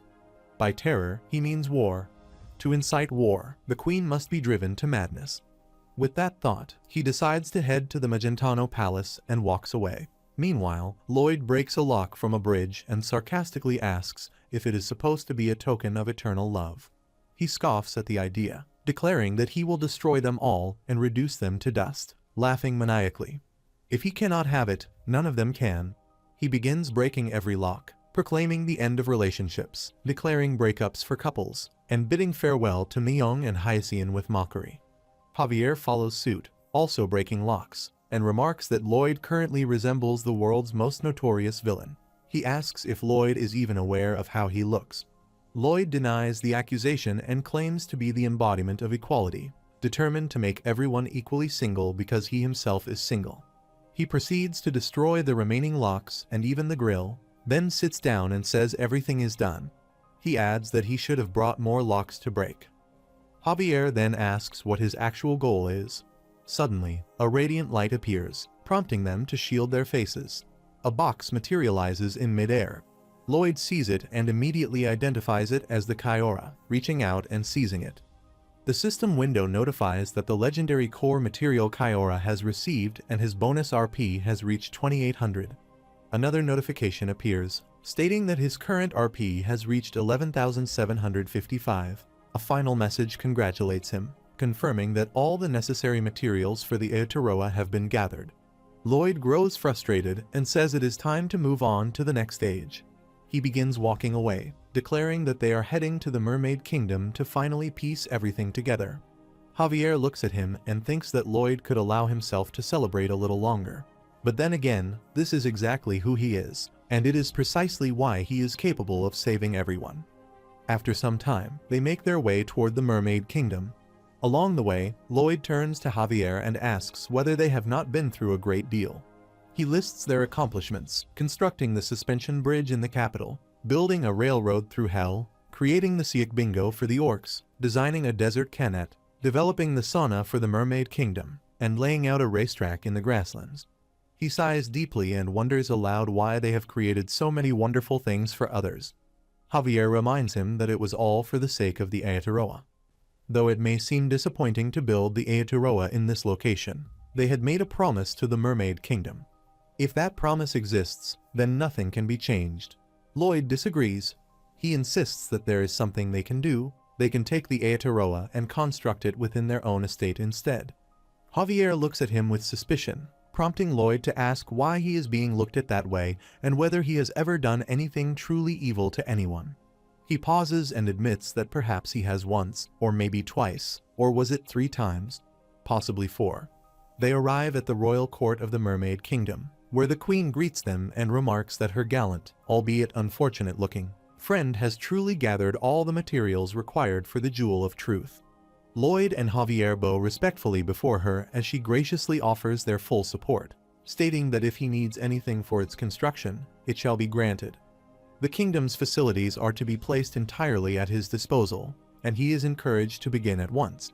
Lloyd thanked her sincerely, promising that he would devote himself fully to the construction. He declares that he will restore the glory once enjoyed by the Mermaid Kingdom during the mythical age. Tears begin to fall from his face as he speaks. The queen notices and gently asks why he weeps so sorrowfully. He quickly wipes his face and apologizes, saying he is behaving disgracefully, and that it is nothing, truly nothing. She questions what he means by nothing, reminding him that he is their friend and their hero. Whatever the problem may be, they will support him, so he must speak openly. Lloyd hesitates and then admits that he feels immense sorrow over having to build the Jewel of Truth here in the Mermaid Kingdom. The queen asks what he means by that. She insists that the Jewel of Truth was always destined to be constructed on their land. He clarifies that it is not the location itself that saddens him. Rather, it is the consequence that follows. Once the Jewel of Truth is completed, he fears that those blinded by greed will attempt to seize it for their own purposes. War will inevitably follow, and when he thinks of the pain and suffering that this beautiful, peaceful land may be forced to endure, the sorrow becomes overwhelming. Javier turns to look at him, confused by the sudden emotional shift. Lloyd states that a promise is a promise, and the construction must begin at once. The queen interrupts, asking him to wait a moment. She questions whether the Jewel of Truth must truly be built there. He responds that it does not, so long as the location contains water at least 230 feet deep, that the jewel can be constructed anywhere. The queen considers this and remarks that perhaps building it elsewhere might be a wiser decision. Lloyd conceals a satisfied smile while Javier casts a suspicious glance at him. Soon after, they leave the palace. Lloyd announces that the jewel will be constructed on their own estate and that the Mermaid Kingdom will have full access to it at any time. He remarks that everything has worked out well and admits he had been deeply concerned for the Mermaid Kingdom's safety. He has not lied in the slightest. He merely conveyed the truth, even if his intentions may not have been entirely pure. When Javier looks at him, Lloyd asks whether that gaze implies judgment. Javier denies it and says that all parties involved have reached a satisfactory outcome, and in the end, that is all that matters. Lloyd observes that Javier has finally grown more pragmatic and asks if he has at last seen the light. They clap each other on the back in mutual approval. Javier then brings up the matter of the Hell Gate. Lloyd replies that he will consult the Jewel of Truth to find out how it can be closed, and the two of them walk away together. Lloyd and Javier arrive at Lake Capua. Lloyd announces that this is Lake Capua, the perfect location to construct the Jewel of Truth. It is both deep and wide enough to meet the requirements. He calls out, asking for the lake's blessing, addressing it as the owner of the waters, and requests permission to build there. He summons Baibong, then removes his shirt and shoes, declaring that he is going to survey the lakebed himself. With that, he dives into the water. As he examines the lake's bottom, he observes the terrain and the patterns across the floor. He notes that it is ideal, the area is spacious, the ground is level, and the foundation appears solid and stable. He activates simulation mode in his mind, recalling that the Jewel of Truth is said to release an immense amount of energy when formulating an answer. He wants to see how powerful that reaction might become.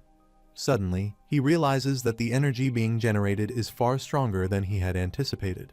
A vision flashes before him, and a tornado forms at the lake's center and bursts forth in a violent explosion. The shockwave erupts from the lake, sending a destructive surge of water toward the nearby city. The tornado completely devastates the area. Meanwhile, Javier, Bengal, Baibong, Henning, and Piporong wait anxiously by the shore. After some time, Lloyd finally emerges from the water. Javier walks toward him and asks if something has gone wrong. Lloyd shouts in exasperation, demanding to know when he will finally get his long-awaited retirement. He tells Javier that he is on vacation until further notice, explaining that he has some things he needs to sort out.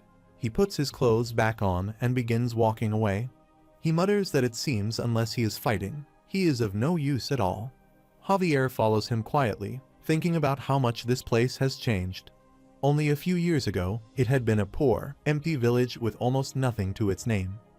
Javier watches as Bayern greets his children warmly, while Arash sits peacefully with Melika in the garden. He reflects that all the children now study in the capital and receive proper education at advanced institutions. Though orcs and elves have vastly different temperaments, none of that seems to matter here in Frontera. Elsewhere, Kujar apologizes to Emily and Oink, saying that she has changed so much because of him. Emily reassures him, saying she truly enjoys their weight training dates. She has grown so strong that now she only needs to wring the bedding once for it to dry completely. As she starts running, Kujar calls after her, telling her to wait and catch her. He chases after her, laughing, and says that she is cheating. Javier observes them, too, finding it all slightly unfamiliar. He thinks he just needs time to adjust, and after all, weight training might not be so bad. Meanwhile, two workers cheerfully admire the massive statue of Lloyd, proudly announcing that it is finally complete. A boy, having sculpted a dragon, exclaims with excitement that he has done it. He has made a dragon. Corgidus, unimpressed, grumbles that he was convinced it was just a pile of slime. Javier sees everyone living happily and thinks that all of them are realizing their dreams, being well fed, and reaping the rewards of their labor. As he walks through the streets, he notices how everyone is enjoying life in this bright, beautiful place. But he wonders about himself. When will he truly step out and live his own life? Meanwhile, Lloyd sits alone in the library, immersed in books. In another room, Marbella sits with Arcos. She expresses her concern, saying that Lloyd has finally returned home, yet he shuts himself away in the library. Arcos agrees, noting that they have not even held a proper homecoming for him. She adds that she never got the chance to ask what had kept him so busy. His face looked far too serious. Arcos admits he feels the same. They cannot bring themselves to question him. Not only has their once reckless son pulled himself together, but he has also become the estate's hero. Yet, at times, he says, it feels as though. She finishes his thought, saying he seems like someone else. He nods and says she feels it, too. She continues, explaining that Lloyd never calls them mother or father. His speech, behavior, and even the expressions on his face all changed suddenly on that day. He stands and says he guesses that's what getting his act together means, that he has become a new person. He opens the cupboard and says he thinks it's time to give Lloyd this. It might even brighten his mood a little. He reveals a coat. She asks if that is the Frontera family coat. He confirms it is. He explains that he had planned to give it to Lloyd when he became lord of the estate, but he has more than earned that honor already. He adds that he once begged and pleaded for this coat, so Lloyd will definitely be happy to see it. At that moment, Lloyd quickly puts on the coat and walks out of the library, thinking he is a genius. He decides to build downstream on the Froner River. If he constructs a gravitational dam, it will prevent any flooding. He realizes he needs to go immediately and run a simulation. Marbella and Arcos arrive, and Arcos holds the coat. saying that Lloyd has finally emerged from the library. She says she knows he is busy, so she will get straight to the point. She has a gift for him. Lloyd asks what the gift is. Arcos replies that it is a present for him, a coat. Lloyd exclaims that it is a cool jacket and thanks them. He adds that he is truly grateful, but a little busy right now and will try it on later. Arcos asks Lloyd if he remembers that he used to see his grandfather wearing the coat and how his grandfather would always remark on how amazing it looked on him and how much he wanted it. Lloyd acknowledges this, expressing surprise that he remembers, and thanks them before running away. Arcos and Marbella watch him as he leaves. Arcos calls out to Lloyd, saying he has never met his grandfather. After a while, Javier encounters Arcos and Marbella tending the garden. Arcos greets Javier with a good morning, and Javier returns the greeting. Marbella asks if he is enjoying his vacation. Javier admits that he has nothing to do, and his mind feels unsettled. She asks what he means, noting how much he has accomplished so far and how difficult it must have been. Arcos adds that both he and Marbella are very curious about where Javier has been traveling all this time and wonders if he would mind sharing. Javier replies that it is difficult to say exactly at the moment, but once he figures out how to explain, he will. Arcos accepts this but requests at least a little cooperation and asks if Javier knows where Lloyd is right now. Javier answers that Master Lloyd is currently at the Frona River. Arcos clarifies that he means the real Lloyd, their son if he is still alive. Javier asks what she means. Marbella asks if he knows about the Frontera family coat and how Lloyd longed for it. She says he could not remember the coat at all. Arcos explains that he wanted to be sure, so he asked Lloyd if he remembered seeing his grandfather wearing it. Lloyd said he remembered but gave a vague answer. He adds that both Marbella and he have noticed something different about Lloyd since then. The day after, he became more sincere in his actions, his work, and his expression, but none of them seemed like their son. He says he has been with him every day since, and as a sword master with extraordinary senses, Javier must have noticed it too. He continues that the man is working hard for their estate and is not ungrateful for their help. However, they cannot help but worry about their real son. He asks Javier to tell them the truth, whether Lloyd is still alive. Javier thinks that the real Master Lloyd is dead. He was apparently reincarnated, but there is no way to know in which time or form. To the Count and Countess, he is as good as dead.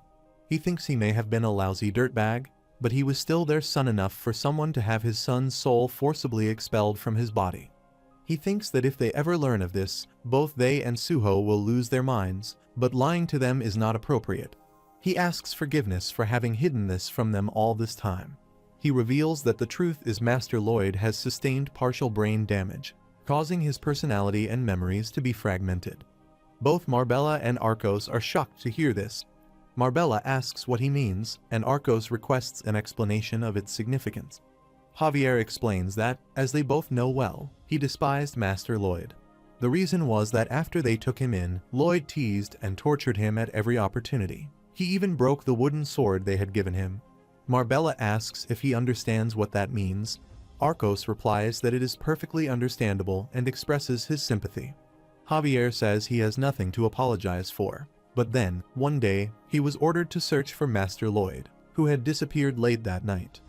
Raising his finger at Arcos, he recalls that on his way to the bar, a thought crossed his mind, which he blurted out. Why must he watch over that piece of human garbage? It was infuriating, and with that, he ran away. They both ask in shock what he means by having thought that. Javier explains that he grew up enduring Lloyd's ridicule and asks if it is natural for him to become somewhat cranky. They both become emotional and think they understand now, realizing they had no idea. Javier then recalls a flashback in which he follows Lloyd, who screams that he does not need some stinking twerp like him, and that his face irritates him. Javier says he found him on the way, and, as usual, Lloyd went off on him until a switch flipped when Lloyd said get on home. He asked whether Lloyd had a home and then saw him later in some ditch.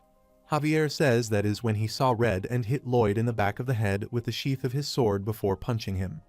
Marbella and Arcos are shocked to hear this.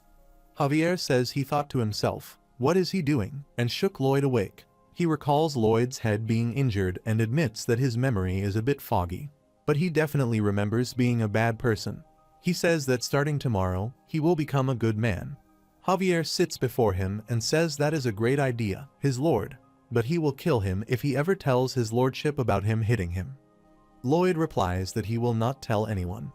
Javier then emerges from his imagination and says that is what happened, drawing his sword. He declares that he will take his own life in repentance for the crime of beating his master's son and attempts to stab himself. Marbella and Arcos quickly seize his arms to stop him. Arcos asks what he is doing, assuring him that he has done nothing wrong. Marbella agrees, saying he turned Lloyd around. Arcos adds that he did a great thing and thanks him. Suddenly, Lloyd arrives with urgent news, and they all turn toward him. Arcos asks what it is. Lloyd says it may take some time and suggests they go inside to talk. They follow him into the house. Before entering, Lloyd looks back at Javier, acknowledges how much he has grown, and gives him a thumbs up. Javier returns the gesture and quietly whispers that he learned from the best. He asks them not to be alarmed by what he is about to reveal. For some time, he has been haunted by dreams of the people of this estate dying. When he consulted the Dragon King, who was resting in the adjacent room, about these visions, he was told they were premonitions. The Dragon King said he could find a way to prevent them if the Jewel of Truth were constructed, and when asked how, he explained that to build the jewel, a dam must be erected downstream along the river. Arcos responds that if it must be done, then he should proceed. Marbella remarks that he does not seem very surprised, and that after hearing earlier shocking news, nothing seems outlandish anymore. Arcos adds that they have noticed he has been working towards something for the estate, but wishes he would not bear the burden alone, and would allow them to assist him. Lloyd replies that as long as the two of them are well, that is all the help he requires. He steps outside and addresses everyone, announcing the start of a mage project unprecedented in the history of the continent. He refrains from giving details, but assures them that if they succeed, all will be safe and urges them to trust him. At that moment, a system notification appears, stating that all acquired titles have been combined to form a new effect. Another window announces the titles Snap, Crackle, Pop, Crusher of Bones, and Resuscitator of the Dead Estate. The system then notifies once more that the first round pick has been made by Terminix Pest Control and Debt Eraser at 3000. The system window further notifies them about the leader of the Weary, known as the Toilet Ghost. Once again, the system announces the linked title effect called Complete Trust. Lloyd thinks to himself that all this effort will surely benefit him and declares Team 1 of the combined Dam and Jewel of the Truth construction project as the engineering core. He instructs them to demonstrate what they have learned from building the Undal rooms, digging, leveling, and scooping. He commands Team 2, the White Shovel Cavalry, to focus on filling, moving, and packing, emphasizing shoveling above all else. He directs Team 3, the Eternally Energized Skeleton Corps, who respond that they will work overtime, labor through the night, and forego all breaks. Team 4, the Heavy Equipment Operators PPO, Bang, Ha, Bayung, and GGO are ordered into action. Team 5, the Multi-Tribal Tech Support and Resource Acquisition Team, and Team 6, responsible for all other demanding tasks, are also assigned their roles. Javier asks why Lloyd is the only one on the last team. Lloyd replies that this team performs all the other hard work for their sweet home and commands the commencement of construction, with everyone agreeing to his orders. The scene shifts to the Heavenly Realm, Executive Office Building 1, where Level 1 Seraph and Executive Administrative Officer Gabriel review some documents. He asked what was written about the illegal construction of the Owl. Raphael replies that it refers to illegal construction in the Earth realm, specifically the construction of the Aotearoa. Gabriel comments on the brightness of the room, saying he cannot see clearly, then suddenly realizes it is the Jewel of Truth. He warns that if they build it, war and chaos will erupt once again. Raphael states that they had already been aware of the gathering of materials after learning about it from the Dragon King, Verkis. Gabriel curses the lizard and questions why he would do that, but acknowledges that constructing the jewel is not an easy task. Raphael explains that they have been monitoring the situation until now, but it appears that construction is not entirely impossible. All that remains is for Gabriel to sign the order, after which demolition will begin immediately. Lloyd shouts for everyone to listen, admitting that it may be hard to believe, but he can stop time. He declares that starting immediately, he will freeze time for a year to complete this project. The crowd looks at him with doubt. He thinks to himself that he expected their disbelief. but they will be astonished if time suddenly freezes before construction begins. The system window notifies that the combined tidal effect, complete trust, has been activated. A group of people become emotional and begin crying bitterly. One of them declares Lloyd the best. They all echo that Lloyd is the best, praising his control over his summons and even the bone dragon. The crowd starts shouting Lloyd is the best. Lloyd becomes excited and encourages them, wondering if they are truly all right. The system window notifies that 3000 RP have been used to freeze time. A freezing circle appears around the city. Lloyd's heart also feels half frozen. He walks through the woods with Javier and feels a sharp pain in his chest. Javier asks if he is all right. Lloyd replies no, he is not. He is desperate to see the jewel of truth. He reflects that a multitude of sophisticated calculations have gone into designing the dam far beyond his abilities. But after several rounds of simulation edits, he has achieved the perfect design. By creating waterways that avoid the area surrounding the jewel of truth, construction on the dam can begin in earnest. Due to technological limitations, Lloyd modeled it after the Tibai Dam in Spain, a legendary medieval structure that still performs its original function. Simultaneously, they will also build the Jewel of Truth. This will be completed quickly. Soon, all their hard work will be rewarded. The Dragon King contacts Lloyd telepathically, calling him ugly in an awful voice. Lloyd irritably asks if that voice belongs to the Dragon King. The Dragon King confirms and urges him to come quickly, declaring it a dire emergency that may prevent the Jewel of Truth from being built. Lloyd immediately runs toward the Dragon King's chamber while Javier watches him in shock. Within seconds, Lloyd arrives in front of the Dragon King, who complains about a stiff neck and asks Lloyd to massage it. Lloyd reminds him that he said it was an emergency and that the Jewel of Truth might not be built. The Dragon King insists that his stiff neck is indeed an emergency, warning that if Lloyd does not massage it, he might become angry enough to destroy everything. Lloyd becomes angry and curses at the Dragon King. He activates his mana and asks if the Dragon King said his neck was stiff, then approaches him. The Dragon King urges him to hurry up. Lloyd thinks he will massage it so hard that the Dragon King will scream. He forms a mana ball and grabs the Dragon King's neck firmly. He wonders how the Dragon King dares to summon him when he is so busy. Pressing harder, he thinks he might kill him. The Dragon King does not feel the attack and asks what Lloyd is doing. He instructs him not to just touch his neck, but to start massaging it properly. Lloyd thinks the Dragon King is playing the old dragon card. Fine, then he will become the monster that eats and screams for breakfast. Bon appetit. He applies more power to the Dragon King's neck.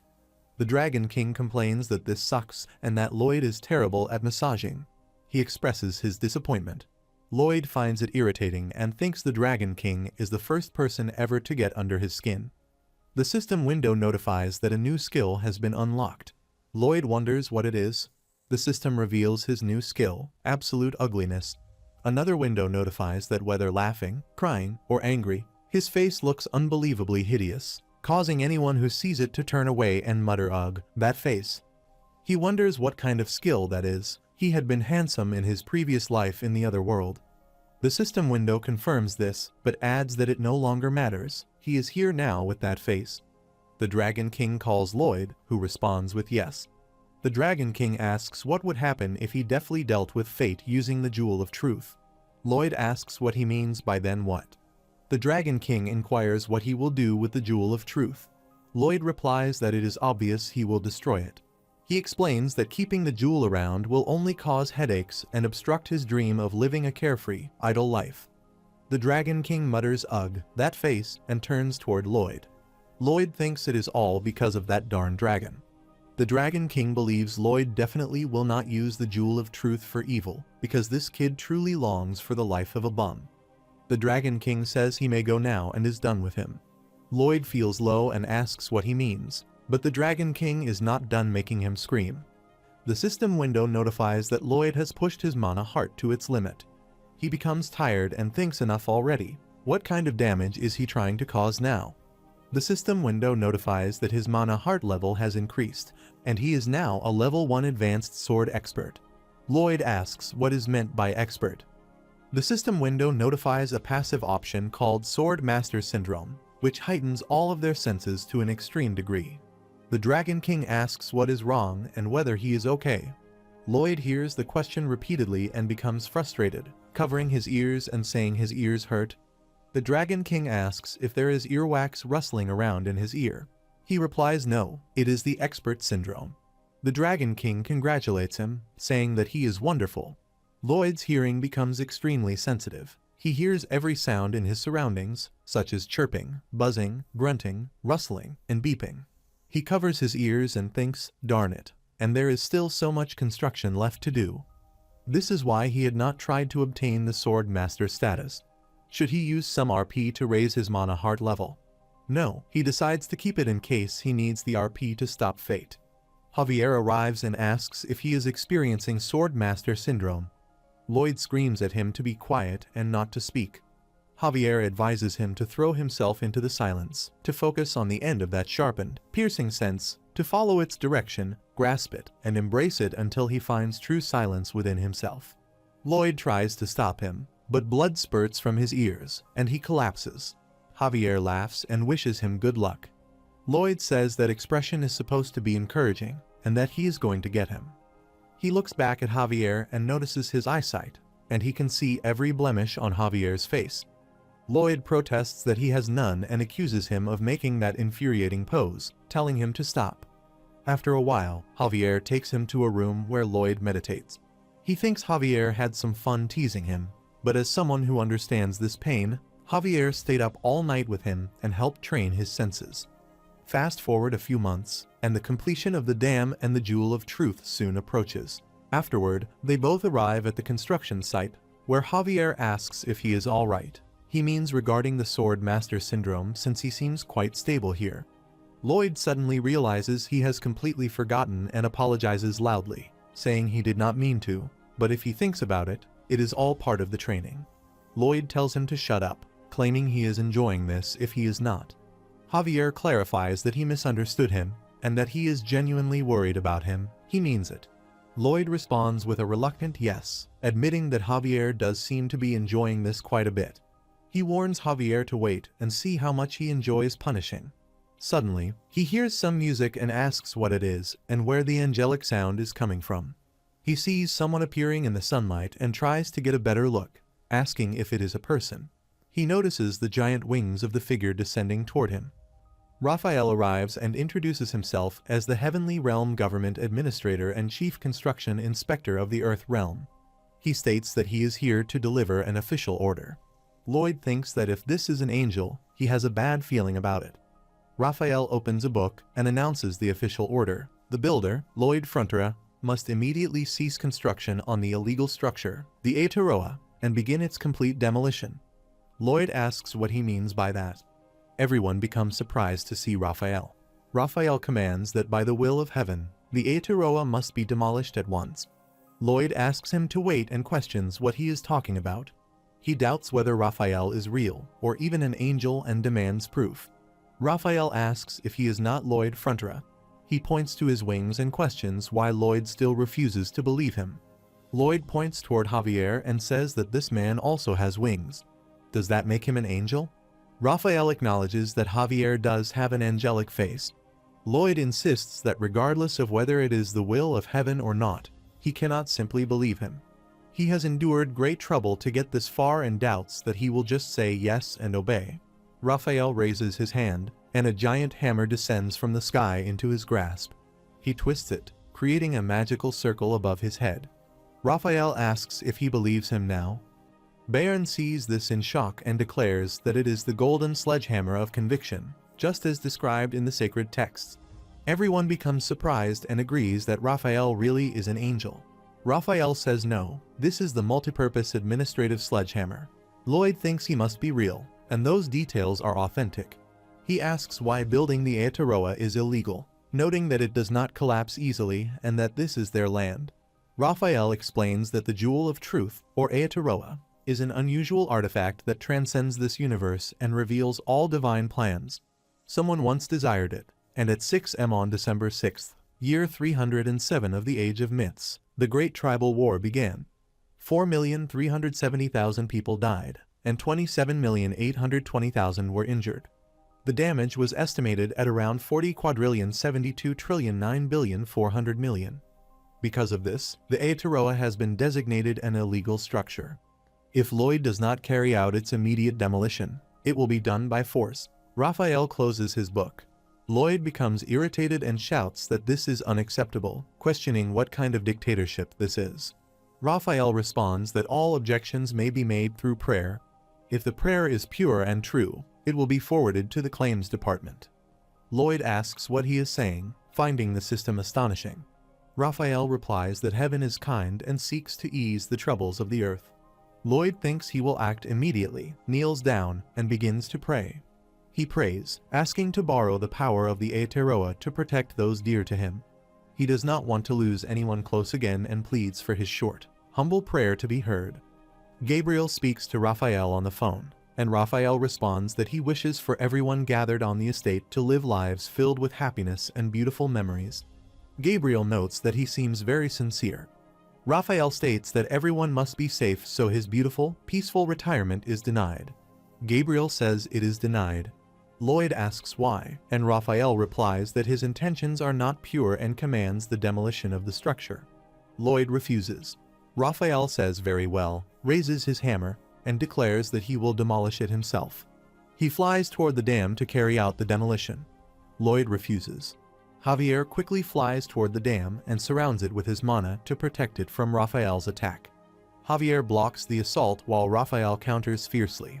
Lloyd covers his ears due to the overwhelming noise and curses the Sword Master Syndrome for heightening all sounds.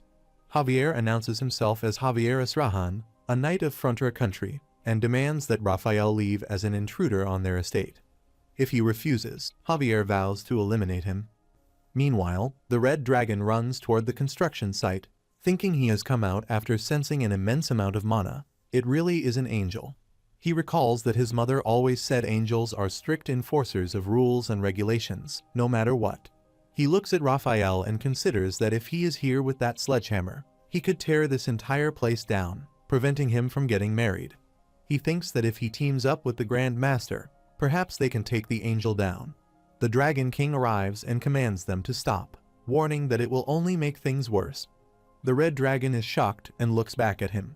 The Dragon King explains that heaven, hell, and dragons, if any one of them were to come remotely close to harming another, that is when the Great Wars begin. In that case, this planet would be doomed.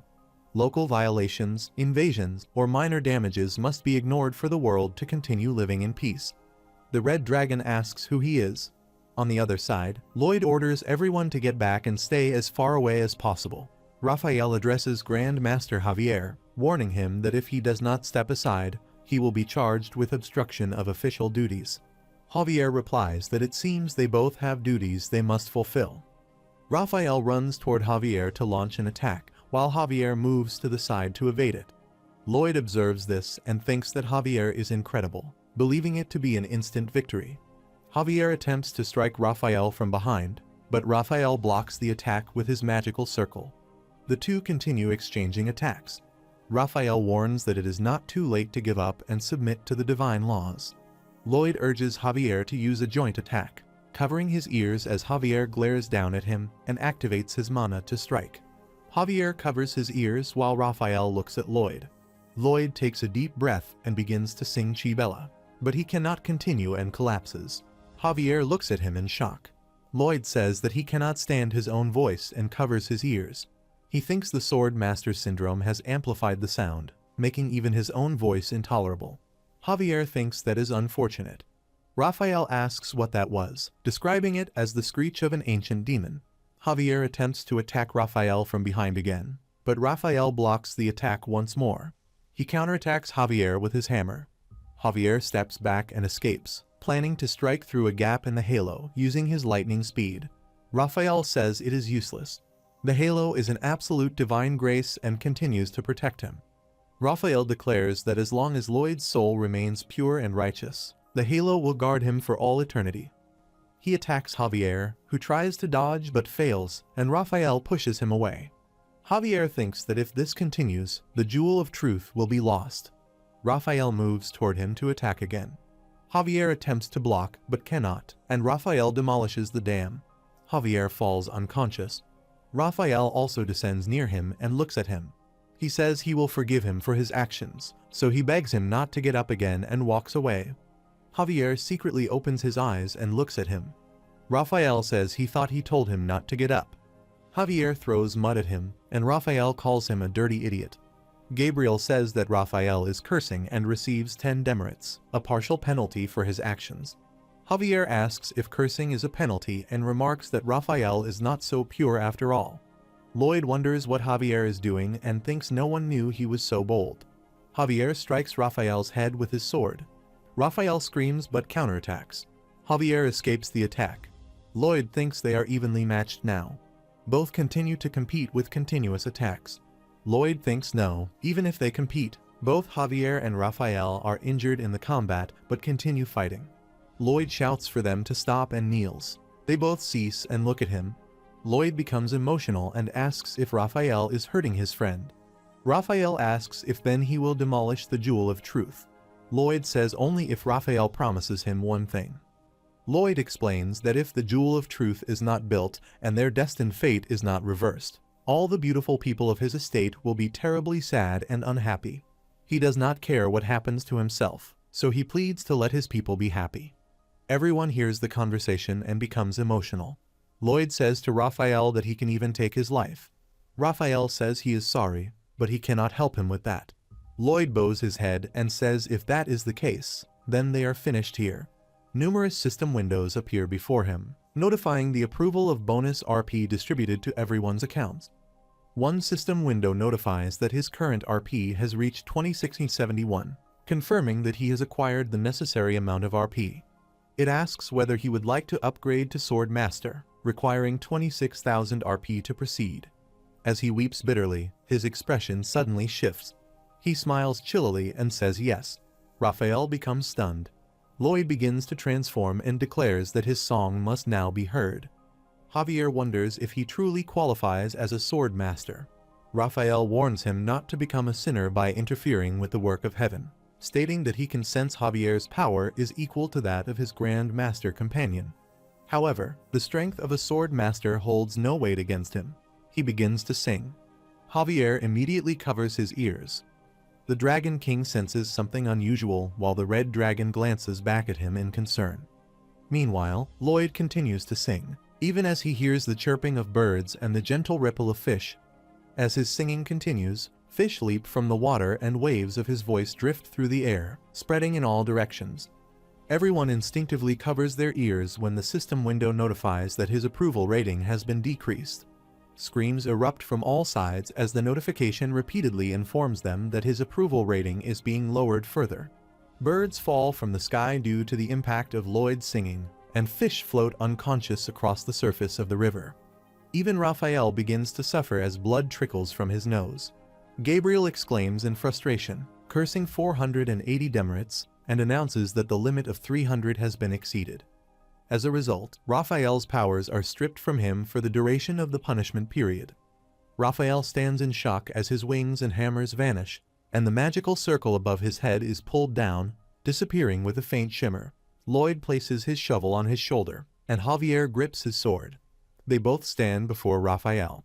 Raphael removes his glasses and politely requests them to calm down and speak rationally. Lloyd ignores the request and strikes him in the face with his shovel, sending him toward Javier. Javier hits him back in Lloyd's direction, and Lloyd strikes him again. Together, they beat him severely until he becomes unconscious. After some time, they bring him back to their home and bandage his wounds. When he regains consciousness, he asks where he is. Lloyd, seated nearby, responds that he is finally awake. He admits he feared he might never wake up and explains that he has been nursing him through the night. Raphael asks what happened, as he remembers being on his way to dismantle the jewel. Lloyd explains that he does not believe Raphael is a bad person. Rather, they each have different perspectives on what defines evil. He does not think anyone is truly evil. Raphael reflects on that statement, wondering if it holds truth, especially as he recalls how brutally he has been beaten by Lloyd and Javier. Suddenly, Javier bursts through the door. Lloyd asks what the matter is now. Javier advances toward Raphael and declares that they must kill this man, ordering Lloyd to step aside. Lloyd quickly restrains him and urges him to stop. insisting that this man is an angel. Startled, Raphael rises in fear. Lloyd shoves Javier out of the room and shuts the door. He remarks that Javier is far too hot-tempered and that managing his violent nature is exhausting, then laughs to himself. He remembers the moment when they had beaten Raphael mercilessly and mutters that he is surely dead meat now. Javier tries to stop him, reminding him that Raphael is an angel. He begins to question what truly happened. Overcome with emotion, Raphael bows before Lloyd and thanks him, acknowledging that he is a good person. Lloyd shrugs and says it was nothing at all.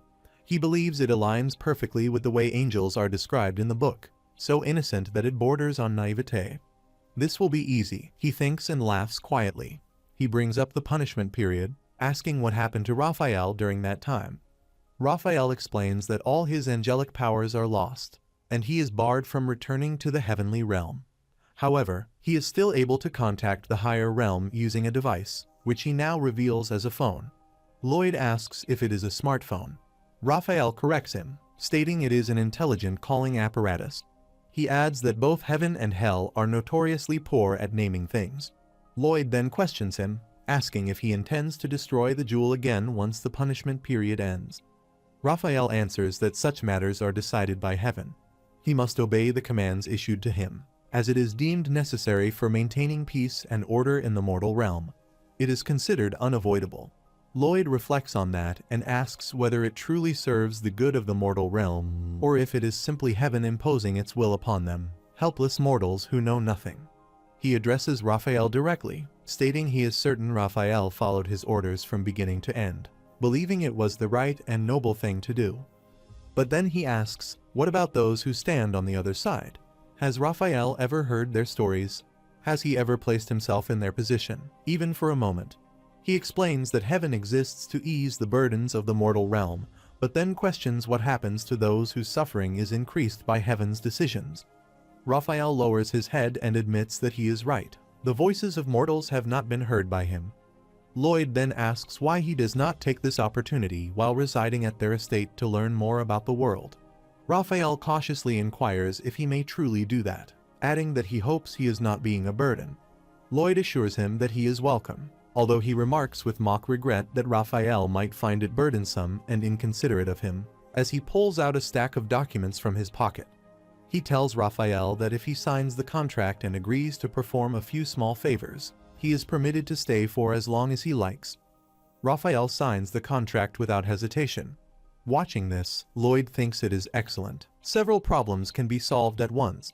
Raphael can be used to obtain the Summer's Eye from Queen Alicia, which will prevent his heart from freezing. After a while, Baibong rides a draggy down into the river. At the same time, Raphael rises from bed, puts on his shirt, adjusts his glasses, and neatly fixes his hair. He rushes outside, where birds are chirping around him, and other animals begin to gather. He greets them warmly, Mr. Deer, Miss Rabbit, Mr. Squirrel, Mr. Sparrow, and once again, their song fills the bright morning sky with a cheerful melody. A sparrow perches on his shoulder and chirps. He asks if that is its song, then admits he feels a little embarrassed but believes he must offer something in return. He begins to sing alongside them, and all the animals delight in his voice. Even the people around begin to enjoy it. An elderly man remarks that every morning, the angel's song warms their hearts. A woman wonders how it can be so completely different from Master Lloyd's singing.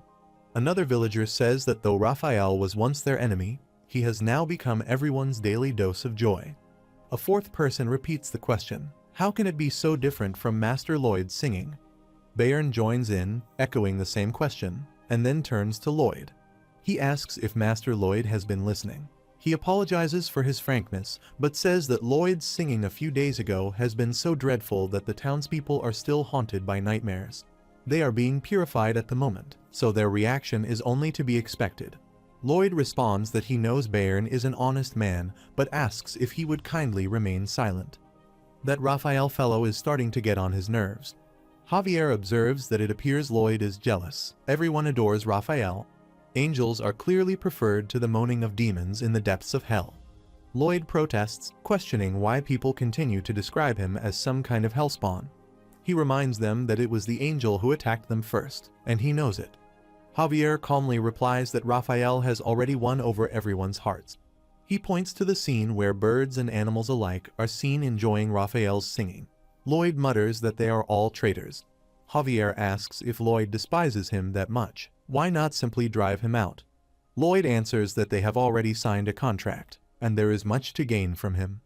The scene shifts to a flashback, where Lloyd sits with Raphael and explains that there are two main things he needs from him. First, Lloyd says he wants to be informed in advance of Heaven's plans concerning the Jewel of Truth. Raphael replies that it is not a problem with the intelligent calling apparatus. He is able to relay any updates from the heavenly realm swiftly and precisely. The all-new intelligent calling apparatus is expected to elevate his earthly experience to an entirely new level. Lloyd remarks that it seems as though he has been destined to be a salesman. Next, there is something he needs to confirm.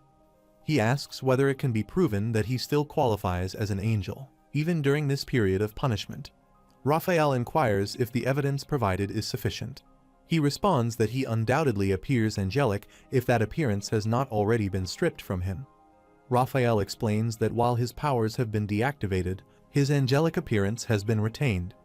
Lloyd acknowledges this and states that he is about to reveal his plan, and the other must do his utmost to follow through.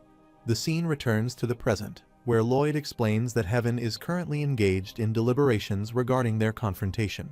Since the discussions involve senior angels, the process is expected to take some time. Before those talks conclude, they must act swiftly, ask the jewel a question, and destroy it so that all parties are satisfied. Lloyd mentions that construction is expected to be completed within a few hours. Javier follows him and admits that although it is a random comment, given their work-related discussion, he prefers Lloyd's singing to Raphael's. Lloyd responds that the comment is indeed unexpected and questions what on earth he is talking about. Javier describes his singing as absolutely wretched, comparing it to a catastrophic tsunami crashing down, followed by the curses and screams of hellish demons. Lloyd remarks that he is quite the poet today and suggests he should publish a book. Javier admits that this is precisely why he hates singing. Every time he sings, he feels embarrassed and ashamed. Yet, he sings as loudly as he can. Lloyd turns back to look at him. Javier explains that he sets aside his shame to save others, and if there were one song that could be considered the noblest of them all, it would be his. Lloyd asks if he is out of his mind. Javier replies that, of course, he cannot stand listening to it. Even the thought of it makes him grimace. Frustrated, Lloyd walks away and sarcastically thanks him for the insult, saying it makes him feel better. After a while, Lloyd summons Jigoming and instructs him to drop the Kyora. Jigoming follows the instructions and places it in the designated spot. Water begins to drip from it.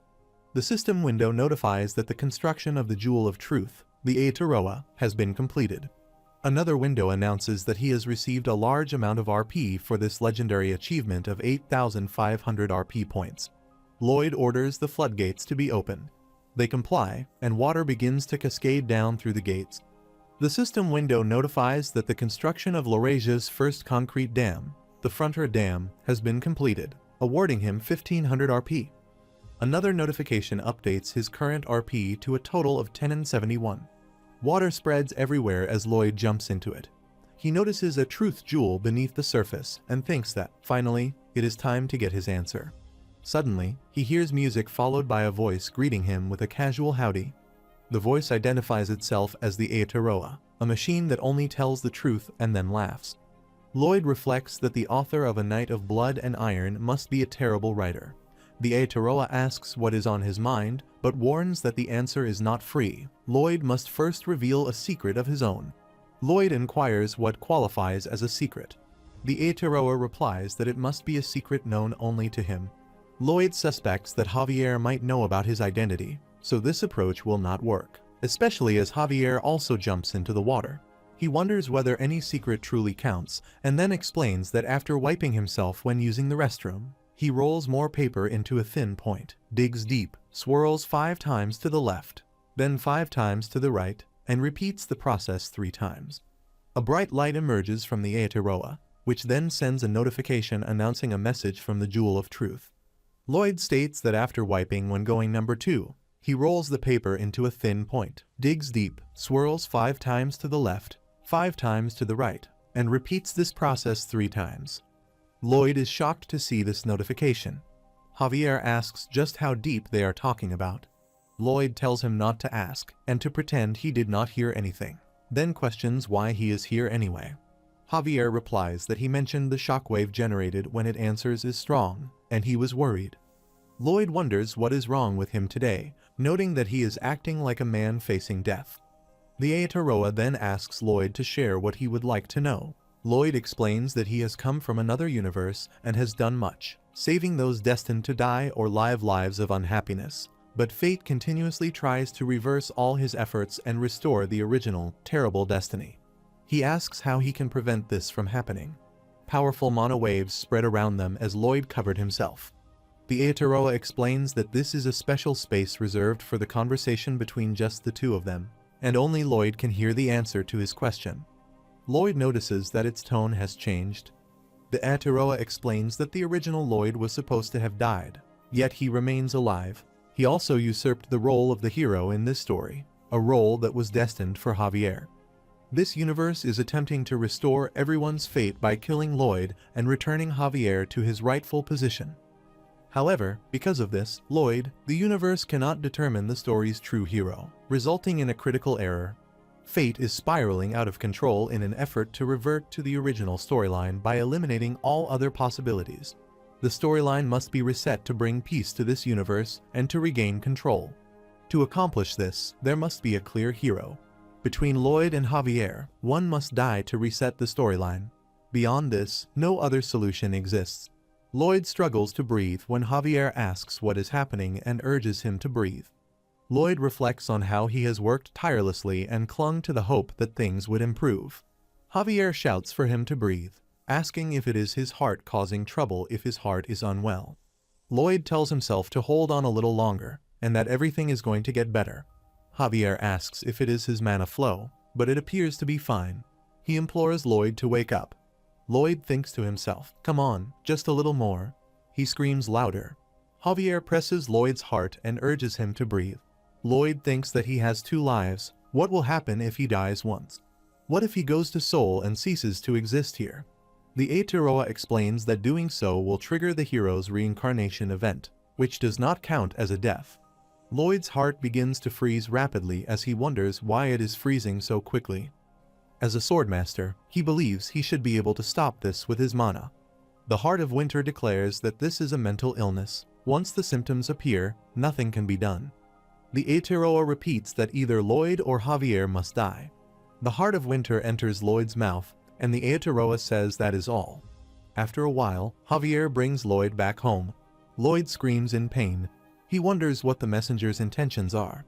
Did he bring him here only to torture him? Who is he? No, who are they all?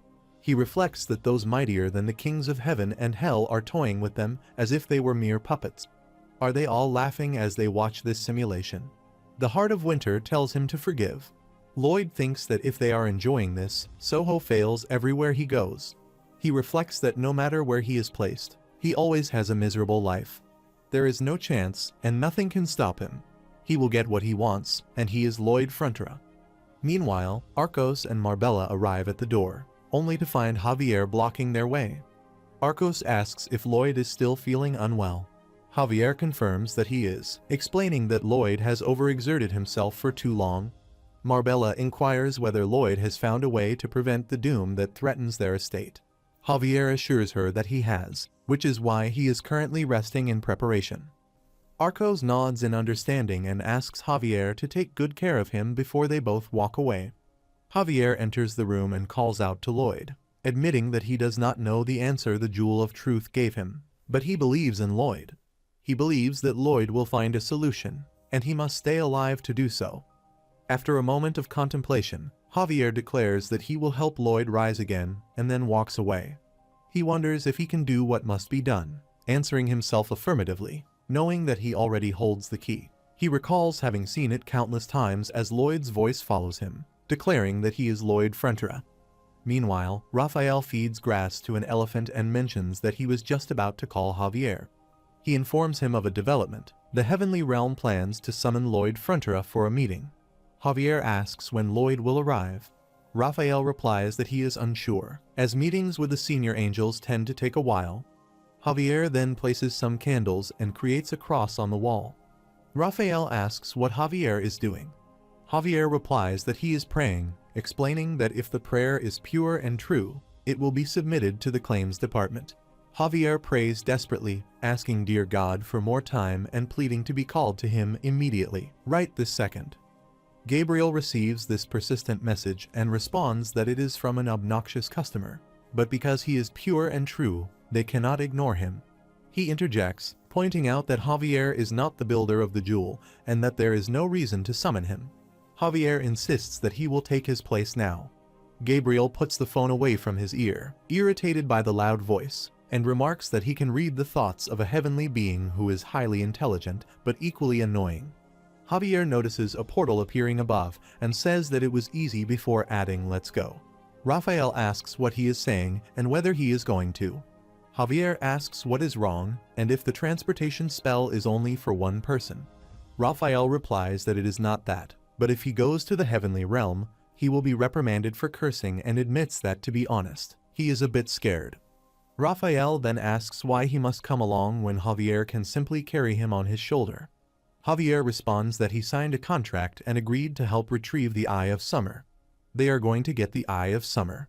Javier jumps into the portal and arrives before Gabriel, who comments that Javier is quite a stubborn man, but acknowledges that they know he is decent and honorable.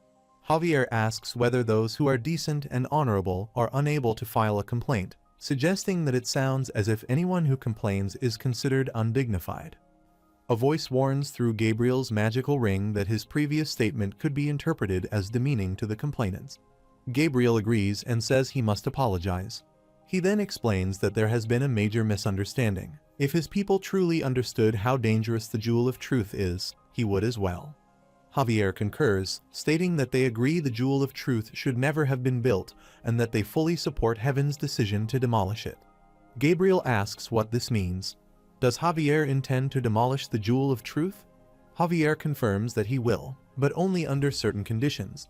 Gabriel asks what these conditions are. Javier replies that first, he must ask a question. When did Gabriel first learn that they were building the Jewel of Truth? Gabriel replies that they suspected it during the Heart of Winter incident and then received confirmation when construction began. Javier slams his hand on the table in anger and demands why Gabriel waited until after the jewel was built to inform them. Why did he not warn them beforehand not to build it? Was it to surprise them and then destroy their hopes and dreams? Gabriel denies this, insisting that they did not believe anyone would actually gather all the materials and complete the construction. Javier responds that he understands that Gabriel thought, let them try, and they would complain once something serious happened. Gabriel thinks to himself that Javier can read his deepest and darkest thoughts. Javier then asks if that is correct. Gabriel feels anger welling inside him and knows he cannot lie. Javier explains that his request is a protective measure to account for all the opportunity costs wasted due to the dereliction of heavenly duties. He asks that the demolition of the jewel be delayed until after fate has been reversed. Gabriel replies that such a delay is impossible. Javier counters that heaven's actions have caused severe damage to humans, yet they are disregarded. He questions how the same heaven that is supposed to alleviate Earth's troubles can ignore this. Gabriel concedes but insists that excellent care must be taken of the building until then. Javier expresses his deep gratitude for Gabriel's profound understanding. Gabriel reflects that he cannot lie to this man. The angel Gabriel, blessed with the Eye of Truth, senses Javier's genuine gratitude radiating from him, and there is not a trace of wickedness in his heart. Javier then demands a second announcement be made to the Queen of Magentano through Raphael, declaring that Lloyd must be granted the Eye of Summer before he walks away. Gabriel grows angry and shouts, accusing Javier of greed and reminding him that he has already been compensated for the time and energy he spent. Javier asks what Gabriel means, explaining that the previous compensation was a safeguard for opportunity costs, but what he is requesting now is compensation for actual damage. He adds that due to the conflict with the heavenly realm, he has spent many nights lying awake in utter terror and demands compensation for his mental distress. Gabriel thinks Javier plans to fleece them for everything they have and is far more wicked than he appears. Then he realizes Javier was truthful about his suffering. If he truly endured that much pain, Gabriel has no choice but to compensate him. He studies Javier's face and wonders what expression that is, recalling that he had once considered bringing Javier to heaven after his death. But now this complainant seems to be truly one from hell. The scene shifts to Lloyd's house as Emily arrives and knocks at the door. Lloyd invites her to come in. Emily enters and apologizes, acknowledging that she knows he is resting. He stands and assures her it is fine, asking what the matter is. She hands him a letter and explains it is a wedding invitation, Cougar, and she is getting married. She adds that the invitation is specially for him, for it was thanks to him that they met. Lloyd opens the invitation and reads it. She expresses that he has filled the estate with immense joy, and they are deeply grateful. Lloyd thanks her for saying that and apologizes to everyone. She says she will fetch him a new comforter. He insists on opening the door for her and rises from the bed. She requests that he remain in bed, but he insists it is all right. He thinks that all he ever wanted was for everyone to remain happy. He opens the door as she leaves, congratulates her on her marriage, and closes the door. He reflects that there is nothing he can do for them now. His mind recalls the message that either Lloyd or Javier must die. He refuses to accept it, believing the hero never dies. Feeling his heart freezing, he lies down on the floor and considers holding on, wondering if the side character could die instead. The system window rejects this thought, stating that his wish has not yet been fulfilled. It appears again, notifying him that he must live, for nothing can be accomplished if he dies. The system window then dissolves, its essence spreading throughout his entire body. Meanwhile, the king looks out of the window and sees numerous octopuses in the river. The barriers before him begin to crack. At the same time, Samir Khan demands to know who dares to attack his land. His secretary reports that a group of heathens claiming to act in the name of God appears to be responsible. They are setting fires randomly across the royal complex, and the defenders are struggling to respond. Giant monsters attack Lloyd's territory, and everyone tries to stop them. The elves raise their arrows, and one asks where all these beasts come from. Another remark is that this will once again cause the forest animals to disappear. A messenger reports to Alicia that another monster migration has occurred for unknown reasons, possibly linked to the resurfacing of the Gigaditan, or even the reformation of the Isfahan rebels. She wonders what is happening and why these strange incidents are occurring all at once. Javier arrives riding a draggy and throws a huge package down. Someone informs Alicia that this is Lloyd's knight, Javier, who requests an audience with her. She contemplates for a moment before asking why Javier has arrived without Lloyd. Javier approaches and greets the Queen of Magentano, the rightful ruler of the land. She asks what scheme he is devising this time. Javier asks for clarification. She replies nothing and inquires what this is about. He explains that they have a large stockpile of reinforced steel rebars on their estate and have been considering how to utilize them. He says they would like to present these as military supplies. She thinks she had been hoping to truly torment Lloyd for orchestrating that marriage stunt. Suddenly, she asks what is happening as a portal appears before her, and Raphael descends. Everyone is shocked to see him, and she asks if he is an angel. Raphael introduces her as the ruler of the Magentano kingdom, Alicia Termina Magenta, no, Magentano, and announces that he has come to deliver a message from heaven. He says she must give Lloyd the Eye of Summer and step back. Still in shock, she thinks this is sudden and suspicious, believing it to be a trick orchestrated by Lloyd, convinced he is up to no good again. She shouts at Javier to tell her the truth about the announcement. He becomes scared and sweats heavily, wondering if this was truly Lloyd's doing. Toscano confirms it is a message from heaven and instructs them to prepare the Eye of Summer. Another person asks why they would comply, pointing out that without the Heart of Winter, they will have nothing to protect themselves. A third person adds that the angel was stuttering. He heard it clearly and is definitely a fake. Someone else objects, saying that he saw the angel's wings and heard his voice echo. If he is not an angel, then what is he? Another remark is that even if he is an angel, this could threaten the peace of their kingdom, insisting that the divine revelation was a lie intended to bring their kingdom down. He asks if they have not read the Great Book, which states that an angel cannot lie. Javier then enters a flashback in which Gabriel asks him if he is requesting the heavenly realm to lie, explaining that angels cannot lie and, therefore, cannot accept his request. Javier replies that Gabriel does not understand. he never asked him to lie. Gabriel insists otherwise, but Javier clarifies that he is not asking him to claim the revelation is for the kingdom's prosperity or to avoid a curse. He only wants him to demand that she give it to him so no one is deceived. Javier returns to the present as people continue to chatter about him. He thinks to himself that this was exactly as he had planned, and the only thing left now is truly Her Majesty. After a while, Alicia asks Javier to tell her truthfully whether that revelation was Lloyd's doing. Javier confirms that it is. She responds that it was quick and asks if he is done acting. He explains that he only pretended to be surprised to avoid the suspicion of the counselors, admitting that his poor acting skills could never deceive Her Majesty. She remarks that his empty flattery sounds very much like Lloyd's and is relieved he did not imitate Lloyd's infamous posture. He replies that such a step would be too far, and he refuses to do that. She agrees, calling it a terrible sight. He suggests that may have been Master Lloyd's plan, but insists the angel was real. She affirms her certainty. He inquires if she harbors any doubt. She says Lloyd can deceive anyone, even the dragon god. Deceiving her would be nothing.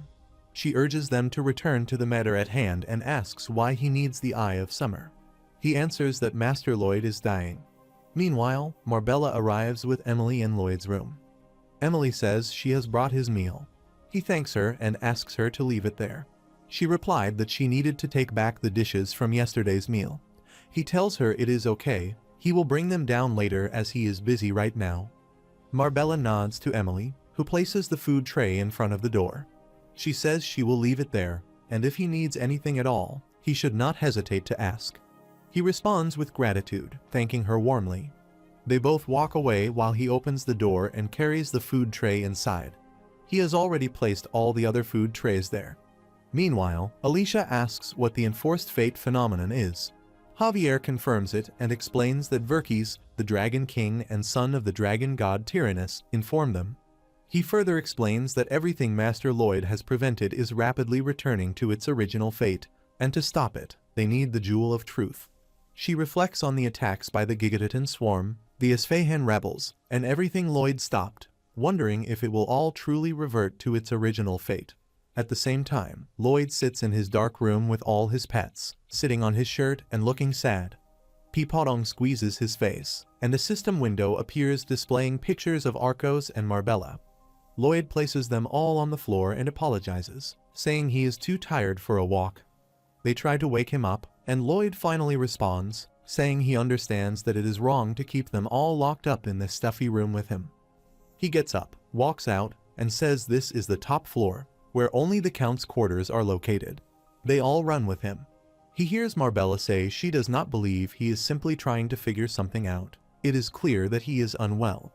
Lloyd recognizes the Countess's voice, and although he has dulled his sword master's senses, he can still hear them from this distance. She says she is sure he has noticed it as well. Javier may have said he is just resting, but they both know he is a terrible liar. Arcos agrees, recalling that he lied before, too, mentioning that he said Lloyd changed after being struck on the head.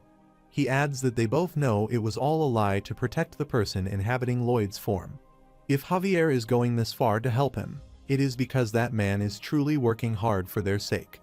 Marbella concurs, saying he is not a bad person, and urges them to wait just a little longer until he recovers and prevents the misfortunes plaguing the estate. She is certain he will be the first to tell them the truth. Arcos affirms this certainty. Lloyd overhears the entire conversation and quickly runs toward his room, begins cleaning, and thinks he must live. He starts eating and resolves that he must live so he can proudly tell them the truth. Meanwhile, Alicia says she understands the entire situation and sees why he followed the angel's revelation. He would never convince the counselors with some absurd story. She says the problem is that the revelation has divided the council, and she does not know how to resolve that issue. Javier says there is only one person who can solve it. She replies that the heart of winter is killing him. Not only that, but he is currently in a weakened state, and the only one who can stop the reversed fate phenomenon is Lloyd Frontra. She says they must get him back on his feet and have him prevent these events from unfolding in the kingdom. She adds that putting skilled people to work is her specialty. Meanwhile, Lloyd meditates and thinks that first, he must address his anxiety. How should he do that? That is right, they say not to isolate themselves, to accept any and all help offered, and to thank everyone for their assistance. He also thinks he should do small tasks that can be completed immediately, such as cleaning his room and taking a bath. After that, he needs to come up with a plan. He thinks about where to start. First, he must survive. He needs to survive and find a way to face this fate. Although he has a plan to obtain the Eye of Summer, he is held back by constant pangs of doubt. He knows he must overcome them if he is to get back on his feet. Meanwhile, Alicia and Javier arrive at Lloyd's residence while riding on Draghi. After a while, Javier goes to meet Arcos and Marbella and says that an important visitor has arrived, asking if they would please join him outside to greet them. Arcos replies, of course, wondering who it could be, noting that this is likely their first meeting. Alicia arrives and introduces herself as Alicia Termina Magentano, betrothed to their son, Lloyd. Both Arcos and Marbella are shocked to hear this. Arcos bows before her, addressing her as Her Majesty, while Marbella also bows and says it is an honor. Alicia tells them there is no need for such formalities since they will be family soon, after all, and asks, "Isn't that right? Her darling prince consort." Lloyd sees this from the window and becomes shocked, asking, "What is this?" They all sit together while Lloyd also joins them. Alicia takes a sip of tea and says the tea is delicious, asking where it was sourced from. "Mother." Marbella is shocked to hear this and insists she did not steal the tea, swearing on it. Arcos tells Marbella to compose herself, warning that the queen might get the wrong idea. He then jokingly claims that he was the one who stole it and asks to be killed. Marbella asks Arcos if he actually stole it. Lloyd asks both of them to calm down and tells Alicia that he will explain everything very clearly. She asks if, by explaining everything, he means the whole affair where he pretended to be married to his queen. Arcos and Marbella are shocked to hear this and wonder what she means by being married to her, and then both suddenly faint. Lloyd calls them back and asks them to listen. He admits that he did say they were married. He looks behind Javier, thinking why on earth he would bring Alicia here, and silently asks for help. Javier says nothing and looks away. Lloyd stammers nervously. Alicia tells him she will stop joking and reassures him not to worry because she will tell him the truth. She explains that their son has taken possession of a divine item under complex circumstances. This item was bestowed upon the Magentano family by their founding dragon, the dragon god Tyrannus. She continues that Tyrannus happened to encounter Lloyd and inquired how he had come into possession of the item since he is not part of the royal family.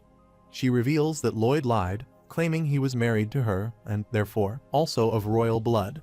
Arcos and Marbella are shocked and become overwhelmed, realizing this is a far greater problem than they had anticipated. She states that since he deceived the Dragon King, he must face the consequences of his actions.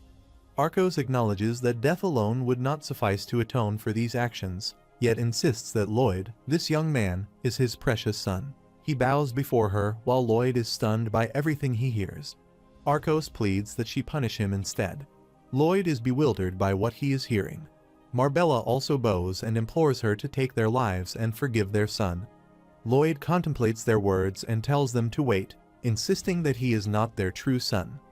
He affirms that these two have done nothing wrong and that this mess is his alone. Arcos tells them to step aside, declaring that parents must take responsibility for their child's actions. Lloyd asks what he means, insisting that he is not even their son. Alicia observes that he has regained his strength and mentions that she had heard he had lost all will to live. As she suspected, he is the type of person who pushes himself to the limit when a task demands it. Lloyd looks at her with surprise when she explains that when she says he must face the consequences, she does not mean giving up his life, as that would be terribly inefficient. She clarifies that she means the lie about their marriage and suggests that they turn it into the truth.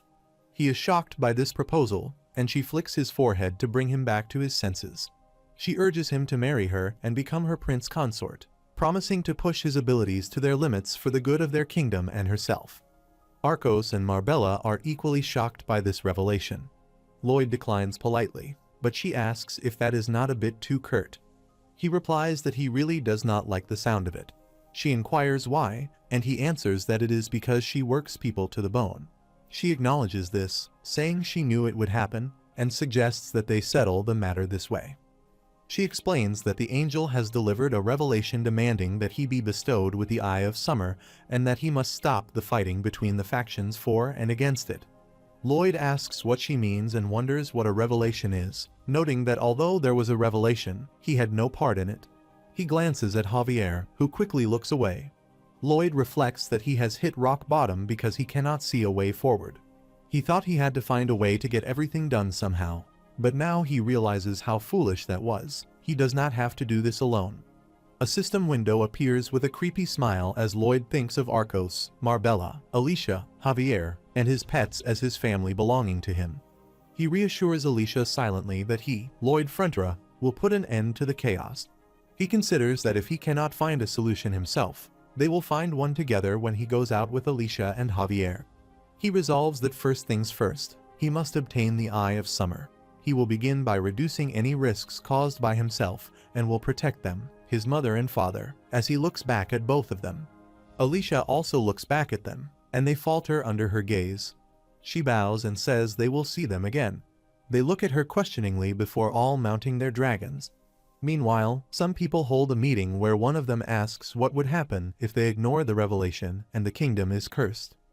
Another reply that the angel would have mentioned was that if it were true, a third would have said the problem lies in the angel not mentioning it. One asks if the other wants to ruin the country. The reply comes that he could ask the same of him. Then he throws a person onto the table and says to take this. Someone says that Lloyd is always causing problems, and that, indeed, nothing will be solved without him. They all shout and fight among themselves as Lloyd opens the door and enters. Everyone looks at him in shock. Lloyd asks if they called for him. Lloyd sits on a chair before them as a flash is directed at him. The leader announces that the emergency debate in the House of Peers will now begin regarding the issue of acting upon the angel's revelation. Another interjects to excuse Count Altz of the opposing side, who may ask to raise his hand. Altz points out that the Eye of Summer has been omitted from the title of the meeting. Leader corrects, stating that the emergency debate in the House of Peers will now begin on the issue of acting upon the angel's revelation, the Eye of Summer. Lawrence shouts, questioning if this is a joke. Leader responds that Count Lawrence of the supporting side must first raise his hand before speaking. Lawrence raises his hand and asks for permission to speak. When granted, he asks why time is wasted on trivial matters and insists they debate something more important. He demands that the term great be added to the emergency debate in the House of Peers. The leader responded that the emergency debate in the House of Peers would now begin. Lawrence questions why the title is being decided before the debate itself. The reply comes that the emergency debate in the Great House of Peers will now commence. Lawrence asks whether he does not understand the gravity of the situation. Another person shouts that it is indeed a great emergency. Lawrence retorts by asking if the debate seems minor to him and accuses him of rudeness. Another voice argues that the phrase great debate does not fit either. The first person shouts for them to stop quibbling, insisting that a great emergency sounds worse. The next person states that he opposes the opposition to this opposition. Another declares that he opposes that comment. Yet another also opposes the opposition to it. The leader of the meeting calls for calm, explaining that the issue at hand is how to phrase the handling of the Eye of Summer in the meeting's title. Someone asks if he dares insult the kingdom. The other asks when exactly he insulted it. Lloyd thinks this atmosphere feels a lot like home, making persuasion easier. The leader then announces the commencement of the extremely dire emergency supreme debate in the Great Royal House of Peers regarding the angel's revelation, instructing them to grant the young meritorious servant Lloyd the divine gift, the Eye of Summer, and dedicating time to a polite but stern discussion on whether they should follow the angel's instructions. Toscano shouts that if an angel has declared it, they must follow his orders. The leader reminds him that permission to speak must be asked for, but Toscano dismissively says that whoever is loudest gets to speak. Toscano repeats that if an angel has declared it, they must obey his orders. He says it is the will of heaven, and they should gladly bestow the divine gift upon Lloyd. Others shout at him, while one accuses him of attempting to hand the country over to their enemies. Another comment is that it seems they have found themselves psychic. A third insists he must have been bribed and calls for an investigation, if that is not the case. A fourth demands to know how they can trust Lloyd. Someone shouts at Lloyd, suggesting that Queen Alicia bestows the Eye of Summer upon him, and asks whether he can guarantee that he will not use it for evil. Lloyd responds that as the Queen's loyal subject, he would never misuse it. They question how they can trust him. Lloyd explains that if, while it is in his possession, a neighboring kingdom were to underestimate them and attempt to invade, their kingdom would be ravaged by war. He says he could never accept such a risk. Alt stands and acknowledges that the young man makes a lot of sense, concluding that they have reached a decision and suggesting they go home. Another person also rises, asking what is for dinner, proposes duck, and wonders what others think. Lloyd says that if they disobey the angel's revelation and misfortune befalls the kingdom, then he cannot refuse the divine gift. Someone asks where he stands on the matter. Another says exactly that they should simply accept the divine gift. A third asks if he thinks these divine gifts are mere toys. The fourth person asks what he said and warns him to watch his tone. Lloyd replies that the situation is agonizing, dead if he accepts and dead if he refuses. They all begin arguing again. Lloyd shouts for them to wait, saying he has just thought of a solution. They all stop and look at him. Lloyd explains that no one knows what will happen if they disobey the angel, but one thing will definitely be negatively affected once the Eye of Summer is lost: their kingdom's influence and power. He continues that if the kingdom possesses a weapon comparable to the Eye of Summer, there will be no risk to the kingdom while he holds it. Lawrence asks what weapon he suggests. Lloyd puts his fingers in his nose and says the Pantara Range, the mountain range covering the Magentano Kingdom's southwestern border. He explains that with its razor-sharp peaks stretching along the entire range, no one can cross it by foot. Those in the west must go around it and pass through several countries to trade with them, which costs a considerable sum. To secure these trade routes, they remain at the mercy of these smaller nations. But what if, just perhaps, a direct route through the Pantara Range were created to Magentano? He says they would become the trading hub for countries to their east and west, and the toll revenue alone would be unimaginable. Someone remarks that he is speaking of the honor of their kingdom. Another asks how he dares to sully it with one of his business schemes. Lloyd says there is just one problem, though: managing this trade route will involve a tremendous amount of work. It will require coordination among many businesses and demand a huge budget, but he is confident that they will all have to share the burden among themselves. They all look at him in shock. The leader raises his hand and declares that the House of Peers vote is unanimous. Lloyd will open a trade route through the Pantara Range, banging the table with his hammer. Another person says that if he succeeds, they will gladly bestow upon him the Eye of Summer. Lloyd walks down the hallway with Javier, laughing and saying that it was far too easy. Javier comments that Lloyd is skilled at construction, but even more skilled at politics. Lloyd replies that politics is not difficult. It was an everyday occurrence back home, where politicians fight each other until they see an opportunity for profit, at which point they suddenly become best friends. Javier observes that managing royal funds grants someone considerable power, which directly relates to money. Lloyd agrees and adds that those people do not care about the kingdom's honor or fate. To them, it is all about the money. After a while, he arrives in front of Alicia and Bose. She says that she has heard the Lord's opinions, agrees with their decision, and has approved the construction. He thanks her while she expresses curiosity about two things. First, she asks if it is truly possible to cross the Pantara Range, given that their ancestors have tried every method imaginable. She explains that stairs failed due to the harsh climate, and every attempt to dig tunnels resulted in collapse. She adds that even if a path were created, no one could traverse it on foot. He replies that therein lies the key: it would be crossed by train, using a crossing loop track and a switchback railway system. He describes how the British, enamored with tea, discovered highland regions ideal for cultivation, and created a railway system to traverse the steep and dangerous mountainsides. He explains that the train travels along a sloped track until it reaches a switch, then changes tracks and continues upward in the opposite direction. Alicia comments that he always comes up with some mind-boggling construction idea, so she is certain this train will be no different. She then asks if it will be safe to construct the railway on the sharp mountain peaks.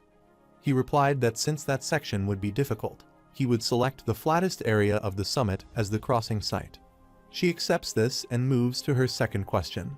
The peak of the mountain range is considered the land of demons, so she asks how he plans to pass through it.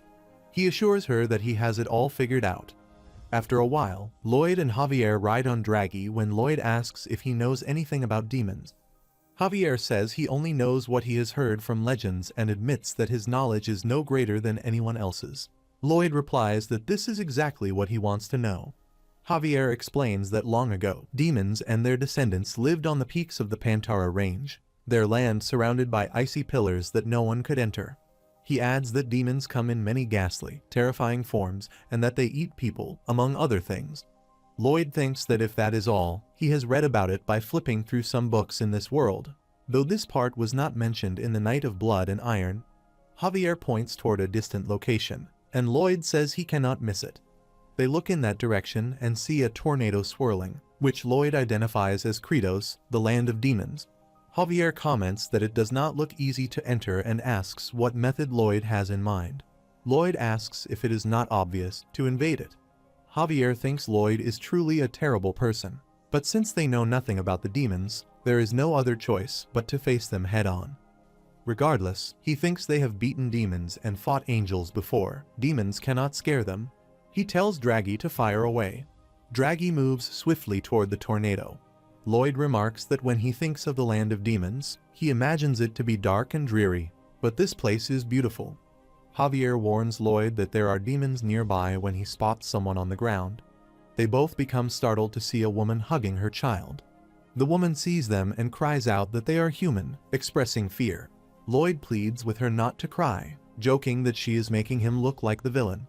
They both begin running while Lloyd shouts that he said to wait and wants to ask her something, questioning why she keeps running away. Javier wonders if Lloyd really does not understand as he notices a person approaching them armed to attack. Javier quickly draws his sword and knocks the attacker away with a single strike. Lloyd asks what that was, and Javier replies that it was an adult demon launching an attack. A demon working in the field sees Draghi, and Lloyd jumps down, telling the demon to listen carefully and that he did not come here to fight.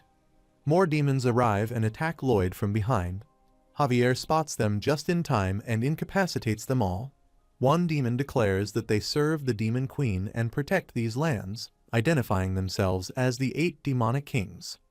Lloyd remarks that there are usually 4 heavenly kings, 8 of which are too many, and that he cannot even see 2 of them in the back. One demon explains that the greater their number, the easier it is to protect the land. Lloyd responds that he guesses so, but something still seems off, asking why they all carry farming tools. The demon replies that he does not need to be told and commands him to leave immediately, calling him an evil human. Lloyd asks who they are calling evil when he is the one with those evil-looking horns. Javier thinks there is much he could say, but he chooses to refrain. Lloyd says forget it, he is not here to fight them all and wants to discuss something instead, requesting to be taken to their leader. Another demon asks what there is to discuss and points to the children, accusing Lloyd of harming them. Lloyd denies doing anything and asks the children to tell the truth about what he did to them. They all shout that he is a wicked man and should be captured just as Lloyd begins to sing. Blood flows from their noses and ears at the sound. Lloyd instructs Javier to stop them, and Javier strikes their heads, rendering them unconscious. Lloyd then asks if they can please talk now. A child starts crying and calls for Lethos, trying to wake her elders. She pleads with Nino, Uncle Shuwold, and everyone else to stop sleeping and get up immediately. She says they promised to take her strawberry picking today and calls them liars, big fat liars. Lloyd asks what he has done and says the demons must be good, they are not evil, and become emotional. Javier says his lord has been the evil one all along. The child continues crying and asks why humans are evil and why they do this to them, despising and attacking them at first sight. She explains that this is why they hide here and cannot leave. She questions why the humans must come here and bother them. Lloyd thinks he now understands what is wrong. It seems that, for one reason or another, they fear humans and live hidden up here. He reflects that with these 8 demonic kings dressed as farmers tending to the fields, they sustain themselves from the land, and thus, the saying that demons eat people is merely a rumor. The Demon Queen then arrives and declares that it is not a rumor. They do eat people. She introduces herself as Demon Queen Artanis, the 5th leader of the descendants of the demons. Lloyd wonders if the Demon Queen can read minds. Javier advises him to remain on guard, explaining that she hides immeasurable power. The child addresses Her Majesty and complains that the humans are cruel and should be punished for striking the 8 demonic kings. Lloyd admits that he knows this sounds like an excuse, but insists that it is indeed an excuse. She smiles and refuses to accept it, explaining that those men merely put the demonic kings to sleep for a while, and that they are truly not here to fight.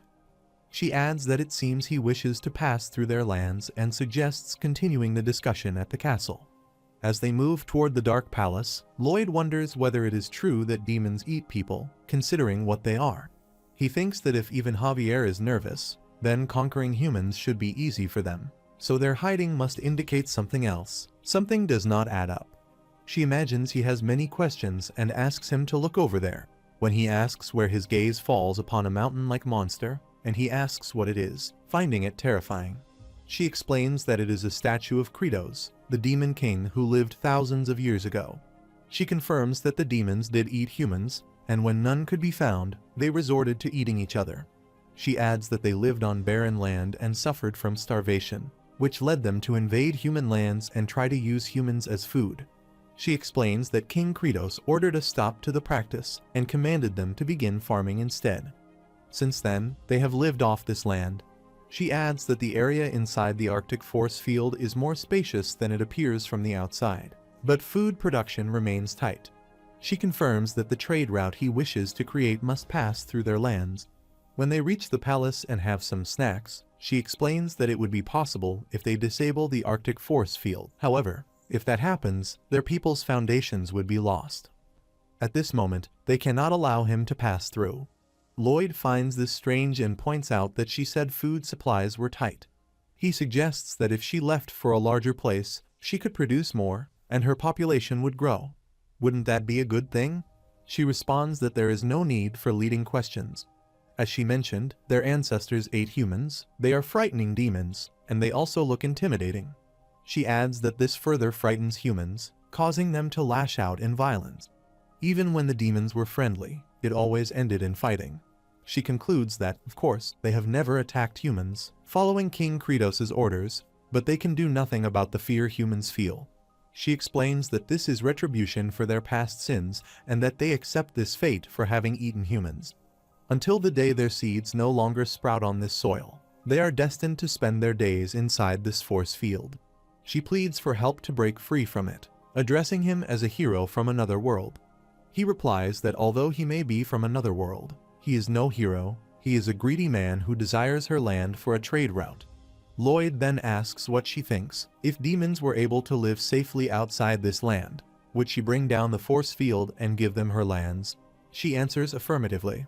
He considers the idea of releasing the fearsome demons into the world to eliminate future conflicts between them and humans upon meeting, and he grits his teeth.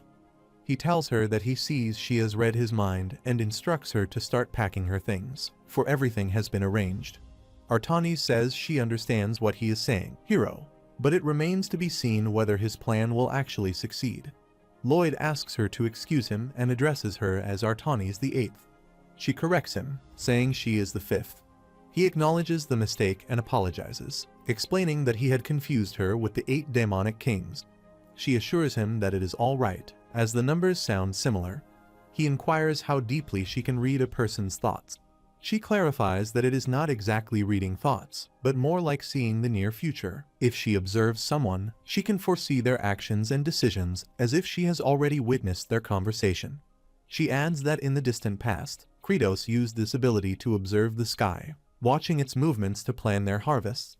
Lloyd comments that it functioned as a weather forecast, wondering what demon king would invest all his skill points in farming. He reasons that if the same skill could be used to read the weather, it could also be applied to reading a person. Lloyd then asks how far into the future her forecasts extend. She replies that, unfortunately, it is not as far as he might think. If she watches something intently without blinking, she can see a little farther. But for humans, even after observing them for more than 5 minutes, 24 hours is the maximum future she can foresee. Lloyd says wait, then she can see events like accidents and asks if she can see someone who might die in an accident.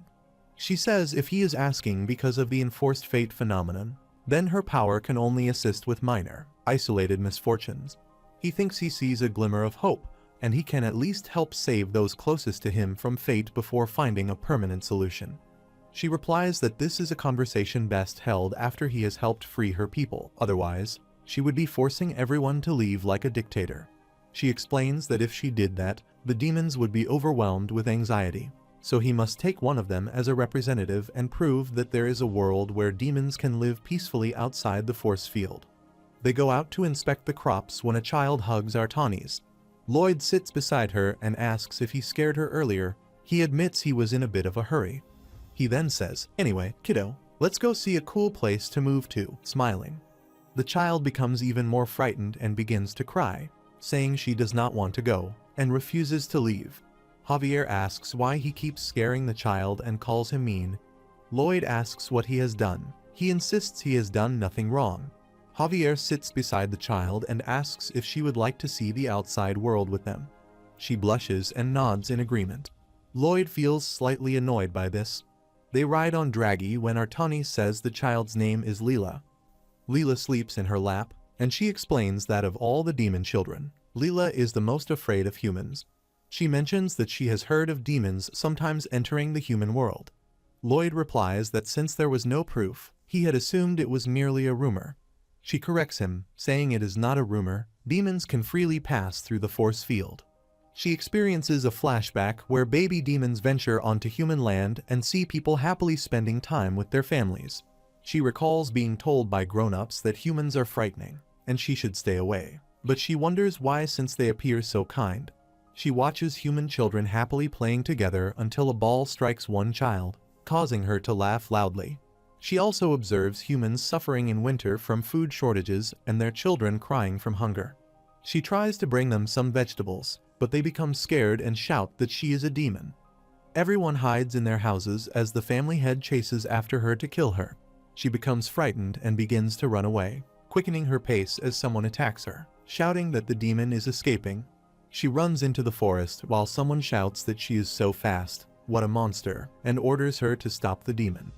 They warn that if she is not caught, she may return with more of her kind. They say she went that way, and some people move toward the forest carrying fire sticks to find her. They demand to know what she tried to do to their family and command them to kill her because demons eat humans. They capture her while she is terrified and shout to kill her, but suddenly, she transforms into a fearsome demon and yells at them. They all become frightened as she remembers King Kratos' words, "No matter what happens, demons must never harm a human." She quickly climbs the mountain to escape while they shout that she is running away, ordering to catch and kill her. She cries as she climbs higher up the mountain. The scene shifts back to the present, where Lloyd becomes emotional and says he has heard enough. To be honest, it is a story he has heard countless times before. He declares that it is time to put those stories to rest here at the Frontier estate. They arrive and walk toward the estate. Leela clings tightly to Artanis, looking around nervously, thinking about the human village and feeling scared. Lloyd sees Arash and remarks that it has been a while, asking how he has been. Arash replies that he and Melika have been hanging out and that he has gotten too ripped. Oink, he thinks he needs to do some cutting. Leela is surprised to see this and asks Artanis why demons are walking around the human village. Artanis replies that those are not demons but orcs. Leela wonders what the difference is. On their way, they also see skeleton warriors who hold up a signboard to Lloyd, indicating they have been waiting for him and that they love him. Lloyd responds affectionately, saying the guys are too much and that there is no problem waking the Dragon King. Leela feels a little scared to see them when a red dragon flies overhead, saying that he is late for clearing up the poop. Leela calls out to Lloyd, asking if it seems he is a demon king too, which would explain his face. Lloyd looks back at her and asks what is wrong with his face. Meanwhile, two people arrive, and one of them states that Lloyd has returned. Lloyd asks why they are both dressed up. The person responds by saying that there is a wedding. Isn't that why he has come back? Lloyd asks, a wedding. Then recalls Emily's wedding and agrees. Leela observes them all and thinks they appear to be real humans. The man glances at Artanis and Leela, then comments on their horns, asking if they are demons. Artanis confirms, and the man simply nods and walks away. As he walks, he asks his friend if he knows that there is a type of mantis that resembles a flower. The other person reacts in disbelief. insisting he must be joking and refusing to believe such a bug exists. They arrive at the venue just as someone notices Lloyd and exclaims that Master Lloyd has arrived. The man informs him that the ceremony is about to begin. He explains that he has been so busy serving food that he didn't notice Lloyd's arrival, then laughs. An old man approaches Leela and, admiring her appearance, asks where she is from. She replies that she is from the Pantara range, Kratos.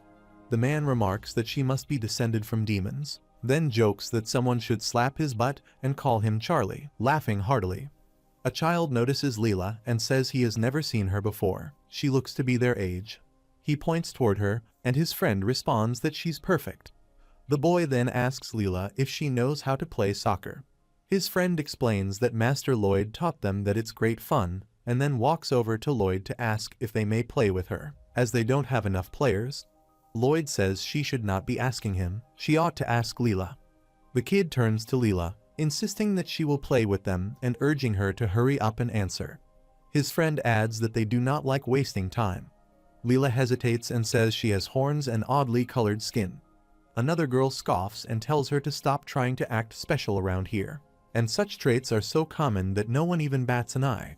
She says it is time to stop with the nonsense and demands to know whether Leela will join them or not. Leela looks at Artanis and asks her to let go of her hand. Then, she runs off with the other kids, smiling. Artanis watches her, and Lloyd quietly remarks that demons will be demons, and even he cannot be entirely certain this will work. Artanis, however, refuses to doubt and replies that she is certain. Just then, Leela transforms into her demon form, kicks the ball with immense strength, and strikes the tower, causing part of it to collapse. The other children freeze in fear. Artanis calmly states that the village Lloyd has created here is one that no longer carries the hate and prejudice that once plagued the world. Leela embraces those words. One of the kids excitedly declares that she is incredible. She is their star player. Another child exclaims in awe that the horned girl has a powerful kick. Leela becomes emotional upon hearing their praise. Artanis smiles and says she believes they will be fine here. She kneels and asks Lloyd to lead their people as the new Demon King. Lloyd, confused, asks what she means by that. At that moment, Artanis activates her mana and transfers it to him. Lloyd is surprised to witness this. While the system window notifies him of a special achievement, Artanis V has officially instated him as the Demon King. Another window appears and notifies him that this skill is activated through his powers as the Demon King, not by the system. Lloyd laughs loudly as his newly gained, powerful mana spreads around him.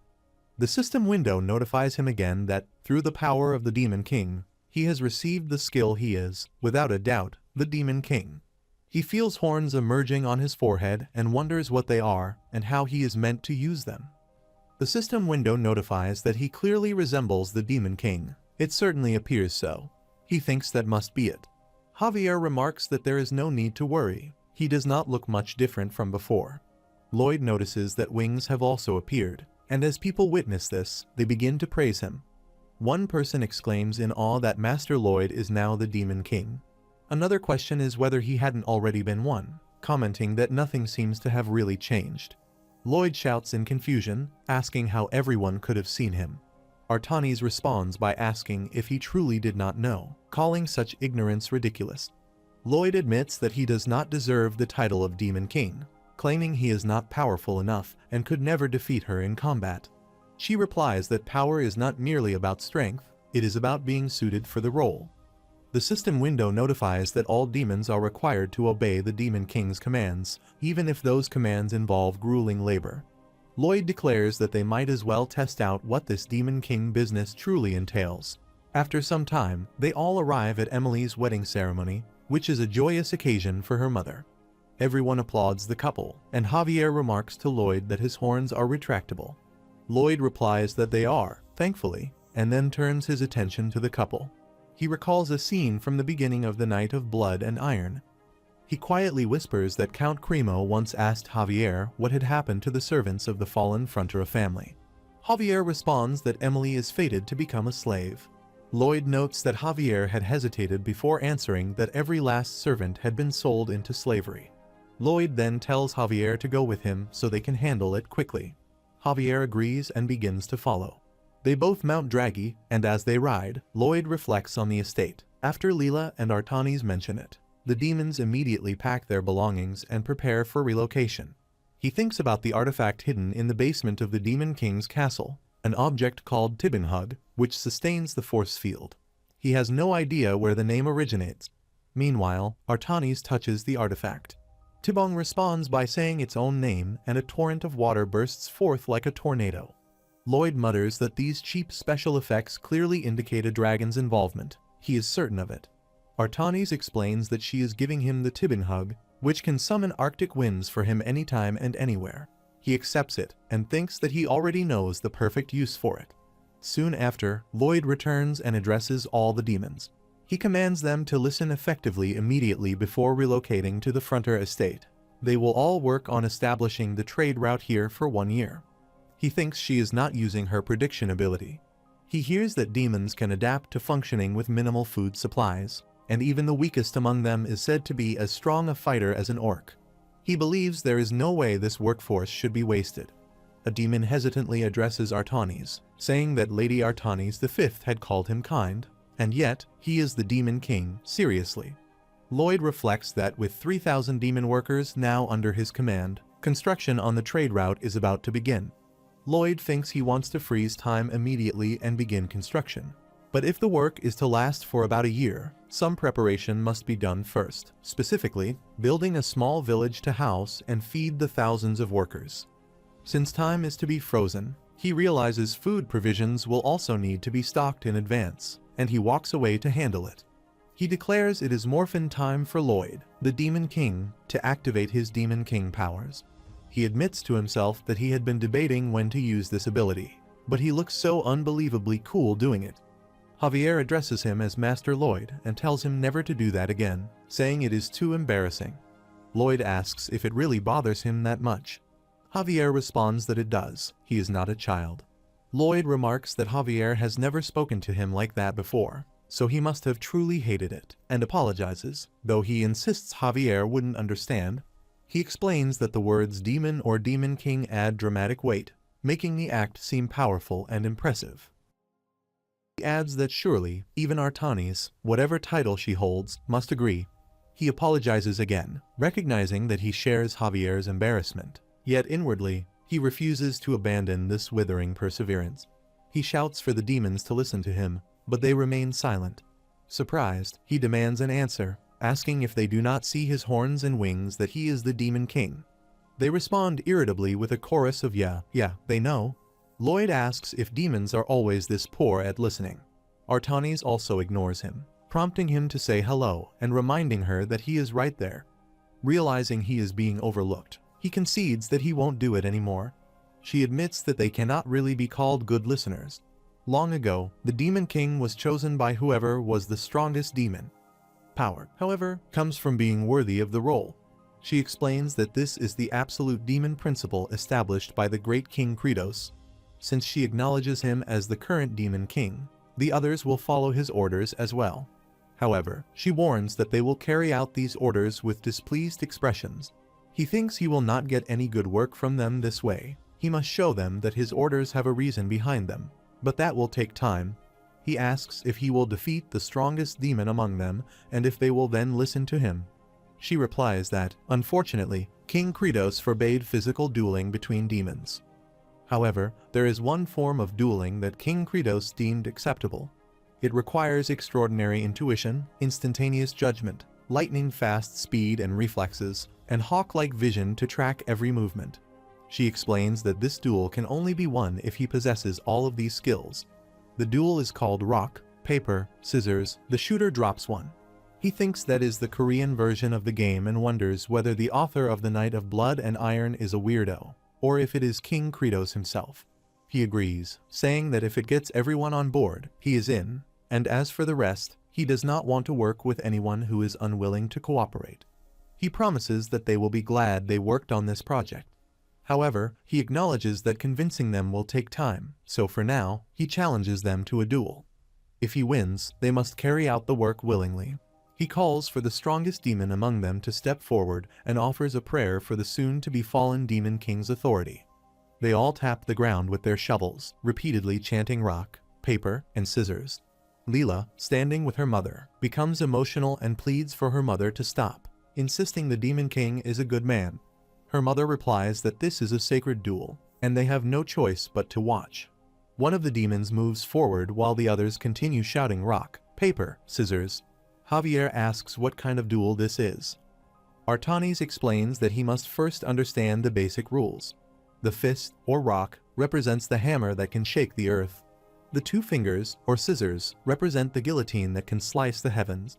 The open palm, or paper, is like a sheet of cloth. He asks why the paper is the weakest. She replies that King Kratos designed it that way. The hammer smashes the guillotine slices the cloth, and the cloth renders the hammer useless. She continues that each shooter chooses 2 of the 3 weapons, 1 in each hand while chanting rock, paper, scissors. Then, following the chant, the shooter drops 1, and each shooter must drop 1 weapon, leaving the other as their final choice. The winner is decided based on the last weapon remaining. Javier thinks this sounds like a neighborhood kids game, but this dueling style clearly reveals who is the strongest. He reflects that each participant is at the level of a sword master, capable of sensing even the slightest change in their opponent's movements or breathing. While all demons continue shouting rock, paper, scissors, he wonders what trick Suho will use to win this time. She shouts for the shooters to prepare themselves, chanting rock, paper, scissors, while Lloyd and the other demon ready their attacks. Javier thinks to himself that the distribution of weapons shows strength. Lloyd is choosing 2 guillotines or scissors, but that combination will either result in a loss or a tie. He wonders if Lloyd does not understand the rules and asks why. Lloyd commands to shoot and charges at the demon while showing scissors. The demon exclaims in shock, asking what kind of face that is, leaving everyone stunned by Lloyd's attack. Lloyd demands to know which weapon the demon will drop as the demon falls to his knees. Lloyd thinks that was definitely cheating. Artanis explains that the legend speaks of a warrior who would win before the weapons are dropped, identifying him as Master Lloyd. Lloyd wonders what kind of legend that is. The demon commands all demons to kneel, and they bow down before Lloyd. Lloyd transforms once more into the Demon King and orders the mountain base to be cut into terraces, commanding it as the Demon King. Javier thinks to himself that he told Lloyd not to do that. After a while, Lloyd, Javier, and Artanis ride the draggy as Lloyd reflects on what Queen Alicia told him. Everything he has been involved in is returning to its original state. He realizes the enforced fate phenomenon is progressing faster than when he last checked the ending spoiler, and the future is changing because he is acting differently. He feels concerned about the Queen turning evil but notes that no sign of that has appeared yet. The fated misfortune could strike at any moment Julian, his mother, his father, his family, and the entire Frontera estate.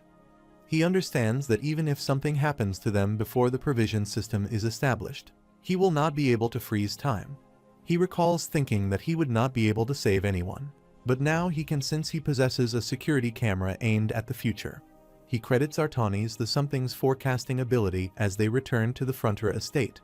He introduces Artanis to his parents as the previous Demon Queen, Artanis the Somethingth, mentioning that he met her before at Emily's wedding. Marbella comments that Artanis is so beautiful, she had thought demons could only look scary. Arcos admits he did find those horns magnificent back then, realizing it was because she was the Demon Queen. Artanis thanks them, surprised that no one appears astonished by their presence. Lloyd explains that, as he mentioned before, the enforced fate phenomenon is approaching, and he is working to address the root problem. However, if anything happens before then, all efforts will be in vain. He says he has brought Artanis the Somethingth here to monitor his fate every day. For efficiency, he has also invited Julian and Scheherazade to come to the estate, while Queen Alicia will promptly inform him of any other issues. He steps outside and shouts that they should get started. First, he will appoint his top engineering corps members to lead the demon construction team. Then, he will have Officer Greg and Corgetus accompany them to resolve any mechanical problems. Since there will be extensive physical labor, he is calling in the muscular orc leaders. Cougar insists that he wants to join as well. Lloyd replies that Cougar is on his honeymoon and tells him to stop bothering them and go bother his new wife instead. Demons arrive soon after. Lloyd observes that there are 8 of them, each possessing power equivalent to a sword master. He thinks that the groundwork will be completed in half a day. With such a diverse variety of monsters present, the houses rise quickly. He watches as the demons carry out construction work efficiently. Lloyd states that all of this will be completed in less than a month, attributing it to the power of the great demons, and then activates his powers. Javier comments on how embarrassing it is and wonders what is wrong with him. After a while, Lloyd and Javier ride on Jigoming. Lloyd surveys the surroundings and thinks it is excellent. The surveys of the routes have been completed. Tomorrow, he plans to freeze time and begin work on the railway. Javier addresses them as his lord and lady, announcing that he will now perform today's fate check. He will stare at Lloyd for 5 minutes without blinking, starting immediately.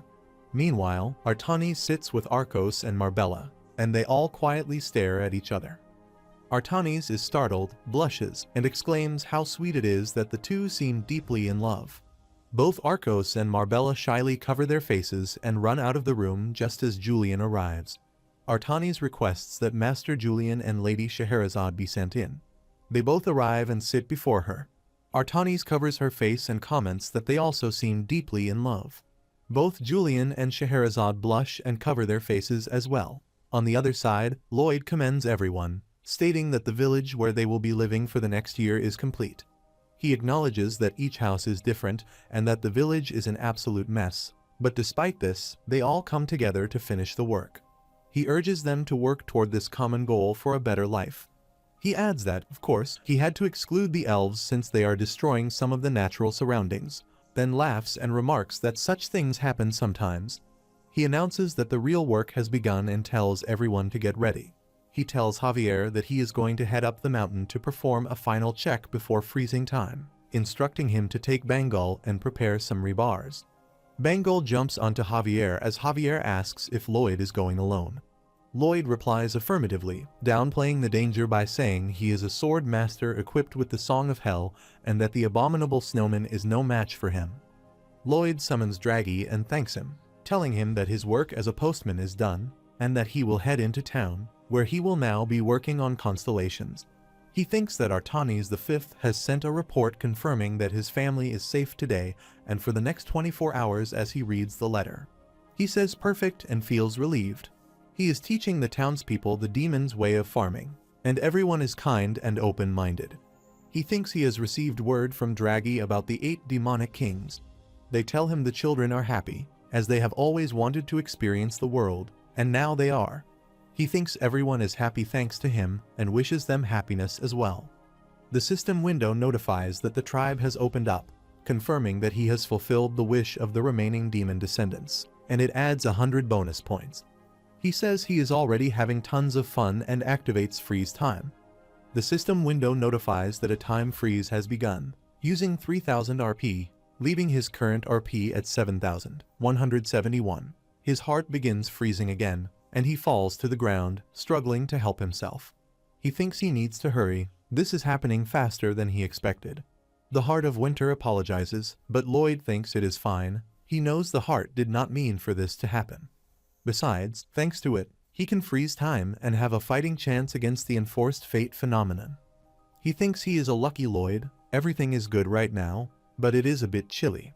He wonders where this blizzard has come from. Time is frozen, but has the storm grown stronger? He realizes he cannot move. His heart hurts too much. Trying to get up, he thinks of Javier. He has got to call Javier if he lets off just a little mana. Alicia arrives and covers him with a jacket. He wonders who she is, if it is Javier, and calls him an idiot, thinking about what he would do without him. He decides to rest for a little while. She carries him on her shoulder and takes him with her. Meanwhile, Bangal transforms into a giant and trembles as Javier looks at him, realizing that nothing good can be accomplished in this weather, least of all making rebars. He thinks Suho became unstable immediately after the time freeze dome appeared. It must have been due to his heart freezing up. He thinks that if it were up to him, he would run up there this very second to ensure Suho is safe. He asks what the ice dome is. Meanwhile, Alicia arrives and says it seems she cannot leave. Javier bows and greets her, explaining that the dome freezes all the time outside of it. She asks what time it is, and Javier replies that Lloyd created it. She inquires if she can leave, but Javier tells her, unfortunately, Her Majesty, she is trapped inside. She says he has some nerve to say that. She asks for how long. He answers until construction is complete, which is about 1 year. He reassures her that time does not pass at all outside the dome, so she can think of it as a short vacation. She calls this ridiculous and asks if Lloyd is now trying to become some kind of demon king. She then notices some demons working there. Javier asks if she will allow him to explain, but she replies to forget it and says she will ask Lloyd for the details. She inquires where he is. Javier says Lloyd went up the mountain to survey the construction route, and the snowstorm is intensifying by the minute. She decides to go up there and find him. Javier senses strong mana near unstable mana and thinks Her Majesty has found Suho, so he will not disturb them. Meanwhile, Lloyd opens his eyes, looks around, and thinks he is in a cave. He guesses there must have been one nearby, thankfully. He notices he is wearing warm clothes and wonders where they came from, questioning if they were in his kit. The fur cloak looks expensive. He turns and asks Javier where the clothes came from, then notices Alicia lying down and shivering. Shocked to see her, he quickly covers her with his coat, adds her jacket, and quietly moves away. He thinks he cannot be indebted to the queen, or she will give him more work.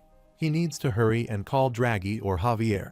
Suddenly, he feels pain in his heart again, sits down, and thinks that if he moves even somewhat quickly, his heart will freeze. She arrives and says he looks terrible. She tells him to come over while he bows and calls her the one true ruler of the realm. She says he is starting to sound like a broken record and orders him to come closer. He crawls toward her as she tells him to hurry up, then instructs him to lie down, patting her lap to show him where. He lies down straight on the ground. She asks if he is mocking her. He replies with a pardon, no, she told him to lie down. She says she wants him to rest his head here, pointing to her thighs. Confused, he hesitates as she angrily grabs his head, places it on her thigh, presses his chest, and uses her mana to heal him. He feels the queen's mana entering his body, but knows that to control it, he must master the Asrahan core technique. She says she realized something while sparring with Javier. Both he and Javier use the same kind of mana as others, but theirs is amplified. The secret is that they absorb and use external mana. He thinks she learned the Asrahan core technique all on her own. Queen Alicia is extraordinary. He remembers how he used to throw up whenever he absorbed Javier's mana. He thinks other people's mana is too weak to be of any use, while she asks if he is feeling a little better. He replies yes, and she says she is glad to hear it. He looks at her, blushes, and crawls away, but she grabs his face again and pulls him back. She asks him to stay still. He asks if it was not him who told her that sometimes they all need to take a nice, relaxing break. He thinks this is not relaxing at all, it is really uncomfortable, and he asks what brings Her Majesty here. She says she wanted to see him. He laughs and replies have he, Lloyd Frontera, ever messed up a job she has given him? There is absolutely nothing wrong with their construction site. He means the snowstorm is pretty strong. She asks if he really does not understand or is pretending not to understand. He is clearly bright, astute, and exceptionally talented. She says that when a lady personally asks for his hand in marriage, he is oblivious to the fact that she is being sincere. He becomes confused and wonders who asked for his hand. He then recalls when she said to marry her and become her prince consort. He thinks no way that was real. It was not a ploy to make him do all sorts of work for her. He realizes that is exactly what she meant. There is no way she was trying to imply anything else. Suddenly, the cave begins to tremble, and they both look up as she asks if they are causing earthquakes now. He thinks about this earthquake as well. Now he understands what is happening. With the snowstorm intensifying and the recent earthquake, a shift in mana has clearly occurred. He concludes this is the work of someone trying to interfere. He asks how they dare to meddle with his project. While she thinks he is quick to notice the tampering, he is truly someone she can rely on. He replies that despite losing time on construction because of this, he will recover it tenfold and thinks if only he could change that stern expression on his face. Shimmering waves appear as an old man arrives and introduces himself as Pantarsa, the spirit king of the Pantara range. He reflects that the mountains and he has coexisted for a long time to protect this place from humans, shaping the terrain to be harsh and inhospitable. He recalls that long ago when a demon horde came to this land, he did not mind because their guardian dragon created a subspace within an ice wall where they lived peacefully. However, he thinks these men are different. He points to Javier, showing an image from his memory, and then to Lloyd, saying this man looks exactly the same in real life. He realizes they have removed the demons from their subspace and brought in their own allies. Lloyd tells Javier that the area is too steep and orders him to flatten it. He attacks them with fire while Javier blocks the attack with mana. Pantarsa asks who these fiends are and thinks they have hacked up the entire mountain base and mercilessly cut down all the trees. He calls them devils, wreaking havoc on his land. The scene shifts to the other side, where he comes in front of Alicia, and she notices the snowstorm growing stronger by the minute and decides to go up there to find him. She orders the guards to split up and search for Lloyd, while Pantarsa thinks that these wicked people must be driven out of here. He activates a freezing blizzard that blows fiercely, attacking them. Greg becomes shocked by the attack and shouts that the snowstorm is too intense. He commands all work to halt immediately and urges everyone to hurry, insisting they cannot allow the snow to pile up. Fear spreads among them all. Pantarsa laughs and declares it is useless. They are pathetic fools whose physical bodies cannot withstand the bitter cold. The others play with snow and enjoy themselves, prompting Pantarsa to glare and ask if they are truly enjoying themselves. Arash shouts that this is extremely cold weather training and finds it exciting, and all the other orcs join in. Greg asks if demons do not feel cold. A demon refuses and says that all demons who could not endure the cold died long ago, laughing. Greg wonders if that is sad, to which the demon replies that history is always somewhat sad. Pantarsa considers that not only the orcs and demons, but even the weaker humans possess an enormous amount of mana. He realizes it will not be easy to eliminate them all at once and decides he had better take out their leader. Pantarsa moves toward the cave, thinking that if Lloyd is hiding there, it will not save him, and attacks the cave. Lloyd and Alicia emerge just as Pantarsa mutters that there he is, the evil mastermind, and wishes that the piercing cold wind may cut him to pieces. Alicia says that a snowstorm of this magnitude indicates it is not caused by a wizard. Lloyd responds that it is not the work of a dragon either. If they truly intended to attack, they would not resort to such trivial tactics. She observes faint mana energy attempting to conceal its presence, accompanied by the manipulation of nature through blizzards and earthquakes. Lloyd smirked and asked what a spirit was, while Pantarsa thought that it was impressive but suspects Lloyd had likely realized something by now. He concludes there is no way to harm him. Physical attacks and even mana prove ineffective. They are useless against him. Pantarsa dashes through the snow, but Lloyd begins to sing. Alicia covers her ears and sits down, while Pantarsa also feels disturbed by the singing, falls, and covers his ears as well. Lloyd asks if it is him who is meddling with his construction. He wonders what kind of sorcery it is since he is pure mana and nothing can harm him. Lloyd explains that it was not a physical attack. Pantarsa collapsed because his voice offended him. Pantarsa admits that Lloyd is truly offensive. Lloyd then asks why he is interfering with their construction project and what the problem is as he approaches him. Pantarsa asks if he really does not understand, stating that all humans ever do is destroy nature, and he will not allow the mountain range to be destroyed.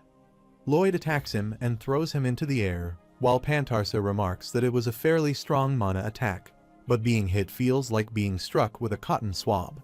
Lloyd unleashes his mana to attack again, and Pantarsa pleads, anything but that. Alicia steps forward and slaps Lloyd, urging him not to continue and to consider those around him. She warns that if she has to hear that cursed demonic scream one more time, she will never want to look at him again. He becomes emotional, and she apologizes, saying she did not mean it well. She did mean it, but only a little. Pantarsa declares that playtime is over and attacks them, shouting that he is the mountain range and the mountain range is him. He says he did not want to kill Lloyd, but was left with no choice.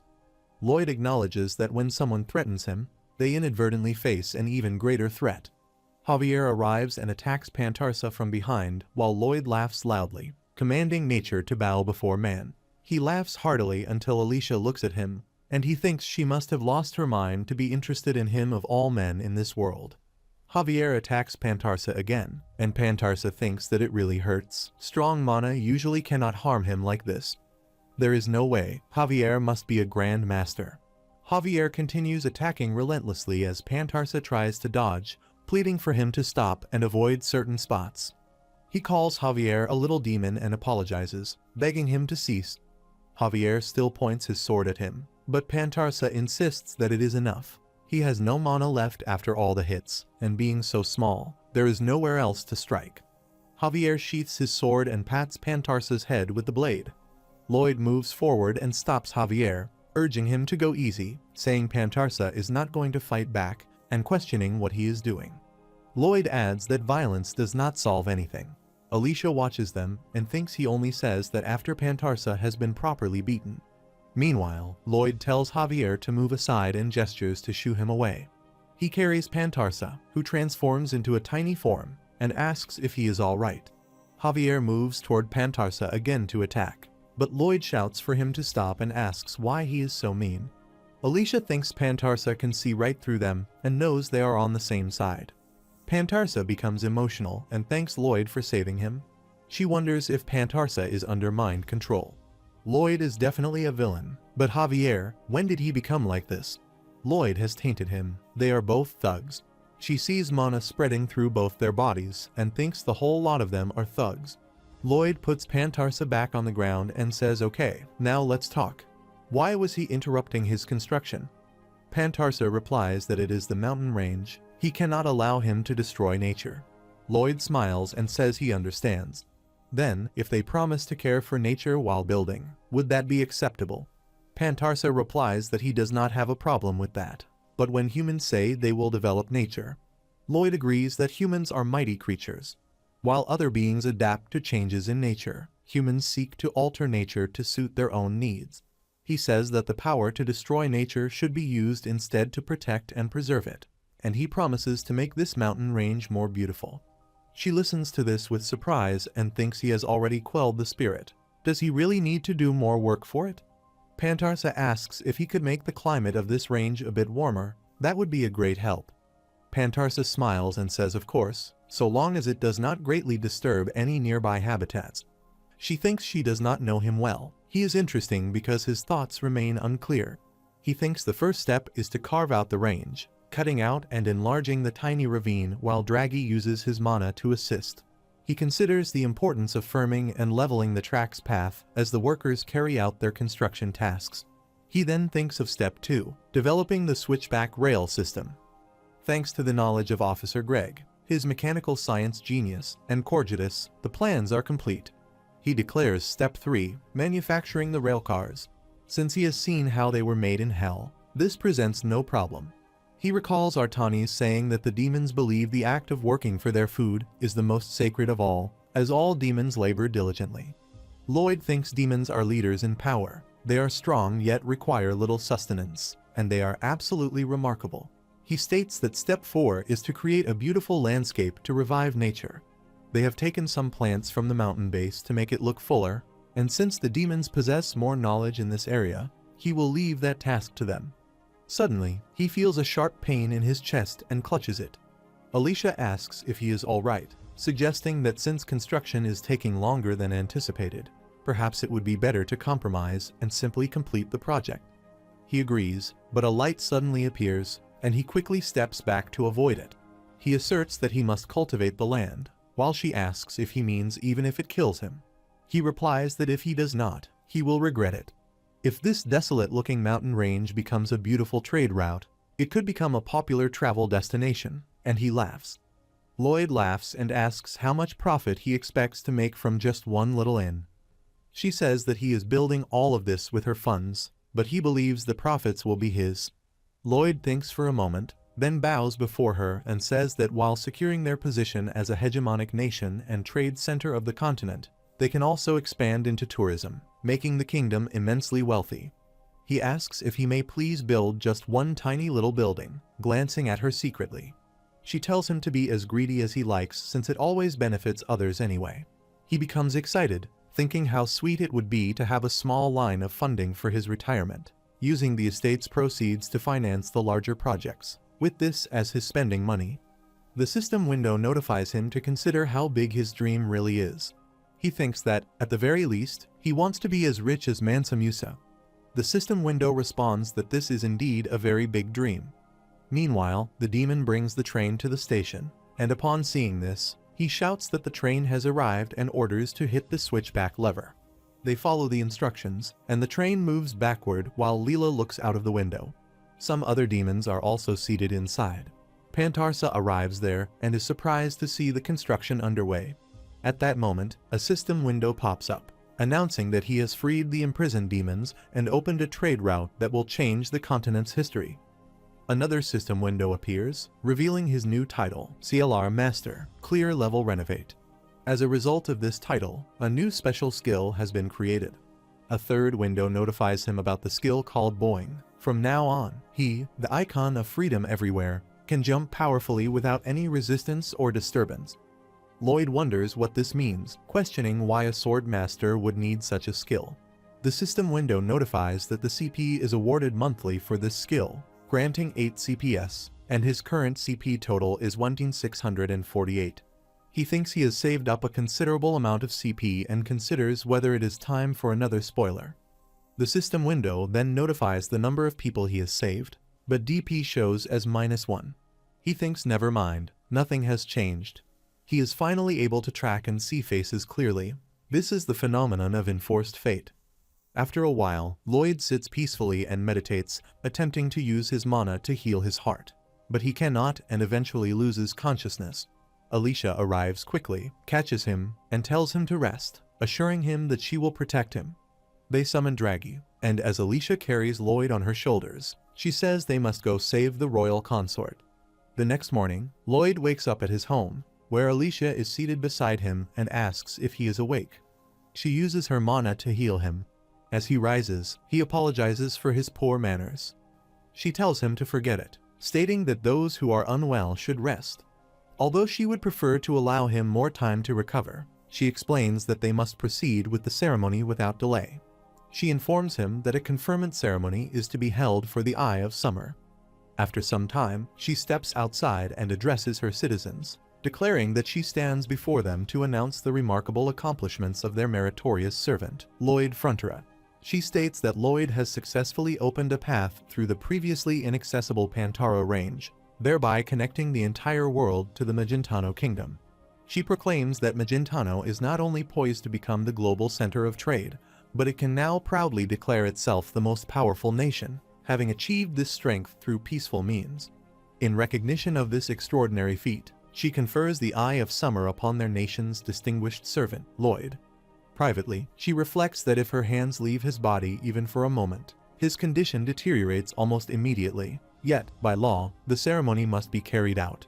The magicians bring a massive box before her, sealed with a magical circle, while Lloyd feels as though his heart freezes completely.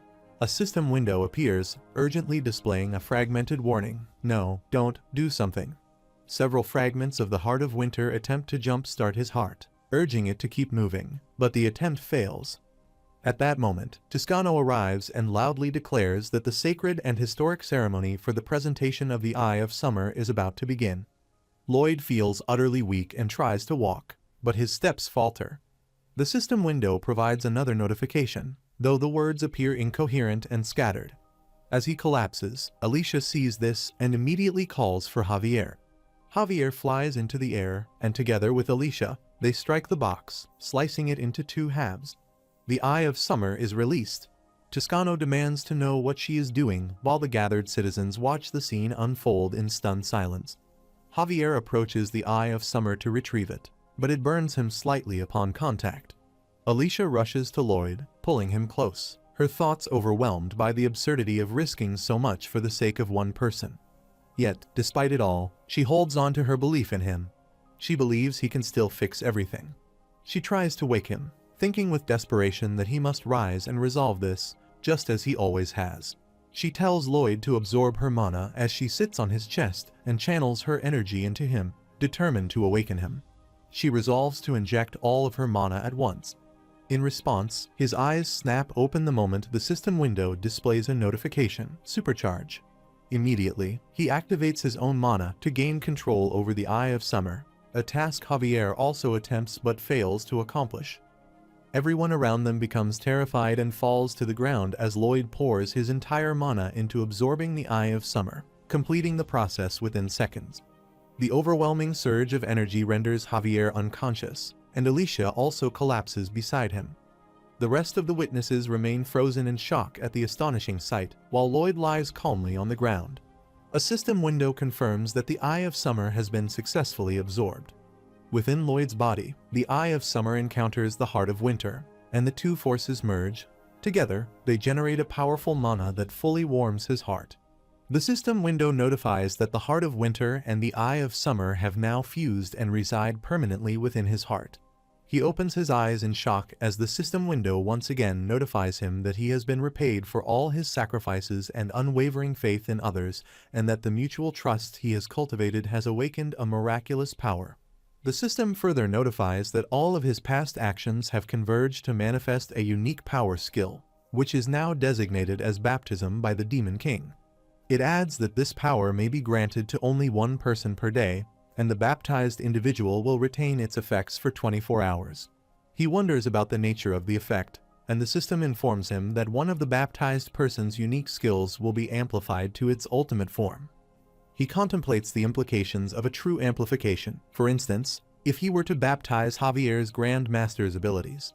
The system then confirms that Javier currently stands at an entry-level Grand Master, and if baptized, he will ascend to a max-level Grand Master, wielding power capable of slaying a god. He gazes at the injured Javier, considers for a moment, then smiles and swiftly flips himself upright. Alicia watches in astonishment as he rises and addresses the crowd, asking whether they witnessed it. Their Majesty has orchestrated the most spectacular performance. He proclaims that now, not only they but the entire world will recognize that with this trade route, Magentano has become the richest nation on Earth, and not even an army with the strength of a dragon can bring them harm. He shouts with excitement, and the citizens erupt in praise around him. Javier regains consciousness and looks at him, while Alicia also gazes at him with pride. Lloyd turns to look at them both and smiles. The scene shifts to the southwest of the Magentano Kingdom, beyond the Pantara Range. In the barbarian village of Veneto, a little girl arrives at her home holding a bundle of flowers. She calls out to her mother, announcing that she has gathered a bunch of dried flowers and made a bouquet. Her head is gently patted by her mother, who tells her what a lovely thing she has created. The girl smiles until the door bursts open. Her father storms inside, demanding to know what nonsense is going on. Both the girl and her mother are startled. Her mother gasps and addresses him as the girl's father. He yells that a warrior is not meant to create pretty things. The man, Dolflin, chief of the Veneto tribe, kicks the bouquet aside in disdain. He scolds his wife, questioning how she can stand by when something is clearly wrong with their child, although he no longer wishes to speak with her. She responds coldly, saying that he will speak whatever he wishes to say regardless. He roars that it is not about what he wishes to say, but what must be said, that the people of Veneto survive by fighting and taking, and only strength can protect them. Turning to his daughter, he calls her by the name Lunta and asks if she intends to continue making pretty things. Lunta lowers her head and apologizes. He declares that the men of Veneto do not cower. Once again, she murmurs an apology. He responds that he cannot hear her while she continues to apologize. As punishment, he declares that she must apologize to the ancestors for 1 hour. He sits in silence while Lunta bows repeatedly in remorse, and then he asks for some beer. She pours it for him while he reflects bitterly that his wife never smiles at him, and even Lunta holds resentment toward him, but he must endure it. She places a jar on the table in front of him, while he tells himself that kindness and tenderness are not what keep them alive. After a while, he steps outside and addresses the warriors of Veneto, announcing that it is time to hunt. The warriors begin to dance and sing as they move forward. Dolflin joins in, chanting that they are the descendants of exiled warriors, and calls for the porters to bring them their rations. He proclaims that they stake their lives to earn a meal, that they are the lawless ones on this barren land, this far-flung territory near the Pantara Range, and beyond that lies their true home, the Magentano Kingdom. He invokes the fury and bitterness of their exiled ancestors, declaring that one day, they will cross that range to avenge them. As he speaks, he points toward the Pantara Range. He vows that they will traverse that rugged barrier once more and catches sight of a path winding through the distant peaks. At night, a meeting is held, during which Dolflund asks Uga if he believes the Magentano people have built a path. He mentions having seen long wagon-like structures and even a large settlement. Uga replies that it has been quiet for several days, and no soldiers have been seen. He does not believe they have come to invade. Dolflund responds that it is irrelevant. 70% of their ancestors are said to have perished while crossing the Pantara Range, so he could never have imagined anyone crossing that treacherous mountain again. Yet now, it appears possible. Preparations are made with his warriors, and he declares that this is an invasion. The enemy must be killed, everything must be seized, and then they shall cross the mountain. Suddenly, Lloyd arrives with Javier and one other person. Dolflund sees them and demands to know who they are. Magentano soldiers, perhaps, but notes that they are not wearing uniforms, and there are only 3 of them. One warrior suggests that they might be here to negotiate. Dolflund calls them fools and states that the people of Veneto do not negotiate, they fight. He then commands that their heads be severed first before advancing any further. Lloyd shouts at them to stop, and they all become frightened. Dolflund thinks to himself that it is terrifying. Lloyd asks what is happening and why they are approaching with their swords drawn. He urges them to talk things out like civilized people. Dolflund reminds himself that as a warrior of Veneto, he should not be afraid. Yet he feels overwhelming fear, wondering if Lloyd is even human. He compares himself to the horned warrior beside him, who now seems almost normal in comparison. He recalls shouting at his family, ordering them to stop trembling because the men of Veneto do not quiver. He insists that the men of Veneto solve their problems with force, as only strength can protect them. He declares that they are the bitter descendants of the exiled tribe and commands them to take charge.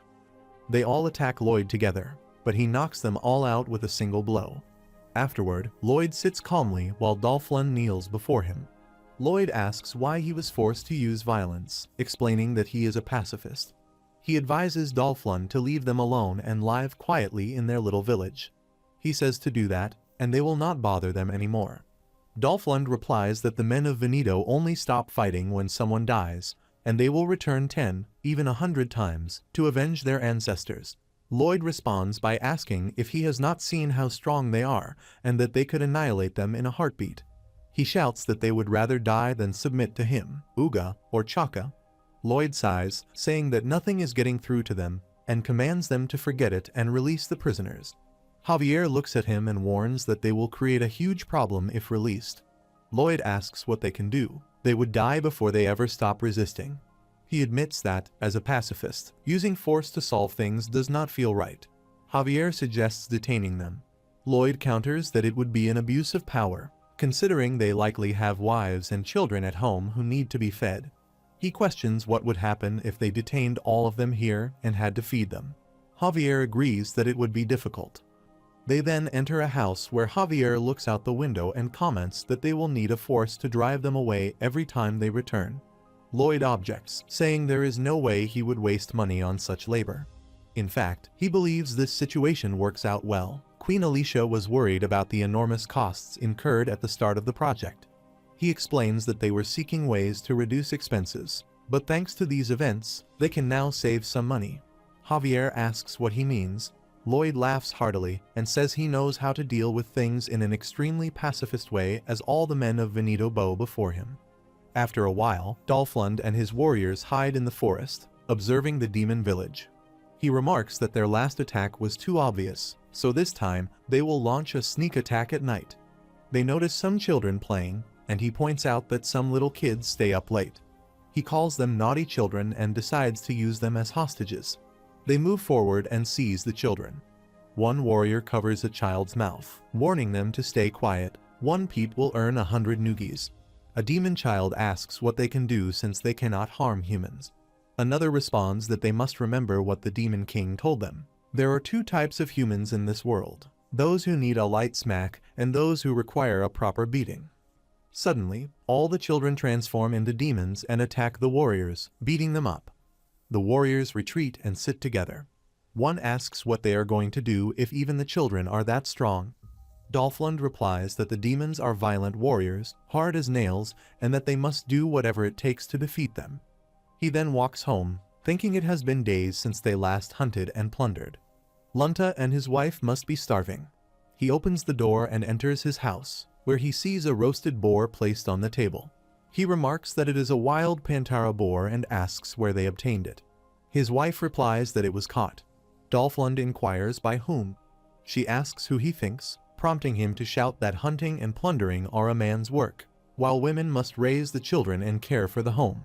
She agrees but adds that this is only true when they are not starving.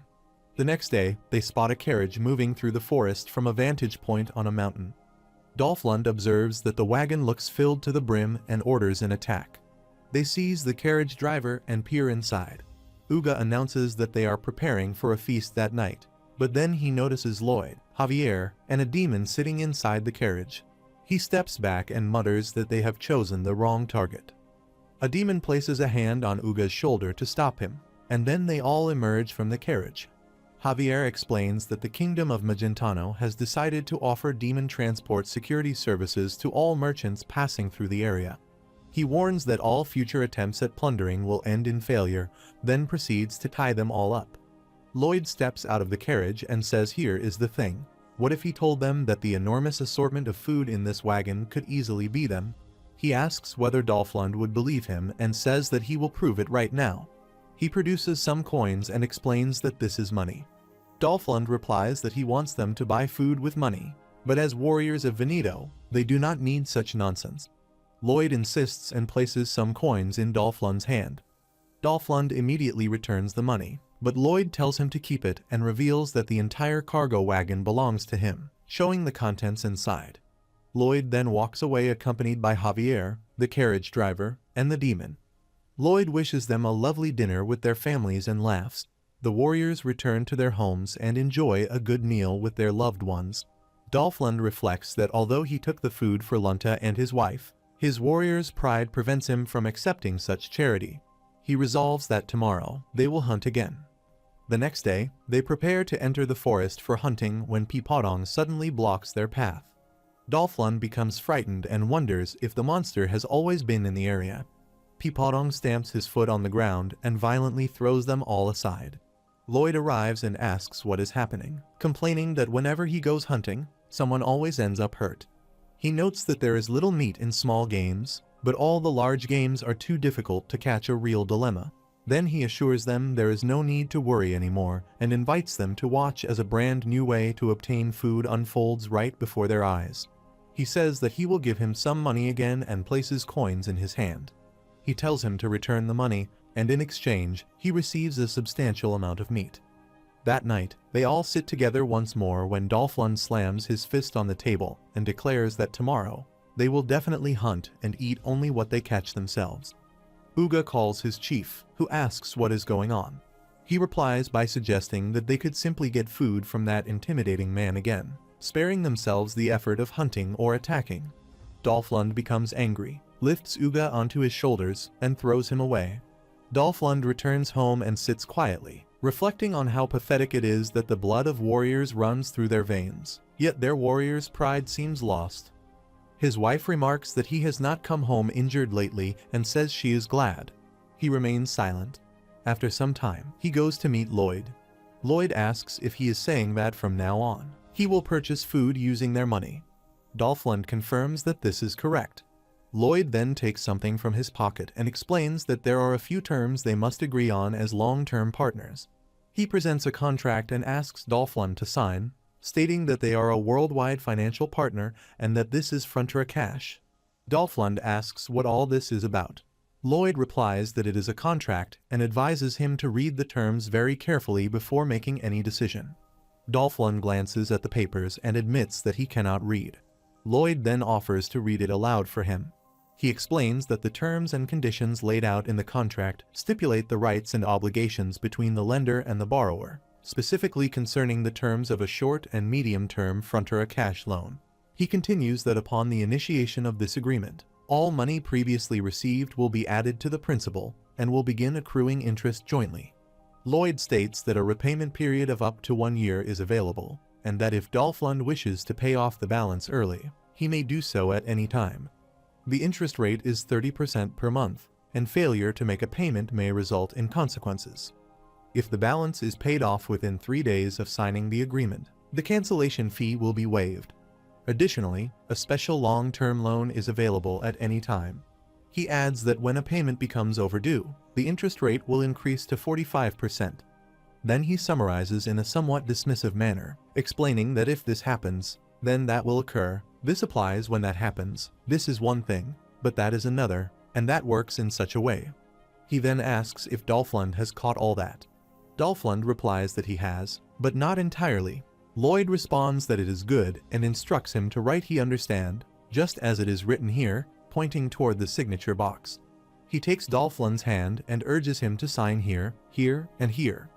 Dolphlund admits that he does not know how to write his own name. Lloyd asks if he said his name was Dolphlund and reassures him that this will suffice as his signature while guiding him to sign all the papers. Lloyd declares that the contract is signed and that the money is now his, handing him a bag full of coins. Dolphlund opens the bag, surprised to see so many coins, and remarks that with this money, he can buy any food he needs from his village. Lloyd confirms this, adding that he can buy things to eat, wear, or play with anything he desires. He emphasizes that as long as Dolphlund does not kill or steal anything, he can have whatever he wants. Dolphlund recalls his wife saying she is glad he does not come home injured nowadays. He also remembers scolding his daughter, telling her he cannot believe how terrible she is at hunting, and questioning how she will ever feed herself. He then comes out of his thoughts, stands up, thanks Lloyd, and walks out, saying that he will put the money to good use. Lloyd replies that there is no need to mention it. Dolphlund brings food to his village, and when others ask if he really bought the food with the money Lloyd gave him, he confirms that he did. He adds that now, even the weak will no longer be forced to hunt. Another person expresses interest in obtaining a loan as well, followed by others who also say they need loans. Dolphlund suggests they all go together. They line up in front of Lloyd's house to apply for loans. Lloyd grants them the loans, and they become excited to receive the funds. Lloyd laughs loudly just as Javier arrives and asks whether Lloyd thinks he has gone too far this time, insisting that this is too much. Lloyd responds by saying that he did not force anyone to do anything and that he did not put a knife to their throats. He asks if he lied to them, pointing out that they all came of their own free will, and questions why he should be seen as the bad guy. Javier concedes that Lloyd might be right. Lloyd thinks Javier is too far gone to be saved. Meanwhile, a system window notifies Lloyd that it may not be his place to say this, addressing him as Suho and also as Lloyd. The system window notifies again that Lloyd has witnessed how high-interest loans destroy people's lives. Lloyd replies that he is not the one borrowing, he is merely the lender. At that moment, the system window displays an evil notification. Elsewhere, Helkeros observes two system windows before him. Looking at the evil notification, he says that it represents Lloyd's evil deed count. Turning to the other window, he says it shows Lloyd's good deed count. On the other hand, Lloyd arrives at Dolphlund's home and asks if anyone is there. He opens the door, and Dolphlund asks what Lloyd is doing here. Lloyd replies that he has come to collect the loan payment and shows him the documents. Dolphlund asks what payment he means. Lloyd explains that since he borrowed money, he now needs to repay it. Dolphlund questions whether he must really pay it back. Lloyd states that everything is clearly outlined in the contract. He borrowed 10 million gold, divided by 12, which is 833,000 gold plus 30% interest, totaling 1,082,900 gold. Dolphlund becomes shocked upon hearing this and asks if that is what it all means, calling it a complete scam and accusing Lloyd of being a thief. Lloyd refuses the accusation and summons his demonic guards, saying, "Boys, let's make his life difficult." Dolphlund becomes frightened when he sees them and starts running while the demons pursue him. His wife and Lunta also become alarmed at the sight. Meanwhile, the demons clean and perform all the household chores swiftly. Dolphlund is surprised to see their old, beat-up house now sparkling and looking like new. His wife is equally amazed and remarks that it now seems the roof will no longer leak. Lunta touches the floor and notes that it is warm. Lloyd enters and asks if Dolphlund has seen that. He adds that if it takes the demons this long to fix everything, he can only imagine how long it will take them to tear it all down. Dolphlund thinks no, and these monsters redecorate other people's houses without permission. If he gets angry, he might destroy it all, but where would he get the money? He shouts for more money, promising to pay it back. His wife calls him honey, places her hand on his shoulder, and then slaps him, urging him to snap out of it. She pulls his hair and tells Lloyd that they will find a way to pay him, pleading for a few more days. Lloyd asks what she means if he plans to plunder some distant country. She replies no, their days of dangerous hunting and thievery are over. No one is bullied anymore for failing to hunt or fight. Life is more peaceful now, and they will not return to their old ways. Lloyd says good. While she promises to help and drags her husband by the hair, Lloyd says he will give everyone in her village a job. If she works, the interest rate will be reduced to 0.5%, and the repayment period will be extended to 10 years. He adds that he will teach her the skills needed for the job. If she is not good at it, he will teach her something else. There are countless ways she can make a living. They will find something at which she excels. He says welcome to the civilized world, gesturing toward the outside. Meanwhile, Helcaros observes that Lloyd's good deeds are increasing rapidly. He thinks those who achieve over 100 million good deeds are automatically taken to heaven upon death and cannot be brought to hell. He declares that he will not let them take his slave and orders Worthrode, who stands on a mountain in front of the Frontier estate, to hurry. After a while, Dolflund and his men are seen preparing for work, dancing as they move forward. He sings a song, declaring that they are warriors and hunters, breaking their backs to repay their debts with no plundering, no death. Life becomes a piece of cake as they begin their labor. He continues singing, but when the afternoon arrives, they are visibly tired and wish to rest. After the day's work, they appear exhausted, and Dolflund wipes the sweat from his brow. Lloyd arrives and asks if he would prefer to rest for eternity. Dolflund resumes singing. As darkness falls, he sings that it means it is time to go home, and as they bid farewell to the long, exhausting day, the sudden scent of home-cooked food reaches them, guiding their weary steps. Dolflund arrives home and announces his return to his wife and daughter, calling out that he has brought food. Lunta becomes overjoyed upon seeing him and excitedly shows him how she made a bouquet. Dolflund smiles, saying it looks much better than yesterday's, then laughs and embraces his daughter. He thinks the flowers his child has gathered bloom within his heart, and when his lovely wife gives him a kiss, it feels as though he is standing in a beautiful field of radiant blossoms. He reflects that a life without plundering or death is well worth the effort. His wife tells him that she will begin working tomorrow as well. If they both work, they will no longer have to worry about money. He asks if she is certain, warning that it may be harder than it seems. She responds by asking if it could be harder than hunting, then laughs. Meanwhile, Lloyd and Javier quietly observe the villagers' homes from a distance. He recalls the days of his childhood when his father brought home food, and he enjoyed those moments with his mother and father. He thinks his mother and father often pick up something on their way home from work. He remembers that sweet aroma filling their dingy, musty semi-basement apartment. He reflects that his mother and father both leave before he can ever do anything for them. But no, they are still here, he thinks, as he recalls Arcos and Marbella. He calls out to Draghi, who arrives shortly after. Javier asks if he is heading off to find a new way to address the enforced fate phenomenon.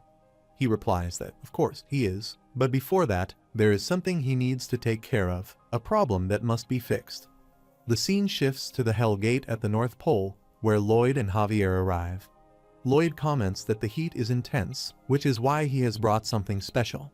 He raises Tibbenhug and says this will cool everything down. As he places a finger into Tibbenhug, it transforms into a tornado and swirls around, splashing water over Draghi and around the Hell Gate itself. Lloyd says that it cooled things off pretty quickly. He admits he never stops worrying about that hole, constantly wondering how he might be able to stop the heat from pouring out. Javier observes that he should have known, but Lloyd only pretends not to care. In truth, he is a deeply responsible man. Lloyd adds that those fools in hell casually open a random hell gate and ask what would have happened if he had never acquired Tibbenhug. Javier notes that this hell gate was his doorway to enter. Lloyd says it is now time to initiate a 24-hour surveillance of the enforced fate phenomenon. Javier remarks that he has opened the hell gate, while Lloyd replies that he has a plan. He thinks to himself that the baptism by the Demon King allows him to amplify someone's abilities and that someone is Artanis. He goes to meet her. When she arrives, she bows and asks if he has summoned her lord. Lloyd activates his Demon King powers and declares that the Demon King baptizes her. The system window notifies him that shouting is unnecessary for the effect to activate. He already knows. Lloyd thinks he does not care, it simply feels amazing. The system window notifies that the heart of winter and the eye of summer residing within his soul have released the power of fusion and amplification. Another notification appears, stating that a new option has been added to Artani's V's premonition skill. As she opens her eyes wider, the system window reveals that a new skill option, Wide Area Search, has been unlocked. If she targets any location she has previously visited or any person she has encountered, she can monitor them in real time regardless of their current location. Lloyd thinks this is perfect. He intends to ask her to target every place they have ever passed through and everyone they have ever met. The system notifies that she has locked onto the Loy-Javi Bridge and has also targeted Queen Alicia. Lloyd asks her if she sees anything. She responds that aside from the Frontier estate, she sees nothing. She can only observe targets currently within her line of sight. He thinks it is frustrating. Should he ask Draghi to carry her? But he still needs Draghi for transportation, so he hesitates and considers his options for a moment. Suddenly, Artani spreads her wings, and to his shock, she takes flight on her own. He is astonished to witness this as the system window notifies that Artani's now has all targets in view, and is capable of monitoring the enforced fate phenomenon at all times. He offers a chilling smile and declares that they are ready. It is time to see who prevails in the end. Javier observes that his approach is rather fascinating. He could have easily compelled the demon population into submission. Yet, instead, he has chosen the more difficult path, offering them a new home. Now, Artanis, their ally, is providing the crucial support he needs. Lloyd responds that this is simply the way things are. He does not refrain from using force because he is particularly noble. Rather, it is more effective when everyone wins, as he does now. Javier comments that Artanis is truly remarkable and admits he feels a twinge of envy. He pledges his loyalty, stating he will do whatever it takes to stop the enforced fate phenomenon. Lloyd reassures him not to worry. He always relies on him when it comes to handling the difficult matters. In his thoughts, he knows he must soon prevent the resurgence of restored fates and uncover the root of this entire ordeal. He decides to see how this plan unfolds after all, and it has been a long time since he peeked at the ending spoiler. After a while, Lloyd returns to his home and sits on his bed when the system window notifies him that the number of people he has saved is -1. He reflects that the persistent -1 has not changed. Despite Artani's V's wide area surveillance, one person has still died because of him. He realizes this also indicates that he has not yet discovered a way to prevent the enforced fate phenomenon. He wonders where this path will ultimately lead if things continue as they are. He determines that he must uncover some kind of clue, just as the system window prompts whether he would like to view the ending spoiler for the 4th time. It requires 160 CP, and the screen displays his current CP balance, 1648. He clicks on yes and thinks that it is time to go with these ending spoilers and chuckles. He believes he has already seen them all by now, so nothing should frighten him anymore. Suddenly, a deafening blast shakes the air. He rushes outside at once and is stunned to witness his estate being demolished. His eyes widen in disbelief as he thinks about what is happening. What could be launching this attack, and how it is overpowering the estate's defenses so effortlessly. He sees figures emerging through the smoke and wonders what those beings are. He realizes they are stronger than his allies, impossibly so.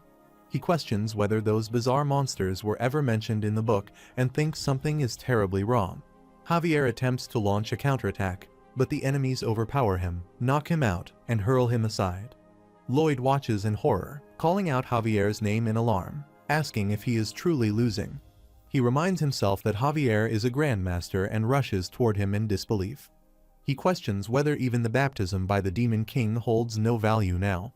Whatever is attacking the estate possesses power beyond that of a true grandmaster, but such a being is not supposed to exist in this universe. Then he thinks again, no, they do exist. As he sees Javier gravely wounded, he recalls that in the Night of Blood and Iron universe, some beings are the closest things to gods. He thinks of the Dragon King of the human world, the head of the angels in heaven, and the king of hell. At that moment, he sees Helcaros appear and race across the estate.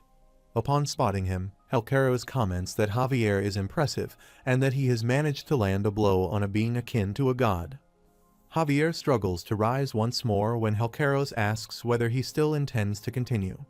Javier says he cannot allow Master Lloyd to be taken. while Lloyd hears this and wonders what he means by that.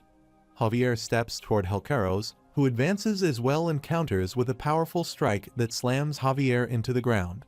Lloyd watches in shock as Javier sustains even more injuries, and blood comes out of his mouth. Helcaros remarks that Javier fought well and now deserves his long-awaited rest, then moves to finish him off with a killing blow. Lloyd thinks that Javier cannot die. He is the hero of the story. At that moment, the system window notifies that the number of people he has saved is now -1. The real Lloyd appears and shouts that he surrenders. He begs Helcaros to stop and pleads not to kill any more of his friends. He bows deeply and cries, asking for mercy for his friends and for his family, admitting that everything is his fault.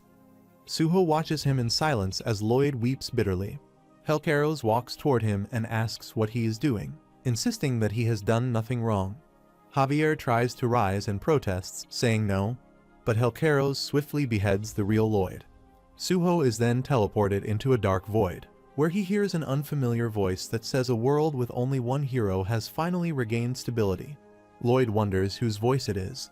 The voice continues, stating that the world will be reset and a new night of blood and iron shall begin, and hopes he enjoys it.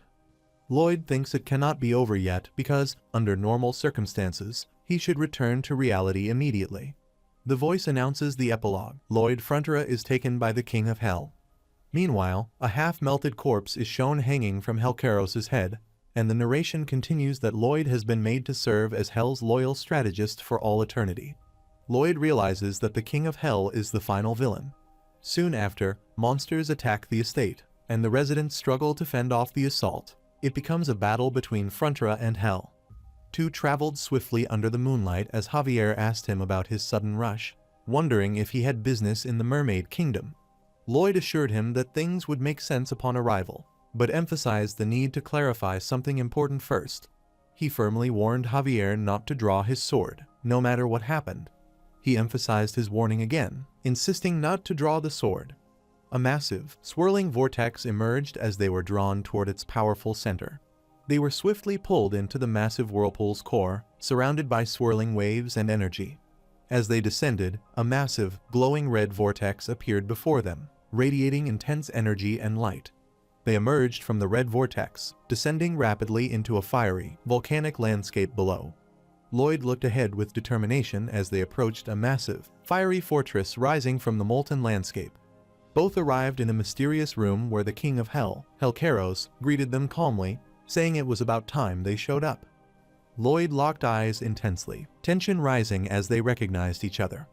The two visitors stood before Helcaros at the desk, facing him in a tense and silent confrontation.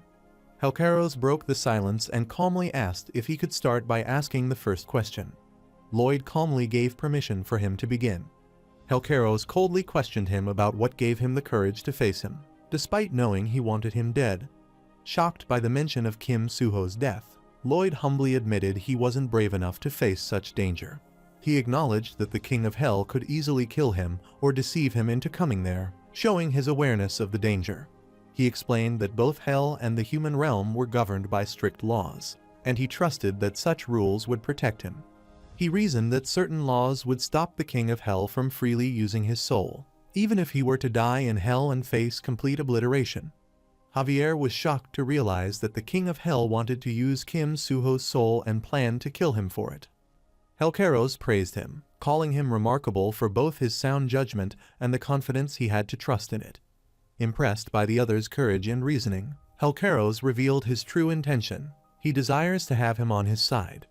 Lloyd remarked that the age gap between them was quite large. The King of Hell said that kind of nerve was exactly what made him fall for Lloyd.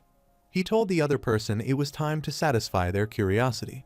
But Lloyd explained that because he was human and destined to die eventually, it made no sense for the King of Hell to go to such lengths to kill him instead of simply waiting for his natural death. Helcaros admitted that waiting for a natural death would have been easier, but explained that the rules of their world complicated things, as he had expected the other person to commit cruel acts while building Aotearoa. He explained that instead of committing cruel acts, Lloyd's actions had always been positive, improving the lives of others and earning him great merit. In a cold tone, he explained that when someone gained enough merit, their soul would belong to heaven after death. something he clearly did not want. Lloyd asked him in a tense manner if he intended to kill him before he could gain more merit. Helcaros smirked confidently, enjoying the tense moment. Lloyd questioned how the King of Hell planned to cross into the human realm, knowing such a thing wasn't easily done. Helcaros admitted that his kindness had limits and confessed that he wasn't a good person either. Lloyd confidently told him not to apologize, assuring him that he would find the solution himself. Helcaros remarked that the man had a strong will to live, warning him that from now on, he would have to fight against fate itself while the King of Hell pursued his soul. He realized that the calm and peaceful life he had hoped for was no longer possible. He questioned what value such a life could have that made it worth fighting so desperately to protect. Lloyd declared that fighting and struggling until his final breath was what gave his life true purpose and meaning. Helcaros acknowledged his determination and promised to support his resolve. Artani soared high above the land, cutting through the sky with powerful grace. Her eyes widened in shock as vivid memories flashed before her, moments of laughter, love, and companionship, now tinted in red like distant echoes of a lost past. Her fiery eyes fixed ahead as flashes of memory shifted into the present. A massive gate and a long bridge appeared before it, marking the path towards something ominous and inevitable. Her eyes widened in alarm as she looked at the dome, noticing something unusual. A blood clot guy shot downward at incredible speed at the dome. He was coughing, showing that he was still alive but injured. He broke the dome and came downward in fury, while the queen lay unconscious below, moments away from danger. The attacker laughed maniacally as they lunged downward, consumed by madness and bloodlust. His expression froze in shock as the red-haired woman, bloodied but determined, rose to defend herself with fierce resolve. She realized that her dedication to training had saved her life. Without it, she would have died. She bravely faced her attacker, drawing her sword and countering the strike with full force and determination. The attacker unleashed a powerful surge of dark energy as he transformed into a poison. Alicia Termina was shocked to realize that the attacker had been a fake all along. But before she could react, a powerful green energy struck her, knocking her back. She realized in shock that it was the same poison as before, but it was much stronger this time. She looked up as the air shimmered around her, and red threads spread across the space while she stood facing the child. She looked ahead with a calm expression as she realized it was the restoration phenomenon of fate. The child was confused because she thought she had already overcome the curse, but realized something was wrong. Alicia Termina was expressing frustration and emotional turmoil, feeling as though another person was intentionally driving her to madness. She told her by telling her not to worry. She reassured her that she no longer needed to fear or worry since Lloyd was now by their side. She was unconscious as Lloyd desperately held her in his arms amid chaos. In the Magentano Kingdom, the aftermath of a great conflict led to the queen being laid to rest inside a grand hall, surrounded by those who cared for her, filled with grief and concern. The queen suffered in pain from a powerful curse, while Lloyd, who came to her aid, realized that curing it would be the greatest challenge. He admitted that saving the queen wasn't just out of duty or compassion, but also because her survival was vital for his own comfortable future.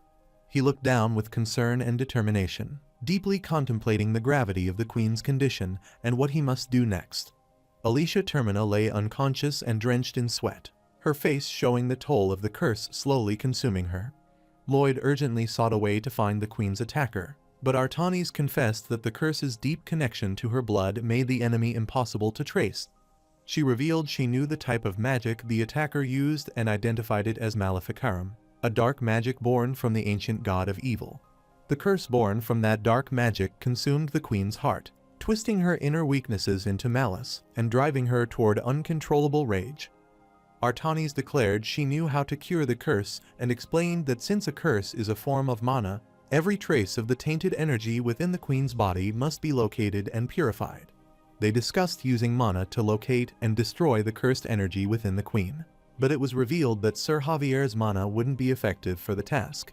The cursed mana had merged with the queen's heart, and if the wrong person's mana entered it, the consequences could be disastrous.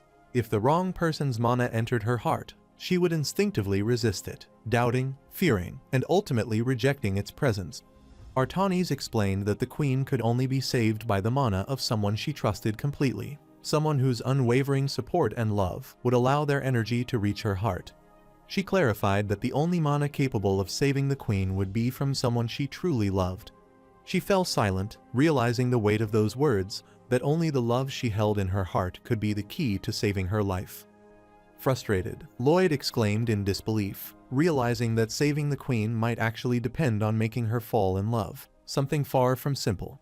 Artanis discovered that only the mana of someone the queen truly loved and trusted could save her.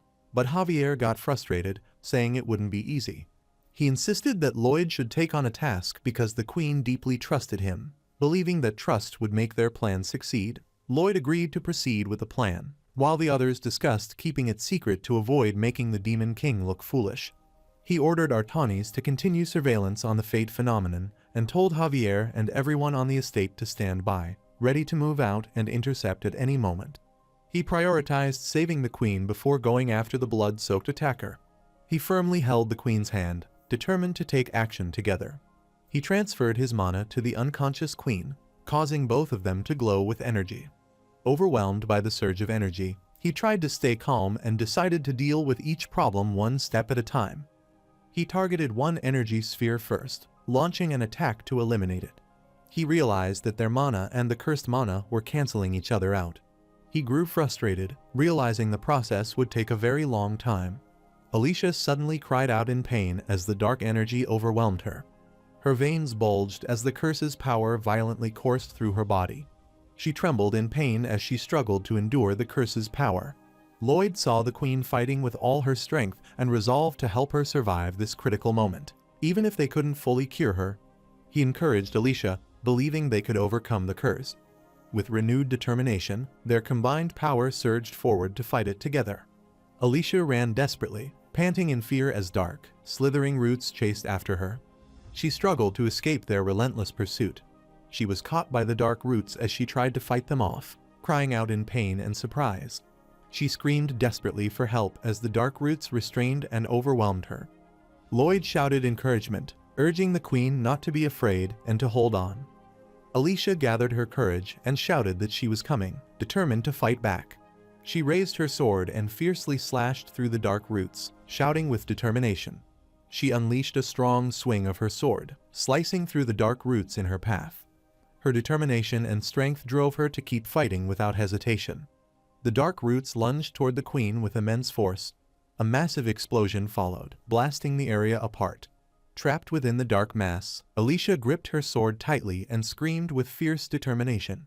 She fearlessly charged through the chaos, cutting down the monstrous vines around her. But despite her desperate struggle with her sword, she was ensnared by roots and swallowed whole. She struggled desperately as roots pulled her in, her face twisted in terror. Despite her resistance, she was trapped whole in the roots. She was trapped inside the roots, her eyes wide with terror as the darkness slowly closed in around her. No matter how much she struggled, the roots' grip only tightened, sealing her fate.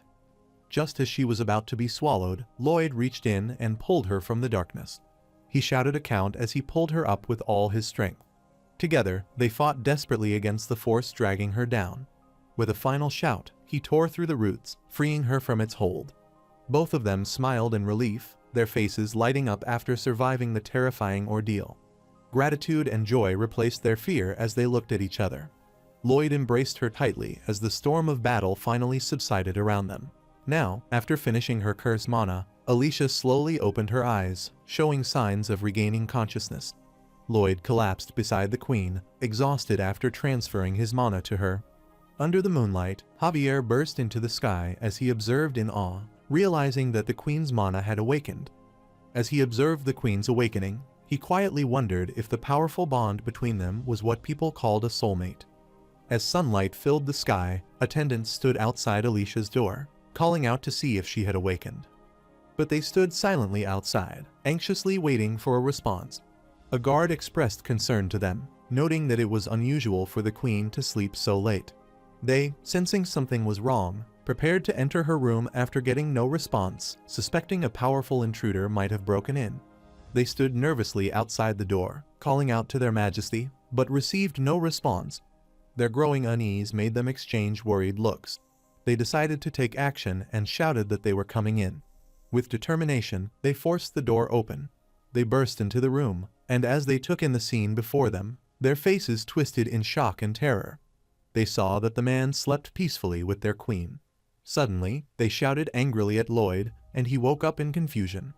The guards grabbed Lloyd in shock, and they immediately surrounded him, squeezing him tightly as he panicked. The crowd shouted to burn Lloyd at the stake, and moments later, he was tied up as flames blazed around him. Lloyd begged the crowd to listen to him before burning him, but they mistook his desperate expression as proof of his evil nature. He insisted that everything was a misunderstanding and asked for Alicia, but the crowd ignored him and mocked his words, thinking he was insane for shouting while burning. As he was about to be burned, he saw Javier approaching and cried in relief, thanking him for always arriving when needed. He was shocked to see that Javier was laughing at him instead of helping, and he desperately shouted for Artanis to save him. Lloyd shouted in frustration, asking why no one came to save her and if anyone was even worried about her. He yelled in frustration, wondering why no one ever worried about him when he was in trouble, while someone calmly reminded him that as the Demon King and a sword master commanding the strongest army, he hardly needed help. Lloyd, still tied to the stake, looked up in surprise and demanded to know what was happening. Suddenly, he recognized a familiar voice that caught his attention. Alicia appeared before the crowd as she demanded to know where Sir Lloyd was. Lloyd desperately called out to her, realizing she was the queen, and begged for her help. Alicia looked at him seriously for a moment before bursting into laughter, unable to contain her amusement at the situation. Lloyd looked exhausted and in pain, as if he had endured a difficult struggle. As per the instructions of the Empress, the sentence of his had been stopped. Alicia apologized to the lords for causing alarm and for not explaining the situation sooner. She acknowledged that Lloyd's actions were understandable, but said he had acted rashly by not waiting for her. Lloyd wondered what excuse she would make because he had none himself. Alicia claimed she was sick and used her illness as an explanation. She raised her affected hand with authority, shocking the observer with the sudden display. The onlookers reacted in shock and whispered among themselves, saying they had never seen scars like that before. Lloyd was shocked and wondered if she was really revealing everything. Alicia explained that she had been critically ill the previous night, and Lloyd Frontera had treated her with great effort until they both collapsed from exhaustion. She revealed her damaged hand as it trembled, showing the painful toll the treatment had taken. The witnesses gasped in shock as they saw her hand's terrifying transformation. Alicia stated that without Lloyd's continued treatment, her condition would quickly worsen. Lloyd realized she had stopped pretending to be strong and admired her for boldly revealing the truth like a true queen. Alicia addressed Lloyd Frontera by name, and he respectfully responded to her as his queen. She asked him how long it would take to cure her, and he replied that he could definitely heal her within 1 month. Lloyd explained that he would use his mana to isolate and neutralize the source of her illness. Alicia suddenly collapsed in pain as her illness flared up and urgently called Lloyd Frontera to come closer. He quickly stepped forward toward her as she sat in visible pain. Her trembling, wounded hand glowed with pain as Alicia struggled to speak about the treatment. Lloyd grasped her hand and began channeling mana, surrounding them both in a powerful healing aura. Her expression slowly softened from strain to relief as the healing power flowed through her, showing that the treatment was beginning to work. The onlookers watched in awe as the powerful healing process unfolded before them. After demonstrating the healing effect, Alicia declared to everyone that Lloyd Frontera was the only one capable of treating her and that this was the only cure. She announced that for a month, Lloyd Frontera stayed with her all day so he could treat her. Lloyd wondered how he would get the strict council to approve it, but she handled it, and he only needed to focus on the treatment. A council member respectfully agreed, saying they would never oppose the queen's wishes, especially when her health was at stake. He nervously mentioned the kingdom's laws, and the queen calmly assured him that she would follow them. The crowd reacted in surprise and disbelief, whispering among themselves. Alicia confidently ended the audience, announcing she had other matters to handle and dismissing everyone. She offered her hand, and Lloyd accepted it, still confused about what the kingdom's laws meant. She gripped his hand firmly and, with a knowing smile, declared that Lloyd was now in her control. But Lloyd was left completely stunned and confused by her sudden declaration.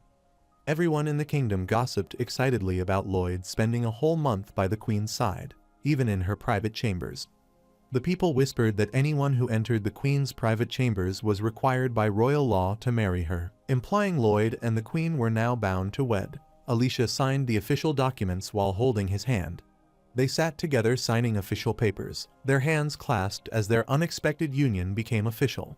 Lloyd detected another cluster of hidden mana and confidently declared that he would destroy it completely.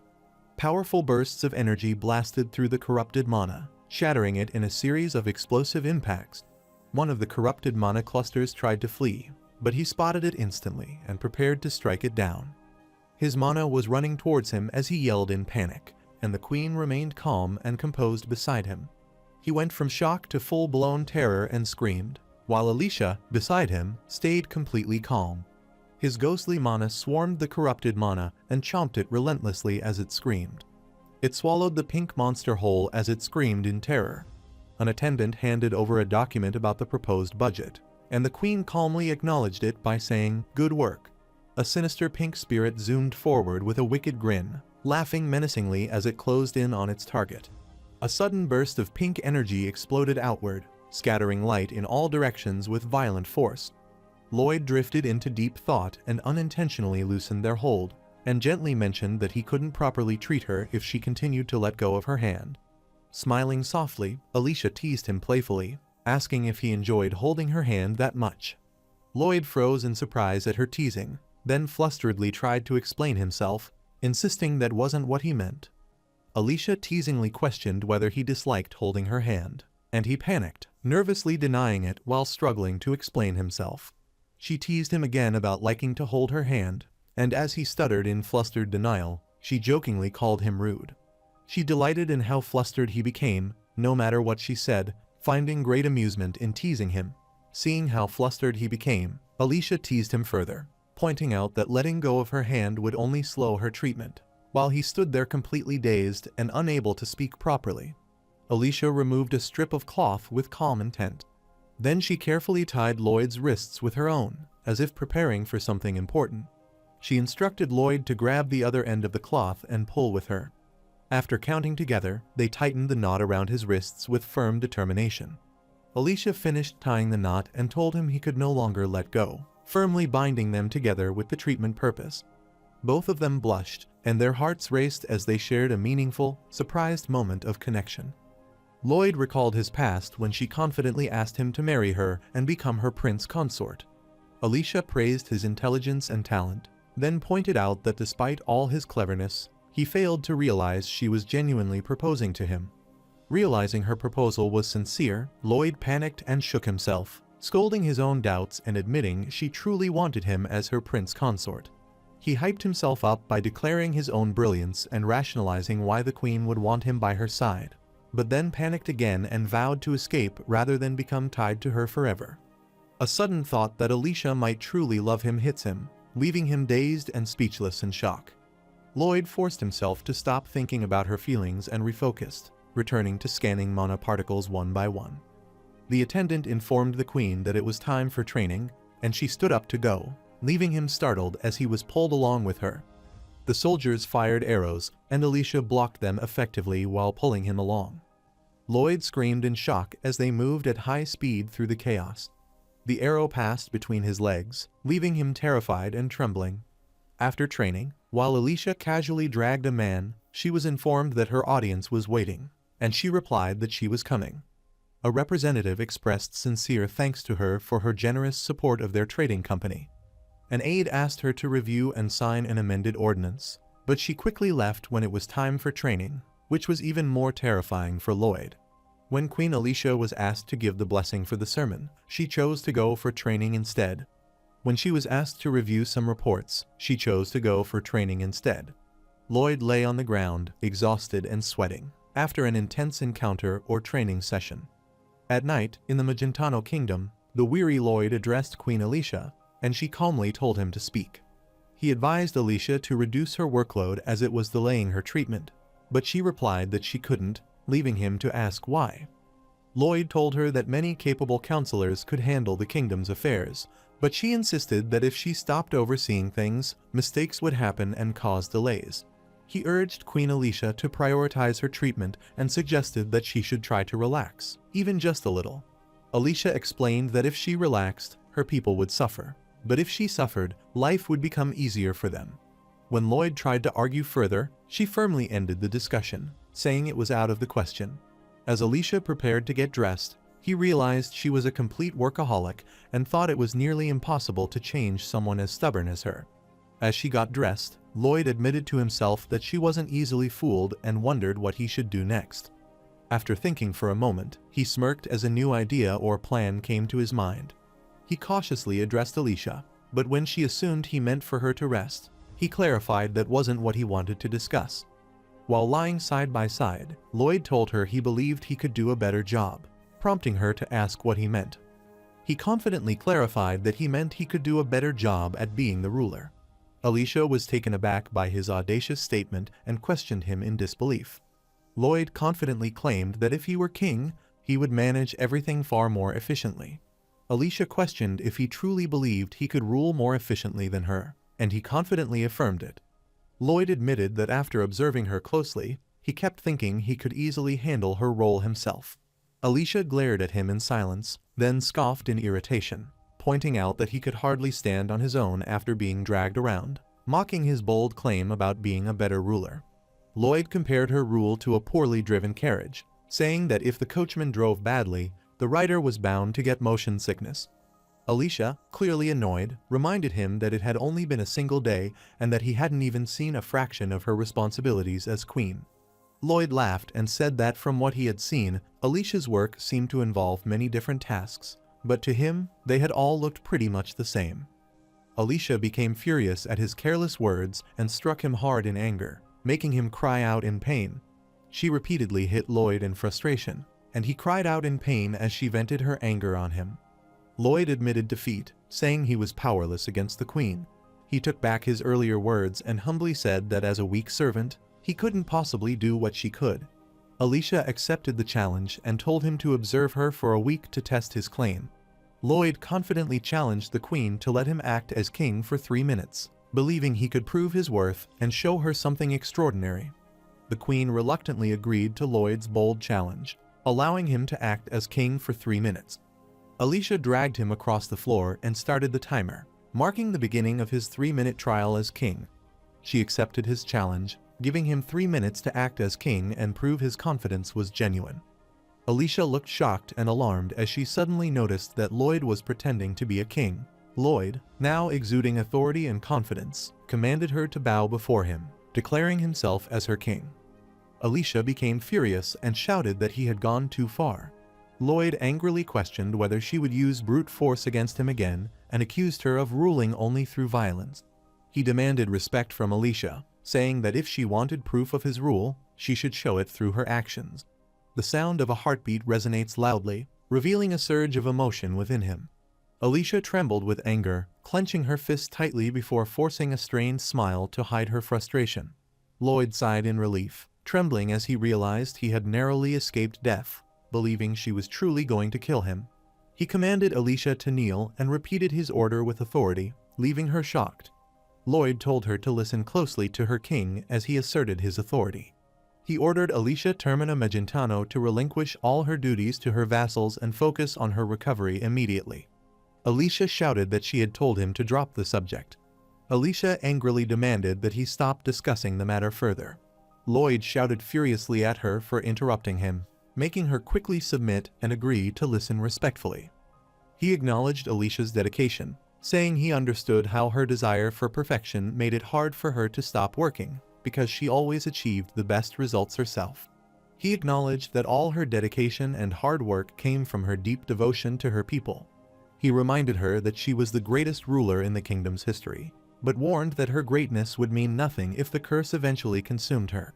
He warned her that if the curse took over, she would never be able to act again, and without her, the kingdom itself would fall. He explained that exhausting oneself wasn't the only form of effort. Taking time to rest, reflect, and focus on oneself could also be a greater act of dedication, even if it caused temporary setbacks. He advised her to pause all their work and concentrate on healing, reminding her that the problems could wait once she regained her strength. She could face each challenge one at a time. He encouraged the ruler, Alicia, with a warm smile, reminding her that as the great ruler of Magentano, Overcoming this challenge should be well within her strength and wisdom. Alicia paused for a moment, then lowered her head and said sincerely that she would do as he asked, showing respect and understanding toward him. Lloyd felt relieved that she accepted his perspective and wasn't overly stubborn about work. Alicia tried to speak politely to the king while he began discussing funding matters, but he jokingly accused her of interrupting him again. She angrily reminded Lloyd Frontera that his 3 minutes were over. Lloyd was stunned into silence as she knelt before him, ending their intense exchange. She was beating Lloyd relentlessly, ignoring his desperate pleas for mercy as he cried out in pain. She angrily questioned Lloyd, demanding to know what he had actually proven after claiming he would show he was a better ruler. Lloyd, pinned under her foot, admitted that his earlier claim of being a better ruler was a lie and humbly called himself an unworthy servant compared to his queen. Alicia realized that his actions were not rebellion but a clever plan to help her see how limited her own perspective had become. That night, she realized she liked Lloyd even more for his sincerity and the way he opened her eyes to a new perspective. The next morning, sunlight filled the city as Alicia tended to Lloyd, revealing a calmer, more understanding side after their intense confrontation. Alicia appeared calm and composed, while he respectfully congratulated her on her full recovery. Lloyd earned a new title, the Queen's Soulmate, which he hated and joked made him the Queen's slave. However, the title gave him a power that made the Queen sense his danger and come to his aid. He tried to change the title's name but was refused by the system, which insisted on keeping it as it was. After curing the Queen, he returned to the Frontera estate and handled the issues that had occurred over the past 2 months. Lloyd realized that before solving the enforced fate phenomenon, he needed to deal with the more urgent threat, an invasion by the King of Hell. The King of Hell could not enter the world freely, so he had to be summoned through a ritual similar to the one used for the Hell's Night. Lloyd realized that if he could block the summoning at its source, he could stop the King of Hell, but first, he needed to discover how the summoning would take place. He dove into the water and decided to consult the Jewel of Truth to learn how the summoning would happen. He reached the Jewel of Truth underwater, but became confused when it didn't seem to respond to his presence. As he floated in the water, his eyes widened in shock when he realized something unbelievable. He was stunned to see a crack forming, even though his simulations had proven it should have lasted for thousands of years. He realized with growing dread that even the Jewel of Truth was being affected, proof that everything he had done in this world was changing. Artanis appeared and called out to him, as he was shocked when he saw her plunge into the water before his eyes. Artanis said that all the structures Lloyd had built around the world were developing large cracks all at once. She said, with a grave tone, that some of the structures Lloyd had built had already collapsed, their failure echoing the chaos spreading across the world. Lloyd looked shocked and alarmed, his eyes widening as realization struck him like a sudden wave. He urgently called out to Baibong, commanding him to pour water into the massive hole, while Baibong focused seriously and followed the order without hesitation. Artanis urgently informed his lord that the Loy Javi Bridge had started to develop cracks, and he quickly ordered the Queen to evacuate everyone, promising to come as soon as he repaired the damage. People in Port City Cremo were urgently ordered to evacuate as alarms blared through the city. The city began to crumble as chaos erupted, and warriors from the sea surged forth, launching their counterattack with fierce determination. Lloyd learned that the Mermaid Kingdom aided in repelling the Gigaditan attack, and Sir Bayern took charge of repairing the Siak Bingo. He ordered Javier to tell Julian to stay by Scheherazad's side no matter what and to strengthen the guard demons at the Frontera mansion. Lloyd grew tense with worry, while the other remained silent, understanding the gravity of the situation. At the Frontera estate, a commander shouted orders for Group B to stop wasting time and begin road repairs as soon as the insulation was finished. Amid rising chaos, the city faces multiple crises as people urgently call for reinforcements at the mine and report pests in the farmlands. As the women observed the bustling scene, Cheng Sim remarked that humans were busy because their lives were short, and they had to make the most of them. Kalides looked around for her sleepyhead son and then spotted him at a nearby mansion. As they approached the gate, a worker noticed them and stopped them, saying the area was off limits. Kalides raised her hand and unleashed a powerful blast, scattering everyone around her with a massive explosion. Cheng Sim commented that the people seemed kind, but she dismissed it, saying her way was faster than explaining. As they walked towards the mansion, Lloyd's subordinates appeared before them. Javier, with glowing green energy, prepared to strike while standing protectively in front of an ally amid a tense, smoky battle scene. Kalides complained about the pesky bugs while Cheng Sim calmly asked her to compose herself. Javier sensed that Verkis was shouting for the little one, Cheng Sim. He desperately called out for her while Cheng Sim joyfully shouted for their dearest husband. They casually discussed that the mother had forgiven her anger and returned to bring them home after hearing their daily calls. Verkis teased about her strict mother-in-law, while his wife tried to calm things down, and the furious mother threatened to burn him to ashes. Kalides calmly announced that her world trip with her daughter-in-law was over, and it was time for everyone to return home. Verkis paused thoughtfully before realizing there was someone he needed to see first. A group of exhausted workers dug into the ground under the evening sky, their heavy breaths echoing through the mountains. Verkis approached Lloyd, who was digging, remarking that he seemed to be working hard.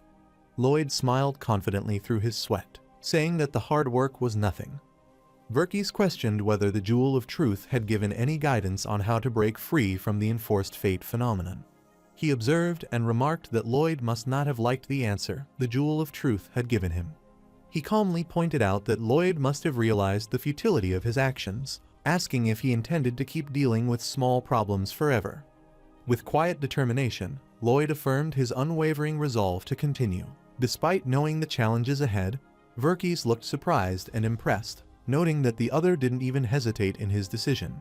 He sighed and stood up, then kindly offered his help, admitting that he actually liked the other quite a bit.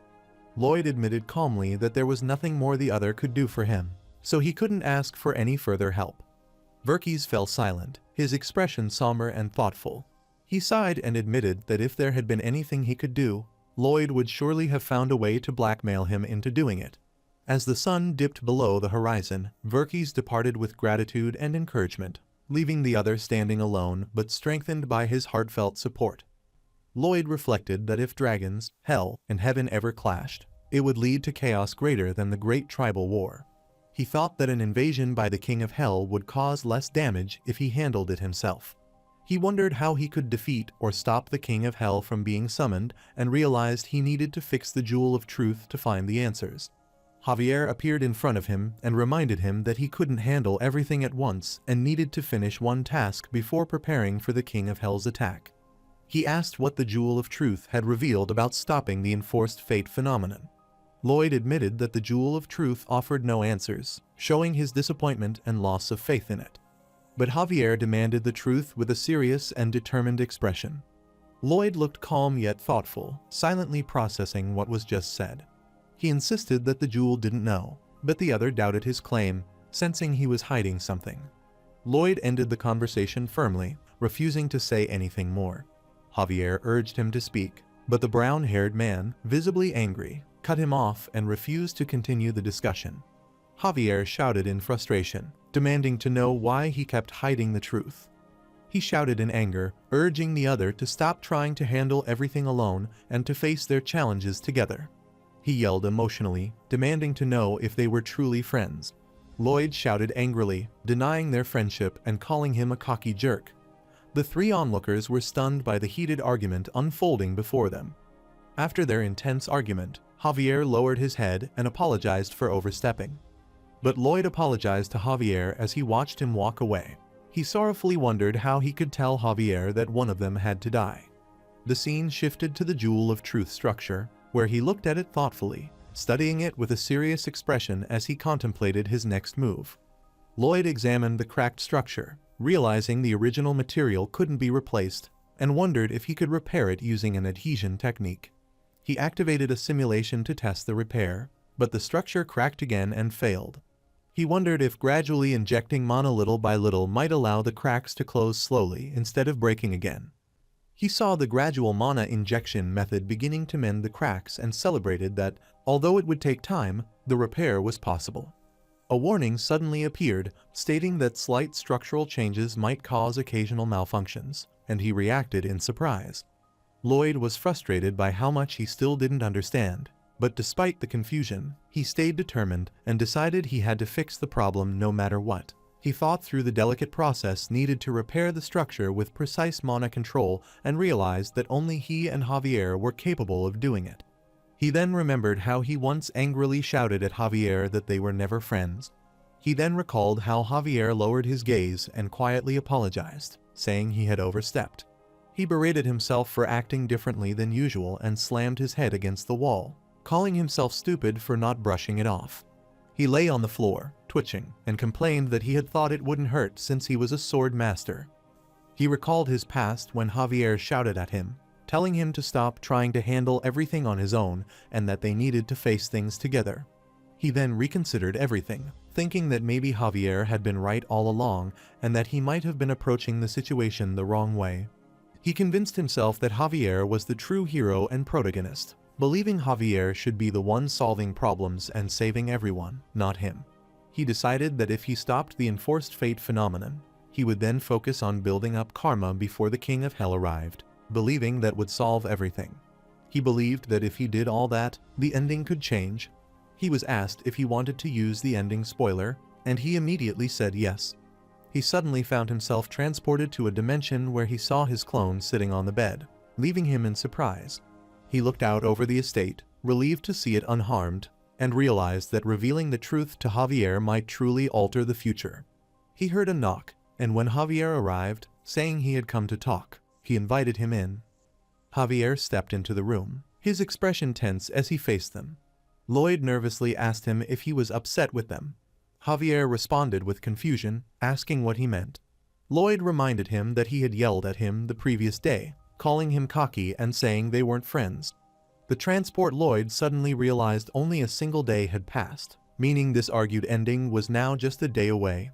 Javier quietly explained that he assumed things must have been really hard for the other person to say something like that. Lloyd relaxed with a small, sheepish smile, looking a bit embarrassed and relieved at the same time. He shifted the topic awkwardly and began explaining what the Jewel of Truth revealed about stopping the enforced fate. He explained that Javier was actually the original protagonist of that world, surprising Javier, who had never been told this before. He explained that he came from another world where he was also the protagonist, leaving the transporter Lloyd confused about what that implied. He admitted that having two protagonists disrupted the world's balance, so one of them had to die to break the enforced fate.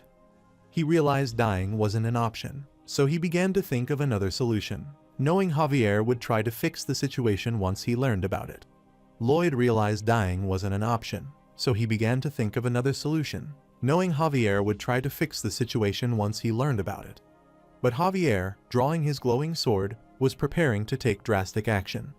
The transporter Lloyd, and he appeared shocked and alarmed, and reacted intensely to what he saw. Javier was saying that once the strange fate phenomenon stopped, Lloyd should start building good karma immediately. He suddenly stabbed himself to stop the fate phenomenon. Lloyd watched in shock as Javier, whom he cared about, suddenly stabbed himself, and in helpless desperation, he cried out and reached toward him, unable to stop the tragedy. He frantically grabbed the sword and tried to pull it out, shouting in panic and demanding that the other person remove it immediately.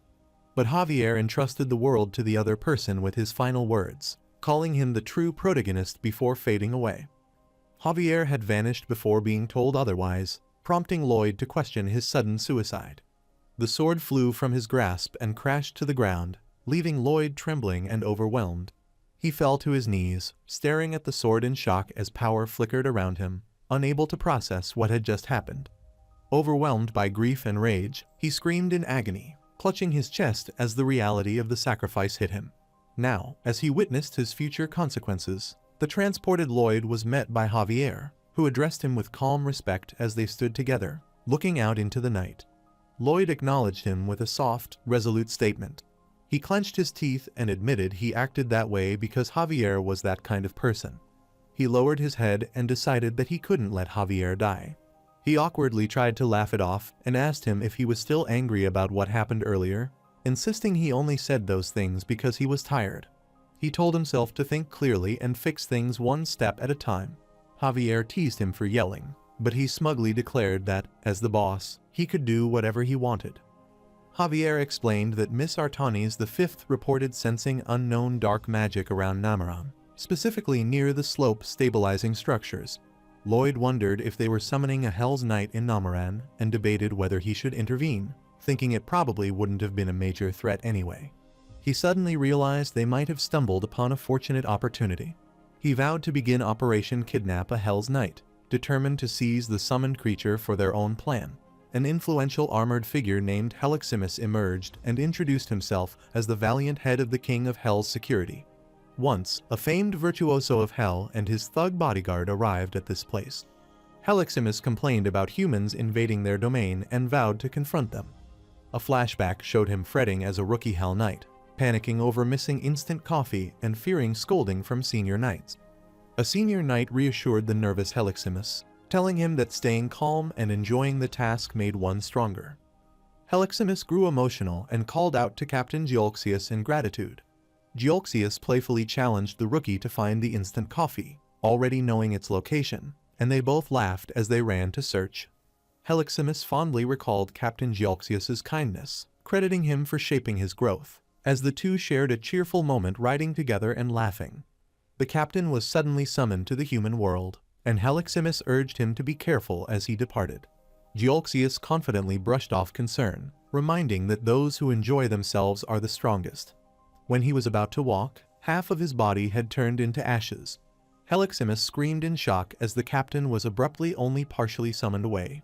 He sorrowfully recalled hearing that Geolxius was devoured after being summoned. He believed the captain was devoured by the vicious Hell's virtuoso. Heliximus angrily declared his authority as Hell's 2nd Legion commander and scolded the intruders for disrupting their duties. He remembered Captain Geolxius's words that those who enjoyed themselves were the strongest. He charged forward seeking vengeance for Captain Geolxius, determined to enjoy the battle and succeed. Their weapons clashed fiercely as the two opponents met in a powerful strike. Heliximus was brutally overpowered in battle and ended up completely defeated. He was completely broken by defeat and cried helplessly like a child. From that day on, he started a brutal training routine, enjoying his growth in strength. But when that man appeared again, the King of Hell forbade him from fighting. However, he was suddenly summoned from Hell to the human world. He vowed to come for vengeance against Hell's virtuoso and his bodyguards.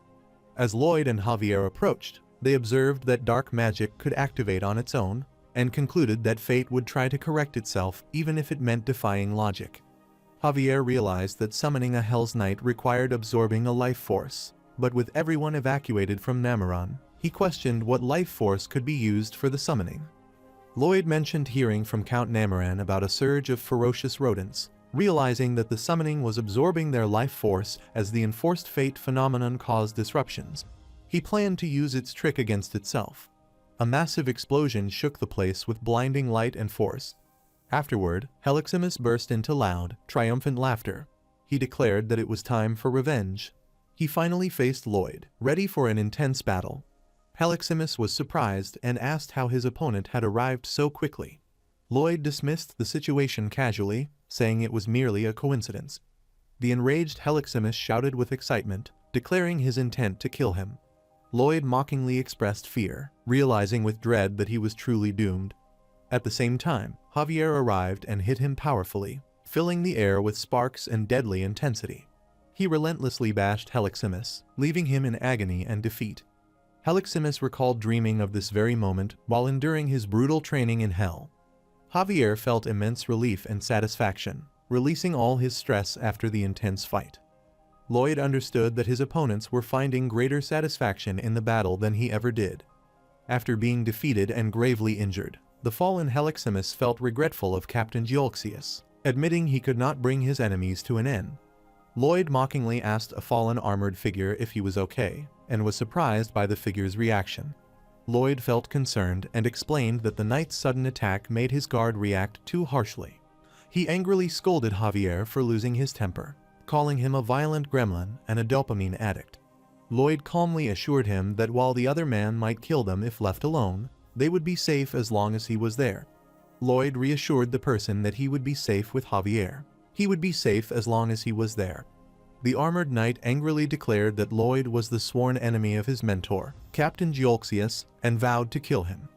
Lloyd tried to stop his companion from repeatedly attacking the fallen knight, shouting for him to stop and asking what was wrong with him. He panicked and apologized repeatedly to Heliximus, unsure of what to do, and admitted there wasn't much he could help with. Lloyd cheerfully offered the knight a very nice job in hopes of earning his forgiveness. The enraged Heliximus rejected his offer, shouting that he was an employee of Hell and had no interest in any job offer. Lloyd slyly asked if Hell forbade having 2 jobs and requested to see the knight's contract. When the knight admitted they didn't have one, leaving him surprised, Lloyd was shocked to learn that the knight had been working without a contract and couldn't believe it was true. He, looking shocked and serious, demanded to know how much Heliximus was being paid. The knight, confused, revealed that they didn't get paid at all. Lloyd was utterly shocked and horrified upon realizing that Heliximus wasn't being paid for his work. He frantically questioned Heliximus about his working conditions, shocked to learn he worked non-stop without pay, days off, or even knowing what hazard pay was. Lloyd was moved to tears, condemning the King of Hell as a cruel boss for exploiting his workers so mercilessly. Heliximus began to doubt his own existence, quietly wondering if the life he was living was truly okay. He reflected on his harsh reality, lamenting that they were worked to death without receiving anything in return. The captain questioned if they were being exploited, while Heliximus struggled to understand what the word meant. After realizing what he had said, Geolxius brushed it off and told the younger one to forget it, pretending the conversation never happened. Lloyd told him that he had fought his colleague Geolxius, won the battle, and absorbed his soul. He said he wasn't sorry, explaining that Geolxius had fulfilled his duty to Hell by answering a summoning while he had fought to protect the city. He believed that Geolxius would accept the result of their battle. He expressed outrage that Geolxius had suffered a lifetime of exploitation, only to be forced into a battle he never wanted and have his soul absorbed. He admitted that Geolxius was dead, but passionately declared that he still lived on in his heart. He tearfully vowed that he and Geolxius would stop everyone from being exploited. Heliximus grew furious, gritting his teeth in anger at the man's emotional outburst. He demanded that Lloyd show him his contract. Outside, Lloyd wept, but inside, he finally accepted the truth that the camel had under the mountain. A moment later, as they departed from the Hell world, Heliximus was offered 10 million gold a month for light duties, just 2 patrols a day, 4 days a week, as stated clearly in his contract. Lloyd reminded him to pay attention to the last clause of the agreement, which requires him to communicate well. Heliximus read the clause about communicating well and thought that its consequence, Lloyd getting upset and going silent, did not seem like a big deal. He wondered if accepting the deal was really a good idea. He feared the King of Hell's arrival in the human world and knew he had to escape before being discovered. Lloyd asked a question, and the other responded with curiosity, ready to listen. He asked when the King of Hell planned to invade their estate. Heliximus hesitated for a moment, then admitted that he didn't know the answer. Lloyd accused him of pretending not to know and said he only signed the deal because he knew when to escape danger. Heliximus was shocked and alarmed by what he heard. Lloyd demanded to know when and how the King of Hell planned to arrive. Heliximus insisted that he really didn't know, fearing that if he revealed anything, the King of Hell would hunt him down and kill him. Lloyd sighed in frustration, realizing that communication between them wasn't happening at all. Heliximus was startled when he was suddenly attacked, leaving him confused about what had gotten into him. He calmly questioned Lloyd, wondering why he wasn't stopping the man who had suddenly gone out of control. Heliximus suddenly realized the true meaning of the communication clause, understanding its serious implications. He shouted in realization that the King of Hell's offering would take place on the day of the eclipse. Lloyd asked about the offering, and the demon nervously replied that it would be fear. He explained that widespread terror would be gathered into the corpse of someone who held a grudge against him and used as the offering to summon the King of Hell. Lloyd smiled confidently, realizing he had just found a crucial lead. He laughed wildly and said they should communicate a little more, as he realized he had made a deal with the demon. Heliximus shared some valuable information. The crazed man had been deceived by the King of Hell into collecting fear. That must have been the reason he tried to corrupt the queen. After a long round of questioning about other ways to collect fear, Heliximus didn't seem to know anything. He mentioned the monsters he saw in the ending spoiler. Heliximus said that those guys were likely the shards of the god of evil. He revealed that recently, the King of Hell had been hijacking a large number of souls meant for the reincarnation door. Helcaros had the souls absorbed into the hide of the ancient god of evil that sat at the bottom of Hell, which created monsters called the Shards of the God of Evil. Hell's army had been no match for his estate, so the King of Hell was preparing something stronger. Lloyd asked how many of them were coming, but the demon said he didn't know since the King of Hell didn't report to him. Heliximus suddenly remembered and shouted that he knew the monster's weakness. Lloyd planned to prepare for the upcoming fight using the information he had extracted from Heliximus. Meanwhile, he had another important task to handle. He worked on restoring the Jewel of Truth, believing it was the best way to stop the King of Hell from manifesting on Earth in the first place. He knew that if he rushed the process, the jewel would break, so he restored it slowly just a little bit every day. He decided that he had done enough work for the day and stopped to rest. Javier asked him a question out of curiosity, wondering about something specific. He asked about Heliximus, wondering why a contract was made when intimidation had already been used to obtain the information. Lloyd denied using intimidation, claiming they were merely communicating. Javier looked serious and skeptical, as if he didn't quite believe what was just said. He reflected on Lloyd's motives, wondering whether the contract was driven by conscience or self-preservation, leaving him uncertain about his true intentions. Lloyd enthusiastically suggested that they go and get some holy water. The scene shifted to a grand building under a bright sky, where Raphael and Heliximus sat in silence, exchanging uneasy glances. Both men sat in heavy silence, the unspoken tension filling the room. Raphael awkwardly introduced himself, and Heliximus politely replied, calling it a pleasure to meet him.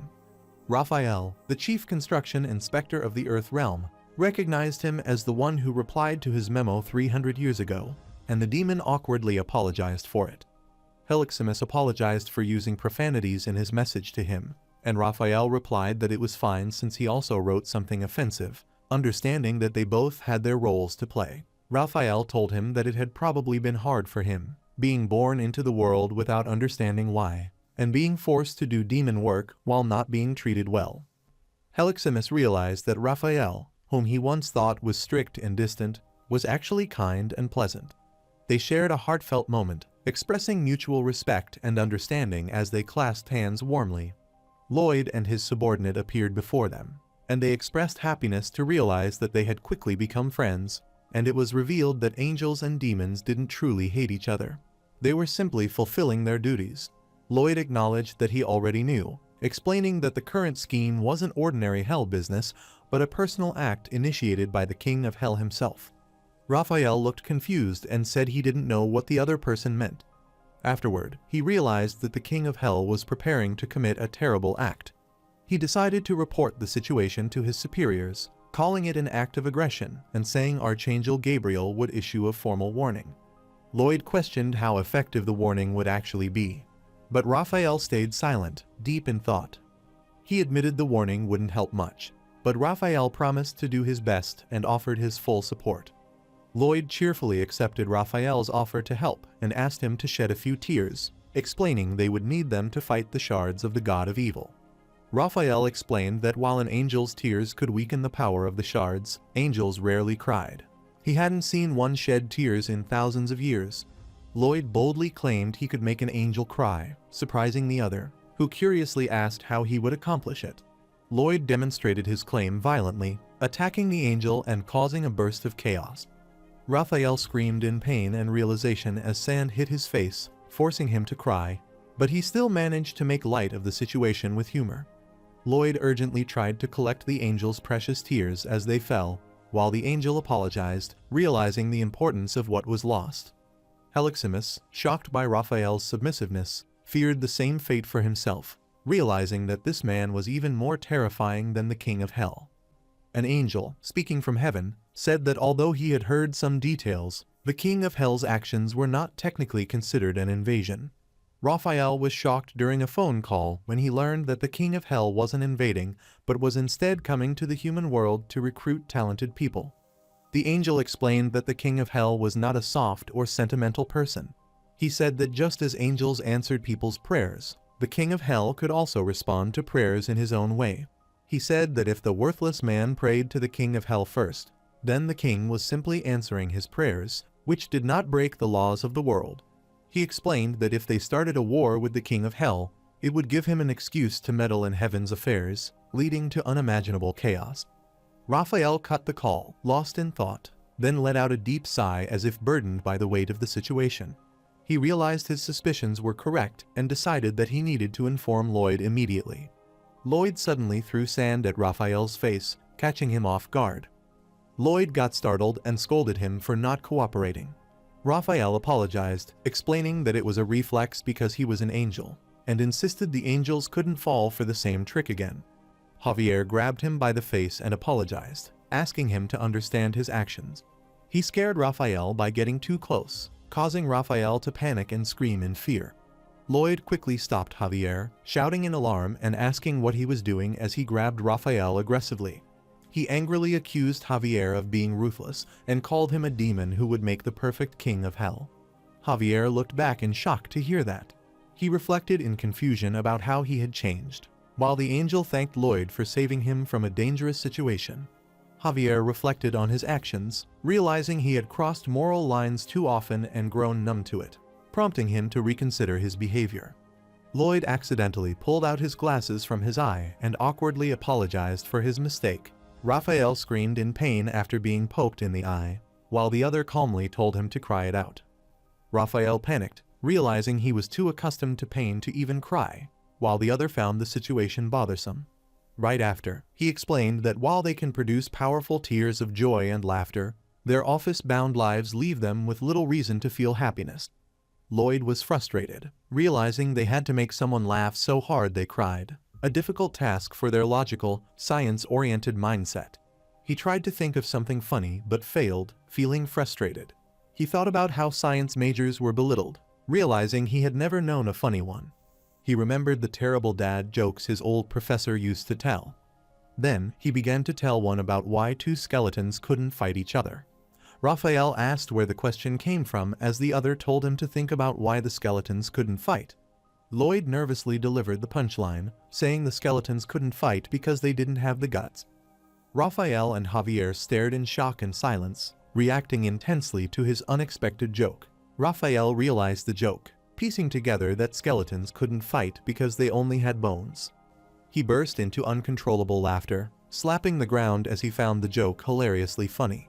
Lloyd looked shocked and wide-eyed, clearly surprised by the sudden reaction.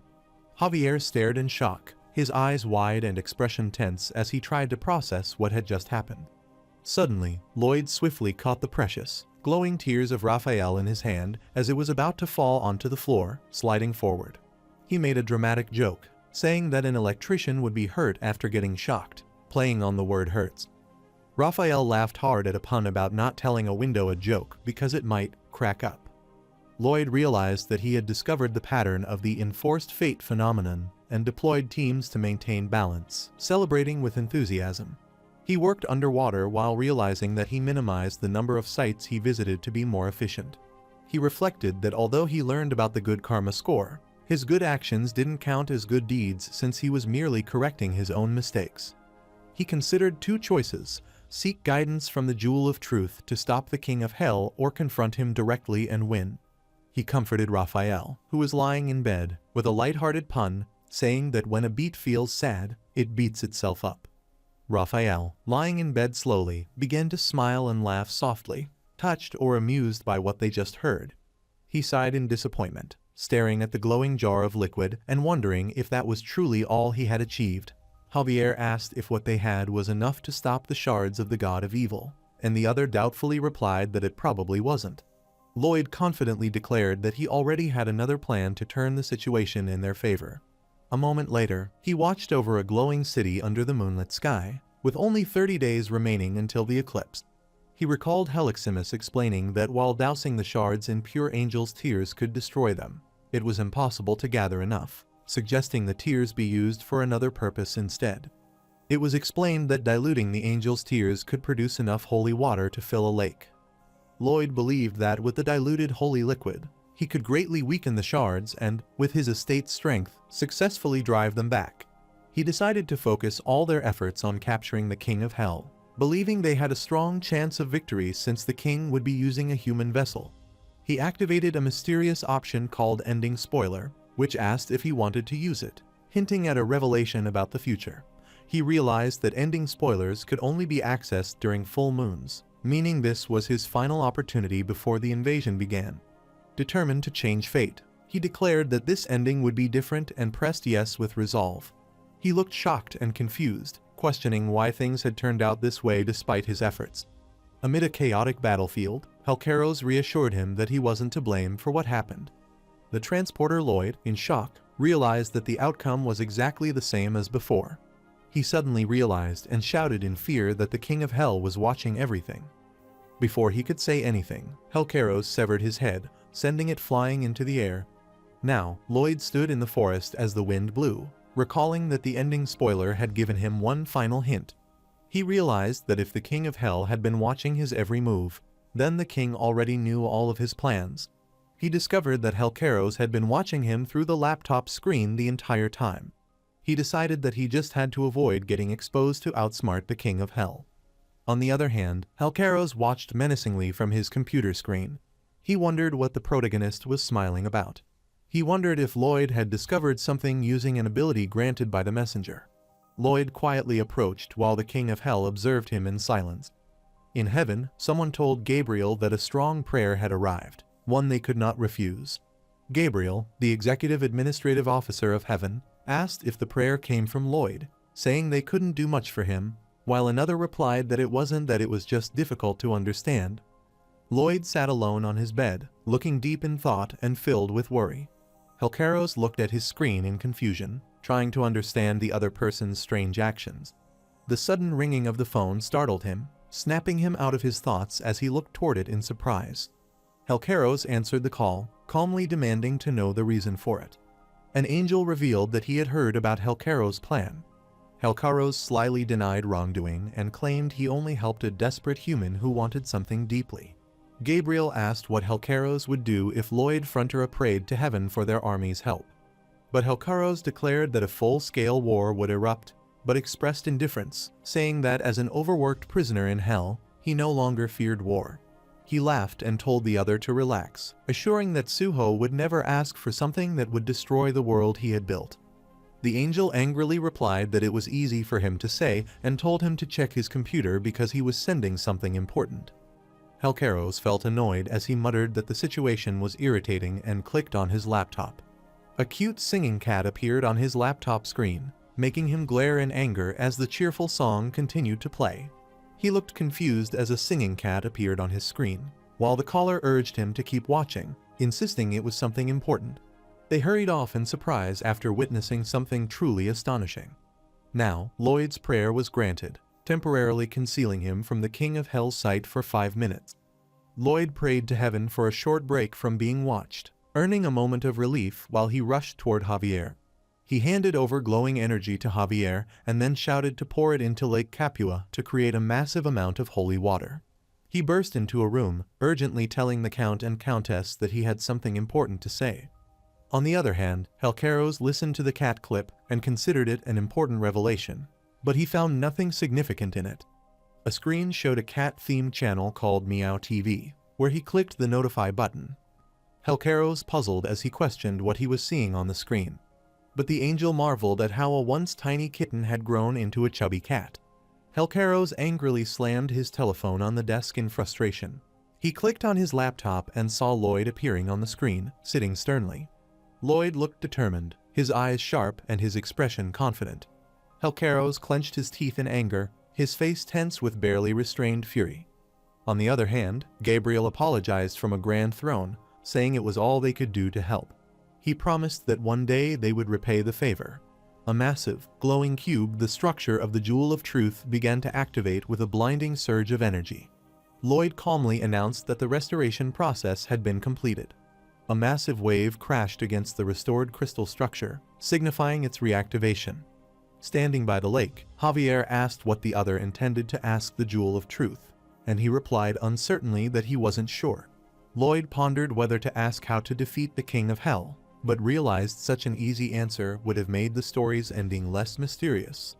As Lloyd sank underwater toward the Jewel of Truth, he debated asking how to stop Worthroad, but reasoned that if it were simple, his future self would already know the answer.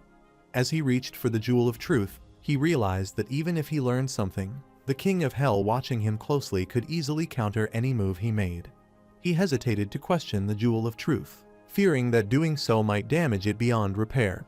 He wondered if the battle could truly be won using only the actions he had taken within those 5 minutes. He reached toward it, then paused, standing still as he reconsidered his next move.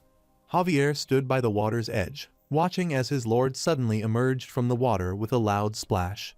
He asked about the question, and Lloyd replied that he would think about it more since they already had plenty prepared and didn't need to rush in yet. But Javier remained silent, watching the other with a serious and slightly concerned expression. Helqueros sat confidently at his desk, acknowledging Suho Kim as a formidable opponent while expressing concern about his next move. He, with a confident and menacing expression, declared that despite everything, he was destined to win the fight. He realized that the universe itself stood against Suho Kim, desiring his destruction.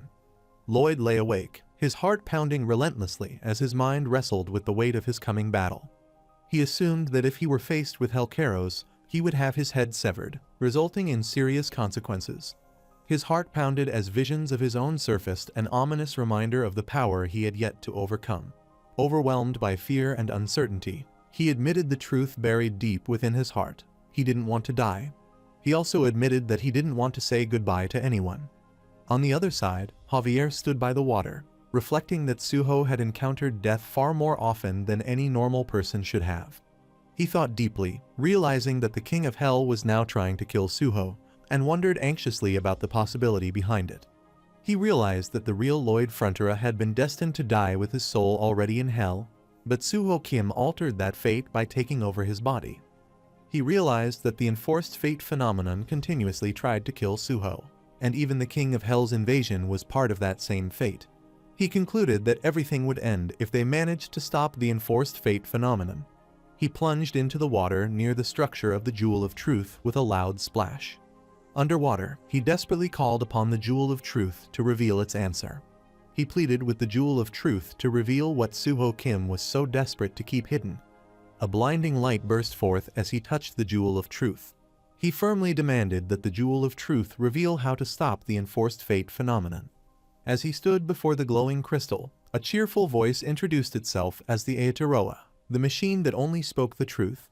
The crystal told him that knowledge came with a price and asked him to reveal one of his own secrets in exchange. Javier closed his eyes in reflection, realizing that everyone on the estate lived happily because of Master Lloyd's efforts. He recalled how people once saw Lloyd as a troublemaker, but now everyone lived peacefully and gratefully under his care. The old man fondly said that Lloyd always cared for everyone's well-being, gave them the strength to be independent, and became their savior. Raphael remarked that Master Lloyd must genuinely love and cherish everyone on the estate.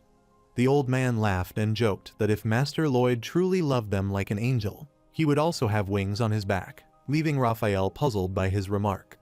One of the men told Raphael that even if Master Lloyd cared for them, he had no reason to love them since they were just commoners who earned him money.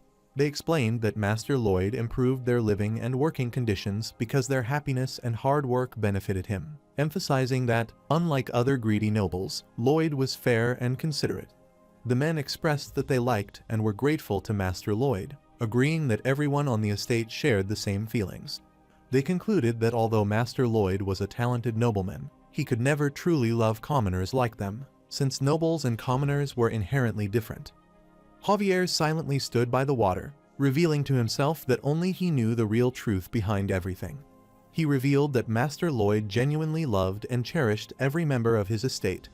A powerful beam of light suddenly burst from the crystal and shot upward into the sky with great force. The beam of light exploded in the sky, spreading brilliant blue energy over the city. People across the estate paused as a brilliant blue light burst across the sky. The glowing radiance filled the air, leaving everyone gazing upward in awe and amazement. A glowing message from the sky announced that Master Lloyd truly loved and cherished everyone on the estate. The people looked up in amazement, deeply moved by the heartfelt revelation. They across the estate looked out their windows in astonishment as the message illuminated the sky. Among them, Lloyd stared intensely upward, clearly shaken by what he saw. He realized in shock that the Jewel of Truth had been activated. Recognizing the power behind it, He concluded that only one person could have used such strong mana underwater. He recalled his past when Javier desperately asked him to reveal what the Jewel of Truth had shown him. He specifically wanted to know how to stop the enforced fate phenomenon.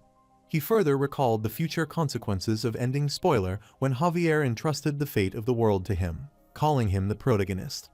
With his final words, he passed on his will before being struck by a powerful blast.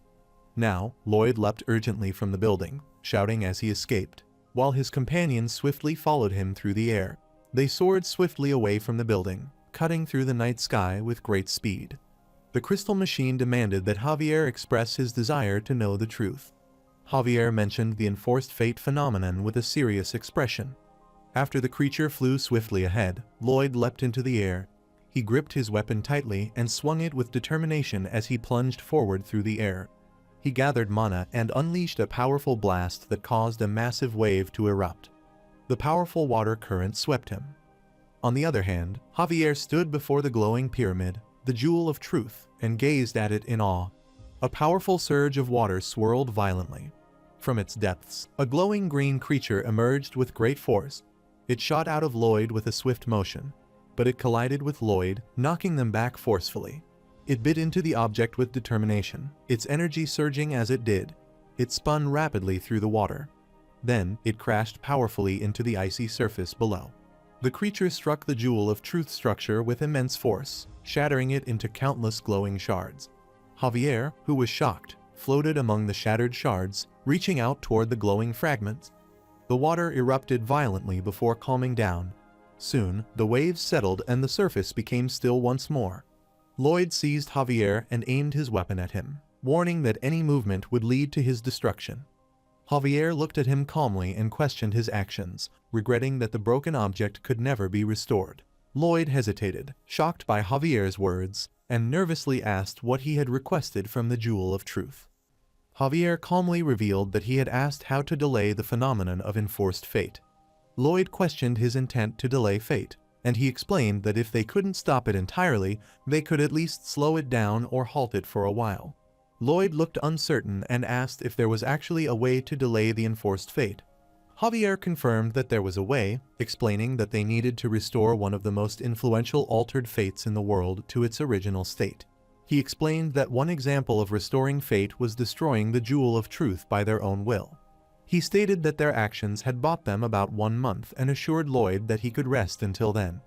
Lloyd reflected on how Javier had asked the right question while he had been too focused to see clearly. Feeling a sense of relief, he finally relaxed. He suggested they focus on finding Worthroad and preparing for the upcoming battle.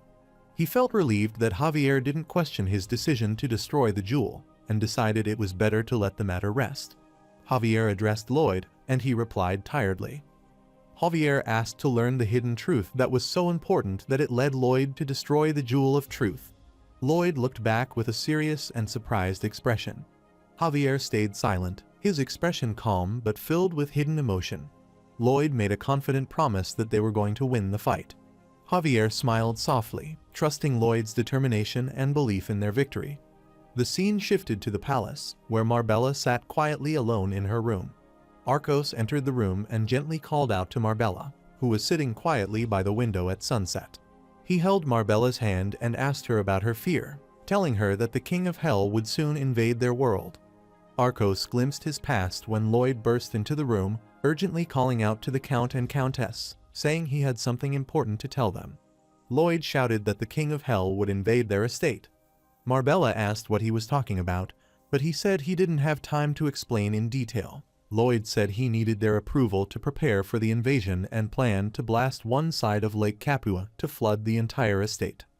Arcos was worried that everything done for the estate would be lost, but Lloyd said it couldn't be helped. He said the army of Hell was powerful, so he turned the water of Lake Capua into holy water, and he planned to blast the lake and drench the enemies with it to weaken them. Count and Countess wondered if the King of Hell's arrival was connected to the enforced fate phenomenon. Lloyd agreed that it was connected to the enforced fate phenomenon. Arcos asked why the King of Hell was invading and if something was wrong with the estate. Lloyd stayed silent, and his intense expression left the others anxious and confused.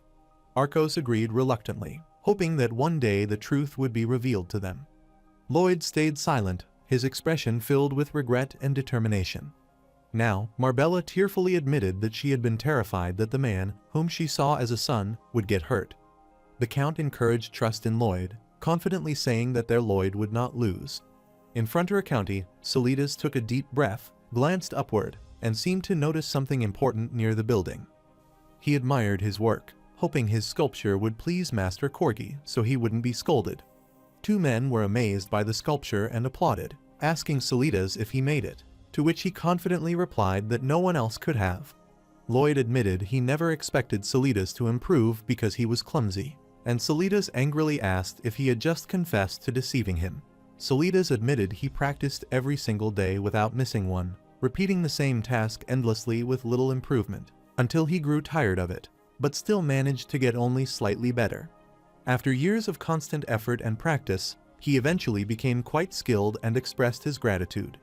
Lloyd said it was no problem and admitted that the contract had benefited them both. He said he had planned another mutually beneficial contract, and Solidas suspiciously asked what scheme he was planning this time. Solidas looked at the paper in surprise and asked if it was a short-term rental contract. Lloyd urgently explained to him that the King of Hell would invade the estate, so he needed to evacuate everyone and borrow his lair.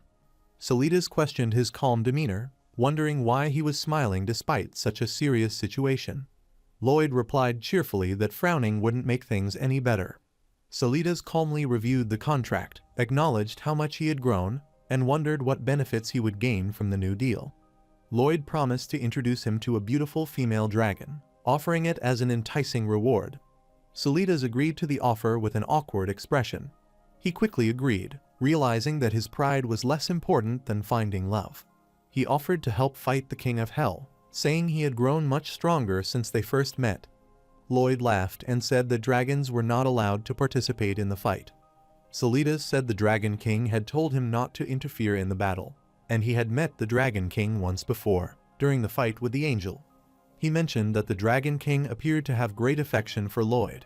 He expressed that he finally understood why the Dragon King admired him, and sincerely asked him to win because losing him would bring sadness. Lloyd smiled with determination and confidently promised that he would win. As they departed, Lloyd confidently told his companion that he had secured a fallout shelter and urged him to focus on preparing for the upcoming fight instead of worrying about the dragon date. Javier seriously asked him whether he intended to fight and actually win the upcoming battle. Lloyd proudly said that winning was his hobby and laughed loudly, showing his fearless confidence. He stated that if they were going to evacuate and prepare for battle, he needed to explain things to the people and wondered what lie he could tell to cause the least panic. At the same time, Sir Bayern greeted Master Lloyd, mentioning that he was already on his way to speak with him. Sir Bayern informed him that the citizens began evacuating after he persuaded them not to stay and fight, as they would only hinder the battle.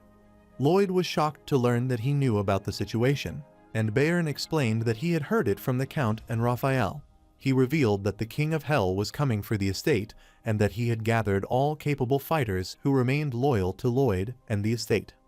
The gathered fighters, standing united and ready, asked Lloyd to give them their orders for the coming battle. But the problem suddenly appeared before Lloyd. Lloyd realized in shock that the King of Hell wasn't coming for the estate itself. He was horrified to realize that the Hellcarrow's true target was him alone.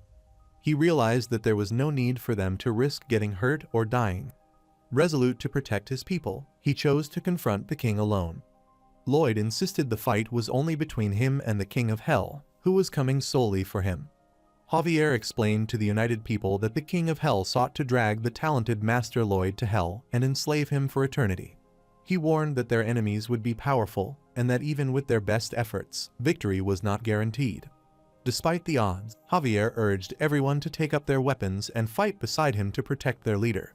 Inspired by his call, the soldiers raised their weapons and shouted in unison, ready to fight. Javier passionately declared that Lloyd Frontera belonged to them, rallying everyone's loyalty and determination. Lloyd looked on in shock and disbelief at their overwhelming show of loyalty. On the other hand, Hellcarrows laughed darkly, calling them fools as he watched from the shadows. A blinding light of the sun shone from the sky as Lloyd looked up in shock and awe. Lloyd and Javier stood together confidently, ready to face whatever challenge awaited them. whereas Helcaros sat alone at his desk, furiously scribbling on paper as the room glowed with a tense, ominous light. Sir Bayern informed him that the estate's evacuation was nearly complete, and Lloyd commended him before urging him to leave as well. Sir Bayern firmly declared that as the chief knight of Frontier County, he would stay behind and fight. Lloyd urged everyone to stay calm, arguing that no one else had his level of knowledge and experience in estate restoration. He reminded him that if they all perished, no one would be left to rebuild the estate, and ordered him to leave. Sir Bayern stayed silent, clearly conflicted but understanding his reasoning. He insisted that, as the chief knight, it was his duty to fight in every estate battle, no matter the cost. He solemnly appointed Javier as the new chief knight of Frontier County. Javier firmly vowed to protect their young master and the Frontier estate. As only 30 people remained to evacuate, the weary mage urged everyone to hurry before he collapsed. Emily tearfully confronted Greg, saddened that he and Cougar had chosen to stay behind and fight. His sister wept, confessing she wouldn't know what to do if anything happened to Greg and Cougar, while he sighed quietly beside her. Officer Greg smiled confidently, saying he couldn't even imagine Master Lloyd losing. Through tears, Emily was comforted with the reassurance that their estate would surely win, and she should think of the evacuation as a short vacation. The evacuation spell was being activated. The mage snapped his glowing, red energized fingers, and Greg's sister disappeared in a burst of magical light. The mage urged the people to step forward, but Greg's heart pounded nervously, and ready to face the consequences with determination. In the heavenly palace, Raphael was shocked to hear that Gabriel wanted to join Lloyd in the fight. He insisted there would be no conflict between heaven and hell since they were suspended as an angel, while Gabriel warned that facing the king of hell and the shards of the god of evil was dangerously reckless. Raphael said that if he had his halo and hammer, he could help Lloyd, while the other reminded him that he was suspended and couldn't possibly retrieve those items. Raphael said that the halo and hammer that were in storage would be stolen by a suspended angel. Gabriel looked guilty for hearing that and quickly denied knowing anything about the theft. Right after, Artanis descended rapidly from the sky and knelt before her lord to deliver a report. She reported that in the Far East, there was a large pile of wild animal carcasses, and something was hidden inside them. Lloyd was informed that there was not a single drop of blood left in the carcasses. He realized with shock that the person responsible was Helcaros, whom they had been dreading. He wondered why the wild animals were targeted, doubted it was for fear, and recalled that Heliximus had explained in detail how he planned to summon the King of Hell. He explained that the summoning would occur at the exact moment of the eclipse, as the fear generated then would be the key to calling forth the King of Hell. Javier wondered how the enemy planned to gather that fear, saying it would be impossible for Rothroad to extract any fear from them since they were all filled with determination to fight and win the battle. Lloyd admitted that he still couldn't figure out the answer. He realized that all the warriors, including elves and orcs, had joined the battle merely as a favor to him. He understood that the warriors were fighting not for themselves, but for someone else's cause. He was shocked that everyone was willing to fight fearlessly just for him, finding it unreal, like a comic book fantasy. Lloyd believed everyone was fighting for him because he was the one the King of Hell was after. Javier told him he had a huge ego and that women hated him for it. But instead of getting angry, he thanked him for the provocation. Javier told him that everyone on the estate had gained a lot because of him. He observed the clean streets, warm homes, and sanitation facilities that kept people safe from disease. He saw that the people now had plenty of job opportunities and lived a life free from hunger. He realized that the people wanted to protect the lives and comforts they had gained, and they needed Lloyd's help to do so. Greg uncovered a huge, powerful-looking machine hidden beneath the cover, revealing something crucial for the upcoming battle. He looked up with determination, ready to face whatever challenge awaited him. Everyone was fighting not for someone else, but for their own sake. Different races, including elves, orcs, and humans, were shown fighting with determination for their own survival. The warriors stood ready with fierce determination, prepared to face whatever battle awaited them. A blazing sun partially eclipsed the sky, casting an ominous glow that signaled the beginning of something momentous. With a powerful crunch and a burst of energy, Pipadong and his allies transformed, revealing their true forms as they prepared to charge into battle. A blazing sun began to darken, signaling an ominous eclipse that foreshadowed an approaching catastrophe. Helcaros abruptly stopped his work and stood up from his desk, ready to strike at Frontera County. Lloyd stood firmly, gazing at the sky in shock as a solar eclipse began to darken the world above him. Helcaros walked out of the room with a determined stride. Raphael asked if he would have to fight when the King of Hell arrived, but the other calmly replied that he wouldn't, as the Frontera estate treated him better. Heliximus expressed his fear of losing a valuable job he cherished. A solar eclipse darkened the sky, covering the city in an eerie red light. Lloyd and his subordinates stood ready with their weapons, determined to face whatever danger was approaching. A fiery red bird soared through the darkened sky, carrying a mysterious rider as it circled around the eclipsed sun. Under the eclipsed sun, the red bird flew high while a crowd of Hell army below roared in unison. He was shocked by how Hell's army stood strong, refusing to be intimidated by mere puppets. He furiously demanded to know how Worthrode planned to gather fear now. Under the blood-red eclipse, Worthrode declared that he had come to destroy Lloyd Frontera. Lloyd mocked him for acting out of jealousy and told him he should have worked harder instead. He insulted Worthrode by saying he was only good at being jealous and throwing tantrums. Worthrode grew enraged and shouted that he didn't come to talk but to confront the arrogant opponent. The monstrous army, under the red eclipse, roared fiercely as Worthrode ordered them to tear them apart. As the monstrous horde charged forward, the orcs and elves swiftly prepared their bows, ready to strike back with precision and determination. Lloyd determinedly declared that their best chance was to stop the King of Hell from rising, believing for now that the task wouldn't be too difficult. He confidently claimed that defeating the enemy would be easy, believing a single mana blast would be enough to take him down. As a horde of red beasts charged forward, he reassured himself that Javier was strong enough to face them alone. He realized that not a single member of their army had flinched, showing their courage and resolve. Lloyd narrowed his eyes in intense focus, suspecting and trying to figure out what Worthrode was plotting. Artanis activated her surveillance ability, startling him, who looked up in shock and exclaimed in confusion. Artanis confidently revealed that she already knew every part of his plan. Lloyd determinedly declared that he would uncover the truth himself. Artanis warned them not to attack the animals, explaining that they had feelings too, and that the enemy intended to harness their fear. Furious, Worthrode unleashed a powerful attack, but she swiftly dodged it with graceful precision. She swiftly ensnared him with her dark energy, leaving him screaming in pain. Lloyd almost fell for the trick and quickly shouted, telling Javier to dig a hole in the ground. Javier flew with glowing wings and immense energy surrounding him. He slammed his sword into the ground, unleashing a powerful impact. He unleashed Mana Blast as he unleashed a powerful surge of energy. A massive explosion erupted, shaking the ground and scattering debris everywhere. The powerful blast created a massive crater in the ground, scattering rocks and debris into the air. The Hell's animal growled and skidded to a stop before slamming hard into the ground. The impact caused a chain reaction of crashes and explosions as more red beasts roared and tumbled down the rocky terrain. Lloyd shouted for reinforcements, ordering them to surround and take care of them. In response, a group of large, fierce creatures surrounded by a crater looked at them. One of them assured PPO that no harm would come. In response, the red monsters growled defensively, readying themselves for a confrontation. On the other hand, Artanis struck Worthrode, sending him crashing violently into the ground. He groaned in pain, showing the intensity of the blow he had just endured. Lloyd struck the ground forcefully with his shovel near his fallen enemy. He then stood beside him, ready to take action, his expression tense and determined. He stared down at his defeated opponent with arrogance, mocking him and demanding to know what he would do next. The enraged Worthrode screamed furiously, accusing the other of taking everything from him and vowing never to forgive him. As he screamed in agony, Lloyd looked at him with pity and disbelief, wondering how someone could become so twisted and broken.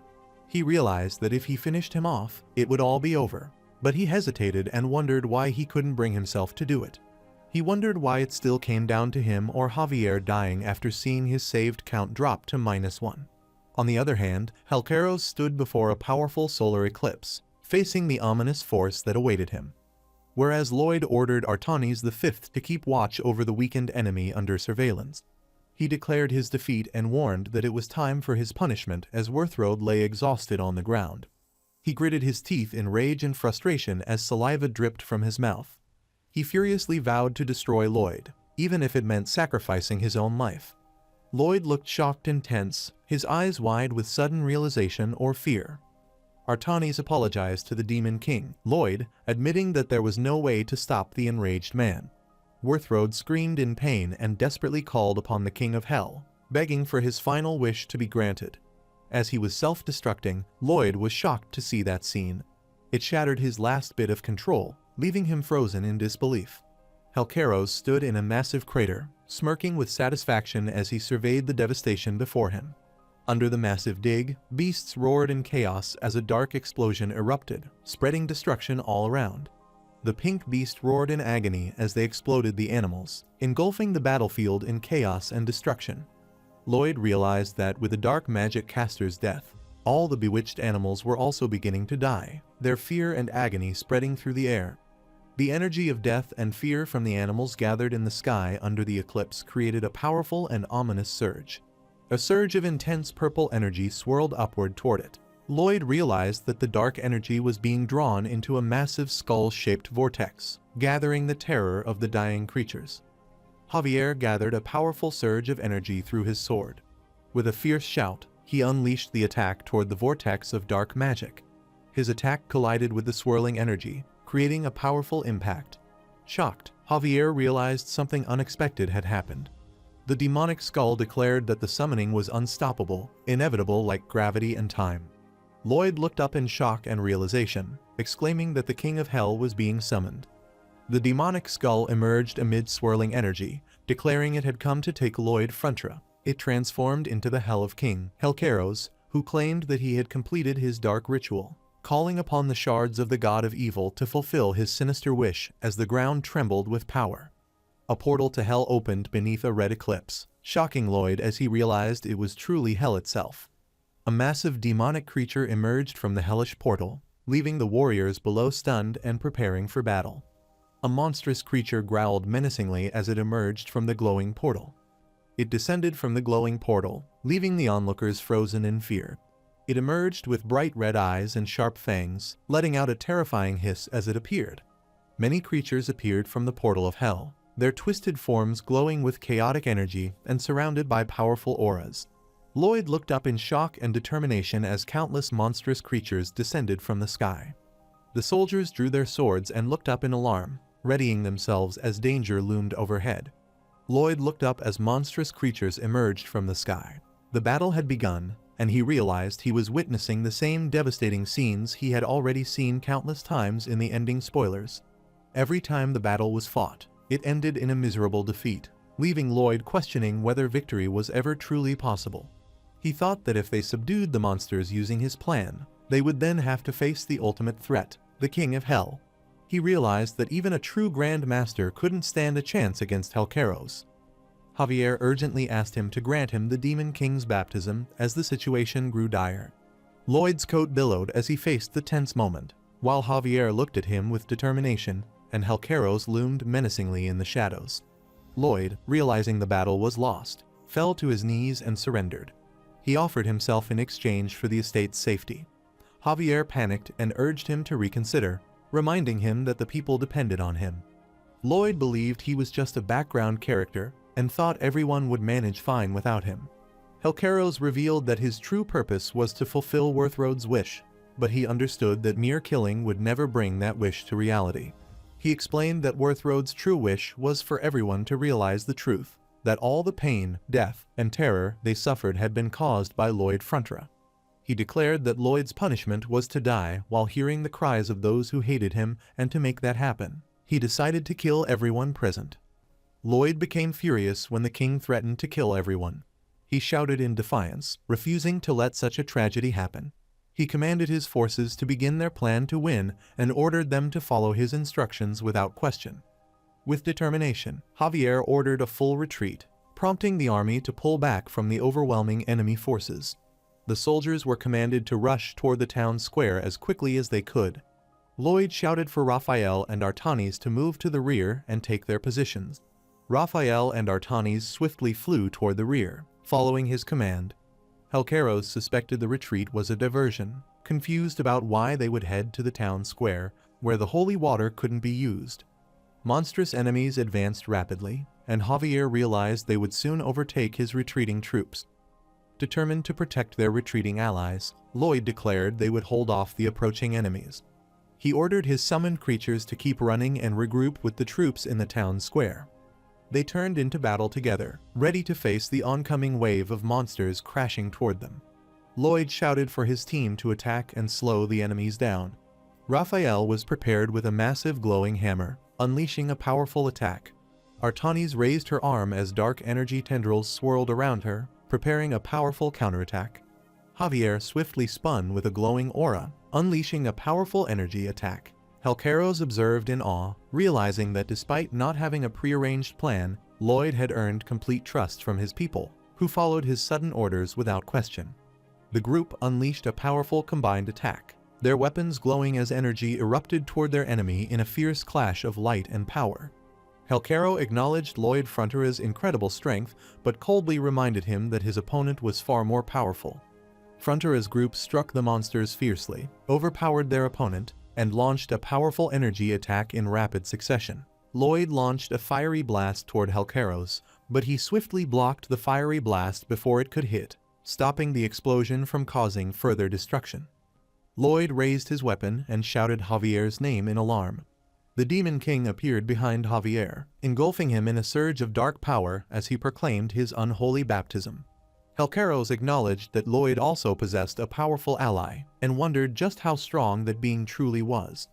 Javer stood, imbued with demonic power, overshadowed by the Demon King behind him, the very being who had once been the story's original protagonist. Fueled by urgency and trust, Lloyd commanded Javier to charge forward and stop as many enemies as possible, showing his faith in his strength. With unwavering resolve, Javier charged forward alone, facing a swarm of monstrous creatures descending upon him from all sides. With a fierce battle cry, Javier unleashed a massive wave of energy, slicing through the battlefield with unstoppable force. Javier's powerful strike cut cleanly through the monstrous creature, his blade slicing it apart in a single, decisive motion. Lloyd cheered for him, calling him their hero as they charged forward with renewed determination. He shouted urgently to Greg, telling him to get it ready, while Greg, startled, yelled back in confusion. A giant creature attacked swiftly, creating strong winds that knocked Javier off balance. He fiercely counterattacked, slashing through the creature's attacks with determination. He was struck by a powerful blast from the monster, sending him reeling in pain. He caught the monster and swiftly countered, slicing through it with a powerful strike. A powerful, massive monster retaliated with a crushing blow, slamming Javier hard and forcing a pained grunt from him. He channeled all his strength into a single, decisive strike and stabbed his glowing blade deep into the monster's core. He clashed head-on with the creature, their powers colliding in a burst of energy. He then swung his sword with fierce precision, cutting through the monster's defense. He shouted in fury as he faced the monstrous enemies surrounding him. Channeling all his strength, he launched himself into battle, striking fiercely against the overwhelming force before him. Lloyd shouted at him in panic, urging him to retreat and follow to safety as the battle grew more dangerous. Javier agreed to the call to retreat and swiftly dashed away from the monsters, moving with precision and speed. He swiftly retreated through the sky, leaving a spiraling trail of light behind. He landed heavily on the ground beside his comrade. Frontera's group regrouped with the remaining fighters, standing united and resolute despite their exhaustion. With a determined command to fire, Lloyd ordered the heavy artillery to launch, signaling the start of their counterattack. Explosions erupted across the battlefield as the artillery fire struck, shaking the ground with thunderous blasts. But the missiles had passed from the monsters, as the creatures continued their advance. Helcaros looked up in confusion as he realized the missiles were veering off course and missing their monstrous targets. He widened his eyes in shock as the missiles suddenly curved midair, redirecting their paths toward an unexpected target. He realized, with regret, that they had been deceived and admitted he had never expected Lloyd to go to such lengths. The missile's explosion erupted, sending flames and debris flying in all directions. Water surged and splashed violently as debris fell from the sky after the explosion. Helcaros admitted that Lloyd had secretly poured holy water into the lake on the mountain, and then shattered the hill to wash the collected shards in the sacred water. He admired the extraordinary act of unleashing the water, realizing it was done despite knowing the devastating consequences it would bring to the place. Lloyd calmly witnessed the scene of the flood. He ordered Artanis to perform her action to save them from the flood. With a powerful slam, she unleashed a massive rock to protect her allies from the wave of water. As the ground rumbled, Lloyd recalled moments from the past, friends struggling and people helping each other amid the chaos. As the destructive wave surged forward, he further glimpsed his past, moments of struggle, camaraderie, and determination that shaped who he had become. The massive wave swept through the land, crashing over buildings and mountains, and the consequences that led to this overwhelming flood. As the ground rumbled, Lloyd and Javier exchanged solemn looks, silently acknowledging the weight of what was unfolding. Monstrous creatures roared furiously as the powerful surge of water swept over them, engulfing them in its unstoppable force. A massive wave flooded the city, and Artanis' sphere was swirling into a powerful vortex. As the sphere broke, both braced themselves for what was coming. With fierce determination, Lloyd unleashed a powerful mana blast, sending a fiery explosion toward the monstrous enemy ahead. The fiery mana blast struck the monstrous creature head-on, causing a massive explosion that sent flames and shockwaves rippling through the air. Finally, the massive creature crashed violently into the city. Lloyd stayed silent as he tried to hold back his emotions or words. His comrades stood ready for battle and prepared to face the incredible consequences. Lloyd addressed the Frontera forces, his voice filled with resolve as he declared that it was time to fight back. He commanded the elf unit to take aim, and at his order, they unleashed a volley of arrows that shot through the air with fierce precision.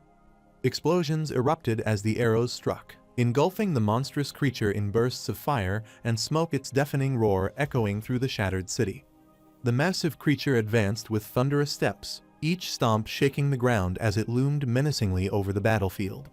The warrior shouted with pride, declaring that he was part of the White Cavalry Seekers of Profit and the most dedicated workers in Frontera. He proclaimed that he was forged through strict martial arts training and relentless, back-breaking work.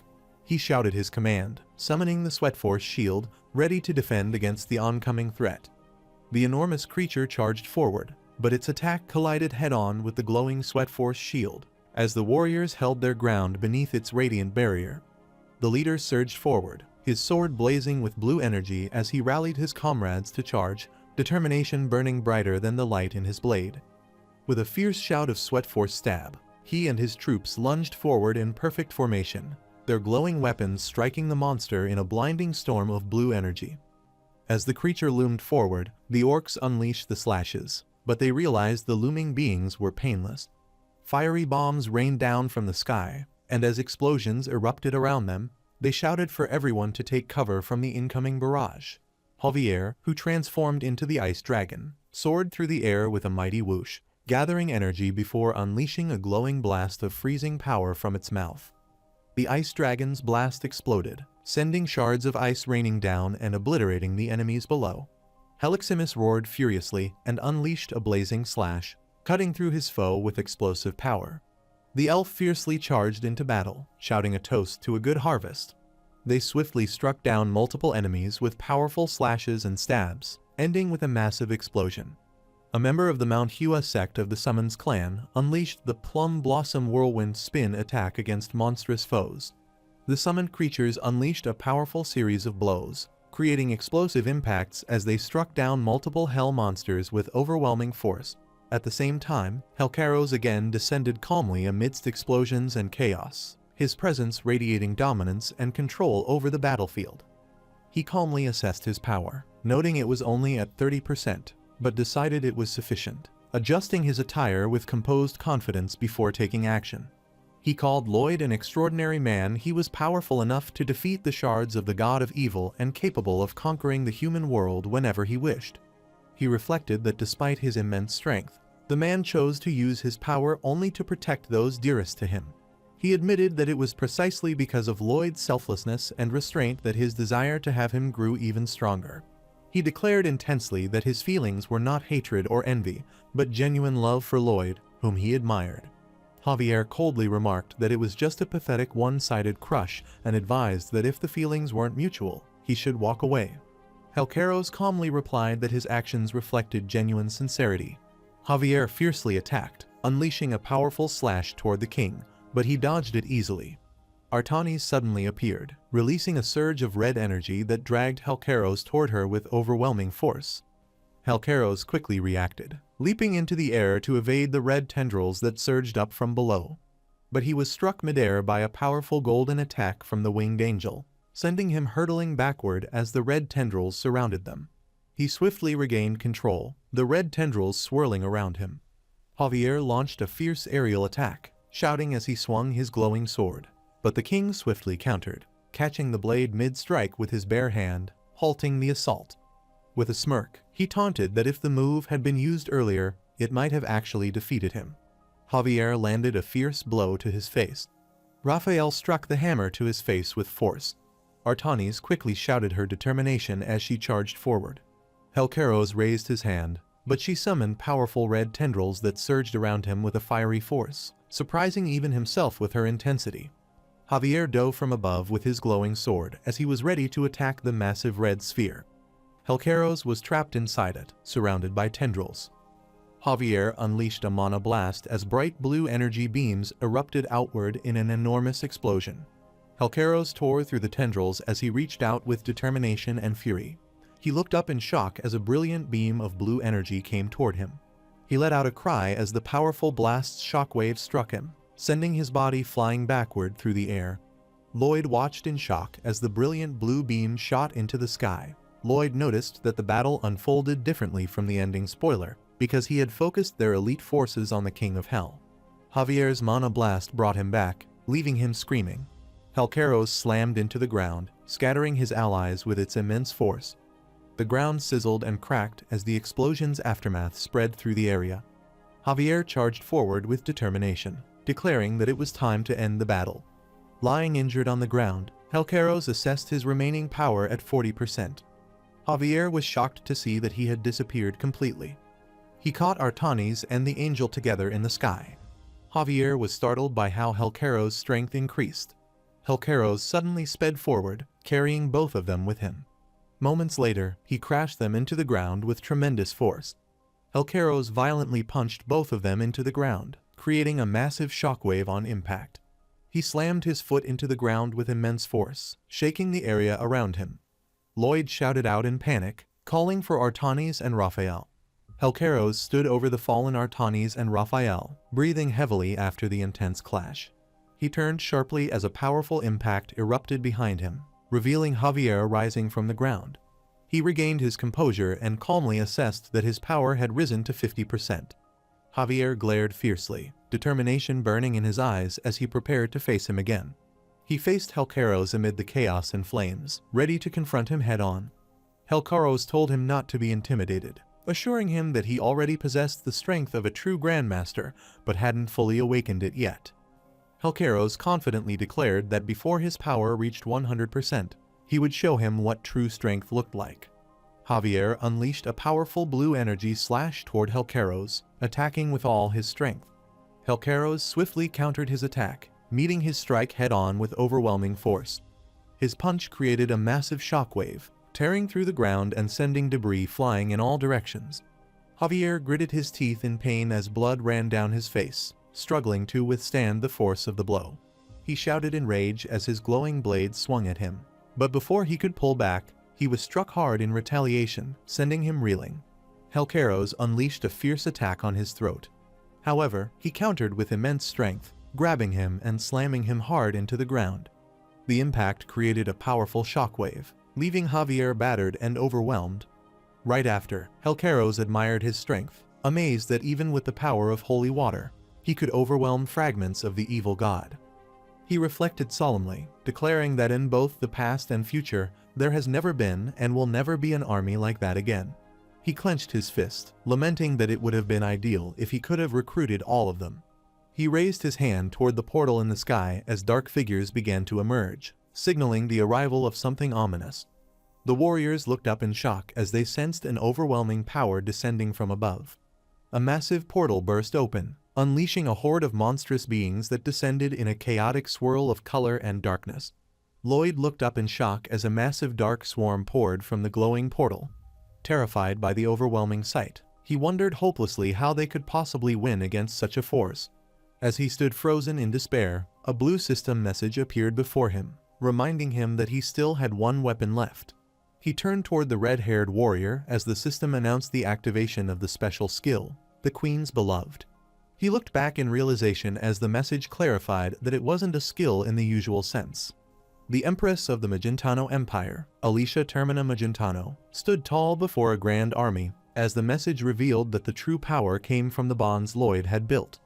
Lloyd was surprised to see Alicia leading the gathered allies, standing before him with determination.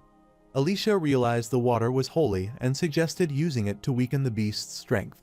Lloyd, filled with concern, begged her to retreat, warning that the area was too dangerous for her to stay.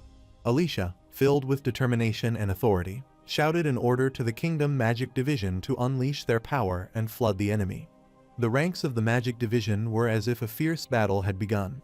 A mage from the Magic Division summoned powerful typhoons, intensifying the holy water's destructive surge against the monsters.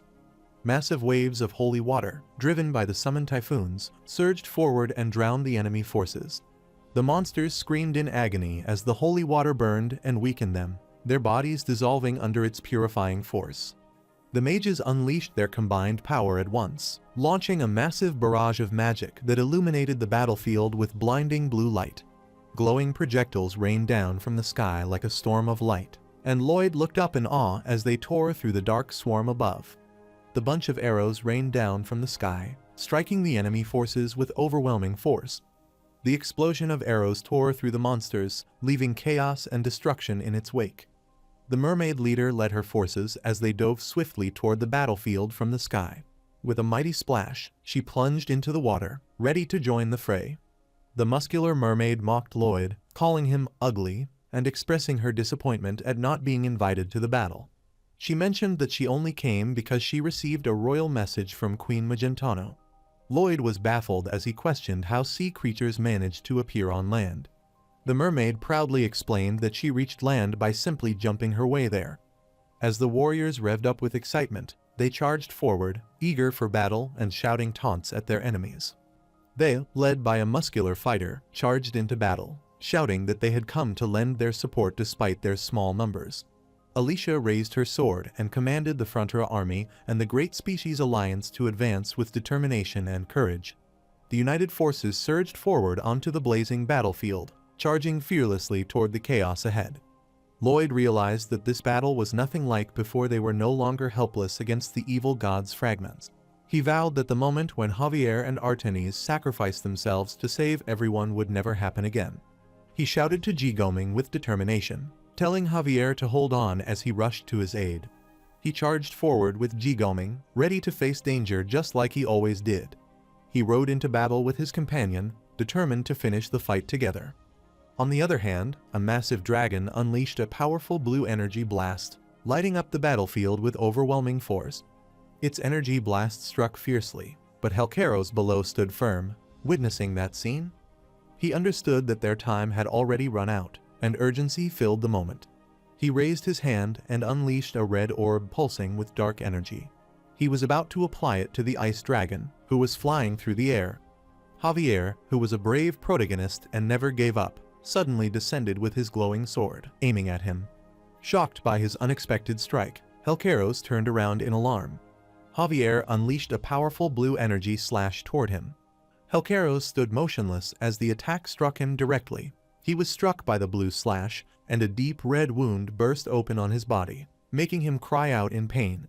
He erupted in a burst of blood and was releasing a violent crimson shockwave. Javier charged forward with fierce determination, his blade glowing with intense energy as he prepared to strike. But Helcaros struck him hard on the face, leaving him in pain. Javier never gave up and was ready for the counterattack. He stabbed his sword into Helcaros' chest with intense force. At the same time, Lloyd shouted passionately, vowing that this time, no matter what, Javier would not give up. Helcaros, filled with rage, powerfully punched Javier, releasing the shockwaves that surrounded him. Lloyd shouted with determination, declaring that he would make the King of Hell kneel first. On the other hand, as they were arriving towards the king, he realized in shock that the number of fates he had saved had decreased by 1. Helcaros launched a powerful downward strike, while the blue-haired warrior blocked it with glowing energy and intense force. The two warriors faced each other in a tense standoff, ready to strike. Helcaros struck the blue-haired opponent in his face with immense force. It was revealed that their fierce battle could only end with one of them dying, meaning Javier. Refusing to accept the cruel reality, Lloyd declared he wouldn't let either himself or Javier die. He suddenly realized that the Javier he was fighting was the protagonist of this world. Helcaros landed a powerful punch, knocking Javier down to the ground. Javier, filled with rage, swung his sword powerfully at the king. Helcaros was slashed across the torso, blood spraying as Javier's attack struck him with deadly precision. Javier, filled with determination, charged forward with his glowing sword, vowing not to lose, because if he did, Kim Suho, the protagonist of this world, would die. He leapt forward with his glowing sword, aiming a powerful strike at Helcaros, but he dodged it smartly. Helcaros countered his attack with a fierce strike, their clash erupting in a burst of fiery energy. He acknowledged Javier Asrahan's strength, realizing with surprise that Javier was growing stronger alongside 80% of his own power that had returned. Helcaros unleashed a powerful, explosive kick at him, releasing a burst of red energy. Javier looked at him and lamented that if Helcaros had survived, he might have even been able to challenge the throne of the god. Helcaros, enraged, gathered dark energy into his hand and aimed a deadly red blast directly at Javier. Javier screamed in agony as he cut his finger with his teeth. He shook his head and threw his finger, which was in his mouth, into the field. Helcaros was shocked to see that his finger was in the ground. He declared that his curiosity was finally fulfilled and calmly told Javier to rest in peace. He delivered a decisive blow to him, striking him with immense force. Lloyd Frontera, filled with rage and determination, leapt forward. Helcaros grabbed Javier as he unleashed a burst of crimson energy that exploded outward, halting his advance and engulfing the battlefield in blinding red light. Lloyd Frontera gathered his strength and unleashed a fiery attack, shouting with fierce determination. Helcaros countered with overwhelming power, striking back with a devastating red energy attack that tore Lloyd Frontera into two pieces. Helcaros, bleeding yet composed, mocked Lloyd with a sinister smile, saying that even a song from him would sound pleasant to him. He realized too late that Lloyd still possessed one remaining life granted by the Dragon King, as Javier began unleashing a powerful blue energy attack. Javier, fueled by determination and rage, unleashed a massive surge of blue energy. His attack struck Helcaros with overwhelming force. Javier steadied himself with his glowing blade. His gaze locked on Helcaros because his attack had struck his head violently. Lloyd Frontera, battered and bleeding, struggled to rise, refusing to surrender despite his grievous injuries.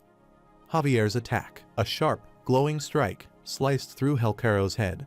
Javier, bruised and exhausted, glared with unwavering resolve, his cold eyes reflecting his determination to end the fight no matter the cost. Helcaros, bleeding but resolute, activated his full power, declaring 100%. Javier stared fiercely at Helcaros, his expression hardening as he braced himself to face him with full unleashed power. Lloyd Frontera, battered and bleeding, clenched his fists and forced himself up as he refused to stay down. Helcaros, radiating with sinister energy, extended his hand and unleashed a powerful force that hurled Javier high into the sky with overwhelming might. He looked with a cold, menacing stare as his immense power dragged Javier backward. As monstrous forces around him, Javier crashed violently into the ground, his body surrounded by a surge of blue energy as he struggled to recover. Alicia rushed toward the fallen Javier, shouting in desperation. Helcaros gathered a massive red energy sphere in his hand, its power swirling violently as he prepared to unleash a devastating attack. It grew rapidly and descended toward the city, threatening to obliterate everything in its path. As the colossal red energy sphere descended upon the city, the warriors looked up in shock and awe, realizing the immense destruction that was about to unfold. They screamed and fled in terror as the overwhelming energy engulfed everything in its path, leaving destruction in its wake. A message appeared, addressing Javier, while his allies stood ready for battle. Despite his determination, he was warned that with his current strength, he could not defeat the King of Hell. Javier unleashed a powerful burst of energy that illuminated the battlefield. However, a warning appeared, reminding him that he had already used direct advice once and no further assistance would be approved. He defied the system's warning and charged his attack with overwhelming power, declaring that he didn't care about punishment or fines and would do whatever it took to win. He pushed through the blinding light of his attack, but suddenly paused as a realization struck him. Something important about the contract came to mind. The words echoed in his mind. He had to use the method he was best at, the one he was most skilled with. At the same time, Lloyd called out to the King of Hell, his voice filled with defiance as he faced the powerful enemy before him. He smirked confidently and asked the King of Hell to move the circle aside so they could talk, saying he would listen if the terms were right. He told Helcaros that he might be able to live the rest of his life without ever working again. A massive surge of red energy erupted, unleashing a devastating explosion that consumed everything around it. Javier radiated intense power and was informed that something had been misunderstood. The warriors rushed into battle, their faces filled with determination and resolve. They confronted the raging red energy, ready to fight despite the overwhelming power before them. It was revealed that Lloyd Frontera had been destined to die from the start. The term -1 had always referred to Javier, not Lloyd. The two fighters charged forward together, unleashing their power against the oncoming red energy. After Lloyd Frontera died, Javier fought the King of Hell with unwavering resolve. In the end, he met his demise after a fierce final battle. However, Lloyd offered the Hell's King freedom from his duties in Hell if he fulfilled a few simple requests. He made a crucial decision that would drastically alter the fate of another world.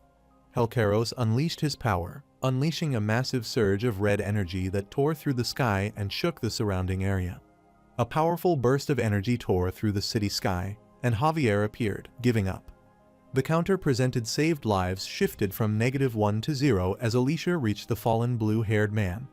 Helcaros expressed his faith in Lloyd's power to set him free, but acknowledged that the situation seemed to offer little benefit, asking what he could do to help. Lloyd admitted with a calm smile that he was no match in terms of power and explained that he only sought the least painful path. The system explained that if someone he saved went on to save another person, their actions would also count toward his total DP. Helcaros refused his request to save the villagers, explaining that his duty was to kill those close to him according to the will of the Worthrod. Lloyd accepted the situation with a resigned smile, saying it couldn't be helped since the villagers would reincarnate anyway, questioning what difference it made. Hero Javier Esrahan grew stronger and resolved to save even more people. Lloyd confidently stated that he had two demands: to have one of his questions answered and to be spared from losing his arms and legs when sent to work in Hell. The system showed that the number of people Lloyd had saved was 1. Helcaros agreed to the condition, saying he could accept that much.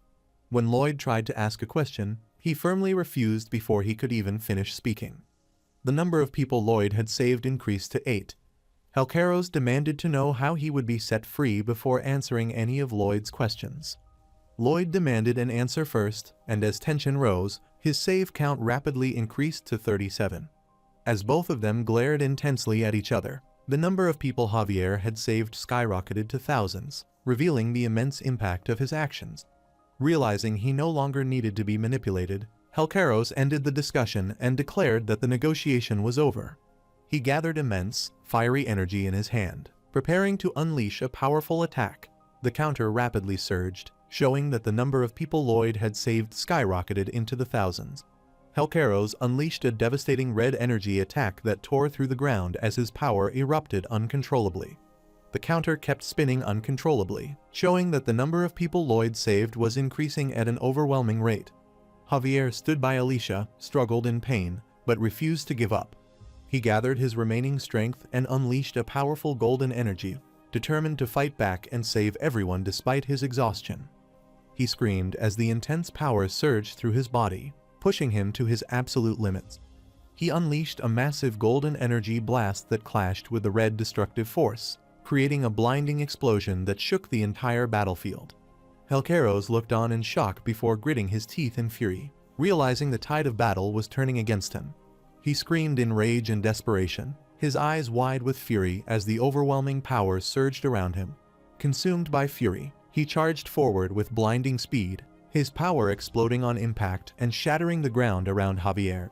He shouted furiously that all his polite offers had come to an end, raising his hand.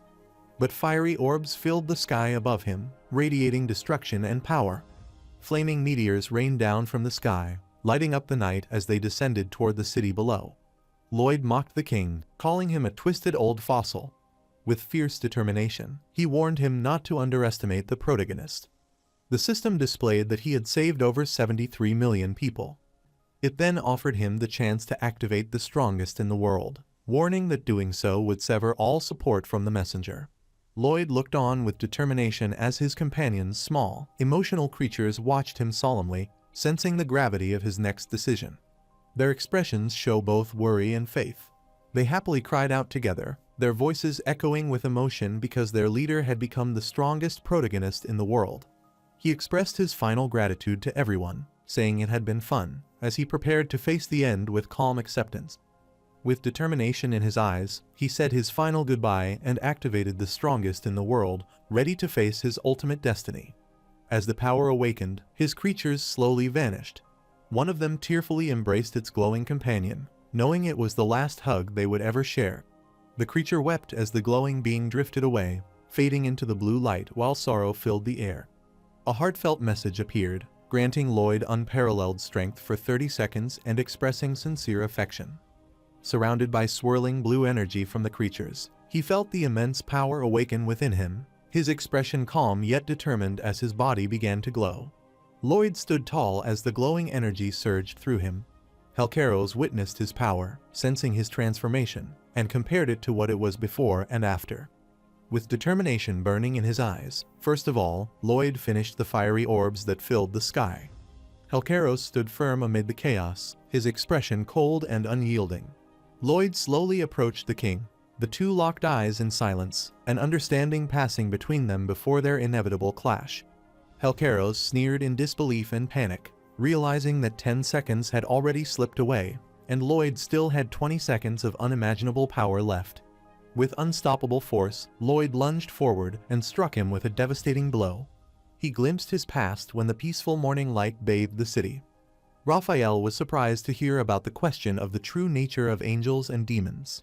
Lloyd wondered if angels and demons had human-like forms or were spiritual beings, while another replied that they felt pain and worries just like any other living beings. Raphael explained that angels were granted power when chosen, and Lloyd asked him whether he had once been human, to which he replied that such cases happened occasionally, but were not common. Raphael explained that both demons and angels were predetermined at reincarnation, suggesting it wasn't a random selection by the laws of the world. Lloyd wondered if the Archangel and the King of Hell were essentially the same. Raphael confirmed that all beings, including archangels and the King of Hell, were the same kind who had to follow the laws of the world. He explained that they simply repeated reincarnations and stayed in one place for a time. Now, in the fierce battle, Lloyd became enraged and threw a powerful punch in a burst of anger and intensity. 20 seconds remained, and Helcaros' condition had deteriorated. A good deal of blood was coming out of his mouth, but he was trying to fight. With only 19 seconds left, Lloyd, filled with rage and fury, charged forward to the king. Their clash shook the ground, unleashing a shockwave of raw power as the two forces collided with everything they had left. Several warriors trembled against a massive shockwave, surrounded by red energy and smoke. Lloyd, with blood and teeth flying from his mouth, screamed in agony and fury. He delivered a powerful, explosive punch to his face, sending out a burst of energy and impact. Helcaros countered with a devastating punch to his face, creating a violent explosion of impact and blood. A massive, swirling vortex of red and black energy erupted in the sky. Both screamed furiously at each other, their faces twisted with rage and intensity in the heat of battle. With 18 seconds remaining, they clashed violently, their blows creating explosive shockwaves of energy. Javier, bruised and exhausted, struggled to push himself up from the ground amidst the chaos. He glimpsed his past when the sun set over the mountains. He, leaning on his cane, remarked to Lloyd that he still insisted on taking the most dangerous missions. He sternly told him to stop making sacrifices, showing frustration and concern.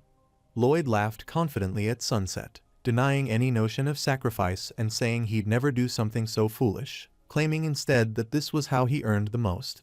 With 17 seconds remaining, Alicia and Javier looked on in shock and fear because there was only a short time remaining to finish Lloyd's power. On the other hand, Lloyd stood fiercely amid crackling red lightning, determination blazing in his eyes. But he was struck by Helcaros' powerful punch.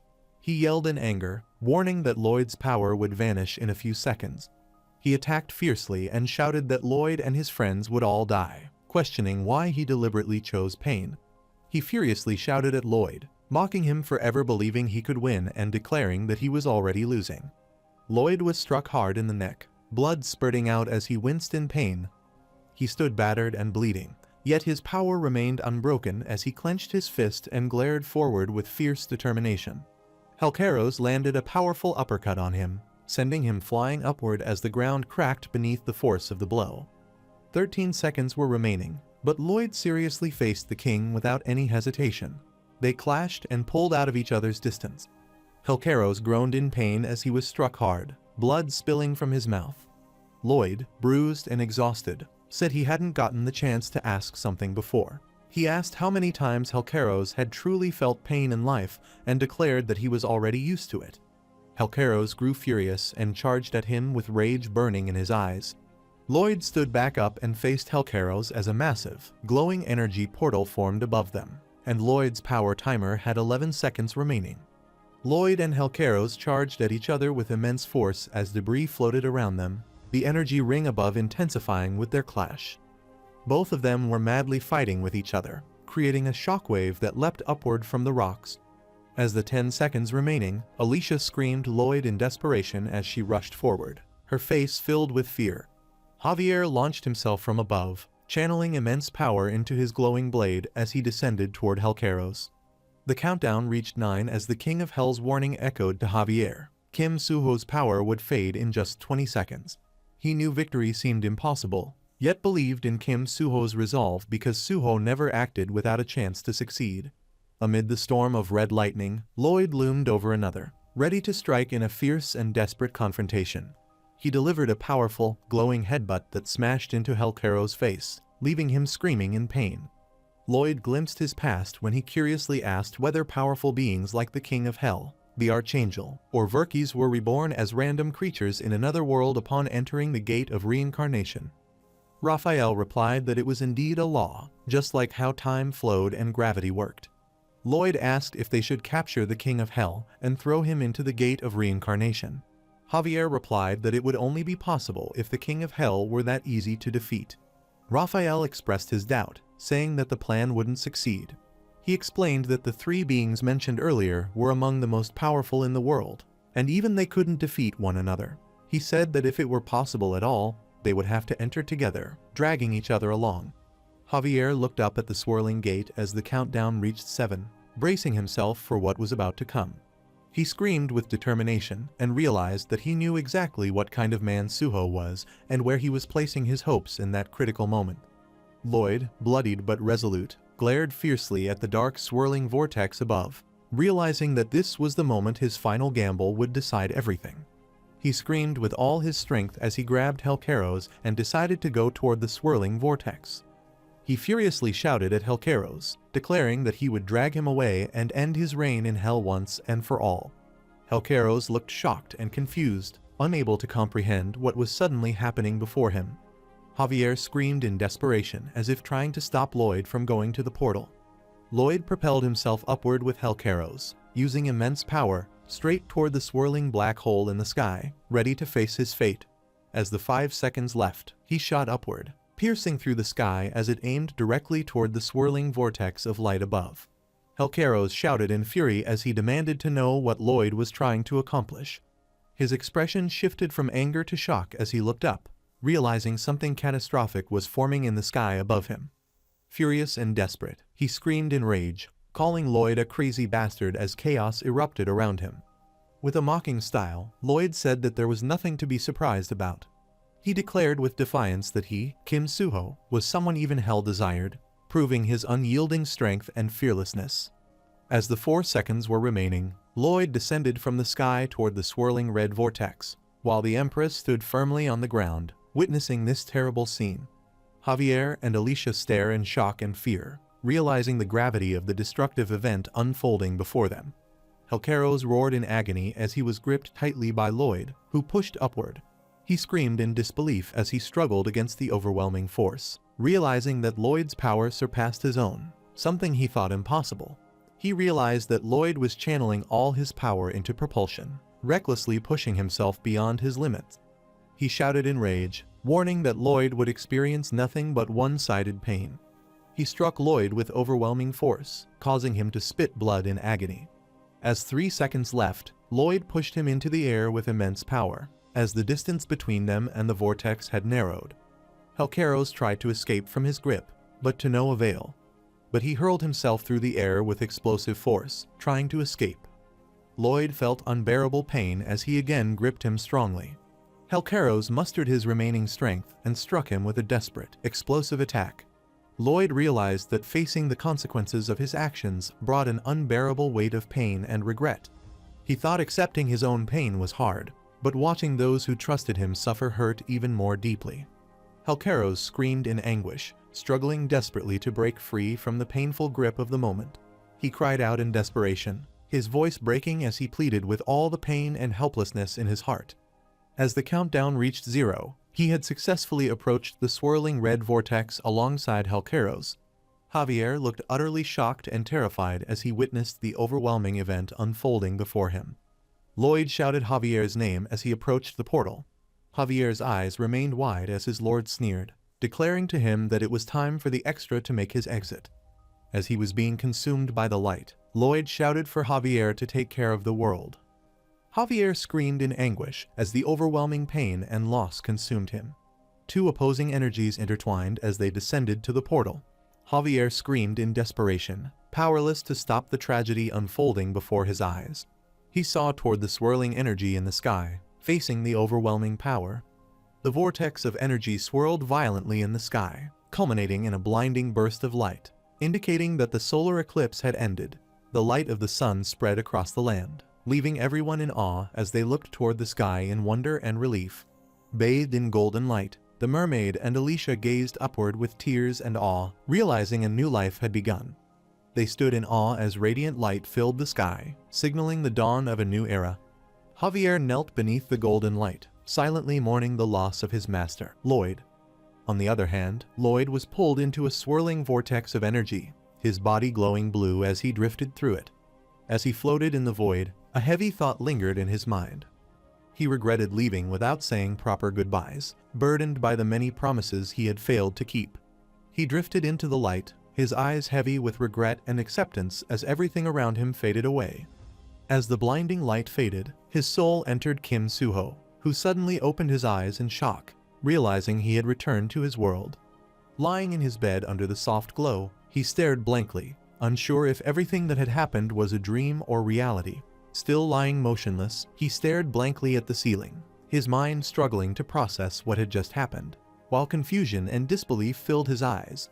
He suddenly sat up, startled, and his eyes fell on his phone screen displaying Iron-Blooded Knight, the game that held his other life's memories. He stared at his phone in silence and was lost in thought for a little bit. As the torchlight filled the room, he sat up with his cell phone glowing in his hand, the weight of realization slowly sinking in. He sat in silence before finally rising from his bed, the weight of his thoughts pushing him to step out into the quiet hallway. Barefoot and lost in thought, he wandered into the bustling city streets, where the light painted the world in shades of gold. As cars passed and lights flickered around him, he gazed up at the towering buildings, lost in reality. His eyes reflected the glow of the city lights, making him question whether the world before him was truly his own. As he wandered barefoot through the glowing streets, onlookers whispered in confusion, mistaking his dazed state for drunkenness. He walked among the crowd, lost in thought, seemingly disconnected from the bustling world around him. He gazed up at the full moon, its light reflecting in his calm yet distant eyes, as if searching for meaning in a world that suddenly felt unfamiliar. He suddenly closed his eyes, and someone called out to him.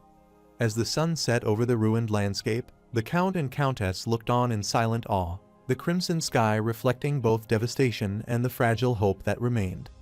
Arcos gazed solemnly at the ruins, only to see Javier approach through the wreckage. As the sun set behind the shattered city, Arcos dropped to his knees in exhaustion and grief, while the other man stood silently before him, the silence heavy with loss, respect, and the cost of survival. As the crowd watched in silence, Solitas smiled faintly in pride and relief because they were alive because of their leader, Lloyd. Sir Bayern looked on with quiet respect, acknowledging the heavy sacrifices that had brought them this fragile peace. The survivors watched in silence, their faces filled with grief and gratitude. Alicia sat alone atop the rocks, gripping his weapon and mourning Lloyd in quiet resolve.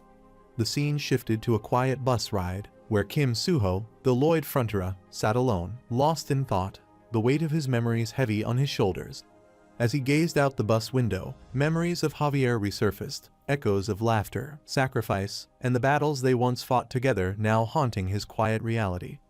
The bus driver's words pulled him from his thoughts, reminding them that if they set off at this stop, they would find JQ Language Academy. As the bus rolled across the bridge, the ad announced the top scores guaranteed on the proficiency test at JQ Language Academy. As the bus crossed the bridge in the present, a memory surfaced of Alicia standing proudly on that same bridge in another world, a silent echo of courage that still lingered in Lloyd's heart. The bus screeched to a stop, and Lloyd stepped off with quiet determination, leaving behind the hum of the city as he took his first step toward a new chapter. He walked down the quiet path, his gaze wandering until a faint rustle made him look up, where he noticed a small bird perched calmly on a branch. A memory surfaced of a small creature gently caught a bird in its mouth, and soon after, two adorable, smiling creatures appeared, nestled happily in a pair of hands. He walked down a sunlit path, his steps steady as he approached a tall building. He gently placed flowers before two urns, addressing the pick softly as mother and father. Kim Suho stood before his parents' resting place, bathed in warm light, and confessed softly that he had gone on an incredible adventure.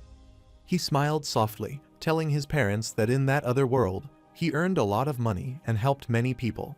He fondly recalled his journey, telling his parents that he had fought against villains and paused with emotion, remembering all that he had been through.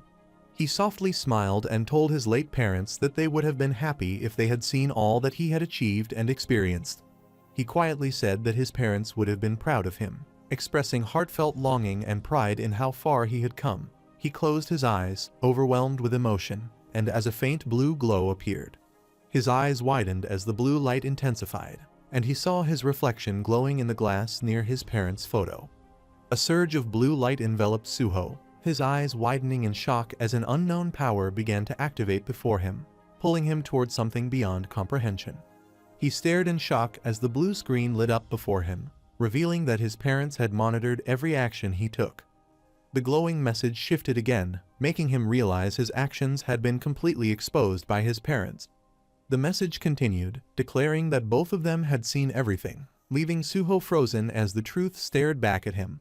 He stood in shock as the glowing message dissolved into light, leaving only shimmering fragments that reflected his stunned expression. As the blue light flashed, his parents appeared within it, smiling warmly as if watching from beyond. Kim Suho screamed in shock and disbelief, his hand reaching out helplessly as realization struck him like a wave. Lloyd sank helplessly as the glowing blue figure drifted above him, symbolizing the weight of his guilt and the truth he could no longer escape. He rushed towards the glowing parents, trying to hug them, but he understood that both of them were reflections.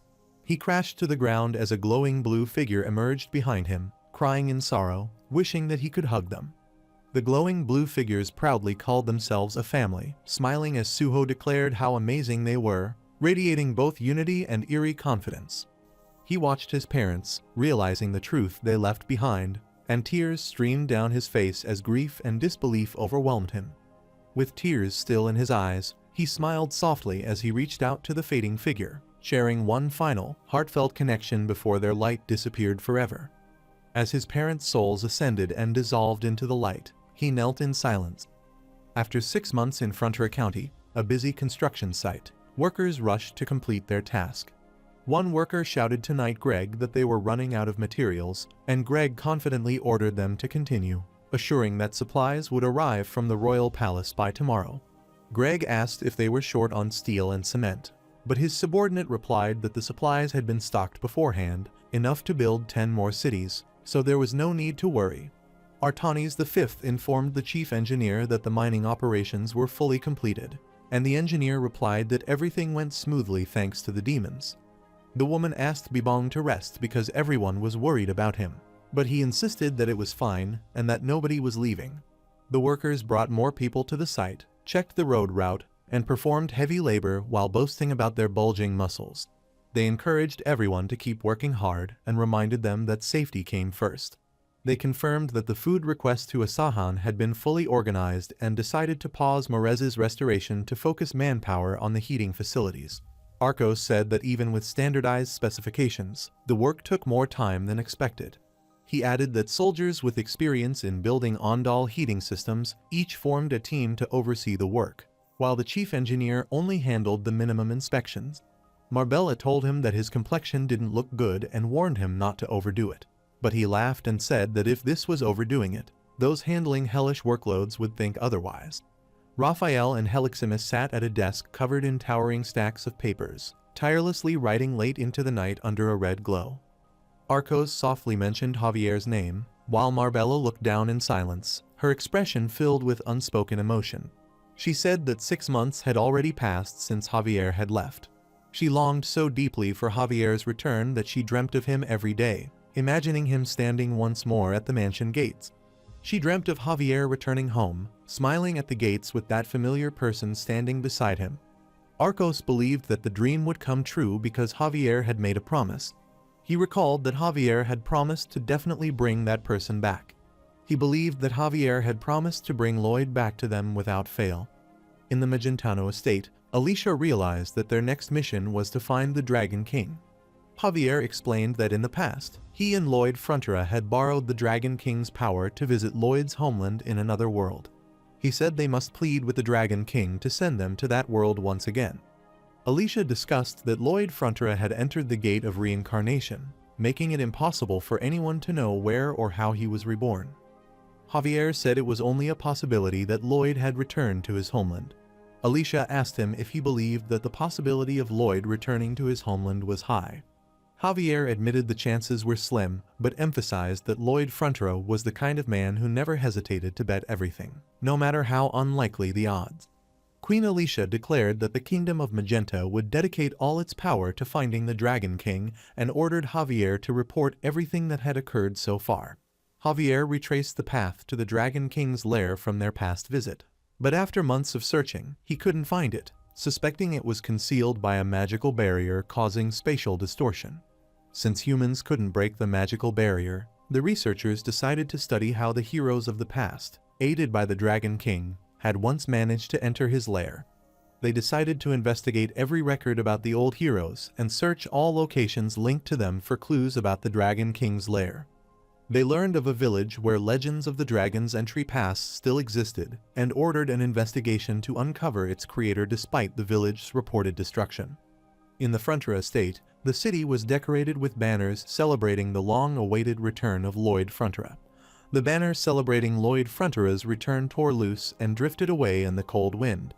The torn banner fluttered down to the ground, its message about Lloyd's return fading into the silent snow. As the torn banner fell, Bayern calmly ordered the workers to begin the replacement procedure. On the other hand, Javier was struggling through the blizzard, realizing that the people of Frontera held firm in their belief that Kim Suho would one day return.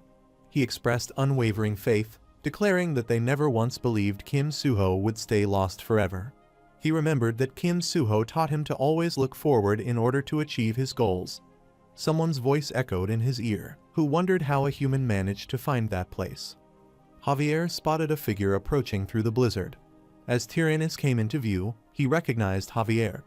On the other hand, Lloyd stood silently in front of the mirror, lost in thought. He seemed deep in contemplation as he faced his own reflection. He adjusted his suit and brushed his hair back, appearing calm and composed. He stayed silent and calmly adjusted his suit, keeping his composure. He looked at himself in the mirror, silently straightening his suit. Right after, the boss greeted Suho and congratulated him on his promotion to team leader, which surprised Suho. He told Suho that during yesterday's meeting, the department heads decided to make him the team leader of the new business division. He further told Suho that he had become the youngest team leader despite the company's conservatism, praising him for earning recognition through his success. Suho quietly thanked him, showing modesty despite his achievement. The boss expected Suho to smile at the news, but Suho simply apologized instead, remaining serious. He teased Suho for always looking gloomy despite his success, saying that was why he was alone and reminding him of a woman who once liked him but misunderstood his coldness. After putting in his attendance, he came outside the office. Suho received a message on his phone and paused to check it, looking serious amidst the commotion. He was stunned when he received an unexpected message from Jeong-go asking if he was still alive. In the restaurant, Jeong-go reminded him of his old promise to buy him meat once he became successful and told him that the day had finally come.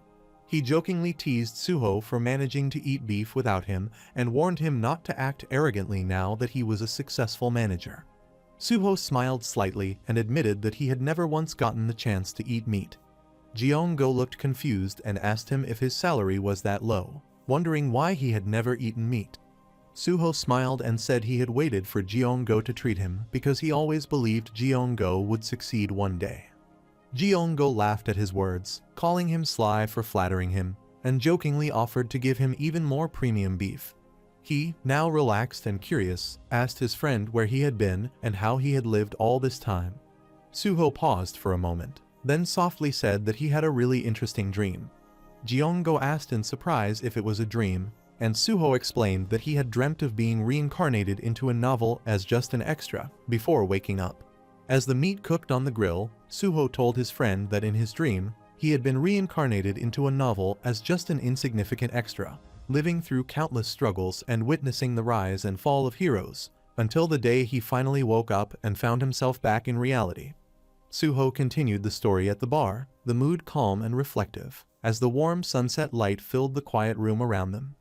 Suho passionately told his friend that the King of Hell had torn his arm off, but he refused to lose and kicked the king into the gate of reincarnation along with himself.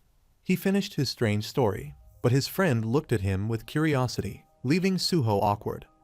He awkwardly apologized, laughing at himself for rambling like a delusional teenager and calling his dream childish despite being an adult.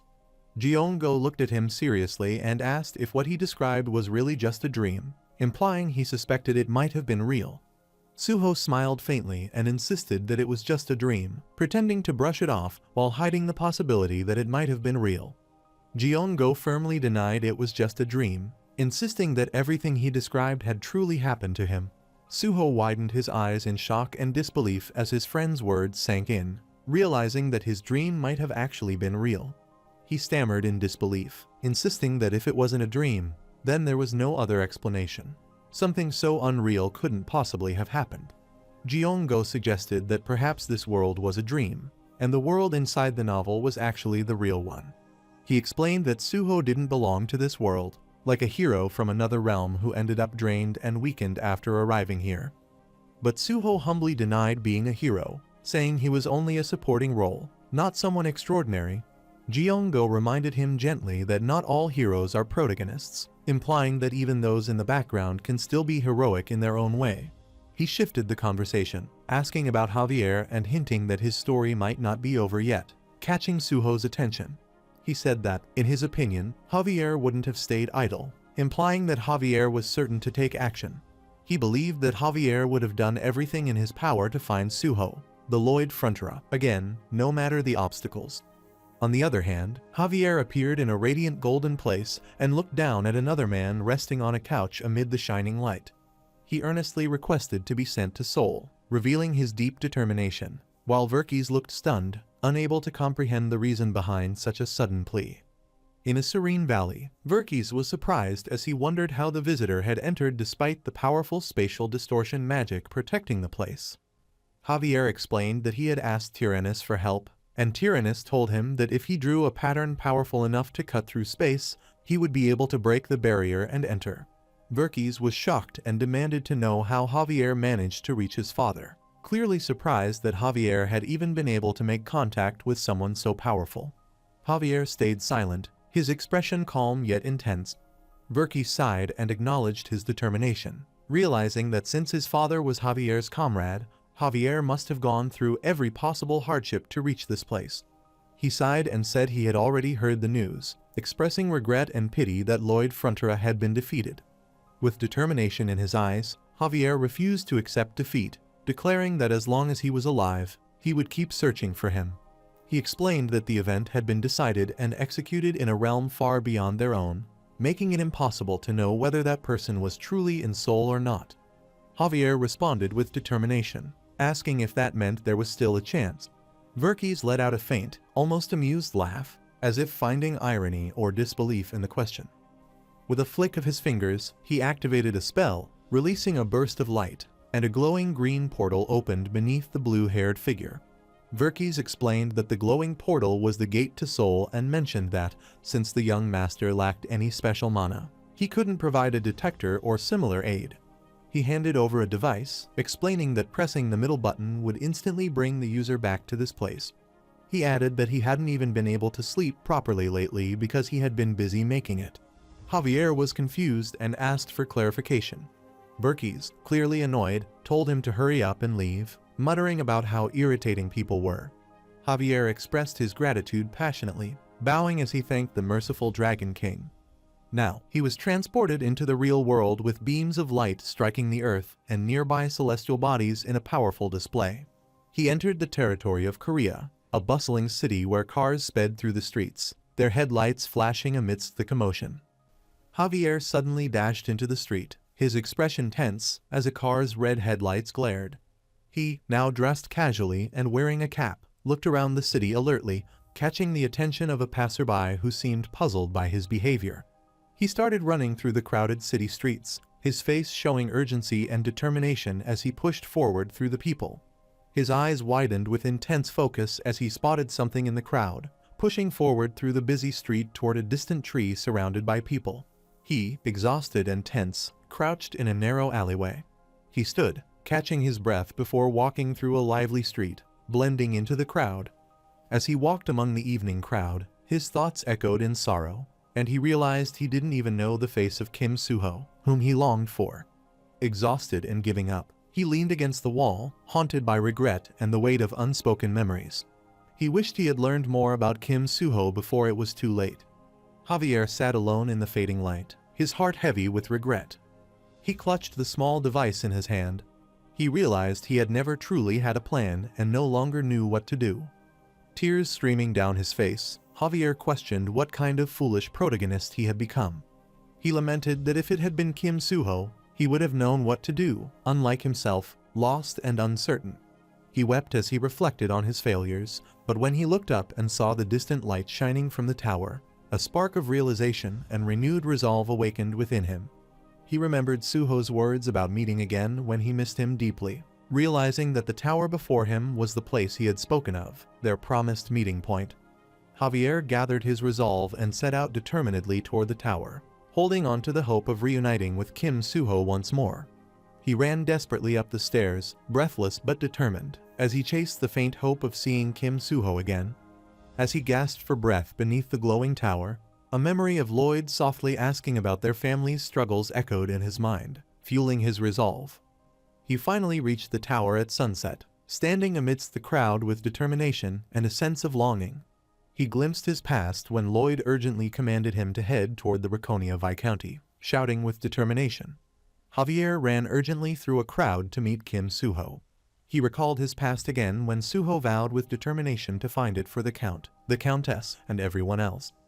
A memory flashback appeared in his mind where his master furiously demanded to know the identity of his friend. Lloyd was stunned as the blue-haired figure appeared before him, leaving him speechless. As the crowd walked, a memory flashback appeared again about Kim Suho, who accepted his fate, realizing it was time for the extra to disappear. With his final cry, Lloyd urged the protagonists to protect their world before disappearing. Finally, Kim Suho appeared, who gazed ahead with a calm yet serious expression. Javier looked up in shock to see him. Amid a bustling crowd, they walked together discussing a past cafe visit, while one worried about confessing his feelings, and a boy eagerly called out to his father about wanting to go somewhere. As two friends discussed a cafe and their worries about rejection, a young boy excitedly told his dad he wanted to go there. Anyway, Javier, breathing heavily, looked ahead in desperation as Suho stared back at him in silent shock. Kim Suho did not believe how Javier appeared in Korea. Seeing Kim Suho, Javier felt a wave of relief wash over him. Under the bright sky, Frontera City prepared to celebrate as the day marked the 5th anniversary of the festival. It was the day when everything in Frontera collapsed, the day Lloyd left them behind. But it was also the day when everyone once again believed he would surely return. As petals filled the air, the scene radiated warmth and joy, symbolizing beauty and hope returning to their world. Artanis expressed heartfelt relief seeing Baibong happier and more radiant, showing how much she cared about his well-being after his long period of sadness. Baibong reflected with sadness, admitting that saying goodbye to the living beings he cherished had always been too painful for him. Baibong admitted that he once considered isolating himself forever, but the kindness and warmth of the demon folk made him truly happy and changed his heart. Artanis gently thanked him and encouraged Baibong to enjoy the day to its fullest, reminding him to greet their friend, Lloyd, with a bright, happy face when he returns. The group shared drinks and laughter as Greg teased Torres about his promotion and finances, enjoying the warmth of camaraderie and light-hearted banter. The crowd erupted in joyful cheers and celebration, their voices uniting in harmony as everyone reveled in the festive atmosphere filled with music and laughter. An old man scolded Solitas for wasting time at the festival, dragging him back to his duties despite the cheerful celebration around them. During the festival, the participants proudly unveiled a comically grand statue of Lord Lloyd, celebrating him with admiration and joy. Another laughed and debated over whose statue best represented Lloyd, each trying to capture his true spirit and fierceness. Both of them argued with each other, leaving both of them shocked. They were stunned to see a hilarious and exaggerated painting of Lloyd being proudly presented at the festival. The competitors humbly admitted their loss, bowing in acknowledgement of the superior artwork before them. As the sun set over the distant town, Lady Sarajard found Sir Julian sitting alone, lost in thought. Lady Sarajard questioned him why he was alone in such a place, and he hesitated, beginning to explain. Julian gazed down the path and softly wondered if the Queen would visit that year. Sarajard mentioned the kingdom's troubled state and the minister's likely opposition to the Queen's events, and Julian quietly agreed. Realizing the Queen's determination, she admitted she had underestimated her willpower, leaving Julian puzzled. Julian smiled confidently as the Queen's grand procession appeared in the distance, proving her unwavering resolve. Under the glowing moon, Javier met him in the city, their encounter charged with unspoken tension and purpose. Suho stared in disbelief, his voice trembling as he asked if the person before him was truly Javier. Javier stepped forward towards him and made a dramatic entrance through the crowd and respectfully knelt before Lloyd, declaring that he had come to escort him. Giongo was speechless, realizing that Javier looked exactly like the character from the novel's illustrations. He was stunned, realizing that what he joked about had actually happened. Javier had truly crossed dimensions to find Suho. Suho questioned whether returning to his old world was truly the right choice for him. Javier looked at him in stunned silence, taken aback by his uncertain question. Suho reflected on his past, realizing he had only stumbled into another world by chance and was now questioning his place after once being praised for his extraordinary powers. Suho admitted that he no longer had any abilities. But Javier reminded Suho that his true worth lay not in his powers, but in who he was as a person. Suho was deeply moved by those words, realizing that his true value went beyond his lost abilities. He reflected that he had been powerful in the other world but felt entirely different now, realizing that his strength had come from crossing dimensions. He thought that if he returned to the other world, he might regain his former strength. He felt that returning would mean running away, realizing that while everyone struggled to live, he lacked the strength to endure and would merely be fleeing. Suho was suddenly struck in the spine by the blonde man, the impact leaving him in visible pain.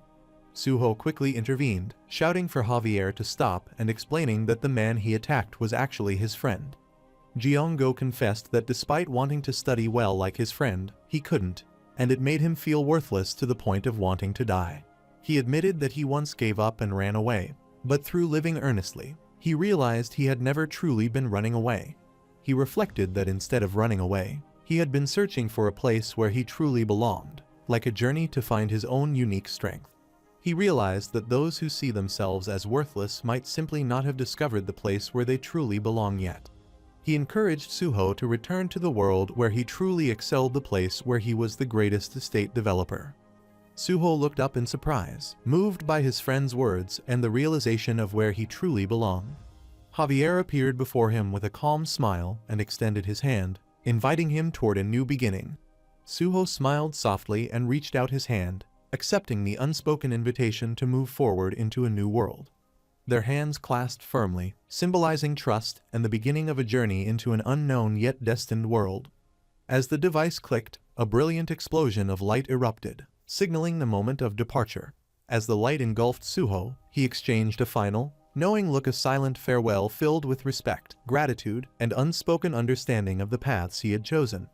Finally, Javier and Lloyd shot toward the moon, symbolizing their departure from their world and the start of their destined journey. They soared past the moon, leaving a sparkling golden trail across the starry sky. Gyeonggo watched the spectacle in awe and smiled, saying it was amazing. They crossed the sky beneath glowing auroras as mermaids watched in awe from the water. They streaked across the starry night as two animals watched from a hilltop. The group enjoyed a peaceful picnic while watching the sky. Verkis gazed upward with a serene smile, his expression calm and content. The group watched in awe as a blazing comet illuminated the night sky with golden light. The boy's eyes widened in shock as a brilliant golden light suddenly engulfed him. A radiant light descended toward the city as Lloyd felt relieved, realizing that everyone had been doing well. A decree declared that anyone who entered the Queen's chambers, for any reason, would be betrothed to her by the sacred laws of the Magenta Kingdom. A man passionately invoked the great ancestors of the Magenta Kingdom and called upon Queen Alicia Termina Magentano. Alicia, holding a bouquet, stood gracefully before a glowing crowd. During the ceremony, the officiant asked the bride if she accepted Lloyd Frontera, the firstborn of the Frontera family, as the royal consort. Alicia solemnly accepted the command of the great ancestors and the sacred law with calm resolve. The officiant invoked the ancestors and called upon the firstborn son of the Frontera family, Lloyd Frontera. He asked Lloyd Frontera whether he accepted Queen Alicia Termina Magentano as his wife, and as the royal consort of the kingdom. As Lloyd's weapon statue glowed with radiant light, Lloyd's parents looked on solemnly, aware of the weight of the moment. The gathered crowd looked toward the bride with sorrow as the ceremony continued. The guests watched the bouquet soar, while Baibong looked on with teary eyes, moved by the wedding scene's beauty and emotion. Artanis and the child expressed sorrow about Lloyd's absence. The officiant, standing solemnly before the gathered crowd, announced that Queen Alicia must wait until the soon-to-be royal consort gives his answer, leaving the hall in a moment of tense anticipation.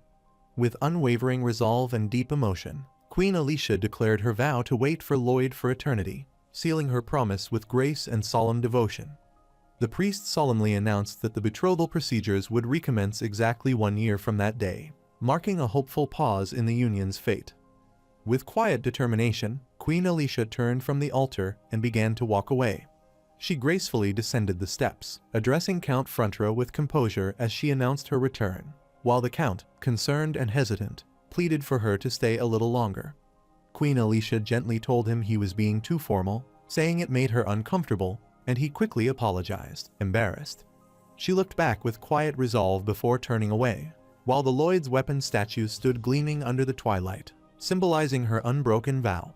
Queen Alicia softly expressed that seeing her people live strong and fulfilled lives was all the happiness she needed, her words carrying both grace and melancholy. She gently smiled and promised to attend next year's festival as well, her words filled with quiet warmth and hope. She was taken aback when she heard that this would be the last festival. As she processed the shocking news, a sudden commotion broke out. Lloyd and his subordinate rushed toward her. Both main heroes hurried through the festival crowd, as onlookers turned to watch in tense silence. Javier looked ahead with a calm but distant expression, while a woman in the crowd called his name in shock, her face filled with worry and disbelief. Javier and his companion faced the red-haired woman standing before them. Lloyd approached from behind, fists clenched and a dark, intense expression. The gathered crowd looked on in shock and disbelief, their faces illuminated by the firelight as tension filled the air. Alicia walked gracefully toward Lloyd, and the crowd parted in silence. Under the warm twilight sky, both stood facing each other. Lloyd lowered his gaze, sweat glistening on his face as he stood in silence. Alicia gently reached out, her touch soft against his face, and Lloyd's eyes widened in surprise, a rush of emotion flickering through him as he met her gaze. His expression shifted from shock to confusion as her hand lingered on his face, his breath hitching as if realizing something he couldn't yet comprehend. Alicia looked at him with calm, steady eyes, a quiet mix of sorrow and resolve shining through. After observing that the person in front of her was Lloyd, She released her hand from his face. With a tender smile, she confessed that he was the one who made her fall in love. The man who always appeared before her whenever she longed to see him the most. Just like now, in this very moment. Lloyd looked at her in stunned silence and couldn't believe the moment was real. Alicia's expression hardened, the warmth in her eyes replaced by cold resolve as she reminded him about safety. Lloyd's initial shock slowly melted into determination, his eyes steadying with resolve as a faint, confident smile formed on his lips. With unwavering resolve, he lifted his fist toward the sky and declared safety first.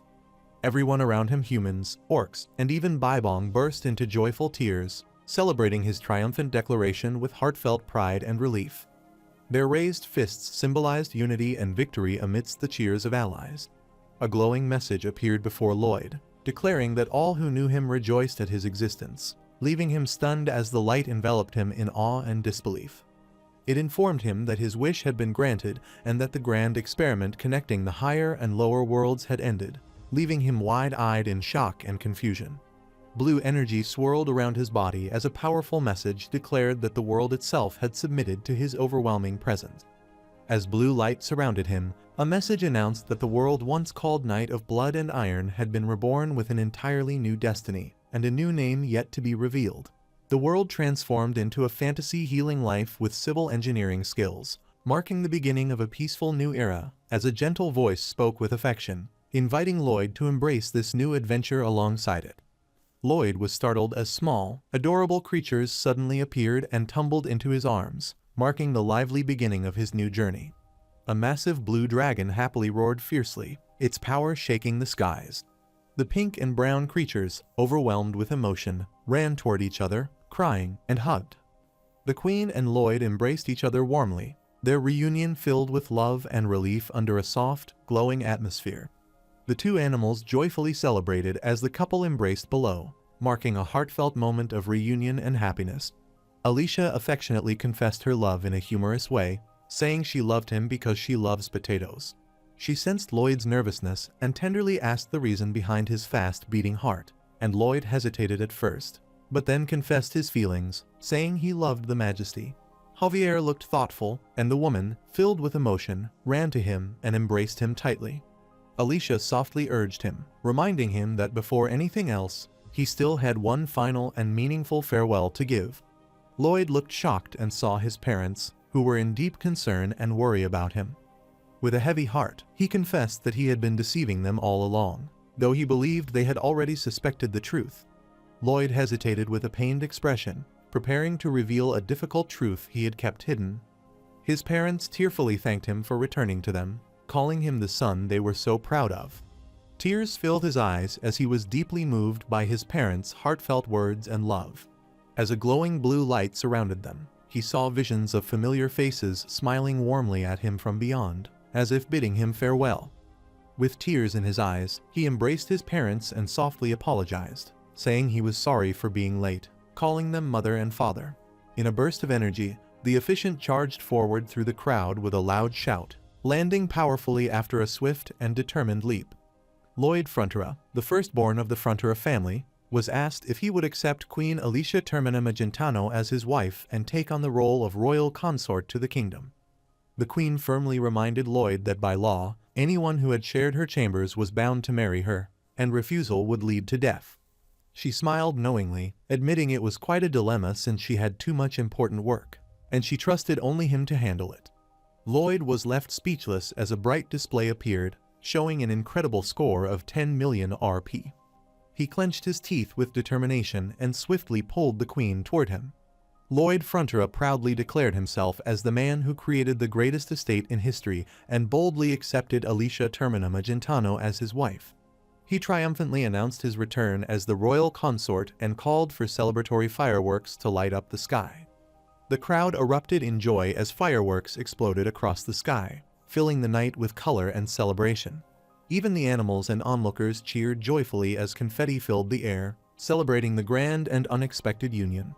As music and fireworks filled the sky, everyone celebrated the moment with excitement, while Arcos and his wife stood confidently amid the colorful chaos, proud of his unexpected triumph.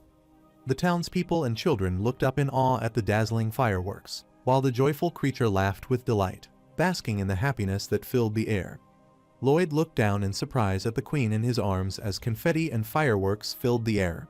The ice dragon threw the blue energy, which erupted into the sky, bursting into dazzling fireworks as Lloyd and Alicia embraced beneath the radiant display. Amid the shimmering fireworks, a blue-haired man smiled confidently, while a woman watched him with admiration and joy. As the orange spirit drifted through a swirl of vibrant light, it wondered what form it would take upon reincarnation, accepting its fate as a once worthless being. As the spirit floated through the glowing vortex, it reflected bitterly on the one who had stolen its body, wondering how that person had become so powerful. The spirit thought that people must have celebrated the other's arrival into the world, and wished that if it were ever reborn, things would be different this time. It wished that in its next life, those who knew it would at least be happy that it had come into the world. The spirit moved toward the light, ready to be reborn with hope for a better existence.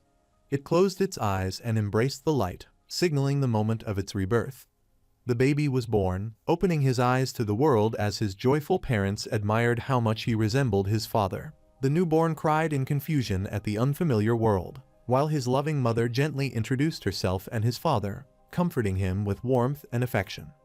The father proudly lifted his baby, expressing his hope that the child would grow into a strong, intelligent person who would protect and help many others.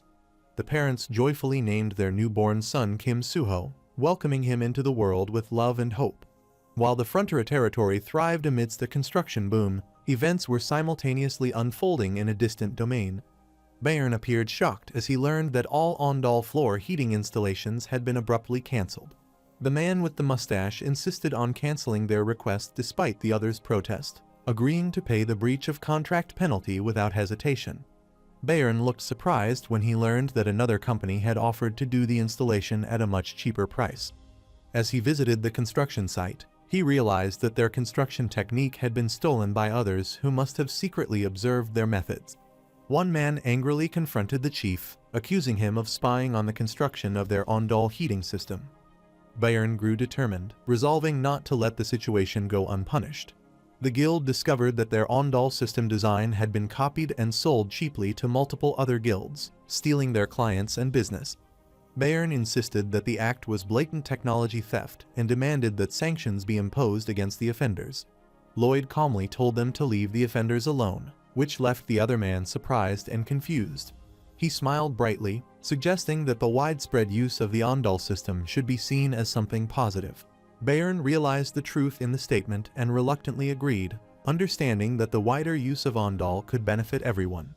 Javier was confused and surprised by his unexpected logic, wondering if he had gone mad or if his reasoning actually made sense. A few months later, a building suddenly exploded into flames, creating chaos and panic as people coughed through the smoke and screamed for help amidst the disaster.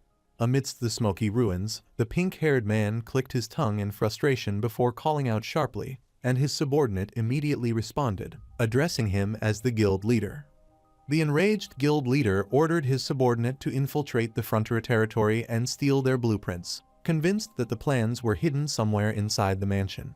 But the man was captured while searching a room for blueprints, and upon interrogation, he admitted to being a member of the guild responsible for stealing their Ondal technology. Lloyd calmly asked the captured man if he had discovered any of their Ondal core techniques. The captured man panicked and insisted that he hadn't seen or learned anything about their techniques. After confirming that he hadn't discovered anything, Lloyd calmly told him he was free to leave, surprising everyone with his unexpected mercy. As they walked away, Javier questioned why he was letting a thief go free, but the young master calmly replied that he had already explained his reasoning before. Lloyd smiled calmly, saying it would be wonderful if the warmth of Ondal floors could spread far and wide, showing his selfless vision for helping others. Javier looked frustrated and confused, wondering what was wrong with Lloyd's strange, selfless behavior. He clutched his stomach in frustration, wondering why it hurt despite being a sword master, realizing it must be from stress. Some time later, Lloyd returned from Isfahan, and the chief approached him eagerly, bringing important news about the Ondal system. The entire nation became filled with Ondal heating systems. Though the designs weren't perfect, the widespread leaked technology drastically reduced prices and increased production. Lloyd told Sir Bayern not to worry about the abundance of Ondal systems, but rather about the fact that there still weren't enough of them. He joyfully expressed excitement that the entire kingdom was now using the Ondal system they had created. But Javier was apprehensive about his actions, and walked down the hallway in silence and sat on his bed, looking exhausted and deep in thought. He grew frustrated as thoughts of Ondal resurfaced, clutching his stomach in discomfort, wondering why his companion was so generous only when it came to that topic. Some time later, on Julian's wedding day, news spread that rival guilds were falsely claiming to be the original inventors of the Ondal system. The group discussed that since Frontera's Ondal had the best performance and gained publicity by pretending to be the originator, everyone believed they were the original makers, leaving them uncertain about what to do. The guild leader smirked confidently and said that the issue was actually very easy to solve. Right after, Bayern looked up in shock and recognized the sign above, realizing something surprising about the place. He ran forward and called out in surprise upon seeing the young master. He said that the guild that first copied their design had also stolen the family crest and monopolized the entire kingdom's market by overtaking every rival guild. He angrily explained that not a single request had come into their territory since the rival guild's takeover. Lloyd calmly said it was good, while the blue-haired man clutched his stomach in pain, thinking it was acting up again. Lloyd erupted with intense energy and emotion, shouting that it had finally been filled. Javier looked shocked and terrified at his expression. Lloyd and Javier flew rapidly with the messenger bird over the city, delivering a message to the Royal Guild Commerce Supervision Office. Lloyd approached the woman and explained that during his previous visit to the capital, he had registered several technologies and a unique crest. He screamed in panic and despair, his voice trembling as he begged for help, saying that all the registered technologies and the crest had been stolen. Guards burst in and shouted that the man was under arrest for violating the guild trade law, leaving the guild leader shocked and yelling in disbelief. The guild leader panicked and shouted in frustration, asking why this was happening now, while the guards explained that a complaint had just been filed against him. The guards confiscated everything as compensation for the rightful owner, while the captured man screamed and begged them to leave him something to survive on. The guards announced that extra reparations would be charged for every stolen crest, leaving the man and his followers screaming in shock and despair. Lloyd laughed maniacally as chaos erupted around him. He laughed with a crazed expression, while another watched in shock and fear at his intense outburst. Javier realized that Lloyd was truly a terrible man. He closed his eyes with a gentle smile, his heart calm at last, as he finally felt a deep sense of peace within himself. The scene shifted peacefully to Frontera County, showing Lacona's quiet fief nestled on the outskirts under a bright, serene sky. Two men walked through the sunlit streets, discussing how young Master Lloyd had taken charge of the Royal Garden's affairs, praising his remarkable capability. One of the men accidentally fell to the ground with a soft groan of pain. The two men stopped in surprise upon realizing that the person who had fallen was Viscount Lacona, leaving him sitting on the ground in silence. Viscount Lacona staggered in despair, realizing everything had been taken from him, while horrified women recoiled and avoided him in disgust. Lacona glimpsed his past when Lloyd confronted him, stating that the amount of public funds he had embezzled was enormous. With a menacing grin, Lloyd demanded that the Viscount return the stolen money, warning that he would be sad if their relationship were to end badly. The fallen Viscount lamented losing all his wealth to the county, only to be humiliated further when even a passing child scolded him in frustration. Reduced to desperation, the disgraced Viscount begged a child for bread, only to be mistaken for a thief and met with fear instead of mercy. The fallen Viscount, now destitute and desperate, pleaded tearfully for just a piece of bread to save his starving son. The boy hesitated but eventually offered a piece of bread to the desperate Viscount, feeling proud of his act of kindness. The Viscount tearfully thanked the boy for his kindness, overwhelmed with gratitude and wishing he could repay him with more. The boy confronted the Viscount, blaming him for taking all the money and revealing that his sibling had suffered from hunger, declaring that the Viscount was merely reaping what he had sown. He walked away satisfied after teaching Lacona a lesson, while he knelt in humiliation, forcing a bitter smile and calling it a great morning. Lacona looked down at the small piece of bread in his hands, realizing that even such a humble gift was the greatest act of mercy someone like him could ever hope to receive. As he reached his tent, he lovingly called out to his son, Diego, and offered him the bread he had brought, and struck him with a harsh blow. Diego, the student at Magentano University, angrily rejected the bread, shouting that it was useless and he'd rather starve, while his father apologized tearfully, promising to do better next time. Another son mocked his father, telling him to try actually working to earn money, while greedily devouring food in front of him. He insulted his father, mocking him for only ordering others around and lacking the courage to follow anyone's command. The next morning, Lacona humbly asked for a job picking red berries, surprising the farmer with his willingness to work. The farmer allowed him to work freely in the field, and with heartfelt gratitude, Lacona began picking red berries with care. As the sun set and painted the sky orange, Lacona groaned from back pain after a long day of work, while the farmer called everyone to finish up and gather for their day's pay. After a long day of hard labor, Lacona eagerly approached the farmer, expecting payment. However, when he asked about his pay, the farmer hesitated at once and coldly responded that he never said he would give him money. Shock and disbelief filled the old man's face as his hopes were crushed.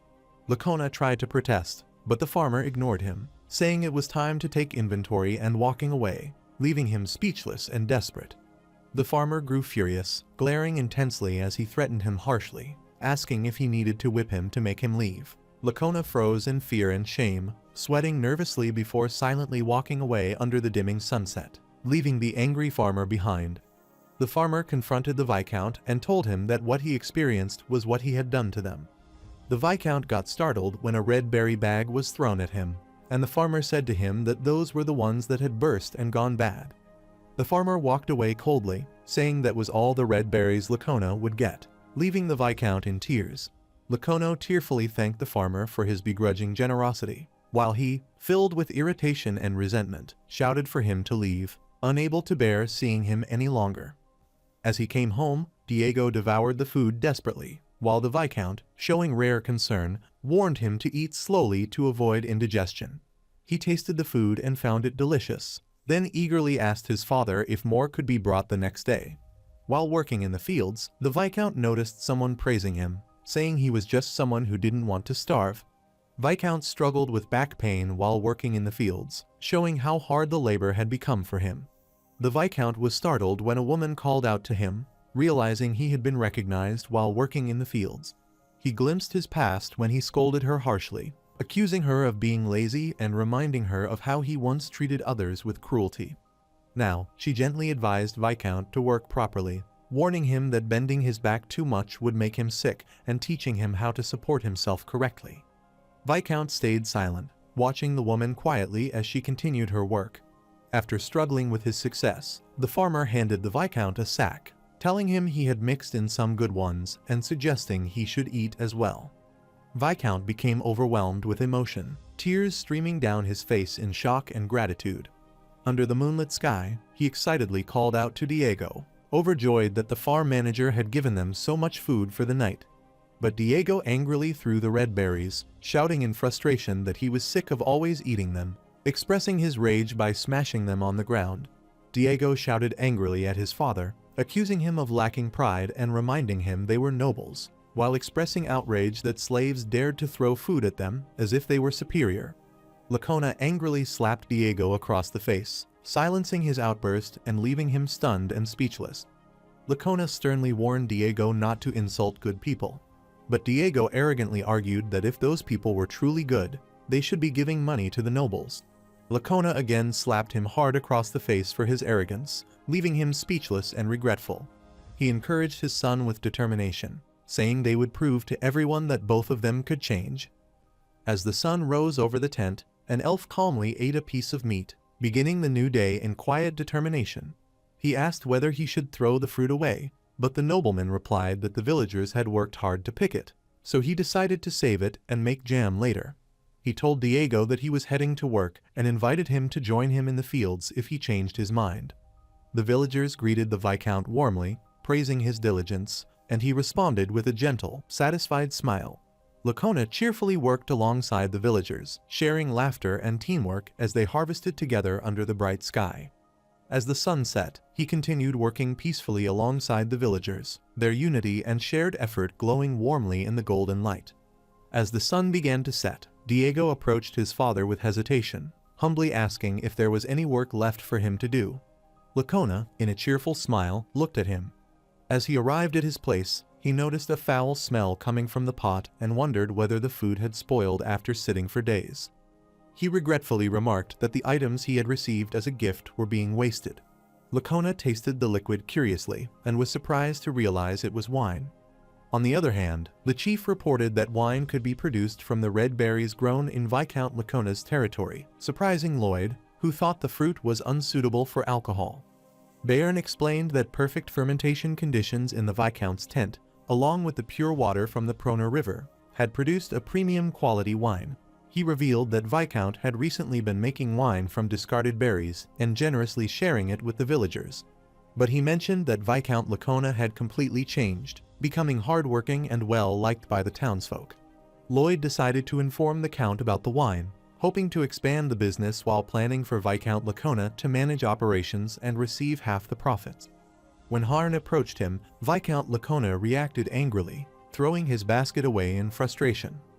Observing from afar, they remarked with curiosity that Viscount Lacona had changed, noting that humans adapt to their surroundings. Lloyd smiled and remarked that when the environment changes, some people inevitably change along with it. At the newly established Viscount Lacona brewery, the workers warmly greeted Lacona as he arrived and praised their efforts. Lacona joyfully thanked his workers, expressing pride that their brewery was finally thriving because of their efforts. He proudly announced that their brewery had grown so successful that it was now exporting to the royal capital. Lloyd reflected that people can indeed change, as Lacona adapted to his new environment and sought to further increase his brewery's success. But Lacona, now consumed by greed, manically declared that everyone would work 18 hours a day without rest. The workers were left stunned and confused by Lacona's sudden and extreme demand. Lacona's maniacal laughter left his son speechless and uneasy. One of the workers protested, reminding Lacona that their working hours were fixed in the contract and questioning his sudden demand. But Lacona smugly pointed out a clause in the contract stating that working hours and wages could be changed at his discretion. When the workers protested and tried to quit over the unfair terms, he smugly reminded them of the penalty clause that fined them for resigning. Lacona exclaimed with overwhelming excitement, feeling that this intense moment captures the true essence of success after enduring great hardship. Dago angrily yelled at his father, accusing him of being wrong for saying that people could change. Lacona slapped his son, who then exhaled weakly as he began to lose strength. Viscount Lacona declared with arrogance that he had changed, showing his twisted sense of pride and cruelty. He angrily addressed the workers, calling them slave-born wretches to assert his dominance. He furiously declared that the workers would serve him for life and never leave the brewery. Lloyd stated that to build a Taroa, they needed to construct a dam, which required redirecting the flow of the Proner River. They noticed a building near the river and were told it was the brewery owned by Viscount Lacona. Lloyd calmly ordered his allies to tear down Viscount Lacona's brewery. A giant creature demolished Viscount Lacona's brewery in a powerful strike, leaving him shocked and helpless. Viscount Lacona stood stunned and terrified as debris from his destroyed brewery rained down around him. Javier questioned whether destroying Viscount Lacona's brewery was too harsh, reminding him that people could change. Lloyd dismissed the idea that Viscount Lacona had changed, mocking the notion as nonsense. An explosion erupted, sending debris flying as Viscount Lacona screamed in terror. After his downfall, Viscount Lacona humbly approached a group of farmers seeking work. Humbled and desperate, Viscount Lacona asked the farmers if they could give him a job. But he was being beaten in the fields as the farmers mockingly encouraged him to endure until he could rise again and rule the world. They were beating Lacona cruelly, creating a powerful shockwave that tears through the surrounding area. King Storma, also known as Baibong, admitted he was the king of monsters but did not remember where he was born or how he ended up there. He was shown underwater, suggesting a mysterious beginning. Storma said he remembered nothing and only wanted to remain alone forever. Lloyd desperately cried out for just one bite as he plunged helplessly through the air. Lloyd threw the food at him. Below, Storma opened its mouth wide, seemingly ready to catch or devour him. Storma angrily called Lloyd an ugly potato-faced brat and declared that he did not want any ties with anyone. Despite wanting to be alone, Storma met Bangul, who changed that, and he no longer stayed by himself. Storma admitted that Bangol was so pretty that he ended up getting involved with that group, though he claimed he had no interest in anything else. At the same time, Pipodong cheerfully asked him if he knew what soccer was and invited him to play. Storma, annoyed but curious, asked for the ball, and when Pipodong threw it to him, he caught it. Storma powerfully threw the ball toward Bangol and the others, startling them with its force. After throwing the ball, he coldly told them to scram, leaving them speechless. As Storma tried to rest, he irritably told Pipodong to stop bothering him. But Pipodong threw the ball back at him with great force. Pipodong angrily warned that a brat who repaid kindness with rudeness should be prepared to face the consequences. Storma scoffed, finding it ridiculous that a young kid would dare to lecture him about manners. Storma and Pipodong charged fiercely at each other, their anger erupting into a heated clash. The two collided with full force, their clash shaking the ground as neither was willing to back down. Pipodong overpowered Storma, slamming him forcefully into the ground as the impact sent shockwaves through the area. Lloyd and Byron discussed whether changing the apartment layout could make it more efficient. They were interrupted by a sudden noise, seeing that their summoned creatures were fighting each other. The two small creatures suddenly crashed together with great force, creating a loud impact. As the sun set, the two exhausted creatures lay on the ground, breathing heavily after their intense clash. King Storma admitted the brat wasn't bad and reflected that it had been thousands of years since it last moved like that. Pipodong proudly noted that few could endure its ultimate attack and decided it should spar with its opponent more often. After their intense fight, the two creatures grew closer and developed a bond despite their rivalry. Storm found itself alone in a strange, eerie place, questioning why it had been left by itself once more. It was startled when it noticed a massive, menacing form emerging above the water. It was shocked to see its friends clinging desperately to the edge, crying out for help. It panicked in the swirling water, desperately wondering where everyone had gone and why it had been left behind. Storma cried out in despair, begging the others not to leave and pleading for them to come back. It cried out in tears, begging not to be left alone. It woke, startled, and then saw its companions peacefully resting beside a sleeping person. It ran towards its companion, who slept heavily. On the other hand, a powerful gust of wind swirled through the sky as two people stood on the edge of a cliff, watching flying creatures soar above. Lloyd and Javier were baffled to see the dragon. A massive ice dragon, Tyrannus, appeared before them, demanding to know if they were the ones who had devoured the Winter Heart and used its power to freeze the world's time. The icy dragon calmly stated that they would need it back. A small creature peeked out from a man's coat in shock, exclaiming that it was an ice dragon. Tyrannus recalled experimenting with dimensional transfer and accidentally scattering things everywhere. Realizing he had sent Kia Ora to Seoul, leaving the others surprised, he casually mentioned Seoul, while another repeated the name in confusion. Tyrannus turned in curiosity, while a small creature peeked out cautiously from Lloyd's coat. He gently asked the small creature what was wrong and whether their face looked strange. The small creature hid nervously while wondering why the dragon felt strangely familiar. As they traveled through a glowing blue figure towards a distant castle, Artanis told his master he seemed curious and urged him to look beside himself. As Lloyd looked beside himself at a massive stone surface carved with screaming faces, he exclaimed in fear at how terrifying it was. Bybong gasped in shock as a glowing, furious face suddenly appeared, radiating intense energy. It saw a powerful, horned figure with sharp features and a dark aura appear, exuding confidence and authority. Pipodong worriedly asked another if they were okay, and the other, flustered, insisted it was nothing and that they were fine.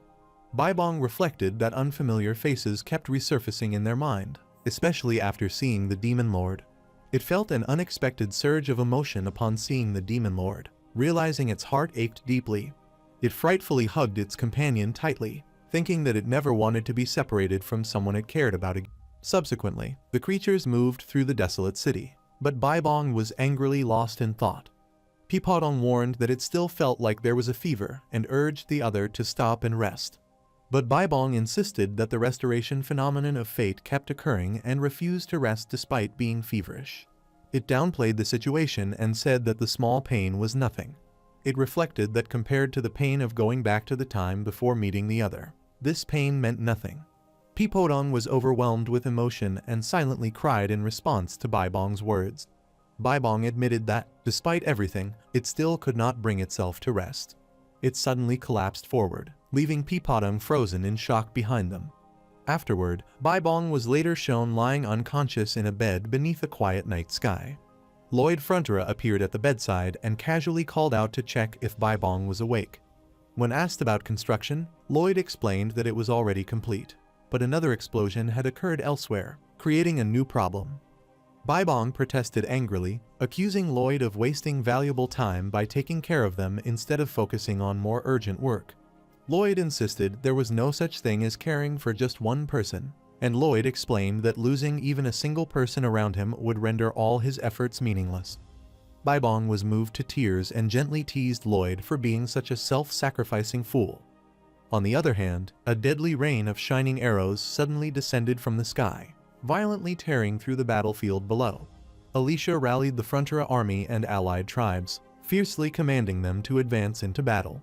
The combined forces surged forward into the chaos as explosions lit the battlefield, bodies were hurled through the air, and the full-scale clash erupted at once. Lloyd sprinted across the water's surface and leapt onto a fast-moving aquatic creature to charge into the battle. A monstrous creature lunged forward with a thunderous roar, unleashing its writhing tentacles in a sudden, violent attack. King Storm slammed his fist down with explosive force, striking the enemy head-on and shaking the battlefield. It followed through with a devastating blow that sent the enemy reeling as the impact thundered across the battlefield. The creature charged a glowing attack overhead as the fighters below desperately dodged, shouting warnings about the imminent danger. Baibong steeled itself and rushed forward, determined to shield everyone even at the risk of its own life. It threw itself into the blast to protect the others and was violently blasted away as allies screamed its name in horror. As Baibong lay battered below, the enemy descended again while it declared that none of it meant anything. Peapodong screamed in despair and rushed toward the raging explosion, refusing to give up. It hurled itself forward with a desperate cry and was violently struck on the ground. It vowed with fierce resolve that it would never be separated from anyone ever again. Lloyd activated his strongest worldview, unleashing an overwhelming surge of power as glowing spectral figures manifested in response. Baibong cried out in anguish, tears streaming as it reached forward in desperation. Lloyd clenched his jaw as tears fell, struggling to hold himself together while facing the unfolding tragedy. Peapodong was on the verge of fading away as its body began dissolving into blue light. Lloyd bowed his head as blue fragments drifted around him, tears falling freely while he endured the cost of activating his strongest worldview. Baibong desperately wrapped their arms around the glowing, dissolving Peapodong, crying as blue light spilled between them while trying to stop them from vanishing. Lloyd covered his face with a trembling hand as blue fragments filled the air, silently breaking down under the unbearable weight of what his strongest worldview was taking from him. Peapodong vanished into drifting blue fragments, leaving Baibong kneeling alone as tears fell beneath the silent, glowing sky. Lloyd reached out through the fading blue light with a gentle, resolute smile, entrusting the world to the protagonist as he disappeared. As the sun was setting, Baibong cried out in grief and resolve, standing among the people as the world moved forward without those it had lost. As calm finally returned, the battlefield settled into a peaceful landscape where survivors gathered, who quietly reflected that the chaos had truly ended and the crisis had been resolved. Artanis gazed toward the mountains and quietly understood the reason behind everything that had happened. She gently addressed Baibong, reminding her of her earlier words about how the events had felt like they were already known to the Demonfolk. Baibong quietly turned away, giving no answer as the breeze passed by. Artanis explained that they had reflected on it and recalled a legend about a massive magical beast that once helped their people farm. She suggested that while the legend's ferocity did not match Baibong, its description of a fur-covered, mountain-sized beast might explain why they had finally met again after such a long time. Baibong watched with tear-filled eyes, realizing that the people were no longer alone after all. Artanis looked toward the future, hoping that when they all met Lloyd, Peapodong, Bangil, Hameng, and Kekoming again, they could smile together and say that they had been doing well. But Baibong gazed ahead with tears clinging to its eyes, then slowly turned its back to the sky, quietly holding onto the promise of meeting everyone again. With a sudden cry, Baibong burst forward through the water, sending a spray skyward as they swam on with renewed determination. It finally revealed its true identity, introducing itself with quiet resolve as Kingstorm. Questioning the very meaning of safety, Lloyd thrust a clenched fist into the air and shouted with fierce conviction, igniting a surge of resolve that echoed across the sky. Reconsidering the question of safety, Baibong broke into a teary yet determined smile, mirrored by Peepodong's bright laughter, as both chose hope and forward motion over fear. In a radiant summoning that transcended origin and hardship, Baibong appeared with joyful, heartfelt resolve, affirming that every path had led meaningfully to that moment. It was a legendary beast that wanted to stay together with everyone, cherishing their shared happiness. It was an ordinary story set in a quiet rural village in the far reaches of the Kingdom of Magenta, about a girl who lived there and her small adventure.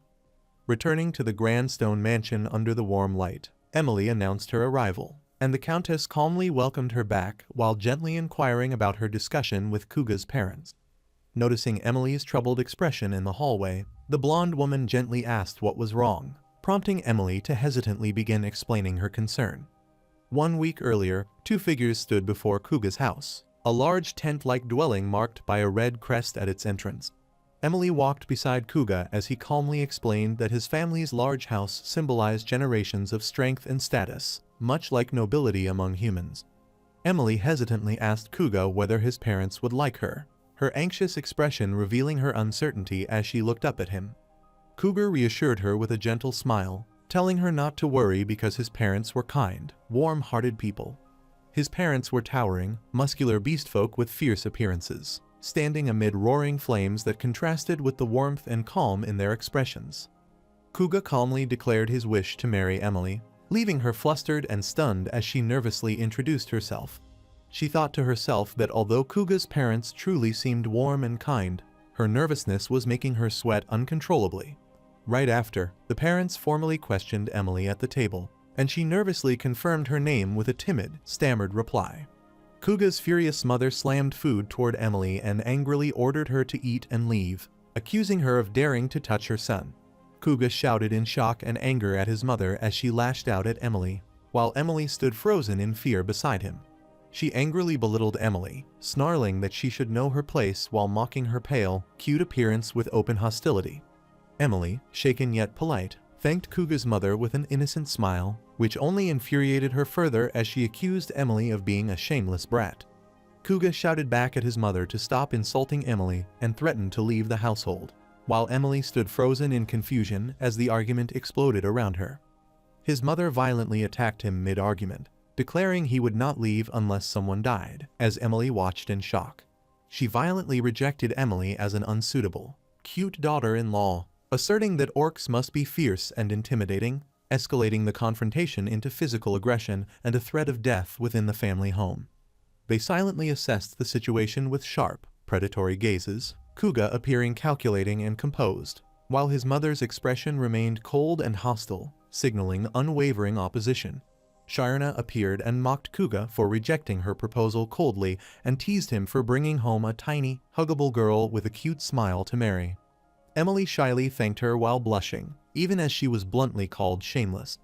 Kuga angrily told Shirna to stay out of the situation, declaring it a private family matter.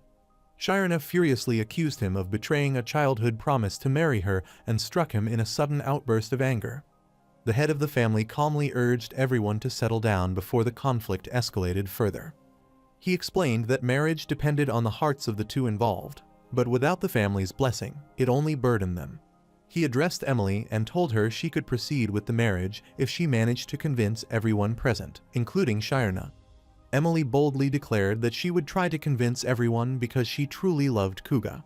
The parents announced that they would begin a hunt to decide who would become Kuga's bride.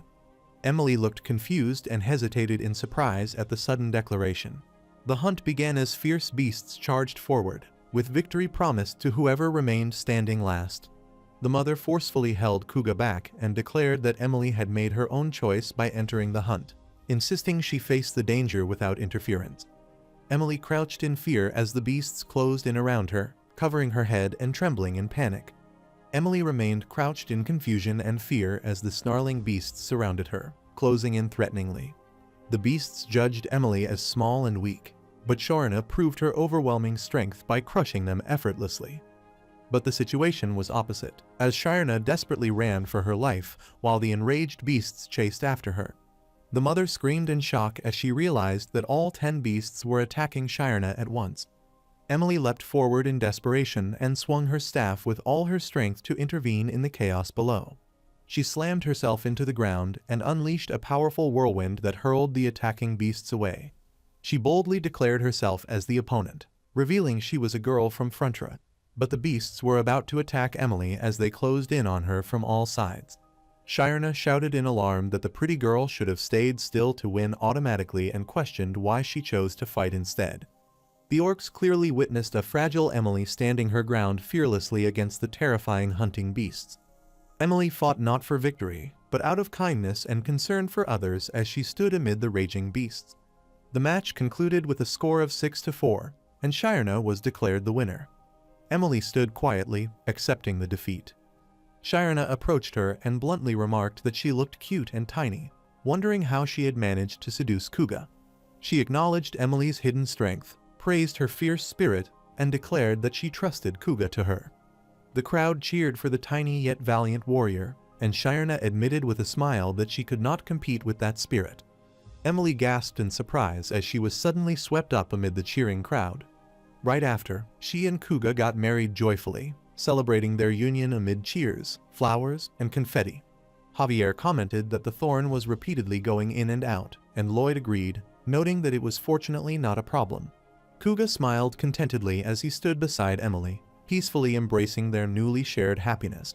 Lloyd recalled that, in the early chapters of the Iron Blood Night, Count Cremo once asked Javier what had happened to the servants of the fallen Frontra household. Javier answered in a heavy voice, recalling Emily and the weight of what had happened to that child. He stated grimly that all the servants were sold into slavery and that Emily herself was destined to become a slave. Lloyd urged Javier to move quickly and resolve the matter, and Javier agreed without hesitation. It was an ordinary tale set long ago in a quiet village on the far reaches of the Kingdom of Magenta, where one hopeful girl escaped the cruel fate of slavery and found happiness. The laborer completed the construction under the sunset sky and was informed that the team had finished work for the day. Jiong-go, one of the laborers, stood exhausted at the construction site holding his helmet after finishing a long day of hard manual work. It made sense because the hourly pay was good, so Kim Suho managed to earn money while still having enough time to study. Determined to improve his grades, Jiong-go studied late into the night under a desk lamp, relying on tutoring and careful planning to secure his place at university. From that point on, Jiong-go resolved to face every challenge alone and rely solely on his own judgment and will. He encouraged himself by recalling Kim Suho's example and endured to the end, studying with the same resolve he had at the beginning.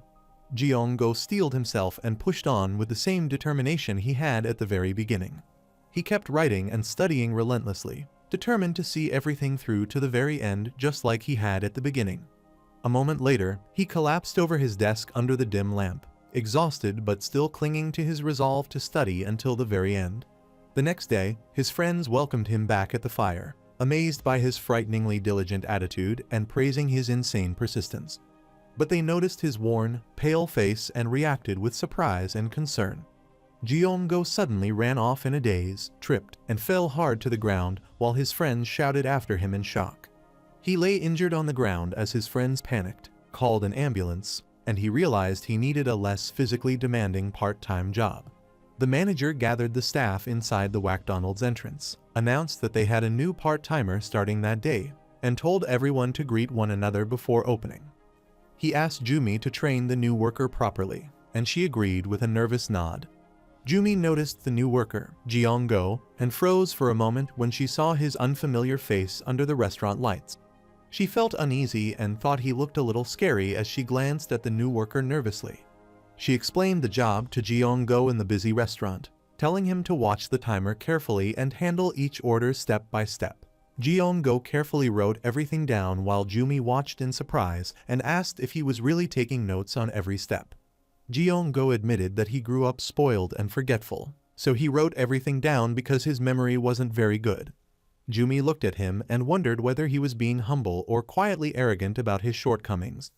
After work ended at McDonald's, Jiong was called by Jumi, who thanked him for his hard work and worried that she might not have explained things well enough. Ji-young reassured her that she had taught him very well, and that there had been no problems at all. Jumi shyly admitted that Ji-young had seemed scary at first, but after seeing how hard he worked and how kind he was, she realized his serious expression just made him look that way. Ji-young said flatly that this was his version of trying his best to relax his face. Jumi worried that she had offended him and wondered nervously what she should do next. Ji-young told her he would see her tomorrow, then rode off on his bike as she stood watching him disappear down the alley.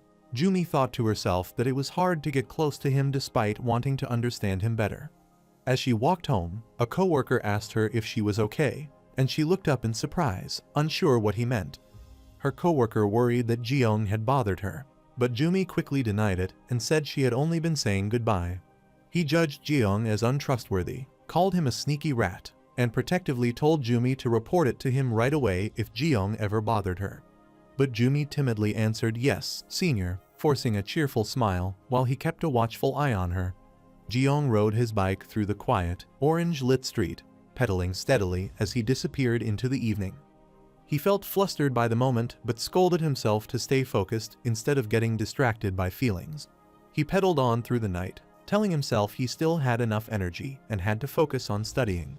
Back home under the warm desk lamp, Ji-young sat in silence and immediately returned to studying with intense focus. He was surprised to realize that he remembered everything he had memorized the day before. While they cleaned the restaurant after closing, the coworker asked Jumi if she was free after work, and she hesitated, saying she had no plans. He suggested going to a bar and offered to treat her, but Jumi shyly refused, saying she couldn't drink. He kept trying to persuade her to go out with him, but Jumi nervously insisted that she needed to go home and study instead. Ji-young calmly cut into the conversation, called Jumi's name, and cleverly noted that he had already been helping her by carrying something heavy without being asked. Jumi eagerly agreed to leave with Ji-young, smiling as she ran off and left the other coworker behind. She eagerly agreed to leave with Ji-young, smiling as she ran off and left the other coworker behind.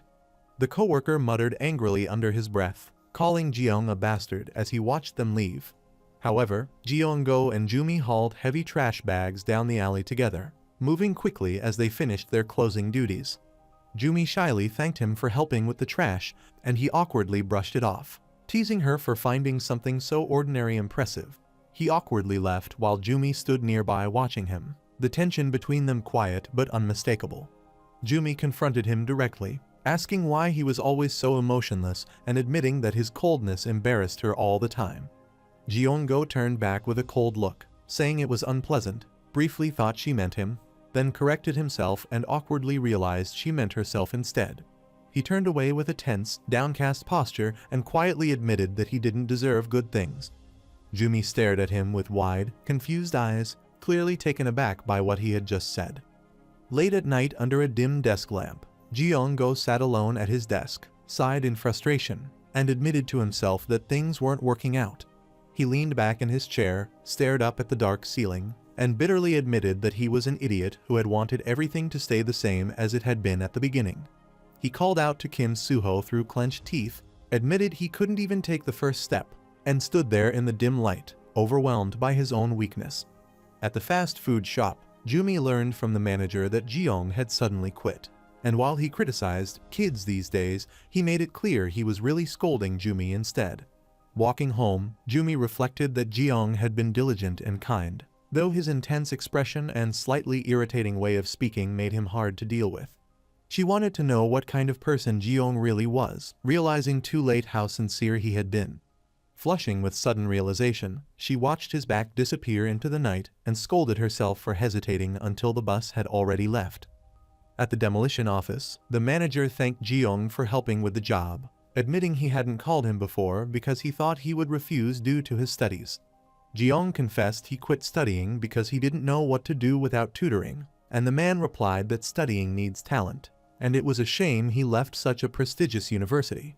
Ji-young said there was one thing he still hadn't given up on, and the manager looked at him in surprise and asked what it was.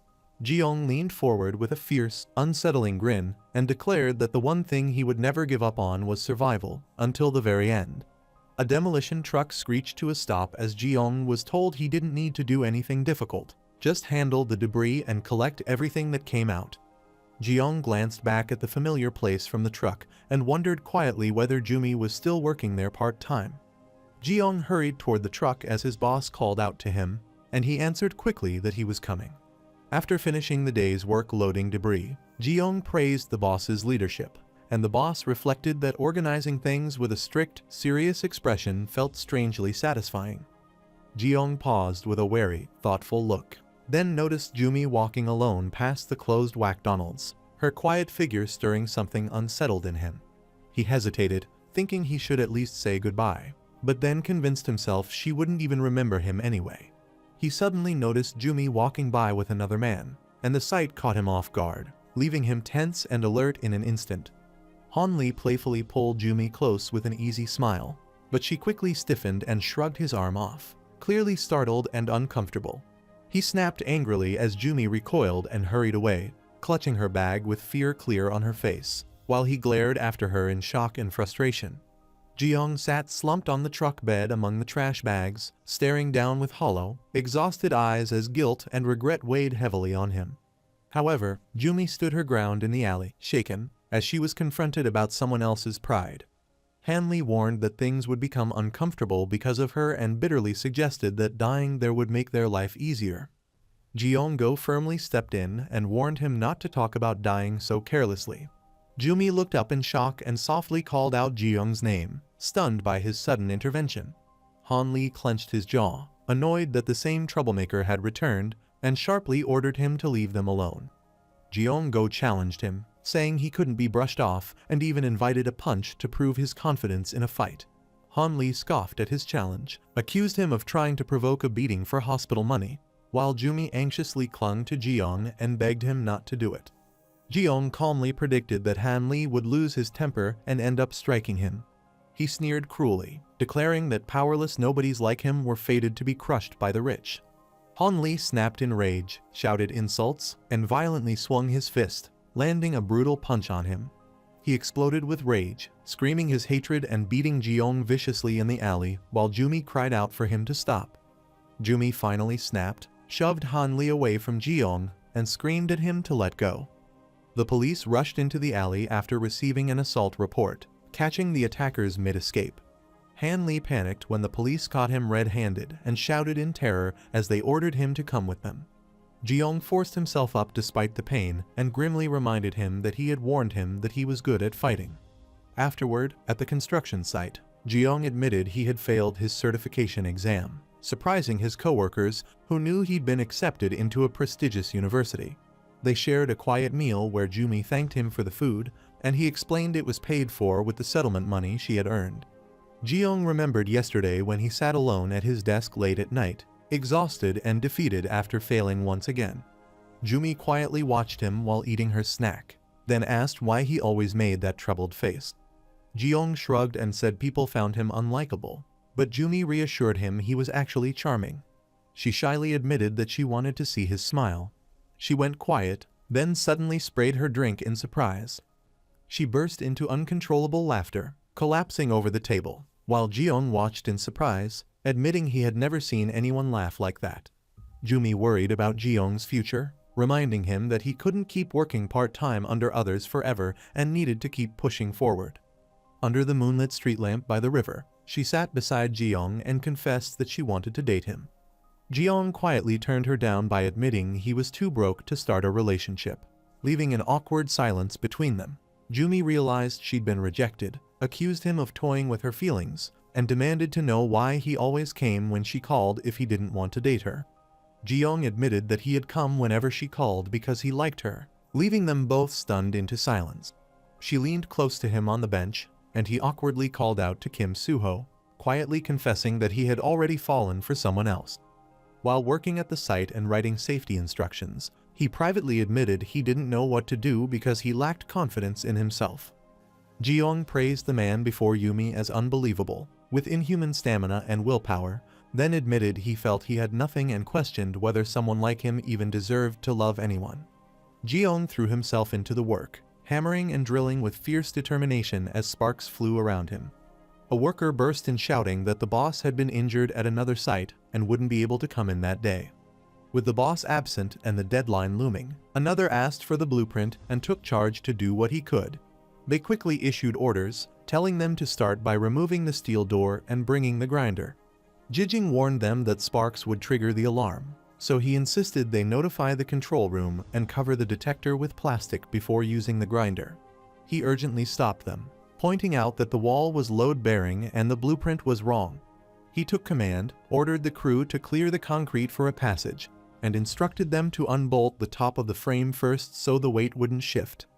Jiyoung suddenly realized he knew what to do because he could see invisible status windows like a webtoon protagonist. At the Reset Korea demolition office, a contact praised Jijing's growth from a struggling student to a pro and offered to help him get a business license to start out. He confidently told Jiyoung that whoever knows the most deserves to be the boss. Jiyoung went from stunned silence to a quiet, hopeful smile as he realized a new opportunity had just opened for him. He reflected that his business was finally thriving because, from beginning to end, he had never stopped working hard to survive, just like Yumi. Sitting close on the bench, Yumi asked why he no longer went to Namsan with his friend, and he quietly replied that the bodyguard knight had taken him away. She excitedly asked Jiyoung if he, who rose like a meteor, was from a real-life romance fantasy, and Jiyoung calmly answered that it wasn't romance, but yes, that fascinating person was him. Under the quiet moonlight, she held Jiyoung close on the bench and softly confessed, in one heartfelt moment, that she wanted to marry him. Jiyoung held her hand tighter and agreed without hesitation that they would get married. Yumi gently questioned him about whether he was hesitating about marriage and the worries it brings, and Jiyoung reassured her that he wasn't hesitant at all. Jiyoung confidently promised that when they got married, they would build a life together in a home of their own. He warned that even if they married and built a peaceful life, countless hardships, like disasters, disease, or invasion, could still threaten their future. Both sat close together, promising that no matter what hardships came, they would smile, say they had overcome them again, and protect their estate side by side.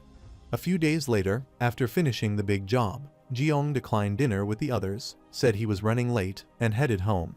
He thoughtfully addressed Kim Suho, reflecting on how the author suddenly launched a spin-off before Season 2 began, enraging readers, and revealing the new title Healing Life in Another World with Civil Engineering Skills. He ran off down the street after saying that, even if the protagonist's name was different, it was still clearly Kim Suho's story. He peeked through the door with a thoughtful expression, realizing that although the novel was wildly popular, it still reflected the true shape of Kim Suho's life. Kim Suho lay on the bed beside his baby, staring quietly at the ceiling as he reflected on how far his life had come and the responsibilities he now carried. Yumi lay on the bed beside her baby, gazing at the ceiling in quiet exhaustion and warmth, feeling both the weight of responsibility and the deep peace of having someone she loved to protect. Jiyoung slipped into the room quietly, and she looked up in surprise and relief. He read Kim Suho's story and wondered if that was the place where he became the greatest estate developer. He lay on the bed, smiling quietly, conveying that he was present and at peace with them. The scene transitioned to the flashback when Suho's father stood under the streetlight at night, gazing down with a weary, troubled expression as if lost in heavy thoughts. He stood alone on the bridge at night and wondered if all the money he had worked so hard to save was suddenly taken away. He felt his heart burn and tighten painfully as he wondered how much longer he could endure such overwhelming hurt. He stared down at the water and thought that if he just went down there, everything might finally become easier. He recoiled from the thought of jumping, grabbed the railing, and reminded himself that he had to stay alive because he could do nothing unless he lived. He resolved to go to the hospital and reminded himself that there was still so much left to live for. He suddenly widened his eyes in shock, startled by something unexpected. He stood on the fog-shrouded beach, scanning the empty horizon with a confused, unsettled expression as he tried to understand what kind of strange place he had ended up in. He turned sharply at the sound of "honey," startled, and saw his wife running toward him through the mist with urgency on her face. He cried out in disbelief when he saw her, who ran toward him. Cyan Li angrily kicked him away, her face twisted with hurt and fury as she lashed out at him. She tackled her husband to the ground, scolded him furiously for jumping, and hit him in anger while shouting that he should have gone to a pool instead of diving from there. Suho's father shouted in desperation that he would never jump on purpose because he still had both her and Suho to live for. Cyan Lee scolded him again for not going to the hospital, while he knelt on the sand by the water. He smiled weakly at Cyan Lee and asked if she had come all the way, even into the afterlife, just to save him. Cyan Lee held her head and explained that she only come to him but was already falling, while he bitterly joked that he was the only one who ended up getting beaten. Both sat side by side in silence on the foggy shore, listening to the waves crash as the tense moment slowly settled into a quiet calm. Cyan Lee looked down with worried eyes and asked softly what they should do about Suho. Her husband lowered his head and admitted that with Suho about to enter university, they didn't deserve to be called parents and thought that this place had to be hell, where they could regret everything forever. A mysterious, angel-like being appeared and calmly explained that this place wasn't hell at all, saying he had only arrived late because of other duties and could be thought of as an angel.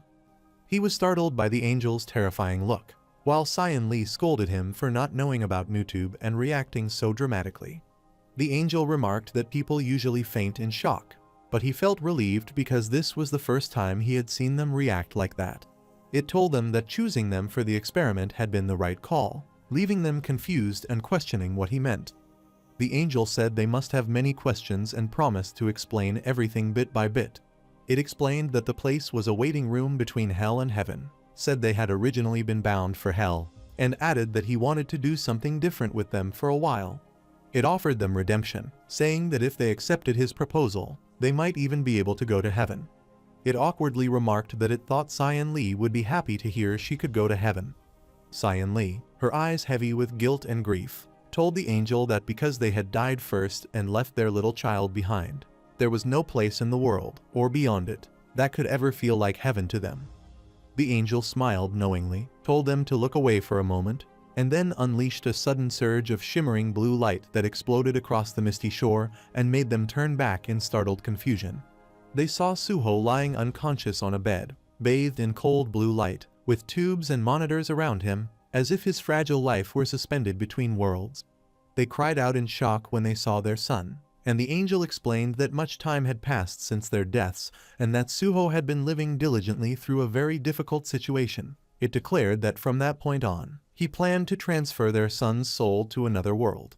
Cyan Lee repeated, "another world," in disbelief, and the angel explained that it was like parallel universes, while she joked that she'd seen it on Newtube and was being too casual about it. The angel explained that a universe was part of a vast multiverse made of many parallel and layered lower universes beneath the one they had lived in.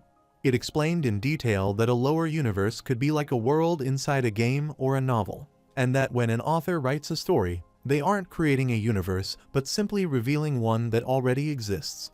It mocked authors for acting smug as if they created worlds when they only served as conduits for other universes, and Cyan Lee called him out for speaking rudely. The angel explained that Suho's soul had reincarnated across countless universes and that, in his previous life as a rural noble's son, he had been fated to die alone after falling into alcoholism. When they ran a simulation, they found that returning Suho's soul to his previous world would turn the drunken, dying man's desperation into a powerful wish. The being explained that a powerful wish turns into usable energy, and they developed technology to harness it so they could see how far that energy could go in interfering with a lower universe. An experiment began when Suho opened his eyes in that new world and used the energy born from his past actions and emotions to support him. The being explained that the project was called Experiment on the Range of Possible Interference and Errors in a Lower World, and proposed that the two of them become its sincere supporters. Kim Suho's parents admitted they didn't fully understand the complex explanation, but still decided they would help Suho and urgently asked how they could support him. The mysterious butterfly-like being told them they would understand everything after signing the contract, and then directly asked whether they would accept the offer. Kim Suho's father said they would do anything for his son, even if it took any sacrifice, as long as they were given another chance to help him. His parents shouted in unison that they would do it and begged to be allowed to help Suho, their voices filled with desperate determination. The butterfly-like entity exclaimed that they would immediately change locations, draw up the contract, and begin the experiment, as Kim Suho's parents looked on in awe at the burst of light. They were overwhelmed by the blinding golden light as the butterfly-like being activated the experiment and began transporting them to another location. Kim Suho lay unconscious on the bed as a glowing, ethereal version of himself slowly rose from his body, signaling that his soul had begun to separate from his physical form. His parents were temporarily trapped inside a glowing, holographic platform, falling through a digital, otherworldly space as the experiment began to pull them into another universe to save their son. Kim Suho's spirit was hurled forward into a swirling, multicolored cosmic tunnel, racing toward a blinding point of light as he was transported into another universe. They found themselves in the office, anxiously watching on a laptop screen as his soul traveled through the glowing cosmic tunnel into another world. Kim Suho was violently pulled through a radiant, multicolored vortex, his body spinning helplessly as he crossed the boundary between worlds. His parents watched the glowing screen together with soft smiles, holding each other in quiet hope as they saw their son's journey continue in another world. Lloyd slammed into the ground with a jolt, eyes wide and breath caught in shock, as he suddenly realized he had awakened in an unfamiliar world. They frantically slammed the keyboard, and a glowing blue system notification suddenly appeared, announcing that he had been randomly selected as a wish-granting target of the Absolute One. Lloyd lay frozen on the ground in shock as a glowing blue holographic screen hovered inches from his face, reflecting in his wide eyes while announcing his sudden, unwanted involvement with a higher power. Suho's parents leaned close over the glowing laptop with gentle, hopeful smiles, then signed the contract with trembling resolve, sealing their decision to sacrifice everything to save their son. Javier appeared and urged him to move on, and they set off together under the moonlit sky. In the royal capital of Magenta, after the Winter Heart rampage, Alicia taunted Lloyd for being annoyingly smug as he knelt in submission before her on the sunlit red carpet of Magenta's royal palace. She sharply questioned whether Lloyd was about to abandon her again, claiming he had already done everything he needed to do. Lloyd bowed his head, apologized for his disloyalty, and explained that an urgent matter required his immediate attention and could not be delayed. Alicia scoffed and questioned whether anything could be more important than Lloyd staying by her side and resting for a while. Lloyd answered firmly that there was something more important. Alicia winced and admitted that his words hurt her deeply. She urged Lloyd to continue speaking and promised that she would wait for him, even though his decision had hurt her. Lloyd looked up in surprise, his expression softening as he realized how deeply Alicia's words had affected him. As Alicia walked down the palace corridor with her guards, she reflected that Lloyd's face had definitely turned red and that he must have understood at least some of what she meant. Lying awake, Alicia wondered if Lloyd's red face had only come from exhaustion and worried that he did not even see her as a woman, but merely as someone to protect. She felt unsettled and scolded herself for worrying about such personal feelings when she was supposed to think only as the queen. She reminded herself that rulers could demand anything they wanted and did not need to consider other people's feelings, just as a king once boldly ordered someone to marry him. Alicia imagined herself bluntly demanding Lloyd to marry her, thinking that, as a ruler, that was all she needed to do. But she rejected the idea as too simple and admitted to herself that Lloyd was far from ordinary, the strongest potato in the world. Alicia panicked at the thought when Lloyd cried out that he would only marry the person he loved, fearing that marrying her might be worse than death for Lloyd. She imagined Lloyd screaming that he would never marry her, which plunged her into a fiery nightmare of rejection and despair. She rolled over and reassured herself that Lloyd would not reject her so cruelly, wondering who would be happy to be ordered into marriage and reminding herself that he was not exactly popular with women. She suddenly got out of bed and angrily struck Lloyd's dummy face for not being popular and stubbornly thought he should just obediently marry her. But Alicia admitted that she was still angry and wondered what she should do. Alicia had an idea and sat down to think it through, working at her desk as she tried to figure out her next move. Papers were scattered across the floor as she worked intensely at her desk. She carefully reviewed what she had written, her focus sharpening as she examined the paper in her hands. The next morning, Alicia was informed that states from the far eastern lands had been secured, though transporting them would take time due to crossing the sea twice, and she acknowledged the report with approval. She stopped the reporter as he prepared to leave, saying that there was something she wanted to ask. Alicia showed him a portrait of Lloyd and asked who it resembled, dismissing questions about the artist while pressing for his opinion. The advisor complimented the portrait as an unfamiliar handsome man, but Alicia insisted that he already knew the person and should look more carefully and think. He admitted he could not recognize the person in the portrait, prompting Alicia to sigh in quiet frustration. Alicia revealed that the portrait depicted Lloyd Fronteras and pointed out that it closely resembled him. The advisor angrily questioned which palace painter had done the work, insisting that the portrait looked nothing like Lloyd and was painted with terrible skill. He criticized the portrait, asserting that none of its exaggerated and unsettling features resembled Lloyd Fronteras in the slightest. He confirmed that the portrait truly did not look like Lloyd, and Alicia calmly agreed. The advisor declared that Lloyd Fronteras was the type who devoted all his gifts to competence and none at all to his appearance. As the advisor went on, harshly dissecting Lloyd's appearance, Alicia silenced him mid-sentence and firmly dismissed him from the room. As he left, Alicia privately reflected that Lloyd was not that bad-looking and only seemed unattractive when he deliberately made strange expressions. A servant hesitantly interrupted Alicia, warning her that dwelling on such thoughts during a meal was bad for her digestion. While soaking in the bath, the maid thoughtfully described her ideal husband as a capable and dependable man who would sincerely come to her side whenever she struggled. She was caught off guard when Alicia cautiously suggested Lloyd Fronteras as a potential match. The maid collapsed to the floor in terror, profusely apologizing and begging Alicia to spare her by choosing eternal solitude instead of marrying Lloyd.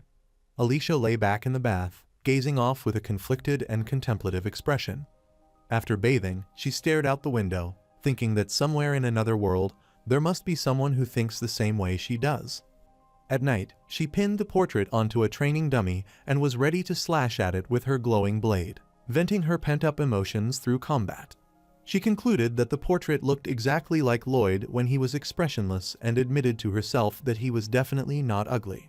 However, Alicia sat at the dining table and told the chief attendant that she had something she wanted to ask, and he respectfully responded.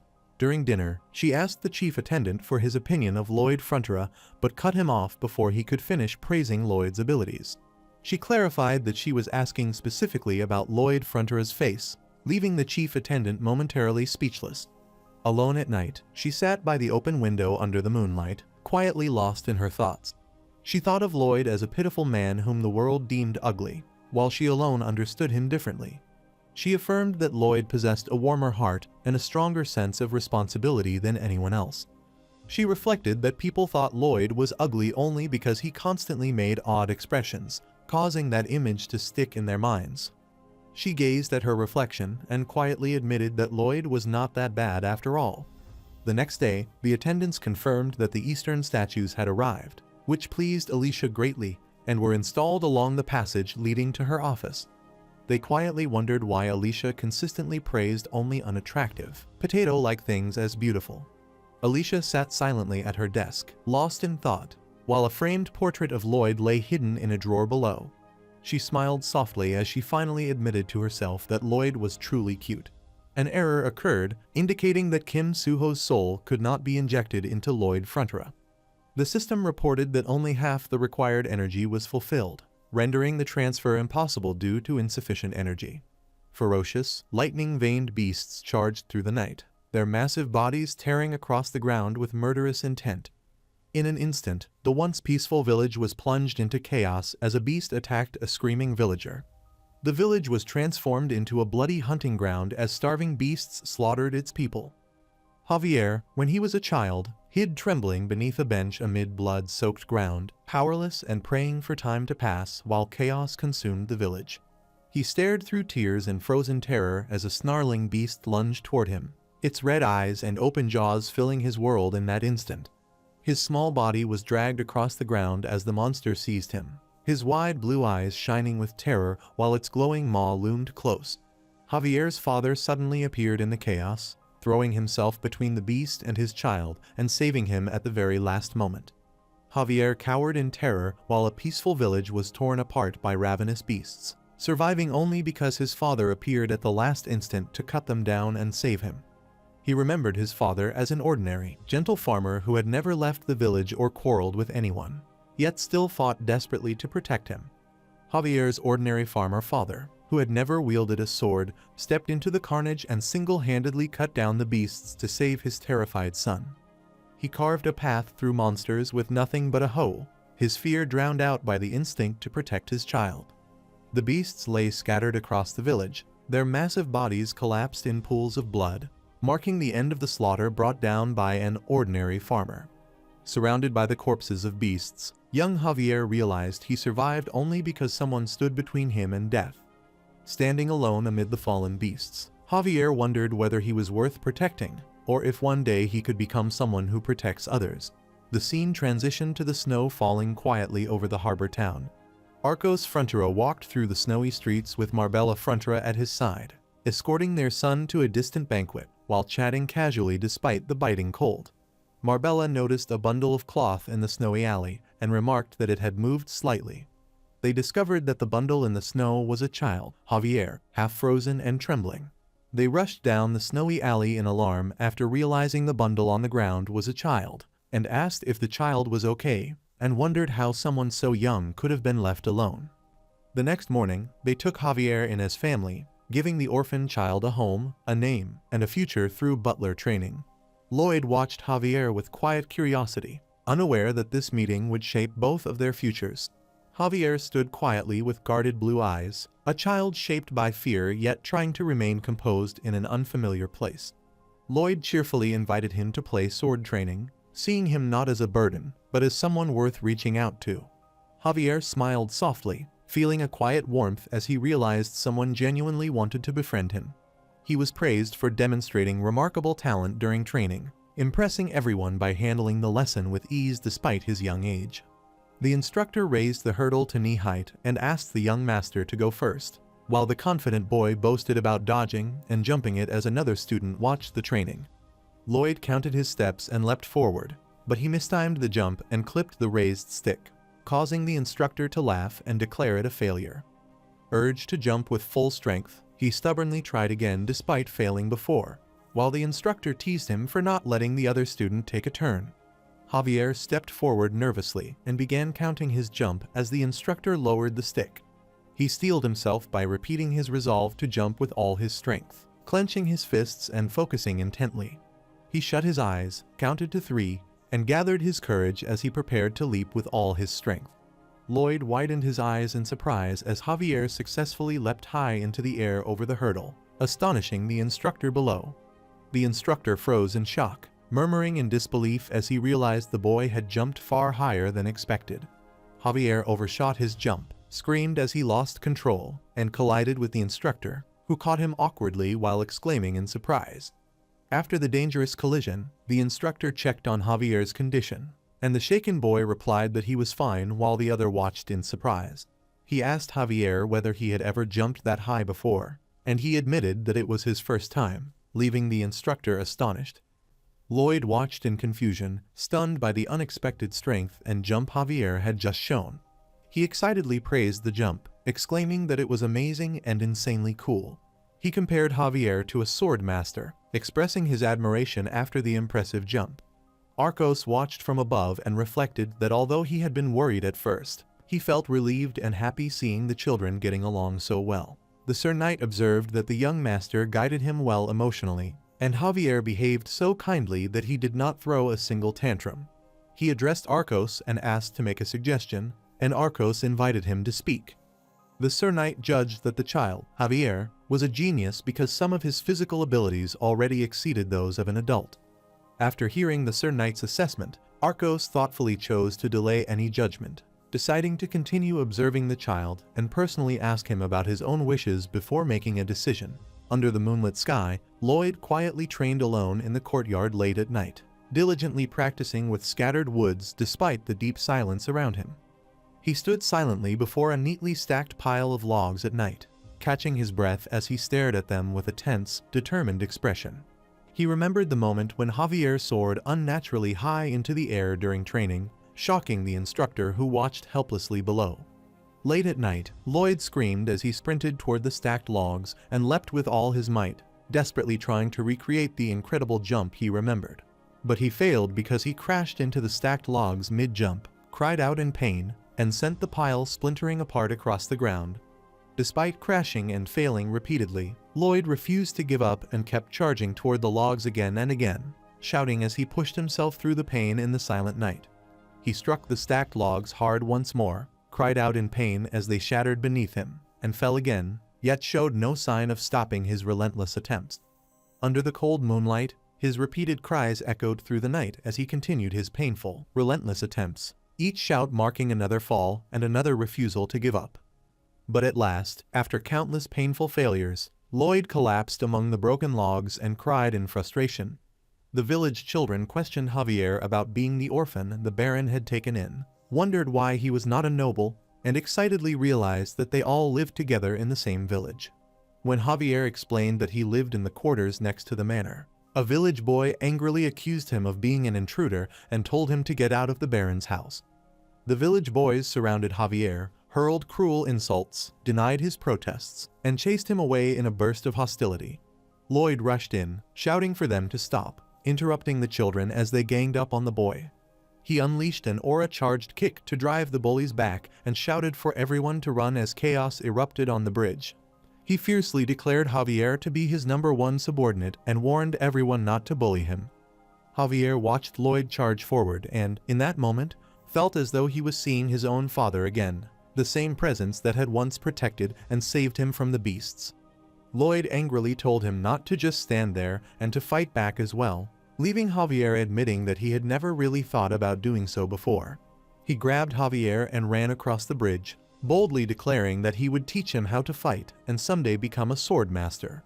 But Lloyd was knocked backward as a paper sword flew from above, while Javier looked on in shock. Javier rushed forward and apologized as Lloyd fell hard to the ground after being struck. He stared in disbelief when the paper sword snapped, and Lloyd burst into laughter as he praised Javier's unexpected strength. Javier smiled brightly, his earlier shock fading as joy and confidence filled his expression. Even at a young age, Javier realized he lacked the talent to become a warrior, and around that time, he started thinking that he wanted to become a knight instead. He swore to protect the Baron, his wife, and young Master Lloyd, who had once protected him when he was powerless. At night, Lloyd trained relentlessly, striking the wooden post again and again until his hands shook with exhaustion, but all in vain. The next day, Javier demonstrated his overwhelming strength by shattering the wooden training post with a single decisive strike as others watched in stunned silence. But that night, Lloyd relentlessly trained by striking the wooden post until his hands shook with pain, forcing his body to endure through sheer determination. Arcos remarked that he had heard Javier wanted to become a knight and suggested that, as a royal palace knight, the boy could instead grow into a skilled swordmaster. He reflected that while Lloyd lacked the innate aptitude required to become a knight, he was highly intelligent, possessed an excellent memory and strong comprehension, and therefore seemed far better suited to studying technical fields. Driven by wounded pride, Lloyd charged forward and leapt at the training target with fierce determination. But he misjudged the landing and fell hard to the ground, the failed jump shattering his momentum. He remembered how Javier effortlessly leapt over the training target, making the feat look easy and natural. Overwhelmed by failure and frustration, Lloyd lay on the ground with tears streaming down his face as the weight of his inadequacy sank in.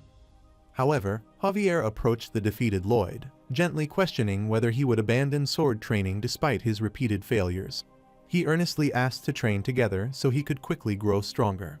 Lloyd suddenly struck, knocking the practice weapon aside and delivering a sharp blow that sent Javier reeling in shock.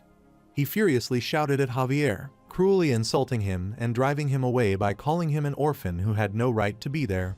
Arcos sternly confronted Lloyd, rebuking him for his cruel words and demanding to know where he had learned to speak so heartlessly. Lloyd was whipped all night after insulting him and driving Javier, who was confused by his sudden anger, believed every lash he suffered that day was because of himself. After that incident, he called out to Javier with forced cheer, but it took a long time before Lloyd ever spoke to him again. He excitedly recognized the wooden sword Javier carried as the one his father had made for him, and Javier confirmed it without hesitation.